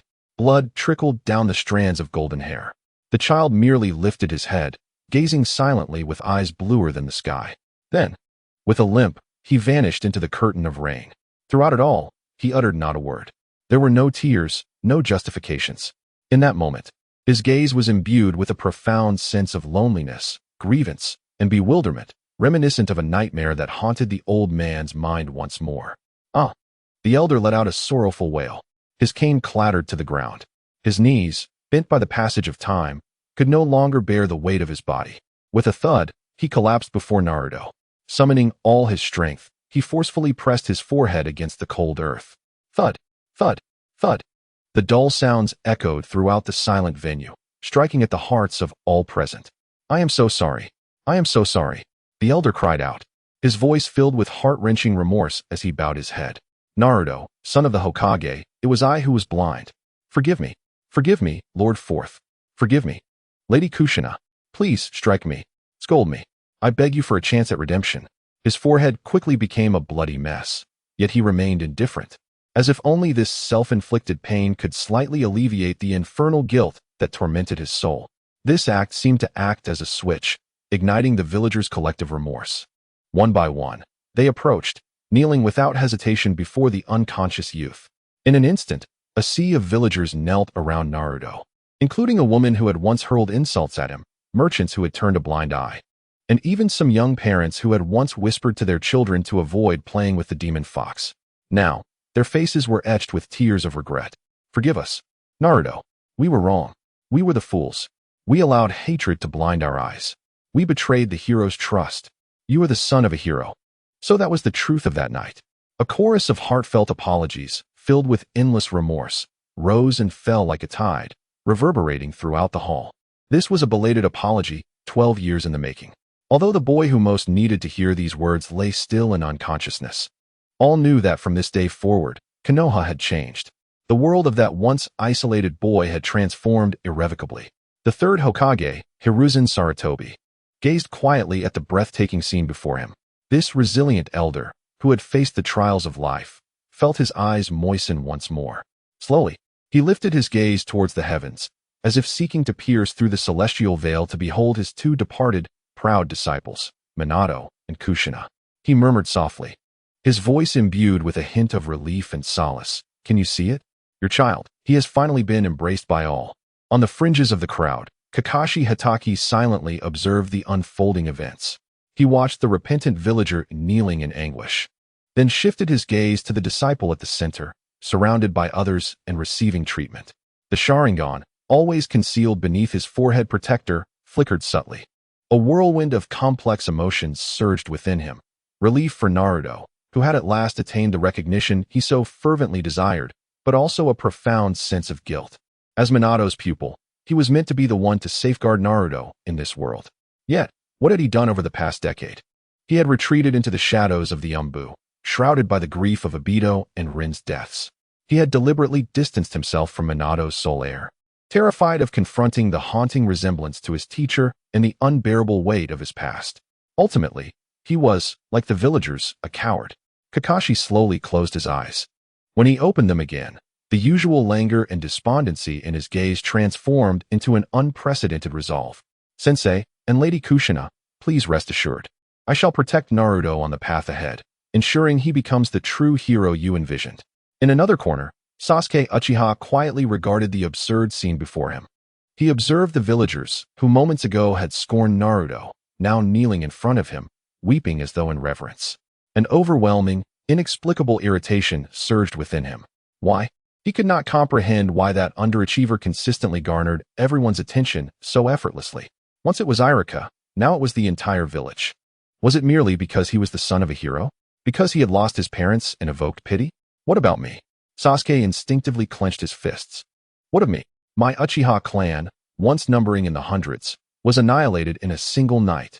Does my suffering, my hatred, count for nothing? A cold, burning jealousy ignited fiercely within him once more as he gazed at Naruto, encircled by adoring villagers, his expression a tumult of sympathy, resentment, and an unacknowledged envy that he could scarcely fathom. As Sasuke grappled with a tumult of emotions within, a warm hand rested upon his shoulder. He turned to find Kakashi beside him. "Sasuke, every individual bears their own share of suffering and destiny. Naruto has endured far more than he ever should have, and now he rightfully receives the recognition he deserves. I shall prove my strength surpasses his. Then go forth and demonstrate that. But do not allow hatred to cloud your vision." At that moment, Naruto slowly opened his eyes, gazing at the villagers kneeling around him, his expression one of bewilderment. The villagers lifted their heads, their eyes brimming with guilt and hope. Naruto scratched his head, revealing a radiant smile. "What is happening, everyone? Please rise." Upon hearing his words, the villagers were overcome with tears. The third Hokage stepped forward, looking at Naruto with affection. "Child, from this day forth, you shall be the hope of the entire village of Konoha." Naruto nodded resolutely, his gaze unwavering, while Sasuke clenched his fists, silently vowing to surpass Naruto. Chapter 98. The New Sun, bearing a future of love and hope. The confessions within the gathering continued unabated. The emotions of sorrow and guilt hung over each villager of Konoha like a dense fog, lingering and refusing to dissipate. This belated apology, 12 years in the making, seemed destined to rectify all past grievances in one fell swoop. Yet amidst this chaos and sorrow, a faint, pained groan escaped the lips of the golden-haired youth lying on the stretcher. Naruto? Sakura, who had vigilantly remained by his side, was the first to notice the change and exclaimed in delight, "He is waking up. Naruto is waking up." In an instant, all eyes in the vicinity were fixated upon him. The kneeling villagers instinctively ceased their weeping, anxiously watching the young man on the verge of awakening. On the stretcher, Naruto Uzumaki's long eyelashes fluttered slightly. Then, his azure eyes, reminiscent of the vast sky, gradually opened a narrow slit. The first sights that met his gaze were Kakashi's concerned expression, Sakura's tear-stained face filled with worry, and the unfamiliar faces around him, each reflecting guilt, care, and even a hint of appeasement and reverence. Where am I? Naruto's mind was still somewhat clouded. The scenes from before he lost consciousness played back in his mind like shattered film reels. His mother's final admonition, his father's last smile, and the claws that pierced through their bodies. Boom. The memories surged back with ferocious clarity. A wave of excruciating pain gripped his heart once more. "Father! Mother!" He let out a heart-wrenching wail, abruptly sitting up from the stretcher. Gasping for breath, his body drenched in cold sweat, he instinctively lifted his gaze to the sky. The once frozen scene above had long since vanished, replaced by an abyss of profound darkness. Is it over? The sole window through which he could behold his parents has been closed as well. An overwhelming, indescribable sense of loss instantly engulfed him. He sat there dazed, like a lost child abandoned by the entire world. The light in his eyes gradually dimmed. Naruto, Kakashi observed his despondent state and felt a pang in his heart. He reached out and gently placed his hand on Naruto's shoulder. "Do not fear, Naruto," he spoke in an unprecedentedly gentle tone. "The teacher is here. We are all here." Naruto's body trembled slightly. He slowly turned his head to survey his surroundings, and then he froze. What did he see? He beheld the elderly man, once a source of torment, now kneeling before him with tears streaming down his weathered cheeks. He glimpsed the ramen shop owner, who once called him a monster, now with hands clasped together, gazing at him with profound remorse. He saw countless faces, both familiar and unfamiliar, all bearing a singular emotion: sorrow, compassion, guilt, and an unprecedented, heartfelt respect. "I am sorry, Naruto," the oldest villager uttered, bowing his forehead heavily to the ground as he gazed upon the awakened Naruto. "It is we who have wronged you." This gesture served as a signal. All the villagers kneeling around him lowered their proud heads in unison. "We apologize. Please forgive us." The deafening chorus of apologies surged forth, enveloping Naruto in a tidal wave of remorse. Naruto was utterly bewildered by this absurd scene unfolding before him. He stared at the villagers kneeling in front of him, weeping profusely, his mind a blank slate. What on earth was happening? Why were they all apologizing to him? Had he done something wrong again? Instinctively, he recoiled, confusion and unease flooding his eyes. Witnessing his bewilderment, the villagers felt as though a needle had pierced their hearts, intensifying their pain. Indeed, what profound psychological scars had their past actions inflicted upon this child? To the extent that, when they sincerely sought his forgiveness, his first reaction was not joy or relief, but fear. At the podium, the third Hokage rose to his feet. It was time for him to help this child untangle the knots in his heart. He approached Naruto, crouching down to meet his gaze with eyes that were already moistened with tears, murky yet imbued with immense kindness. "Naruto." The elder's voice was hoarse, but resonated with strength. "Lift your head. You have done nothing wrong. It is we, the ignorant adults, who are at fault." As he spoke, he extended his calloused hands and gently ruffled Naruto's somewhat disheveled hair, resembling an ordinary grandfather comforting his most cherished grandson. "Naruto, do you know? Your father, Minato Namikaze, is the greatest hero of Konoha. Your mother, Kushina Uzumaki, was also an extraordinary and formidable ninja. They sacrificed their lives to protect this village, to safeguard all of us. And you, the third Hokage paused, his tone imbued with profound gravity. You are neither a demon fox nor a monster. You are the most precious legacy they left behind in Konoha, the heroic offspring that we, the villagers, must protect with our lives, our future hope. The past 12 years have been a disservice to you. However, from this day forth, I assure you, those days will never return. The words of the third Hokage resonated powerfully. Each syllable struck Naruto's heart like the morning bells or the evening drums. The legacy of heroes, the hope for the future, a colossal, unprecedented wave of warmth surged from the depths of his heart, rapidly spreading through his limbs. It dispelled all the coldness and solitude within him. He stared blankly at the third Hokage before glancing around at the villagers, whose gazes were filled with immense anticipation and concern. Tears once again flowed uncontrollably from his azure eyes. But this time, they were not tears of sorrow or pain, but of relief, warmth, and happiness, tears accepted by the whole world. Slowly, he stepped down from the stretcher and approached the oldest man, whose forehead was a bloody mess. In the astonished eyes of everyone, he extended his trembling hand and gently helped the old man up. "It's all right, Grandpa." His voice, though tinged with emotion, was remarkably clear. "It's all over." Turning around, he faced all the villagers kneeling before him, a radiant smile brighter and warmer than the sun gracing his face. "Everyone, please rise." Just as the Hokage said, "It's all in the past." With his chest held high, he proudly pointed to himself with his thumb. "I am Naruto Uzumaki of Konoha." And his eyes sparkled with an unprecedented brilliance. "I shall become a man who surpasses all previous Hokages." His voice rang out with clarity. His smile was pure, his resolve unwavering. In that moment, everyone present seemed to see another figure in him, a hero with golden hair, a sunlit smile, and the determination to change the world. All the villagers slowly rose to their feet. They gazed at the seemingly radiant youth, their faces adorned with genuine, heartfelt smiles. The weight of their lingering guilt had, at last, begun to lighten somewhat. Indeed, as the child had expressed, it was all in the past. The hero had departed, yet the spirit of the hero was flawlessly passed down through his bloodline. Konoha would not descend into darkness merely because it had lost its sun, for a new sun was steadily ascending. In a corner of the crowd, Sasuke silently observed this scene, watching Naruto, who was gazed upon by all with heroic admiration, as if he had become the very center of the world. A myriad of emotions swirled within him. His heart, encased in layers of hatred and darkness, seemed to develop a barely perceptible crack due to that warm sunlight. At the opposite end of the podium stood Orochimaru, who had always regarded this entire affair as a farce. For the first time, a grave expression graced his features as he contemplated the unprecedented unity and iron will of Konoha. Reflecting on his own scheme to undermine this village from within during the Chuunin Exams, he felt a profound sense of absurdity and insignificance. Above, the last glimmers of golden light faded entirely, replaced by a deeper, silvery radiance that seemed to encapsulate the vastness of the cosmos. The inscription of Chapter 2 gradually materialized, heralding the onset of a grander narrative yet to unfold. Chapter 99, A Resurgence. Can the deceased be revived? Above, the supreme radiance representing the heroic couple of Konoha slowly diminished.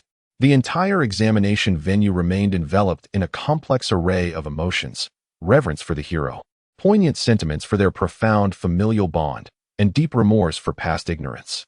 The gazes of countless villagers converged upon Naruto, no longer marred by any disdain or rejection. Instead, they reflected a sincere remorse and a desire to atone. Naruto felt the warmth of these unprecedented, benevolent looks. Though tears lingered at the corners of his eyes, his face radiated a smile as bright as his father's. He understood that from this moment forth, he would no longer be alone. Yet, amidst this intertwining atmosphere of warmth and regret, the heavens began to shift once more. The sacred and warm golden glow that belonged to the Minato couple gradually dissipated, dimming the sky momentarily as if mourning the end of an era. Then, a distinctly different light ignited at the center of the heavens, a vibrant emerald green, teeming with life. Akin to the first tender sprout breaking through the frost in early spring, brimming with boundless vitality and hope. Subsequently, another light intertwined with it, a pure, platinum radiance. It is not as fervent as the sun, yet it exudes a purity surpassing that of the moon, imbued with an extraordinary, sacred aura, as if it does not belong to this earthly realm. The interplay of emerald green and platinum light intertwines, enveloping the entire shinobi world in an ineffable essence. What is this? A ninja murmured instinctively to himself. From this aura, he sensed neither bloodshed nor tragic sorrow, only the unadulterated, vast essence of life. Just as uncertainty gripped everyone present, a line of fresh, bold characters slowly emerged in the sky. The miracle beyond life and death, the pioneer of a new era. Upon the appearance of the phrase beyond life and death, the atmosphere erupted into chaos. Beyond life and death. Surely, I must be mistaken. What could this mean? A ninja from a Wagakure stood up in excitement, exclaiming loudly. The departure of life and the return of the soul to the Pure Land is a fundamental truth of the shinobi world. How could there be a miracle that transcends life and death? Could it be akin to the forbidden technique of Edo Tensei? No. The aura of Edo Tensei is not so divine. Voices of speculation and argument surged forth, the impact of this title proving to be overwhelming. Miracle of life and death. In a corner, Orochimaru licked his lips, his golden serpent-like eyes igniting with an unprecedented fervor. What he had pursued all his life was the art of immortality. Now, the heavens were recounting such a miracle. How could he contain his excitement? Yet amidst the crowd, one person's reaction was more intense than anyone else's, Rock Lee. The moment he beheld the title, his body began to tremble violently. His breath quickened, his eyes wide and fixated on those words in the sky, beyond life and death. This term instantly conjured the agonizing memory that still pierced his heart. The opening piece of the ranking list. Gai-sensei. Lee's lips quivered as he turned abruptly to face Might Guy beside him, his voice trembling with incredulous anticipation. Gai-sensei. Could it be? He was so overwhelmed he could not utter a complete thought. Not just him. Tintin beside him covered her mouth tightly with her hand, tears welling up in her eyes. Even Niji's usually impassive face bore an expression of shock for the first time, his Byakugan activating uncontrollably, veins protruding at the corners of his eyes. Calm down, Lee. Might Guy himself was equally bewildered by the title. He patted his disciple's shoulder, attempting to soothe him. Yet within his own heart, tumultuous waves were stirring. He instinctively reached for his chest, feeling the strong rhythm of his heartbeat. He was certain he was alive and well. Could my youth truly burn again? He gazed at the heavens, a profound confusion etched upon his face. The opening of the dead gate in the 8 Gates of Ninjutsu guarantees certain death. This is an ironclad rule that his father, Might Due, verified with his very life. How could one transcend life and death? It has arrived. I comprehend now. It's here, it's here. From the audience, a voice suddenly exclaimed, filled with the thrill of epiphany. The previous retrospections were all in reverse. This too must follow after 10 in the timeline. The excited individual analyzed. 10 represents Kai exhausting his life force to unleash Night Guy. And this too, titled The Miracle of Transcending Life and Death. This is undeniably a sequel to Night Guy, awakening the dreamers with a single phrase. The entire examination hall was instantly enveloped in a profound silence. It was as if a bolt of lightning had struck every mind. Indeed, a sequel. This is certainly a sequel. After a brief stillness, a tidal wave of fervent discussions erupted. My heavens, could it be that Teacher Kai truly did not perish? This cannot be. His body had turned to ash. It must be a rescue. The title of the list is indeed a dramatic rescue. Someone must have saved him. Surely, someone intervened after Teacher Kai's demise. Who could it be? Who is capable of extracting someone from such a state? That was the formation of the 8 Gates of Ninjutsu. Even the first Hokage could not accomplish such a feat. At this moment, the emotions of everyone were ignited. Anticipation, curiosity, shock, and disbelief intertwined, culminating in an atmosphere within the venue that reached unprecedented heights. Kakashi's gaze sharpened instantaneously. The eye that was revealed sparkled with brilliance. As Kai's lifelong rival and dear friend, no one understood the price of the dead gate better than he. He too could not believe that anyone could reverse such a death. Yet the heavens do not lie. The miracle of transcending life and death, he whispered softly. Who possesses the power of a deity? In the seating of Sunagakure, Kankuro and Temari gaped in astonishment at this sudden twist. Is this a joke? Kankuro murmured. That thick-browed man actually survived? Temari's face was etched with incredulity. Only Gaara remained composed, though his hands, resting at his sides, quietly clenched. He recalled his own experience, being extracted from Shikaku, dying, and then being resurrected by Chiyo with her life. He understood the weight of the phrase transcending life and death more than many present. Is it a forbidden technique akin to Chiyo's? It feels even more profound. He lifted his gaze to the heavens. The intertwining glow of emerald and platinum was so sacred. This is certainly not a reincarnation technique that demands the price of life. This is a higher level, true miracle. At this moment, it was not just the Konoha examination hall. The entire shinobi world, all those who beheld the heavens, were utterly ignited by this title. In Kirigakure, Terumi may observe the skies with profound interest. Oh my, transcending life and death, is it? The surprises from Konoha truly seem to unfold one after another. If such power genuinely exists, the dynamics of the Fourth Great Ninja War may indeed be irrevocably transformed. Atop the tower in the Rain Village, Pain stood quietly, his Rinnegan reflecting the scenes of the sky. Transcending life and death, Nagato softly recited through Pain's perspective. Is there truly someone besides me, wielding the outer path, samsara technique? Who can reach this realm? Beside him, Konin's gaze was filled with solemnity. In another space, Tobi, masked and contemplative, stared at the title, enveloped in prolonged silence. His Sharingan slowly rotated. Is this another manifestation of Six Paths power? Or perhaps something even older? Memories of ancient legends surged within him, about Kaguya, the god tree, and the origins of chakra. A premonition stirred within him. What was about to be revealed would be one of the world's most profound secrets. As the entire ninja world stirred with anticipation, within the Konoha examination hall, Rock Lee could no longer contain his emotions. He sprang to his feet, directing his voice skyward, pouring every ounce of his strength into a fervent cry. Please, tell me, Teacher Guy has truly been saved. His voice echoed throughout the venue, laden with the deepest concern and fervent hope of a disciple for his mentor. The heavens seemed to respond to his plea. A radiant light burst forth. The scene began to materialize. Chapter 100, The Fall, the Sun and the Moon. Soon after, the celestial display of the sun and moon illuminated the sky. An aura both mysterious and ancient held everyone in rapt silence, a profound sense of solemnity weighing upon their hearts. Here it comes. A voice rang out, trembling with uncontainable excitement. In an instant, the atmosphere of the hall ignited. It's the continuation of Teacher Guy's tale. Rock Lee's face flushed with fervor, tears mingling with sweat cascading down his determined visage.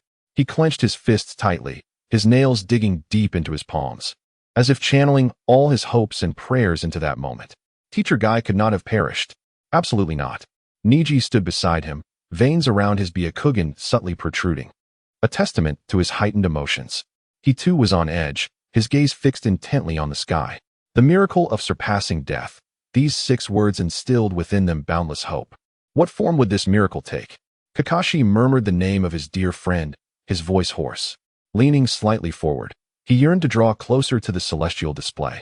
Even if just by a fraction, he wished to witness firsthand the man who perpetually defied the impossible with his passion, triumph over fate once more. The atmosphere of the hall surged to an unprecedented pinnacle. Everyone awaited, yearning to see how that hero, who had burned brightly through life, would rise anew from the ashes. At last, the heavens did not disappoint. They gradually illuminated, the brilliance dissipating to reveal the scene. However, the expressions of everyone froze in an instant. The anticipation, excitement, and joy etched upon their faces were abruptly encased in ice, shattering into fragments. The scene before them was not the chaotic battlefield conjured by Night Guy. There was neither Might Guy nor Six Paths Obito. Instead, it revealed a landscape far more devastated and hopeless. The sky hung in a sinister shade of dark red, reminiscent of congealed blood. The earth was riddled with bottomless chasms, as if cleaved by the hand of a deity wielding a colossal axe. The air was thick with an aura of death and finality.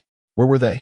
Shikamaru's brow furrowed tightly, his mind racing yet failing to find any relevant intelligence. This was wrong. This was not the battleground of Teacher Guy. Ino's voice trembled, betraying her unease. A foreboding sensation, akin to a chilling serpent, coiled around the hearts of all present, rendering them breathless. The camera slowly panned, with a cruelly steady pace, sweeping over the shattered rocks and the desiccated bloodstains.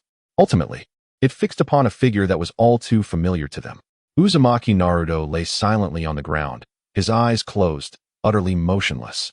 His iconic orange jacket was tattered and worn, resembling remnants of ashes after a fire. His face and body were marred with grotesque scars and layers of dried dust. His golden hair, once radiant, now lay disheveled and devoid of luster across his forehead. Most chilling of all was the complete stillness of his chest.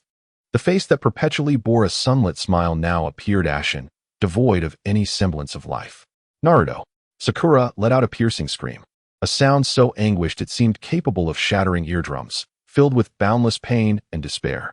Her legs weakened beneath her, nearly causing her to collapse. How could this be happening? Hinata's vision darkened, the world swirling around her. She swayed dangerously, almost fainting. She clamped her hand over her mouth, struggling to stifle her cries. Yet tears cascaded forth, bursting forth like a flood, soaking her garments. What kind of cruel jest is this? Akamaru by Kiba's side sensed his master's distress and emitted a mournful whine. How could that indomitable rascal possibly fall? His chakra had vanished. Shino adjusted his sunglasses, speaking in a tone bordering on delirium, laced with unprecedented shock. It was not merely his own chakra. He paused, his voice growing increasingly hoarse. The vast, violent chakra within him, akin to the sun, had also dissipated, vanished. This revelation struck each person like a heavy hammer, resonating painfully within their hearts. The nine tails had been extracted? Kakashi's form froze completely, as if turned to stone. The remaining Sharingan in his eye reflected the despair on the screen. The Crimson Tomo losing their brilliance. As a former Umbu, he understood better than anyone what it meant for a Jinchuriki to be stripped of their tailed beast. It was not merely the deprivation of power, it was an irrevocable death. No, it cannot be. Irika, utterly despondent, collapsed onto the ground, as if every ounce of strength had been siphoned from his being. He shook his head repeatedly, his lips moving in disbelief, unable to accept the cruel reality before him. The very student to whom he had just fastened the forehead protector, the son of a hero safeguarded by his parents, lives. The beacon of hope for the future of Konoha that he had vowed to protect. How could he, like a candle extinguished, be snuffed out? The villagers of Konoha were struck as if by thunder. Their expressions morphed from shock to bewilderment, ultimately culminating in boundless anguish. They had only just begun to feel profound remorse for their past actions. They had only recently welcomed this hero's orphan into their hearts, silently praying for Naruto's bright future. Yet now, the heavens cruelly revealed to them that it was too late. Everything was far too late. Their hero's son had perished. An overwhelming wave of guilt and sorrow engulfed each of their consciences like a tsunami. It is our fault. We have doomed him, an elder villager wept, pounding the ground with his fists. If only we had treated him better from the start, perhaps this would not have happened. Many broke down on the spot, kneeling and weeping, their cries filled with regret. In Sunagakure, Gaara's body trembled violently, his eyebrowless eyes fixated intently on the lifeless image of Naruto on the screen, as if witnessing a reflection of his former self, the self that had nearly been consumed by hatred in the depths of solitude. It was Naruto, this golden-haired youth, who had pulled him from the abyss with both fists and words. He was Gaara's first ray of light, his first true friend. But now, that light had been extinguished. Gaara's heart felt as though it had been crushed by an invisible hand, leaving him gasping for breath. Naruto. Behind him, Temari and Kankuro watched their brother with concern. They could distinctly sense the dangerous, unstable aura emanating from Gaara once more, a scent reminiscent of a monster. In Kirigakure, Mei Terumi's enchanting visage bore a grave expression for the first time, devoid of any charm. Had even the Jinchuriki of the Nine Tails been defeated? Just how devastating was that war? Who would the future enemy be? In Iwagakure, Inoki's aged form appeared even more stooped, as if he had aged a decade in an instant. Was even the child of prophecy not spared? Was there truly any hope left for the future of the ninja world? In Kumogakure, the fourth Raikage, A, slammed his fist against the railing before him, the sturdy stone barrier instantly cracking. Damn it, how could that boy possibly be dead? He thought of his brother, Killer Bee. If even Naruto could meet such a fate, then what would become of his brother? He dared not ponder further, his eyes filled with fury and a trace of concealed fear. Yet, the cruelty of the heavens extends far beyond this. Just as all fell into an abyss of despair over Naruto's demise, the camera slowly shifted, akin to a demon's whisper, away from Naruto's lifeless form. It traversed a field of shattered stones and turned to a nearby site. There, another figure lay in a pool of blood, adopting an equally despairing posture. His short black hair, matted with blood and dirt, framed a once proud and indifferent visage now rendered pale. It was Sasuke Uchiha. His tattered clothing revealed wounds that marred his entire body. Most grievous of all was the location upon his chest. A Kusanagi sword, glinting ominously, pierced through his back and emerged from his front. Blood dripped from its blade, sinking into the earth beneath him. The style, length, and hilt's pattern of that sword were recognized by all present. It was the very weapon Sasuke had always carried at his side. He had been pierced through the heart by his own blade, wielded by an enemy. Sasuke! Sakura's cries became even more heart-wrenching in that moment. If witnessing Naruto's fall was akin to half the sky collapsing, then the sight of Sasuke also succumbing shattered her entire world, plunging it into infinite darkness. One was the boy she had admired and cherished since childhood. The other, a companion she vowed to pursue and bring back with her life. Now, both lay before her in a manner she could not accept. Yet, she could only watch helplessly through the screen, a profound sense of powerlessness nearly suffocating her. In the venue, Sasuke Uchiha's own pupils contracted to the size of pinpoints. He fixated on the image of himself, sprawled in a pool of blood on the screen. His face etched with disbelief and confusion. I lost. His lips trembled slightly. No, I am dead. His mind blanked, all thoughts severed by the brutality of the scene. He had always believed himself to be the chosen one, the avenger destined to surpass all and reclaim vengeance from the man who annihilated his clan. To this end, he had been willing to forsake all ties at any cost. Yet, the future version of himself had met such a wretched fate, even to be slain by his own weapon. This was a devastating blow to his already towering pride. How could this be? Even Sasuke, Shikamaru, and the others were rendered utterly speechless, their minds paralyzed. If Naruto's fall signified the shattering of hope, then Sasuke's death extinguished the last flicker of possibility for a turnaround. The two most formidable individuals of the new generation of Konoha, the reincarnations of Ashura and Indra, the future sun and moon, had both fallen on the same battlefield. The impact of this scene was revolutionary, overwhelming. He, disguised as the fifth Hokage, Orochimaru emitted a low, hoarse laugh. Yet within that laughter, there resided not a trace of joy, only an endless chill and disappointment. My beloved Sasuke, my perfect vessel of the Sharingan, extended his long tongue to lick his lips, yet his movements appeared somewhat rigid. Has he truly been destroyed just like that? In his eyes flickered a cold, serpentine glimmer. This was not merely the wrath over the shattered vessel. It also bore the tinge of dread towards the foe capable of vanquishing both Naruto and Sasuke. The venue, after a brief tumult, succumbed once more to a profound silence. A despair more profound and viscous than ever enveloped every individual present. The clamor of discussions faded away, the fervent shouts ebbed, and even the sounds of weeping gradually subsided. What remained was an oppressive silence, punctuated only by heavy, anguished breaths, akin to a bellows being torn apart.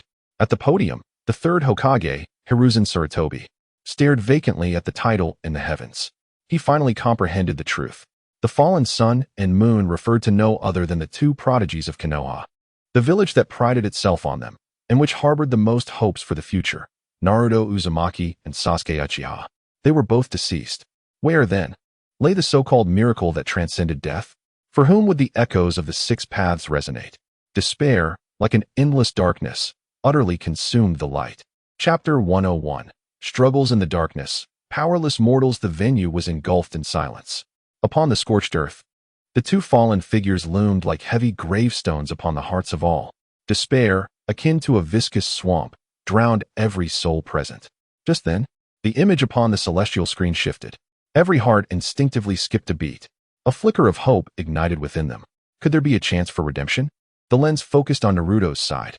A pink figure staggered forward. It was Sakura Haruno. Her hair was disheveled, her face marred with black soot and mottled blood. Her red battle attire was tattered, revealing wounds inflicted by shattered stones. Sakura, Ino gasped, her hands instinctively covering her mouth. She beheld the figure on the screen, disheveled yet still struggling, and felt a profound empathy. As a fellow medical ninja, she understood all too well what Sakura was about to confront in this moment. In the image, Sakura knelt beside Naruto.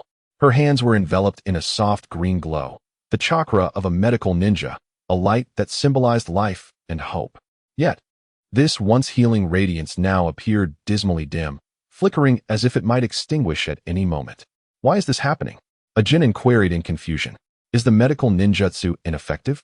At the podium, Orochimaru, disguised as the fifth Hokage, curled his lips into a cruel arc. He rasped an explanation. Medical ninjutsu activates and assists the body's inherent cellular restoration capabilities. In other words, the premise is that the subject of the technique must still be alive. His heart has ceased to beat. Orochimaru's words fell like a bucket of ice water, extinguishing the flicker of hope that had ignited in the hearts of those present. The heart has stopped. A mere 4 words, yet they represent an insurmountable chasm. Sakura in the scene evidently grasped this reality. The green light could not penetrate Naruto's lifeless body. Tears traced down her cheeks, yet she refused to surrender. The droplets fell onto Naruto's cold face as she clenched her teeth, her hands overlapping upon his chest. Once, twice, thrice, she exerted her utmost strength, employing the most primal and clumsy method to attempt cardiac resuscitation. This was no longer a standard procedure. It resembled a desperate outpouring of emotion. With each compression, she expended all her energy.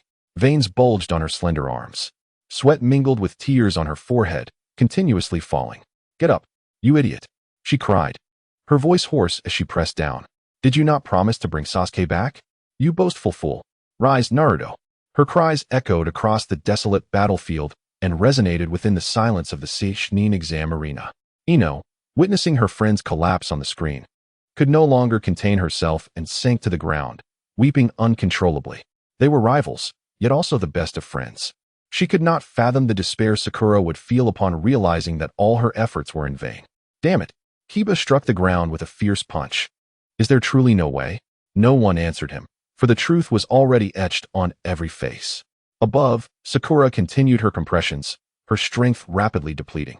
Her movements began to slow, yet she persisted. Finally, it seemed she resolved to take a decisive step. She bent down, cradling Naruto's dust-covered face in her hands. Taking a deep breath, she transferred her breath into his cold lips. Mouth-to-mouth resuscitation. This was the final, albeit feeble, struggle. In the arena, Hinata shuddered at the sight. Yet within her heart, there was no trace of jealousy, only boundless sorrow and respect for Sakura. For the sake of saving her companion, she had forsaken everything. Once, twice. Sakura repeated tirelessly, giving all the air from her lungs to Naruto without reservation, until she herself began to feel dizzy, her face pale as paper. Yet still, Naruto remained unresponsive, lying there like a cold statue, as if all the clamor and struggle of the world had become irrelevant to him. The last hope shattered. Sakura could no longer hold on. Her body softened, collapsing weakly upon Naruto's chest. She buried her face deep into him, her frail shoulders shaking violently. The oppressive and despairing wails echoed through the heavens, resonating clearly in the ears of all present. That sound, akin to a blunt knife, relentlessly carved into the hearts of everyone. The atmosphere of despair in the venue deepened once more. At that moment, the camera shifted, revealing the spot where Sasuke had fallen. Once again, the hearts of the onlookers tightened. Was it possible that, near Sasuke, a girl with flowing red hair and glasses knelt beside him? Her face was equally etched with urgency and panic. "Who is she?" A voice in the crowd questioned in confusion. "Is she a member of the Sound Ninja?" "No. That's not right. Look at her hair, it's red." "From the Uzumaki clan?" Orochimaru's eyes flickered with intrigue upon seeing the girl. "Is that Karen?" He recognized her identity. She was the unique experimental subject he had brought back from the hidden grass village, possessing the bloodline of the Uzumaki clan. In the scene, Karen's hands trembled, appearing to be a sensory-type ninja. "Sasuke's chakra." Her voice quivered with a sob. It was fading, so faint, like a candle in the wind, on the verge of extinguishing. Her words plunged the audience, who had just glimpsed a flicker of hope, back into an icy abyss. The situation was equally grim. Damn it. Karen seemed to have made a resolution. She abruptly raised her arm, revealing her fair skin, and without hesitation, bit into it. She brought her bleeding arm to Sasuke's lips. "Hurry, Sasuke, bite me. My chakra can restore you." This bizarre scene left everyone in the venue utterly astonished. What kind of ability is this? By biting her, he could regain chakra and heal his wounds? Such an unusual method of healing. However, this momentary wonder was soon shattered by the cruel reality. Disguised as the Hokage, Orochimaru once again took on the role of narrator. His voice was cold and devoid of emotion. "Huh, What a remarkable physique. Truly deserving of being from the Uzumaki clan. A natural vessel of vitality. By allowing others to bite her flesh, she shares chakra and life force, achieving rapid healing. What an extraordinary ability. Orochimaru's words sent waves of astonishment through the crowd. Is there truly such a miraculous bloodline limit in the world? Does this mean that Sasuke can be saved? Yet, Orochimaru's subsequent words shattered this glimmer of hope. Unfortunately, he elongated his tone, imbued with a sense of regret. The heart is destroyed. Even a deity cannot save it. No matter how potent the life force, it remains as water without roots, a tree without foundation. What she is doing merely delays the candle's extinguishing by a few seconds. Utterly meaningless. Utterly meaningless. These 4 words once again pronounced a death sentence for Sasuke's fate. The hope that had just flickered in the hearts of many dissolved into mere vapor. In the scene, a tall figure corroborated Orochimaru's assertion. He was a man clad in blue armor, with flowing white hair. His face was marred by the cracks of rebirth from filth, and beneath his eyes lay 2 vivid crimson marks. It was the second Hokage. A Konoha Jonin recognized his identity. Senju Tobirama. The legendary Hokage who pioneered countless forbidden techniques and possessed unparalleled wisdom in the ninja world. He has arrived. Surely, he must have a solution. All eyes were fixated on Senju Tobirama, as if he were the last lifeline. However, the fabled Hokage merely stood quietly beside Sasuke. He gazed down at the piercing wound on Sasuke's chest, his brow furrowed, and his expression grave. This is troubling. Senju Tobirama spoke slowly, his voice deep. The boy's injury is extraordinary. He extended a finger and gently touched the edge of Sasuke's wound. A faint, ominous black aura entwined around his fingertip. That blade. Senju Tobirama's voice turned colder. It has been enhanced by Uchiha Madara's yin-yang release. This is no mere physical injury. He lifted his gaze to the distance, as if he could penetrate the screen and see the overbearing foe. This is an annihilation at the level of rules. All cells at the wound site have been completely obliterated by the power of yin-yang release. No medical ninjutsu can regenerate cells that no longer exist. Senju Tobirama's words fell like the final judgment, each syllable striking the hearts of all present. Annihilation at the level of rules. Non-existent cells.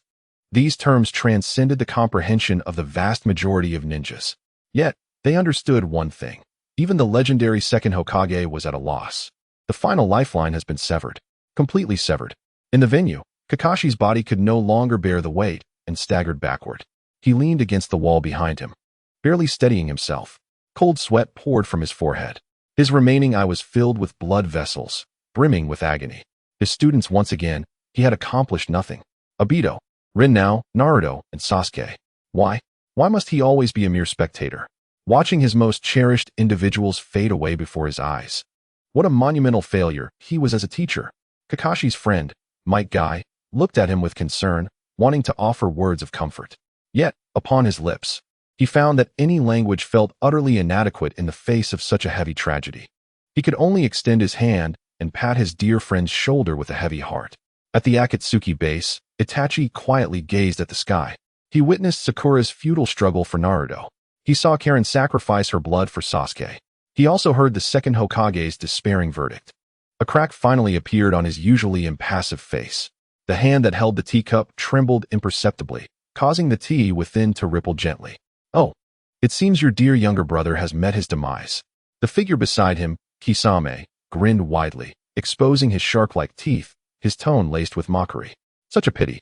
Those eyes had yet to fully develop. Itachi paid him no heed. He simply gazed quietly at the figure sprawled in a pool of blood on the screen.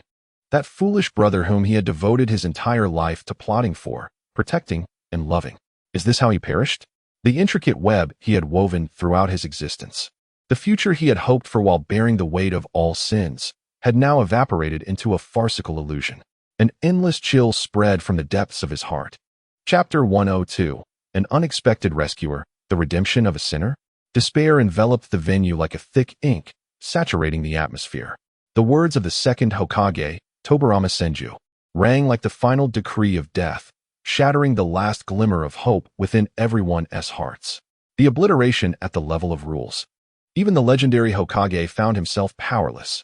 Sasuke's fate appeared to be sealed. Yet, amidst this stillness, a new development unfolded upon the screen. A silhouette, silently, emerged beside Sasuke. Clad in a dark cloak with a hood, Much of his face was shrouded in shadow, revealing only a pale chin. His gait was peculiar, as though his lower half were not human, but rather a massive white serpent. Who is this? A ninja voiced his confusion. What malevolent chakra emanates from him? How did he arrive here? I sense nothing. In the assembly, few recognized this figure, but those who did wore expressions of profound astonishment. It's him. Kakashi's gaze sharpened instantly. He would never forget the adversary that Itachi and Sasuke had previously confronted during the recounting of Izanami. The man who merged Orochimaru's essence with various bloodline limits, claiming to be a perfect existence. Kabuto. The name squeezed itself through Kakashi's clenched teeth. At this moment, Kabuto, still merely a lowly genin, stood transfixed. He adjusted his glasses, his eyes reflecting the familiar yet foreign figure on the screen. The future me, he murmured to himself. Is this what I have become after escaping Izanami? He beheld his future self, devoid of the past's confusion and imitation. Instead, a serene clarity replaced it, as if he had discovered his true self. Orochimaru, disguised as the fifth Hokage, narrowed his eyes, a playful smile gracing his face. Ah, how intriguing. After being purified by Itachi's illusion, you would make such a choice? I had thought you would choose to flee. Orochimaru's words piqued everyone's curiosity. A choice? What choice? A bold, even somewhat absurd notion surfaced in everyone's minds. Could it be that Kabuto is here to save someone? Impossible. This thought was swiftly dismissed by the majority. What a jest. He is, after all, the enemy. The very one who instigated the Fourth Great Ninja War and desecrated countless souls through the forbidden jutsu, Edo Tensei. How could he possibly come to rescue Uchiha Sasuke? It defies all logic. Yet, once again, the heavens wielded their truth, overturning everyone's perceptions. In the scene, Kabuto crouched down, gazing calmly at the dying Sasuke. His expression was intricate, a blend of scrutiny, reflection, and perhaps even a hint of envy. Uchiha Sasuke. He began to speak, his voice hoarse. Truly, you are a favored child of destiny. Even when one strays from the path, there will always be those who strive desperately to bring you back. His words caused a jolt within Sasuke, who recalled Naruto, Sakura, Kakashi, and the brother from whom he had just learned the truth. In the unfolding scene, Kabuto chose not to elaborate further. He extended his right hand, and an extraordinary spectacle ensued.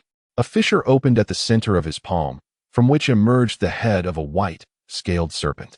The serpent gaped its mouth and expelled a writhing mass, pulsating with life. That was the cells of the third Hokage, Hiruzen Sarutobi. His countenance shifted dramatically. The cells of the first Hokage. He recognized it at once. The immense life force was unmistakable.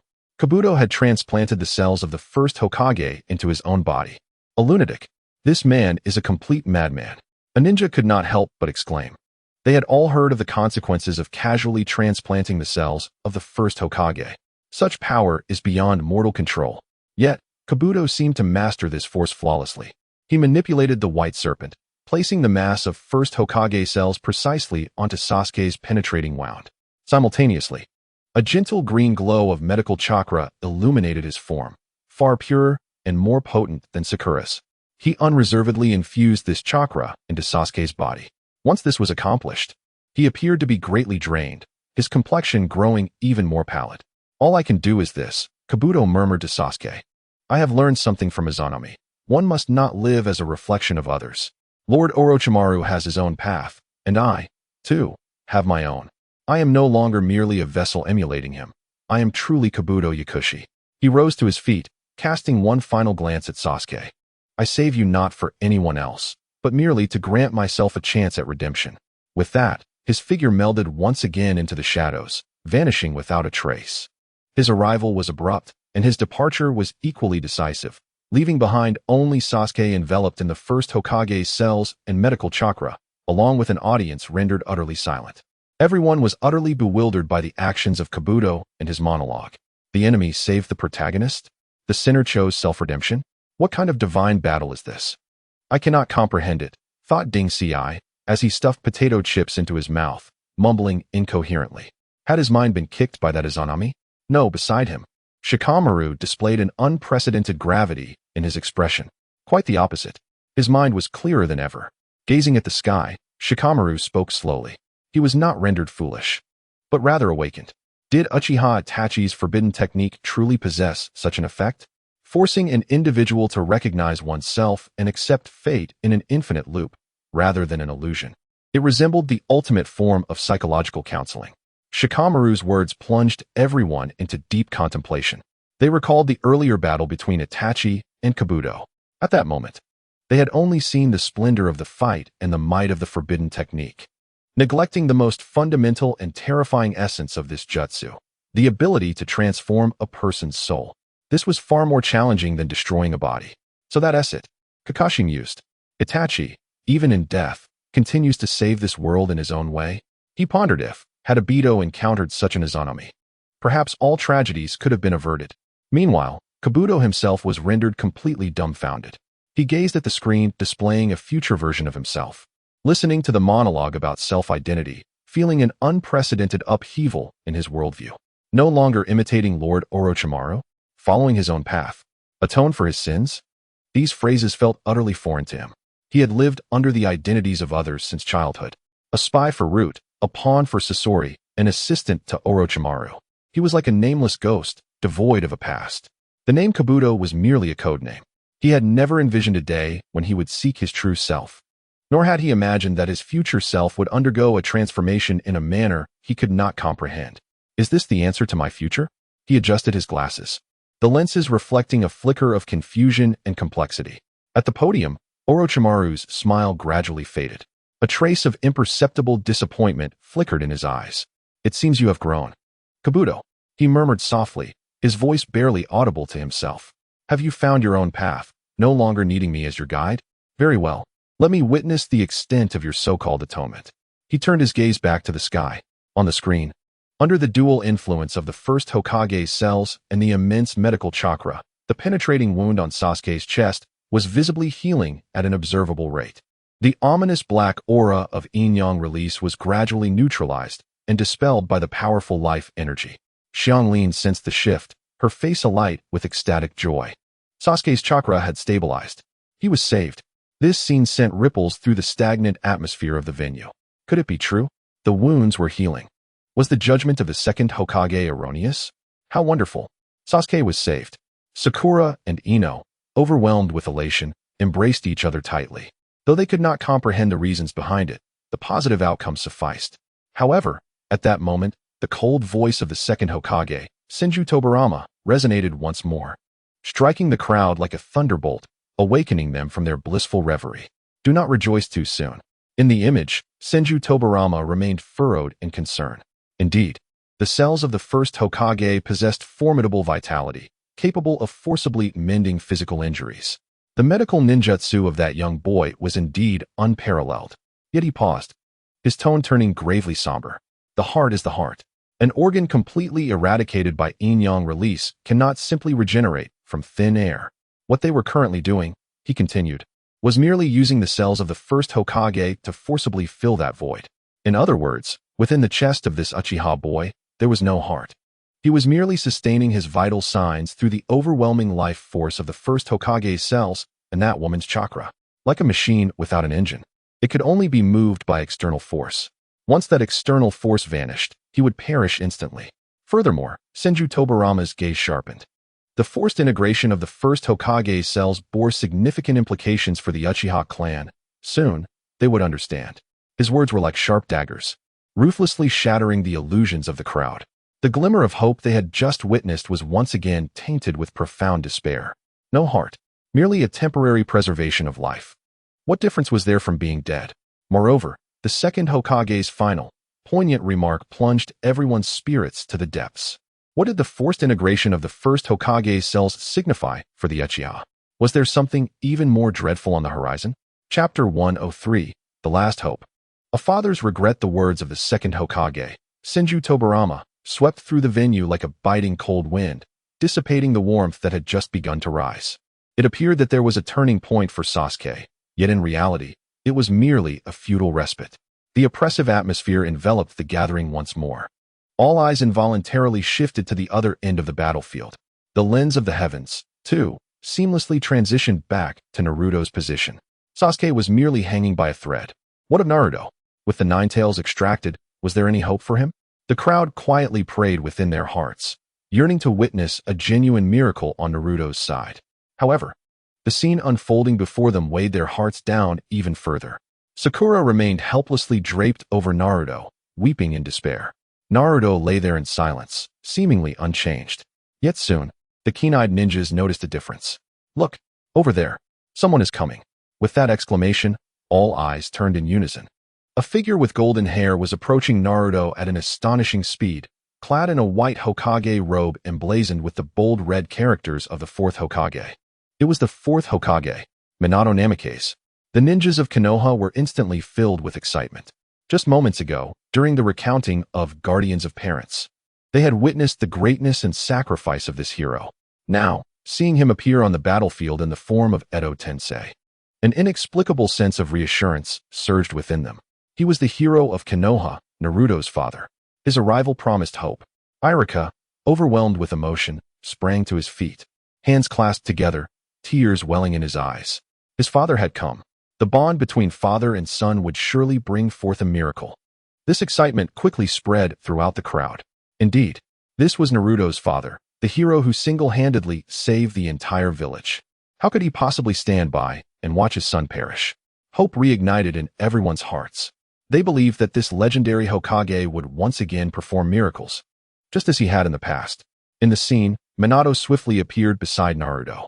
He gazed upon his lifeless son, pain, guilt, and regret etched across his face, an indescribable sorrow that transcended words.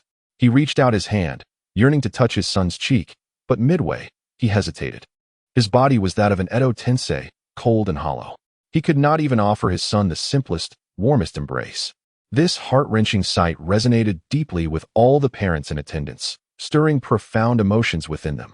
"I failed to protect you." Minato's voice was hoarse and dry. He slowly knelt down, meticulously examining Naruto's body. After a moment, he arrived at the same conclusion as everyone else. The nine tails had been extracted, and the heart had ceased to beat. Life had reached its end. However, there was no despair on Minato's face. Instead, an unwavering resolve took its place. "No," he began softly, his voice low yet filled with strength. "It is not over yet. Naruto, I still have one last chance to save you. One final opportunity." Those 5 words resonated like a thunderclap, echoing in everyone's ears. There is a way. The Fourth Hokage truly has a solution. The atmosphere in the venue ignited instantly. All eyes widened, fixed upon the screen, afraid to miss even the smallest detail. They yearned to comprehend the method by which this legendary Hokage would defy the seemingly inescapable fate.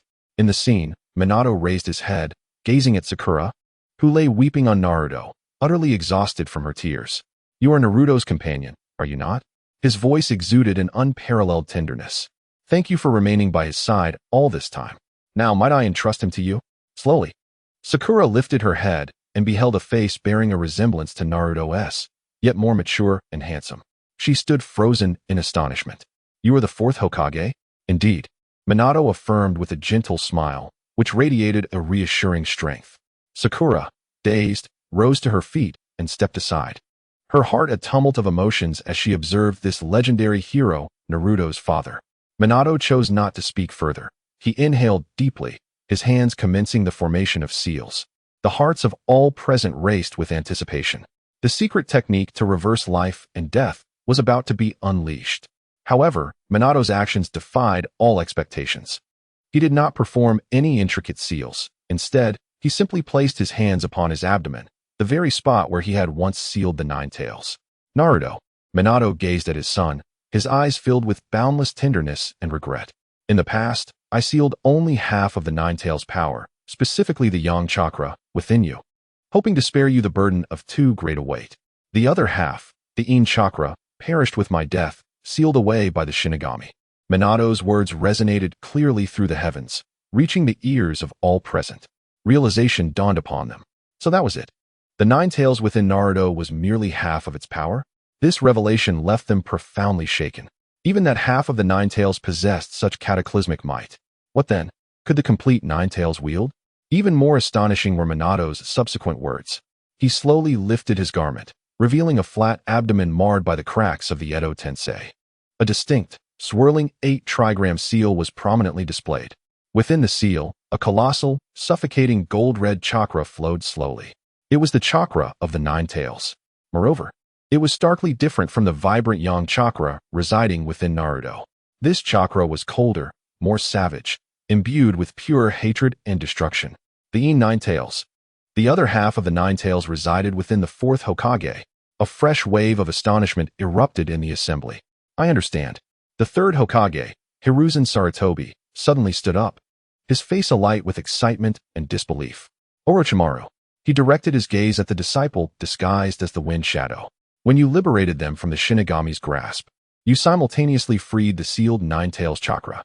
Orochimaru licked his lips and nodded. Indeed, as I unsealed the Shiki, I was indeed engulfed by an overwhelming surge of chakra. I had not anticipated this revelation. It was quite a delightful surprise. The truth was now unveiled. The other half of the Nine Tails resided within Minato. Moreover, a Jinchuriki, once their tailed beast has been extracted, can preserve their life by promptly replenishing it with another tailed beast or chakra of the same origin. If only Kushina had not been in such a weakened state due to recent childbirth, and had timely replenished her chakra, she would not have perished. This implies that there exists a readily available and perfect solution to save Naruto. That is to transfer the Nine Tails from Minato back to Naruto. Splendid. There is indeed a way out of despair.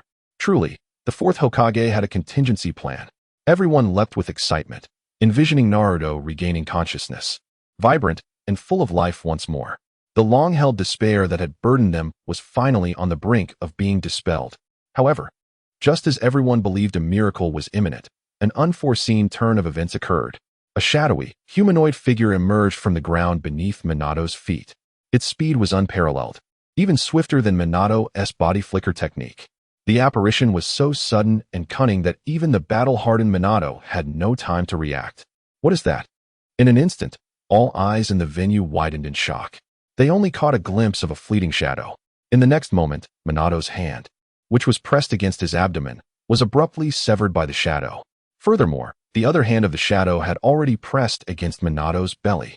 A faint sound akin to fabric tearing echoed. The immense, crimson gold Nine Tails chakra was forcefully extracted by the shadow and swallowed whole. The entire sequence unfolded in the blink of an eye, too swift for anyone to comprehend. By the time they grasped the situation, everything had settled into silence. The dark, seemingly formless creature floated in midair, its body somewhat swollen from devouring the Nine Tails chakra. It emitted a repulsive, satisfied chuckle. Thank you for the hospitality, Fourth Hokage. Meanwhile, Minato remained in a crouched position, gazing at his vacant abdomen, then at his son, still lying motionless on the ground. The final hope, the chance to mend his son's fate, had been snatched away before his very eyes. No, he reached out as if to grasp something, but ultimately, his hand fell helplessly. Silence. The entire Chuunin exam venue plunged into a deathly stillness. Every face mirrored Minato's confusion and disbelief. What had just transpired?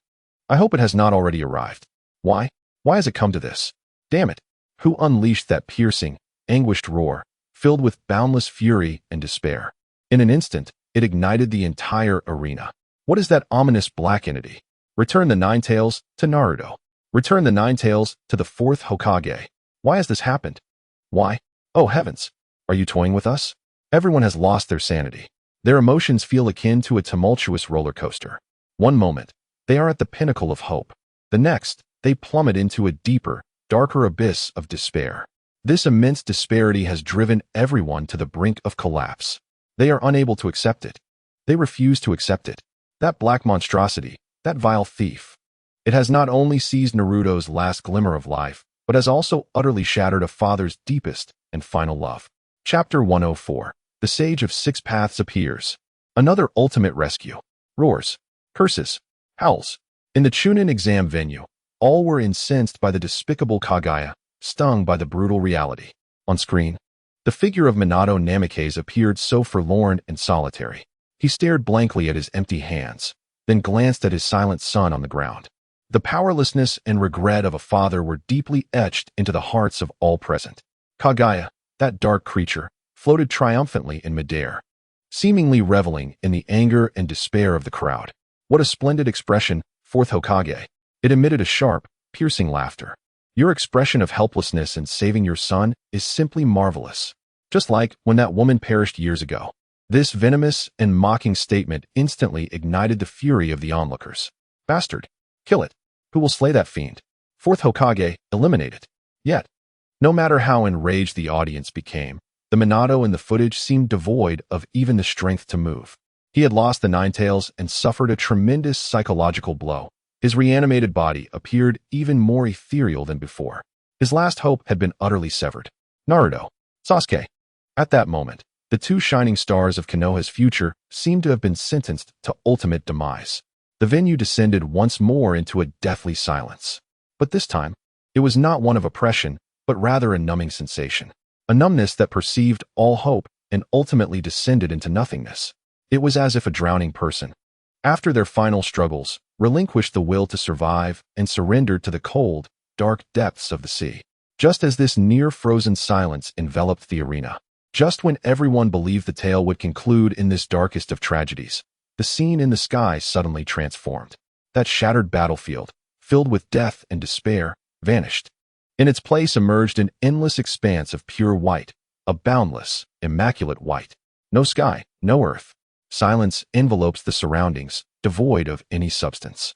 Here, it feels as though one stands at the genesis of the world, yet also at the terminus of all existence. Everything appears so ethereal, so surreal. This sudden transformation leaves everyone in a state of bewilderment. Where's this place? A mere illusion? It does not seem so. Rather, it resembles an individual's inner sanctum. A ninja from a secluded clan, adept in the arcane arts of the mind, offers his conjecture. Amidst the gathering, Naruto and Sasuke, teetering on the brink of despair, find themselves momentarily stunned by the expanse of this pristine white realm. From this void, they sense a flicker of tranquility. The dread and defiance associated with the specter of death seem to be purified by this immaculate whiteness. In the next instant, two figures materialize within this alabaster domain. One to the left and one to the right. To the left stands a youth with short, golden hair and 6 whisker-like markings on his face, Naruto Uzumaki. To the right, a boy with short, raven hair and an austere demeanor, Sasuke Uchiha. Naruto, Sasuke, Sakura and the others exclaim once more, yet this time, their voices are tinged with confusion rather than despair. Is this a manifestation of their consciousness? Kakashi's gaze flickers, recalling a time when he, too, entered a similar realm at the precipice of death, where he encountered his father. Could it be that Naruto and Sasuke are experiencing something akin to this now? As the crowd grapples with their bewilderment, a new figure gradually emerges from the void at the very center of this pristine world. When this presence fully materializes, every individual within the Chuunin exam venue, regardless of rank, power, or allegiance, simultaneously holds their breath. This being defies description. An elder, his hair and beard a snowy white, possesses a countenance both benevolent and commanding. Upon his forehead, 2 peculiar protrusions resemble horns. His eyes exhibit a mysterious, ripple-like pattern of purple. Those are the Rinnegan. Clad in a flowing white robe adorned with a design of a comma-shaped jewel and 9 black orbs, he holds a black staff.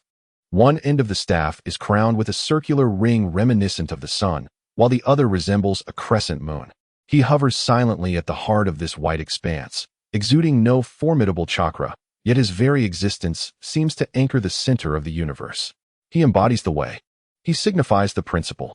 He is the origin and culmination of all things.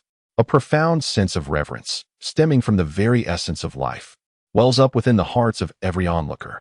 Among the assembled ninjas are those well-versed in the annals of history. They have beheld the formidable First Hokage, the legendary Fourth Hokage, and even the godlike Uchiha Madara. Yet, none can evoke a fraction of the awe that this moment inspires. If it can be said that the previous formidable figures stood at the pinnacle of the human realm, then the elder before them has transcended the very limits of humanity itself. This venerable individual is none other than the Third Hokage, Sarutobi Hiruzen, whose voice trembles as he drops his pipe to the ground, oblivious to the act. His gaze is fixated on the elder's enigmatic purple eyes, the Rinnegan, possessed by Nagato, hailed as the eye of creation and destruction. In this elder, the eyes appear so naturally fitting, as if they were destined to belong to him. Hyuga Hayashi, the patriarch of the Hyuga clan, murmurs to himself, his Byakugan revealing sights beyond the perception of ordinary beings. He can distinctly sense the colossal and ancient chakra coursing through the elder's being. Ancient texts from the most venerable scrolls of the Hyuga clan once documented this. Hayashi's voice becomes increasingly agitated, bordering on incoherence. The legendary progenitor of chakra quelled chaos and established the shinobi sect, revered by future generations. He inhales deeply, summoning all his strength to utter a name that would send tremors throughout the ninja world. The Sage of Six Paths. Boom. Those 4 words detonated in the minds of all present like a true nuclear explosion. The Sage of Six Paths. Wasn't that a myth? Wasn't he a figure confined to bedtime stories? Could he truly exist? And yet, here he stood, vividly before everyone. In that moment, the worldview of all was irrevocably shattered into dust. All prior accounts, whether of the cataclysmic might Yagai, the poignant sacrifices of parents, or the despair of Naruto and Sasuke's simultaneous fall, paled in comparison to this moment's impact. For those events remained within the realm of human comprehension. No matter how powerful, they were still techniques. No matter how tragic, they were still human. But this elder before them was a true deity, the very source of all ninja power in the world. My heavens! Temari stifled a gasp, managing to suppress a scream. Her beautiful eyes were filled with shock and disbelief. Beside her, Kankuro sat down abruptly, his mouth agape, struggling to close it. Gaara, too, fixated on the Sage of Six Paths, revealed for the first time an expression of reverence. It was an instinctive reaction to an existence that was absolutely incomprehensible, surpassing the limits of his understanding. In the Hidden Mist village, Meiterumi's alluring red lips parted slightly. Myths were manifesting in reality. In the Hidden Stone village, Anoki, the elderly Tsuchikage, trembled with excitement. Fortunate enough to witness the legendary deity of creation with his own eyes. In the Hidden Cloud village, the usually irascible Raikage fell silent, his face etched with seriousness and astonishment. Before such absolute divinity, all earthly power and authority appeared so trivial and laughable. At the Akatsuki base, the Rinnegan of the Sage of Six Paths, Nagato, pulsated violently. He had always believed himself to be a deity walking among mortals, inheriting the power of the Six Paths. Yet, at this moment, he came to realize how utterly insignificant his abilities were in the presence of a true god. It was a fundamental disparity, akin to the difference between a firefly and the full moon. Was that old man truly the Sage of Six Paths? Beneath Tobi's mask, his Sharingan shrank to a pinprick size. After decades of scheming, he thought he had everything under control, even considering himself the heir to the sage's will. However, when the true god descended, he understood that all his plans were nothing but a farce. He had never truly comprehended the reality of this world. In the venue, Orochimaru, disguised as the fifth Hokage, was ablaze with unprecedented greed and fervor in his eyes. The Sage of Six Paths, Kagaya Otsutsuki. So that was it. His excitement caused his body to tremble, his long tongue flicking out to moisten his dry lips. Immortality. As long as he could study the sage's body. If he could obtain even a single cell, I shall glimpse the secrets of divinity. While everyone else was awestruck and shaken by the divine arrival, it was only he, this mad scientist, who contemplated how to dissect a god. In the celestial expanse of pure white, Naruto and Sasuke gazed vacantly at the venerable figure before them. Their consciousness, though still adrift in the chaos of recent death, instinctively sensed a profound familiarity emanating from the elder, as if they were long-lost children finally encountering their ancestors. You have finally arrived, the Sage of Six Paths spoke slowly. His voice, though soft, seemed to resonate with the ultimate truths of the universe, echoing clearly in the depths of every soul present. My two sons, Indra, his gaze fell upon Sasuke, and Ashura, he turned his attention to Naruto. What choices will you make in this lifetime? Chapter 105. The Legend of Otsutsuki. The origin of chakra. The sage's voice reverberated within the pristine realm of the spirit. The phrase "my two sons" struck like thunder, cleaving through the chaotic thoughts of all. Within the venue, the audience, having only just begun to recover from the shock of the divine appearance, was once again swept into a tumultuous wave of astonishment. Sons? Indra? Ashura? Inuzuka Kiba scratched his head, his face a canvas of confusion. What on earth was this? The Sage of Six Paths referred to Naruto and Sasuke as his sons? Suddenly, a thought struck him, and his eyes widened. Could it be that Naruto and Sasuke were the sage's illegitimate children? This absurd conjecture elicited eye rolls from those around him. Idiot. Ino snapped. Look at the timeline. The Sage of Six Paths was a myth from thousands of years ago. How could he possibly be their father? Then why did he say that? Kiba persisted, still baffled. This inquiry is not solely his. It resonates deeply with all present. Every individual in attendance is enveloped in profound bewilderment, including the parties involved, Naruto and Sasuke, who wear equally perplexed expressions. Old man, have you mistaken me for someone else? In the scene, Naruto's consciousness scratches his head, innocently posing the question. I am Uzumaki Naruto, not Ashura. Sasuke, maintaining his stoic demeanor, cannot mask the confusion evident in his gaze. Boring, he coldly utters, seemingly disinterested in such esoteric discourse. Yet, the Sage of Six Paths merely smiles and shakes his head. He refrains from offering a direct explanation, instead surveying the two with his eyes, those seemingly capable of piercing through time and space. Ultimately, his gaze lingers upon Naruto and Sasuke. No, you have not been mistaken. The Sage of Six Paths speaks slowly, his tone imbued with a hint of distant nostalgia. Though your appearances and names have transformed with the passage of time, the chakra coursing through your veins, the indelible marks upon your souls, remain unchanged. You are indeed my sons, the reincarnations of Indra and Ashura.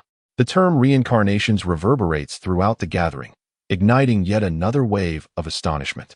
If the sage's arrival had previously shattered their worldview, this proclamation of reincarnation obliterates their understanding of life and the soul. Is it truly possible for one to be reincarnated? Could it be so?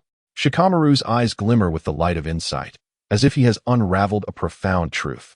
It is no wonder that such a deep bond and rivalry exists between Naruto and Sasuke. They appear as natural adversaries, yet simultaneously as the missing halves of each other. Their entanglement began in the Ninja Academy, and I had once assumed it was merely a clash of personalities. Now, it appears that all of this transcends a millennium of fate. Fate. The very notion sends a chill through all present. They gaze at Naruto and Sasuke in the center of the arena, their expressions growing increasingly intricate. The rivalry and playful banter they have observed daily now reveal themselves to be intertwined with such ancient and grand causality. It feels as though they are unwittingly witnessing an epic that spans across millennia. In the assembly, Sasuke's body suddenly tenses. Reincarnation? Indra? He scoffs at these mystical terms. Yet deep within, he cannot suppress a flicker of doubt. Is it possible that all of this is preordained destiny? An invisible shackle seems to bind him, instigating an unprecedented restlessness. Meanwhile, Naruto remains blissfully oblivious. Reincarnation? What is that? Can you eat it? He innocently inquires. However, his gaze inadvertently drifts toward Sasuke beside him. He knows nothing of Indra or Ashura. All he understands is that this individual before him is his comrade, regardless of what they deem destiny to be. In the vast expanse of the celestial dome, within a world of pristine white, the Sage of Six Paths observed the starkly contrasting reactions of his two disciples. A gentle smile gracing his lips. It appeared he had anticipated every nuance of their responses. Clearly, without recounting the origins, comprehension would elude them. He slowly raised his staff, and in that fleeting moment, the entire world of immaculate white began to tremble violently. Countless streams of light emerged from the void, intertwining and coalescing, ultimately forming vivid and ancient images, reminiscent of a historical film played in reverse. At that instant, the hearts and minds of all present were wholly captivated. Long, long ago, the Sage of Six Paths' distant voice resonated once more. In this world, there existed neither ninjas nor chakra. Humanity was ensnared in an unending cycle of warfare. The images revealed countless individuals adorned in ancient attire, engaged in the most primal and brutal conflicts over land and resources. Blades clashed, and rivers of blood flowed. The brutality and chaos of this era caused the brows of all ninjas present to furrow in concern. It became evident that in a time devoid of ninjutsu, war was an abhorrent spectacle. Then, one day, the voice of the Sage of Six Paths paused slightly, and the scene shifted. A colossal tree, reaching skyward and penetrating the earth, emerged within the vision of all. This tree was so immense that it seemed to connect heaven and earth, its crown vanishing into the clouds above. An unimaginable surge of life energy emanated from its being. The divine tree, the term simultaneously surfaced in the minds of all. Was this the fabled source of chakra? My mother, Kagaya Otsutsuki, the sage continued his narration. In the imagery, a regal and extraordinary woman with flowing white hair appeared beneath the divine tree. At her brow rested a vivid crimson rinnegan adorned with 9 tomo. and 2 horns crowned her forehead, akin to those of the Sage of Six Paths. She had traveled from a distant realm to this land. In a bid to quell the turmoil, she consumed the fruit born of the divine tree. The scene depicted Kaguya plucking the resplendent, rainbow-hued fruit from the tree's apex and swallowing it whole. Boom! An endless torrent of chakra erupted from within her being. The magnitude and purity of this force were such that the entire world trembled beneath her feet. She became the first to possess chakra, the progenitor of chakra itself. With this unparalleled might, she single-handedly quelled all conflicts. The images portrayed Kaguya levitating in midair, her mere gaze reducing vast armies to ashes. A mere gesture from her hand caused mountains to crumble and the earth to shift in hue. Her divinely creative power left all in awe, their hearts trembling in reverence. "She is truly formidable," someone muttered in a daze. Is this what it means to be a true deity? In the presence of Uchiha Madara, she felt as if she were facing an infant. Was this truly the essence of chakra, in its most primal and potent form? All ninjas were engulfed by a profound sense of inferiority towards the minuscule chakra residing within them. They had devoted their entire lives to the pursuit of power, only to feel woefully insignificant in the face of the true origin. At the Hyuga clan's residence, the moment Kaguya appeared, every member of the Hyuga clan was collectively petrified. Her eyes, the Byakugan. The voice of Hyuga Hayashi trembled with excitement as he pointed at the heavens. "We, the Hyuga clan, are indeed descendants of the progenitor of chakra." This revelation struck the Hyuga clan with unprecedented astonishment. They had always prided themselves on being the oldest prestigious family in Konoha, yet they had never fathomed that their bloodline could trace back to such an ancient source. An overwhelming sense of glory and pride surged within each Hyuga clansman. However, a profound doubt also surfaced in their hearts. If they were truly descendants of gods, why did their Byakugan fail to exhibit the world-destroying power of Kaguya? The narrative continued to unfold in the celestial tapestry. The mother, who had subdued the world, was revered as the goddess of the rabbit. Yet, gradually, the reverence of the people transformed into fear. Her immense power led her to become tyrannical, yearning to monopolize all chakra for herself. In defiance of their mother, my brother and I, the Otsutsuki brothers, engaged in an arduous battle against her. In the vision, 2 youthful figures emerged. One was the young sage of Six Paths, Otsutsuki Hagoromo, and the other, his younger brother Otsutsuki Hamura, who bore a striking resemblance and also possessed the Byakugan.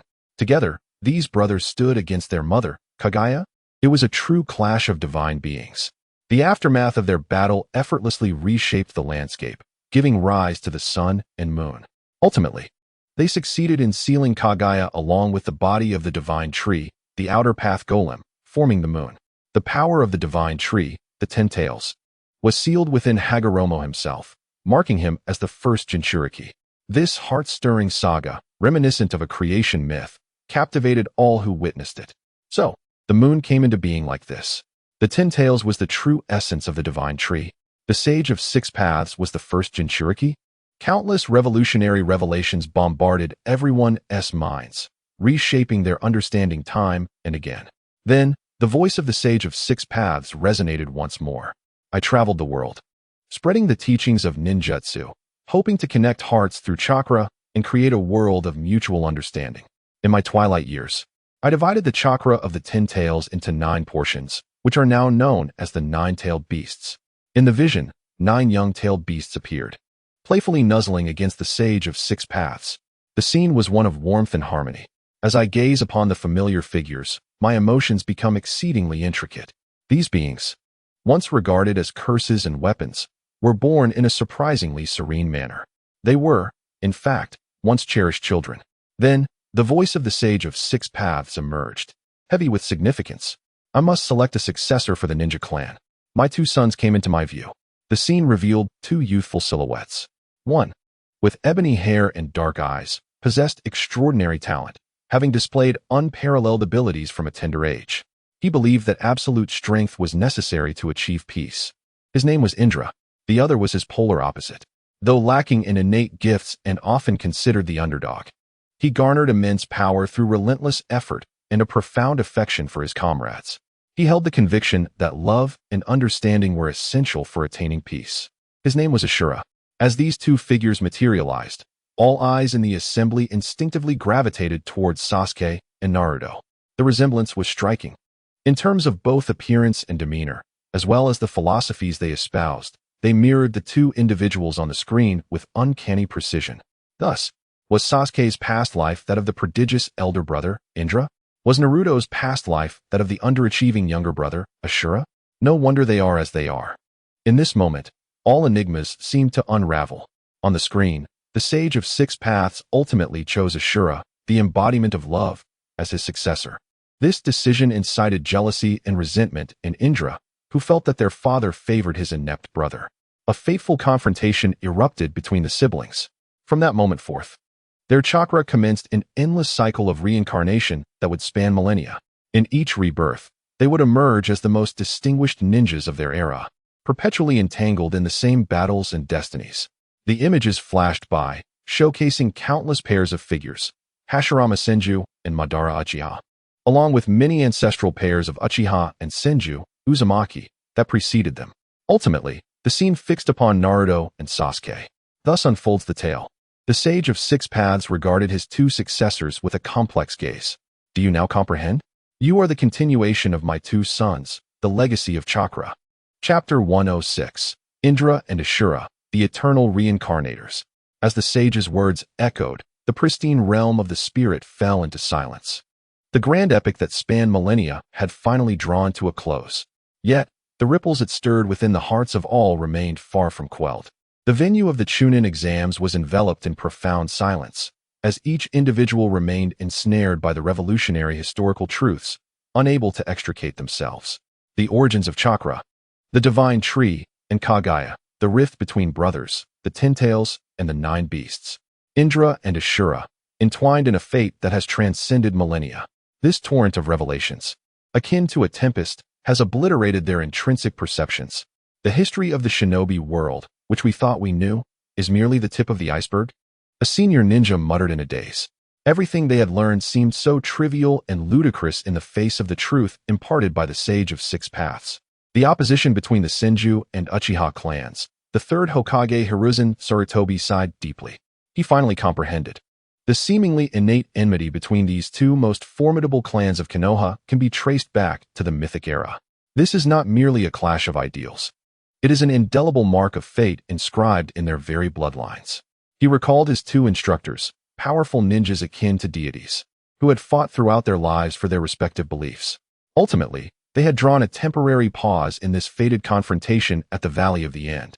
Yet, it appears that this was not a cessation, but merely a passing of the baton to the next generation. His gaze involuntarily fell upon Naruto and Sasuke at the heart of the assembly, the reincarnators of this generation. What conclusions await them? Within the gathering, Sasuke's expression was so gloomy it could nearly drip with sorrow. Fate. Reincarnators. These words pierced his proud heart like sharp thorns. He had always believed that his actions stemmed solely from his own will. For vengeance, for power, he could sever all ties. His aim was to master his own destiny, not be subjugated by it. Yet now, the Sage of Six Paths has revealed to him that everything he experienced, his talents, his anguish, and the vexing entanglement with Naruto, were merely a preordained drama repeated countless times. Was he, Uchiha Sasuke, merely a pitiable puppet named Indra? What a jest! An indescribable fury and humiliation surged uncontrollably from the depths of his being. He clenched his fists tightly, his nails digging painfully into his palms, blood trickling through his fingers. Yet he remained oblivious. In his dark eyes, the three tomo rotated slowly, a crimson light that was utterly captivating. He would sever all ties, whether it be the so-called fate or the damned bonds. He would prove to everyone that he, Uchiha Sasuke, is no one's substitute. He is his own self. In contrast to Sasuke's wrath, Naruto's reaction appeared somewhat dulled. He scratched his head, his expression still one of innocent bewilderment. So, are you saying that Sasuke and I were brothers in our past lives? Shouldn't we get along well in this life then? This simple and pure inquiry left everyone present momentarily speechless. Indeed, if they were brothers in a previous existence, could this cursed fate in the present truly be unbreakable? Naruto's words flowed like a crystal-clear spring, penetrating the hearts of those constrained by the shackles of fatalism, offering a glimmer of hope amidst despair. At the podium, Kakashi observed his two distinctly different students with a gaze full of complexity. One was fervently striving to break free from the chains of destiny. while the other sought to dissolve them through the purest of bonds. Indra and Ashura, power and love. In this lifetime, they might truly embark on a path starkly different from all past reincarnators. In the celestial realm, within a world of pristine white, the Sage of Six Paths paused upon hearing Naruto's words. Initially taken aback, a subtle smile of contentment gradually graced his typically impassive face. Ashura, no matter how many times you are reincarnated, your purity has remained unchanged. His gaze was filled with affection, as if through Naruto, he could see his youngest son, whom he took great pride in despite his shortcomings. Subsequently, he turned his attention to Sasuke. The Rinnegan in his eyes appeared to penetrate Sasuke's consciousness, revealing the tumultuous anger and resentment within. Indra, his voice softened considerably. I know you must feel disdain and rage towards the concept of fate. My eldest son has always been so proud, yet so solitary. He believes that strength can resolve all matters, overlooking the fact that some things lie beyond the reach of power. The sage's words acted as a key, deftly unlocking the deepest shackles of Sasuke's heart, causing his body to tremble slightly. The terms pride and loneliness encapsulated the essence of his existence. Whether under the brilliance of his genius or the weight of his clan's annihilation, he was compelled to isolate himself from everyone. He could only bear everything alone, traversing the darkness. However, the Sage of Six Paths suddenly shifted his tone. The reason I summoned your consciousness here today is not to have you relive the tragedies of the past. He regarded the two before him with utmost seriousness. On the contrary, I aim to put an end to it. End it. This statement left both Naruto and Sasuke momentarily stunned, while the attendees in the hall felt a surge of renewed energy. Could it be that the Sage of Six Paths had a way to break the curse that had persisted for millennia? Your era is unlike any that has come before. The sage spoke slowly. My mother, Kaguya Otsutsuki, is on the verge of resurrection. This represents an unprecedented crisis, as well as an unparalleled opportunity. Only you, the reincarnators of Indra and Ashura, can unite to stand against her and protect this world. Only by confronting this ultimate threat together can you truly come to understand one another and escape the cycle of fate. The weight of the sage's words was immense. Kaguya was about to be resurrected, the progenitor of Chakra, the goddess of the rabbit. This revelation caused every heart in the room to skip a beat. Yet, it is a being of divine origin, one that even the combined might of the Six Paths Sage and his brethren could merely seal away. Should she awaken, would it not spell instantaneous doom for the entire shinobi world? All prior anxieties and conflicts pale in comparison to this ultimate crisis of the apocalypse. Thus, the third Hokage, Hiruzen Sarutobi, came to a profound realization. I comprehend now why the celestial realm has chosen this moment to unveil these revelations, and why the Sage of Six Paths has chosen to personally narrate these events. All of this is orchestrated to unite Naruto and Sasuke, to galvanize the entire shinobi realm against our common adversary. This conjecture sent shivers down the spines of all present. They finally grasped the true significance of this revelation. It is not a mere glimpse into the future. It is a prelude to a war that concerns the very existence of the world. The purpose of the celestial realm is to consolidate all forces. It exposes Itachi's truth to dissolve the animosity between the Uchiha and Konoha.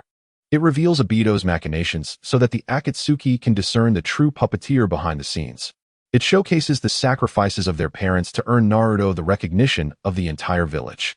And now, the appearance of the Sage of Six Paths elevates all of this to its zenith.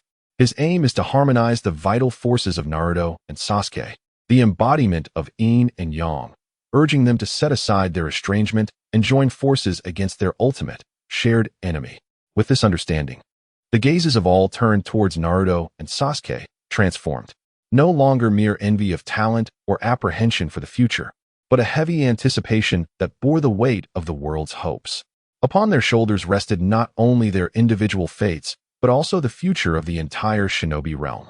Within the pure white realm of the spirit, Naruto and Sasuke remained engulfed in the shock of this immense information. Old man, are you saying? Naruto was the first to react, his expression turning gravely serious. We must join forces to combat a formidable old woman? This straightforward summation elicited a slight twitch at the corner of the sage's mouth. Nevertheless, he eventually nodded in agreement. That is one way to interpret it. No problem at all. Without a moment's hesitation, Naruto readily agreed. He turned to Sasuke, a radiant smile illuminating his face. Hey Sasuke, Did you hear? We are off to save the world together. Just like when we undertook missions in the land of waves as children. His tone was so lighthearted, so naturally accepted. As if the Valley of the End, which had severed their bond, never existed at all. Sasuke, however, offered no reply. He merely regarded Naruto with a cold, flickering gaze. Join forces? With him? This underachiever? To rescue the world he had long since resolved to destroy? How utterly ludicrous. Yet, unbidden, the final image of his brother, Itachi Uchiha, surfaced in his mind. Regardless of the path you choose in the future, I shall always love you, echoed once more in his ears. His brother devoted his entire life to safeguarding the Leaf Village, to protecting him. Yet, must he be the one to destroy it all? The Sage of Six Paths observed their reactions with keen interest. He understood that a profound rift could not be bridged overnight. A catalyst was necessary to dissolve the barriers between them. That catalyst would soon arrive. He chose not to elaborate further, but instead redirected the conversation back to the original inquiry. Children, he addressed the two before him, his voice imbued with guidance. Now that you are aware of your past lives and the looming threat to your future, I pose the question once more. His gaze deepened, holding an ancient wisdom. What do you perceive to be true strength? The Sage of Six Paths query resonated throughout the pure white realm of consciousness. What constitutes true strength? This question was not solely directed at Naruto and Sasuke. It seemed to interrogate all the ninjas present, as if the heavens themselves sought the answer. A contemplative silence enveloped the assembly.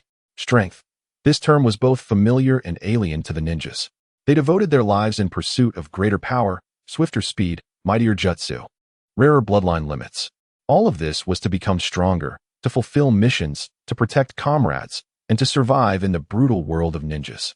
Yet, what is the essence of true strength? Is it the cataclysmic wood release of the first Hokage? Is it the godlike Susanoo of Uchiha Madara? Or is it the miraculous creation and destruction wielded by the Sage of Six Paths and Kaguya?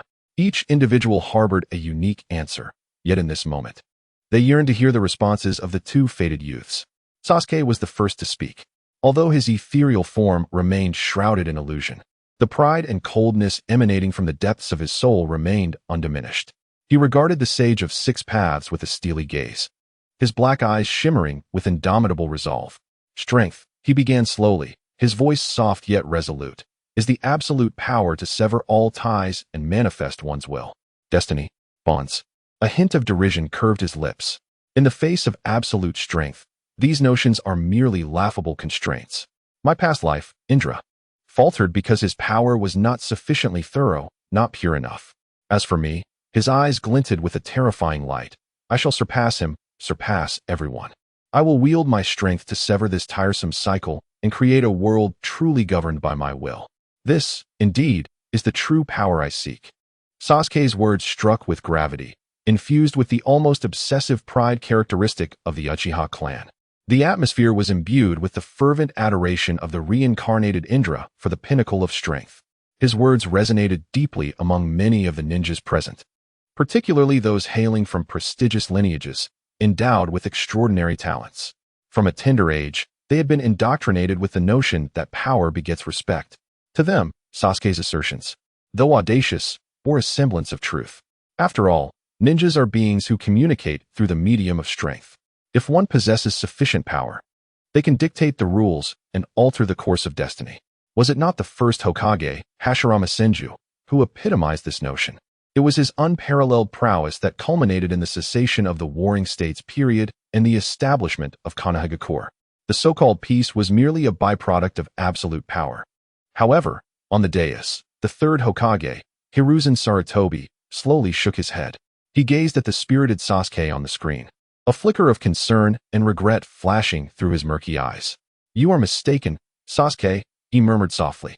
You perceive only the facade of strength, neglecting its essence. The first Hokage did not forge Konoha solely due to his formidable wood release. It was his unwavering will to safeguard everyone that truly mattered. Power devoid of love as its foundation is akin to a rootless reed, destined only to bring about destruction. He recalled his disciple, Orochimaru, another prodigy whose relentless pursuit of power led him astray. Sasuke was treading a similar path, if not one even more resolute and further gone. This filled the third Hokage's heart with trepidation. Meanwhile, high above, the Sage of Six Paths, having listened to Sasuke's response, refrained from issuing any judgment. Calmly, he shifted his gaze to another individual. Now, Ashura, what do you believe constitutes true strength? In an instant, all eyes were riveted upon Naruto, the underdog, the ostracized and hated youth, the reincarnated one destined for love. What answer would he provide? Within the gathering, Naruto himself watched the screen with palpable anxiety. He was uncertain of what his future self would articulate. Yet, inexplicably, a nascent answer began to take shape in his heart. As the visuals unfolded, Naruto's consciousness, upon hearing the sage's query, did not respond immediately as Sasuke had. He fell into silence, bowing his head in contemplation. His mind was flooded with myriad memories. The isolation of his childhood, Raikage-sensei shielding him from shuriken, the awkward self-introduction during the formation of Team 7.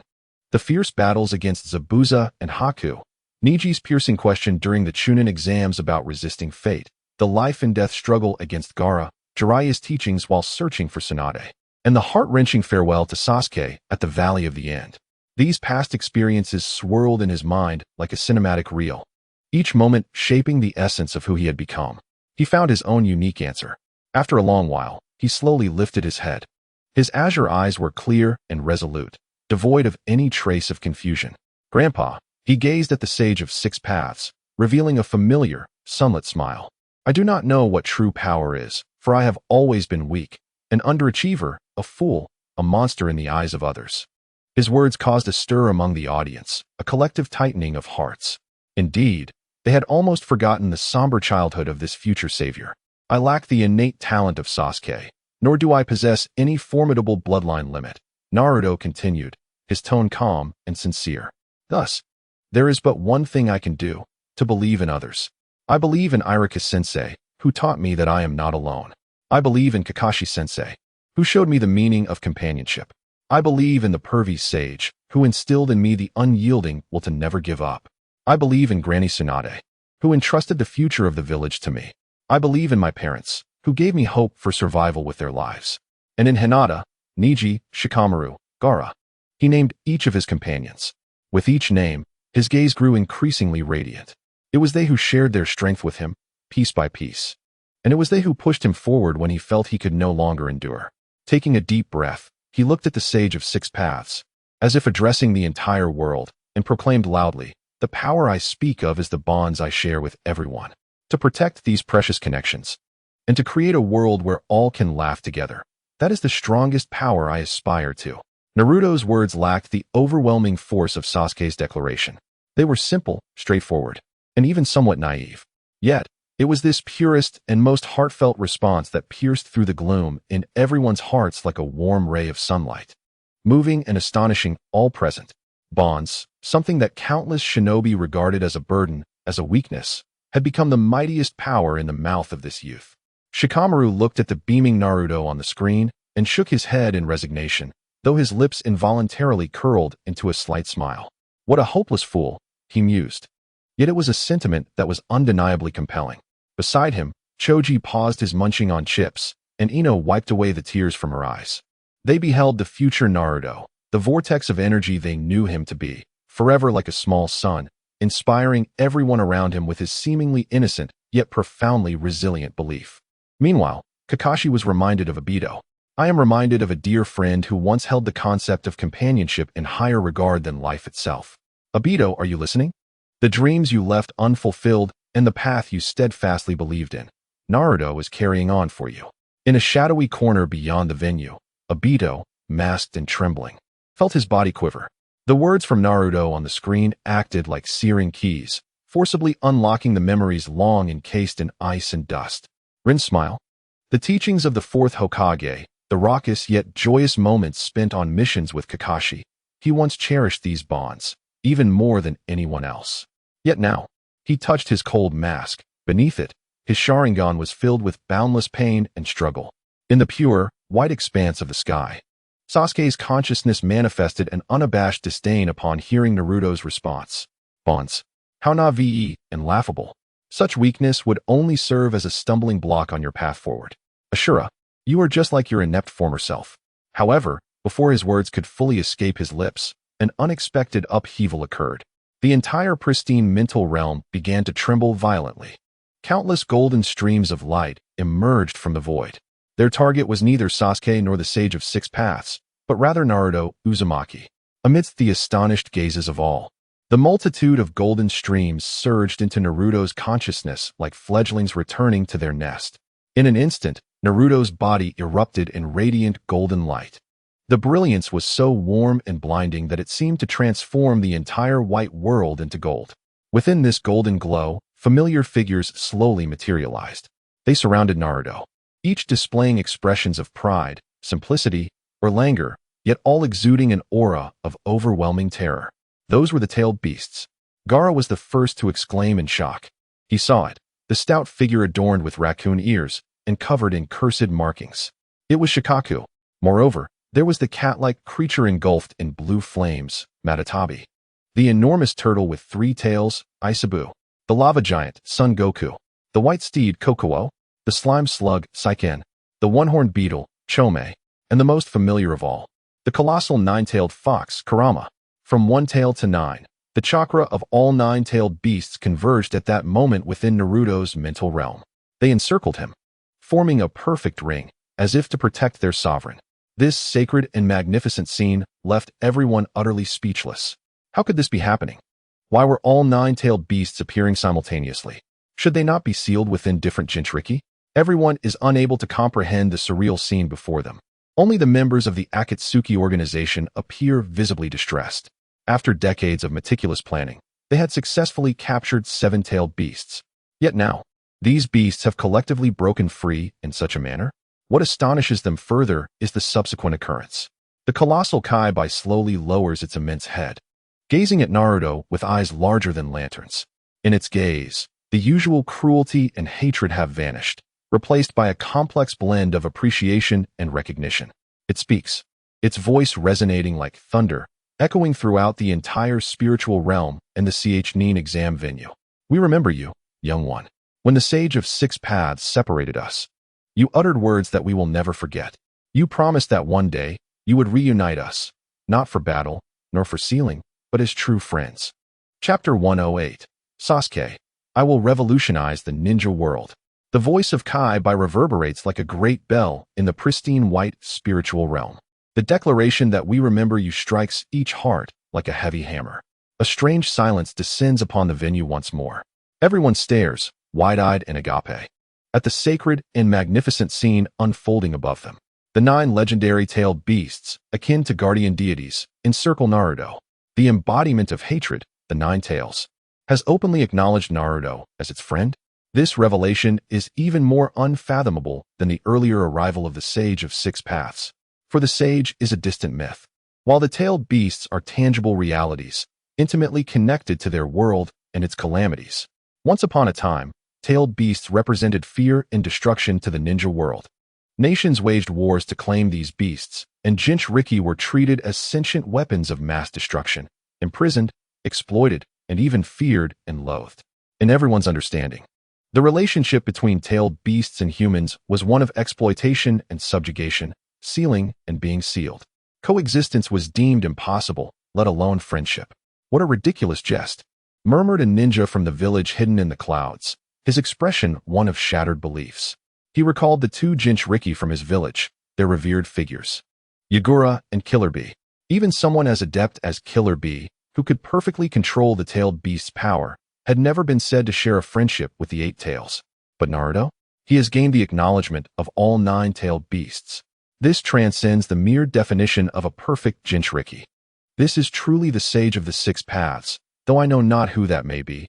I instinctively uttered those words. A tremor rippled through the hearts of all present. Indeed, who else could command the allegiance of the 9-tailed beasts, earning their friendship, if not the legendary sage himself? Or perhaps this yellow-haired youth before us? In Sunagakure, Gaara's gaze was fixed intently on the screen. He observed Naruto, surrounded by Shikaku and the other tailed beasts, his eyes brimming with unprecedented complexity, shock, envy, admiration, but above all, a sense of release. He finally comprehended why he had originally succumbed to Naruto. It was not merely a disparity in strength, but a chasm of perspective.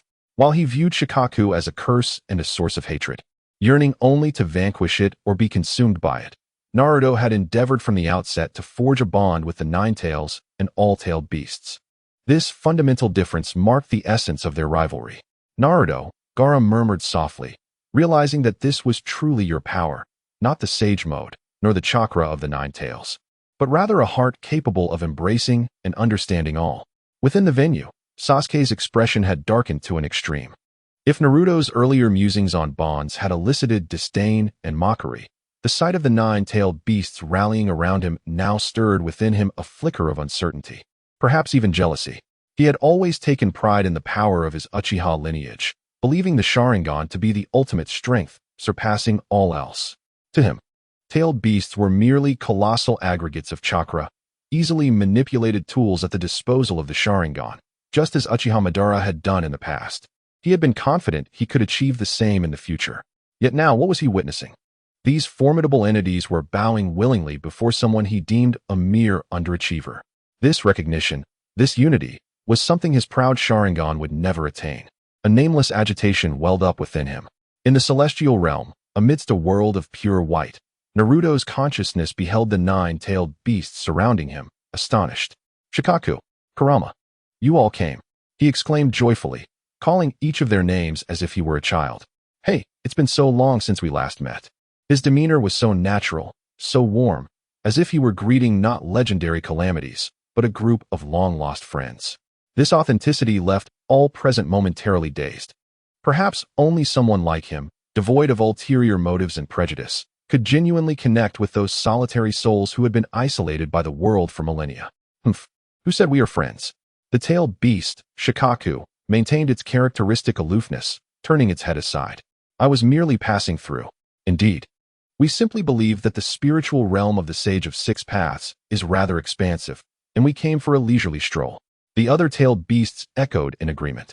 Yet, their affectionate demeanor and the gentle glances directed at Naruto had already betrayed them. This warm yet somewhat awkward scene elicited knowing smiles from everyone present.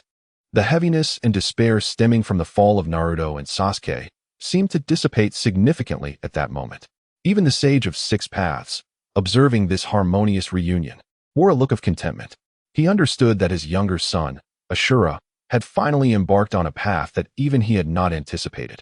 He chose not to interrupt this tender reunion, instead waiting patiently.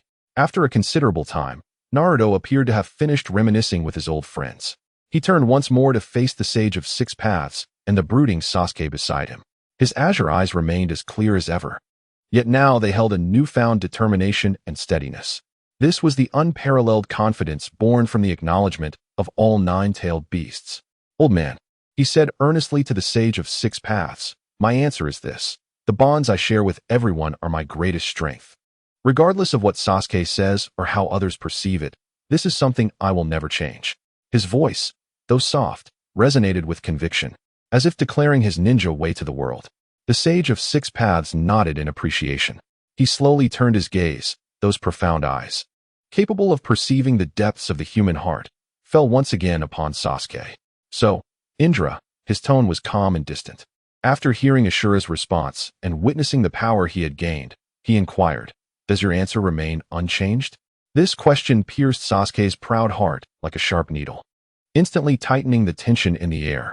Indeed, after witnessing Naruto's almost miraculous strength, how would Sasuke choose? Would he stubbornly cling to his solitary ideals of power, or would he be moved to alter his perspective? This was a question of utmost significance, for it not only affected Sasuke's personal fate, but also the future of the entire ninja world. They were about to confront a formidable enemy so daunting that even the Sage of Six Paths found it troublesome. If the two of them could not unite their efforts, then annihilation awaited them all. In the gathering, Sasuke fixated intently on the screen, his breath quickening with anticipation. He yearned more than anyone else to discern the answers that his future self would reveal. In this moment, he found himself ensnared in a profound internal struggle. The extraordinary power exhibited by Naruto, a form he had never comprehended, struck him with immense force. Yet, his innate pride rendered him incapable of easily embracing the path of another. Beneath the celestial expanse, amidst a world of pristine white, Sasuke's consciousness, under the watchful gaze of the multitude, succumbed to a prolonged silence. His countenance fluctuated between shadows and light. At this juncture, Time seemed to stretch infinitely, with each minute and second manifesting as a torment. Finally, just as the crowd was on the brink of losing patience, Sasuke slowly raised his head. His dark eyes regained their former coldness and sharpness, as if the recent turmoil and confusion were mere illusions. He gazed at the Sage of Six Paths, at Naruto, and at the nine-tailed beasts encircling them. My answer? He chuckled softly, his voice laced with unabashed derision. Of course, it remains unchanged. Bonds. How laughable. He extended his finger towards the nine-tailed beasts beside Naruto. The so-called bonds you speak of are merely a result of your lineage as the son of the Sage of Six Paths, the reincarnation of Ashura, are they not? Ultimately, this is but another form of innate talent, akin to the gift of my own eyes. You are not inherently more noble than I. His sharp and scathing words caused Naruto's smile to freeze instantly, prompting gasps of shock from all present. This guy is far too extreme. This is nothing short of sophistry. Yet, Sasuke did not relent. He continued to articulate his chilling theory. The power of the tailed beasts is indeed formidable. However, before my eyes, his gaze fixated on the three tomos swirling within his own eyes. They are merely a collective of chakra, manipulable at will. You seek to win them over with love, expending countless time and energy. Whereas I, his voice swelled with arrogance, require but a single glance to command them to my will. This is the disparity in efficiency, and the most fundamental distinction between power and your nebulous bonds. He paused, diverting his gaze from the tailed beasts to the Sage of Six Paths, seemingly dismissing even this divine figure. As for your suggestion that I should ally with this laggard to confront your mother, Kaguya, I concede, her power may indeed be formidable. But so what? Once I acquire greater strength and unlock the legendary Rinnegan, he slowly lifted his head, ambition igniting within his dark eyes. Not just Kaguya, but even you. Sage of Six Paths, I shall surpass you both. I will end this in my own way. I will instigate a revolution, create a world devoid of war, tailed beasts, and strife. Chapter 109. The Birth of the Nine-Tailed Reincarnation I, the Sun and the Moon. Sasuke's words fell like a colossal stone upon the tranquil surface of a lake. This audacious proclamation not only stirred ripples in the pristine spiritual realm, but also ignited a tempest within the Chuunin exam venue. Insane. This Uchiha brat has completely lost his mind, exclaimed a bewildered shinobi from Iwagakure. What did he just say? He intends to surpass the Sage of Six Paths? He aims to reform the entirety of the shinobi world? Who does he think he is? In an instant, the entire venue was set ablaze by Sasuke's audacious remarks, deemed utterly blasphemous. Until that moment, while they had perceived Sasuke as extreme and cold, it was still within the realm of understanding. After all, he bore the profound grudge of his clan's annihilation. Some distortion in his character was, in their eyes, justifiable. Yet now, they recognized their grave misjudgment. This Uchiha Sasuke was far from a mere avenger. He was an ambitious revolutionary. At the podium, the third Hokage, Sarutobi Hiruzen, wore an expression of utmost gravity. From Sasuke, he discerned a shadow more perilous than even Orochimaru or Uchiha Madara. Orochimaru sought personal immortality, while Madara pursued a false semblance of peace. But Sasuke desired nothing less than total upheaval. He aimed to shatter the fragile equilibrium established by the 5 great nations and various shinobi villages, and then forge a new order according to his own will. What a notion, both maddening and terrifying. Should he succeed, the shinobi world would plunge into a darkness deeper than that of the 4th Great Ninja War. Sasuke, Kakashi felt a profound despair wash over him. He gazed at the fervent-eyed youth on the screen, overwhelmed by an inescapable sense of helplessness. He once believed that unraveling Sasuke's emotional turmoil would lead him back to Konoha. Yet now, he realized that Sasuke's issues transcended mere hatred. His heart had become wholly consumed by a far grander and more twisted ideology. Was there any hope of bringing him back? Sakura and Ino were equally horrified by Sasuke's declaration. It can't be. Sakura shook her head vigorously, tears streaming down her cheeks. Sasuke-kun will never become that way. There must be some mistake. However, the heavens do not err. That was indeed the future Uchiha Sasuke, a solitary revolutionary who, after enduring endless pain and hatred, had ultimately embraced extremism, seeking to purify this world in his own way. In the venue, Sasuke himself, after hearing his own audacious proclamation, was momentarily taken aback. Then, an indescribable, twisted exhilaration surged from the depths of his heart. Indeed, this is who I am. This is precisely what Uchiha Sasuke ought to declare. What fate? What reincarnations? Away with such notions. I am who I am. I am destined to transcend all and reign supreme. The future self, indeed, does not disappoint. He gazed at the screen, at the equally proud version of himself, his eyes brimming with fervent acknowledgement. In the vast expanse of the pure white world, confronted by Sasuke's almost provocative proclamation, Naruto's expression darkened significantly. The last vestige of hesitation in his azure gaze was resolutely replaced by determination. Sasuke, he began slowly, his voice deep, yet imbued with undeniable strength. I care not for your reincarnation as Indra, nor for your absurd revolutionary aspirations. All I know is, he suddenly raised his head, his golden hair seeming to defy the absence of wind. I am a ninja of the leaf, Uzumaki Naruto, the inheritor of the will of fire, the future Hokage. A tremendous aura erupted from him, as the nine-tailed beasts beside him unleashed a thunderous roar, seemingly rallying in support of their king. I shall not allow you to destroy this village, which my parents safeguarded with their lives. Nor shall I permit you to harm any of my cherished comrades. If you insist on pursuing such actions, he extended a finger, pointing defiantly at Sasuke. In his blazing azure eyes burned an indomitable spirit of battle. Then I shall have no choice but to defeat you first, and then bind you back to the leaf, just as we have in every battle before. This declaration, steeped in Naruto's signature style, rendered the previously tense atmosphere somewhat nuanced, alleviating the oppressive ambience within the venue. Ha ha ha, Shikamaru could not help but chuckle. This fool, at such a moment, speaks of tying you up? Truly, I am at a loss for words. Yet, all understood the weight of the seemingly playful remark, the profound significance of the bonds it encompassed. Regardless of how extreme or deranged Sasuke became, in Naruto's heart, he would eternally be that lost child in need of guidance back home. This unwavering dedication, this purity, moved everyone present, deepening the grimace on Sasuke's consciousness. Trailing behind, he spat through clenched teeth. You will forever utter such Navi words. It seems we are destined to misunderstand one another. The invisible thread of fate binding Naruto and Sasuke tightened at that moment, a brotherly conflict spanning millennia poised to erupt in an instant. However, just as the tension reached its zenith, an ancient and authoritative voice gradually resounded, shattering the standoff. Enough. The sage of six paths finally spoke again, his profound Rinnegan calmly observing the two successors before him. His visage bore neither anger nor disappointment, but rather an expanse of tranquility akin to still waters. It seemed to him that the intense ideological clash unfolding before his eyes was no more than a child's play. I have heard all your responses, he spoke slowly. Indra, you pursue the utmost power, believing it can sever all ties. Azura, you trust in the strength of bonds, convinced that it can connect everything. Your paths are starkly divergent, much like your past incarnations.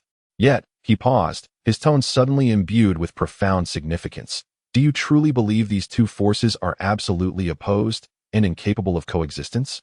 Is there not a third possibility? This query left both Naruto and Sasuke momentarily speechless, plunging everyone present into deep contemplation. Indeed, the dichotomy of power and love, severance and connection, why must it be in either-or scenario? Could one not possess both? Just as the multitude grappled with this conundrum, the sage of six paths smiled. It seems mere words will not suffice for your comprehension, he said as he gradually raised his hands. In that case, allow you to experience it firsthand. He gazed at Naruto and Sasuke, wisdom glimmering in his Rinnegan eyes. I shall bestow upon you both my powers. Yet, he shifted his tone abruptly. I shall not grant the entirety of my strength to either of you alone. Azura, you inherit my sage body and the yang power that connects all things. Indra, you inherit my eyes and the yin power that creates form. As he spoke, he slowly extended his hands toward them. His left palm revealed a fragmented black mark resembling a crescent moon, while his right palm displayed a circular white emblem akin to the sun. Only when you merge these two powers once more shall you truly wield the strength necessary to contend with Kaguya. Only then might you grasp what I mean by the third possibility. The sage of six paths' words resonated like the tolling of a morning bell, awakening all present to the realization. Thus, his ultimate aim was not to declare a victor between these two individuals, but rather to compel them to collaborate. Regardless of who acquired the power individually, neither could triumph over the ultimate adversary. Only through unity, by reconciling the yin and yang forces into a single entity. Could they hope for victory? This was a binding of necessity, a stratagem intertwining these two rivals through shared interests, truly ingenious. Some ninjas could not suppress their heartfelt admiration. Indeed, the Sage of Six Paths is unmatched. Such a tactic is nothing short of enlightening. Naruto appeared to grasp the intentions of the Sage of Six Paths. He scratched his head and broke into a foolish grin. So that is how it is. In other words, without collaborating with Sasuke, defeating that old woman would be impossible. Correct? I see. Without hesitation, he extended his right hand. Sasuke, on the other hand, remained rooted in place, his expression fluctuating between various emotions. To partner with this underachiever? For him, it would be more unbearable than death itself. Yet, he understood. The Sage of Six Paths had left him no room for choice. Either set aside his pride and accept this flawed power, or cling to his ideals and be obliterated alongside the world by Kaguya. It was a cruel, singular choice. Silence. Prolonged silence. Ultimately, Sasuke slowly raised his left hand. Although reluctance was etched upon his face, his action had already signified his decision. Between the options of world destruction and collaboration with Naruto, he had ultimately chosen the latter. Witnessing this moment, everyone in the venue exhaled a collective sigh of relief. Kakashi wore a long-awaited, gratified smile. How wonderful! Regardless of the journey, these two had finally reunited. The Sage of Six Paths, observing the scene, nodded with satisfaction. Excellent. Now, accept this gift from our ancient ancestors. With that, he gently placed his hands upon the outstretched palms of Naruto and Sasuke. In an instant, the entire pure white spiritual realm was engulfed in an endless radiance. An enormous, indescribable source of chakra surged into Naruto and Sasuke, akin to a flood breaching its dam. Both cried out in a mix of agony and exhilaration. Their consciousness began to undergo a monumental transformation under the onslaught of this power. Naruto's body was enveloped in a brilliant golden chakra, warm, peaceful, and brimming with endless vitality. It resembled a sun gently rising. Behind him, 9 black orbs, akin to miniature celestial bodies, gradually appeared, swirling around him. Sasuke's transformation, however, was even more astonishing. His left eye, stimulated by the chilling and profound chakra, began to undergo a metamorphosis. Yet, this was far from the culmination. Upon the eternal kaleidoscope's pattern, circles of purple, mysterious ripples slowly emerged. Within the ripples, 6 black tomo ignited in succession. This was the supreme eye of the divine, transcending all ocular techniques, the Rinnegan with 9 tomo. In that moment, the sun and the moon were born simultaneously. Chapter 110, The Awakening of Divine Power. The Arisen Savior. Light. Endless light.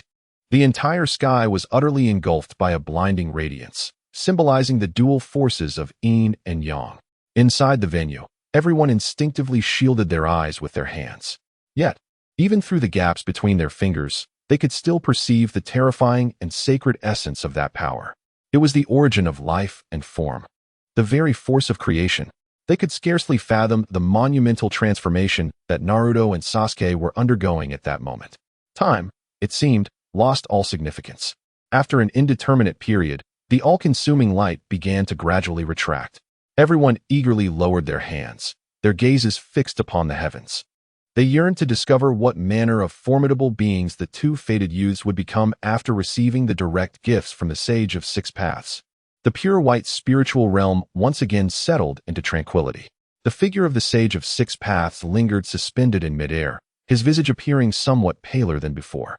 Clearly, bestowing his primordial yin and yang powers upon the two was a significant drain on him. However, a hint of satisfaction graced his features, akin to an elder who had fulfilled his final mission. Opposite him, Naruto and Sasuke had also reformed their consciousnesses, yet they were now transformed beyond recognition. First was Naruto. He still bore his familiar short, yellow hair and face, yet his form was enveloped in a mantle woven from pure golden chakra. The style of the garment bore a resemblance to that of his father, the fourth Hokage, Minato Namikaze, adorned with 6 black tomo patterns at the collar. On his back, a colossal whirlpool mark, reminiscent of the sun, was emblazoned. Most striking were the 9 jet black, corporeal chakra orbs silently floating behind him, circling Naruto slowly and emanating an aura capable of obliterating all existence. These were the truth-seeking balls, an ultimate weapon of both offense and defense. Attainable only upon entering the Sage of Six Paths mode. According to legend, they were forged from yin and yang release, capable of disregarding all ninjutsu. Naruto had, astonishingly, ascended to the legendary realm of the Sage of Six Paths in a single bound. This was nothing short of a dream. In the venue, all the ninjas were rendered speechless by Naruto's newfound form. It represented an absolute power transcending all their understanding. How incredibly strong! Lee Rock stammered, his body trembling uncontrollably. Neji's Byakugan was fixated on Naruto, completely unable to penetrate his aura, as if gazing upon a true sun. Indeed, at that moment, Naruto radiated the essence of a sun walking among men, warm, resplendent, and brimming with boundless vitality. Yet, accompanied by a divine majesty capable of incinerating all. The atmosphere was charged with a profound intensity. Before the crowd could fully comprehend the shock brought forth by Naruto, the heavens bestowed upon them an even greater surprise. The focus shifted to Sasuke. Upon witnessing Sasuke's appearance at that moment, the entire venue fell into an abyss of silence. Every breath was suspended in that instant. Sasuke retained his usual cold demeanor, yet his aura underwent a monumental transformation. No longer merely chilling and sharp, it now exuded a profound and mysterious nobility. He resembled a sovereign emerged from myth, ruling over the realms of night and death. Most striking of all was his left eye, which had transcended its former crimson Sharingan. In its place was a mysterious and regal purple hue. Within the purple iris, rippling patterns reminiscent of waterways gradually expanded outward. Adorning these waves were 9 inky black comma-shaped tomo, quietly embedded as if they were 9 extinguished stars scattered across a violet galaxy. This was the divine eye, exalted above all ocular techniques, a legendary power said to govern creation and annihilation, the Rinnegan. On the dais, Orochimaru, disguised as the Wind Shadow, trembled with a voice that barely concealed his rage, nearly grinding his teeth to dust. His eyes ignited with an unprecedented blend of greed, jealousy, and fervor. He had devoted his life to the study of countless forbidden jutsus, sacrificing innumerable test subjects, and even resorted to changing his own body multiple times. Yet now, this flawless vessel he had coveted since childhood had evolved into its ultimate form before he could claim it for himself. How could he not be envious? How could he not be driven to madness? That is mine. He nearly erupted, on the verge of charging towards Sasuke in the center of the venue. However, the remnants of his reason forced him to suppress this impulse. He understood that the moment was not yet ripe, and even if he were to act, it would only lead to his own humiliation. Cursed be this fate. He could only scream helplessly within his heart. Meanwhile, Sasuke himself stood mesmerized, gazing at the screen depicting his Rinnegan-possessing self. Slowly, he raised his hand to touch his left eye, which remained an ordinary black pupil. Nevertheless, an unprecedented and intense premonition surged within him. He realized that this was a glimpse of his future, a culmination of the Uchiha clan's bloodline. Rinnegan, he whispered the name, his dark eyes shimmering with excitement and longing. Was this truly the pinnacle his brother had sought, yet never attained? With this eye, he believed that both vengeance and revolution would become effortlessly achievable. In the moment of collective anticipation, each heart swayed by divergent thoughts, the radiance faded completely. The voice of the Sage of Six Paths resonated once more, slowly yet powerfully. Well then, my children, the power has been bestowed upon you. How to wield it, and the choices you make lie solely in your hands. Go forth, bring an end to this unfortunate cycle initiated by my mother. Forge a future that truly belongs to you. His voice, imbued with weariness, yet tinged with a hint of relieved hope, lingered in the air. As his words faded, the consciousness of Naruto and Sasuke began to dissolve into the ethereal. The entire pristine mental realm shattered like a broken mirror, fragmenting into countless pieces. In the realm of reality, upon the desolate and despairing battlefield, Naruto and Sasuke, who had lain still on the ground, suddenly trembled violently. They moved. They stirred. Sakura and Karen erupted in joyous exclamations. All present in the venue felt their hearts leap into their throats. They understood. The most exhilarating moment was upon them. Having accepted the power of the Sage of Six Paths, these two youths, who had danced on the precipice of death, were finally poised for their triumphant return. On the screen, Naruto, whose heart had ceased to beat and whose life had faded, suddenly had his chest illuminated by a brilliant, golden radiance. This light was so warm, so vibrant with life. It was as if a new sun was rising within him. A brand new heart, constructed of pure solar energy, was rapidly forming. Thump, thump, thump.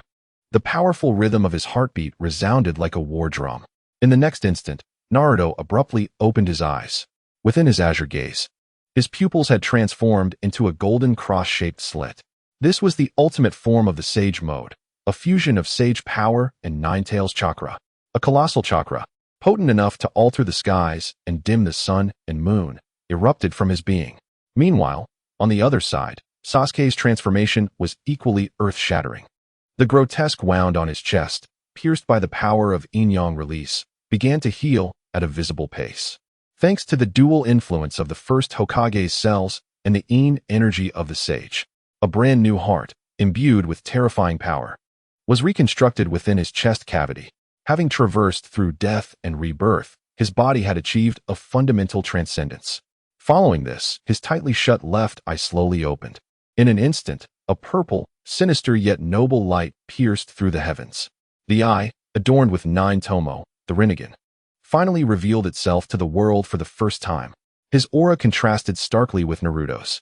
In that moment, upon the battlefield, one gold and one purple, one light and one dark, one warm and one cold, two distinctly different, yet equally overwhelming forces shimmered in an awe-inspiring display.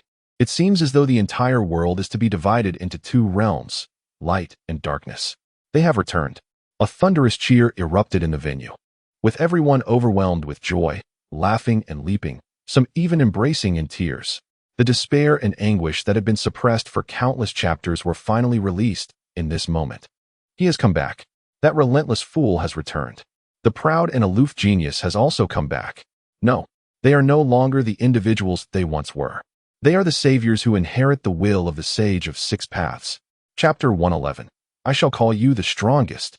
The venue of the Chuunin exam remains immersed in the shock of Naruto and Sasuke transforming into saviors.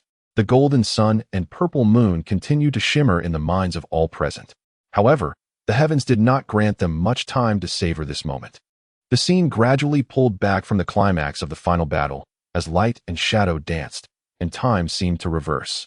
Eventually, it came to rest upon another battlefield, equally ravaged, perhaps even more chaotic. This is the battlefield of Gai-sensei. Lee Rock was the first to react, his voice trembling with excitement and tension. Instantly, everyone's hearts raced. They knew that the astonishing rescue operation was about to be unveiled in its entirety. What lay before them was a scene reminiscent of hell. The ground could no longer be called such. A chasm, so immense it defied measurement, loomed before all eyes. The edges of the abyss twisted in a bizarre, funhouse mirror-like distortion, as if even the laws of nature were forcibly altered by this overwhelming power. The air was thick with the acrid stench of charred remains and blood, a remnant of life extinguished. At the heart of this inferno, the figure of Madara Uchiha slowly emerged from the smoke and dust. He appeared utterly disheveled. His white robe, transformed from the sacred artifact, had been completely torn apart, revealing the cracked visage of Hashirama Senju beneath. The entire right half of his body had vanished, as if erased by an invisible force from shoulder to abdomen. His pale bones and writhing organs were laid bare to the air. The Rinnegan staff he held had also shattered, leaving only a fragment to support his weight on the ground. Upon witnessing this scene, gasps of shock echoed throughout the venue. How tragic! Is this the true power of Night Guy?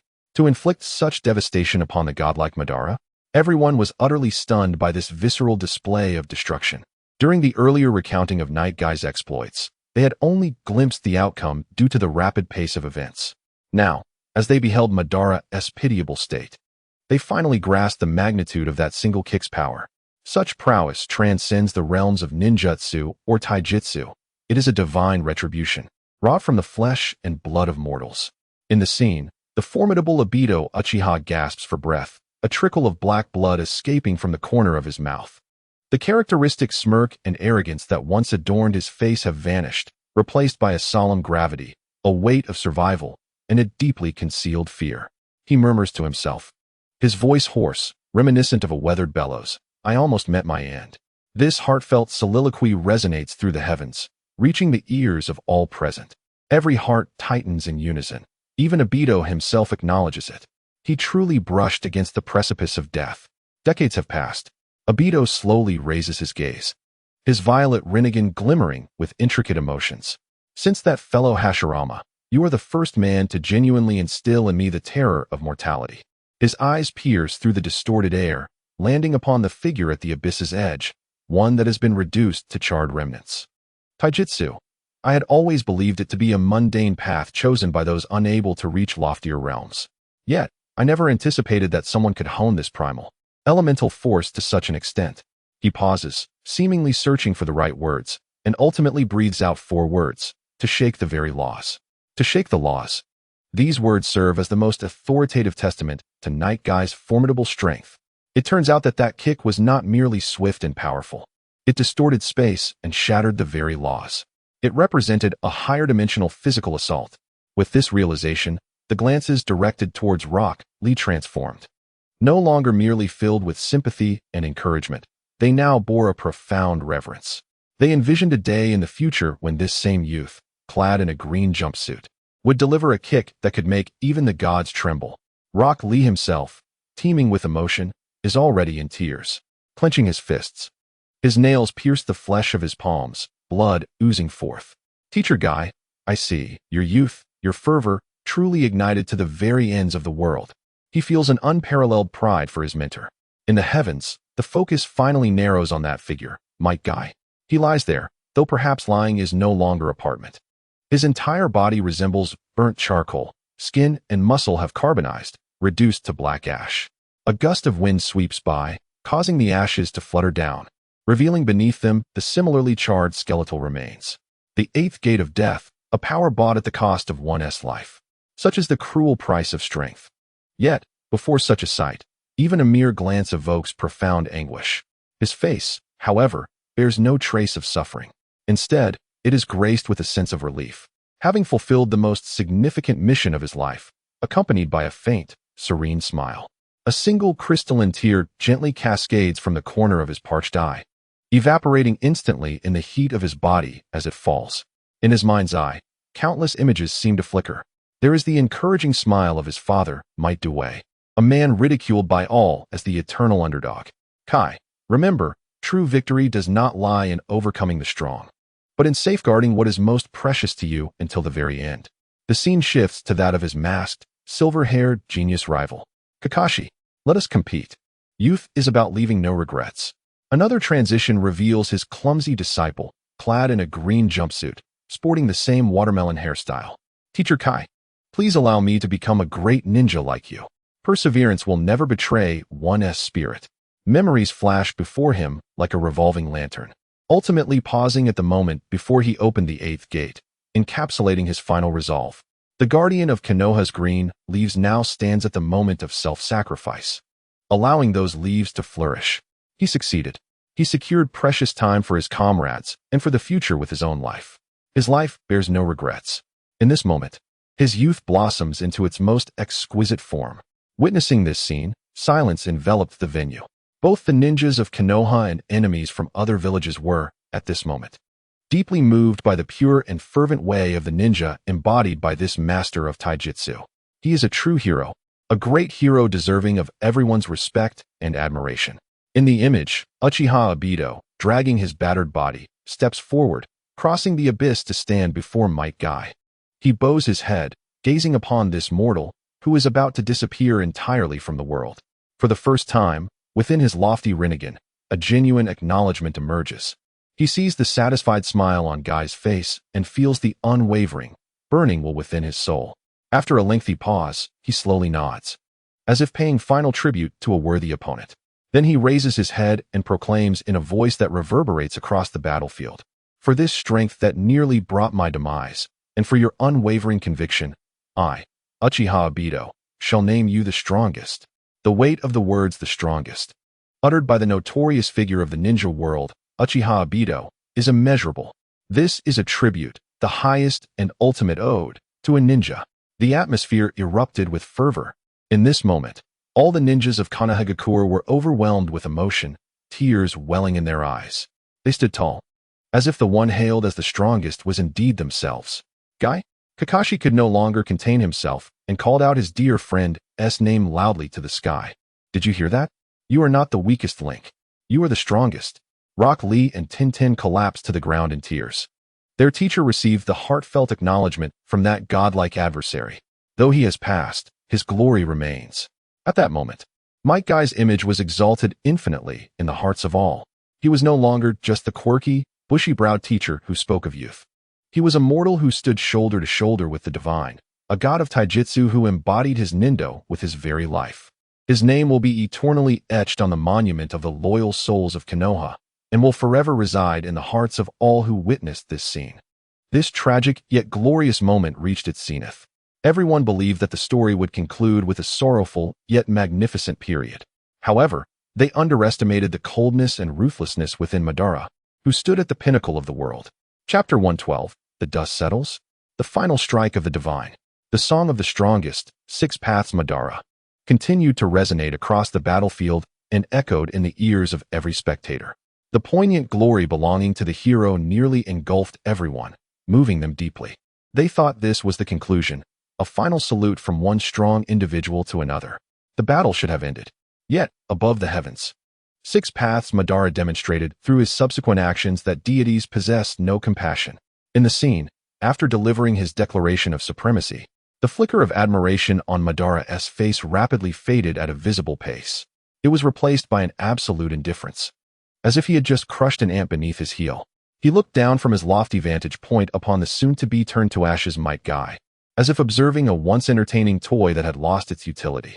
This sudden shift in demeanor caused the previously fervent atmosphere in the venue to chill instantaneously. Every face reflected shock and confusion. What is happening? Did he not acknowledge Teacher Guy? Why this expression? An ominous premonition silently crept into the hearts of all.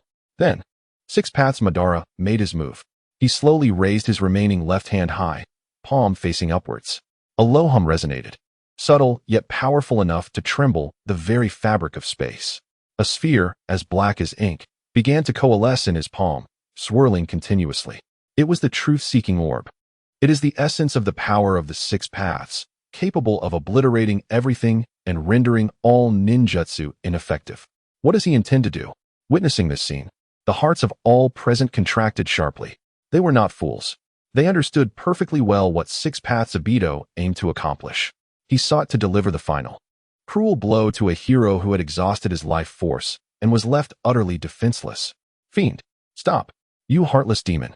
The venue erupted once more in a cacophony of outrage and curses. They could not comprehend. They could not accept.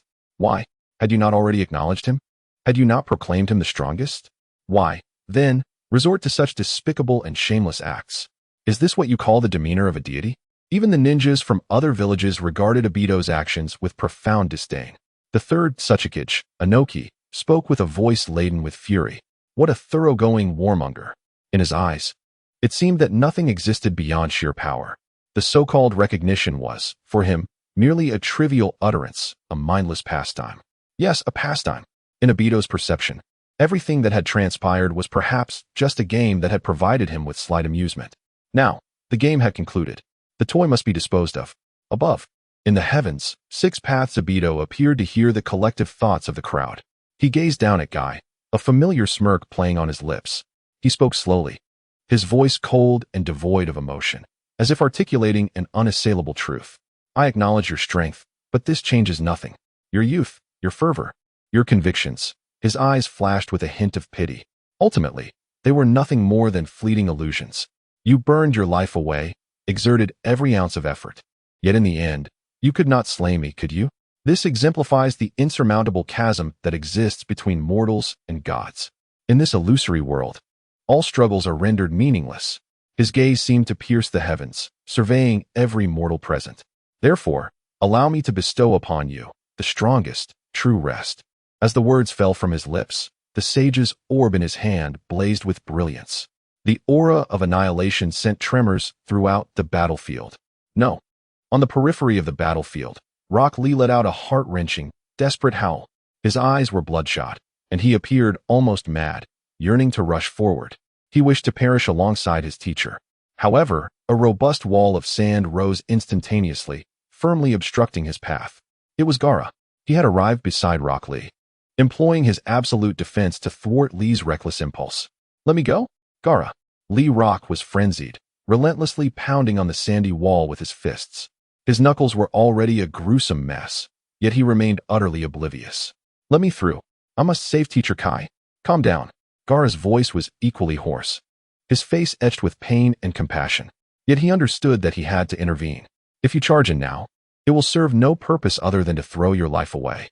Do you wish for Teacher Kai's sacrifice to be in vain?" Gaara's words struck like a bucket of ice water, abruptly halting Lee Rock's frantic actions. Indeed, Teacher Kai had opened the seventh gate to protect them. If he rushed in now, foolishly throwing away his life, would that not utterly betray the teacher's intentions? But, unable to endure any longer, Lee Rock's body gave way, and he collapsed to the ground. He struck his head heavily against the sandy wall, allowing tears and blood to flow freely, mingling together. He could only watch helplessly as his most revered teacher was on the verge of being obliterated by the enemy, powerless to intervene. The sensation of impotence, the heart-wrenching agony, threatened to shatter his very soul into fragments. Kakashi stood nearby, his body trembling slightly. The exposed Sharingan in his eye wept blood from overuse, the kaleidoscopic pattern swirling chaotically within. "Kamui!" His mind screamed, urging him to unleash Kamui to distort the Rinnegan, to save his lifelong friend and rival. Yet his remaining rationality whispered to him, no, it cannot be done.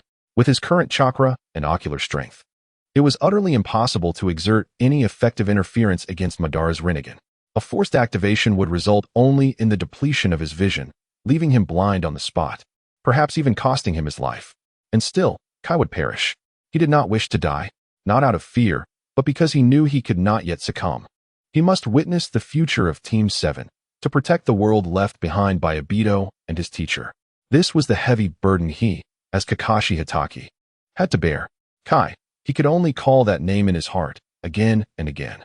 "I'm sorry. Forgive my impotence." Within the venue, the hearts of everyone were entwined in anguish. They watched on the screen as Lee Rock and Kakashi struggled in pain and helplessness, resonating deeply with their plight. The feeling of watching their most cherished individuals march toward death, powerless to intervene, was the cruelest punishment in existence. Anger, resentment, despair. A multitude of negative emotions surged and spread within the venue, threatening to upend the very dome overhead. "Stop it, you bastard. Please, spare Teacher Kai. Who will come to save him?" The ninjas, even gazing skyward, uttered desperate prayers.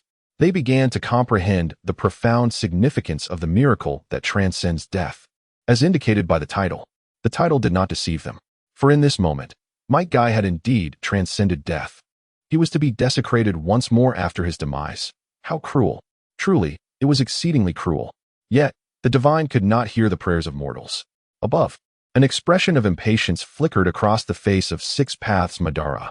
He appeared weary of this tedious farce, paying no heed to the cacophony of voices around him, which he regarded as insignificant as ants. With a slight flick of his wrist, the pitch-black Tao orb, imbued with his divine power, slipped from his grasp. Its speed was not swift. One might even describe it as somewhat languid. Yet, all present could see it clearly. The space around the orb began to subtly collapse, as if even light could not escape its vicinity. This indicated that it contained an absolute void capable of obliterating all matter and energy. It was unstoppable and indomitable, death itself. Under the anguished gazes of all, the black Tao orb, which heralded annihilation, soared toward the hero, now reduced to char, devoid of any trace of life. At that instant, the scene seemed deliberately slowed. All sound faded from their ears. They could only hear the thunderous pounding of their own hearts and the deathly whisper as the Tao orb sliced through the air. It was over. Everything was over. This thought simultaneously surfaced in the minds of all. They slowly closed their eyes, unable to bear witness to the impending, cruel spectacle of the hero's complete obliteration. Despair reached its zenith at that moment. Time appeared to stretch infinitely. Above, the dark Tao orb became the sole protagonist of the world. It embodied death, carrying the principle of annihilation, slowly and resolutely advancing toward the hero who had burned out. Chapter 113. A kick sends the Tao orb flying. 1 meter, half a meter, 10 centimeters. The distance continued to diminish. In the venue, countless individuals could no longer bear to watch and painfully shut their eyes. Lee Rock and Kakashi wore expressions of numb despair. The third Hokage, Hiruzen Sarutobi, also slowly bowed his head, letting out a heavy sigh. The dust settled. A miracle ultimately did not occur. However, just as the Tao orb was about to touch Might Guy's already carbonized body, in that fleeting moment of 0.01 seconds, when everyone believed that all would culminate in this darkest of tragedies, a crisp sound resonated throughout the battlefield, akin to something being flicked or the snap of fingers, echoing without warning. The sound reverberated throughout the venue of the Chuunin Exams. A sudden, jarring noise erupted, causing many with closed eyes to question their hearing.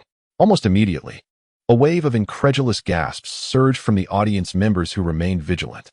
What is that? Look! Quick, look at the sky. Something is up there.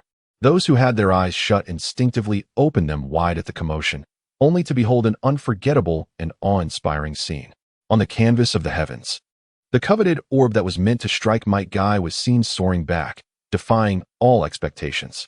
And in its path, between the orb and Guy, a golden figure had appeared, silently and inexplicably materializing out of thin air. Standing there, back turned to the crowd, he seemed as if he had emerged from the void itself. There was no dazzling display of ninjutsu, no fluctuations of space-time techniques, and not even a ripple of chakra to signify his presence.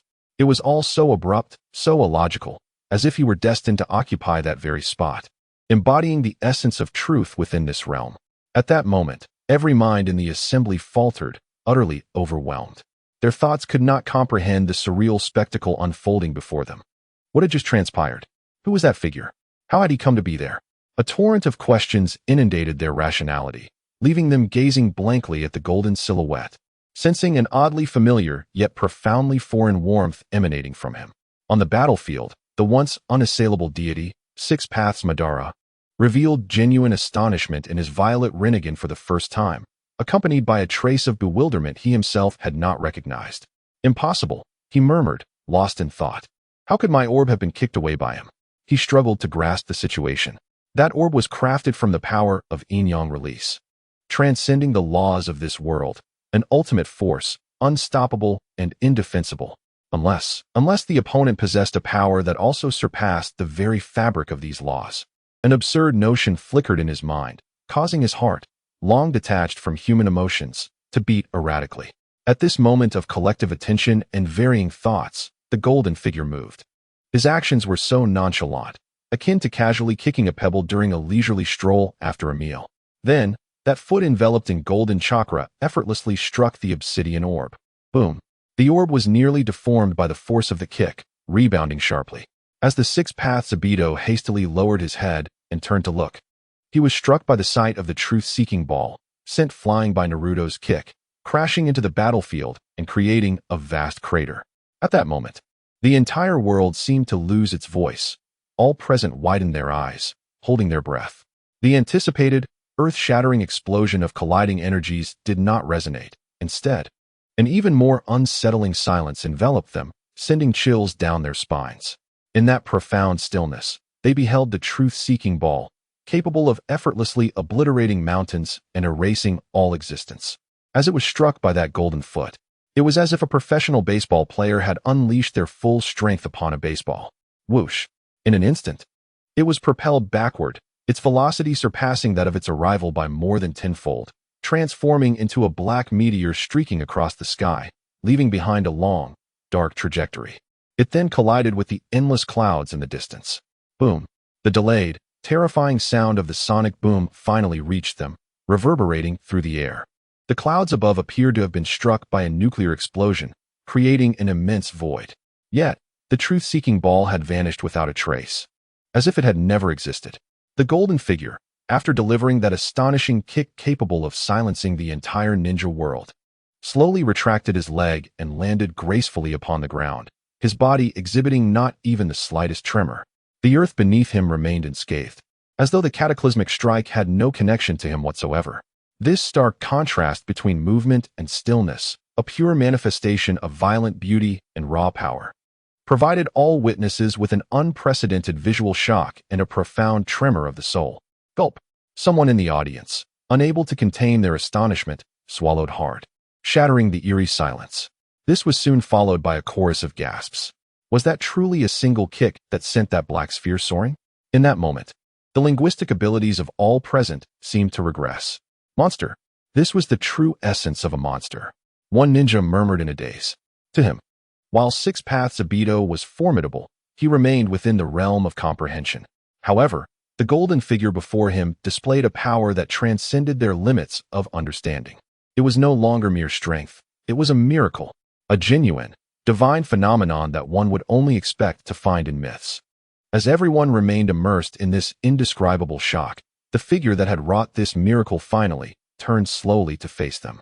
The moment he unveiled his true self to the world, a profound silence enveloped the venue as everyone caught sight of that familiar visage.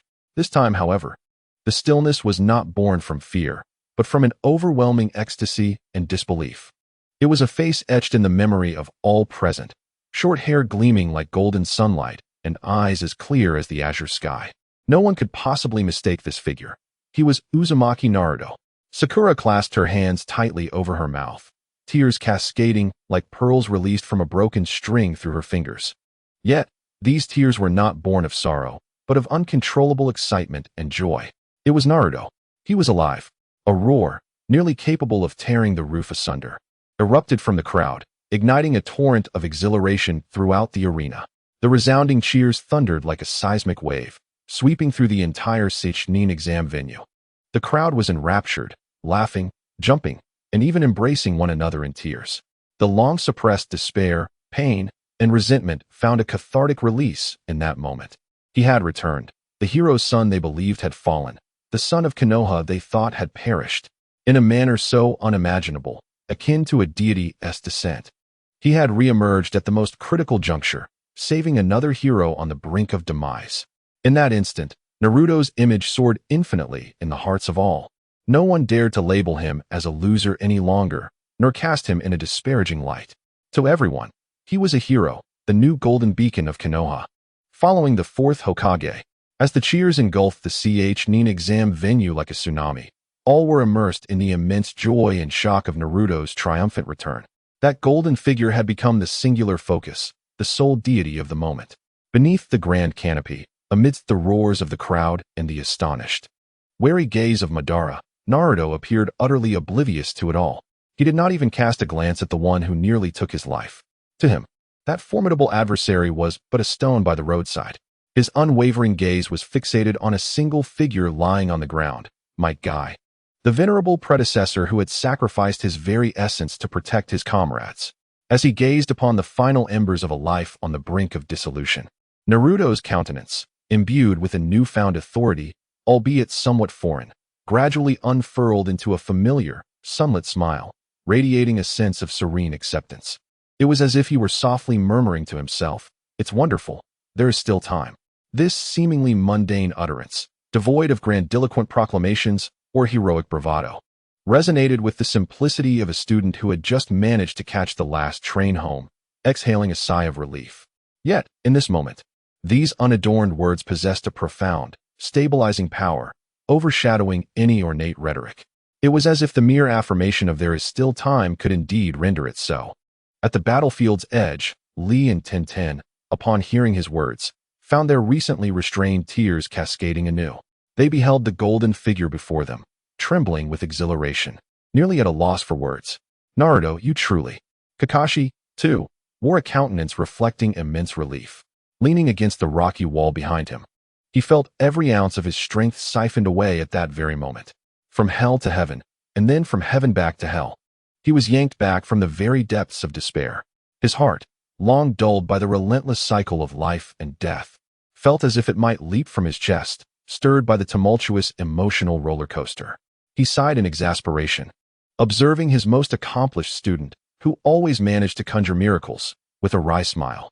Each time, it seemed, he had to create such a heart-stopping spectacle. Within the venue, the audience was equally moved by Naruto's simple yet profoundly confident declaration. They gazed upon the golden figure, their eyes brimming with unwavering trust. Indeed, trust. They believed that this young lad, this nascent hero, would surely reclaim the fading hero from the clutches of death. Beneath the vast sky, amidst the collective anticipation, faith, and disbelief of all present, Naruto steadily approached Guy. His steps, though unhurried, bore an extraordinary steadiness, each footfall echoing the heartbeat of the crowd. At last, he reached Guy's side and gently knelt beside him. extending his right hand, the palm now adorned with a radiant white mark reminiscent of the sun.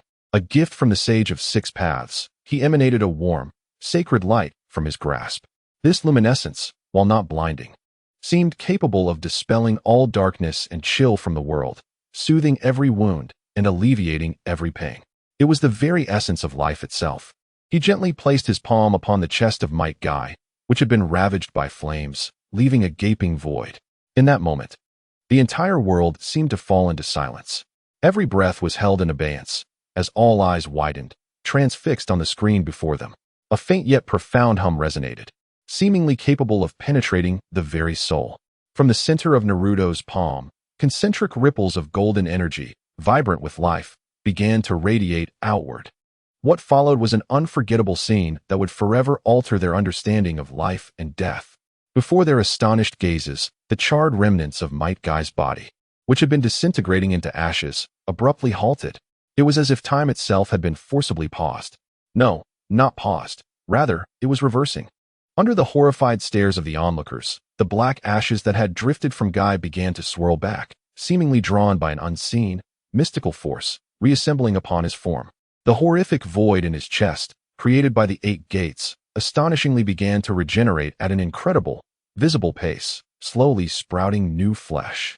Pink, vibrant muscle tissue emerged, alongside white, resilient ribs, and within it all, a brand new heart, though feeble, defiantly pulsed with life. The faint rhythm of that heartbeat resonated through the heavens, clear and distinct to every ear. Though soft, it struck like the primal beat of creation, echoing deep within the souls of all present. Moments later, a slender, yet vibrant, red vapor ascended from Might Guy's body. This was no longer the steam of extinguished life. It represented the essence of youth and fervor. At the podium, Tsunade, renowned as the strongest medical ninja of Konoha and one of the legendary Sannin, found herself utterly uncomposed. She abruptly rose from her seat, gripping the railing before her with white-knuckled intensity, her brown eyes wide with unprecedented shock. As she beheld the astonishing spectacle unfolding above, her voice, overwhelmed by emotion, took on a sharp edge. This is impossible. Absolutely impossible. The cells consumed by the 8 gates cannot be reversed. This is not mere damage. It is annihilation. How can it be? How can it regenerate? Her pride, rooted in her extensive knowledge of medical ninjutsu, which allowed her to traverse the entire shinobi world with ease, lay shattered before this miraculous spectacle unfolding before her. Struck by the impact, her beliefs were rendered meaningless. This is not medical ninjutsu, she murmured, dazed.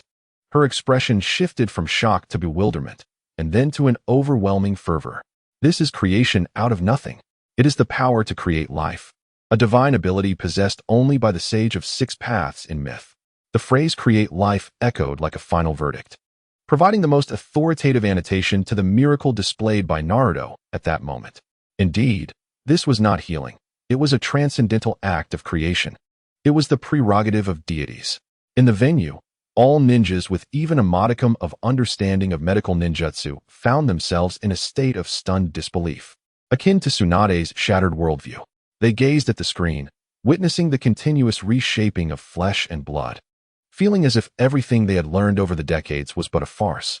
Meanwhile, the ordinary ninjas, lacking comprehension of the technical intricacies, could nonetheless viscerally perceive the outrageous visual impact of life being forcibly wrested from the jaws of death. It was profoundly shocking, truly, overwhelmingly so. They bore witness to a resurrection that existed solely in the realm of legends. The ninja who had previously labeled Naruto a monster for kicking away the truth-seeking orbs now repeated the term. However, this time, his tone was no longer solely filled with fear. It was imbued with a reverence bordering on worship. If kicking away the truth-seeking orbs showcased Naruto's destructive power akin to that of a god of ruin, then this miracle of resurrection revealed his compassionate law, reminiscent of a creator deity. Destruction and creation, annihilation and rebirth. These two most extreme and opposing forces were converging within this young boy with golden hair, scarcely in his teens. This was beyond mere monstrosity. He was, in fact, a deity, a living god, walking amongst mortals. At the Akatsuki base, all members fell into a prolonged silence, their gazes fixed on the golden figure in the sky, filled with trepidation. though they had previously regarded the Nine Tails Jinchuriki with a degree of significance. It had merely been as a challenging target. Now, that target had evolved into an entity beyond their comprehension, a being of extraordinary caliber. Capturing him was no longer an option. One thought from him could obliterate them and their base from existence. Especially for Kakuzu. He gazed upon Naruto, the one capable of creating life, as that heart, corrupted by the resentment of the earth, could not help but throb violently. If he could attain such power, would the eternal life he sought not be within easy reach? In an instant, an audacious and utterly mad thought arose within him. Under the astonished, reverent, greedy, and fervent gazes of all, the divine creation continued in the heavens above. In the mere span of seconds, Might Guy's body, once charred and shattered, had remarkably restored itself to a significant degree. Though his skin remained a charred black, it was merely the superficial layer of burns. The muscles, bones, veins, and most crucially, the heart within his body had been completely reshaped by Naruto's overwhelming, life-infused power. He had returned to life. The hero, who had been condemned to death by Madara Uchiha and deemed undoubtedly doomed by all, had truly been snatched back from the clutches of death. Lee Rock and Tintin could no longer contain themselves, kneeling on the ground, weeping uncontrollably. Kakashi, too, let out a long sigh of relief, leaning against the rock wall, a slight smile gracing the corner of his mouth. In this moment, his heart was filled with boundless gratitude. Thank you, Naruto. Chapter 115, The Might of the Rinnegan. The Return of the Moon. On the battlefield, the breath of life flowed anew. Naruto's miraculous creative power not only resurrected Might Guy, but also transformed the atmosphere of the Chuunin exam venue from one of profound oppression to fervent adoration. Yet, the battle was far from over. The true threat still stood unwavering. In the heavens above, disbelief was etched upon Madara Uchiha's face. He watched in astonishment as the strongest warrior, whom he had condemned to death, was brought back to life by Naruto's hands. This scene, a complete upheaval of his understanding, dealt a significant blow to his pride as a god. The power of the Sage of Six Paths. He fixed his gaze on the sun-like white mark in the palm of Naruto's right hand, filled with trepidation and rage. Is this the power of the sun?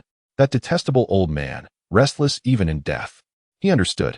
This yellow-haired boy before him was the chosen successor of Ashura in this generation, selected by the Sage of Six Paths. A successor more thorough and perfect than the first Hokage, Hashirama Senju. With this realization, a surge of murderous intent filled Madara's eyes. He could not allow this to continue. He recognized that Naruto, possessing the power of the Sage of Six Paths, was a tremendous threat to him. He must be eradicated before he fully adapts to this power. In the next instant, Madara's figure vanished from sight. No hand signs, no warning, just pure speed. The speed was nothing short of extraordinary. Almost simultaneously, he appeared behind Naruto, who was intently focused on treating Kai. In his hand, the shattered Six Paths staff, under the influence of his release power, transformed instantaneously into a pitch-black blade. Reminiscent of a reaper's scythe. Without a moment's hesitation, it was thrust towards Naruto's unsuspecting back. Watch out, Naruto, behind you. A cacophony of anguished cries erupted within the venue, and everyone's hearts leapt into their throats. The hero they had just regained. Was he truly to be ambushed and slain in such a humiliating manner? Kakashi's pupils constricted to the size of pinpoints. He could see it clearly. Madara's attack was swift, ruthless, and precise. Moreover, the timing was nothing short of impeccable, striking at the very moment Naruto had just performed the miraculous act of creating life, when his guard was most down. In such a scenario, anyone would have been utterly unable to evade such an assault. It was over. A desperate thought surged uncontrollably from the depths of his heart. However, just as the dark blade of death was about to make contact with Naruto's back, at that fleeting moment of 0.01 seconds, when everyone believed tragedy was poised to unfold once more, a figure, equally sudden and unexpected, materialized between Naruto and Madara like a specter. Clang! The sharp sound of metal striking metal reverberated throughout the battlefield. Sparks flew. The blade, capable of easily piercing through Susanoo, was firmly parried by an unassuming Kusanagi sword. Time seemed to freeze at that instant. Everyone's eyes widened in astonishment, staring vacantly at the figure that had suddenly appeared to shield Naruto. With black short hair, a strikingly handsome face, and the mesmerizing purple eyes adorned with 6 tomo of the Rinnegan, it was Uchiha Sasuke. Sasuke, It's Sasuke-kun. Sakura and Ino exclaimed in delighted shock. Meanwhile, the others in the venue were left utterly numb. Their hearts had endured an overwhelming barrage of emotions that day. First, the simultaneous fall of Naruto and Sasuke into the abyss of despair. Then, Naruto's triumphant return to the pinnacle of hope, followed by his sudden ambush, plummeting once again into despair. Now, Sasuke had descended like a divine savior, once more turning the tide. This tumultuous narrative was far more thrilling, indeed life-threatening, than anything they had ever experienced in their lives. My heart. One ninja clutched their chest, pallid-faced. I can hardly bear it. Are these two conspiring together? Must they engage in such a pulse-quickening game? On the battlefield, Six Paths Madara gazed at the sudden appearance of this descendant of the Uchiha clan, his eyes equally filled with astonishment. He struggled to comprehend the situation. Just moments ago, that little imp was still dozens of meters away. How could he have moved to stand before him in an instant? This was neither the body flicker technique nor the flying thunder god technique. It resembled a form of spatial displacement, a technique of ocular prowess that felt somewhat alien to him. Celestial hand power. Sasuke's cold voice resonated slowly, as if addressing Madara's confusion or perhaps conversing with himself. He gradually lifted his gaze, his purple Rinnegan locking onto Madara's Rinnegan from afar. Two sets of eyes, representing the pinnacle of ocular techniques in this world, finally met at this moment. An invisible, terrifying pressure erupted simultaneously from both of them, causing the entire battlefield to tremble in response. Meanwhile, behind them, Naruto had completed his preliminary treatment on Guy and was now rising to his feet. He turned to face the proud figure before him, both familiar and somewhat unfamiliar. A complex emotion flickered in his azure eyes as he softly uttered the name, Sasuke. Humph. Sasuke did not turn around, merely emitting a signature, disdainful snort. You're lagging behind. His voice remained chillingly detached. If it weren't for me, you'd be dead by now. Although his words retained their impolite tone, laced with sarcasm, everyone present could discern the underlying concern masked beneath his icy demeanor, an emotion he himself may not have fully recognized. At the very least, he no longer hurled insults at Naruto as he once did, nor did he shout for violence. This subtle shift brought a profound sense of relief to Kakashi, who had been anxiously monitoring the two. A genuine smile of satisfaction, the most heartfelt since Team 7's dissolution, graced his face. How wonderful, he thought, leaning against the wall, feeling his eyes moisten. Regardless of the convoluted journey they had undertaken or the uncertain paths that lay ahead, at this moment, his most cherished Team 7 had, in the strongest of forms, reunited once more. Naruto, unfazed by Sasuke's words, merely scratched his head and flashed his signature goofy grin. Heh, thanks, Sasuke. With that, he stepped forward to stand shoulder to shoulder with Sasuke, one advancing, one defending. They formed the most perfect offensive and defensive stance. The golden energy of the Six Paths, radiant as the sun, intertwined with the purple energy of the Six Paths, serene as the moon. At that moment, they illuminated the battlefield in harmonious contrast, sun and moon, light and dark, connection and severance. Two forces, the most extreme, the most opposing, the most primal. After enduring millennia of cycles and conflicts, they finally, for the first time, presented themselves in a stance of equality and collaboration, united against their common foe, the one who both created and constrained them. This scene was profoundly striking, bearing immense historical significance. Those present were entranced, as if witnessing the dawn of an epic that existed solely in myth. So impressive, murmured a youthful ninja, lost in reverie, his eyes brimming with boundless admiration and yearning. It epitomized the ultimate romance a ninja could envision, fighting side by side with one's lifelong rival and dear friend against deities to save the world. This was the ultimate dream every youth yearned for. Even Shikamaru, usually composed, felt his blood boiling at this moment. He gazed at the two divine figures on the screen, then glanced at his equally fervent companions beside him. The corners of his mouth involuntarily lifted. What troublesome fellows, he softly remarked. Yet, he mused, occasionally feeling this surge of passion was rather delightful. The atmosphere of the venue reached an unprecedented climax, transcending personal grievances and village boundaries. A pure adoration for heroes and an unending anticipation for the impending epic battle. Chapter 116. The Birth of the Twin Deities, the Downfall of Six Paths Madara. On the battlefield, the atmosphere grew unbearably tense. The golden sun and the purple moon stood side by side, light and darkness, life and death. Two utterly contrasting yet originating from the same source ultimate powers pointed resolutely towards a singular enemy, the once invincible Uchiha Madara, who had toyed with the entire ninja world. Confronted by these two reborn beings, no longer merely human, the arrogance and mockery that once graced Six Paths Madara's face vanished entirely, replaced by an unprecedented gravity. There lingered even a hint of tension he himself had yet to recognize. Ashura, Indra, he murmured, gradually reclaiming the Six Paths staff that Sasuke had seized, his violet Rinnegan locking onto the two before him. The old sage truly holds you in high regard, he sneered, attempting to mask the unrest within. He even bestowed upon you the very essence of his yin and yang powers. However, his tone abruptly shifted, regaining a semblance of the domineering aura befitting a demon of the ninja realm. Do you think this will allow you to defeat me? Such naivety. I, Uchiha Madara, have absorbed the God Tree and stand as the embodiment closest to the Sage of Six Paths. You two, when combined, amount to nothing more than two incomplete beings. Two incomplete entities, when brought together, merely equate to one. They cannot exceed one. He proclaimed this with an arrogant demeanor.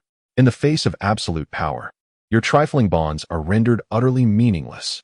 However, confronted with his imposing declaration, Naruto and Sasuke could hardly muster the effort to lift their eyelids. Naruto silently manipulated the 9 truth-seeking orbs behind him, allowing them to rotate slowly, forming an impenetrable defensive circle. Sasuke, taking a more direct approach, simply fixed his gaze upon Madara with his eternal Manjiki Sharingan, adorned with 6 tomo, and spoke in a tone as though stating a simple fact. Old man, your era. He paused, a chilling smirk curling at the corner of his mouth. Has come to an end. The moment those words fell, the battle erupted. There were no superfluous probes or grand displays of jutsu.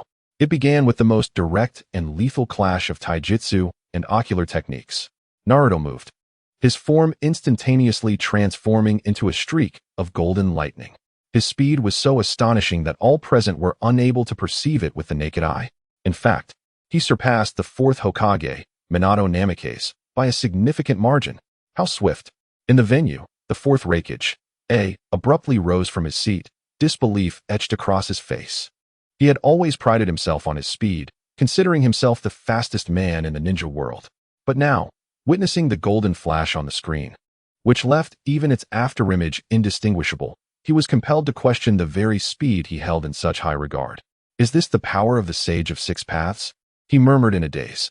It dawned on him that, before true divinity, his so-called speed was but a ludicrous jest. On the battlefield, Naruto's assault rained down upon Six Paths Madara like a tempest. He did not employ any jutsu. Instead, he harnessed the pure vitality bestowed by the power of Six Paths to its utmost potential. With each punch and kick, seemingly simple, yet harboring the terrifying force capable of shattering mountains, Six Paths Madara did not yield easily. He wielded his Six Paths staff with remarkable speed, effectively countering Naruto's strikes. The two figures intertwined and collided across the battlefield. Each impact unleashed a sound explosion potent enough to shatter eardrums, while the resulting shockwaves stripped the surrounding earth of its thick layers. What transpired transcended the definition of battle. It was akin to two humanoid meteors colliding in primal confrontation. All the ninjas present were left agape, hearts pounding in trepidation. They questioned themselves. What if they were to find themselves amidst that battlefield? I fear that even the residual waves of that battle could tear them asunder. How formidable she is. Is this what it means for divine beings to engage in combat? This thought simultaneously surfaced in the minds of all present. They gazed at the screen, where two figures flickered and collided incessantly, feeling as though they were witnessing an epic film from ancient mythology. They were but the most humble and insignificant mortal spectators. Yet, while the crowd remained enraptured by Naruto's earth-shattering physical assault, Sasuke finally made his move. Unlike Naruto, who charged headlong into the fray, Sasuke stood quietly in place, the purple, 6-tomo Rinnegan slowly rotating as if searching for something elusive. Suddenly, his gaze sharpened, seemingly locking onto something invisible to the naked eye. Naruto, he said coldly. 3 on the right, 1 on the left. His voice, though soft, resonated clearly in Naruto's ears and reached the ears of all the spectators. 3 on the right, 1 on the left? What could it possibly be? The crowd's minds were filled with questions. They followed Sasuke's line of sight, only to find the battleground between Naruto and Madara devoid of anything but the two combatants. However, upon hearing Sasuke's words, Naruto appeared to receive the most precise of commands. He executed a swift backflip, distancing himself from Madara. Instantly, the four truth-seeking balls behind him transformed into four pitch-black spears, each hurtling towards three positions on his right and one on his left. There was nothing there. The audience was utterly baffled. What was he doing? Hitting thin air? Even Madara, engaged in fierce combat with Naruto, flashed a disdainful smile. How foolish. He believed Naruto had miscalculated. Yet, in the next moment, an extraordinary scene unfolded. One that would be indelibly etched in the memories of all. The four spears, which should have pierced the void, suddenly encountered four identical figures of Madara, materializing seemingly from thin air. These four apparitions appeared just as astonished as the original Madara, their expressions mirroring his shock. With no suspense whatsoever, the four newly manifested shadows were instantaneously impaled by the truth-seeking spears, imbued with the power of yin and yang. Silence fell over the entire Chuunin exam arena, plunging it into a deathly hush. What were those things? Clones? No, that couldn't be right. They felt entirely different, as if they had emerged from another realm. The audience was left in awe, shaken by the bizarre spectacle they had just witnessed. They were unable to comprehend the nature of the four shadows that had materialized from thin air. Yet, they could distinctly sense the terrifying aura emanating from these shadows, which was no less formidable than that of the original Six Paths Madara.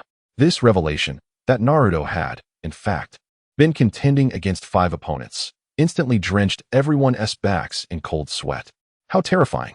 Such an insidious method of attack, shrouded in secrecy, was utterly unsolvable. The Limbo Border Jail is the most potent ability of Madara's Rinnegan. It allows him to summon his own shadows from an invisible, liminal world called Limbo. These shadows possess nearly identical power to the original and are imperceptible and intangible to ordinary individuals. Only those endowed with the Six Paths power can inflict damage upon them, and only those with the Rinnegan can perceive them. The Third Hokage's words unraveled the mystery for everyone, plunging them into a deeper state of shock. So that was it. Sasuke had utilized his Rinnegan to see those imperceptible shadows, and then directed Naruto to attack them with the power of the Six Paths. Their coordination was nothing short of seamless. One, a commander with unparalleled vision. The other, an executor wielding unmatched strength. Together, they were not merely a sum of 1 + 1 equaling 2, but rather 1 + 1 equating to an unsolvable conundrum. The term unsolvable simultaneously surfaced in the hearts of all present as they gazed at the figures on the screen, standing shoulder to shoulder, their eyes filled with profound reverence. On the battlefield, the final remnants of divine arrogance on Madara's face shattered completely. His eyes brimmed with disbelief. Impossible. He stared vacantly at Sasuke's purple Rinnegan. You've actually seen through my limbo? Your eye is unlike mine. Sasuke offered no reply, instead returning his gaze with a chilling, almost lifeless stare. Meanwhile, Naruto flashed a brilliant smile, one that could even be described as slightly sinister. Hey, old man, he said, looking at Madara as he flexed his wrist. That felt good, didn't it? Now it's our turn. His figure transformed once more into a streak of golden light, under the guidance of Sasuke's Rinnegan, which granted him near absolute visibility. All of Madara's actions and intentions became transparent. The moment he summoned his limbo shadows, they would be instantly obliterated by the waiting truth-seeking balls. If he attempted to engage in close combat, Naruto, with his superior speed and strength, would teach him a lesson. He sought to distance himself using ninjutsu. Yet Sasuke's elusive heavenly hand power would, in a fleeting moment of his hand seals, bring him face to face with Naruto's Rasengan for an intimate encounter. Within a mere few minutes, the once arrogant figure who had regarded the entire ninja alliance as mere ants was utterly defeated by the seemingly unscrupulous combination of Naruto and Sasuke, leaving him devoid of any means to retaliate. His white robe lay in tatters, and the formidable regenerative abilities crafted from the cells of the first Hokage began to falter against the rapid succession of his injuries. He appeared utterly disheveled, akin to a pitiful novice villager being mercilessly battered by two players wielding cheat codes. This spectacle elicited exclamations of delight from the audience, who had long been suppressed by the terrifying prowess of Six Paths Madara, finally allowing their pent-up frustrations to erupt. Strike! Strike fiercely, they urged. Let this old man taste the bitterness of being treated as an ant. Naruto, Sasuke, well done. Cheers filled the venue, brimming with excitement and satisfaction. Chapter 117. Susanoo meets the Nine Tails above the arena.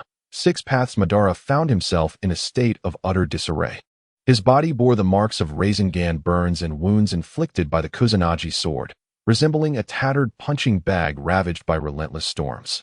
He could only passively endure the heavy blows time and again. How infuriating! Madara roared inwardly, his pride as a god among shinobi being systematically crushed.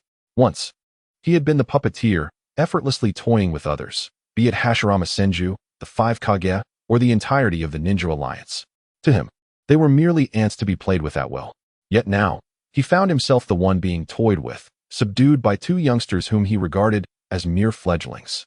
This humiliation and rage threatened to incinerate his reason entirely. Uchiha Madara.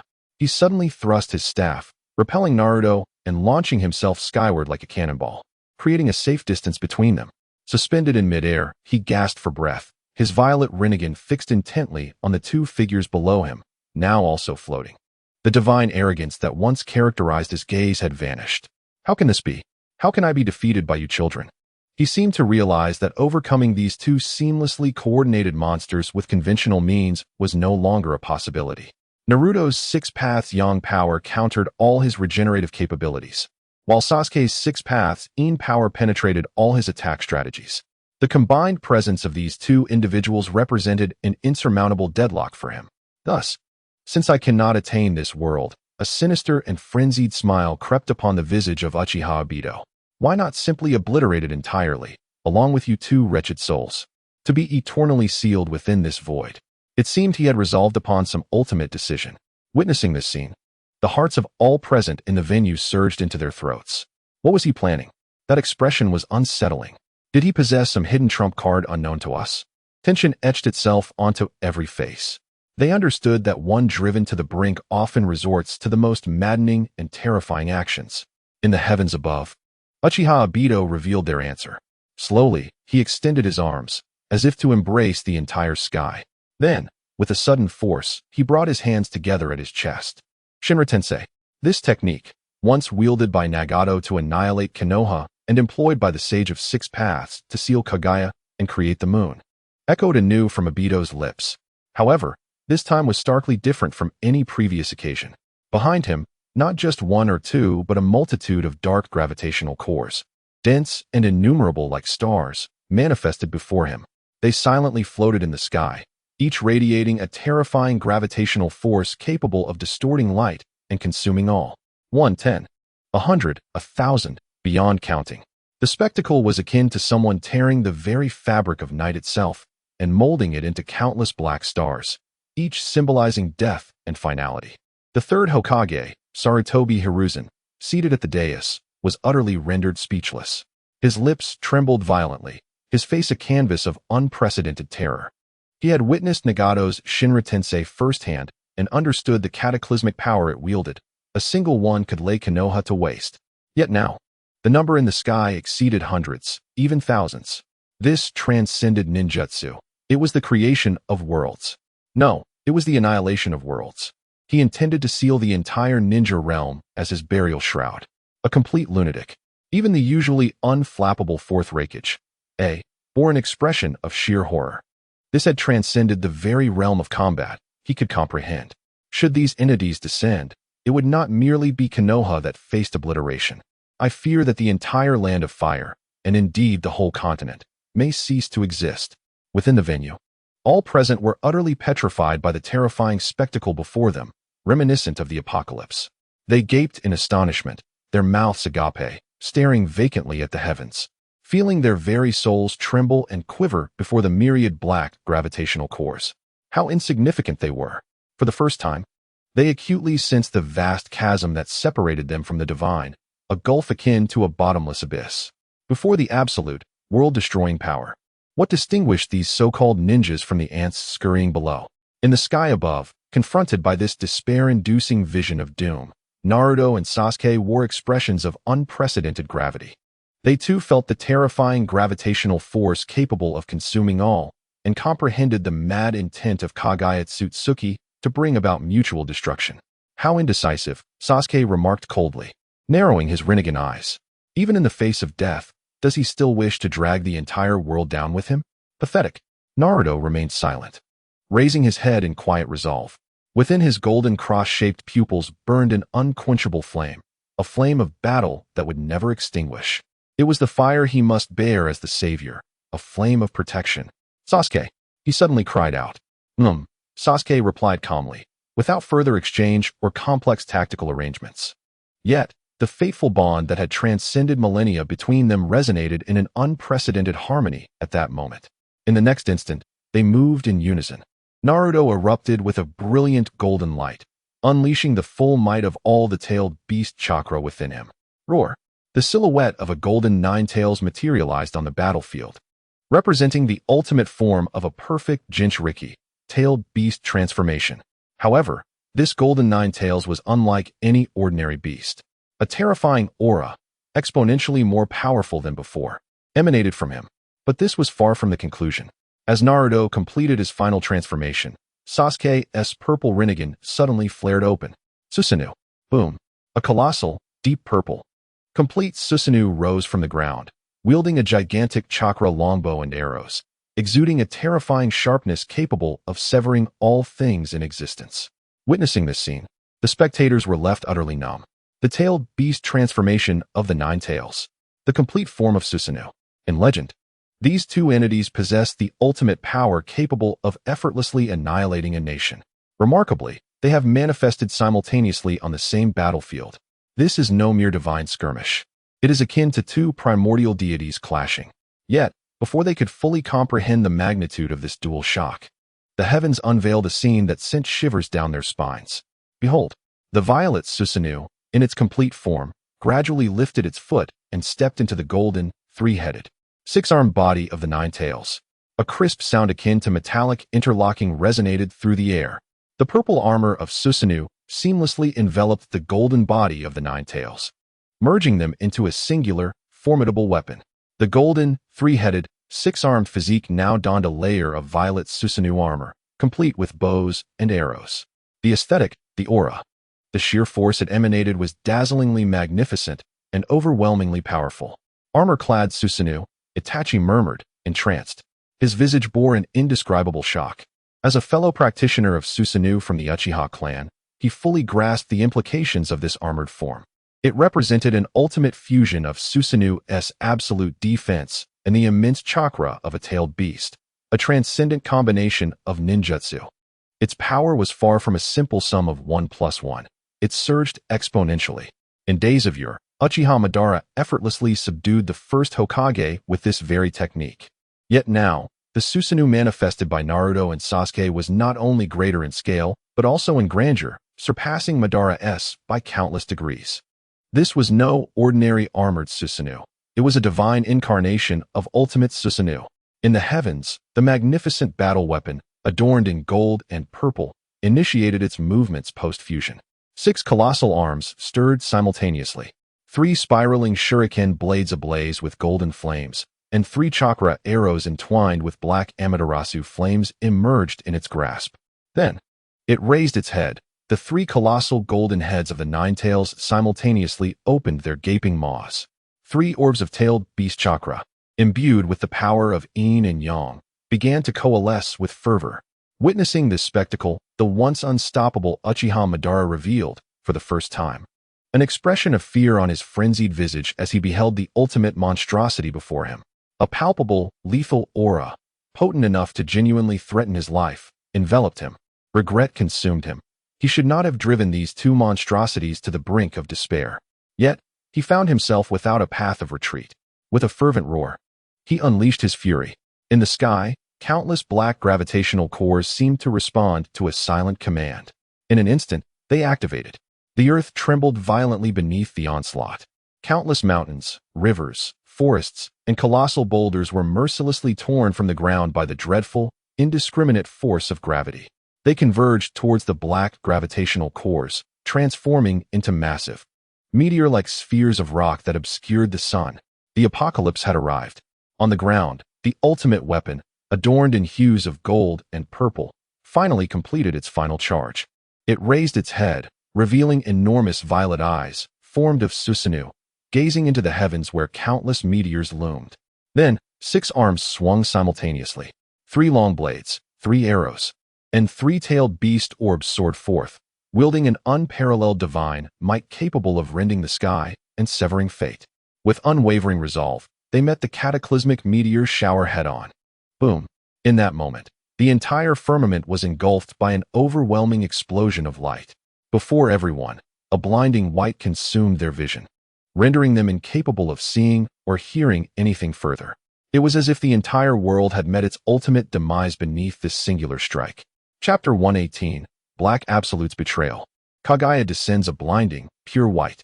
The entire sky was dominated by a radiant light capable of obliterating all.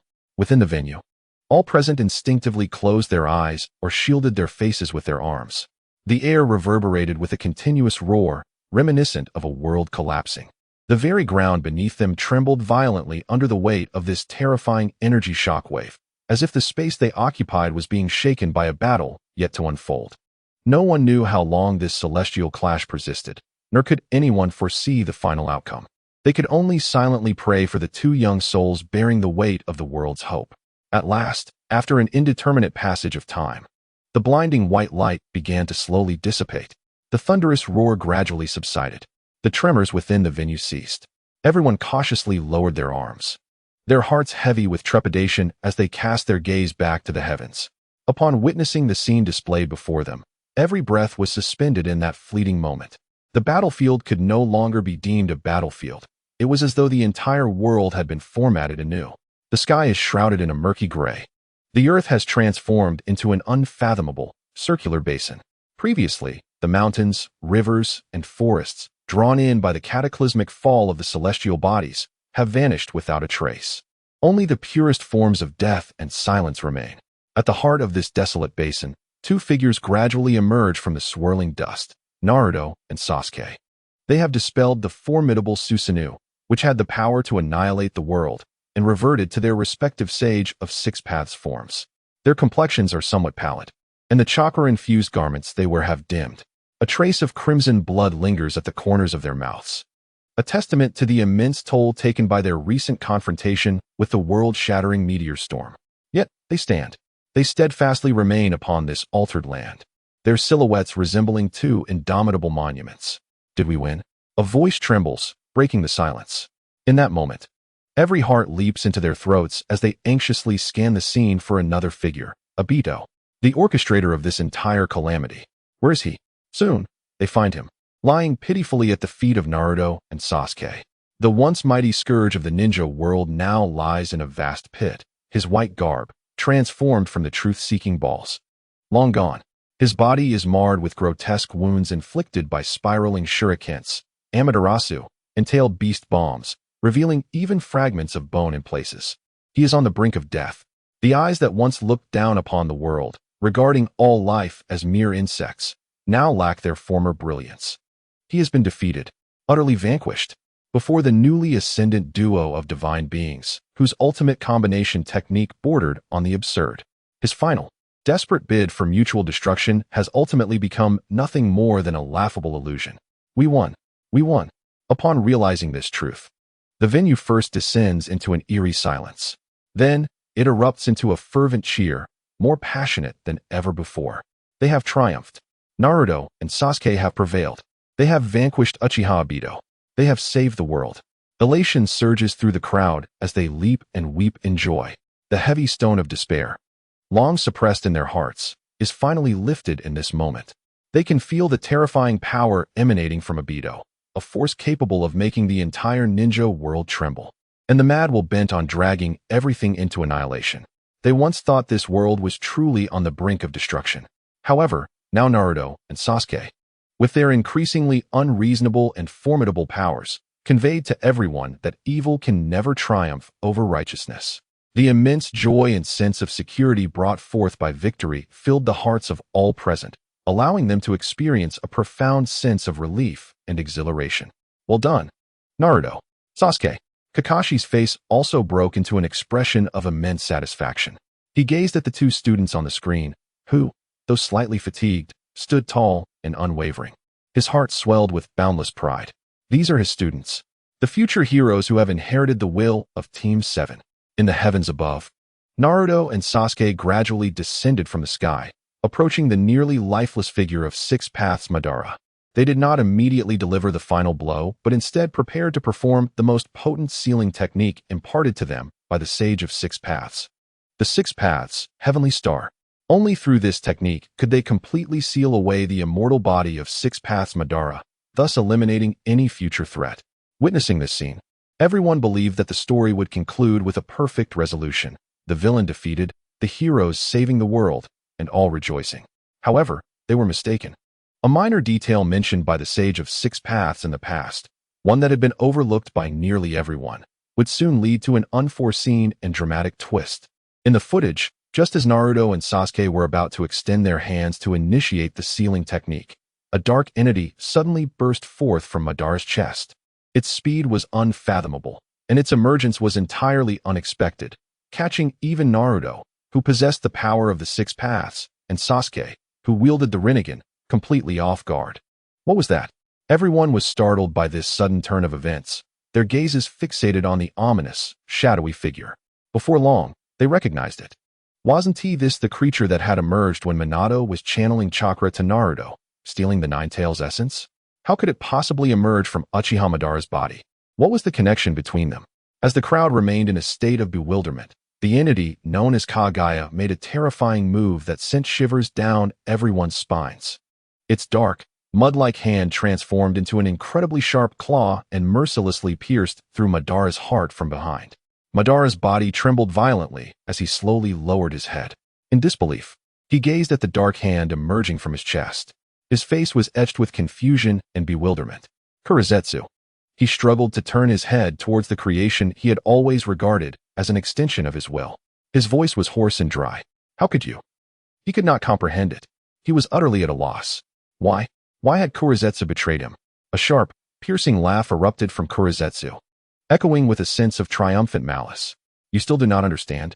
It began, its tone no longer the previous rasp and deference, but imbued with a condescending pity, as if looking down upon a pitiful creature. You were never a savior, let alone my master. Its words struck like a thunderclap, reverberating harshly within Obito's mind and piercing the hearts of all present. Not a master? What does that mean? A terrifying speculation sent chills through their minds. I am just like you, Kurizetsu continued, its voice sharp, unveiling the ultimate truth that would shatter the very fabric of the shinobi world. We exist merely as pawns to resurrect my mother, Kagaya Otsutsuki. My will has never been my own. It has always been Kagaya's. Boom. This proclamation detonated like a mental nuclear bomb, resounding through the minds of everyone, obliterating their worldviews and perceptions into a chaotic void. What? Kurizetsu is Kagaya's will? Uchiha Obito has been merely a pawn all along. The so-called Eye of the Moon plan, the so-called Infinite Tsukuyomi, were all just a ruse to resurrect the progenitor of chakra. This revelation was absurdly terrifying, leaving everyone, including the members of Akatsuki, utterly dumbfounded. Especially Obito. He stared at the screen displaying the maniacal laughter of Kurizetsu, feeling as though his entire world was collapsing. He had always believed he was fighting to realize Obito's will, to create a world where Rin existed. He had betrayed his teacher, his comrades, and the entire world for this cause. Yet in the end, he found himself no different from Obito, a pitiful jester, merely a pawn manipulated by others. No, it cannot be, he murmured in a daze, feeling his faith shatter completely in that moment. Under the gaze of all, as if witnessing a ghost, Black Zetsu began to frantically channel the surrounding natural energy into the body of Six Paths Madara. A chilling scream erupted from Six Paths Madara, a sound filled with despair and unwillingness. His form began to grotesquely swell and twist in an exceedingly bizarre manner. Ultimately, with a thunderous explosion, he was utterly obliterated. In his place stood a woman clad in an opulent white robe, her long, snow-white hair cascading like a waterfall to the ground. At her forehead, a vivid red Rinnegan with 9 tomo glimmered. She was none other than the progenitor of chakra, Kagaya Otsutsuki, who had previously appeared in the tales recounted by the Sage of Six Paths, in full view of the astonished, fearful, and incredulous gazes of all present. she ascended once more, embodying a most formidable and domineering presence, reclaiming the land that belonged to her. A chakra, more immense, ancient, and frigid than that of Six Paths Madara, instantly enveloped the entire world, instilling a primal terror that resonated from the depths of the soul within everyone. It was as if the entire world lamented before this woman, revealing that this was indeed the true finality. Chapter 119. The Glory of the Savior. The ultimate being had descended. Kagaya Tsutsuki, her divine silhouette quietly suspended in midair, uttered neither words nor actions. Yet, the ancient and chilling chakra radiating from her was enough to plunge every heart into despair. The sense of oppression she exuded was starkly different from that of Six Paths Madara. While Madara's pressure stemmed from his madness and dominance, a desire to manipulate all, Kagaya's emanated from an absolute void. In her eyes, there was no trace of emotion, neither joy, nor anger, nor pity, merely a gaze directed at a group of lowly insects. Utterly devoid of connection, this absolute disdain, arising from the pinnacle of the hierarchy of life, was far more chilling than any fury or malice. Within the venue, the crowd that had just celebrated their triumph over Six Paths Madara now bore expressions stripped of joy, replaced by an unprecedented gravity and a tinge of fear emanating from their very souls. They had believed that vanquishing Madara heralded peace. Little did they know, lurking beyond that victory was a far more terrifying and incomprehensible existence, akin to a god of creation.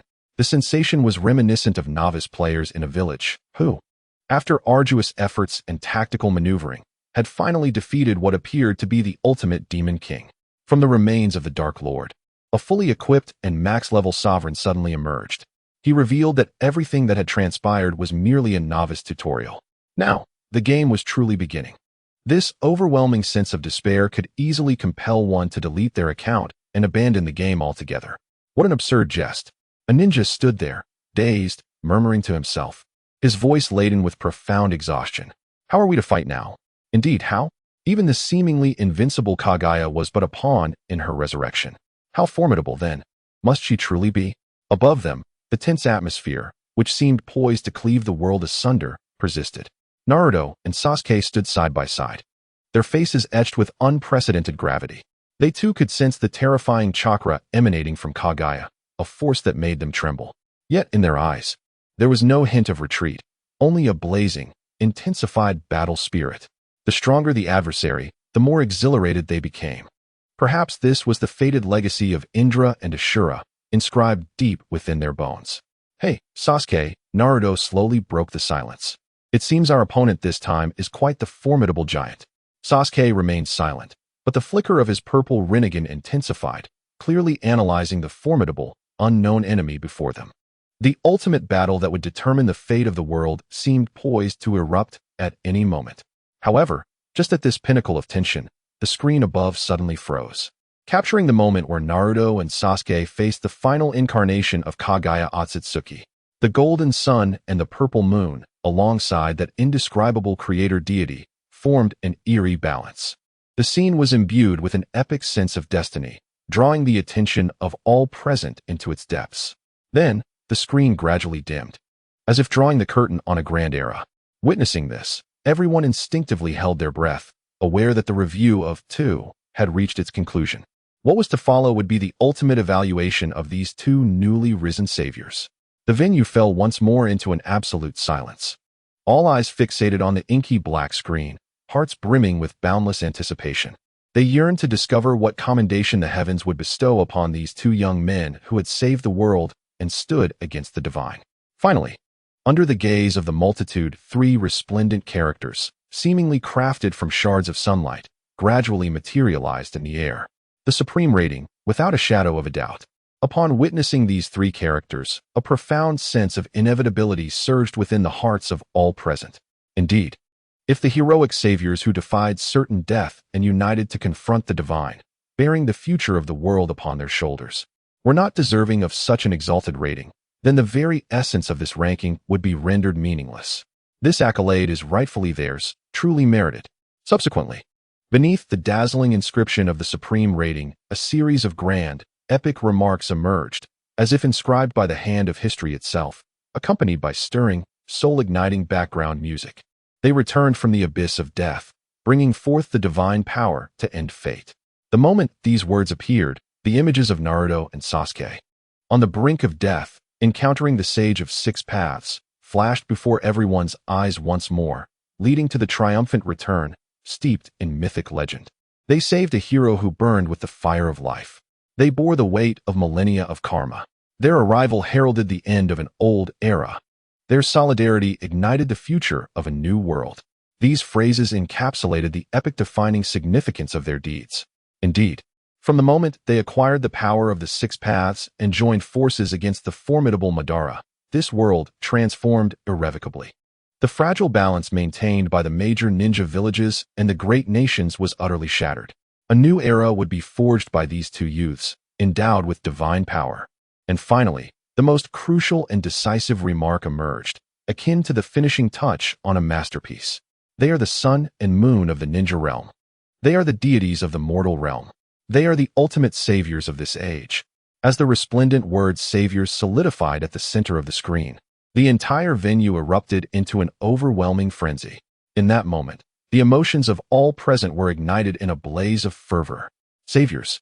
They are indeed the saviors. A thunderous roar, akin to a tsunami, reverberated throughout the Chuunin Exam venue, threatening to overturn the very skies of Konoha. Regardless of whether they hailed from Konoha, Sunagakure, Kimogakure, Iwagakure, or Kirigakure, be they elders or children, men or women, all gathered in that moment to cheer and celebrate the two youths displayed on the screen. It transcends the village, surpasses national borders, and rises above stances. This is the purest form of adoration and veneration for heroes. In this moment, Naruto and Sasuke, in the minds of all, have been completely deified. They are no longer mere ninjas, nor simply the lower ranks of Konoha. They have transcended even the reincarnations of Indra and Ashura. They are uniquely themselves, unparalleled saviors of this era.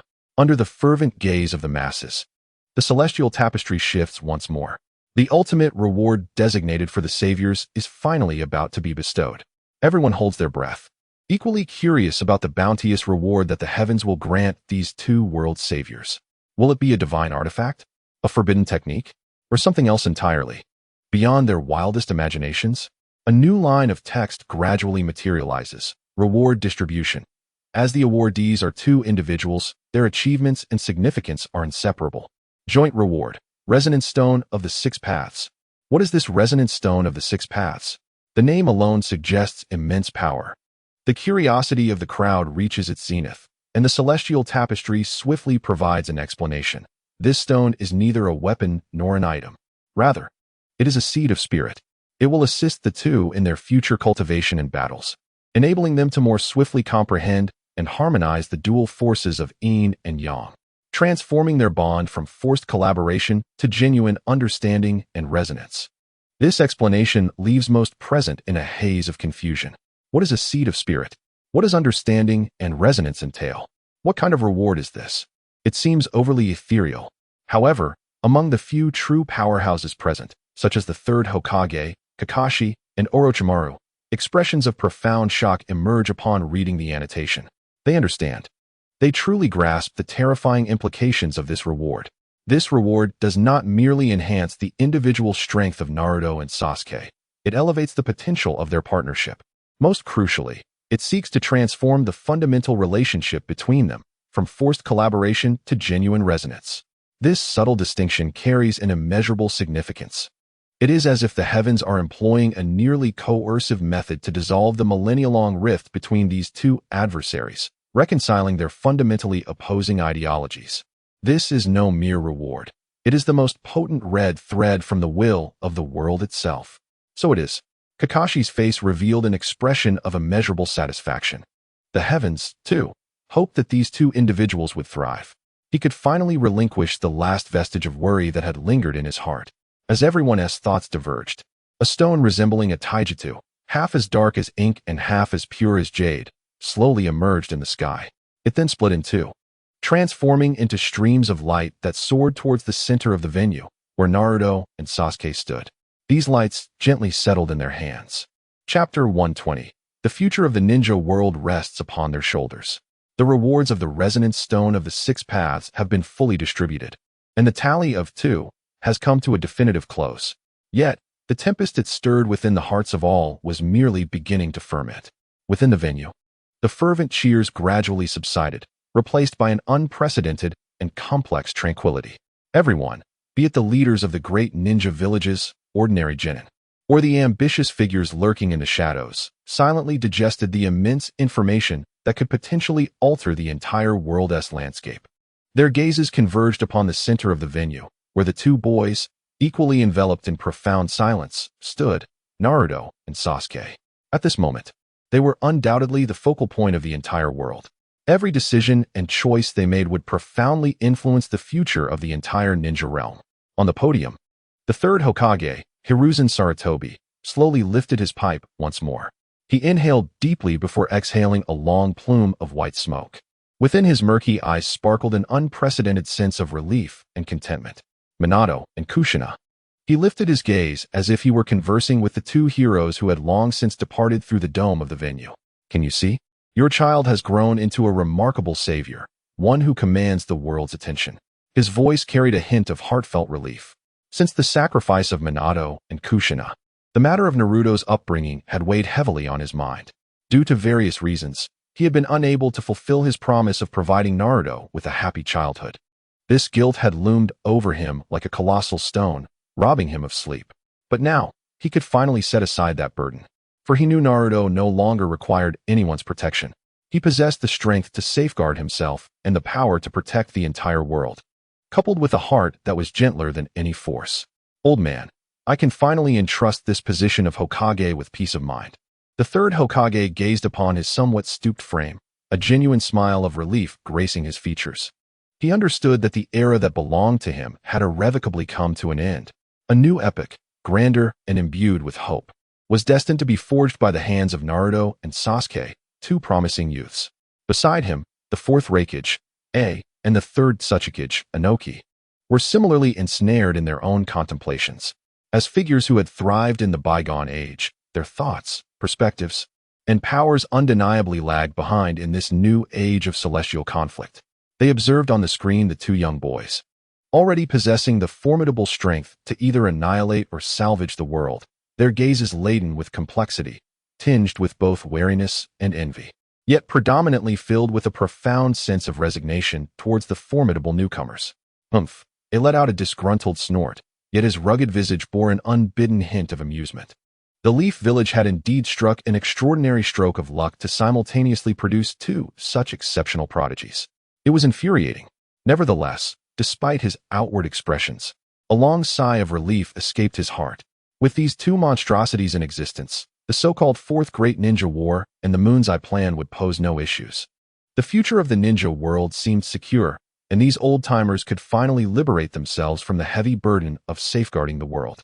It feels as though I've aged in an instant, Inoki remarked, rubbing his weary back, filled with myriad reflections. Ultimately, this world belonged to the youth.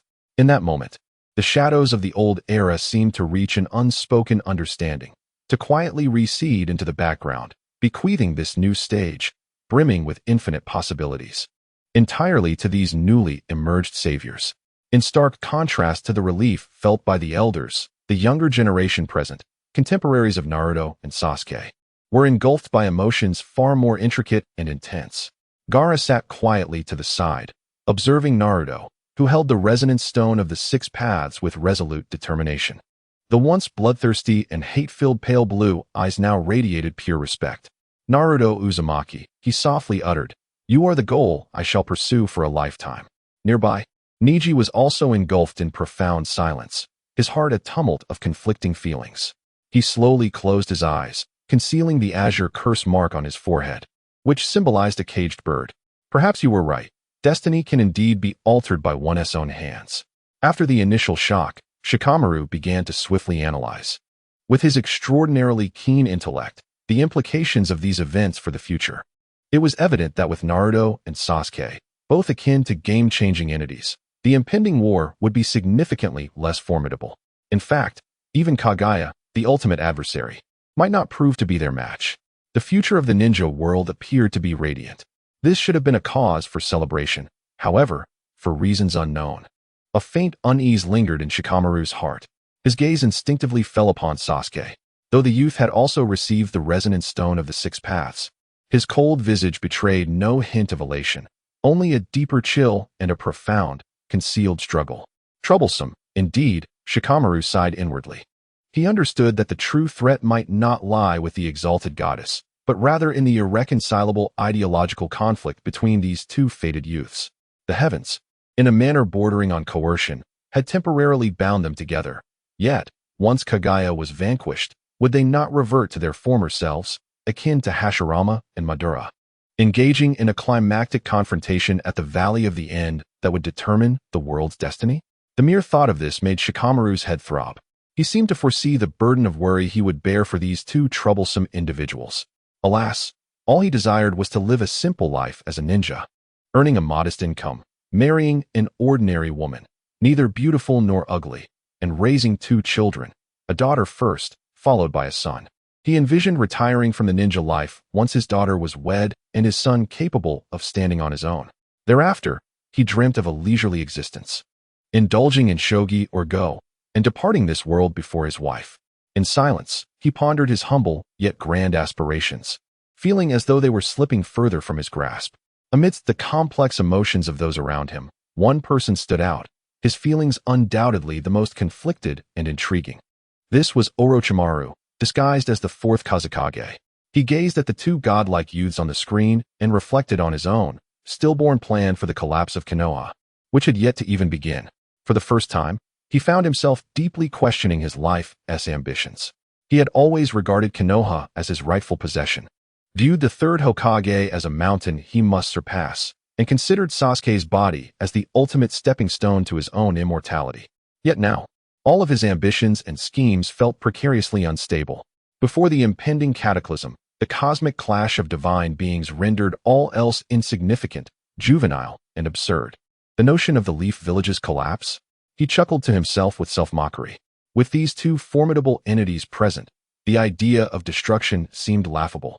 I might not even gain entry through the gates of Konoha. The third Hokage truly has taken on two extraordinary disciples and successors. In an instant, his decades-long attachment to the Leaf Village, a complex tapestry of love and resentment, was notably softened. For the first time, he began to earnestly contemplate a brand new question. What path should he take next? Should he continue to stand against the world, becoming a maniacal scientist reviled by all? Or should he pursue a more astute way of living, perhaps by aligning himself with the saviors? After all, his quest for immortality necessitated ongoing research, and a peaceful, stable external environment was indispensable for such endeavors. Undoubtedly, these two young men, along with the future Hokage, could provide him with that much-needed stability. He gazed at the purple glowing Rinnegan in Sasuke's possession and the enigmatic, life-infused chakra orb behind Naruto. Licking his lips, a serpentine glimmer of greed flickered in his eyes. The secrets of the Sage of Six Paths and the enigma of eternal life might very well be concealed within. A brand new, more audacious, an intriguing plan began to take shape in his mind. Meanwhile, as the entire venue simmered with undercurrents during this final reckoning, the two protagonists, Naruto and Sasuke, each grasped a half of the tomo, symbolizing resonance and bond. Naruto, holding the smooth, warm white tomo, wore a familiar, goofy smile. He felt the warmth emanating from the stone, a power that resonated with his own essence, a testament to the Sage of Six Paths' hopes for him. Turning to Sasuke, he grinned as usual, only to find Sasuke staring intently at the cold, inky black tomo in his hand, his face devoid of expression. Yet, Naruto could distinctly sense an unprecedented intensity of emotional turmoil emanating from him, an upheaval more intricate than the anger and dissatisfaction he had previously displayed. Indeed, it was a profound wavering. Sasuke's heart, once completely encased in hatred and darkness, had begun to show the faintest cracks after the revelation of his brother's truth and the baptism of the Six Paths fate. He gazed at the fragment in his hand, a stone emblematic of the power of darkness.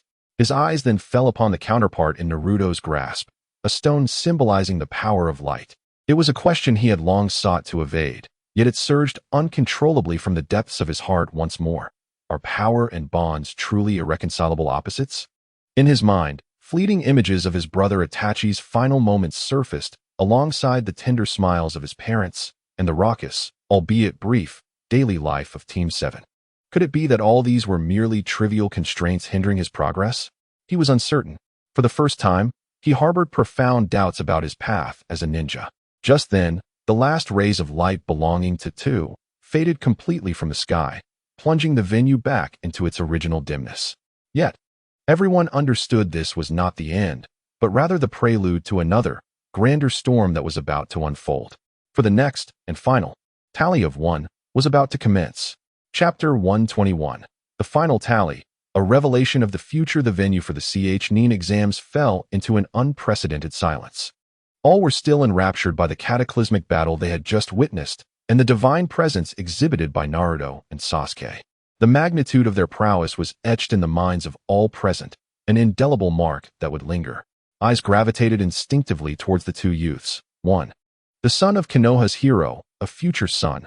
The other, the last scion of the Uchiha clan, a moon burdened by fate. Their lives and future paths had been illuminated through the tally of the sky, revealing a glimpse of a grandeur yet to unfold. It seemed as though all peaks had been reached, all mysteries unveiled. Even the celestial canopy, once aglow with the sacred light of prestige, began to recede like the tide.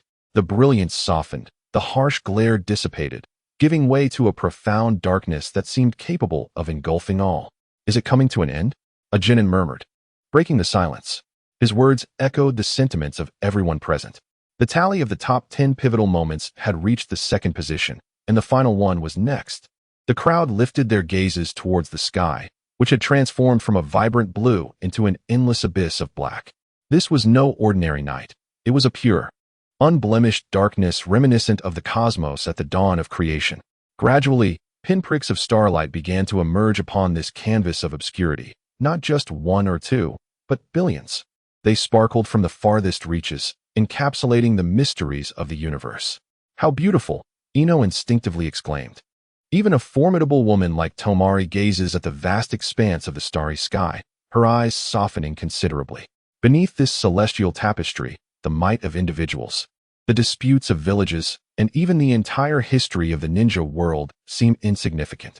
As everyone immerses themselves in this magnificence, a cerulean planet gradually emerges from the heart of the cosmos, quietly suspended in space. The blue oceans, white clouds, and green land appear all too familiar, yet imbued with an unprecedented grandeur. Is that our world? A ninja from Sunagakure voiced his uncertainty. It must be, replied Maki, his tone laden with awe, realizing how our world looks from such a distant vantage point, devoid of any need for words. At the moment of witnessing this planet, it became clear to all that the ensuing revelations would transcend all previous notions, no longer confined to a single individual, a specific village, or even a singular great ninja war. It promised an ultimate enlightenment. Finally, against the backdrop of the boundless starry sky and the azure planet, a line of golden text slowly materialized, akin to a divine decree. The oath of shadows, the glory of the nameless shadow. Silence enveloped the venue once more. But this time it was not a silence born of shock, but rather a brief mental pause as the audience grappled with the incomprehensibility of the title. Each character was familiar, yet together they conjured an array of profound questions. The Oath of Shadows. Inazuka Kiba was the first to break the silence, scratching his head in confusion as he turned to his companion Shino. Whose oath does this refer to? The Hokage's? Or perhaps the Kazekage's? Shino adjusted his sunglasses, remaining silent, as he too struggled to comprehend. No, the crux lies in the latter phrase. Shikamaru crossed his arms, brow furrowed, displaying a contemplative expression. The glory of the nameless shadow. Nameless. That word is pivotal. He analyzed. If it pertains to the five Kage, no matter who it is, none could be described as nameless. Their deeds would be recorded in history, their names sung by all. Does it imply an unnamed hero? Choji mumbled through a mouthful of chips. It is possible. Shikamaru's gaze grew more serious than ever. An entity possessing the power of a Kage, who has taken the Oath of Shadows and attained the highest glory, yet remains unknown. Who could this be? This question lingered in the minds of all present. On the podium, the third Hokage, Sarutobi Hiruzen, puffed on his pipe, the smoke laced with a weighty reminiscence. The nameless shadow. He recalled many individuals, such as Uchiha Itachi, who bore the sins for the sake of the village, or his disciple Jiraiya, who wandered in search of truth. Even those who quietly safeguarded Konohagakure but could never stand in the sunlight like Danzo, whose methods he did not endorse, yet whose accomplishments could surpass those of the previous 9 legendary moments, claiming the foremost position.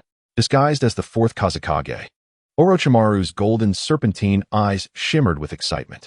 The shadow can embody both the Hokage standing in the light and the one lurking in darkness.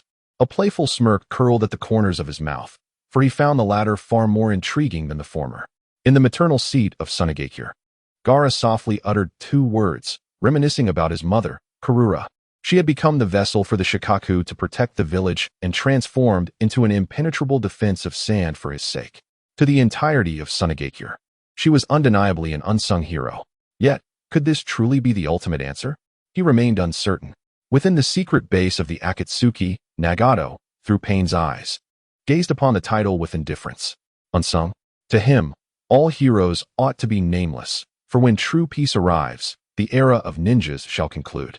The term hero embodies conflict and sacrifice, destined to be relegated to the annals of history. In a tone laced with cynicism, Toby exclaimed, "Wow, the unsung shadow. Sounds incredibly cool. I wonder who this esteemed predecessor might be." Beneath the mask, Obito's gaze was chillingly cold. Had he not also played the role of shadow throughout his life? The shadow of Uchiha Madara, the shadow of the Akatsuki. Yet all his actions stood in stark contrast to the notion of glory. Among all reactions, none were as fervent as that of Sasuke Uchiha. The word shadow pierced his heart like a needle. His brother, Itachi Uchiha, had willingly become a shadow for the sake of Konoha. Burdened with the sins of genocide and labeled a traitor, he continued to protect the village even in death. Was this final reckoning still tied to his brother? No, that couldn't be right. Sasuke clenched his fists. The celestial reckoning showcased moments of salvation. Itachi's previous evaluations had already highlighted his contributions in vivid detail. This final entry was unlikely to reiterate. So, who could this unsung shadow possibly be? The word oath lingered on his lips. Was it an oath of protection or one of vengeance? An inexplicable unease enveloped his heart, and he sensed a foreboding. This last reckoning, this ultimate revelation, would fundamentally upend his understanding and possibly alter the course of his future. He instinctively glanced at Naruto beside him, who, in his naive exuberance, was eagerly speculating, "Wow, the unsung shadow. It must be some super impressive but humble old man, right? Just like the pervy sage. Perhaps he single-handedly defeated 10-tailed beasts." Observing Naruto's uncalculated enthusiasm, Sasuke felt his agitation and apprehension, for reasons unknown, gradually subside. What astonished him further was that the golden title in the sky, after flickering for a brief moment, underwent yet another transformation. Beneath the grand title, the Oath of Shadows, the glory of the nameless shadow, a delicate subtitle emerged, resembling an introduction.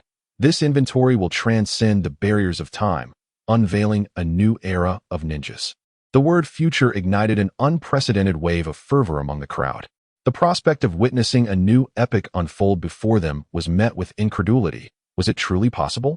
This transcended the realm of ninjutsu. It bordered on the miraculous. Even the usually composed Shikamaru found it difficult to maintain his usual calm. To foresee the future was a power reserved for the legendary sage of the Great Toad. And now, the heavens intended to reveal the entirety of this forthcoming era to all in the ninja world. The implications were staggering. The audience held their breath, their gazes fixed upon the sky, fully aware that an unparalleled tapestry of a new era was poised to unfurl before their very eyes.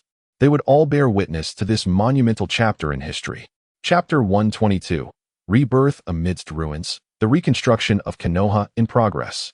As the imagery finally crystallized before the audience, the anticipated cataclysmic battle did not materialize, nor did any divine might manifest. Instead, what unfolded was a scene both familiar and strikingly alien. A lower ninja from Konoha murmured in disbelief. His voice, though soft, resonated clearly in the hushed assembly. The screen revealed a vast and bustling construction site, where countless figures labored under the sun. Some transported heavy timber, others mixed damp earth and sand, while others carefully laid tiles upon towering scaffolding. The sounds of hammers and shouts melded into a symphony brimming with the raw vitality of life. In the backdrop of this site loomed the iconic Hokage Rock, a sight familiar to all denizens of Konoha. Yet, the once proud visage, emblematic of the village's highest authority and honor, bore the scars of war. The statue of the Third Hokage displayed a massive crack across half its face, while the statue of the fourth was nearly severed in two. Artisans, akin to ants on a precipice, dangled from ropes in midair, painstakingly mending these colossal wounds. To the far right of the Hokage rock, a new, unfinished statue gradually took shape, delineating the silhouette of a woman, the fifth Hokage, Tsunade. "Look, it is our village," exclaimed the villagers of Konoha, their initial shock giving way to an uncontrollable gasp of disbelief. Their eyes brimmed with astonishment and sorrow. Although the outline of Konoha remained recognizable, the details bore the harsh imprints of war. Many familiar streets had vanished, leaving behind a landscape of devastation. Instead, there stood a brand new house frame, firmly rooted in the ground. How devastating was the Fourth Great Ninja War to have wrought such destruction upon the once impregnable Konoha? No, that cannot be right. Orochimaru furrowed his brow, his gaze not lingering on the ruins, but rather fixated on the faces of the villagers laboring diligently on the screen. "Look at their expressions," he cautioned in a low voice. With his reminder, everyone suddenly became aware. Though the individuals in the image were clad in dusty garments and beads of sweat adorned their foreheads, their faces bore no trace of sorrow or despair. Instead, they radiated a profound, heartfelt smile, a celebration of survival, a pride in rebuilding their homeland, and a resplendent hope for the future. The camera slowly panned away from the industrious craftsmen, sweeping across the newly constructed streets, which, though somewhat crowded and chaotic compared to the present, were brimming with unprecedented vitality. Children frolicked and chased one another between the unfinished houses, their laughter ringing clear and bright, as if to dispel the shadows cast by war. Groups of housewives gathered together, hanging laundry while discussing which vendor offered the best materials and craftsmanship. Even the ninjas, who had once worn grim expressions due to the war, now set down their shuriken to grasp hammers and saws, joining the villagers in the construction of this shared home. "The war has truly ended," thought an elderly ninja who had endured the Third Great Ninja War, as he watched the scene unfold, his eyes unexpectedly moistening. He understood better than anyone how hard-won such an ordinary yet heartwarming tableau was. It was a precious treasure, earned through the blood and lives of countless heroes. At that moment, a place familiar and cherished by all Konoha citizens appeared on the screen, Ichiraku Ramen. Although the cozy little shop had been lost to the ravages of war, it had been replaced by a makeshift stall. Nevertheless, the sign with the characters Ichiraku still hung high, slightly charred from smoke. The rich, white steam rising from the pot, along with the aroma of the tonkatsu broth, seemed to penetrate through the screen, reaching everyone's nostrils. It affirmed that regardless of how the world may change, the spirit of Konoha remained unwavering. The sight that brought smiles to all was the long queue still forming in front of the humble stall. At the front of the line, a figure clad in a bright orange tracksuit stood out remarkably. "Is that me?" Uzumaki Naruto exclaimed, utterly astonished as he pointed at the screen. There, in the image, sat his future self in that familiar spot, though traces of fatigue from the battle lingered on his face. His azure eyes sparkled with a radiant light akin to the sun. He was not adorned in the Hokage's ceremonial robe, nor was he surrounded by a throng of admirers. Instead, he stood there like an ordinary villager, patiently awaiting his bowl of ramen. His right arm was swathed in thick bandages, suggesting he had suffered grievous injuries in that fierce battle. Yet, this did not diminish his buoyant spirit. When Uncle Irika presented him with a steaming bowl of specially prepared ramen, generously topped with an abundance of narutomaki and chashu, he clasped his hands together in sincere reverence and proclaimed, "Itadakamasu." He then eagerly seized his chopsticks, hungrily slurping the hearty noodles into his mouth. The expression of blissful satisfaction on his face evoked smiles from all who beheld him. How wonderful it was!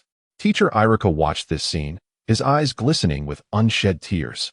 Beside him, Kakashi Hitaki, though silent, wore a smile of quiet contentment in his visible eye.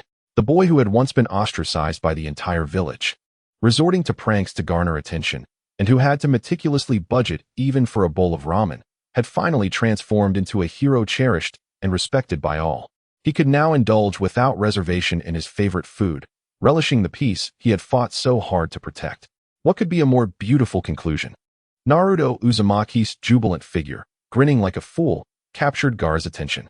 A rare, gentle smile graced his usually expressionless face, as if he could comprehend the unparalleled joy swelling within Naruto's heart. For he, too, had once been a solitary soul abandoned by the world. It was Naruto's unwavering hands that had pulled him from the abyss of despair, imparting to him the significance of protection and the existence of love. Humph. Just the same as ever, Sasuke Uchiha scoffed at the screen with a disdainful grunt. Yet, no one noticed that his tightly clenched fist had quietly relaxed. The cold malice that had once burned in his Sharingan seemed to thaw ever so slightly, even unbeknownst to him. A barely perceptible curve lifted the corner of his mouth. The scene continued to unfold. The streets appeared broader and tidier than ever, with shops lining both sides, the laughter of children mingling with the calls of vendors, composing a symphony of peace and tranquility. The setting sun cast a warm golden hue over the village, illuminating the faces of the Hokage carved into the Hokage rock with a solemn dignity. The future Hokage, Naruto Uzumaki, concluded a day of labor but did not head straight home. Instead, he instinctively turned into a familiar alleyway. At the end of the lane, the sight of a red lantern and the rich aroma of simmering bone broth offered him eternal solace. As the Norin of Ichiraku ramen was lifted with a crisp sound, he joyfully exclaimed, "Uncle, I am Nichin. I'm here." Naruto's vibrant voice resonated with energy, as if it could dispel all weariness. "Oh, it's Naruto. Please, have a seat." The busy Uncle Ichiraku lifted his head, a genuine smile blossoming on his wrinkled face. His movements remained deft and fluid, as if time had left but few marks upon him. Today, he would indulge in an extra-large bowl of miso chashu ramen, with additional bamboo shoots and narutomaki. Without hesitation, Naruto settled down, skillfully ordering from his unwavering menu. "All right, coming right up." During the wait, Naruto surveyed the small ramen stall. The booth had been renovated, appearing brighter and more spacious than he remembered, yet the familiar warmth of the atmosphere remained unchanged. Even the walls still bore photographs from his childhood, depicting a golden-haired, blue-eyed rascal with painted cheeks, always grinning mischievously. As Naruto gazed at the photo, a smile crept across his lips. He recalled his past self, a lonely child shunned by the entire village, resorting to pranks to attract attention. Back then, Ichiraku Ramen was one of his few sanctuaries. No matter how great the chaos he caused, or how low his spirits sank, sitting here with a steaming bowl of ramen seemed to melt away all his grievances and displeasure in the warmth of the broth. "Naruto, your noodles are ready. Be careful. It's hot." I am approached, carrying an enormous bowl brimming with ingredients that emitted an enticing aroma. Taking a deep breath, Naruto was awakened by the intoxicating scent of pork bone, soy sauce, and noodles. He picked up his chopsticks, clasped his hands together, and reverently declared, "Itadakimasu," before immediately diving into the culinary battle. His speed in devouring the noodles was astonishing, akin to a whirlwind. He slurped the chewy noodles with satisfying sounds. The tender chashu melted in his mouth, releasing a rich, meaty fragrance. The crisp sweetness of the bamboo shoots and the exquisite narutomaki were perfect embellishments. He relished every bite, beads of sweat forming on his forehead, his golden hair swaying slightly with his fervent eating. In that moment, he resembled not a hero who saved the world, but rather a hungry boy from the neighborhood, pure and genuine. The surrounding diners watched him kindly, their gazes filled with admiration and affection. Once, such attention had felt like a distant dream to him. In the past, people's eyes either darted away, filled with disdain, or expressed fear. Now, through his efforts and perseverance, he had transformed those icy stares into warm recognition. Before long, the mountain of ramen was reduced to mere remnants. Naruto lifted the colossal bowl, tilting it back to savor the last rich broth down to the very last drop. He let out a profound sigh of satisfaction, contentedly patting his slightly bulging belly. This was not merely a bowl of ramen. It was his source of strength in battles, the essence of his daily life, and the warm refuge he sought when weary. With a heart full of contentment, he retrieved the meal money from his well-worn toed wallet and handed it to Uncle Ichiraku. However, Uncle Ichiraku smiled and waved his hand, pushing the money back. "Naruto, you have done so much for the village." The voice of the elder was simple yet sincere. "The fourth great ninja war was brought to an end by your valor. It was you who saved everyone during Pain's invasion. Without you, there would be no peace for us today, nor this humble little shop. Allow me to treat you to this bowl of noodles. It is but a small token of our appreciation." His daughter, SHBU, stood nearby, her smile radiant as she chimed in, "Indeed, Naruto, you have become a great hero of our Hidden Leaf Village. How could a hero pay for his own meal?" Her bright smile represented the admiration and gratitude of the younger generation towards Naruto. Before Naruto could respond, the villagers waiting in line erupted in support, igniting the atmosphere with warmth. A robust blacksmith bellowed, "Absolutely. How can a hero pay for noodles?" A gentle mother cradling her child smiled tenderly. "My son dreams of becoming the Hokage, just like Lord Naruto." Another young man, wearing glasses, eagerly pulled out money from his wallet, exclaiming, "Uncle Irika, let us cover his bill. From now on, when our hero comes to eat, the expense is on all of us." "Yes, count it as ours. We'll pay." In an instant, the small ramen stand was filled with a joyful and heartwarming ambience. The heartfelt words and sincere, enthusiastic smiles washed over Naruto like a warm tide, filling his heart. He was no longer the lonely boy seeking validation. He had become the beloved center of trust and affection for all. Overwhelmed by the villagers' enthusiasm, Naruto appeared slightly bashful, instinctively scratching his head as a faint blush crept across his face, revealing his signature, unclouded smile. Chapter 123, The Sixth Hokage, the youngest successor. Under the expansive sky, the future Uzumaki Naruto, after graciously declining the villagers' generosity, insisted on paying for his noodles. He waved farewell to Uncle Irika and Sister Shbu before turning to merge into the throng of people, symbolizing rebirth. The sunlight cascaded upon his golden hair, casting a warm golden hue over his bandaged right arm and his resolute silhouette. Countless gazes, filled with admiration, gratitude, and trust, followed his figure.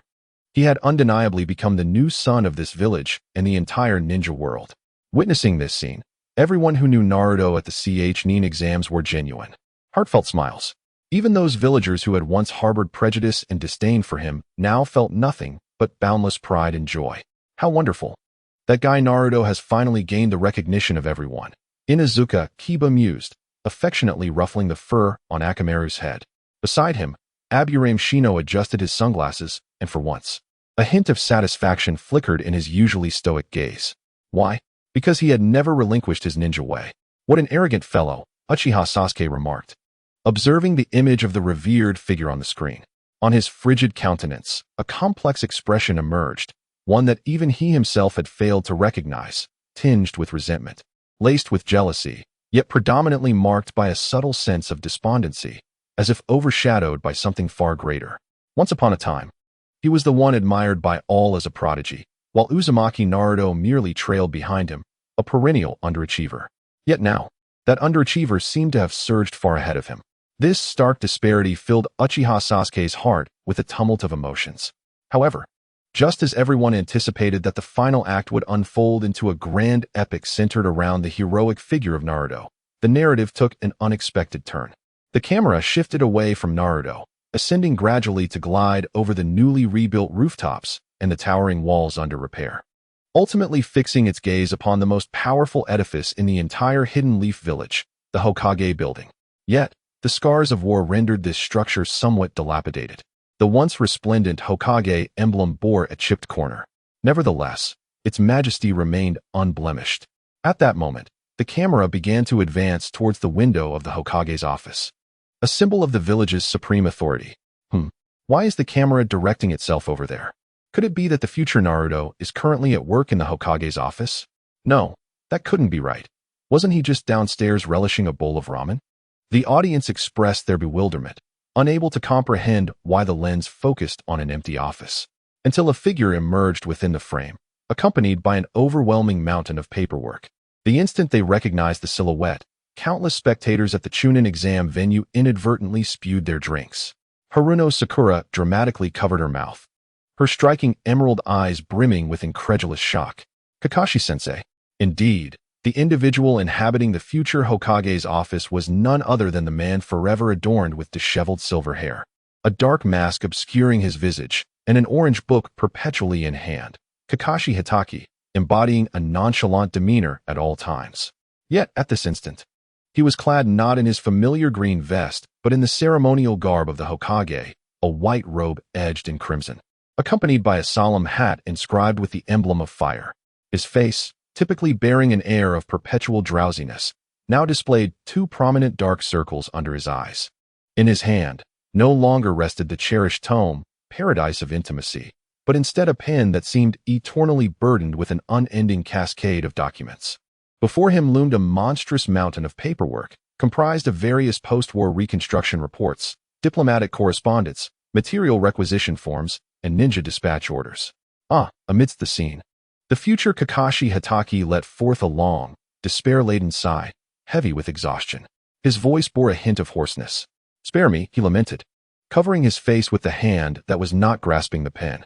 "Lady Tsunade, truly, how could you hurl such a scalding hot potato into my lap? Had I known, I would have resisted to the death rather than assumed the mantle of the sixth Hokage." His murmurs, steeped in resentment, resonated clearly in the ears of everyone present. At the Chuunin exam venue, after enduring several seconds of deathly silence, an unprecedented uproar erupted. "The sixth Hokage, Kakashi-sensei, he has become Hokage."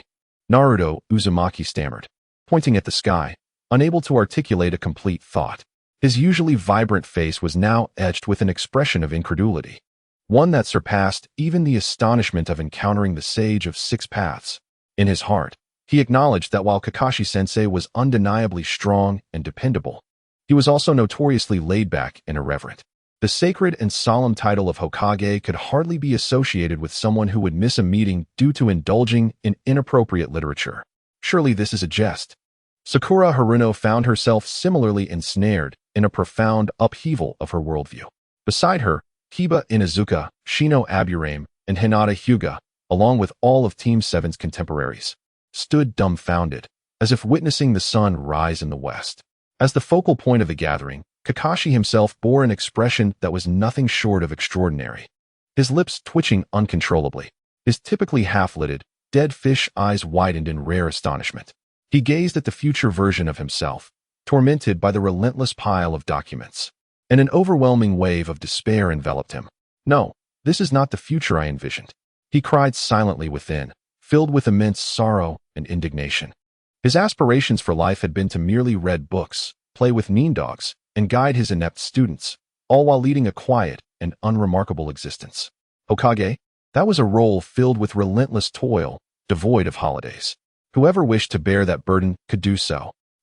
The esteemed sixth Hokage. Just as Kakashi succumbed to profound self-doubt, a voice laden with teasing irony broke through the air beside him.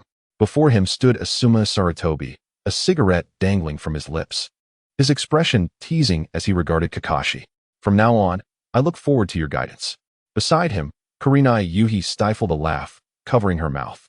Meanwhile, Might Guy charged forward, exuberantly throwing an arm around Kakashi's shoulders, revealing a dazzling smile and raising his iconic thumb.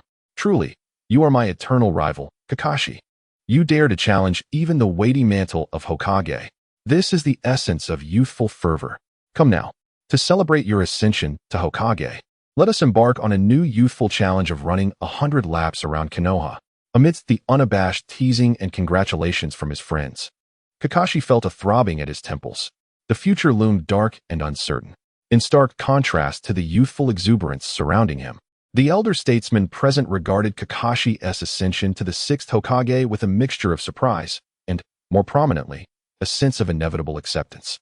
Kakashi is it?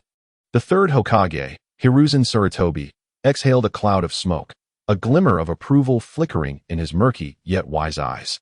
Though somewhat lackadaisical in nature, Kakashi proved to be more dependable than anyone in critical moments. Having witnessed the brutality of war, he understood the value of peace. Entrusting him to succeed Tsunade as the transitional Hokage in the post-war era was indeed a commendable choice. The advisors, Mito Kamen and Kamachi Tika, nodded in agreement.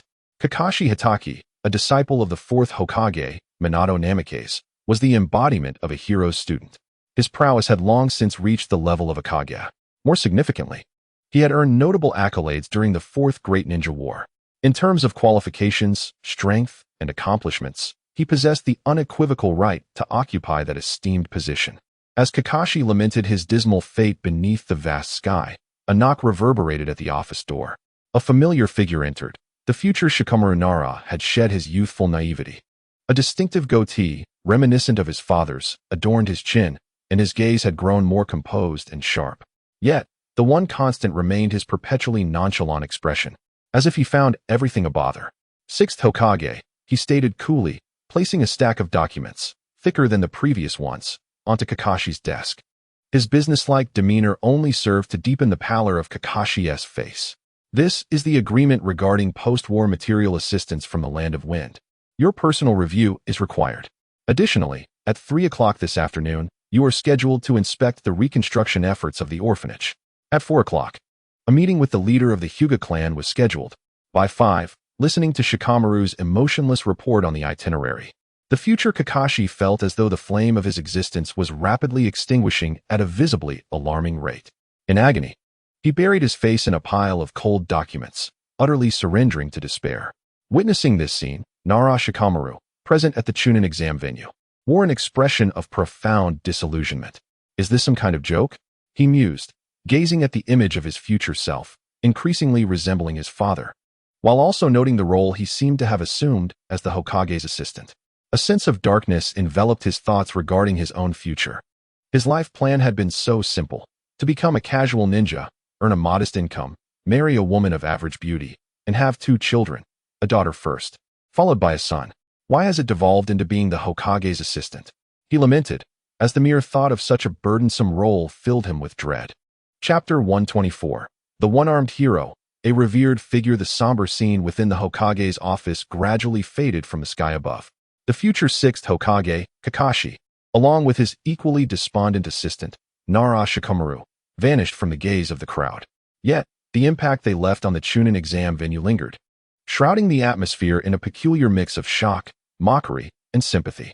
As the attendees remained engrossed in discussions regarding the future 6th Hokage, the imagery in the sky shifted once more. This time, the focus returned to the vibrant, revitalized streets.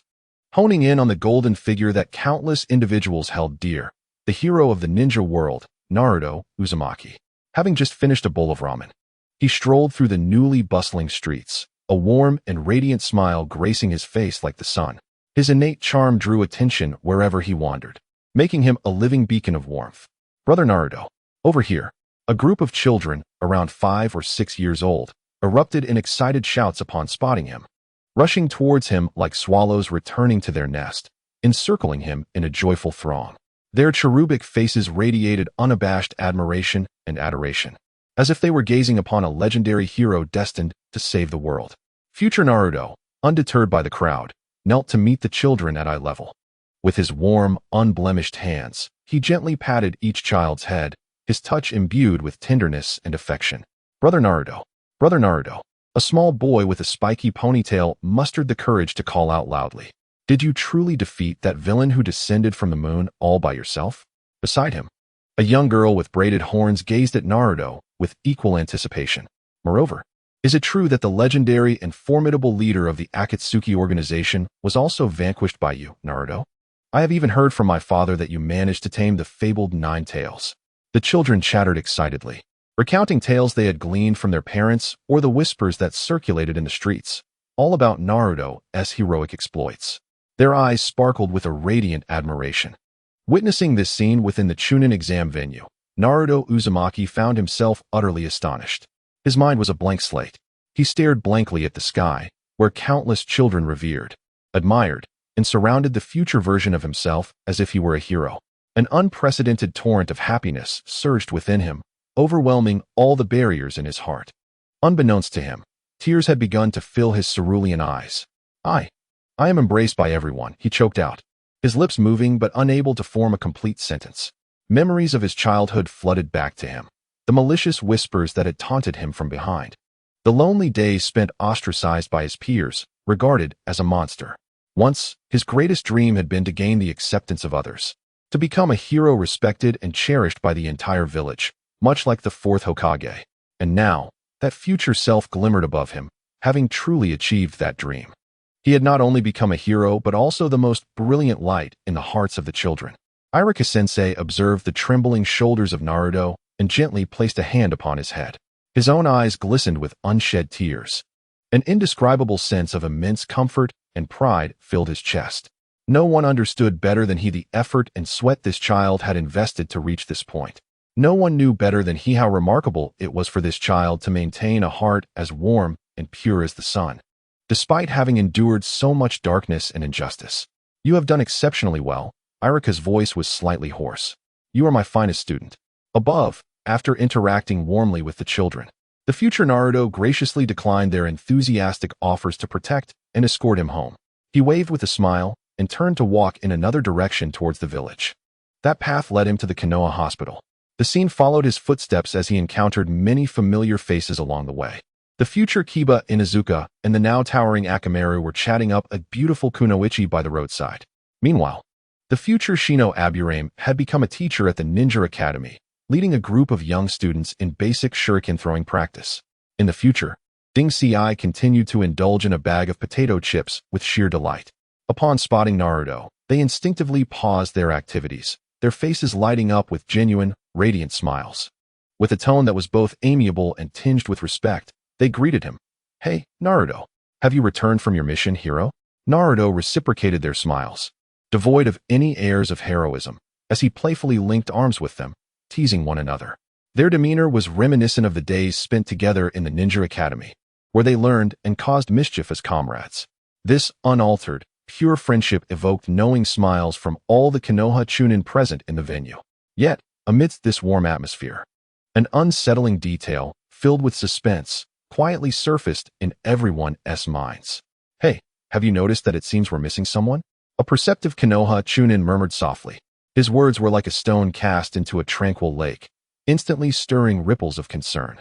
Indeed, someone was absent, the one once regarded alongside Naruto as the two most gifted genin of Konoha, a figure who had always stood by Naruto's side as both rival and ally, competing and chasing one another. Uchiha Sasuke, where could he be? Why was there no sign of him in the post-war village of Konoha? As the crowd pondered these questions, the heavens seemed to echo their unspoken thoughts. Revealing a cruel hint, the scene shifted to the future Naruto arriving at the entrance of Konoha Hospital. Future Sakura Haruno, clad in a professional white coat, emerged from the building. Though her face bore traces of fatigue, her gaze radiated more confidence and determination than ever before. Clearly, she had matured into an exceptional medical ninja capable of standing on her own. "Naruto," she said, offering him a gentle smile. Yet, at that moment, a flicker of unmasked sorrow flashed in her eyes. She softly inquired, "Is he still unwilling to reattach his severed arm?" It was evident to whom she referred. Future Naruto nodded, his tone laced with resignation. "Yeah, that guy remains unchanged. He claims that the loss of that arm is the price he paid to sever all ties, and a testament to his journey of atonement for his sins. Thus, he has refused any form of treatment." This profoundly impactful exchange ignited an uproar throughout the venue. "It's Sasuke. Sasuke lost an arm. Wait, it seems Naruto has also lost an arm. What on earth transpired between the two of them?" Confusion and shock enveloped the crowd, as they could only piece together a chilling truth from this fragmented dialogue. Following the conclusion of the Fourth Great Ninja War, Naruto Uzumaki and Sasuke Uchiha had engaged in a fateful confrontation of monumental proportions. The ultimate outcome of that battle was a mutual devastation. Both warriors lost an arm. In the aftermath, Naruto utilized the cells of the first Hokage to reattach his limb, whereas Sasuke resolutely rejected any form of treatment, choosing instead to embark on a journey of atonement with one arm. This harsh and tragically tinged reality weighed heavily upon the hearts of everyone present, as if an immense boulder had been placed upon them. In Chapter 125, The Five Kage Summit, The Shadows of a New Era, the author humbly relies on memory. And I ask for your understanding. The venue for the Chuunin exams was enveloped in a profound silence, the air thick with a suffocating heaviness. Above, a mere few sentences regarding severed limbs and redemption struck like an invisible hammer upon the hearts of all, shattering the joy and ease that had just arisen from the dawn of peace. Fated confrontations, mutual ruin, the scars of heroes, and the wanderings of the condemned. These phrases coalesced to form a weighty tapestry steeped in tragedy, leaving all breathless. Naruto Uzumaki gazed vacantly at the heavens, his azure eyes, usually vibrant, now filled with an indescribable complexity of emotions, pain, confusion, but above all, an overwhelming sorrow capable of melting steel. He could not fathom why. After the Fourth Great Ninja War, which had risked the very survival of their world, and after uniting against the likes of Kagaya Otsutsuki, he and Sasuke had still come to blows, culminating in such a grievous sacrifice. Had their bond ultimately proven irreparable? A profound sense of helplessness surged within Naruto, causing him to waver, if only slightly, in his steadfast belief in the ninja way. Meanwhile, Uchiha Sasuke fell into a deep silence, his head bowed, black bangs obscuring his eyes. No one could discern his expression, nor could they fathom the tempest raging within him. Would he truly make such a choice in the future, one of severed arms and atonement? The hatred he had long cherished, the vengeance he had unwaveringly clung to, would they be utterly shattered in this manner? He found it hard to believe and was unwilling to accept it. Yet the heavens offered no deceit. At that moment, a minute crack appeared in his heart, which had been encased in the stone of hatred. Ah, these two irredeemable fools. Kakashi Hatake observed his students, engulfed in profound anguish, and let out a long sigh filled with helplessness and sorrow. He understood better than anyone the intricate yet pure bond that existed between them, and he was acutely aware that their paths would inevitably lead to this tragic juncture, a collision of light and shadow. It is indeed a climactic confrontation between two profoundly different forms of love. While the atmosphere of heavy sorrow enveloped the entire venue, the celestial screen began to shift once more. This time, the lens gradually ascended from the hospital of Konoha, gliding over the bustling village still in the throes of reconstruction, ultimately coming to rest within a grand and solemn circular conference room. At the heart of this chamber stood a massive round table, encircled by 5 figures emanating a formidable presence, each accompanied by their respective bodyguards. Suspended above them were 5 scrolls inscribed with the characters for fire, wind, lightning, water, and earth. The 5 Kage Summit. Could this be the assembly of the new era's leaders? Witnessing this scene, the eyes of all the knowledgeable shinobi present widened in astonishment. They felt a palpable weight of change in the air, in essence signifying the passage of time. It seemed as though the celestial screen was conveying a message. Regardless of the suffering and sorrow endured by the heroes of the past, time inexorably marches forward, heralding the arrival of a new age. The camera began to scan each of the 5 fresh faces representing the pinnacle of power in the shinobi world. Seated in the position of Hokage was none other than the recently appointed 6th Hokage, Kakashi Hatake, who had just astonished everyone with his unexpected ascendance. At this moment, he had shed the white ceremonial robe and regained his characteristic calm and composure. Behind him stood Nara Shikamaru, who had matured into a dependable Genin. In the seat of Kazekage was a figure all too familiar to the audience, the future Gaara. His expression, typically devoid of emotion, now bore the gravitas and steadiness befitting a leader. Behind him, Kankuro and Temari had also shed their youthful naivety, appearing more capable and polished. The next 3 figures, however, elicited a sense of both unfamiliarity and recognition. The Raikage was a man with dark skin and short white hair, perpetually leisurely chewing on a lollipop. While he lacked the explosive presence of the 4th Raikage, his occasionally glinting, narrow eyes conveyed a warning. He too was not to be trifled with. It was Darui. From the audience, a ninja from Kumobikure could no longer contain his astonishment, exclaiming, "Is that Lord Darui? He has become the 5th Raikage." His voice was laced with incredulity. Seated as the Mizukage was a tall youth, wielding dual swords and adorned with a shy smile, none other than CHJR, one of the famed 7 ninja swordsmen of the mist. He too had risen to the rank of Mizukage. Finally, in the position of Tsuchikage sat a strikingly beautiful young kunoichi with short, stylish hair and an impressive physique, exuding both elegance and strength. She was Kuratsuchi, the granddaughter of the 3rd Tsuchikage. Unexpectedly, even she gazed upon these 5 fresh yet vibrant youthful faces. All the elder shadows within the venue of the Chuunin Exams fell into a prolonged silence. The 3rd Hokage, Hiruzen Sarutobi, slowly exhaled a murky puff of smoke. A complex sentiment flickered across his wrinkled visage. The waves of the Yangtze River pushed the previous ones aside. Indeed, our era has ultimately passed.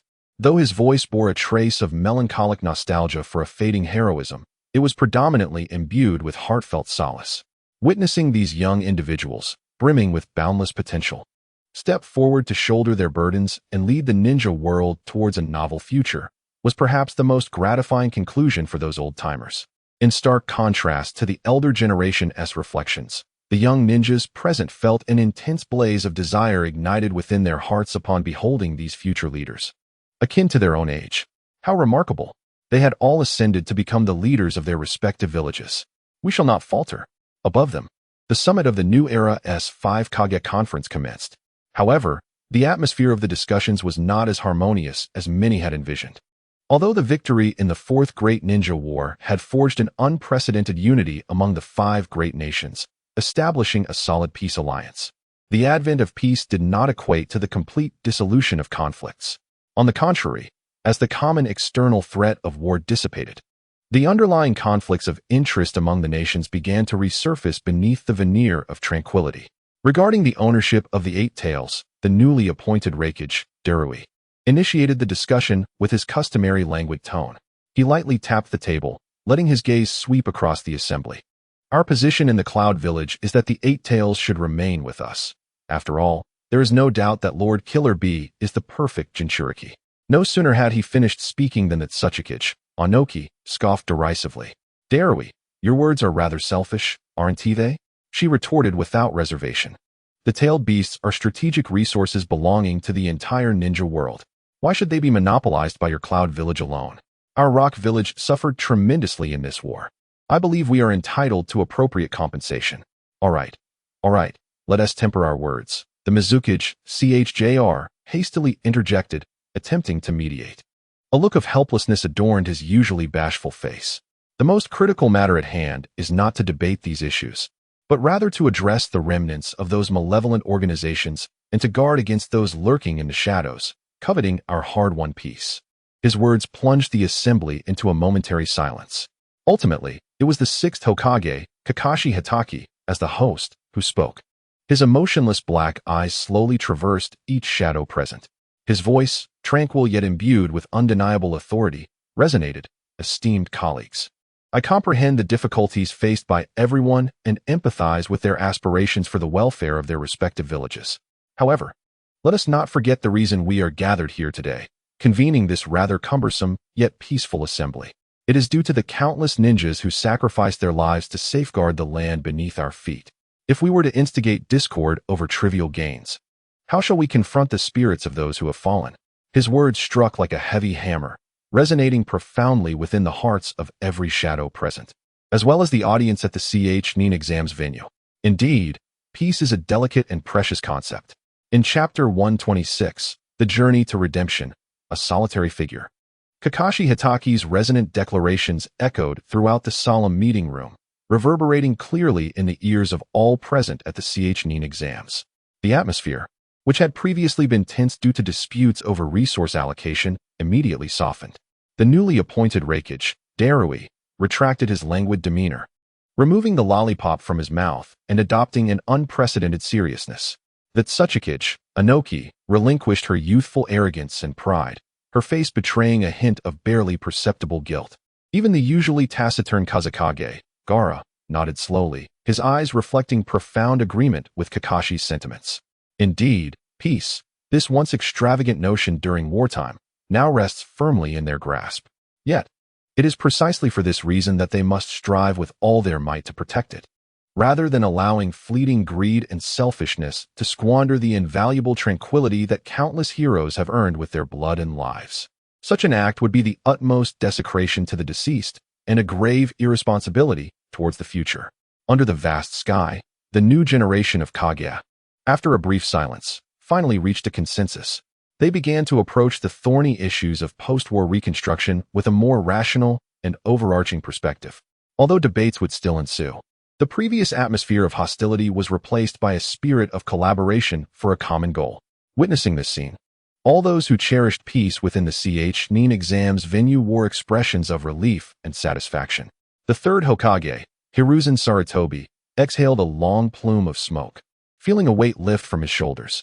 He understood that as long as the new generation of Kage could maintain this hard-won consensus, the future of the ninja world would undoubtedly be filled with hope. However, the heavens seemed unwilling to allow this light-hearted atmosphere to persist for long. Just as the 5 Kage conference approached its successful conclusion, the scene began to shift once more, departing from the hopeful meeting room. He redirected his focus towards the vast expanse of the ninja world, a realm teeming with both the unknown and perilous dangers. Simultaneously, he honed in on the solitary figure that had long since vanished from sight, Uchiha Sasuke. It was a desolate land blanketed in pristine white snow, where the frigid winds sliced through the air like blades, stirring up a tempest of icy flakes.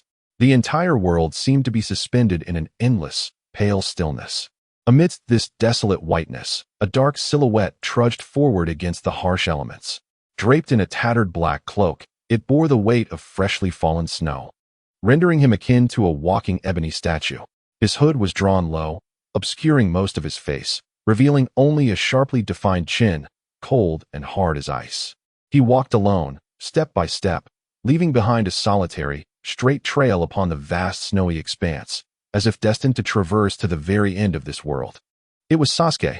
The moment Sakura Haruno caught sight of that figure, an involuntary gasp escaped her lips, her heart clenching tightly. The figure appeared so profoundly isolated, and the environment so harsh, yet she recognized him instantly, her thoughts consumed by this very person, Uchiha Sasuke. What was he doing?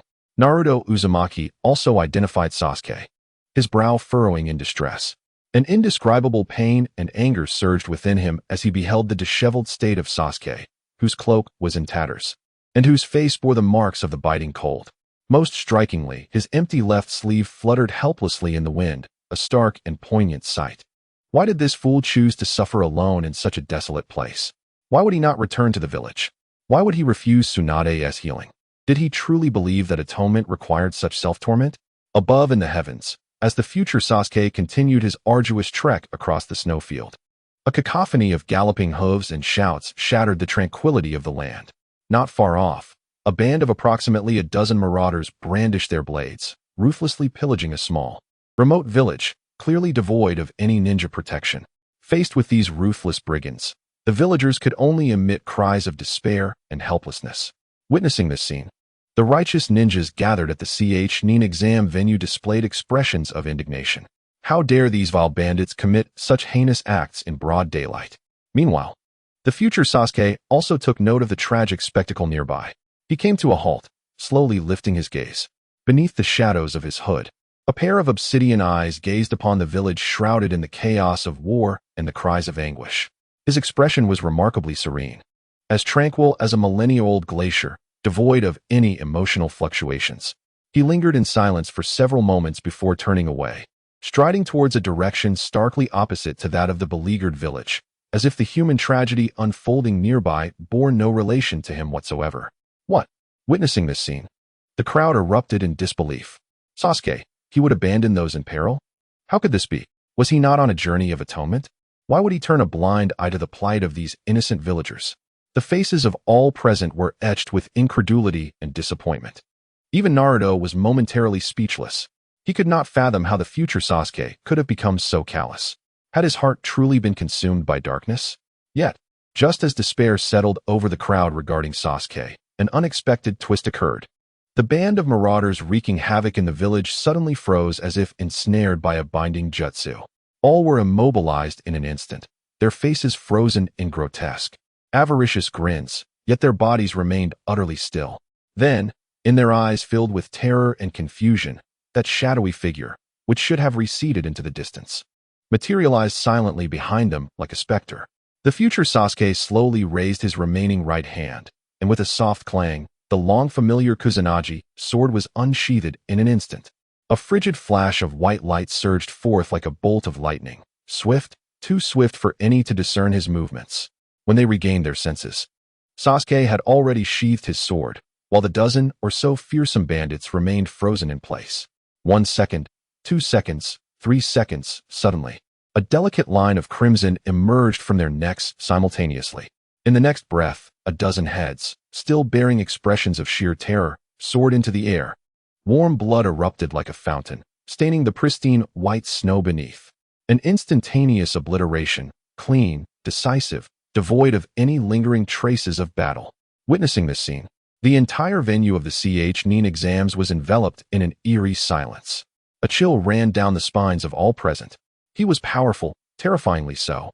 The future Uchiha Sasuke had ascended to an unimaginable level of strength. His mastery of combat, the ruthless decisiveness in his actions, far surpassed that of the majority of elite shinobi present, nay, even eclipsed all the Kage-level warriors at the 5 Kage summit. In the aftermath of vanquishing the marauders, the future Sasuke did not immediately depart. He approached the trembling villagers, who were gripped by fear. From his satchel, He retrieved the last remnants of his provisions, some meager rations and a small flask of water, and gently placed them upon the ground. Subsequently, he turned once more, leaving not a word nor a name behind, silently merging into the relentless tempest of snow and wind, leaving only a solitary, desolate silhouette in black. Kakashi Hatake observed the figure fading into the blizzard. In his typically languid gaze, a complex array of emotions now stirred, an amalgamation of solace and sorrow. He understood that the future Sasuke had not grown indifferent. Rather, he had opted for an awkward yet personal method to safeguard the very world he once loathed. He sought neither understanding nor recompense from others. He was simply engaged in a profound act of redemption, known only to himself. The scene shifted once more, this time to the gates of Konoha village, where the future Sakura Haruno stood in quiet contemplation, her eyes fixed on the horizon, the direction in which Sasuke had departed. There was no trace of sorrow or resentment on her face, only an unwavering resolve and a profound love that would endure through the passage of time and the trials of fate. She believed that no matter how far he strayed or how long it took, one day the boy she had cherished all her life would return, reclaiming the home that was rightfully his. Chapter 127, Blood Dragon Eye. The Clash in the Shadows. That fool, Sakura Haruno, could no longer contain the tumult of emotions within her heart. With trembling hands, she pressed them against her mouth, stifling the cries that threatened to escape. Yet, her quivering shoulders and tear-streaked visage betrayed the depth of her overwhelming feelings.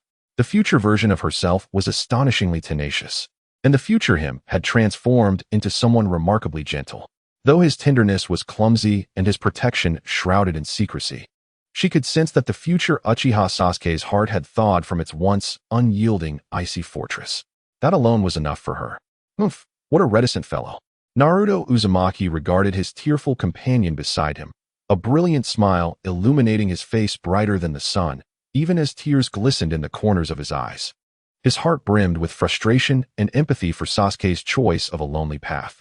Yet, he understood that this was Sasuke's decision, the last scion of the proud Uchiha clan, who had to traverse this road to reconcile with his tainted past. As his only closest friend, what he could do was not to impede him, but to believe in him, trusting that one day he would return, honorably reclaiming the home that belonged to them all. And it was at that moment, the scene in the celestial canopy underwent a transformation once more.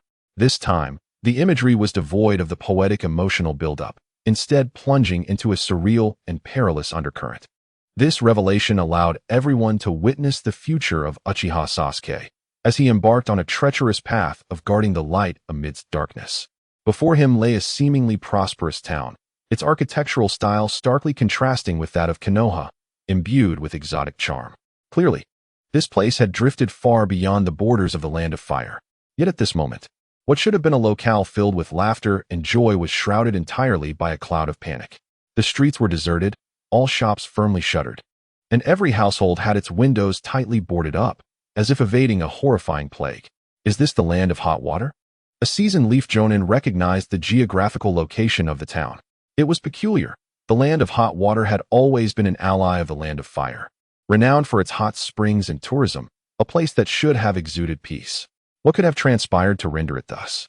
His inquiry echoed the confusion in everyone's hearts. The celestial canopy swiftly provided an answer. The scene transitioned to a heavily fortified police station within the town, revealing the future Sasuke standing before an expansive map, draped in his signature obsidian cloak. His stern visage bore an expression of grave seriousness. Opposite him stood a middle-aged man, evidently the town's leader, who was relaying his report in a state of sheer terror. "My lord, it has happened again." His voice trembled violently with fear. "Last night, the Yamadas, a family of 6 from the east side of town, all self-detonated in their home. Nothing remained at the scene but a charred crater. This marks the 5th incident of human self-detonation this month." Human self-detonation. Upon hearing this bizarre and gruesome phrase, everyone present at the Chuunin Exam site involuntarily gasped in icy shock. What on earth? How could a person explode on their own? Was this some form of terrifying ninjutsu? The expressions of horror and bewilderment were evident on every face, even among those Jonin who prided themselves on their extensive experiences. Meanwhile, in the scene, the future Sasuke, after absorbing the leader's report, exhibited little surprise. He simply closed his eyes slowly, as if contemplating something profound. Moments later, he reopened his eyes, and 3 crimson tomo began to emerge in his pitch-black right eye. Simultaneously, the 6 enigmatic tomo hidden beneath his bangs in his left eye began to emanate a faint purple glow. The Sharingan and the Rinnegan were activated simultaneously. "I must go to the scene," he stated in a tone devoid of any emotion. Upon hearing this, the responsible party's face instantly contorted with sheer terror. "No, please. It is far too dangerous there. The few ninjas we previously dispatched for investigation have all mysteriously vanished." According to the sole survivor, they appeared to have seen something with red eyes before losing consciousness, and then there was an explosion. Red eyes? At the mention of these words, a flicker of barely perceptible brilliance flashed across the future Sasuke's heterochromatic gaze. He disregarded the pleas of the still protesting official, and in an instant, his form flickered and vanished from the room like a specter, leaving behind a chilling statement that lingered in the air. "Leave it to me." The scene shifted once more, this time to the ruins of the Yamada family, where the tragedy had unfolded. The entire yard lay charred and blackened, the acrid scent of burnt remnants still heavy in the air. The future Sasuke crouched at the center of the ruins, extending his unscathed right hand to grasp a handful of black ash from the ground, bringing it to his nose for a gentle sniff. He then closed his eyes again, channeling the full extent of the powers bestowed by his all-seeing eyes. Under the microscopic perspective afforded by his Sharingan and Rinnegan, the world transformed dramatically. The invisible flow of chakra in the air, the subtle traces obscured by the explosion on the ground, and even the faint remnants of chakra attributes within the nearly consumed ashes all revealed themselves vividly in his mind. This chakra possessed a quality unlike any he had ever witnessed, a bloodline limit that could infiltrate an opponent's chakra system through visual contact, causing the moisture within to boil violently, resulting in a catastrophic explosion. "So, it is the blood dragon eye," Sasuke mused inwardly, a cold smile gracing his lips. "At last, I have found you." In the next moment, he abruptly opened his eyes. The violet 6-pointed Rinnegan immediately locked onto a seemingly empty direction. "Heavenly hand power," he exclaimed softly. Before him, the very fabric of space warped abruptly. In the blink of an eye, his figure exchanged places with a small stone in the distance, materializing atop the branches of a great tree hundreds of meters away. Beneath the shadow of that tree, 2 figures clad in peculiar attire stared in astonishment at the unexpected guest who had appeared before them, their eyes as red as blood. Witnessing this scene, everyone gathered at the Chuunin exam venue erupted in uncontrollable gasps. "Found it. What remarkable insight. And that earlier technique of instantaneous movement. What was that?" The faces of all present were etched with astonishment. The future Sasuke displayed an investigative prowess akin to that of a detective, coupled with an extraordinary mastery of space-time ninjutsu. This utterly shattered their traditional perceptions of a ninja. In the scene, the 2 enigmatic figures possessing the blood dragon eyes, after a brief moment of shock, immediately launched their counterattack. Their crimson eyes ignited with an eerie brilliance. Blood dragon eye Jinjutsu. However, before Sasuke Uchiha's evolved Sharingan and Rinnegan, their illusions appeared as mere child's play, laughable in comparison. The future Sasuke did not even blink. He coldly regarded those overconfident foes. The same tactics would not affect the Uchiha clan. Before the words had left his lips, he struck. A violet lightning bolt, akin to a drawn sword, instantly coiled around his Kusanagi, Chidori sharp spear. In an instant, it precisely pierced the heart of one adversary. The other foe was relentlessly drawn towards him by the universal pull, his throat seized by Sasuke's hand. The entire battle transpired in less than 3 seconds. "Why do you fight for Konoha?" The survivor, grasped by the throat, screamed with venomous resentment and bitterness. "Aren't they the ones who exterminated your entire clan?" In response to this inquiry, a faint flicker of emotion crossed the icy visage of the future Sasuke. It was a gentle reminiscence of something profoundly cherished. He spoke slowly, his voice soft yet imbued with an unwavering conviction that could shake hearts. "Because now, I possess bonds that I wish to protect." Chapter 128, The Path of Atonement. The interweaving of light and shadow, the scene fast-forwarded, racing through subsequent events, indicating that this incident was not merely a spectacular moment to recount. All who beheld the spectacle recognized this truth. Compared to the previous grand battles, these skirmishes seemed trivial. After Sasuke Uchiha's silent redemption, his solitary and resolute figure ultimately vanished into the vast, swirling snow. Only the future Sakura Haruno remained at the village's entrance, her devoted watch filled with longing. Inside the Chuunin exam venue, an indelible sense of shock and reflection lingered. Everyone's hearts felt like an overturned jar of mixed emotions. Unable to define the future Uchiha Sasuke in simplistic terms of good or evil, they could not fully comprehend the suffocating weight of his journey of atonement. Yet, they collectively sensed a profound stirring, a powerful force that transcended hatred and darkness, known as the will to protect. As Naruto gazed at the solitary figure of Sakura waiting in the screen, an ineffable sense of sorrow and guilt flickered in his azure eyes. He understood that Sasuke's journey of atonement was not merely a personal pilgrimage but an extended torment for all those who cared for him, especially for Sakura. This girl, who had silently borne everything on her seemingly fragile yet remarkably resilient shoulders, was enduring the brunt of it all. Wait for me, Naruto clenched his fists tightly, vowing solemnly to himself and to everyone around him. Once I bring that rascal Sasuke back, I will never allow you to suffer such injustices again, Sakura.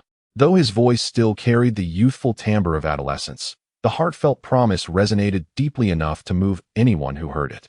Yet, just as Naruto was solidifying his resolve, the scene above shifted unexpectedly, taking everyone by surprise. This time, the focus did not linger on the mundane details of daily life, but transported them to a unique place laden with fate and bonds, where an eagerly anticipated ultimate confrontation was about to unfold. It was a tranquil forest, bathed in the gentle glow of dawn. The morning mist enveloped the towering ancient trees like a delicate veil. Dew moistened the tender green leaves, refracting the nascent sunlight into a crystalline radiance.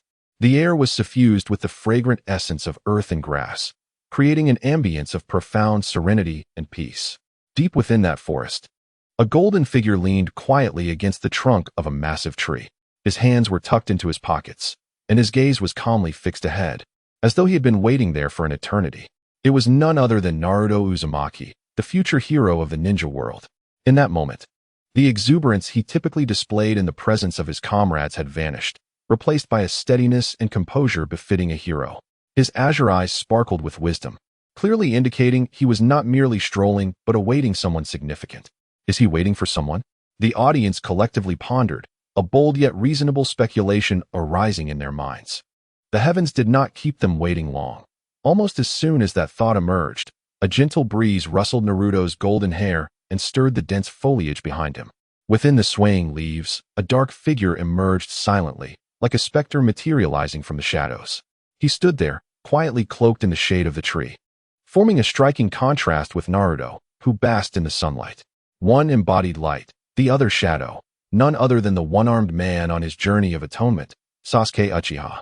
The moment Naruto spotted that figure, the entire venue of the Chuunin exam erupted in an instant. It was Sasuke. He actually met Naruto. How wonderful. I knew it. I knew these two could never remain strangers for a lifetime. Sakura was so overwhelmed with emotion that she leapt from her seat. Her eyes brimmed with disbelief, joy, and tears. It felt as if the person reuniting with Naruto was not Sasuke, but rather herself. In the heavens above, the future Naruto, upon seeing Sasuke's appearance, revealed a faint smile. He exhibited little astonishment. Evidently, this meeting had been prearranged. You've come, Sasuke, he said, his tone calm, akin to greeting an old friend after a long separation. The future Sasuke emerged slowly from the shadows, his stern visage betraying no extraneous emotion. He merely nodded in acknowledgement. Then he proceeded directly to the point, his voice slightly hoarse, as if he had not conversed with anyone for quite some time. Yet, each word he uttered carried a weight of terrifying information capable of shaking the very foundations of the ninja world. I discovered anomalies in space near the Valley of the End. Sasuke's unique Rinnegan shimmered with a faint purple glow. Residual chakra not belonging to our world lingered there. Moreover, I found damaged scrolls at the ruins where Kagaya Otsutsuki once battled. Although the information was incomplete, my interpretation suggests the existence of the Otsutsuki clan, which predates Kagaya and possesses even greater power. They appear not to be represented by Kagaya alone, but rather as a terrifying race that sows and harvests on a planetary scale. Boom. Sasuke's unassuming words struck like meteors capable of annihilating worlds, crashing into the minds of all present at the Chuunin exam. The joy and excitement that had just blossomed from Naruto and Sasuke's reunion were utterly shattered. In its place arose an unprecedented, overwhelming terror and shock. The Otsutsuki clan. more powerful than Kagaya, sowing and harvesting on a planetary scale. These terms, far beyond their comprehension, delivered a catastrophic blow to their worldview. They had always believed that Kagaya, the final adversary of the Fourth Great Ninja War, represented the pinnacle of power in this world. Yet now, Sasuke revealed to them that Kagaya might merely be the beginning.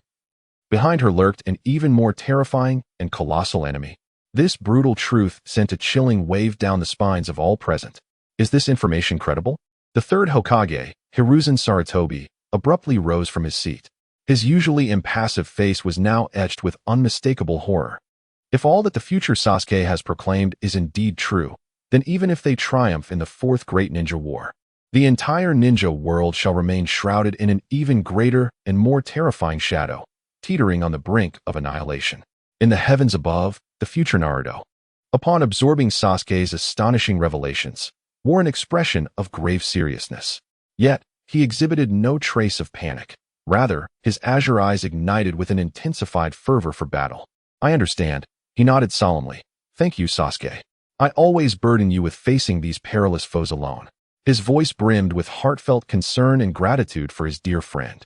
However, the future Sasuke gently shook his head, turning his gaze towards the serene Konoha village bathed in the morning light. On his typically icy visage, an unprecedented, almost imperceptible curve emerged, seemingly a smile, so faint it was nearly undetectable, yet potent enough to thaw all the ice and snow of the world. It's fine, he replied, his tone still light but infused with an unprecedented resolve. You are the Hokage, basking in the sunlight, safeguarding the village's daily life and brightness. I am merely the shadow that sustains your light, traversing the darkness. This is our newly forged path as shinobi. Boom. A deafening roar was followed by an eerie silence. As if an invisible hand had seized the throats of all present, rendering the vast Chuunin Exam venue utterly still. Every gaze was magnetically drawn, riveted to the heavens above, where light and shadow intertwined, casting two statuesque figures standing side by side. One figure, bathed in resplendent radiance, donned the Hokage's ceremonial robe. This was the sun illuminating the entire village. The other figure, concealed within profound shadows, possessed a gaze as sharp as an eagle's. This was the moon safeguarding the light. The Hokage and the shadow supporting the Hokage, once fated adversaries, entangled as lifelong friends and rivals, had reached the culmination of their destinies in a profoundly moving manner in this distant future. The chasm forged by hatred, misunderstanding, and suffering between them had been wholly bridged. In this future, neither consumed the other. Instead, they discovered the most exquisite path of coexistence. One became the Hokage, standing proudly in the sunlight, receiving the adoration of the masses, while safeguarding Konoha's prosperity and peace. The other willingly became the roots that dwell in darkness, bearing the world's sins and scorn alone, eliminating all threats to the world. This was not a compromise, but a magnificent reconciliation that transcended personal honor and disgrace. They buried all past disputes, forging the ultimate answer to safeguard the world through their lives and wills. One in the light, the other in the dark, light and shadow intertwined harmoniously, together erecting an unbreakable and formidable barrier. This ultimate bond, transcending life and death, and surpassing all ideologies, transformed into a torrent that profoundly shook the souls of all present, instantly obliterating their psychological defenses. Ah, so it is. Countless eyes brimmed with tears, deeply moved by this fateful culmination and the magnificent guardianship that transcended hatred. At that moment, the celestial screen accelerated once more. A swarm of meteors was hurtling towards the entire ninja world at a cataclysmic speed. Witnessing this, the hearts of all present hung in suspense once again. Chapter 129. The enemies from beyond the scene on the celestial screen froze on Sasuke's solitary and resolute silhouette. The atmosphere within the venue of the Chuunin Exams was thick with a heavy and oppressive air, weighed down by the path of atonement that awaited Sasuke. People finally comprehended. The so-called peace was never a given. In the unseen darkness, there were always those who bore unimaginable burdens, walking alone. Naruto's heartfelt roar still resonated in the air. His azure eyes were filled with an unprecedented determination. He had resolved, regardless of what the future held, never again to allow his comrades to face such peril alone. Sasuke, too, felt a fissure appear in the icebound fortress of his heart, due to Naruto's words. Instinctively, he averted his gaze from Naruto's fiery stare, turning his head aside, yet his clenched fist inadvertently loosened slightly. Amidst this subtle atmosphere, the dimming celestial screen suddenly reignited. A blinding white light compelled everyone to squint instinctively. Was it not over? Could there be more to come? A sense of anticipation stirred within the crowd. Was the celestial screen about to reveal the final outcome of that fierce battle in another dimension? As the white light dissipated, what appeared before their eyes was not the eerie dark purple space, but a room filled with peculiar instruments, exuding a strong sense of technological advancement. In the center of the room stood an enormous apparatus resembling a telescope. The device's end was connected to numerous thick cables that extended to the walls surrounding the room. The walls were adorned with screens of various sizes, displaying an array of intricate graphs and data that pulsated incessantly. Where was this place? It appeared far removed from the dwelling of ninjas, resembling more of a laboratory. Just as the crowd was engulfed in confusion, the largest screen suddenly exhibited a violent fluctuation in the previously stable data stream. Following this, a piercing alarm echoed throughout the room. Beep, beep, beep. The red warning lights flashed frantically, casting an ominous crimson hue over the entire space. Alarm, alarm. An unknown high-energy object is approaching at high speed. Repeat. An unknown high-energy object is approaching at high speed. A frigid, emotionless electronic synthetic voice resonated throughout the room. Quick, lock onto the target. Calculate trajectory. Assess threat level. Within the chamber, the staff clad in white lab coats, resembling researchers, immediately sprang into a flurry of anxious activity.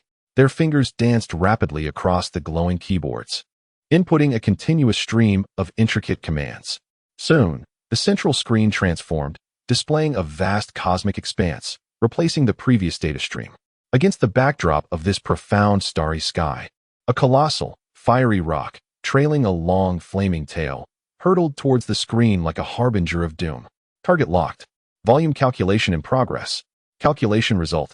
Diameter, 5 kilometers. Speed calculation in progress. Calculation result, 30 kilometers per second. Trajectory analysis underway.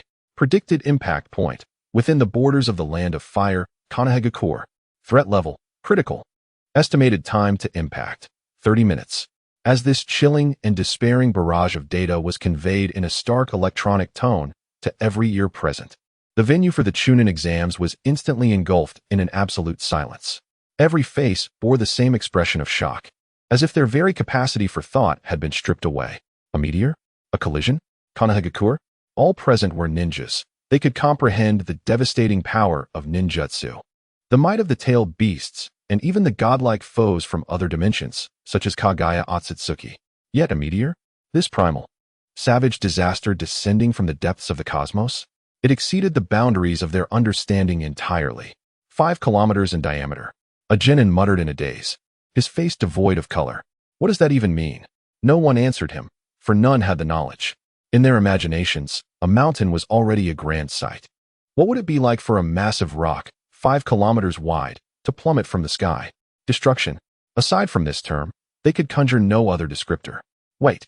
Orochimaru suddenly seemed to recollect something, his countenance darkening profoundly. Do you remember? The earlier incident, when the Sage of Six Paths summoned 2 meteors from the sky. And this one, in both size and speed, far surpasses those 2. His words struck like a heavy stone, sending tumultuous ripples through the hearts of everyone present. They recalled the despair when faced with those 2 meteors during the confrontation with the Sage of Six Paths. A desperate situation where even the 5 Kage could not fully obliterate them. And now, a calamity of infinitely greater terror was about to descend upon them. It is over. This time, it is truly over. Even the 7th Hokage cannot possibly withstand such a calamity, can he? A palpable aura of despair, akin to a plague, began to permeate the entire venue. The previous assessments, though rife with peril and crisis, at least offered a glimmer of hope. They had witnessed Naruto mastering Sage Mode, seen Minato's extraordinary flying Thunder God technique, and observed Naruto and Sasuke acquiring the powers of the Sage of Six Paths. But now, in the face of a 5-kilometer-wide meteorite, do their esteemed ninjutsu hold any value? Sage arts? Can they shatter it? Space-time ninjutsu? Where could it possibly be redirected? The power of the Sage of Six Paths? Perhaps. But the evaluation has reached its conclusion. The heavens have not revealed any strength surpassing that of the Sage of Six Paths. And this ultimate salvation, which ranks first, must confront an adversary that is nearly insurmountable, an absolute natural disaster. How can one possibly save them from this? Inuzuka Kiba clutched his head, emitting a wail of despair. Is it truly destined that the future of Konoha will succumb to such an irresistible force? His words sank the hearts of all the villagers into the depths of despair. Just moments ago, they had felt immense pride and honor in the flourishing and peace of their village's future. Yet now, they were on the precipice of witnessing their beautiful homeland obliterated by a meteor descending from the heavens. The sensation of plummeting from the pinnacle of hope into the abyss of despair was unbearably cruel. On the podium, the third Hokage, Sarutobi Hiruzen, wore an unprecedentedly grave expression. His hand, gripping the pipe, turned pale from the exertion. As Hokage, he understood better than anyone what the arrival of such a calamitous event meant for a village. It would signify utter, irrevocable destruction, with no possibility of survival. This is troublesome indeed. He exhaled a deep, troubled sigh, his eyes filled with profound concern. Is this final assessment, this revelation called the future, intended to convey that no matter how diligently the ninjas strive, they ultimately cannot contend with the vast cosmos and the relentless hand of fate? This thought enveloped him in a deep sense of helplessness. Meanwhile, Orochimaru, disguised as the Kazekage, observed the scene with keen interest. His countenance bore no trace of fear or worry. Rather, it radiated the pure excitement of a scientist encountering a groundbreaking research subject. A meteorite, you say? A pure mass attack, governed solely by the laws of physics. Fascinating, utterly fascinating. In the face of such a magnitude of disaster, what feats can ninjutsu truly accomplish? Bloodline limits? Sage powers? The strength of the Sage of Six Paths? Or would they need to rely on the unique technological prowess of that era? His mind raced, calculating countless possibilities. For him, this was not merely a catastrophe. It was an exceptional experiment to test the pinnacle of combat prowess in that future world. He was eager to witness it all. Regarded as the most formidable Hokage, Naruto Uzumaki stands alone in a parallel realm, confronting the Otsutsuki clan alongside Sasuke Uchiha. How shall they face the ultimate trial from the cosmos? Chapter 130, The Shield of Wind and Sand, the limits of Sunagakure above the expansive sky. The imagery, symbolizing the future of Konoha, gradually fades away. The venue still resonates with the astonishment of technological advancements and skyscrapers, alongside an overwhelming pride for the seventh Hokage, Naruto Uzumaki. Yet, before the crowd can fully disentangle themselves from this complex emotional tapestry, the luminous screen overhead transforms once more. The profound backdrop of the starry night remains. Yet the scene is abruptly pulled back by an invisible hand, shifting perspectives from the village of Konoha to a starkly different land. Vast stretches of yellow sand unfold before them. Rolling dunes shimmer with golden light under the scorching sun, while fierce winds whip up grains of sand, caressing uniquely shaped buildings reminiscent of earthen pots. This is, Temari murmurs instinctively, our village. A glimmer of excitement flashes in Kankaro's eyes. Indeed, it is Sunagakure, the village of the Wind Country, their home. However, before they can revel in the appearance of their homeland, a piercing alarm suddenly blares from the screen, jolting everyone with its excruciating intensity. The image reveals countless ninjas and civilians of Sunagakure fleeing in panic from their structures, their faces etched with terror and disbelief as they gaze skyward, following their line of sight. All present at the Chuunin Exam venue turn their attention to the ominously dark crimson sky, which resembles an apocalyptic scene. Above, several colossal fireballs descend, trailing long tails of flame, roaring down as if heralding divine retribution. They tear through the atmosphere, producing deafening sonic booms. And the sheer destructive force palpable even through the screen leaves the lower-ranked ninjas gasping for breath. It is a meteor, just as the alarms had warned. My heavens, such a thing truly exists. How can one possibly combat something like this? Panic begins to ripple through the assembly. The battles of ninjas are ultimately conflicts between individuals. Yet the spectacle before them is a confrontation between humanity and natural calamity, a challenge that exceeds the comprehension of most. Amidst the chaos engulfing Sunagakure, a figure rises slowly from the village's center, akin to a stabilizing anchor. Clad in a white Kazekage robe, his massive gourd remains striking, while his red hair flutters gently in the wind. It is Gaara, the the future Kazekage. The ferocity and madness that once marked his countenance during the Chuunin exams have long since faded, replaced by a profound, desert-like calmness and gravitas. His gaze, no longer hollow and filled with hatred, now embodies the safety of his entire village, suffused with a resolute determination to protect. As he hovers serenely in the air, the turmoil among the villagers of Sunagakure miraculously begins to subside. Is that Gaara? Kankaro's mouth fell agape, his eyes brimming with disbelief. The younger sibling, once a source of fear for both him and Temari, regarded as the most unpredictable weapon in the village, had astonishingly evolved into a figure of such reassuring composure. He had truly become the Kazekage. Temari's eyes glistened with unshed tears, her voice laced with an indescribable pride. The other Sand Village ninjas in the assembly straightened their postures, gazing at the shadow that belonged to their village with a sense of honor. Gaara himself fixated intently on the image of his mature self on the screen. He witnessed the future version of himself being regarded with trust and respect by the villagers, a gaze he had never dared to dream of. Though he couldn't comprehend it, he felt his heart warm slightly under that scrutiny. Unconsciously, he cast a glance at the exuberant blonde boy beside him. Is it you, Naruto Uzumaki? Have you changed me? On the screen, the future Gaara made his move. Faced with the first meteor plummeting from the sky, he executed no excessive actions, merely raising his right hand slowly. A hum resonated, and the vast desert beneath him seemed to heed the command of its sovereign, coming to life in an instant. Countless grains of sand began to churn and converge, rising at an observable speed, coalescing in the air into a colossal hand that overshadowed the sun. The patterns on that sandy palm were distinctly visible, immense and imbued with a sense of power. Sand shield, accompanied by a low shout.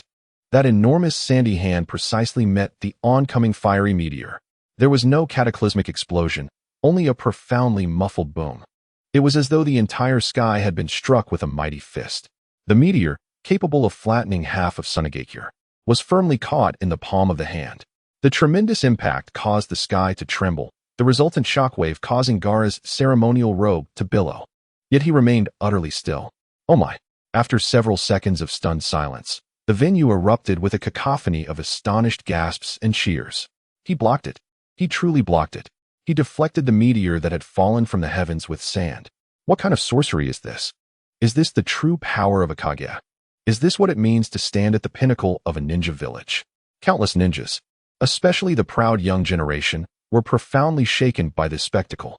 They had once believed that a Kage was merely a stronger ninja with more chakra and superior jutsu. But in this moment, they finally grasped, viscerally and deeply, the monumental significance of the term Kage, a power capable of moving mountains and reversing calamities, and a comforting force of protection. How incredible, Gaara! Naruto Uzumaki exclaimed, leaping onto his seat, fervently pumping his fist, his face alight with excitement and pride. As if he himself had been the one to deflect the meteor. How cool is that?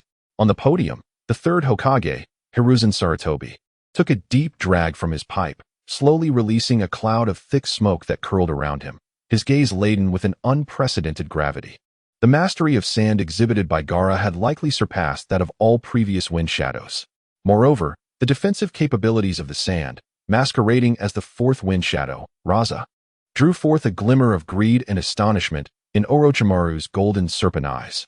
With his acute perception, he discerned that the sand used to construct Gaara's sand wall was infused with an extraordinarily high density of chakra, its properties altered to the utmost.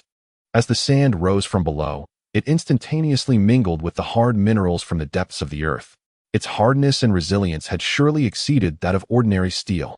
Humph, quite impressive defensively, grumbled Inoki, the Tsuchikage, watching from afar in a Wagakure through a special broadcast.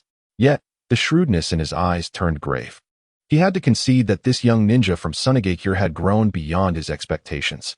Such power was enough to instill fear in anyone. However, while the crowd's astonishment had yet to dissipate, an even greater crisis loomed. In the footage, the massive sand hand that had withstood the meteorite displayed a surface marred by intricate, spiderweb-like cracks, evidence of unimaginable strain. Without allowing Gaara a moment to catch his breath, more meteorites descended at a velocity surpassing the first, approaching at an almost vertical angle with a chilling shriek. In the future, Gaara's perpetually calm visage furrowed for the first time in anxiety. He realized that the impact and angle of this strike exceeded the limits of mere endurance. Without a moment's hesitation, his vast reservoir of chakra erupted once more with unrestrained ferocity. With a fierce exclamation, the cracked sand hand abruptly transformed under his will, fingers curling inward, palm concaving, as countless grains surged from all directions, coalescing into a denser and more formidable sand shield. Boom! The subsequent collision was more ferocious and violent than the last. The colossal sand shield quaked violently under the meteorite's impact, producing a grating sound that sent chills down the spine. Countless grains could not withstand the terrifying force and began to crumble from the edges of the shield, cascading down like a tragic golden sand rain beneath an apocalyptic sky. In the future, beads of sweat appeared on Gaara's brow, his breathing becoming slightly labored. Clearly, maintaining such a vast sand construct for extreme defense against relentless cataclysmic impacts was an immense drain, even for him, the future wind shadow. Among the audience, the excitement that had just surged was replaced by a tightening in their throats.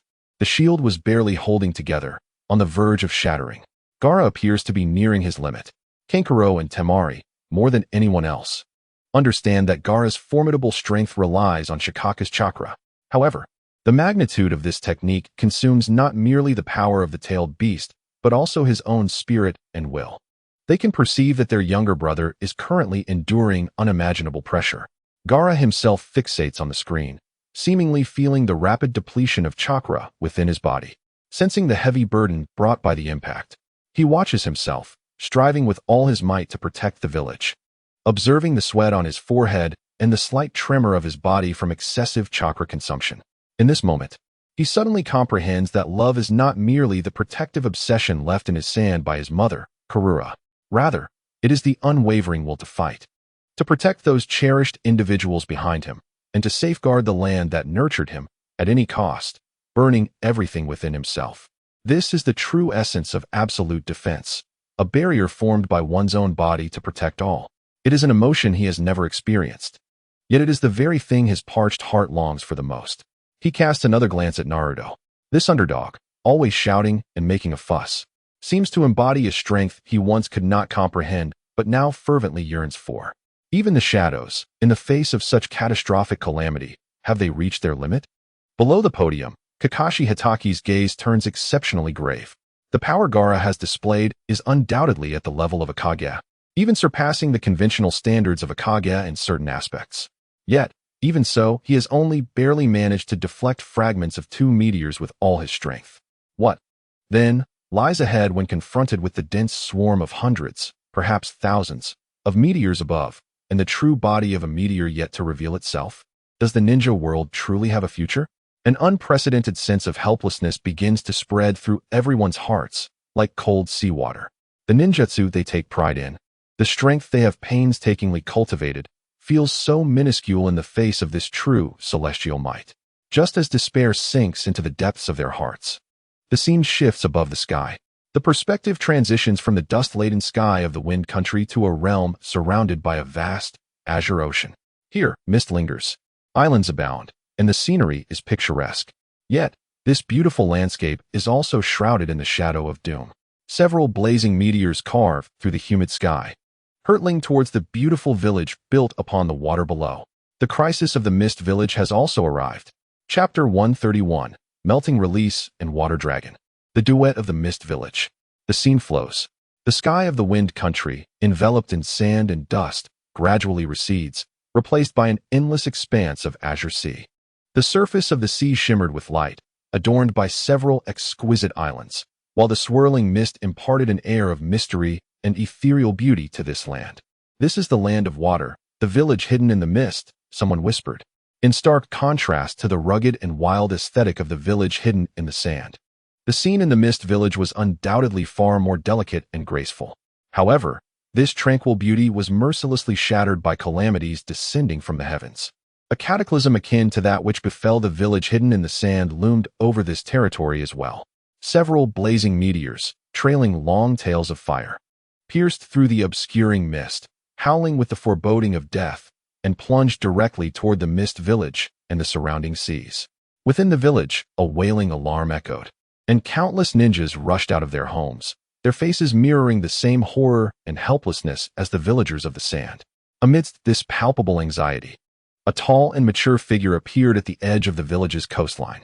She possessed long, brown hair styled in a distinctive cross formation, and her emerald green eyes sparkled like the clearest jade.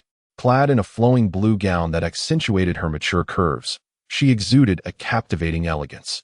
Time seemed to favor this beauty, as her future self bore not the scars of age, but rather a more enchanting and compelling maturity. It was none other than the fifth Mizukage, Terumi Mei. Simply standing there, she transformed into the most resplendent sight along the coastline. It's the future Mizukage. How beautiful. Goodness, she seems even more alluring than now. The venue of the Chuunin Exams erupted with a chorus of gasps, as countless male ninjas fixed their gaze upon her. Even the lower-ranking ninjas of Konoha couldn't help but blush and feel their hearts race at her captivating beauty. Humph, a bunch of inexperienced kids, Temari scoffed, though her eyes lingered on that figure for a few extra moments. As a fellow woman, she couldn't deny the astonishing allure possessed by this future Mizukage.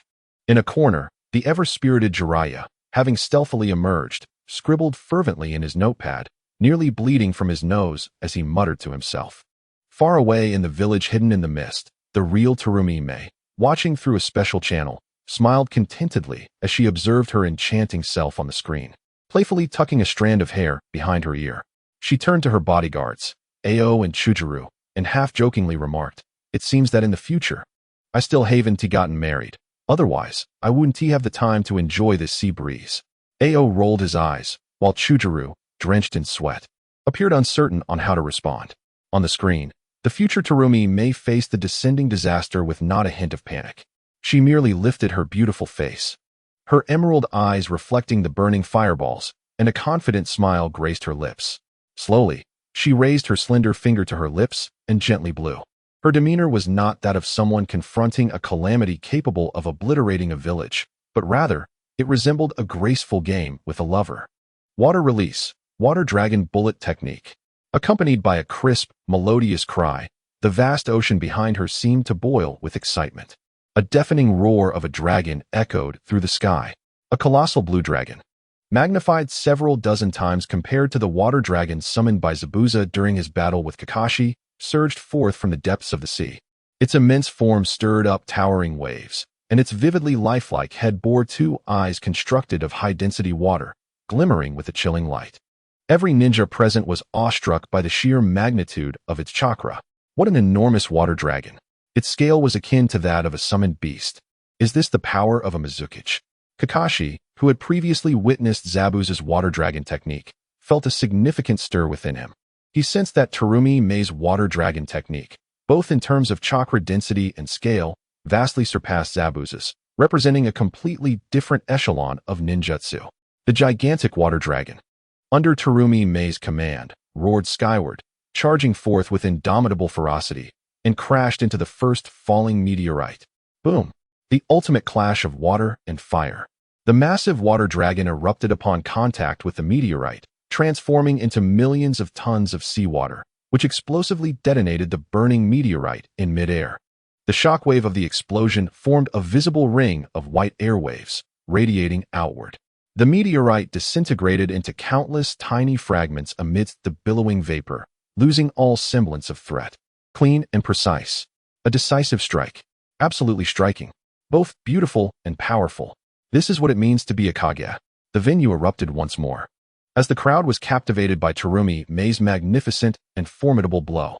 However, before their cheers could subside, the second meteorite pierced through the remnants of the explosion, reappearing in their line of sight.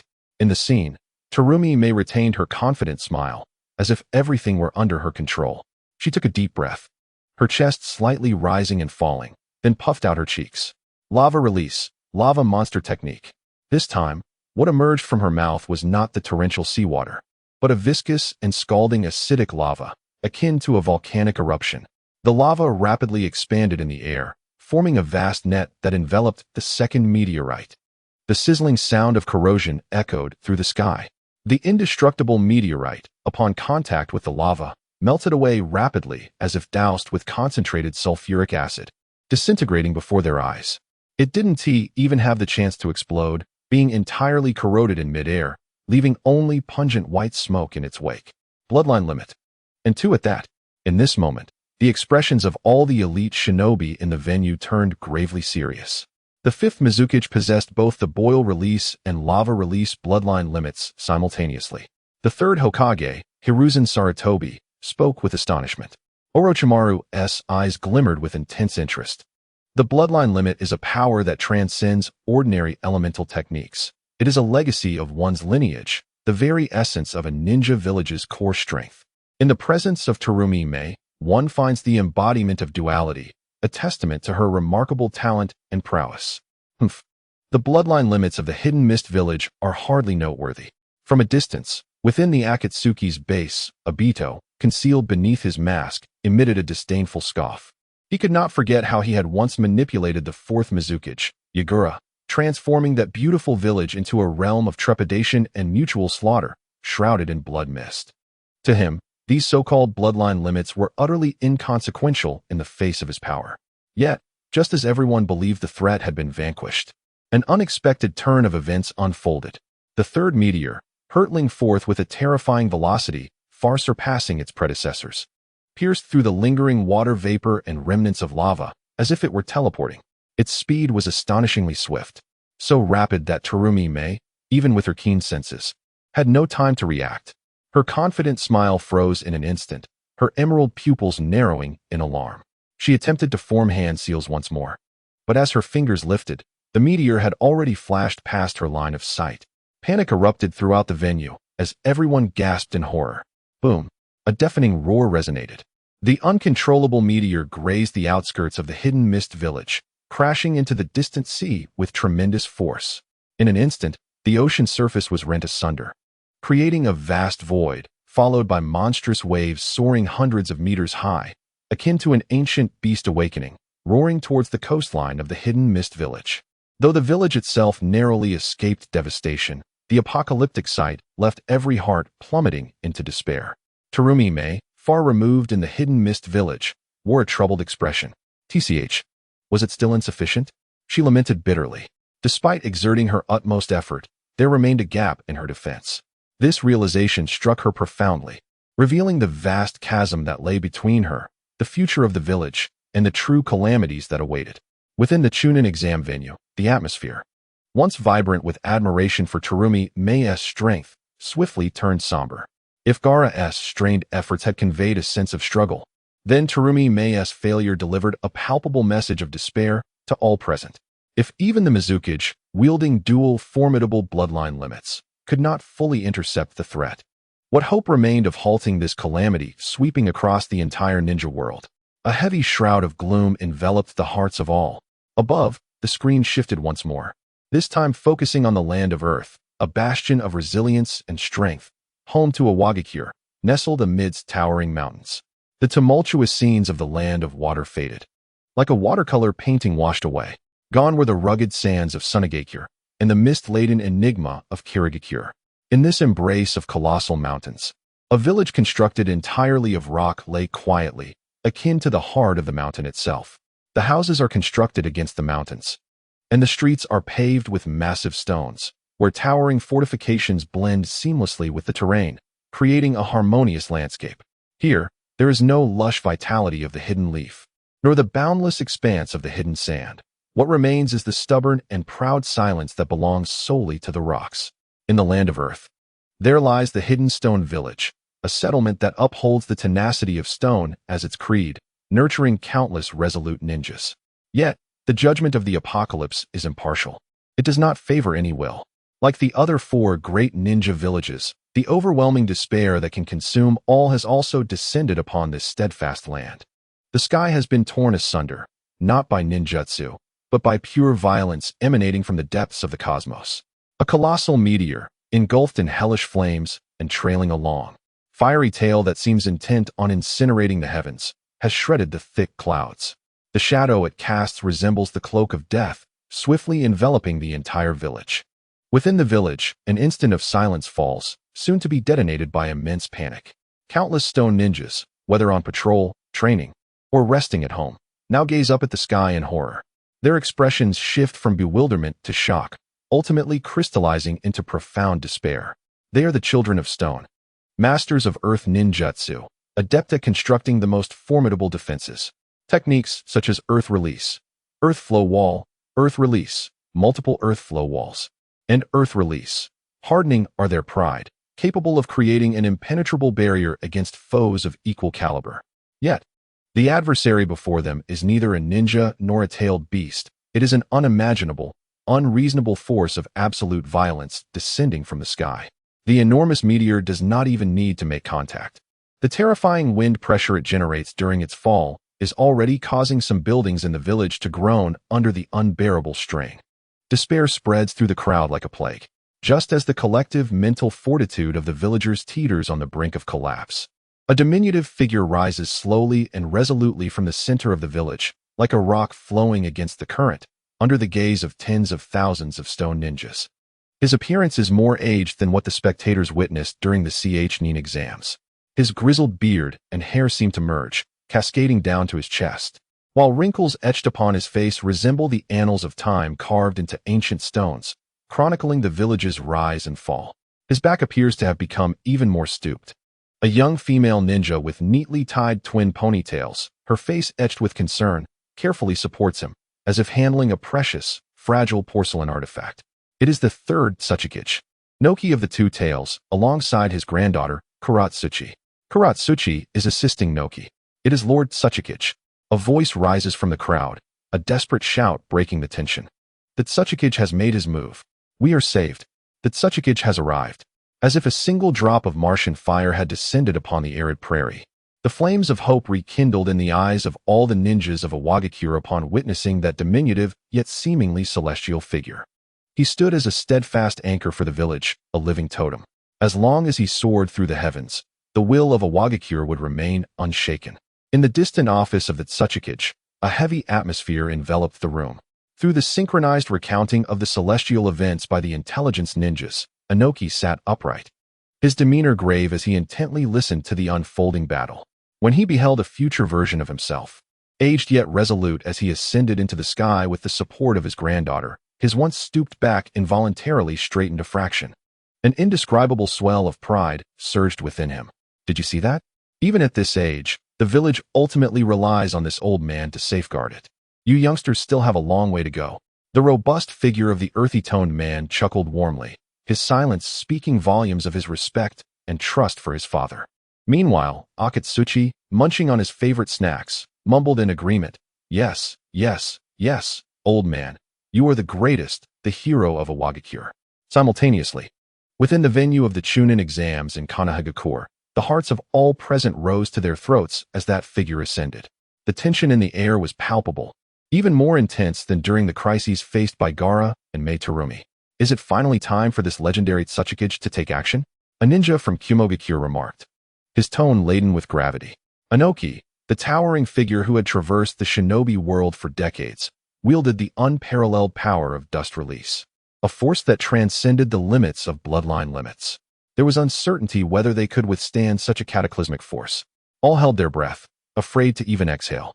If Gaara's impenetrable sand and Mei Terumi's corrosive lava and boil release represented the pinnacle of their respective domains, then Inoki's dust release was a power that defied conventional standards. It was a technique capable of posing a direct threat even to the complete form of Uchiha Madara's Susanoo, a sheer force that bent the very rules of ninjutsu itself. It did not belong to the conventional offensive and defensive framework of ninjutsu. Its essence was annihilation, obliteration. In the celestial imagery, the future Inoki, supported by Akatsuchi, hovered midair. The wild winds tousled his silver hair, rendering him a figure akin to a celestial being descending from the skies. With no superfluous movements, he brought his calloused hands together before his chest. An energy far purer, more concentrated, and decidedly more perilous than ordinary chakra began to coalesce, compress, and transform between his palms. The very air seemed to warp before this burgeoning power. He slowly raised his hands, targeting the meteorite now perilously close.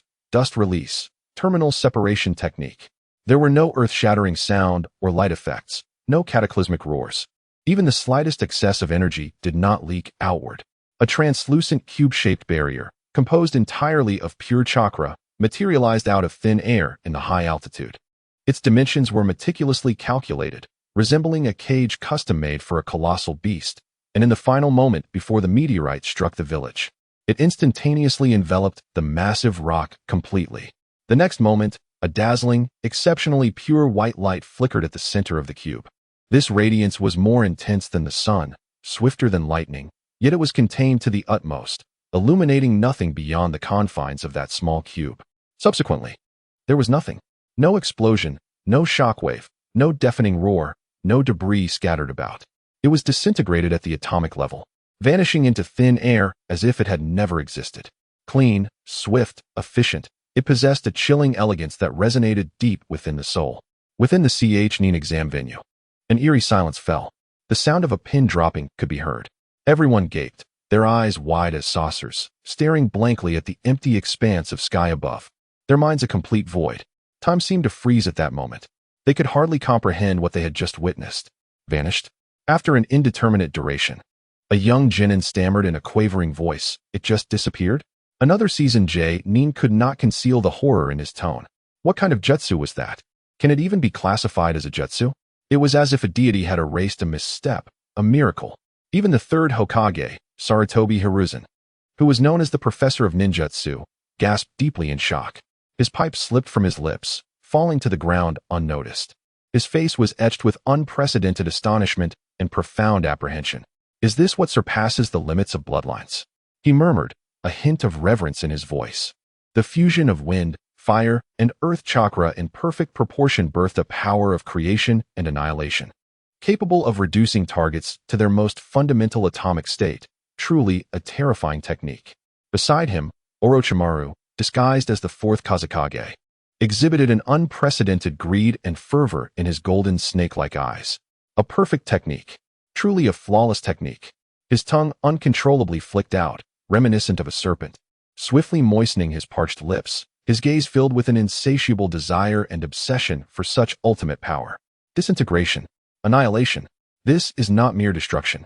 This is a return to the essence. This is the ultimate truth. In comparison to Terumi Mei's two magnificent and powerful bloodline limits, Inoki's ability to erase opponents from the very fabric of reality instilled even greater trepidation among other ninjas.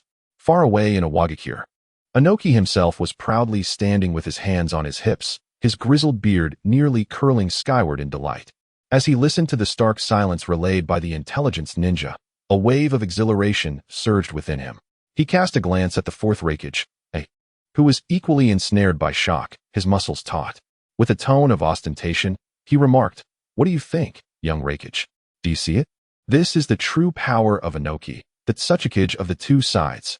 A's complexion fluctuated between shades of green and white, his entire body tensing with excitement. Yet he refrained from a customary roar of rebuttal. He found himself at a loss for any counterarguments. The might of dust release had indeed transcended the boundaries of conventional ninjutsu. His own pride in speed and strength appeared utterly insignificant in the face of such a lethal, rule-defining technique. However, just as everyone was awestruck by the formidable nature of dust release and sighed in relief at the salvation of a Wagakure, an unexpected turn of events unfolded. The future Inoki's body suddenly stiffened, his expression of triumph twisted in an instant, his features contorted in agony, veins bulging on his forehead, beads of cold sweat streaming down his face. He abruptly clutched his lower back, exclaiming, "My back." Chapter 133. The Brute of Kumogakure Utilizing Technology. The brief laughter sparked by the third Tsuchikage's backache was swiftly overshadowed by a heavier sense of oppression. Gaara's sand shield had its limits. Meiterumi's Kekei Genkai had its vulnerabilities. Inoki's dust release was bound by physical stamina. The celestial dome illustrated a grim reality to all present, exemplified through the cases of three Kaga-level figures. In the face of this calamity enveloping the entire ninja world, mere reliance on individual strength, even for those at the pinnacle of power, was insufficient to guarantee absolute safety. A shadow named powerlessness loomed over the skies of Konoha, casting a pall over the hearts of all who were witnessing the live broadcast. Amidst this heavy atmosphere, the celestial dome's imagery shifted once more. This time, the lens focused on a village perched atop towering peaks. The architectural style exuded a vigorous masculinity, crackling with the power of thunder. It was Kumogakure. renowned for its mastery of body techniques and lightning release. The same calamity descended upon this land, shrouded in storm clouds. Several blazing meteors, akin to the hammer of the thunder god, hurtled towards Kumogakure with ferocity. Faced with this sudden natural disaster, the ninja of Kumogakure, though equally stunned, exhibited no signs of panic. Their actions showcased remarkable military discipline. No one acted independently. All swiftly adhered to commands, evacuating civilians and assembling in designated areas as if they had rehearsed for this countless times before. The discipline of Kumogakure remains exemplary. On the podium, the third Hokage, Sarutobi Hiruzen, nodded in approval. From afar, the fourth Raikage, observing the well-trained performance of his village's ninja from Iwagakure, wore a satisfied smile.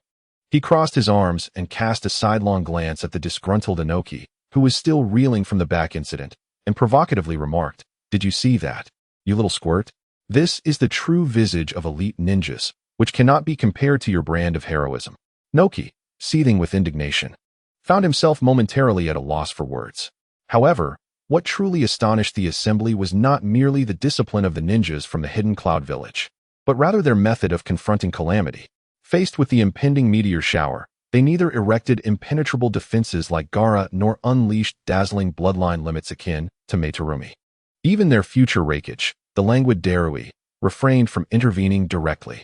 Instead, they activated an extraordinary device, one beyond the wildest imagination of all present. At the pinnacle of the Hidden Cloud Village, a colossal cannon, imbued with a sense of futuristic technology, slowly emerged from within the mountainside.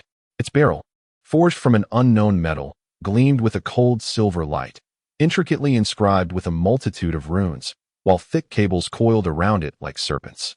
In the heart of the cannon was a hemispherical transparent control chamber. This was no mere ninja tool. It was undeniably an unprecedented weapon of war. What on earth is that? A cannon? What is the Hidden Cloud Village up to? Within the gathering, all were rendered speechless by this unforeseen spectacle. Combat among ninjas typically involved hand seals, jutsu, or at the very least, physical confrontations. When did they begin employing such bizarre metallic contraptions? Almost immediately. A familiar figure materialized within the transparent control chamber, eliciting gasps of astonishment from all present. It was a man with dark skin, clad in sunglasses, and shouldering several blades, none other than the Eight Tails Jinchuriki, Killer Bee. At that moment, he expertly operated various buttons and joysticks within the chamber, preparing the massive cannon for its final charge. Even more ludicrous was the fact that he hummed his signature, painfully off-key tune. Yo, those stones in the sky. Don't be too arrogant. Watch me turn them into fireworks that bloom in the air. As he sang, he flashed a casual hand gesture to the crowd outside, exuding an air of utter ease and contentment. Yes, indeed, Lord Killer Bee. How did he end up inside that iron canister? From afar in the Hidden Cloud Village, the wooden figure of Waimuki gazed at the familiar silhouette on the screen, his expression a complex tapestry of emotions. Meanwhile, the fourth Raikage, helplessly rubbed his temples. This fool, despite his scornful words, his eyes betrayed no trace of reproach, only trust. At the Konoha venue, everyone was left reeling from this abrupt shift in tone. Just a moment ago, they were witnessing Naka's tragic yet humorous twilight of heroism.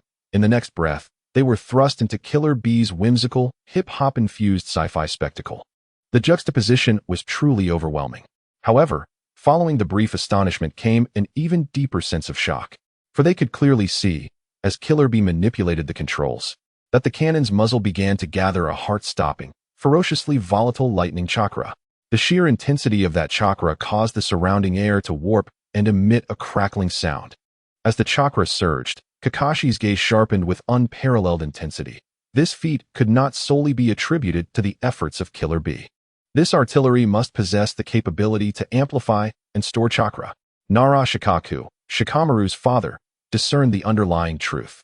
Moreover, observe the ninjas surrounding the artillery. They too were channeling chakra into it. The village hidden in the clouds had ingeniously fused scientific technology with ninjutsu to this extraordinary extent. His words awakened a realization within everyone present. This transcended mere ninjutsu, nor was it simply technology. It represented a groundbreaking amalgamation of the two, a scientific ninja tool. As the crowd stood in awe of the new power system unveiled by the village hidden in the clouds, The future Raikage, Darui, slowly raised his hand. A languid expression lingered on his face, as though everything before him were of no consequence. "It's ready, Lord Killer Bee," he stated nonchalantly. "Understood." Inside the control chamber, Killer Bee flashed a confident smile. The instant Darui's gesture was completed, he resolutely pressed the red launch button. Boom! A blinding radiance, more dazzling than any preceding ninjutsu, instantaneously illuminated the entire sky. A colossal beam of lightning chakra, as formidable as divine retribution, surged skyward with a thunderous roar, ready to rend everything asunder. It did not aim to precisely target a specific meteor. Instead, it erupted mid-flight. Boom! The lightning beam transformed in the air into an enormous web of pure lightning, enveloping the entire sky.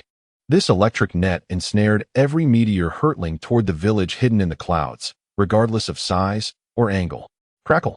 Countless fine electric serpents darted frantically within the grid, slicing through the seemingly indestructible meteors as if they were mere fragile biscuits, shattering and detonating them with ease. In the night sky, resplendent fireworks erupted one after another. The spectacle was magnificent and beautiful, suffused with a violent aesthetic. A calamity capable of annihilating the village hidden in the clouds was effortlessly averted amidst this understated display of fireworks.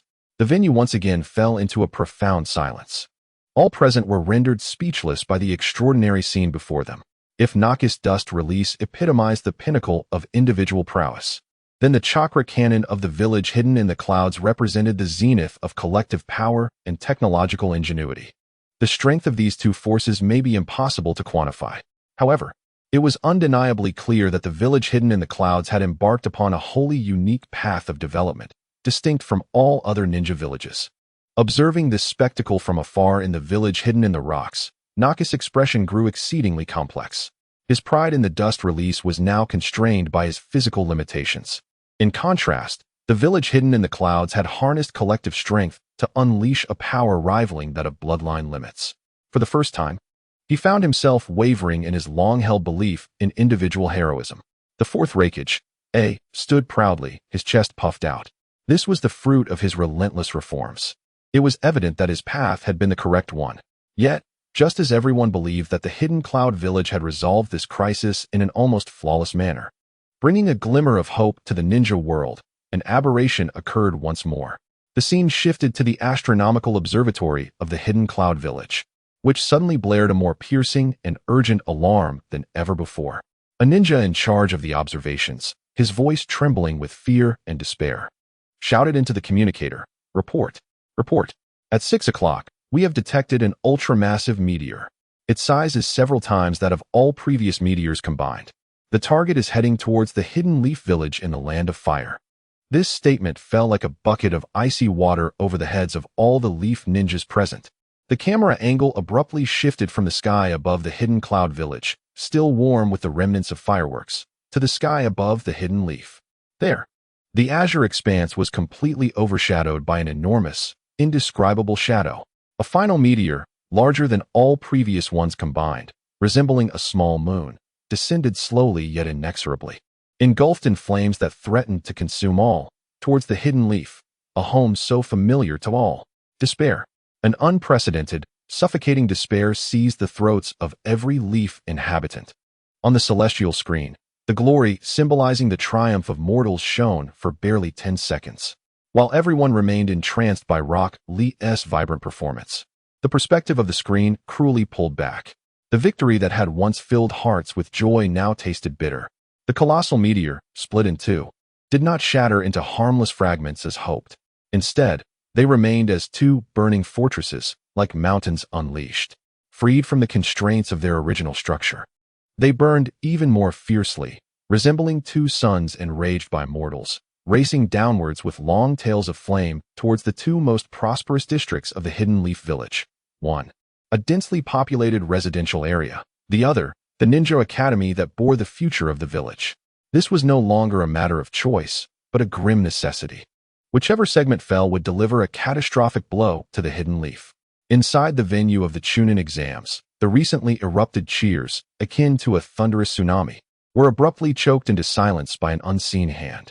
Deathly stillness, a suffocating silence, more profound than before, enveloped the entire venue. How could this be? A leaf villager sat dazed on the ground, the flicker of hope that had just ignited in his eyes extinguished by this merciless sight. Deception, is it not? Have we not already emerged victorious?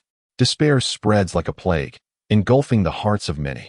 The future of Konoha is depicted against a backdrop of a torn sky, where the immense shadow of a meteorite consumes the entire village. The oppressive aura of impending doom freezes the villagers, leaving them paralyzed in the streets, their breaths becoming labored. In the Hokage's office, the future Shikamaru Nara, veins bulging on his forehead, no longer bears the languid demeanor typical of his character. Grasping a uniquely shaped communicator, he bellows into it with a hoarse voice, "Damn it! Still no contact with Naruto? How infuriating!" Inside the communicator, only the maddening crackle of static response. The screen flickers back to a realm teeming with bizarre flora, where the future 7th Hokage, Naruto Uzumaki, enveloped in a golden chakra, battles a formidable foe adorned with white eyes and horns. Beside him are Boruto, the golden-haired youth, Sarada, Sasuke's daughter, and the enigmatic silver-haired boy, Mitsuki. The adversary they face is a terror far more daunting than the meteorite, an existential threat from the cosmos, the Otsutsuki. The scene shifts abruptly. In the Hokage's office, Shikamaru weakly lowers the communicator, his gaze fixed on the two colossal fireballs looming closer outside the window. He pounds his fist onto the table in frustration. There's no other option. We must rely on ourselves. His voice resonates with a sense of resolve and tragic determination. At the venue of the Chuunin Exams, everyone is caught off guard by this unforeseen calamity. Naruto is not here. Inuzuka Akiba exclaims, his companion Akamaru whimpering anxiously beside him. What kind of joke is this? At such a critical moment, he is absent from the village. Yamanaka Ino interjects, pushing her sunglasses up with an unemotional tone. There are 3 possible reasons. First, the enemy seen in the flashback may possess strength beyond our imagination, preventing him from escaping. Second, the new communication ninjutsu has its limitations, unable to transcend space. Third, that's enough, Ino, interrupted Shino, his complexion pale as he stared at the screen. Now is not the time for analysis. Hinata clenches her hands tightly, her knuckles turning white from the strain. Her Byakugan grants her a clearer perception of the terrifying energy contained within the 2 meteorites. Yet, her heart is heavy with worry for the golden figure absent from the village. Naruto-kun, are you once again fighting alone for the sake of everyone? The villagers of Konoha, who had just recently felt immense pride in Naruto's ascension to Hokage, now find themselves plunged into a chilling despair. The swift and brutal shift from hope to hopelessness is palpable.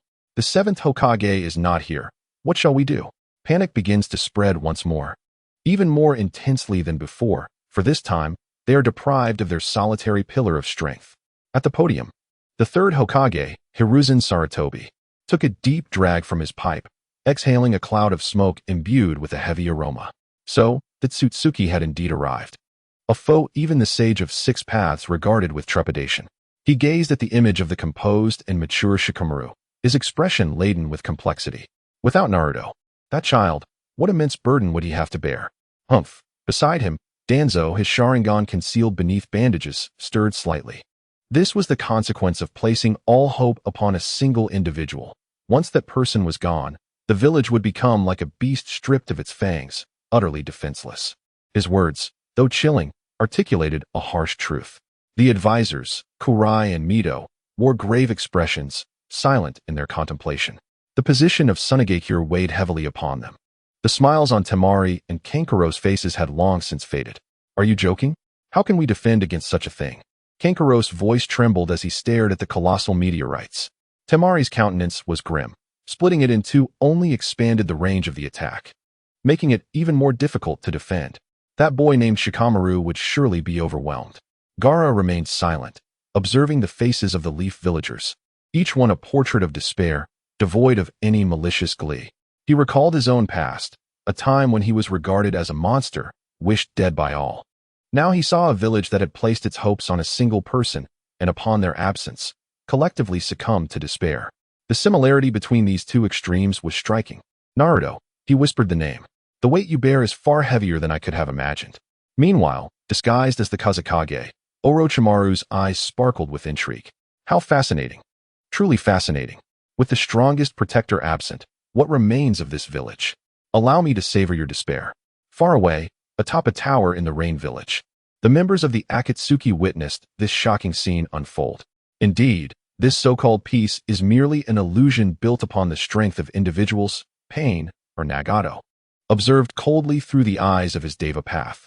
The loss of the Nine Tails Jinchuriki rendered Konoha vulnerable. Validating his theory, only by making the world experience similar suffering could true peace be achieved. Konan stood behind him, a flicker of compassion passing through her blue eyes. Yet she remained silent. That white-eyed fellow seems quite formidable, Deidara remarked, captivated by the fleeting image of the Tsutsuki, considering it the ultimate work of art. Just another puppet. Sasori retorted coldly. Eternal beauty is the essence of art. Kakuzu calculated the potential losses if that meteorite fell on the exchange. While Haiden fervently prayed to his dark deity for more bloodshed, Obito, masked in the guise of Uchiha, was the only one with a clear understanding of the name Tsutsuki. Indeed, plans must be expedited. Before their complete arrival, I must fulfill the Eye of the Moon. His kaleidoscopic Sharingan glimmered with a crimson hue beneath the shadow of the mask. Elsewhere, Uchiha Itachi and Kisame also beheld this scene. Kisame, with his wide grin revealing shark-like teeth, exclaimed, "Oh my, how precarious, Mr. Itachi. Is this the village you hold dear? It seems poised to become a desolate wasteland."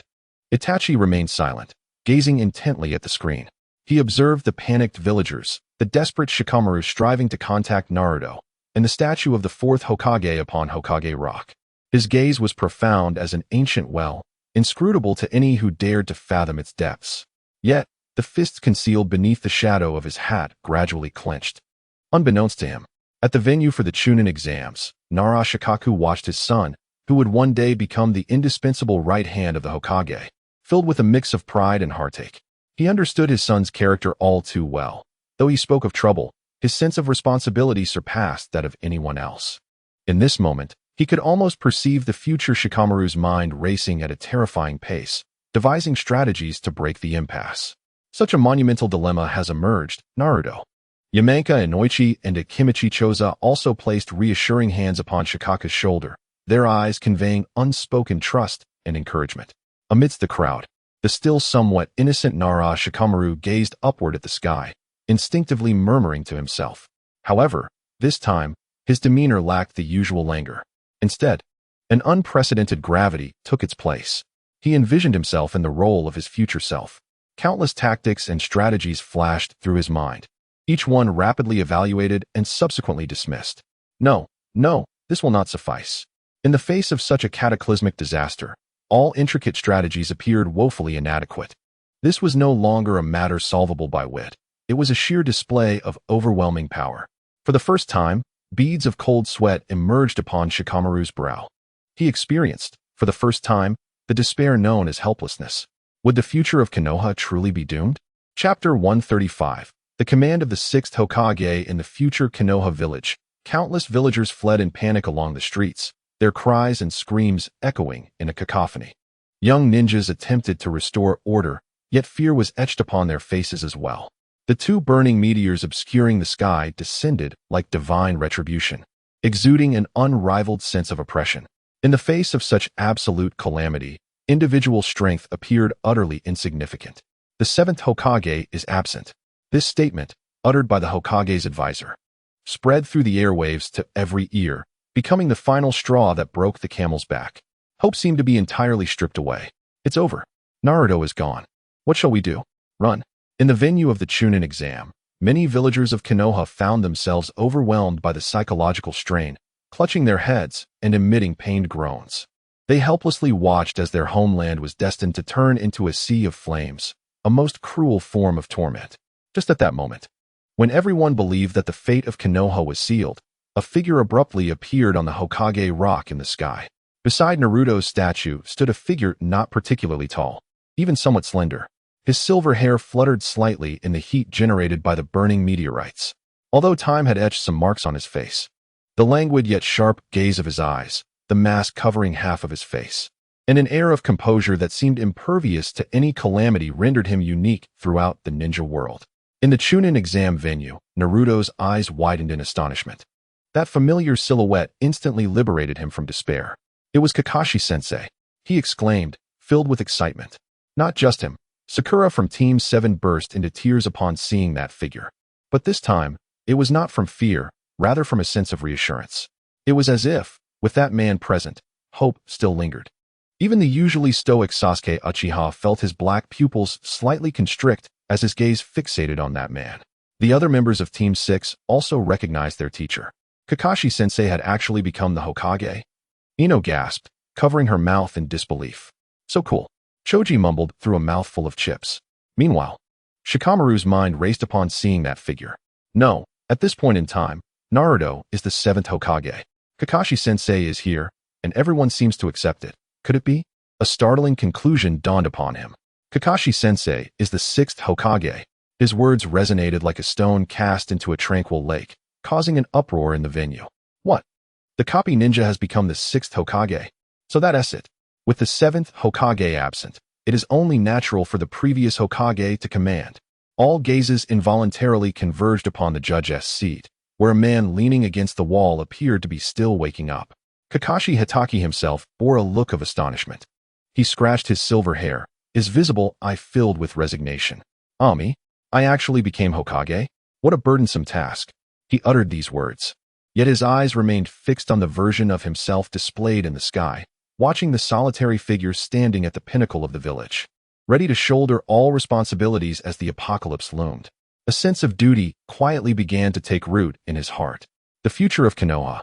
Kakashi's figure stood like a steadfast anchor, instantly capturing the attention of the panicked crowd below. He did not raise his voice nor resort to exaggerated gestures. He simply stood there in serene composure. Then, he lifted his hand and formed a few simple seals. Ninjutsu. Amplification technique. In the next moment, his voice, imbued with a touch of languor yet resonating with unwavering clarity and steadiness, reverberated through every corner of Konoha, amplified by chakra. Everyone, heed my command. Just 4 succinct words. Yet they seemed to carry an enchanting power. The voice, though not loud, precisely overshadowed the cries and screams, clearly reaching the ears of each individual. The chaotic streets fell into an unexpected tranquility. Instinctively, everyone looked up towards the silver-haired man standing atop Hokage Rock. Panic would resolve nothing, and tears could not extinguish the flames above. Kakashi's voice flowed gently, like a serene stream, soothing the frayed nerves of the crowd on the brink of collapse. Lift your heads and look around you. You are not alone. Observe Hokage Rock. Behold your forehead protectors. We are the ninjas of Konoha. His voice began to rise in pitch, resonating with strength and resolve. Now, in the name of the 6th Hokage of Konoha, I declare, activate the emergency disaster response plan. All units, immediately assume your positions as per the plan. In the arena of the Chuunin Exams, everyone was utterly captivated by Kakashi's formidable aura and unparalleled leadership. Oh. Might Guy trembled with excitement, throwing his arms around Kakashi's neck and shaking him fervently. Truly, you are my eternal rival, Kakashi. In times like this, you are simply magnificent. Is this the zenith of your burning youth? Dizzied from the embrace, Kakashi could only wave his hands helplessly. Hey, Guy, calm down a bit. Asuma and Kurenai exchanged knowing smiles, fully aware of Kakashi's capabilities.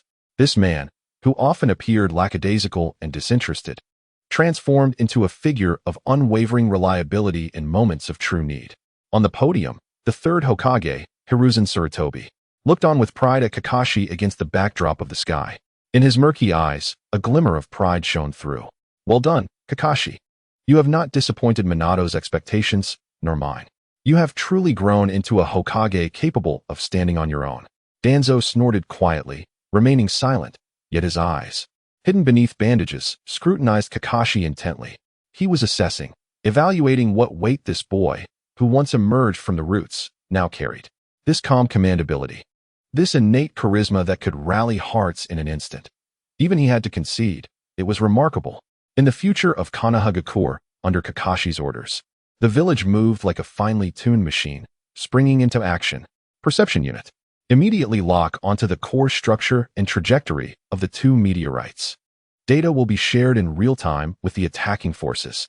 Yes, the ninjas of the Mountain Clan closed their eyes, their formidable perceptive abilities radiating like a tidal wave. Barrier troops, centered around the Hokage building, Deploy the 4 purple flames formation. Hold as long as you can. By time for the evacuation of civilians. Yes. Dozens of elite barrier ninjas swiftly rushed to their designated locations. Medical troops. Immediately establish emergency aid stations in the underground shelters. Receive all injured individuals. Yes. Led by Shizune. The medical ninjas commenced their operations. The previously chaotic streets transformed into a scene of remarkable order in an instant.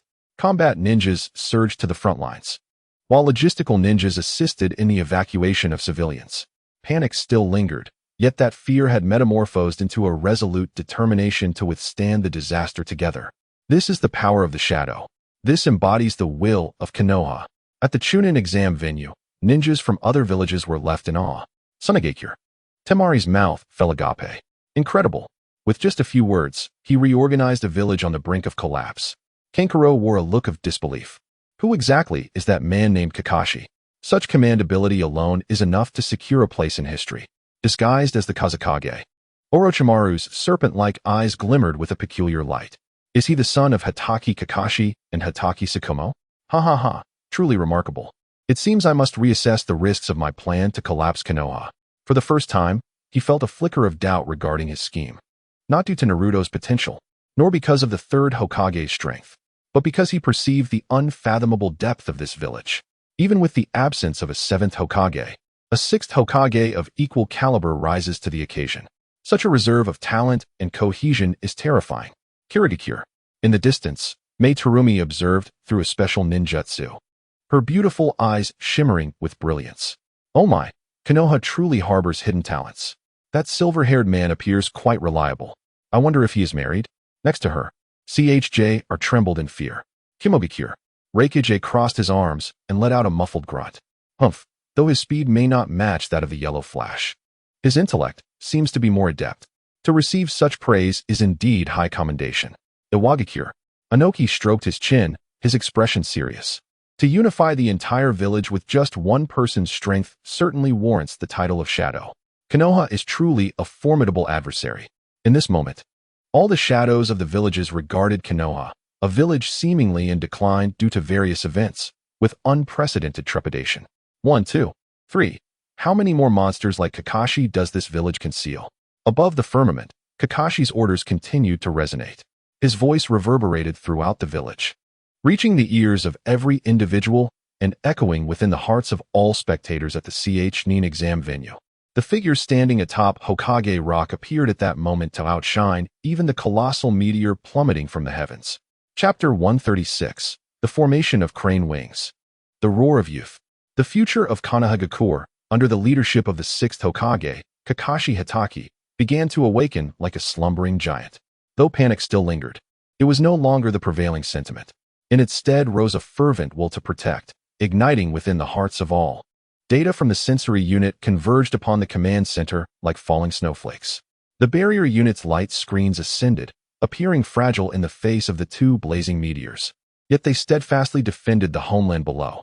The medics rushed through the streets, soothing the civilians and orderly guiding them towards the underground shelters. Everything unfolded in a tense yet orderly manner. However, all understood that these were merely passive defenses. To genuinely resolve the crisis, the only solution lay in shattering that accursed stone from the skies. Above, the scene shifted to the future Kakashi, standing at the pinnacle of Hokage Rock. His silver hair and the retired Hokage cloak billowing in the warm breeze. He gazed calmly at the 2 enormous fireballs drawing closer in the sky, as if admiring a fireworks display that bore no relevance to him. Yet, the eyes exposed to the world sparkled with intensity. It was evident that his mind was calculating and strategizing at an unfathomable speed. After a moment, he slowly raised his hand. Through the use of an amplification technique, his steady voice once again resonated through the clouds, clearly reaching the ears of every individual present at the Chuunin exam venue. Assault unit, heed my command. A wave of tension gripped the hearts of all present. They were acutely aware that the moment determining the fate of Konohagakure had arrived. Kakashi's voice paused, and then, imbued with trust and anticipation, he called out a name. The assault unit will be led by Rock Lee. Instantly, chaos erupted at the Chuunin exam venue. Lee. Inazuka Kiba could hardly believe his ears. He abruptly turned to look at the boy clad in a green jumpsuit, sporting a watermelon-shaped haircut and thick eyebrows. Was this a jest? How could Kakashi-sensei appoint that guy, Lee, as the commander of the offensive? His incredulity echoed the sentiments of all the genin present in their minds. While Rock Lee's relentless effort was admirable, his strength surely did not rank among the elite of their cohort. He possessed no ninjutsu, no jinjutsu, solely existing as a pure taijutsu ninja. Moreover, in the preliminaries of the Chuunin exam, he had only recently suffered severe injuries at the hands of that monstrous Gaara from Sunagakure, nearly jeopardizing his ninja career. To entrust such a person with the role of leading the defense against a calamity? This was nothing short of absurd. Did Kakashi-sensei make a mistake?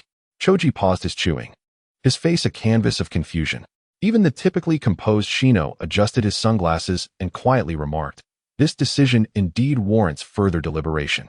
However, unlike their skepticism, there was one individual who, upon hearing that name, trembled violently, his eyes igniting with an unprecedented brilliance. That individual was none other than Rock Lee himself. I, with trembling lips, pointed at the image of myself projected in the sky. The eyes that usually burned with fervor were now shrouded in a veil of mist. "I am the captain, Teacher Guy?" He suddenly turned to face his mentor, the eternally passionate man, Might Guy. At that moment, Might Guy was already on the verge of tears. Rather than his customary boisterous proclamations, he stood there, gazing at his pupil, a radiant and profoundly proud smile illuminating his face. He emphatically raised a large thumb towards Lee. "Oh, Lee, I knew it. I always knew you could do it. Your hard work, your sweat, your youth have finally borne fruit." His voice was filled with exhilaration and contentment. No external validation was necessary. In Might Guy's heart, his disciple, Rock Lee, would forever be the most diligent and exceptional genius. Beside him, Niji and Tenten were equally astounded. Tenten gasped, murmuring to herself, "Has Lee truly become the man capable of shouldering the fate of the entire village?" Niji's gaze was laden with complexity as he reflected on the individual he had once easily defeated and mercilessly mocked with the philosophy of fate. He could scarcely fathom the trials Lee must have endured to attain such stature, entrusted with significant responsibilities by the Sixth Hokage at such a critical juncture. Could it be that destiny could truly be altered through effort? Above, Kakashi's commands continued to resonate. Form the crane wing formation. The objective is singular. His voice turned chillingly cold, imbued with a sense of lethal intent. Shatter the meteorites. As his words concluded, the scene shifted. A figure, resembling a flash of green lightning, instantaneously appeared in an open space. It was the future Rock Lee. The passage of time had etched some weariness upon his visage, yet his brows remained thick and formidable. The innocence of youthful fervor in his gaze had transformed into a steely resolve and composure. His physique was even more robust than before, exuding an explosive sense of power. He stood there quietly, akin to an immovable mountain. Behind him, a series of green figures emerged in succession. 10, 20, 30, dozens of similarly clad ninjas, all proficient in taijutsu, lined up with perfect synchronization behind him. They were the taijutsu elite of Konoha, a squad composed entirely of exceptional martial artists, a spearhead unit of unparalleled prowess. In the venue of the Chuunin Exams, all present were awestruck by a pure and formidable aura. "Incredible!" exclaimed a ninja from the village hidden in the clouds. Unable to suppress a gulp, Konoha, it appeared, harbored a dedicated core of taijutsu specialists. The gaze of Raikage grew solemn, for he discerned that each of those ninjas possessed physical prowess rivaling that of J-Nin. A legion of dozens of taijutsu J-Nin. Such power could not be underestimated, even by the village hidden in the clouds. "Humph, a bunch of brutes," scoffed Noki of the Rock Village, though his eyes betrayed his inner astonishment.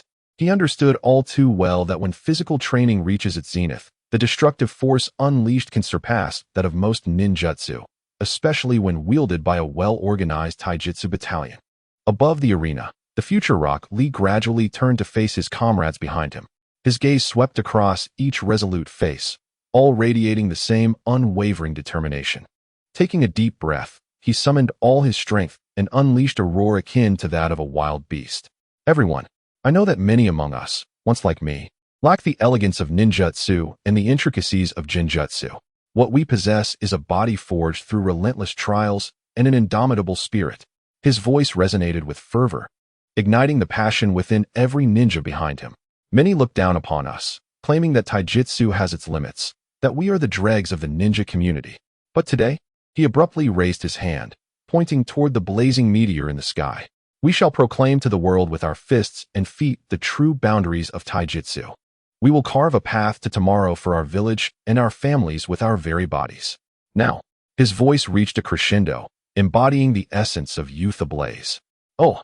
Behind him, dozens of taijutsu ninjas echoed in unison, their collective spirits soaring so high that even the meteor seemed momentarily halted. Within the Chuunin Exams venue, the fervor surged. Oh! Yagai could no longer contain his excitement. He imitated the ninjas above, raising his arms in exuberance, tears cascading like a waterfall. Well said, Lee. So eloquently put. This is the ultimate secret of our Konoha-style taijutsu. Beside him, Rock Lee mirrored the sentiment, his body trembling with overwhelming emotion. A fiery passion blazed within his chest. He gazed at the figure above him, a leader invigorating the hearts of his comrades. Feeling as if he had merged with his future self, he sensed the resolve to protect his village, the fierce roar challenging fate. He could feel the fervent blood of youth, poised to consume everything. 8 Gates of Ninjutsu. In the scene, the future Rock Lee let out a roar. The 6th gate. The gate of view opened. Boom. Emerald green chakra steam erupted from his body like a volcanic explosion. The powerful gusts cracked the ground beneath him, forming spiderweb-like fissures. He was enveloped in a tremendous green energy, resembling a war deity emerged from myth. Behind him, the 3rd gate, the gate of life, opened. The 4th gate, the gate of wound, also opened. Though few could unlock the higher realms of the gate of view like the future Lee, he had nonetheless reached the utmost threshold of gates he could sustain. Dozens of streams of green chakra converged, forming a terrifying torrent capable of altering the very heavens and earth. Charge! The future Lee shouted fiercely, propelling himself off the ground. His figure soared like a green arrow, the first to ascend to confront the meteor, which descended like divine punishment, initiating a tragic and resolute charge of mortals against the gods. Chapter 137. The Green Flash of Konoha. The crane wing piercing the sky. At the Chuunin exam venue, the atmosphere froze to a chilling point. Every gaze was ensnared by the heavenly scene, akin to divine retribution. The colossal meteor, overshadowing the sun, descended slowly, carrying the might to incinerate all. Its shadow loomed over the future Konoha village, casting a pall over the hearts of every spectator present. Just as everyone believed that Konoha's fate would be sealed in tragedy with the 7th Hokage absent, dozens of green figures soared through the sky, leaving long trails of afterimages. Leading the charge, Rock Lee, with the 6th gate of view activated, was enveloped in emerald chakra steam, hurtling forward like a cannonball. Following closely were numerous elite taijutsu ninja, also having opened the 8 gates of Ninjutsu. Scatter! The future Lee bellowed in midair. The ninja behind him instantly understood and rapidly spread out to the sides, akin to birds unfurling their wings. Within mere seconds, a colossal formation emerged in the sky. From the ground's perspective, they resembled a gigantic crane composed of green luminescence, unfurling its wings to charge towards the falling sun in a tragic and determined assault. At the Chuunin exam venue, Orochimaru's pupils widened, his brain operating at an unprecedented speed. The crane wing formation. He almost blurted out. Indeed, on the podium, his father, Naruto, the leader of Konoha's Jonin class, was equally filled with shock and admiration. This was not merely a charge, it was an ancient military formation. He began explaining to those around him, still engulfed in confusion. The crane wing formation excels in encirclement and flanking maneuvers. However, in this scenario, their intention was evidently not to encircle the meteorite. Instead, they sought to transform the entire formation into a spear of unparalleled might. The voice of Rukyu brimmed with excitement. Observe that formation. Little Lee, at the forefront, served as the spearhead. Behind him, all others provided the kinetic energy for this formidable weapon. They aimed to channel the impact of dozens of ninjas who had unlocked the 8 gates of Ninjutsu, guiding their force through the formation to converge entirely upon a singular point at the very front. Their goal was not to shatter the meteorite. They intended to pierce through it. Rukyu's words reverberated like thunder in the minds of all present. The term pierce elicited a collective gasp of astonishment. That entity was a terrifying existence several times larger than all previous meteorites combined. To penetrate it, what kind of formidable penetrating power would be required? This utterly surpassed their understanding of physical techniques. In Sunagakure, Temari's expression was one of unprecedented gravity, channeling the power of wind to a single point. Forming a blade of wind that could sever all, our ninjutsu bore a similar application. Yet, as she gazed at the emerald torrent formed by dozens of figures in the sky, she was struck by how perfectly the strength of so many individuals coalesced into a singular entity. Such coordination, such tacit understanding. How terrifying. Kankuro, too, wore a look of stunned disbelief. This was no longer mere ninjutsu. This was warfare. Disguised as the fourth Kazekage, Orochimaru's serpent-like eyes gleamed with extreme excitement. So this is it. The limits of individual power can be transcended through formation. The quantitative change leads to qualitative transformation. Konoha, you have presented me with yet another surprise. A twisted smile crept across his lips, igniting the long-dormant spark of his research ambitions. Above, the formation of the crane wing was rapidly approaching the colossal meteorite. The scorching waves of heat crashed upon the bodies of each ninja like tumultuous tides. Their skin reddened from the intense heat, and their eyes, visible beneath protective goggles, were already bloodshot. The burning debris on the meteor's surface fell like a dense rain of fire, leaving charred marks upon their bodies. Yet, not a single soul wavered. Each gaze was resolute, for before them stood their captain. Behind them lay their homeland. Perception team, data synchronization. In the face of winds hot enough to melt steel, the future literally bellowed. In his ears, a youthful voice belonging to the Yamanaka clan rang clear. Report, Captain Lee. Data has been synchronized to your visual cortex. The core structure's weakest point is located at the 3 o'clock position on the lower left side of the meteorite. Coordinates 754,281. Received. A flash of vibrant green chakra illuminated little Lee's eyes. In his line of sight, the surface of the massive meteorite suddenly revealed a flickering red marker composed of data. That was their target. The crane wing formation. Accelerate the left flank. He bellowed his commands. Decelerate the right flank. Maintain formation stability. Target coordinates 754,281. All troops, charge with me. Oh, dozens of taijutsu ninjas roared in unison.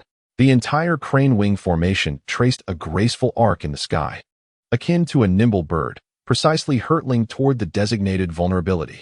At the Chuunin exam venue, a ninja from the hidden cloud village watched in awe.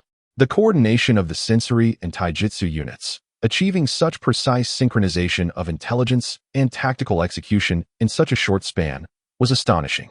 Raikage's expression darkened considerably. He had long believed that Konoha, after the loss of the fourth Hokage, had become a mere shadow of its former self, reliant solely on the Nine Tails. But he was mistaken, utterly mistaken. The scene before him revealed to him, and to the entire ninja world, Konoha's formidable martial prowess hidden beneath the facade of peace. This was not merely a showcase of a few geniuses. It was an entire village, a complete system, working in harmonious concert. In the hidden stone village, Inoki stroked his waist, his murky eyes filled with apprehension. That sixth Hokage was no simple foe. To devise such an audacious and intricate strategy in such a brief period was no small feat, and that boy with the bushy eyebrows. His command capabilities far exceeded the ordinary. The talent of Konoha was indeed enviable. Above in the sky, the crane wing formation had arrived before the meteor. The colossal shadow that blotted out the sun instilled within them an unparalleled sense of oppression. It felt as though they would be crushed into dust by this falling star in the next instant. Yet, there was no time for hesitation. Now was the moment. Future Rock Lee's eyes widened, and the corners of his eyes even bled slightly from the strain. The ultimate secret of the crane wing formation, piercing. With a fierce roar, the entire crane wing formation suddenly contracted at the very moment they were closest to the meteor.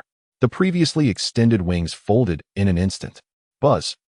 The emerald green chakra brilliance transformed into an extraordinarily sharp blade. A divine sword forged from the will and youth of dozens of Konoha ninjas. A protector of the nation. At the Chuunin exam venue, everyone's breath halted at that moment. Their eyes remained fixed, unblinking, on the sky. Their hearts seemed to skip a beat. Time appeared to stretch infinitely. They could clearly see that green divine sword about to collide with the black sun. Boom. There was no earth-shattering explosion. Only an intensely bright, green light erupted from the center of the meteor. The radiance was so dazzling that it turned the entire sky into a pure white. Everyone instinctively shut their eyes. When they slowly reopened them, the spectacle unfolding in the heavens ensnared every observer in an eternal stupor. A colossal meteor lingered aloft, yet at its very center, a vast fissure cleaved through the entirety of the celestial body, making its presence starkly known. On the other side of this gash, the formation of cranes, steadfast in their charge, erupted forth from behind the meteor. They had triumphed. Indeed, they had cleaved this immense meteor, reminiscent of a star, perfectly in twain. A sound akin to shattering glass resonated from within the meteor. Following this, more sounds echoed. Crack, crack, crack. Countless immense fractures radiated outward from the perforated aperture, spreading like a spider's web across the meteor's surface. Ultimately, under the gaze of tens of thousands, their incredulous eyes fixated upon the scene. That terrifying entity, vastly larger than all previous meteors combined, was cleaved evenly in twain. The thunderous roar of the two colossal halves resounded as they slowly cascaded to either side, disintegrating. Did we win? A quivering voice murmured from the crowd. In the next instant, a cheer erupted like a volcanic explosion, reverberating throughout the venue of the Chuunin Exams.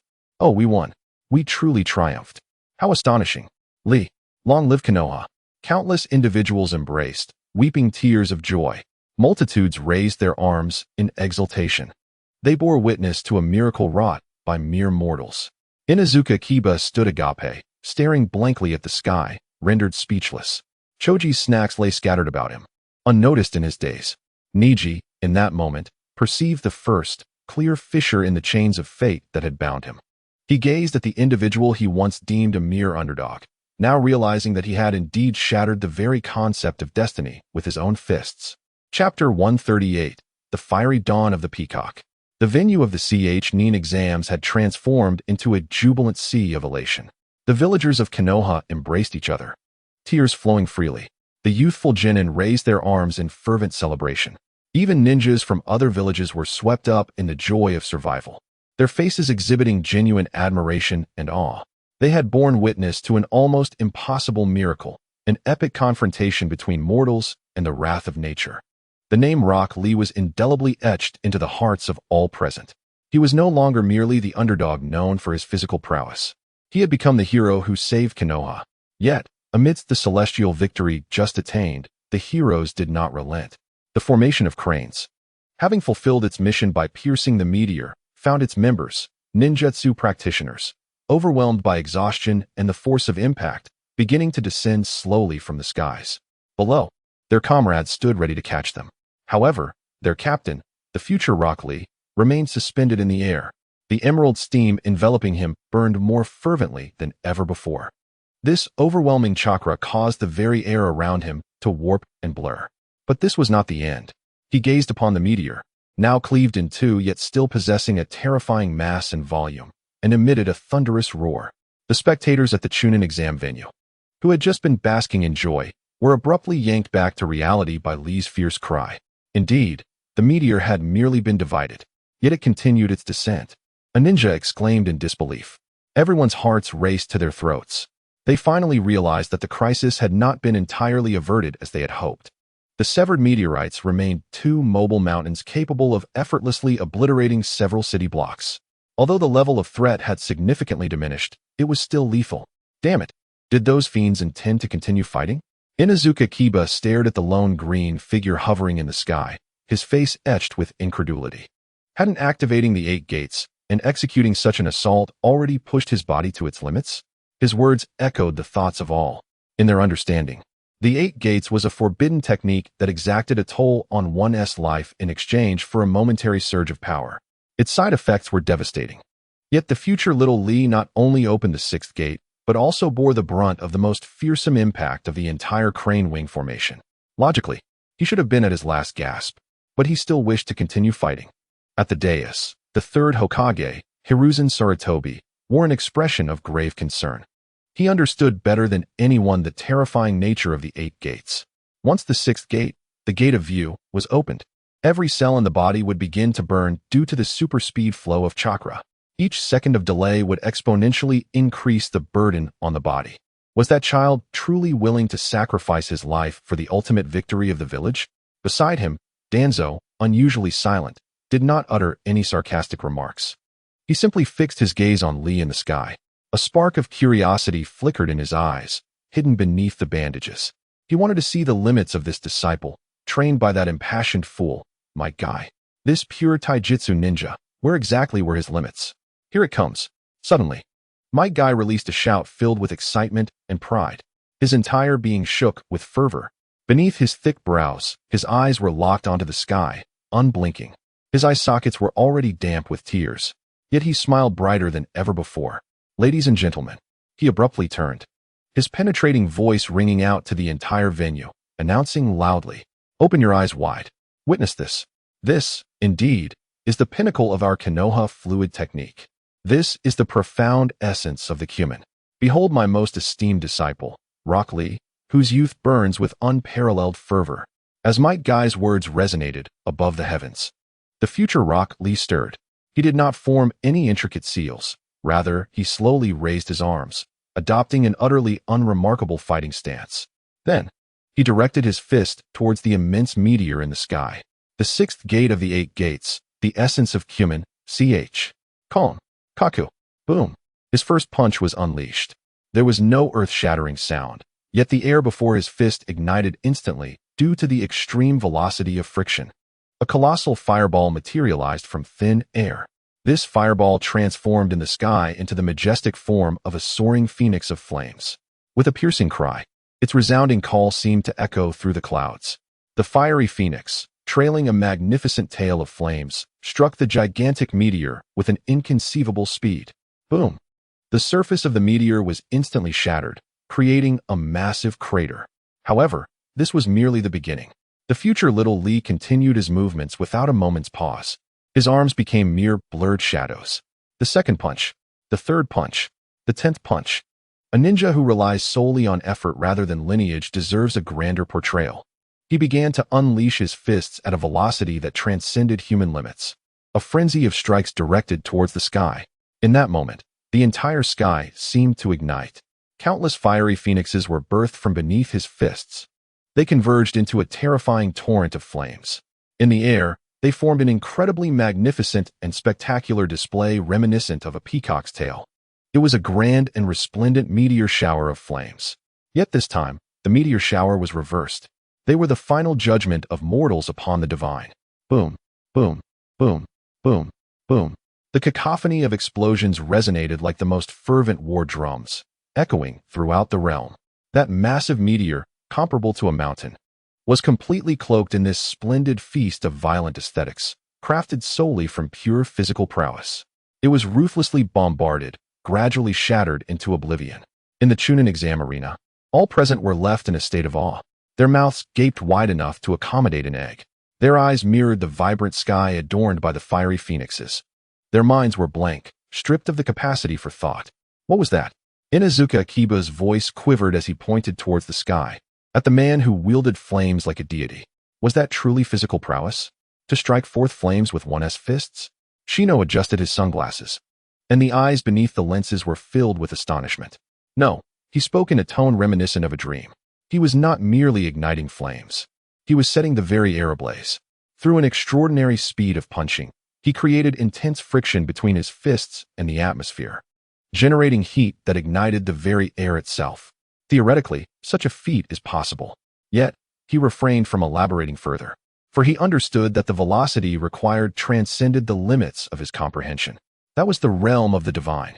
Within the base of the Akatsuki organization, Deidara watched in rapture, his eyes alight with fervor.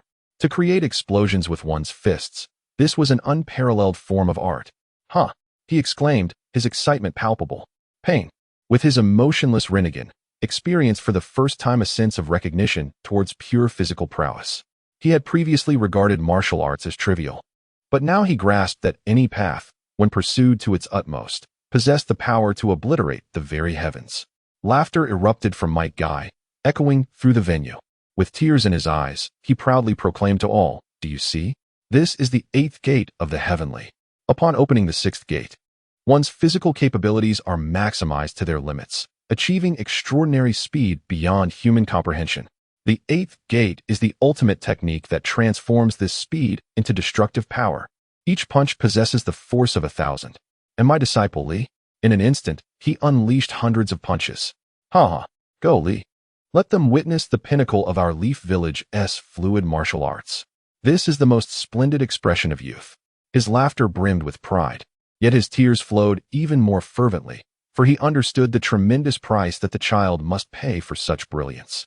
Even the other villagers, including Temari from Sunagakure, were swept up in this atmosphere, her gaze complex as she observed the cheering crowd. What a terrifying group of individuals, she thought. Kankuro wiped the cold sweat from his brow, still haunted by the memory of that monster named Rock Lee. Despite their lingering trepidation towards the unfathomable strength of Konoha, they could not help but sincerely acknowledge that Konoha deserved this hard-won victory, and that man named Rock Lee was indeed worthy of the exalted title of hero. Above, the magnificent eighth gate finally burned itself out, the last embers gradually extinguishing in the wind. The sky gradually regained its original clarity, a brilliant azure hue. It seemed as though the apocalyptic scene that had just unfolded was merely an illusion. The man responsible for it all, the future Rock Lee, finally ceased his onslaught, which had been as fierce as a tempest. The emerald steam enveloping him began to dissipate slowly, akin to the retreating tide. It was the afterglow of power derived from the burning gate of life. His skin, once flushed and scalding from the velocity of his movements, gradually returned to its normal color, though it appeared unnaturally pale. However, his iconic green jumpsuit was tattered beyond recognition, shredded into mere strips by the ferocious winds. Every muscle in his body trembled uncontrollably, each spasm accompanied by excruciating pain. Tiny beads of blood seeped from his pores, staining his ragged clothing in a shocking crimson. He gasped for breath, each inhalation resembling a weary bellows struggling to function. Every breath seemed to drain his final reserves of strength, his chest heaving violently, his heartbeat thundering like a drum. It was evident that he had surpassed his limits. The continuous use of the crane wing formation and the peacock technique had utterly depleted his stamina and vitality. He could no longer maintain his flight. With the tension in his nerves finally breaking upon confirming the crisis had passed, his body went limp, akin to a kite severed from its string, helplessly plummeting from a height of 10,000 meters. In the venue of the Chuunin Exams, every spectator felt their hearts leap to their throats. Those who had just been basking in joy found their smiles frozen in an instant. Their cheers were abruptly stifled, as if silenced by an invisible hand. Lee! Tintin cried out in a heart-wrenching exclamation, her face etched with concern. Niji instinctively stepped forward, his usually calm Byakugan eyes now filled with anxiety. His hands were clenched into fists, knuckles whitening from the strain. Meanwhile, Guy's smile had vanished entirely. The man who was perpetually brimming with youth and fervor now stood silent, replaced by an overwhelming sense of heartache and pride. He understood the significance of that technique better than anyone. While the peacock technique was indeed magnificent and powerful, its cost was equally immense. Fortunately, the hero of Konoha was not alone. Within the expanse of the sky, several equally agile figures swiftly approached from below. They steadied themselves and caught the green figure, now deeply unconscious, with great care. These were his comrades, fellow members of the Konoha Taijutsu squad, adorned in similar green jumpsuits. Their faces reflected a mix of urgency and admiration. Gently, they cradled their captain, their hero, as if he were the most precious treasure, and began to carry him back to the ground. Witnessing this scene, everyone in the venue collectively sighed in relief. The heart that hung in suspense finally found solace. The joy of victory surged once more, akin to a tide, overwhelming their hearts. How splendid, murmured a medical ninja, as their tense body relaxed. The hero has returned safely. Quick, medical team, rushed to tend to the hero. Countless villagers began to fervently shout once again. The immense joy of survival dulled their minds temporarily, allowing them to forget to ponder the most fundamental of questions, neglecting to scrutinize the still imperfectly clear sky. However, not all were swept away by elation. Upon the podium, the atmosphere remained as heavy as water.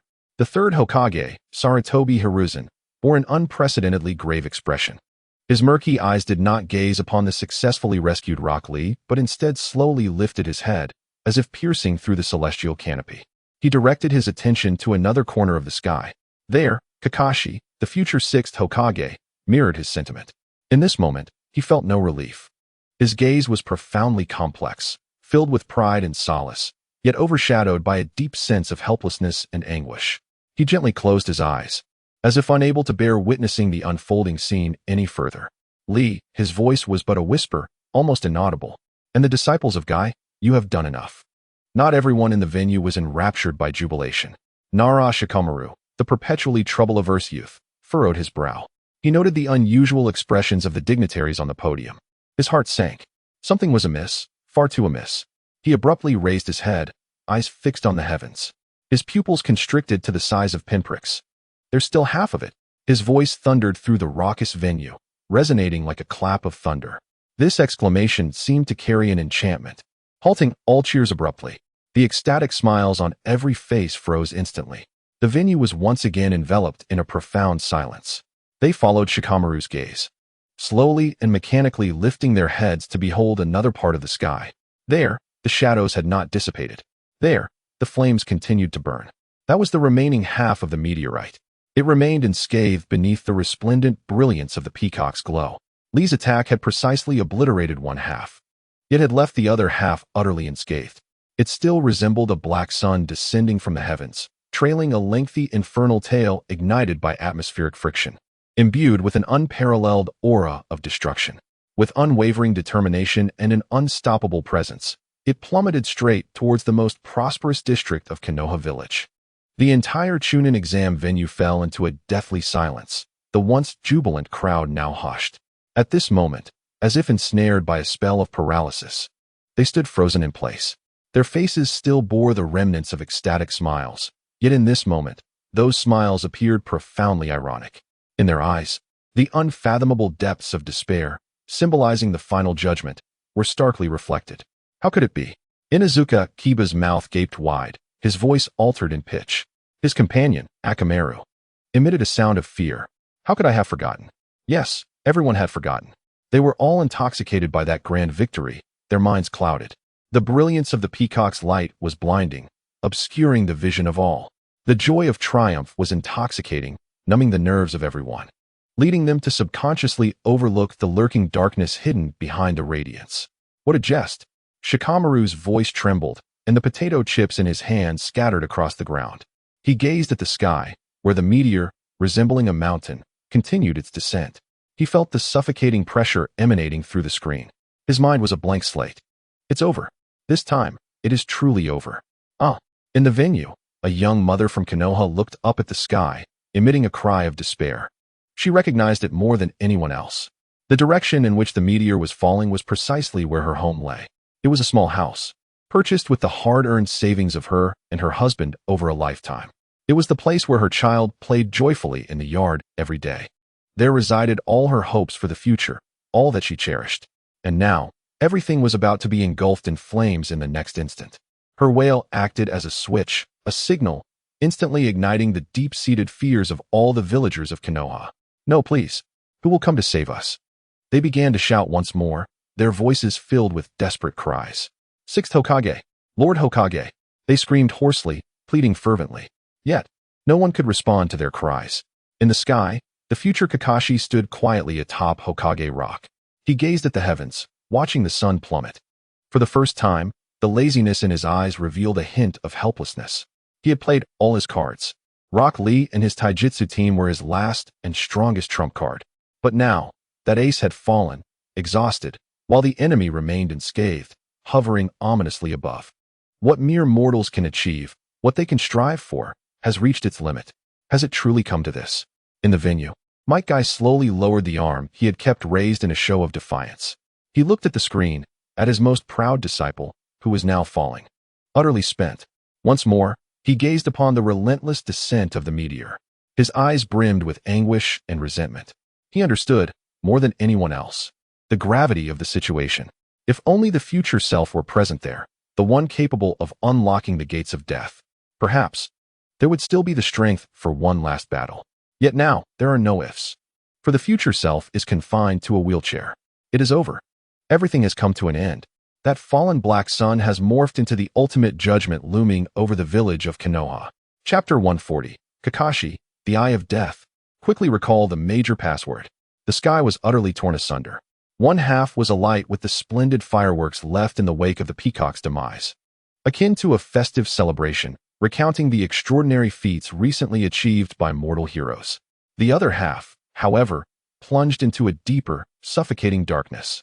That final half of the burning meteor, like a harbinger sent from the depths of hell, bore the decree of ultimate judgment, becoming an inescapable nightmare suspended over the village of Konoha. All cheers ceased in an instant. Time seemed to freeze. On the streets of future Konoha, the villagers, who had just moments ago embraced each other in tears of joy, found their smiles frozen in place. Their pupils reflected the approaching sun, gradually filled with dread. The hope that once illuminated their hearts was swiftly followed by an overwhelming despair. This feeling was potent enough to shatter any will. Finally, some could no longer bear the mental torment and, clutching their heads, let out a piercing scream of despair. A chain reaction erupted instantaneously. The order established under Kakashi's command wavered precariously in that moment. The atmosphere in the Chuunin exam venue had grown unbearably tense. No way. Inazuka Kiba stared vacantly at the sky, while Akamaru buried his head in his embrace, emitting a low whimper. They had fought to the bitter end. That individual named Lee had exerted every effort. Why? Why was there no just reward for such toil? Why, after burning their youth, could they still not alter this cruel fate? This question haunted the hearts of all the genin, enveloping them in unprecedented confusion and helplessness. The bag of chips in Choji's hand had unknowingly fallen to the ground. He stared blankly at the screen, mouth agape, yet no sound emerged. Ino pressed her hands tightly against her mouth, tears welling in her eyes.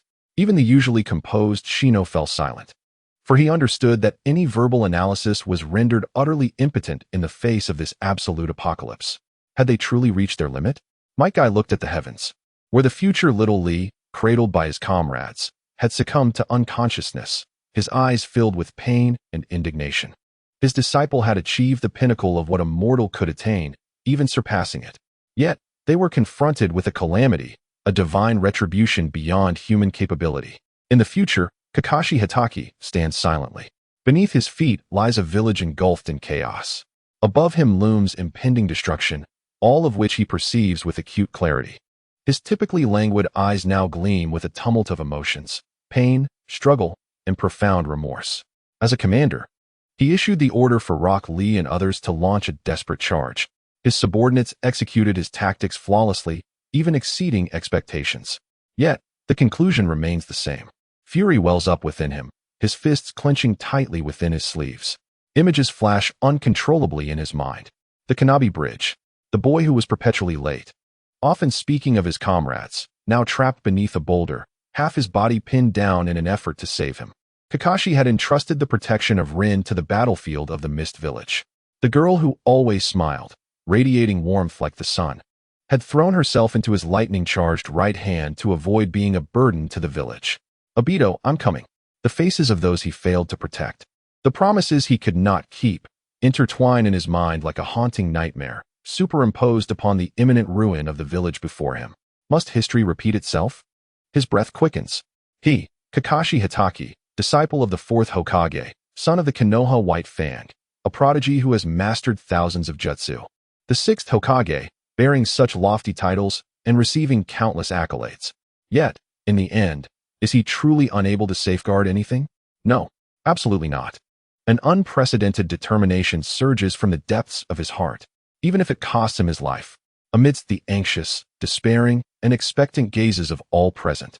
The future Kakashi makes his final decision.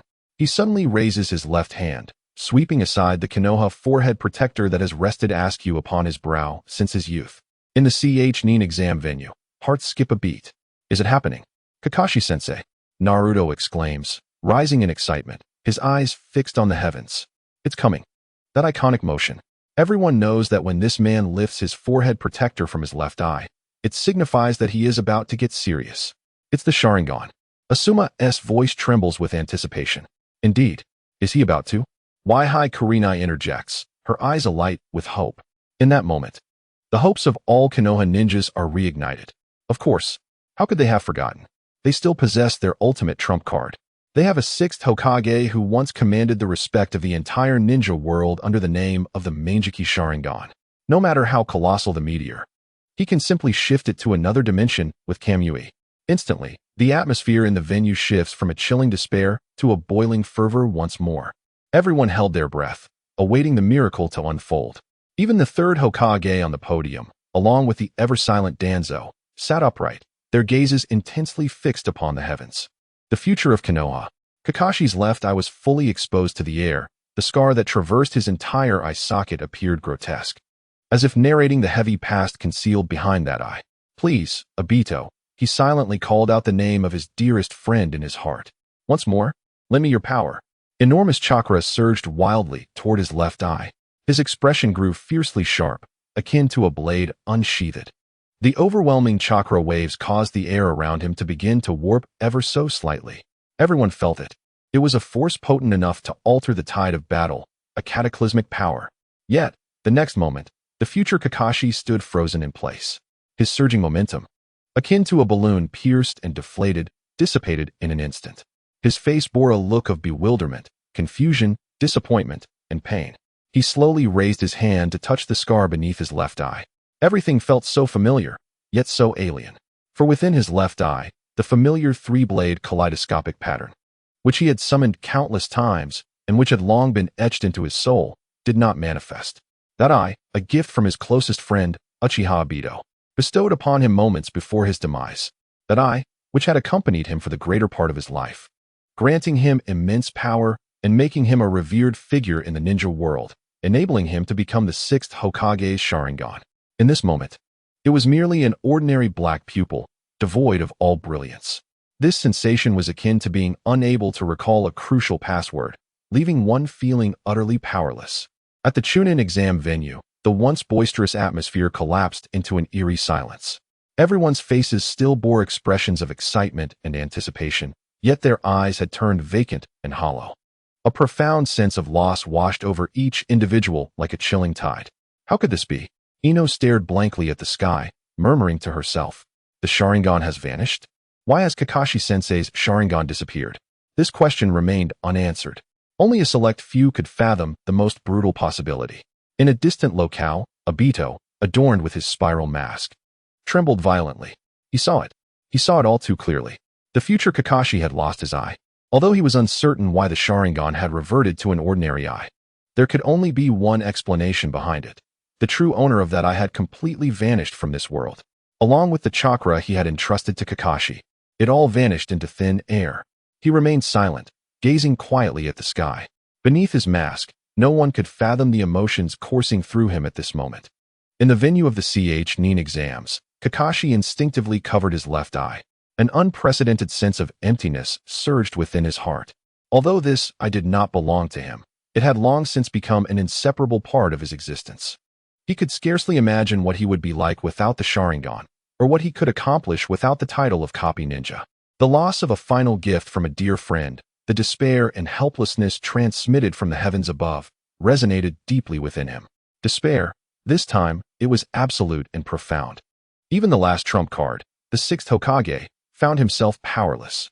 Konoha was truly beyond salvation. Everyone felt as though their hearts had lodged in their throats. They seemed to hear the deathly roar of a meteor as it scraped against the atmosphere, to smell the acrid scent of charred earth as the village was consumed by flames, and to envision Konoha, a village that held the dreams and glories of countless individuals, being engulfed in a sea of fire, reduced to mere dust of history in the next instant.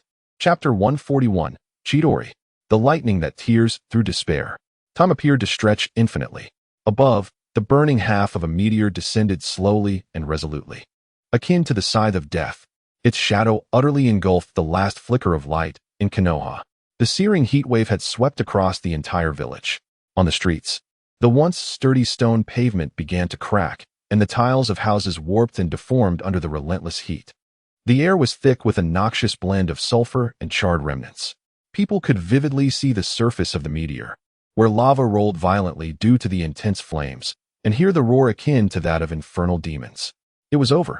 These two words lingered in everyone's hearts. The future villagers of Konoha relinquished their escape. They clung tightly to their families, closing their eyes, their faces a complex tapestry of fear, resentment, and sorrow. The ninjas too laid down their kunai, gazing skyward with eyes filled with impotence. In the face of true disaster, Humanity's resistance appeared so feeble, so ridiculous. In the venue of the Chuunin Exams, all the residents and ninjas of Konoha shared this collective sentiment. They envisioned their homeland transformed into scorched earth under the impact of that celestial body. Sakura and Ino, having long since succumbed to tears, embraced each other tightly. Naruto clenched his teeth, fists tightly balled, nails digging deep into his palms, blood flowing unnoticed. His gaze brimmed with fury yet was steeped in profound helplessness. How infuriating! Was there truly no other way? He shouted in anguish, like a young beast trapped within a cage. At the dais, the third Hokage, Hiruzen Sarutobi, painfully closed his eyes, his pipe slipping from his grasp. It seemed as though he could already hear the mournful cries accompanying the village's destruction. Just then, in that moment of despair, akin to an abyss ready to engulf everyone, a sudden sound pierced through the entire world. The chirping was exceedingly sharp and clear, not as deafening as the roar of a falling meteor, yet possessing an uncanny penetrating quality that directly reached the depths of every soul present. It felt as though 1,000, even 10,000, little birds were singing simultaneously in one's ears and mind. This unexpected sound left everyone momentarily stunned. What was that noise? Inuzuka Kiba instinctively covered his ears, while his companion, Akamaru, emitted a fretful whimper.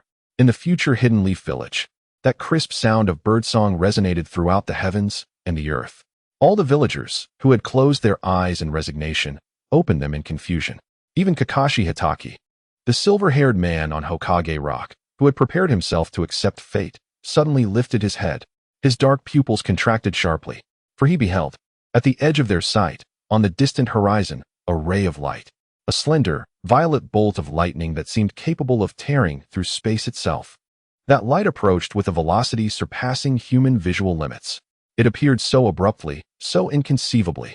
In one moment, it lingered at the edge of the sky, and in the next, it had streaked across the sky of the Hidden Leaf Village, leaving behind a long, resplendent tail.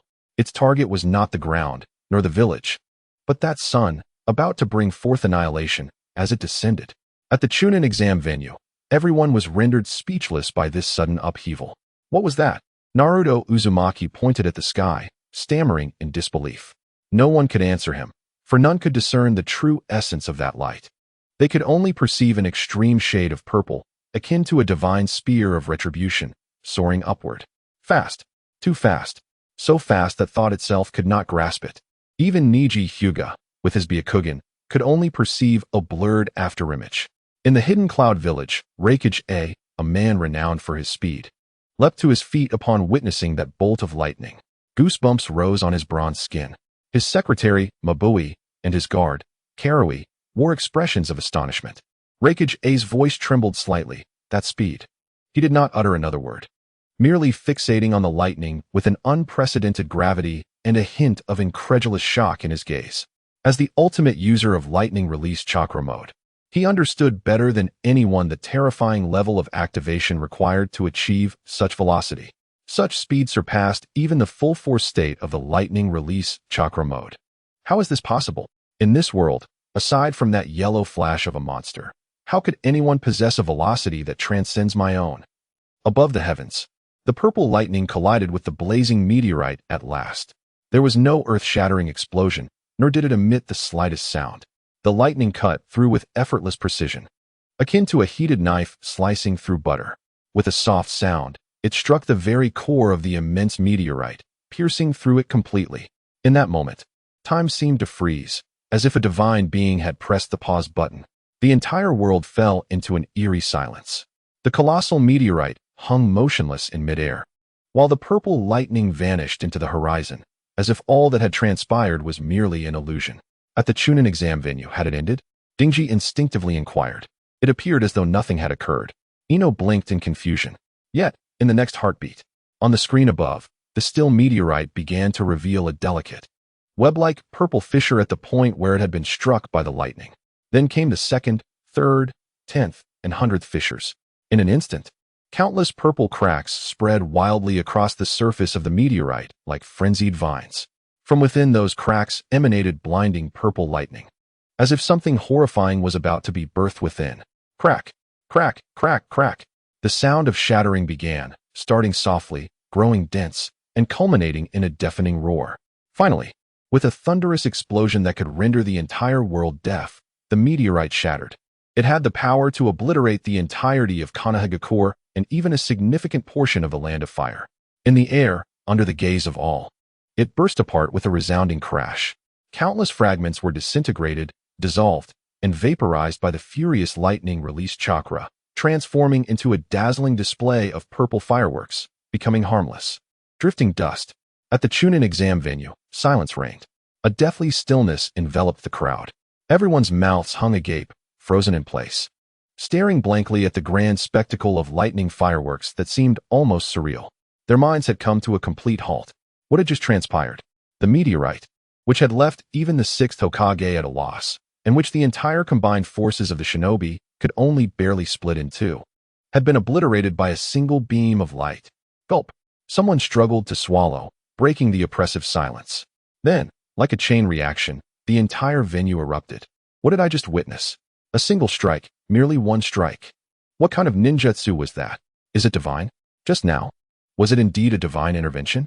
The overwhelming euphoria of having survived the calamity had yet to wash over me. Instead, it was replaced by an even more intense and profound confusion and shock. Who was it? Who on earth had unleashed such a cataclysmic strike, akin to divine retribution? The Akatsuki. Deidara's jaw had fallen completely slack. He stared vacantly at the purple fireworks in the sky, murmuring to himself, "This is the ultimate art." A momentary explosion. For the first time, he found himself questioning his own explosive aesthetics. Pain, too, leaned slightly forward from his cold throne. His Rinnegan fixated on the dissipating lightning, seemingly attempting to extract some understanding from it. Yet he failed. That power had transcended the limits of his comprehension. What exactly was that just now? Naruto Uzumaki was the first to recover from the shock. He leapt from his seat, pointing at the sky and shouting as if to expel all the astonishment coursing through him. Beside him, Sakura and Sasuke were equally in a daze. Especially Sasuke. He understood better than anyone what was required to concentrate lightning chakra to such an extent. It demanded an extraordinary level of chakra control. This was no longer merely a technique. It was a doctrine, a manifestation of refining a nature transformation to its utmost pinnacle. At this moment, a singular question lingered in everyone's minds. Who exactly was the one who had intervened? Chapter 142. Who is he? The lightning fireworks in the sky gradually faded, like the last embers of a grand celebration quietly vanishing into the azure expanse. The warm sunlight broke free from the last remnants of shadow, cascading down to the earth like a golden waterfall. The light pierced through the lingering dust, illuminating the entire Hidden Leaf village. Had the crisis truly been averted? The thought blossomed in each person's mind, accompanied by a profound sense of unreality. Just moments ago, they were enveloped in an apocalyptic shadow capable of consuming everything. Feeling the icy breath of death, the world trembled, the heavens lamented, and hope had long been crushed into dust. Yet now, it was all over, suddenly, as though awakening from a nightmarish dream that still left lingering fears. We are saved. We are saved. How wonderful. We are still alive. The jubilant cries shattered the sky, seemingly expelling all the fear and despair that had just been experienced. Villagers, regardless of their differences, embraced each other tightly, weeping uncontrollably. The usually stoic and cold-hearted ninjas shed all FAAs, some howling to the heavens, others vigorously wiping away tears with the back of their hands, revealing smiles of profound relief. Their weary bodies felt reinvigorated, the taut nerves entirely relaxed in that moment. The hope that follows despair is so sweet, so precious. However, after the initial ecstasy subsided, a colossal and shared enigma, akin to a new shadow, enveloped the hearts of all. Who was it? Who had just rescued us? That cataclysmic strike, that lightning bolt piercing the heavens, emanated from whose hand? The power was so formidable that it sent shivers down their spines, transcending the limits of their comprehension. All gazes, seemingly drawn by an invisible force, gradually lifted towards the village's highest point, the Hokage Rock, a symbol of the will and protection of Konoha. Their focus ultimately settled upon the solitary silver-haired figure who had silently watched over them. In their minds, if anyone could conjure such a miracle, it could only be their Hokage, the sixth in line, Kakashi Hatake. Yet, the future Kakashi displayed no semblance of the relaxation the villagers imagined. His body was taut, even appearing somewhat rigid due to the overwhelming tension. For he alone, the man once famed for his lightning cutter and revered as the copy ninja, understood the true significance of that recent blow. The sound, the sharp, piercing note generated by the highly concentrated and released chakra, akin to 1,000 chirping birds, echoed in his mind, each word resonating with heavy weight. This sound was all too familiar, etched deep within the recesses of his soul. It represented the pinnacle of his youth, the culmination of countless days and nights of relentless training, the very hallmark of his combat style. Furthermore, the chakra's essence, which maximized the penetrating and destructive power of lightning release, was indomitable. Numerous memories flashed through his mind: the fierce battles against Zabuza, the confrontation with Kakazu. Each time he wielded that technique, the sensation of chakra surging through his palm remained vivid. Yet, the force that had just manifested in the sky, while fundamentally of the same origin, diverged vastly in its magnitude, a stark contrast akin to the difference between a stream and a vast ocean. It could not be mistaken. There was no doubt. This was the venue of the Chuunin Exams. In stark contrast to the jubilant atmosphere of the future Konoha, the ambience here was stifling to an extreme. Every breath was held in suspense, as if fearing to miss even the slightest detail in the celestial display. They beheld the future Kakashi's expression, grave, even bordering on horror, igniting within them a tumult of curiosity and unease. If even the future Hokage was so taken aback, what manner of existence had unleashed that blow? Could it be that Kakashi-sensei knew the origins of that technique? Under the collective gaze, amidst the backdrop of a world that seemed to fall into silence, the future Kakashi, with an almost dreamlike tone filled with uncertainty and self-doubt, slowly uttered 2 words from the depths of his throat. Chidori. Boom. These 2 words, light and questioning, upon reaching the ears of every individual at the Chuunin exam venue, detonated like a bomb in a tranquil pot of oil.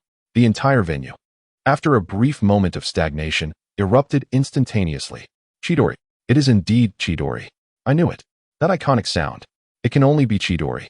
I have heard it used by Kakashi-sensei before. So it was his technique all along. The long-suppressed emotions found their perfect outlet at this moment. All confusion, unease, and speculation dissipated with the mere mention of Chidori. The answer was so simple, so self-evident. All gazes, like countless powerful searchlights, swiftly shifted from the sky above to the figure of the silver-haired jonin, Kakashi Hitaki, who wore a mask and exuded an air of nonchalance at the examiner's seat. Clearly, at this moment, the Chuunin exam audience had misunderstood everything. They believed that it was this newly appointed 6th Hokage who ultimately saved the village. The helplessness he previously displayed, along with that gravity and despair, had all been a facade. In truth, he had been quietly accumulating strength, preparing for this earth-shattering, game-changing final blow. What remarkable restraint! What profound wisdom! What immense power! How magnificent! This is the Kakashi Hitaki they revered, truly worthy of being their teacher. Uzumaki Naruto, filled with excitement, slammed his palm into his other hand, a look of realization dawning upon his face. I knew it. I knew Kakashi-sensei could never be at a loss. He is our teacher, after all. Humph, pretending to be mysterious. Uchiha Sasuke couldn't resist making a snide remark, letting out a cold snort. Yet within his dark pupils flickered a glimmer of light, one that even he was unaware of. He could never forget that moment on the great bridge in the land of waves, where that man, amidst the thick fog, unleashed a dazzling lightning strike from his palm, defeating the rogue ninja Zabuza Momochi with such grace. That scene had long been etched deep within his soul, becoming one of the initial beacons in his pursuit of power. Oh, my dearest rival, Kakashi. Yagai was once again ignited by the flames of youth. He let out a resounding roar, charging forward like a green beast, delivering a fervent embrace that could suffocate a grizzly bear. I knew it. I knew it was you. Tears brimmed in Guy's eyes as he exclaimed loudly. You too have hidden within you a fiery youth capable of igniting the night sky. This strike is the most perfect manifestation of your youth.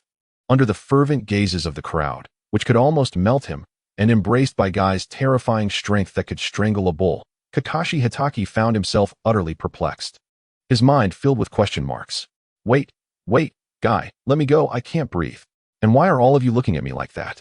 Your gazes are quite strange. That future technique wasn't really me. He attempted to explain, his voice breaking due to lack of oxygen. However, His explanations appeared feeble and powerless in the face of the fervent adoration that had already established the truth in the hearts of the crowd. Everyone interpreted his expression of helplessness as a humble and low-key demeanor characteristic of a true master who, despite achieving remarkable feats, remains unassuming and reluctant to take credit. Behold, this is Kakashi-sensei, who has accomplished such extraordinary deeds yet continues to exude an air of nonchalance, unwilling to acknowledge his own greatness. The level of this humility is profoundly elevated. However, at that moment, above in the heavens, the future Kakashi ruthlessly shattered everyone's illusions with his actions, thereby affirming the current Kakashi's innocence. He slowly shook his head, a simple gesture, yet imbued with immense weight. His face, obscured by a mask, revealed no discernible expression. Yet his voice carried a hint of confusion, one he himself could not comprehend, along with an unmistakable sense of loss, akin to a hero in twilight. No, it cannot be me. Without the extraordinary dynamic vision of the Sharingan, employing the Chidori, a technique that propels speed to its utmost limits, would be akin to courting death. I have long since abandoned that technique. Instantly, the audience fell into a profound silence. Time seemed to freeze at that moment. All cheers, all admiration, abruptly ceased in the wake of the future Kakashi's calm, yet desolate voice, shattering into an awkward stillness. What? It is not him. Kakashi-sensei can no longer utilize the Chidori? The minds of all present momentarily malfunctioned. The fervent expressions on their faces solidified into a comical and bewildered tableau. Particularly Naruto and Sasuke, whose pupils dilated in shock. They understood the essence of the Chidori better than anyone else, as well as the significance of the Sharingan for this technique. It suddenly dawned on them that in the previous scene, the future Kakashi indeed lacked the Sharingan in his left eye. So, that last move truly was not his. Then whose could it be? In the skies above? The future Kakashi paid no heed to the villagers' tumultuous shift from ecstasy to confusion below. He remained fixated on the heavens, as if searching for traces of the technique's wielder amidst the void. His gaze grew increasingly grave, even tinged with a trace of reverence. Furthermore, his voice deepened, as though he were articulating a fact that transcended reason. The power of that recent strike has far surpassed the Chidori of my prime, even eclipsing the advanced technique derived from the Chidori, the Raikage. His words once again stirred a tempest within the hearts of all present. A technique surpassing the Raikage. What does that imply? The Raikage stands as the pinnacle of power within the ninjutsu system. For the vast majority of ninjas present, mastering even one such technique is a lifetime's endeavor. Yet now, the future Hokage himself admits that the potency of that recent strike transcends all known levels. The future Kakashi gradually closed his eyes. In our village of Konoha, aside from myself, who else could wield the Chidori? And moreover, who could execute it at the level of an advanced ninjutsu? This question stumped him, and it equally bewildered everyone in the Chuunin exam venue. The minds of all were racing with fervent intensity. Who could it be? Who indeed? It was not Naruto, for his mastery lay in wind release. And his future ultimate technique was the spiraling shuriken. It was not Kakashi-sensei, who had outright denied it and provided irrefutable reasoning. In the Hidden Leaf Village, who else could be a master of lightning release, adept at utilizing Chidori, Kakashi's original ninjutsu? After eliminating one improbable option after another, a singular figure, a name, flashed through everyone's mind like a bolt of lightning in the night, sudden yet unmistakably clear. That individual, the disciple of Kakashi, the creator of Chidori, had inherited the true essence of this technique. He possessed the Sharingan, which allowed him to flawlessly wield the high-speed thrust of Chidori. Furthermore, based on prior images, his eyes had evolved to the pinnacle of the ninja world, to the fabled Rinnegan, the last scion of the Uchiha clan. Could it be that Haruno Sakura was the first to be unable to contain the tempestuous stirrings of her heart? She abruptly turned her head, her emerald green eyes widening in shock as they fixed intently on the figure beside her. The black-haired boy, silent since earlier, emanated a chilling aura that suggested he was untouched by the world around him. It was not only she who felt this way. Yamanaka Ino, Akimichi Chg, Nara Shikamaru, Higa Hinata, Inazuka Kiba, and Yagai Kurenai, all the elite of the Konoha 12, at this moment, shared a silent understanding, directing their gazes toward him in unison. The collective intensity of their stares was overwhelming, imbued with shock, confusion, disbelief, and a hint of reverence that even they were unaware of. And Sasuke himself, His body trembled. He fixed his gaze on the silver-haired figure still lost in thought against the sky, awaiting an answer that perhaps even he could scarcely believe. The future me did not destroy Konoha, but instead saved it. Chapter 143. If that guy is not here, then I alone must protect the village. In the Chuunin exam venue, a pin dropping could be heard. Time seemed to stretch infinitely in that moment. All eyes were drawn as if magnetized, converging upon a singular focal point. Uchiha Sasuke, the boy who had remained silent, seemingly detached, radiating an aura of coldness. At this moment, he became the center of attention. The air was thick with an indescribable tension and anticipation. Could it truly be him? Was it really he? The man who had vowed to exact vengeance upon Konoha, to sever all ties, would one day return to save the very village he had once despised? This conjecture was absurd, yet strikingly logical, for there was no other candidate who could fit this role. Sasuke. Haruno Sakura's lips parted slightly, whispering this name. Her gaze was profoundly intricate, embodying shock, confusion, and disbelief. Yet, more prominently, there shimmered a light of pride that she herself was unaware of. Hey. Inuzuka Kiba vigorously rubbed his eyes, as if striving to confirm that he was not ensnared in a dream. You can't possibly be suggesting that the ultimate ninjutsu we just witnessed, which was so strikingly magnificent, was executed by that arrogant fellow, Sasuke, right? His voice shattered the oppressive silence, instantly igniting a fervor of discussion among the onlookers. Impossible. Absolutely impossible, cried a villager from Konoha, his emotions running high. Sasuke, hasn't he already defected in the future? Even if, as the heavens foretold, he did not annihilate Konoha, it still makes no sense. Why would he save Konoha in the future? His words encapsulated the collective bewilderment of the crowd. Indeed. Why? What motive could he possibly have to protect a village that once bestowed upon him endless suffering and darkness? A village that stood by while his entire clan was eradicated, burdening him from a tender age with a sea of blood and vengeance? This defies reason. It is utterly illogical. However, as the crowd buzzed with speculation, struggling to unearth a plausible explanation, the skies above finally unveiled the truth. Amidst the clear expanse, cleansed by flashes of lightning and fireworks, a figure gradually emerged from the void. He hovered silently in midair, as if he had been there all along. Draped in a cloak of pitch black that enveloped him entirely, the edges of the garment appeared worn, stained by the elements, symbolizing his unceasing, arduous journey. His long black hair danced gently in the breeze, and a strikingly handsome, yet cold visage, chiseled with sharp angles, revealed little evidence of the passage of time. Only the once hate-filled and confused depths of his black eyes had deepened, exuding a serene stillness akin to an infinite starry sky. Yet, the most captivating aspect remained his left eye, partially obscured by his bangs, which glimmered with a faint purple hue, accentuated by 6 black tomo of the Rinnegan. Upon the sight of that face and that eye, a collective gasp of icy breath echoed throughout the Chuunin exam arena. It was him. Indeed, it was him. Uchiha Sasuke. The man who had matured into an imposing figure, Uchiha Sasuke. Sasuke-kun.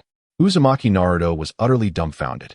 He stared blankly at the familiar, yet unfamiliar silhouette upon the celestial screen. Though that face had matured significantly, and that aura had become far more composed than before, he would never mistake it. That was the one and only friend he had vowed to bring back, the one he had pursued throughout his life. Ha ha ha. Naruto suddenly erupted into laughter, unexpectedly and without warning. As he laughed, tears, unbidden, slipped from the corners of his eyes. I knew it. I knew it. Sasuke, you indeed have returned. His voice brimmed with indescribable joy and excitement. It truly is Sasuke-kun. Sakura Haruno could no longer contain the torrent of emotions within her heart. She clasped her hands tightly over her mouth, desperate to stifle her cries. Yet, her trembling shoulders and the tear-streaked cheeks betrayed the overwhelming elation she felt in that moment. It is he, the boy who had captivated her dreams and occupied her thoughts throughout her life. The future, he did not tread the path of destruction. He has returned, and in a manner reminiscent of a savior, a heroic figure. The entire venue erupted into a fervor. Oh my, it truly is Uchiha Sasuke. He, against all odds, has saved the village. That Chidori just now, it was indeed Kirin. It was truly unleashed by him. All previous doubts and misunderstandings transformed into an unparalleled wave of astonishment. The crowd grappled with his motivations, yet that did not hinder their fervent cheers for the hero who had saved them all. In the future, Konoha village, similarly, fell silent as the villagers beheld the figure suspended in the air. Everyone was taken aback. Is that Uchiha Sasuke? Their expressions were even more intricate than those within the venue, for many among them had lived through the era of Sasuke's defection. They had once deemed him a traitor, a sinner of Konoha. Yet at this moment, this former sinner had preserved the lives of them all. This stark contrast stirred a tumult of emotions within their hearts. On Hokage Rock, the future Kakashi Hatake gazed at the figure, a smile of profound satisfaction and complexity gracing his face. He slowly released the tension that had long weighed upon his heart. You, he murmured softly in a tone only he could hear. At last, you have matured into an exceptional ninja capable of standing on your own. It seemed he wished to say more, but at that moment, within the celestial backdrop, the man who had remained silent began to speak. His voice was deep, imbued with an air of aloofness, as if he had not conversed with anyone in ages. Yet, each word resonated like thunder, clearly echoing throughout the land, reaching the ears of every villager in future Konoha and the hearts of all the spectators at the Chuunin Exam venue. He declared, if that guy is not here, then only I can protect this village. His gaze slowly swept over the brightly lit village below, a place he had personally safeguarded. A fleeting gentleness flickered in his profound eyes, unnoticed by all. Boom! The statement resonated like a colossal mental nuclear bomb, detonating within the hearts of all present. It filled their minds, previously brimming with the joy of Sasuke's return and the awe inspired by the might of the Kirin, with a deafening void. If that individual is not here, does it mean that I alone must protect this village? Everyone repeatedly mulled over the terrifying implications embedded within that phrase. Who was that individual referred to? Undoubtedly, it was the future 7th Hokage, Naruto Uzumaki. Consequently, the meaning of that statement transformed into, when Naruto is absent, the responsibility of safeguarding Konoha falls to me, Sasuke Uchiha. Such a weighty commitment it was. Such unwavering resolve it embodied. Such profound bonds it represented. In the venue of the Chuunin Exams, Naruto Uzumaki stood utterly stunned. The smile on his face remained frozen, yet tears cascaded forth like a torrential flood unleashed. Moments ago, he had wept out of joy. Now, he found himself uncertain of the reason behind his tears. Was it emotion? Was it shock? Or perhaps it was that bond, transcending time and space, which could not be severed. He only knew that his heart, battered and bruised in pursuit of Sasuke, was at this moment utterly healed. Sasuke, you bastard! He choked, unable to utter another coherent word.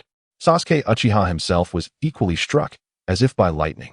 He remained rigid in his seat, motionless, his crimson Sharingan fixated on the future version of himself in the sky. His mind was a blank slate. That statement echoed relentlessly in his thoughts like the most potent of Jinjutsu. If that individual is absent, only I can protect the village. Protect the village? Me? Sasuke Uchiha? The man who had devoted his life to vengeance and the destruction of Konoha? In the future, would he indeed assume the responsibility of safeguarding Konoha? How could this be possible? It felt even more absurd than the appearance of the Sage of Six Paths in the sky. The incredulity overwhelmed him. His beliefs, his life, his very essence, all shattered in that moment by a proclamation from the future. Chapter 144, The Valley of the End. The promise of Naruto and Sasuke. The scene transitioned into a memory, ultimately freezing in the aftermath of the Fourth Great Ninja War in the desolate Valley of the End.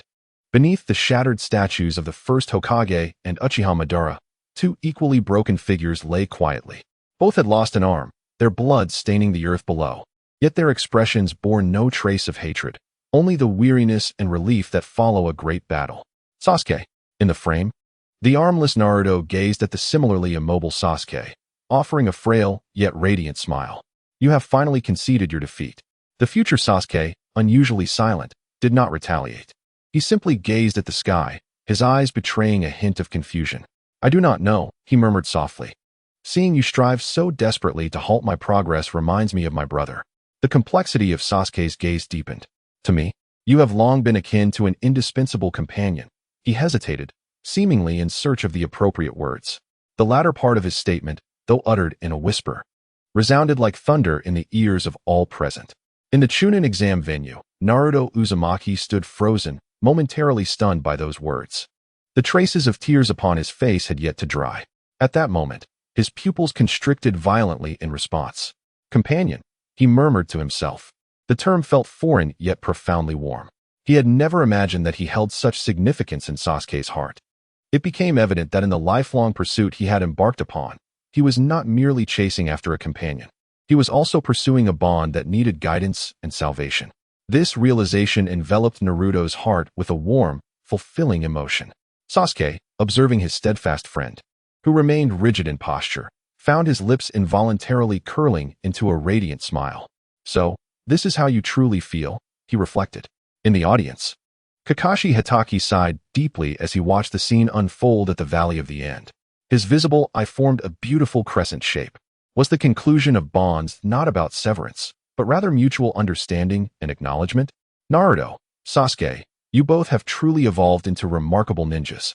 Sakura Haruno, her eyes brimming with tears, understood better than anyone the sacrifices Naruto had made to reclaim Sasuke. She also grasped the weight of Sasuke's obsession with his brother. And now, Naruto, in his own way, had filled the void of Sasuke's lost brother with their bond. This connection had transcended mere companionship, surpassing that of friends. It embodied a deeply profound sentiment, akin to that of family. The scene continued to unfold beneath the vast sky. The setting shifted to the entrance of Konoha. The future Sasuke, cloaked, prepared to embark on a journey of atonement. The future Naruto extended to him the tattered forehead protector, once slashed at the Valley of the End. This is for you, he offered. Sasuke looked at the protector but refrained from reaching out to accept it. No, he shook his head. Let me truly comprehend all of this before we speak further. With that, he turned away resolutely, stepping into the encroaching darkness. The scene transitioned once more, the timeline resetting to the aftermath of the meteor incident. The colossal celestial body had been shattered into a cloud of dust. The fragmented stones drift like black snowflakes, gently falling to the ground. In the future, Kakashi Hatake stands alone atop Hokage Rock, his gaze fixed upon the horizon, unperturbed by the recovering village below. He does not turn to witness the resurgence of life beneath him. Rather, his eyes remain steadfastly trained on the distant sky, from which Sasuke Uchiha vanished. The boy's presence had been as fleeting as a lightning bolt slicing through the night, leaving behind only this village, both frantic yet unscathed, as the sole testament to his brief existence among them. Kakashi's expression is a tapestry of complex emotions. As their mentor, he bears an intimate understanding of the heavy fates that burden his two disciples. A steady cadence of footsteps approaches from behind, and without needing to look back, Kakashi recognizes the visitor. It is Nara Shikamaru, now matured into the foremost strategist of the village. He stands beside Kakashi, hands buried in his pockets. His meticulously styled top knot contrasting with the weariness etched onto his brow from navigating the labyrinth of responsibilities. He scratches his head, donning that quintessential expression of exasperation. Shikamaru's gaze sweeps over the scene below. Although the core area is well protected, the shockwaves have decimated several peripheral structures. More significantly, the hearts of the villagers are in turmoil. How does one explain the sudden appearance of a once defector, a criminal of the highest order, who, in a divine manner, rescued the village? How can such an event be conveyed to the villagers or reported to the daimyo of the Land of Fire? Each question feels like a tangled knot, a source of great distress for Shikamaru. Yet, his tone shifts unexpectedly, a glimmer of sharp insight flickering in his usually listless eyes. The village now owes him a monumental debt of gratitude. Had it not been for his intervention, the consequences would have been dire. Shikamaru vividly recalls the moment the meteor tore through the clouds, a harbinger of despair. The catastrophic force was enough to render any defensive ninjutsu utterly powerless. Just as all believed the end had come, that shadowy figure emerged.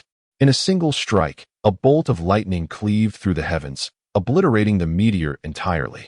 Future Kakashi merely smiled lightly at Shikamaru's words.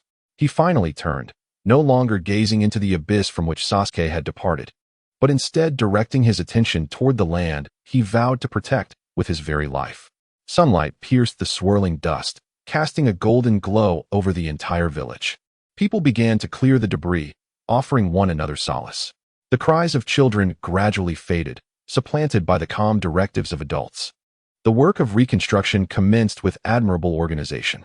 This is Konoha, a resilient village that, no matter how many trials it endures, rises anew from the ashes. Shikamaru, do you understand? Kakashi mused. The term Hokage embodies more than just the brightest light shining in this sunlit village. It also encompasses the shadows that lie beyond. Kakashi's gaze strayed once more to the horizon, to the unfathomable darkness where Sasuke had vanished, an unknown realm far removed from the village's warmth and the laughter of its people. Outside this luminous village, a vast and profound darkness awaits. Shikamaru's pupils contracted sharply, as if he had suddenly grasped some profound truth. At this moment, the myriad chaotic threads within the mind were interwoven. Kakashi continued, for a grand tree to flourish and soar into the heavens, its roots must deeply penetrate the dark soil. The great tree of Konoha is no different. Without a doubt, Naruto is a once-in-a-century prodigy, akin to the sun itself, undisputedly the hero of Konoha. He is the beacon of hope, safeguarding our village as the Hokage. Kakashi's words brimmed with pride. However, when he mentioned Sasuke, his tone grew more complex. Sasuke had willingly chosen a divergent path, one that stood in stark contrast to Naruto's. He renounced the accolades and applause, forsaking stability and happiness, exiling himself into darkness. With his eyes that pierce through the illusions of the world, he gazes upon threats that remain unseen by those of us basking in the light. The remnants of Otsutsuki, rogue ninjas lurking in the shadows, and the ambitious schemers within the great nations. All these pose a fundamental threat to the safety of the village. Naruto, as the sun, must continuously illuminate the skies above Konoha. He cannot leave lightly. Thus, who shall undertake the task of severing these roots of darkness? The answer is clear. It is he who willingly walks in the shadows, eliminating all threats. The Dark Hokage. Kakashi's voice momentarily faltered as he pronounced this title with unprecedented solemnity. Dark Hokage. These words thundered in Shikamaru's mind, and he comprehended fully. So it is. Sasuke's actions were not merely acts of atonement. He was safeguarding Konoha in his own misunderstood, even misinterpreted manner. He bore the scorn and vitriol of the world, shouldering the stigma of a renegade. Battling the purest forms of evil in his solitary journey, he kept all darkness and malevolence at bay, ensuring that his comrades and successors within the walls of Konoha could bask in the sunlight. Naruto is fire, and Sasuke is shadow. Light and shadow are interdependent. Together, they form a complete Hokage. Shikamaru exhaled deeply, as if releasing all the shock and emotion within him. The languor on his face evaporated, replaced by a profound respect. I understand, he murmured. I will manage all subsequent affairs. Kakashi nodded with satisfaction, reassured by Shikamaru's wise counsel. The wind continued to howl upon Hokage Rock, while below, the village regained its order and vitality. The sunlight had thoroughly dispelled the gloom. One basked in the sun, revered by thousands, the other stealthily navigating the darkness, severing countless thorns. This is the era of the seventh Hokage, a time bolstered by both light and shadow, a formidable era indeed. Meanwhile, at the Chuunin exam venue, Dark Hokage echoed through the heavens, resonating clearly in the ears of every spectator. All were struck with enlightenment. So it was. Sasuke had not simply returned to his senses. He had not relinquished something, but rather chosen a path. He chose a path of guardianship that is starkly different from Naruto's, yet equally magnificent. If Naruto embodies the sun of Konoha, illuminating every individual with his warmth and brilliance, then Sasuke serves as the moon. He reflects the sun's radiance in the shadows, quietly safeguarding all, allowing them to rest peacefully. Light and shadow, the sun and the moon. This epitomizes Konoha's most perfect form of protection. In the distant rain village, behind Pain, a glimmer of tenderness flickered in Konin's eyes as she reminisced about Yahiko, who once shone as the light of Akatsuki, while Nagato functioned as the shadow that supported him. Regrettably, their paths ultimately led to ruin. In contrast, Naruto and Sasuke succeeded. In another corner, Itachi remained silent, his presence exuding an ineffable aura. For the first time, Kisame found himself at a loss for words. Itachi paid no heed to him, his Sharingan fixated on the heavens, observing his younger brother, now a towering figure. A tempest surged within him. Sasuke, you ultimately chose a path resembling mine, yet diverging entirely, one not burdened by hatred and sin, but instead dedicated to protection. A single, scalding tear escaped Itachi's eye, trailing down his eternally stoic visage, yet a genuine smile, born from the depths of his heart, slowly emerged. It was a smile only Sasuke could inspire.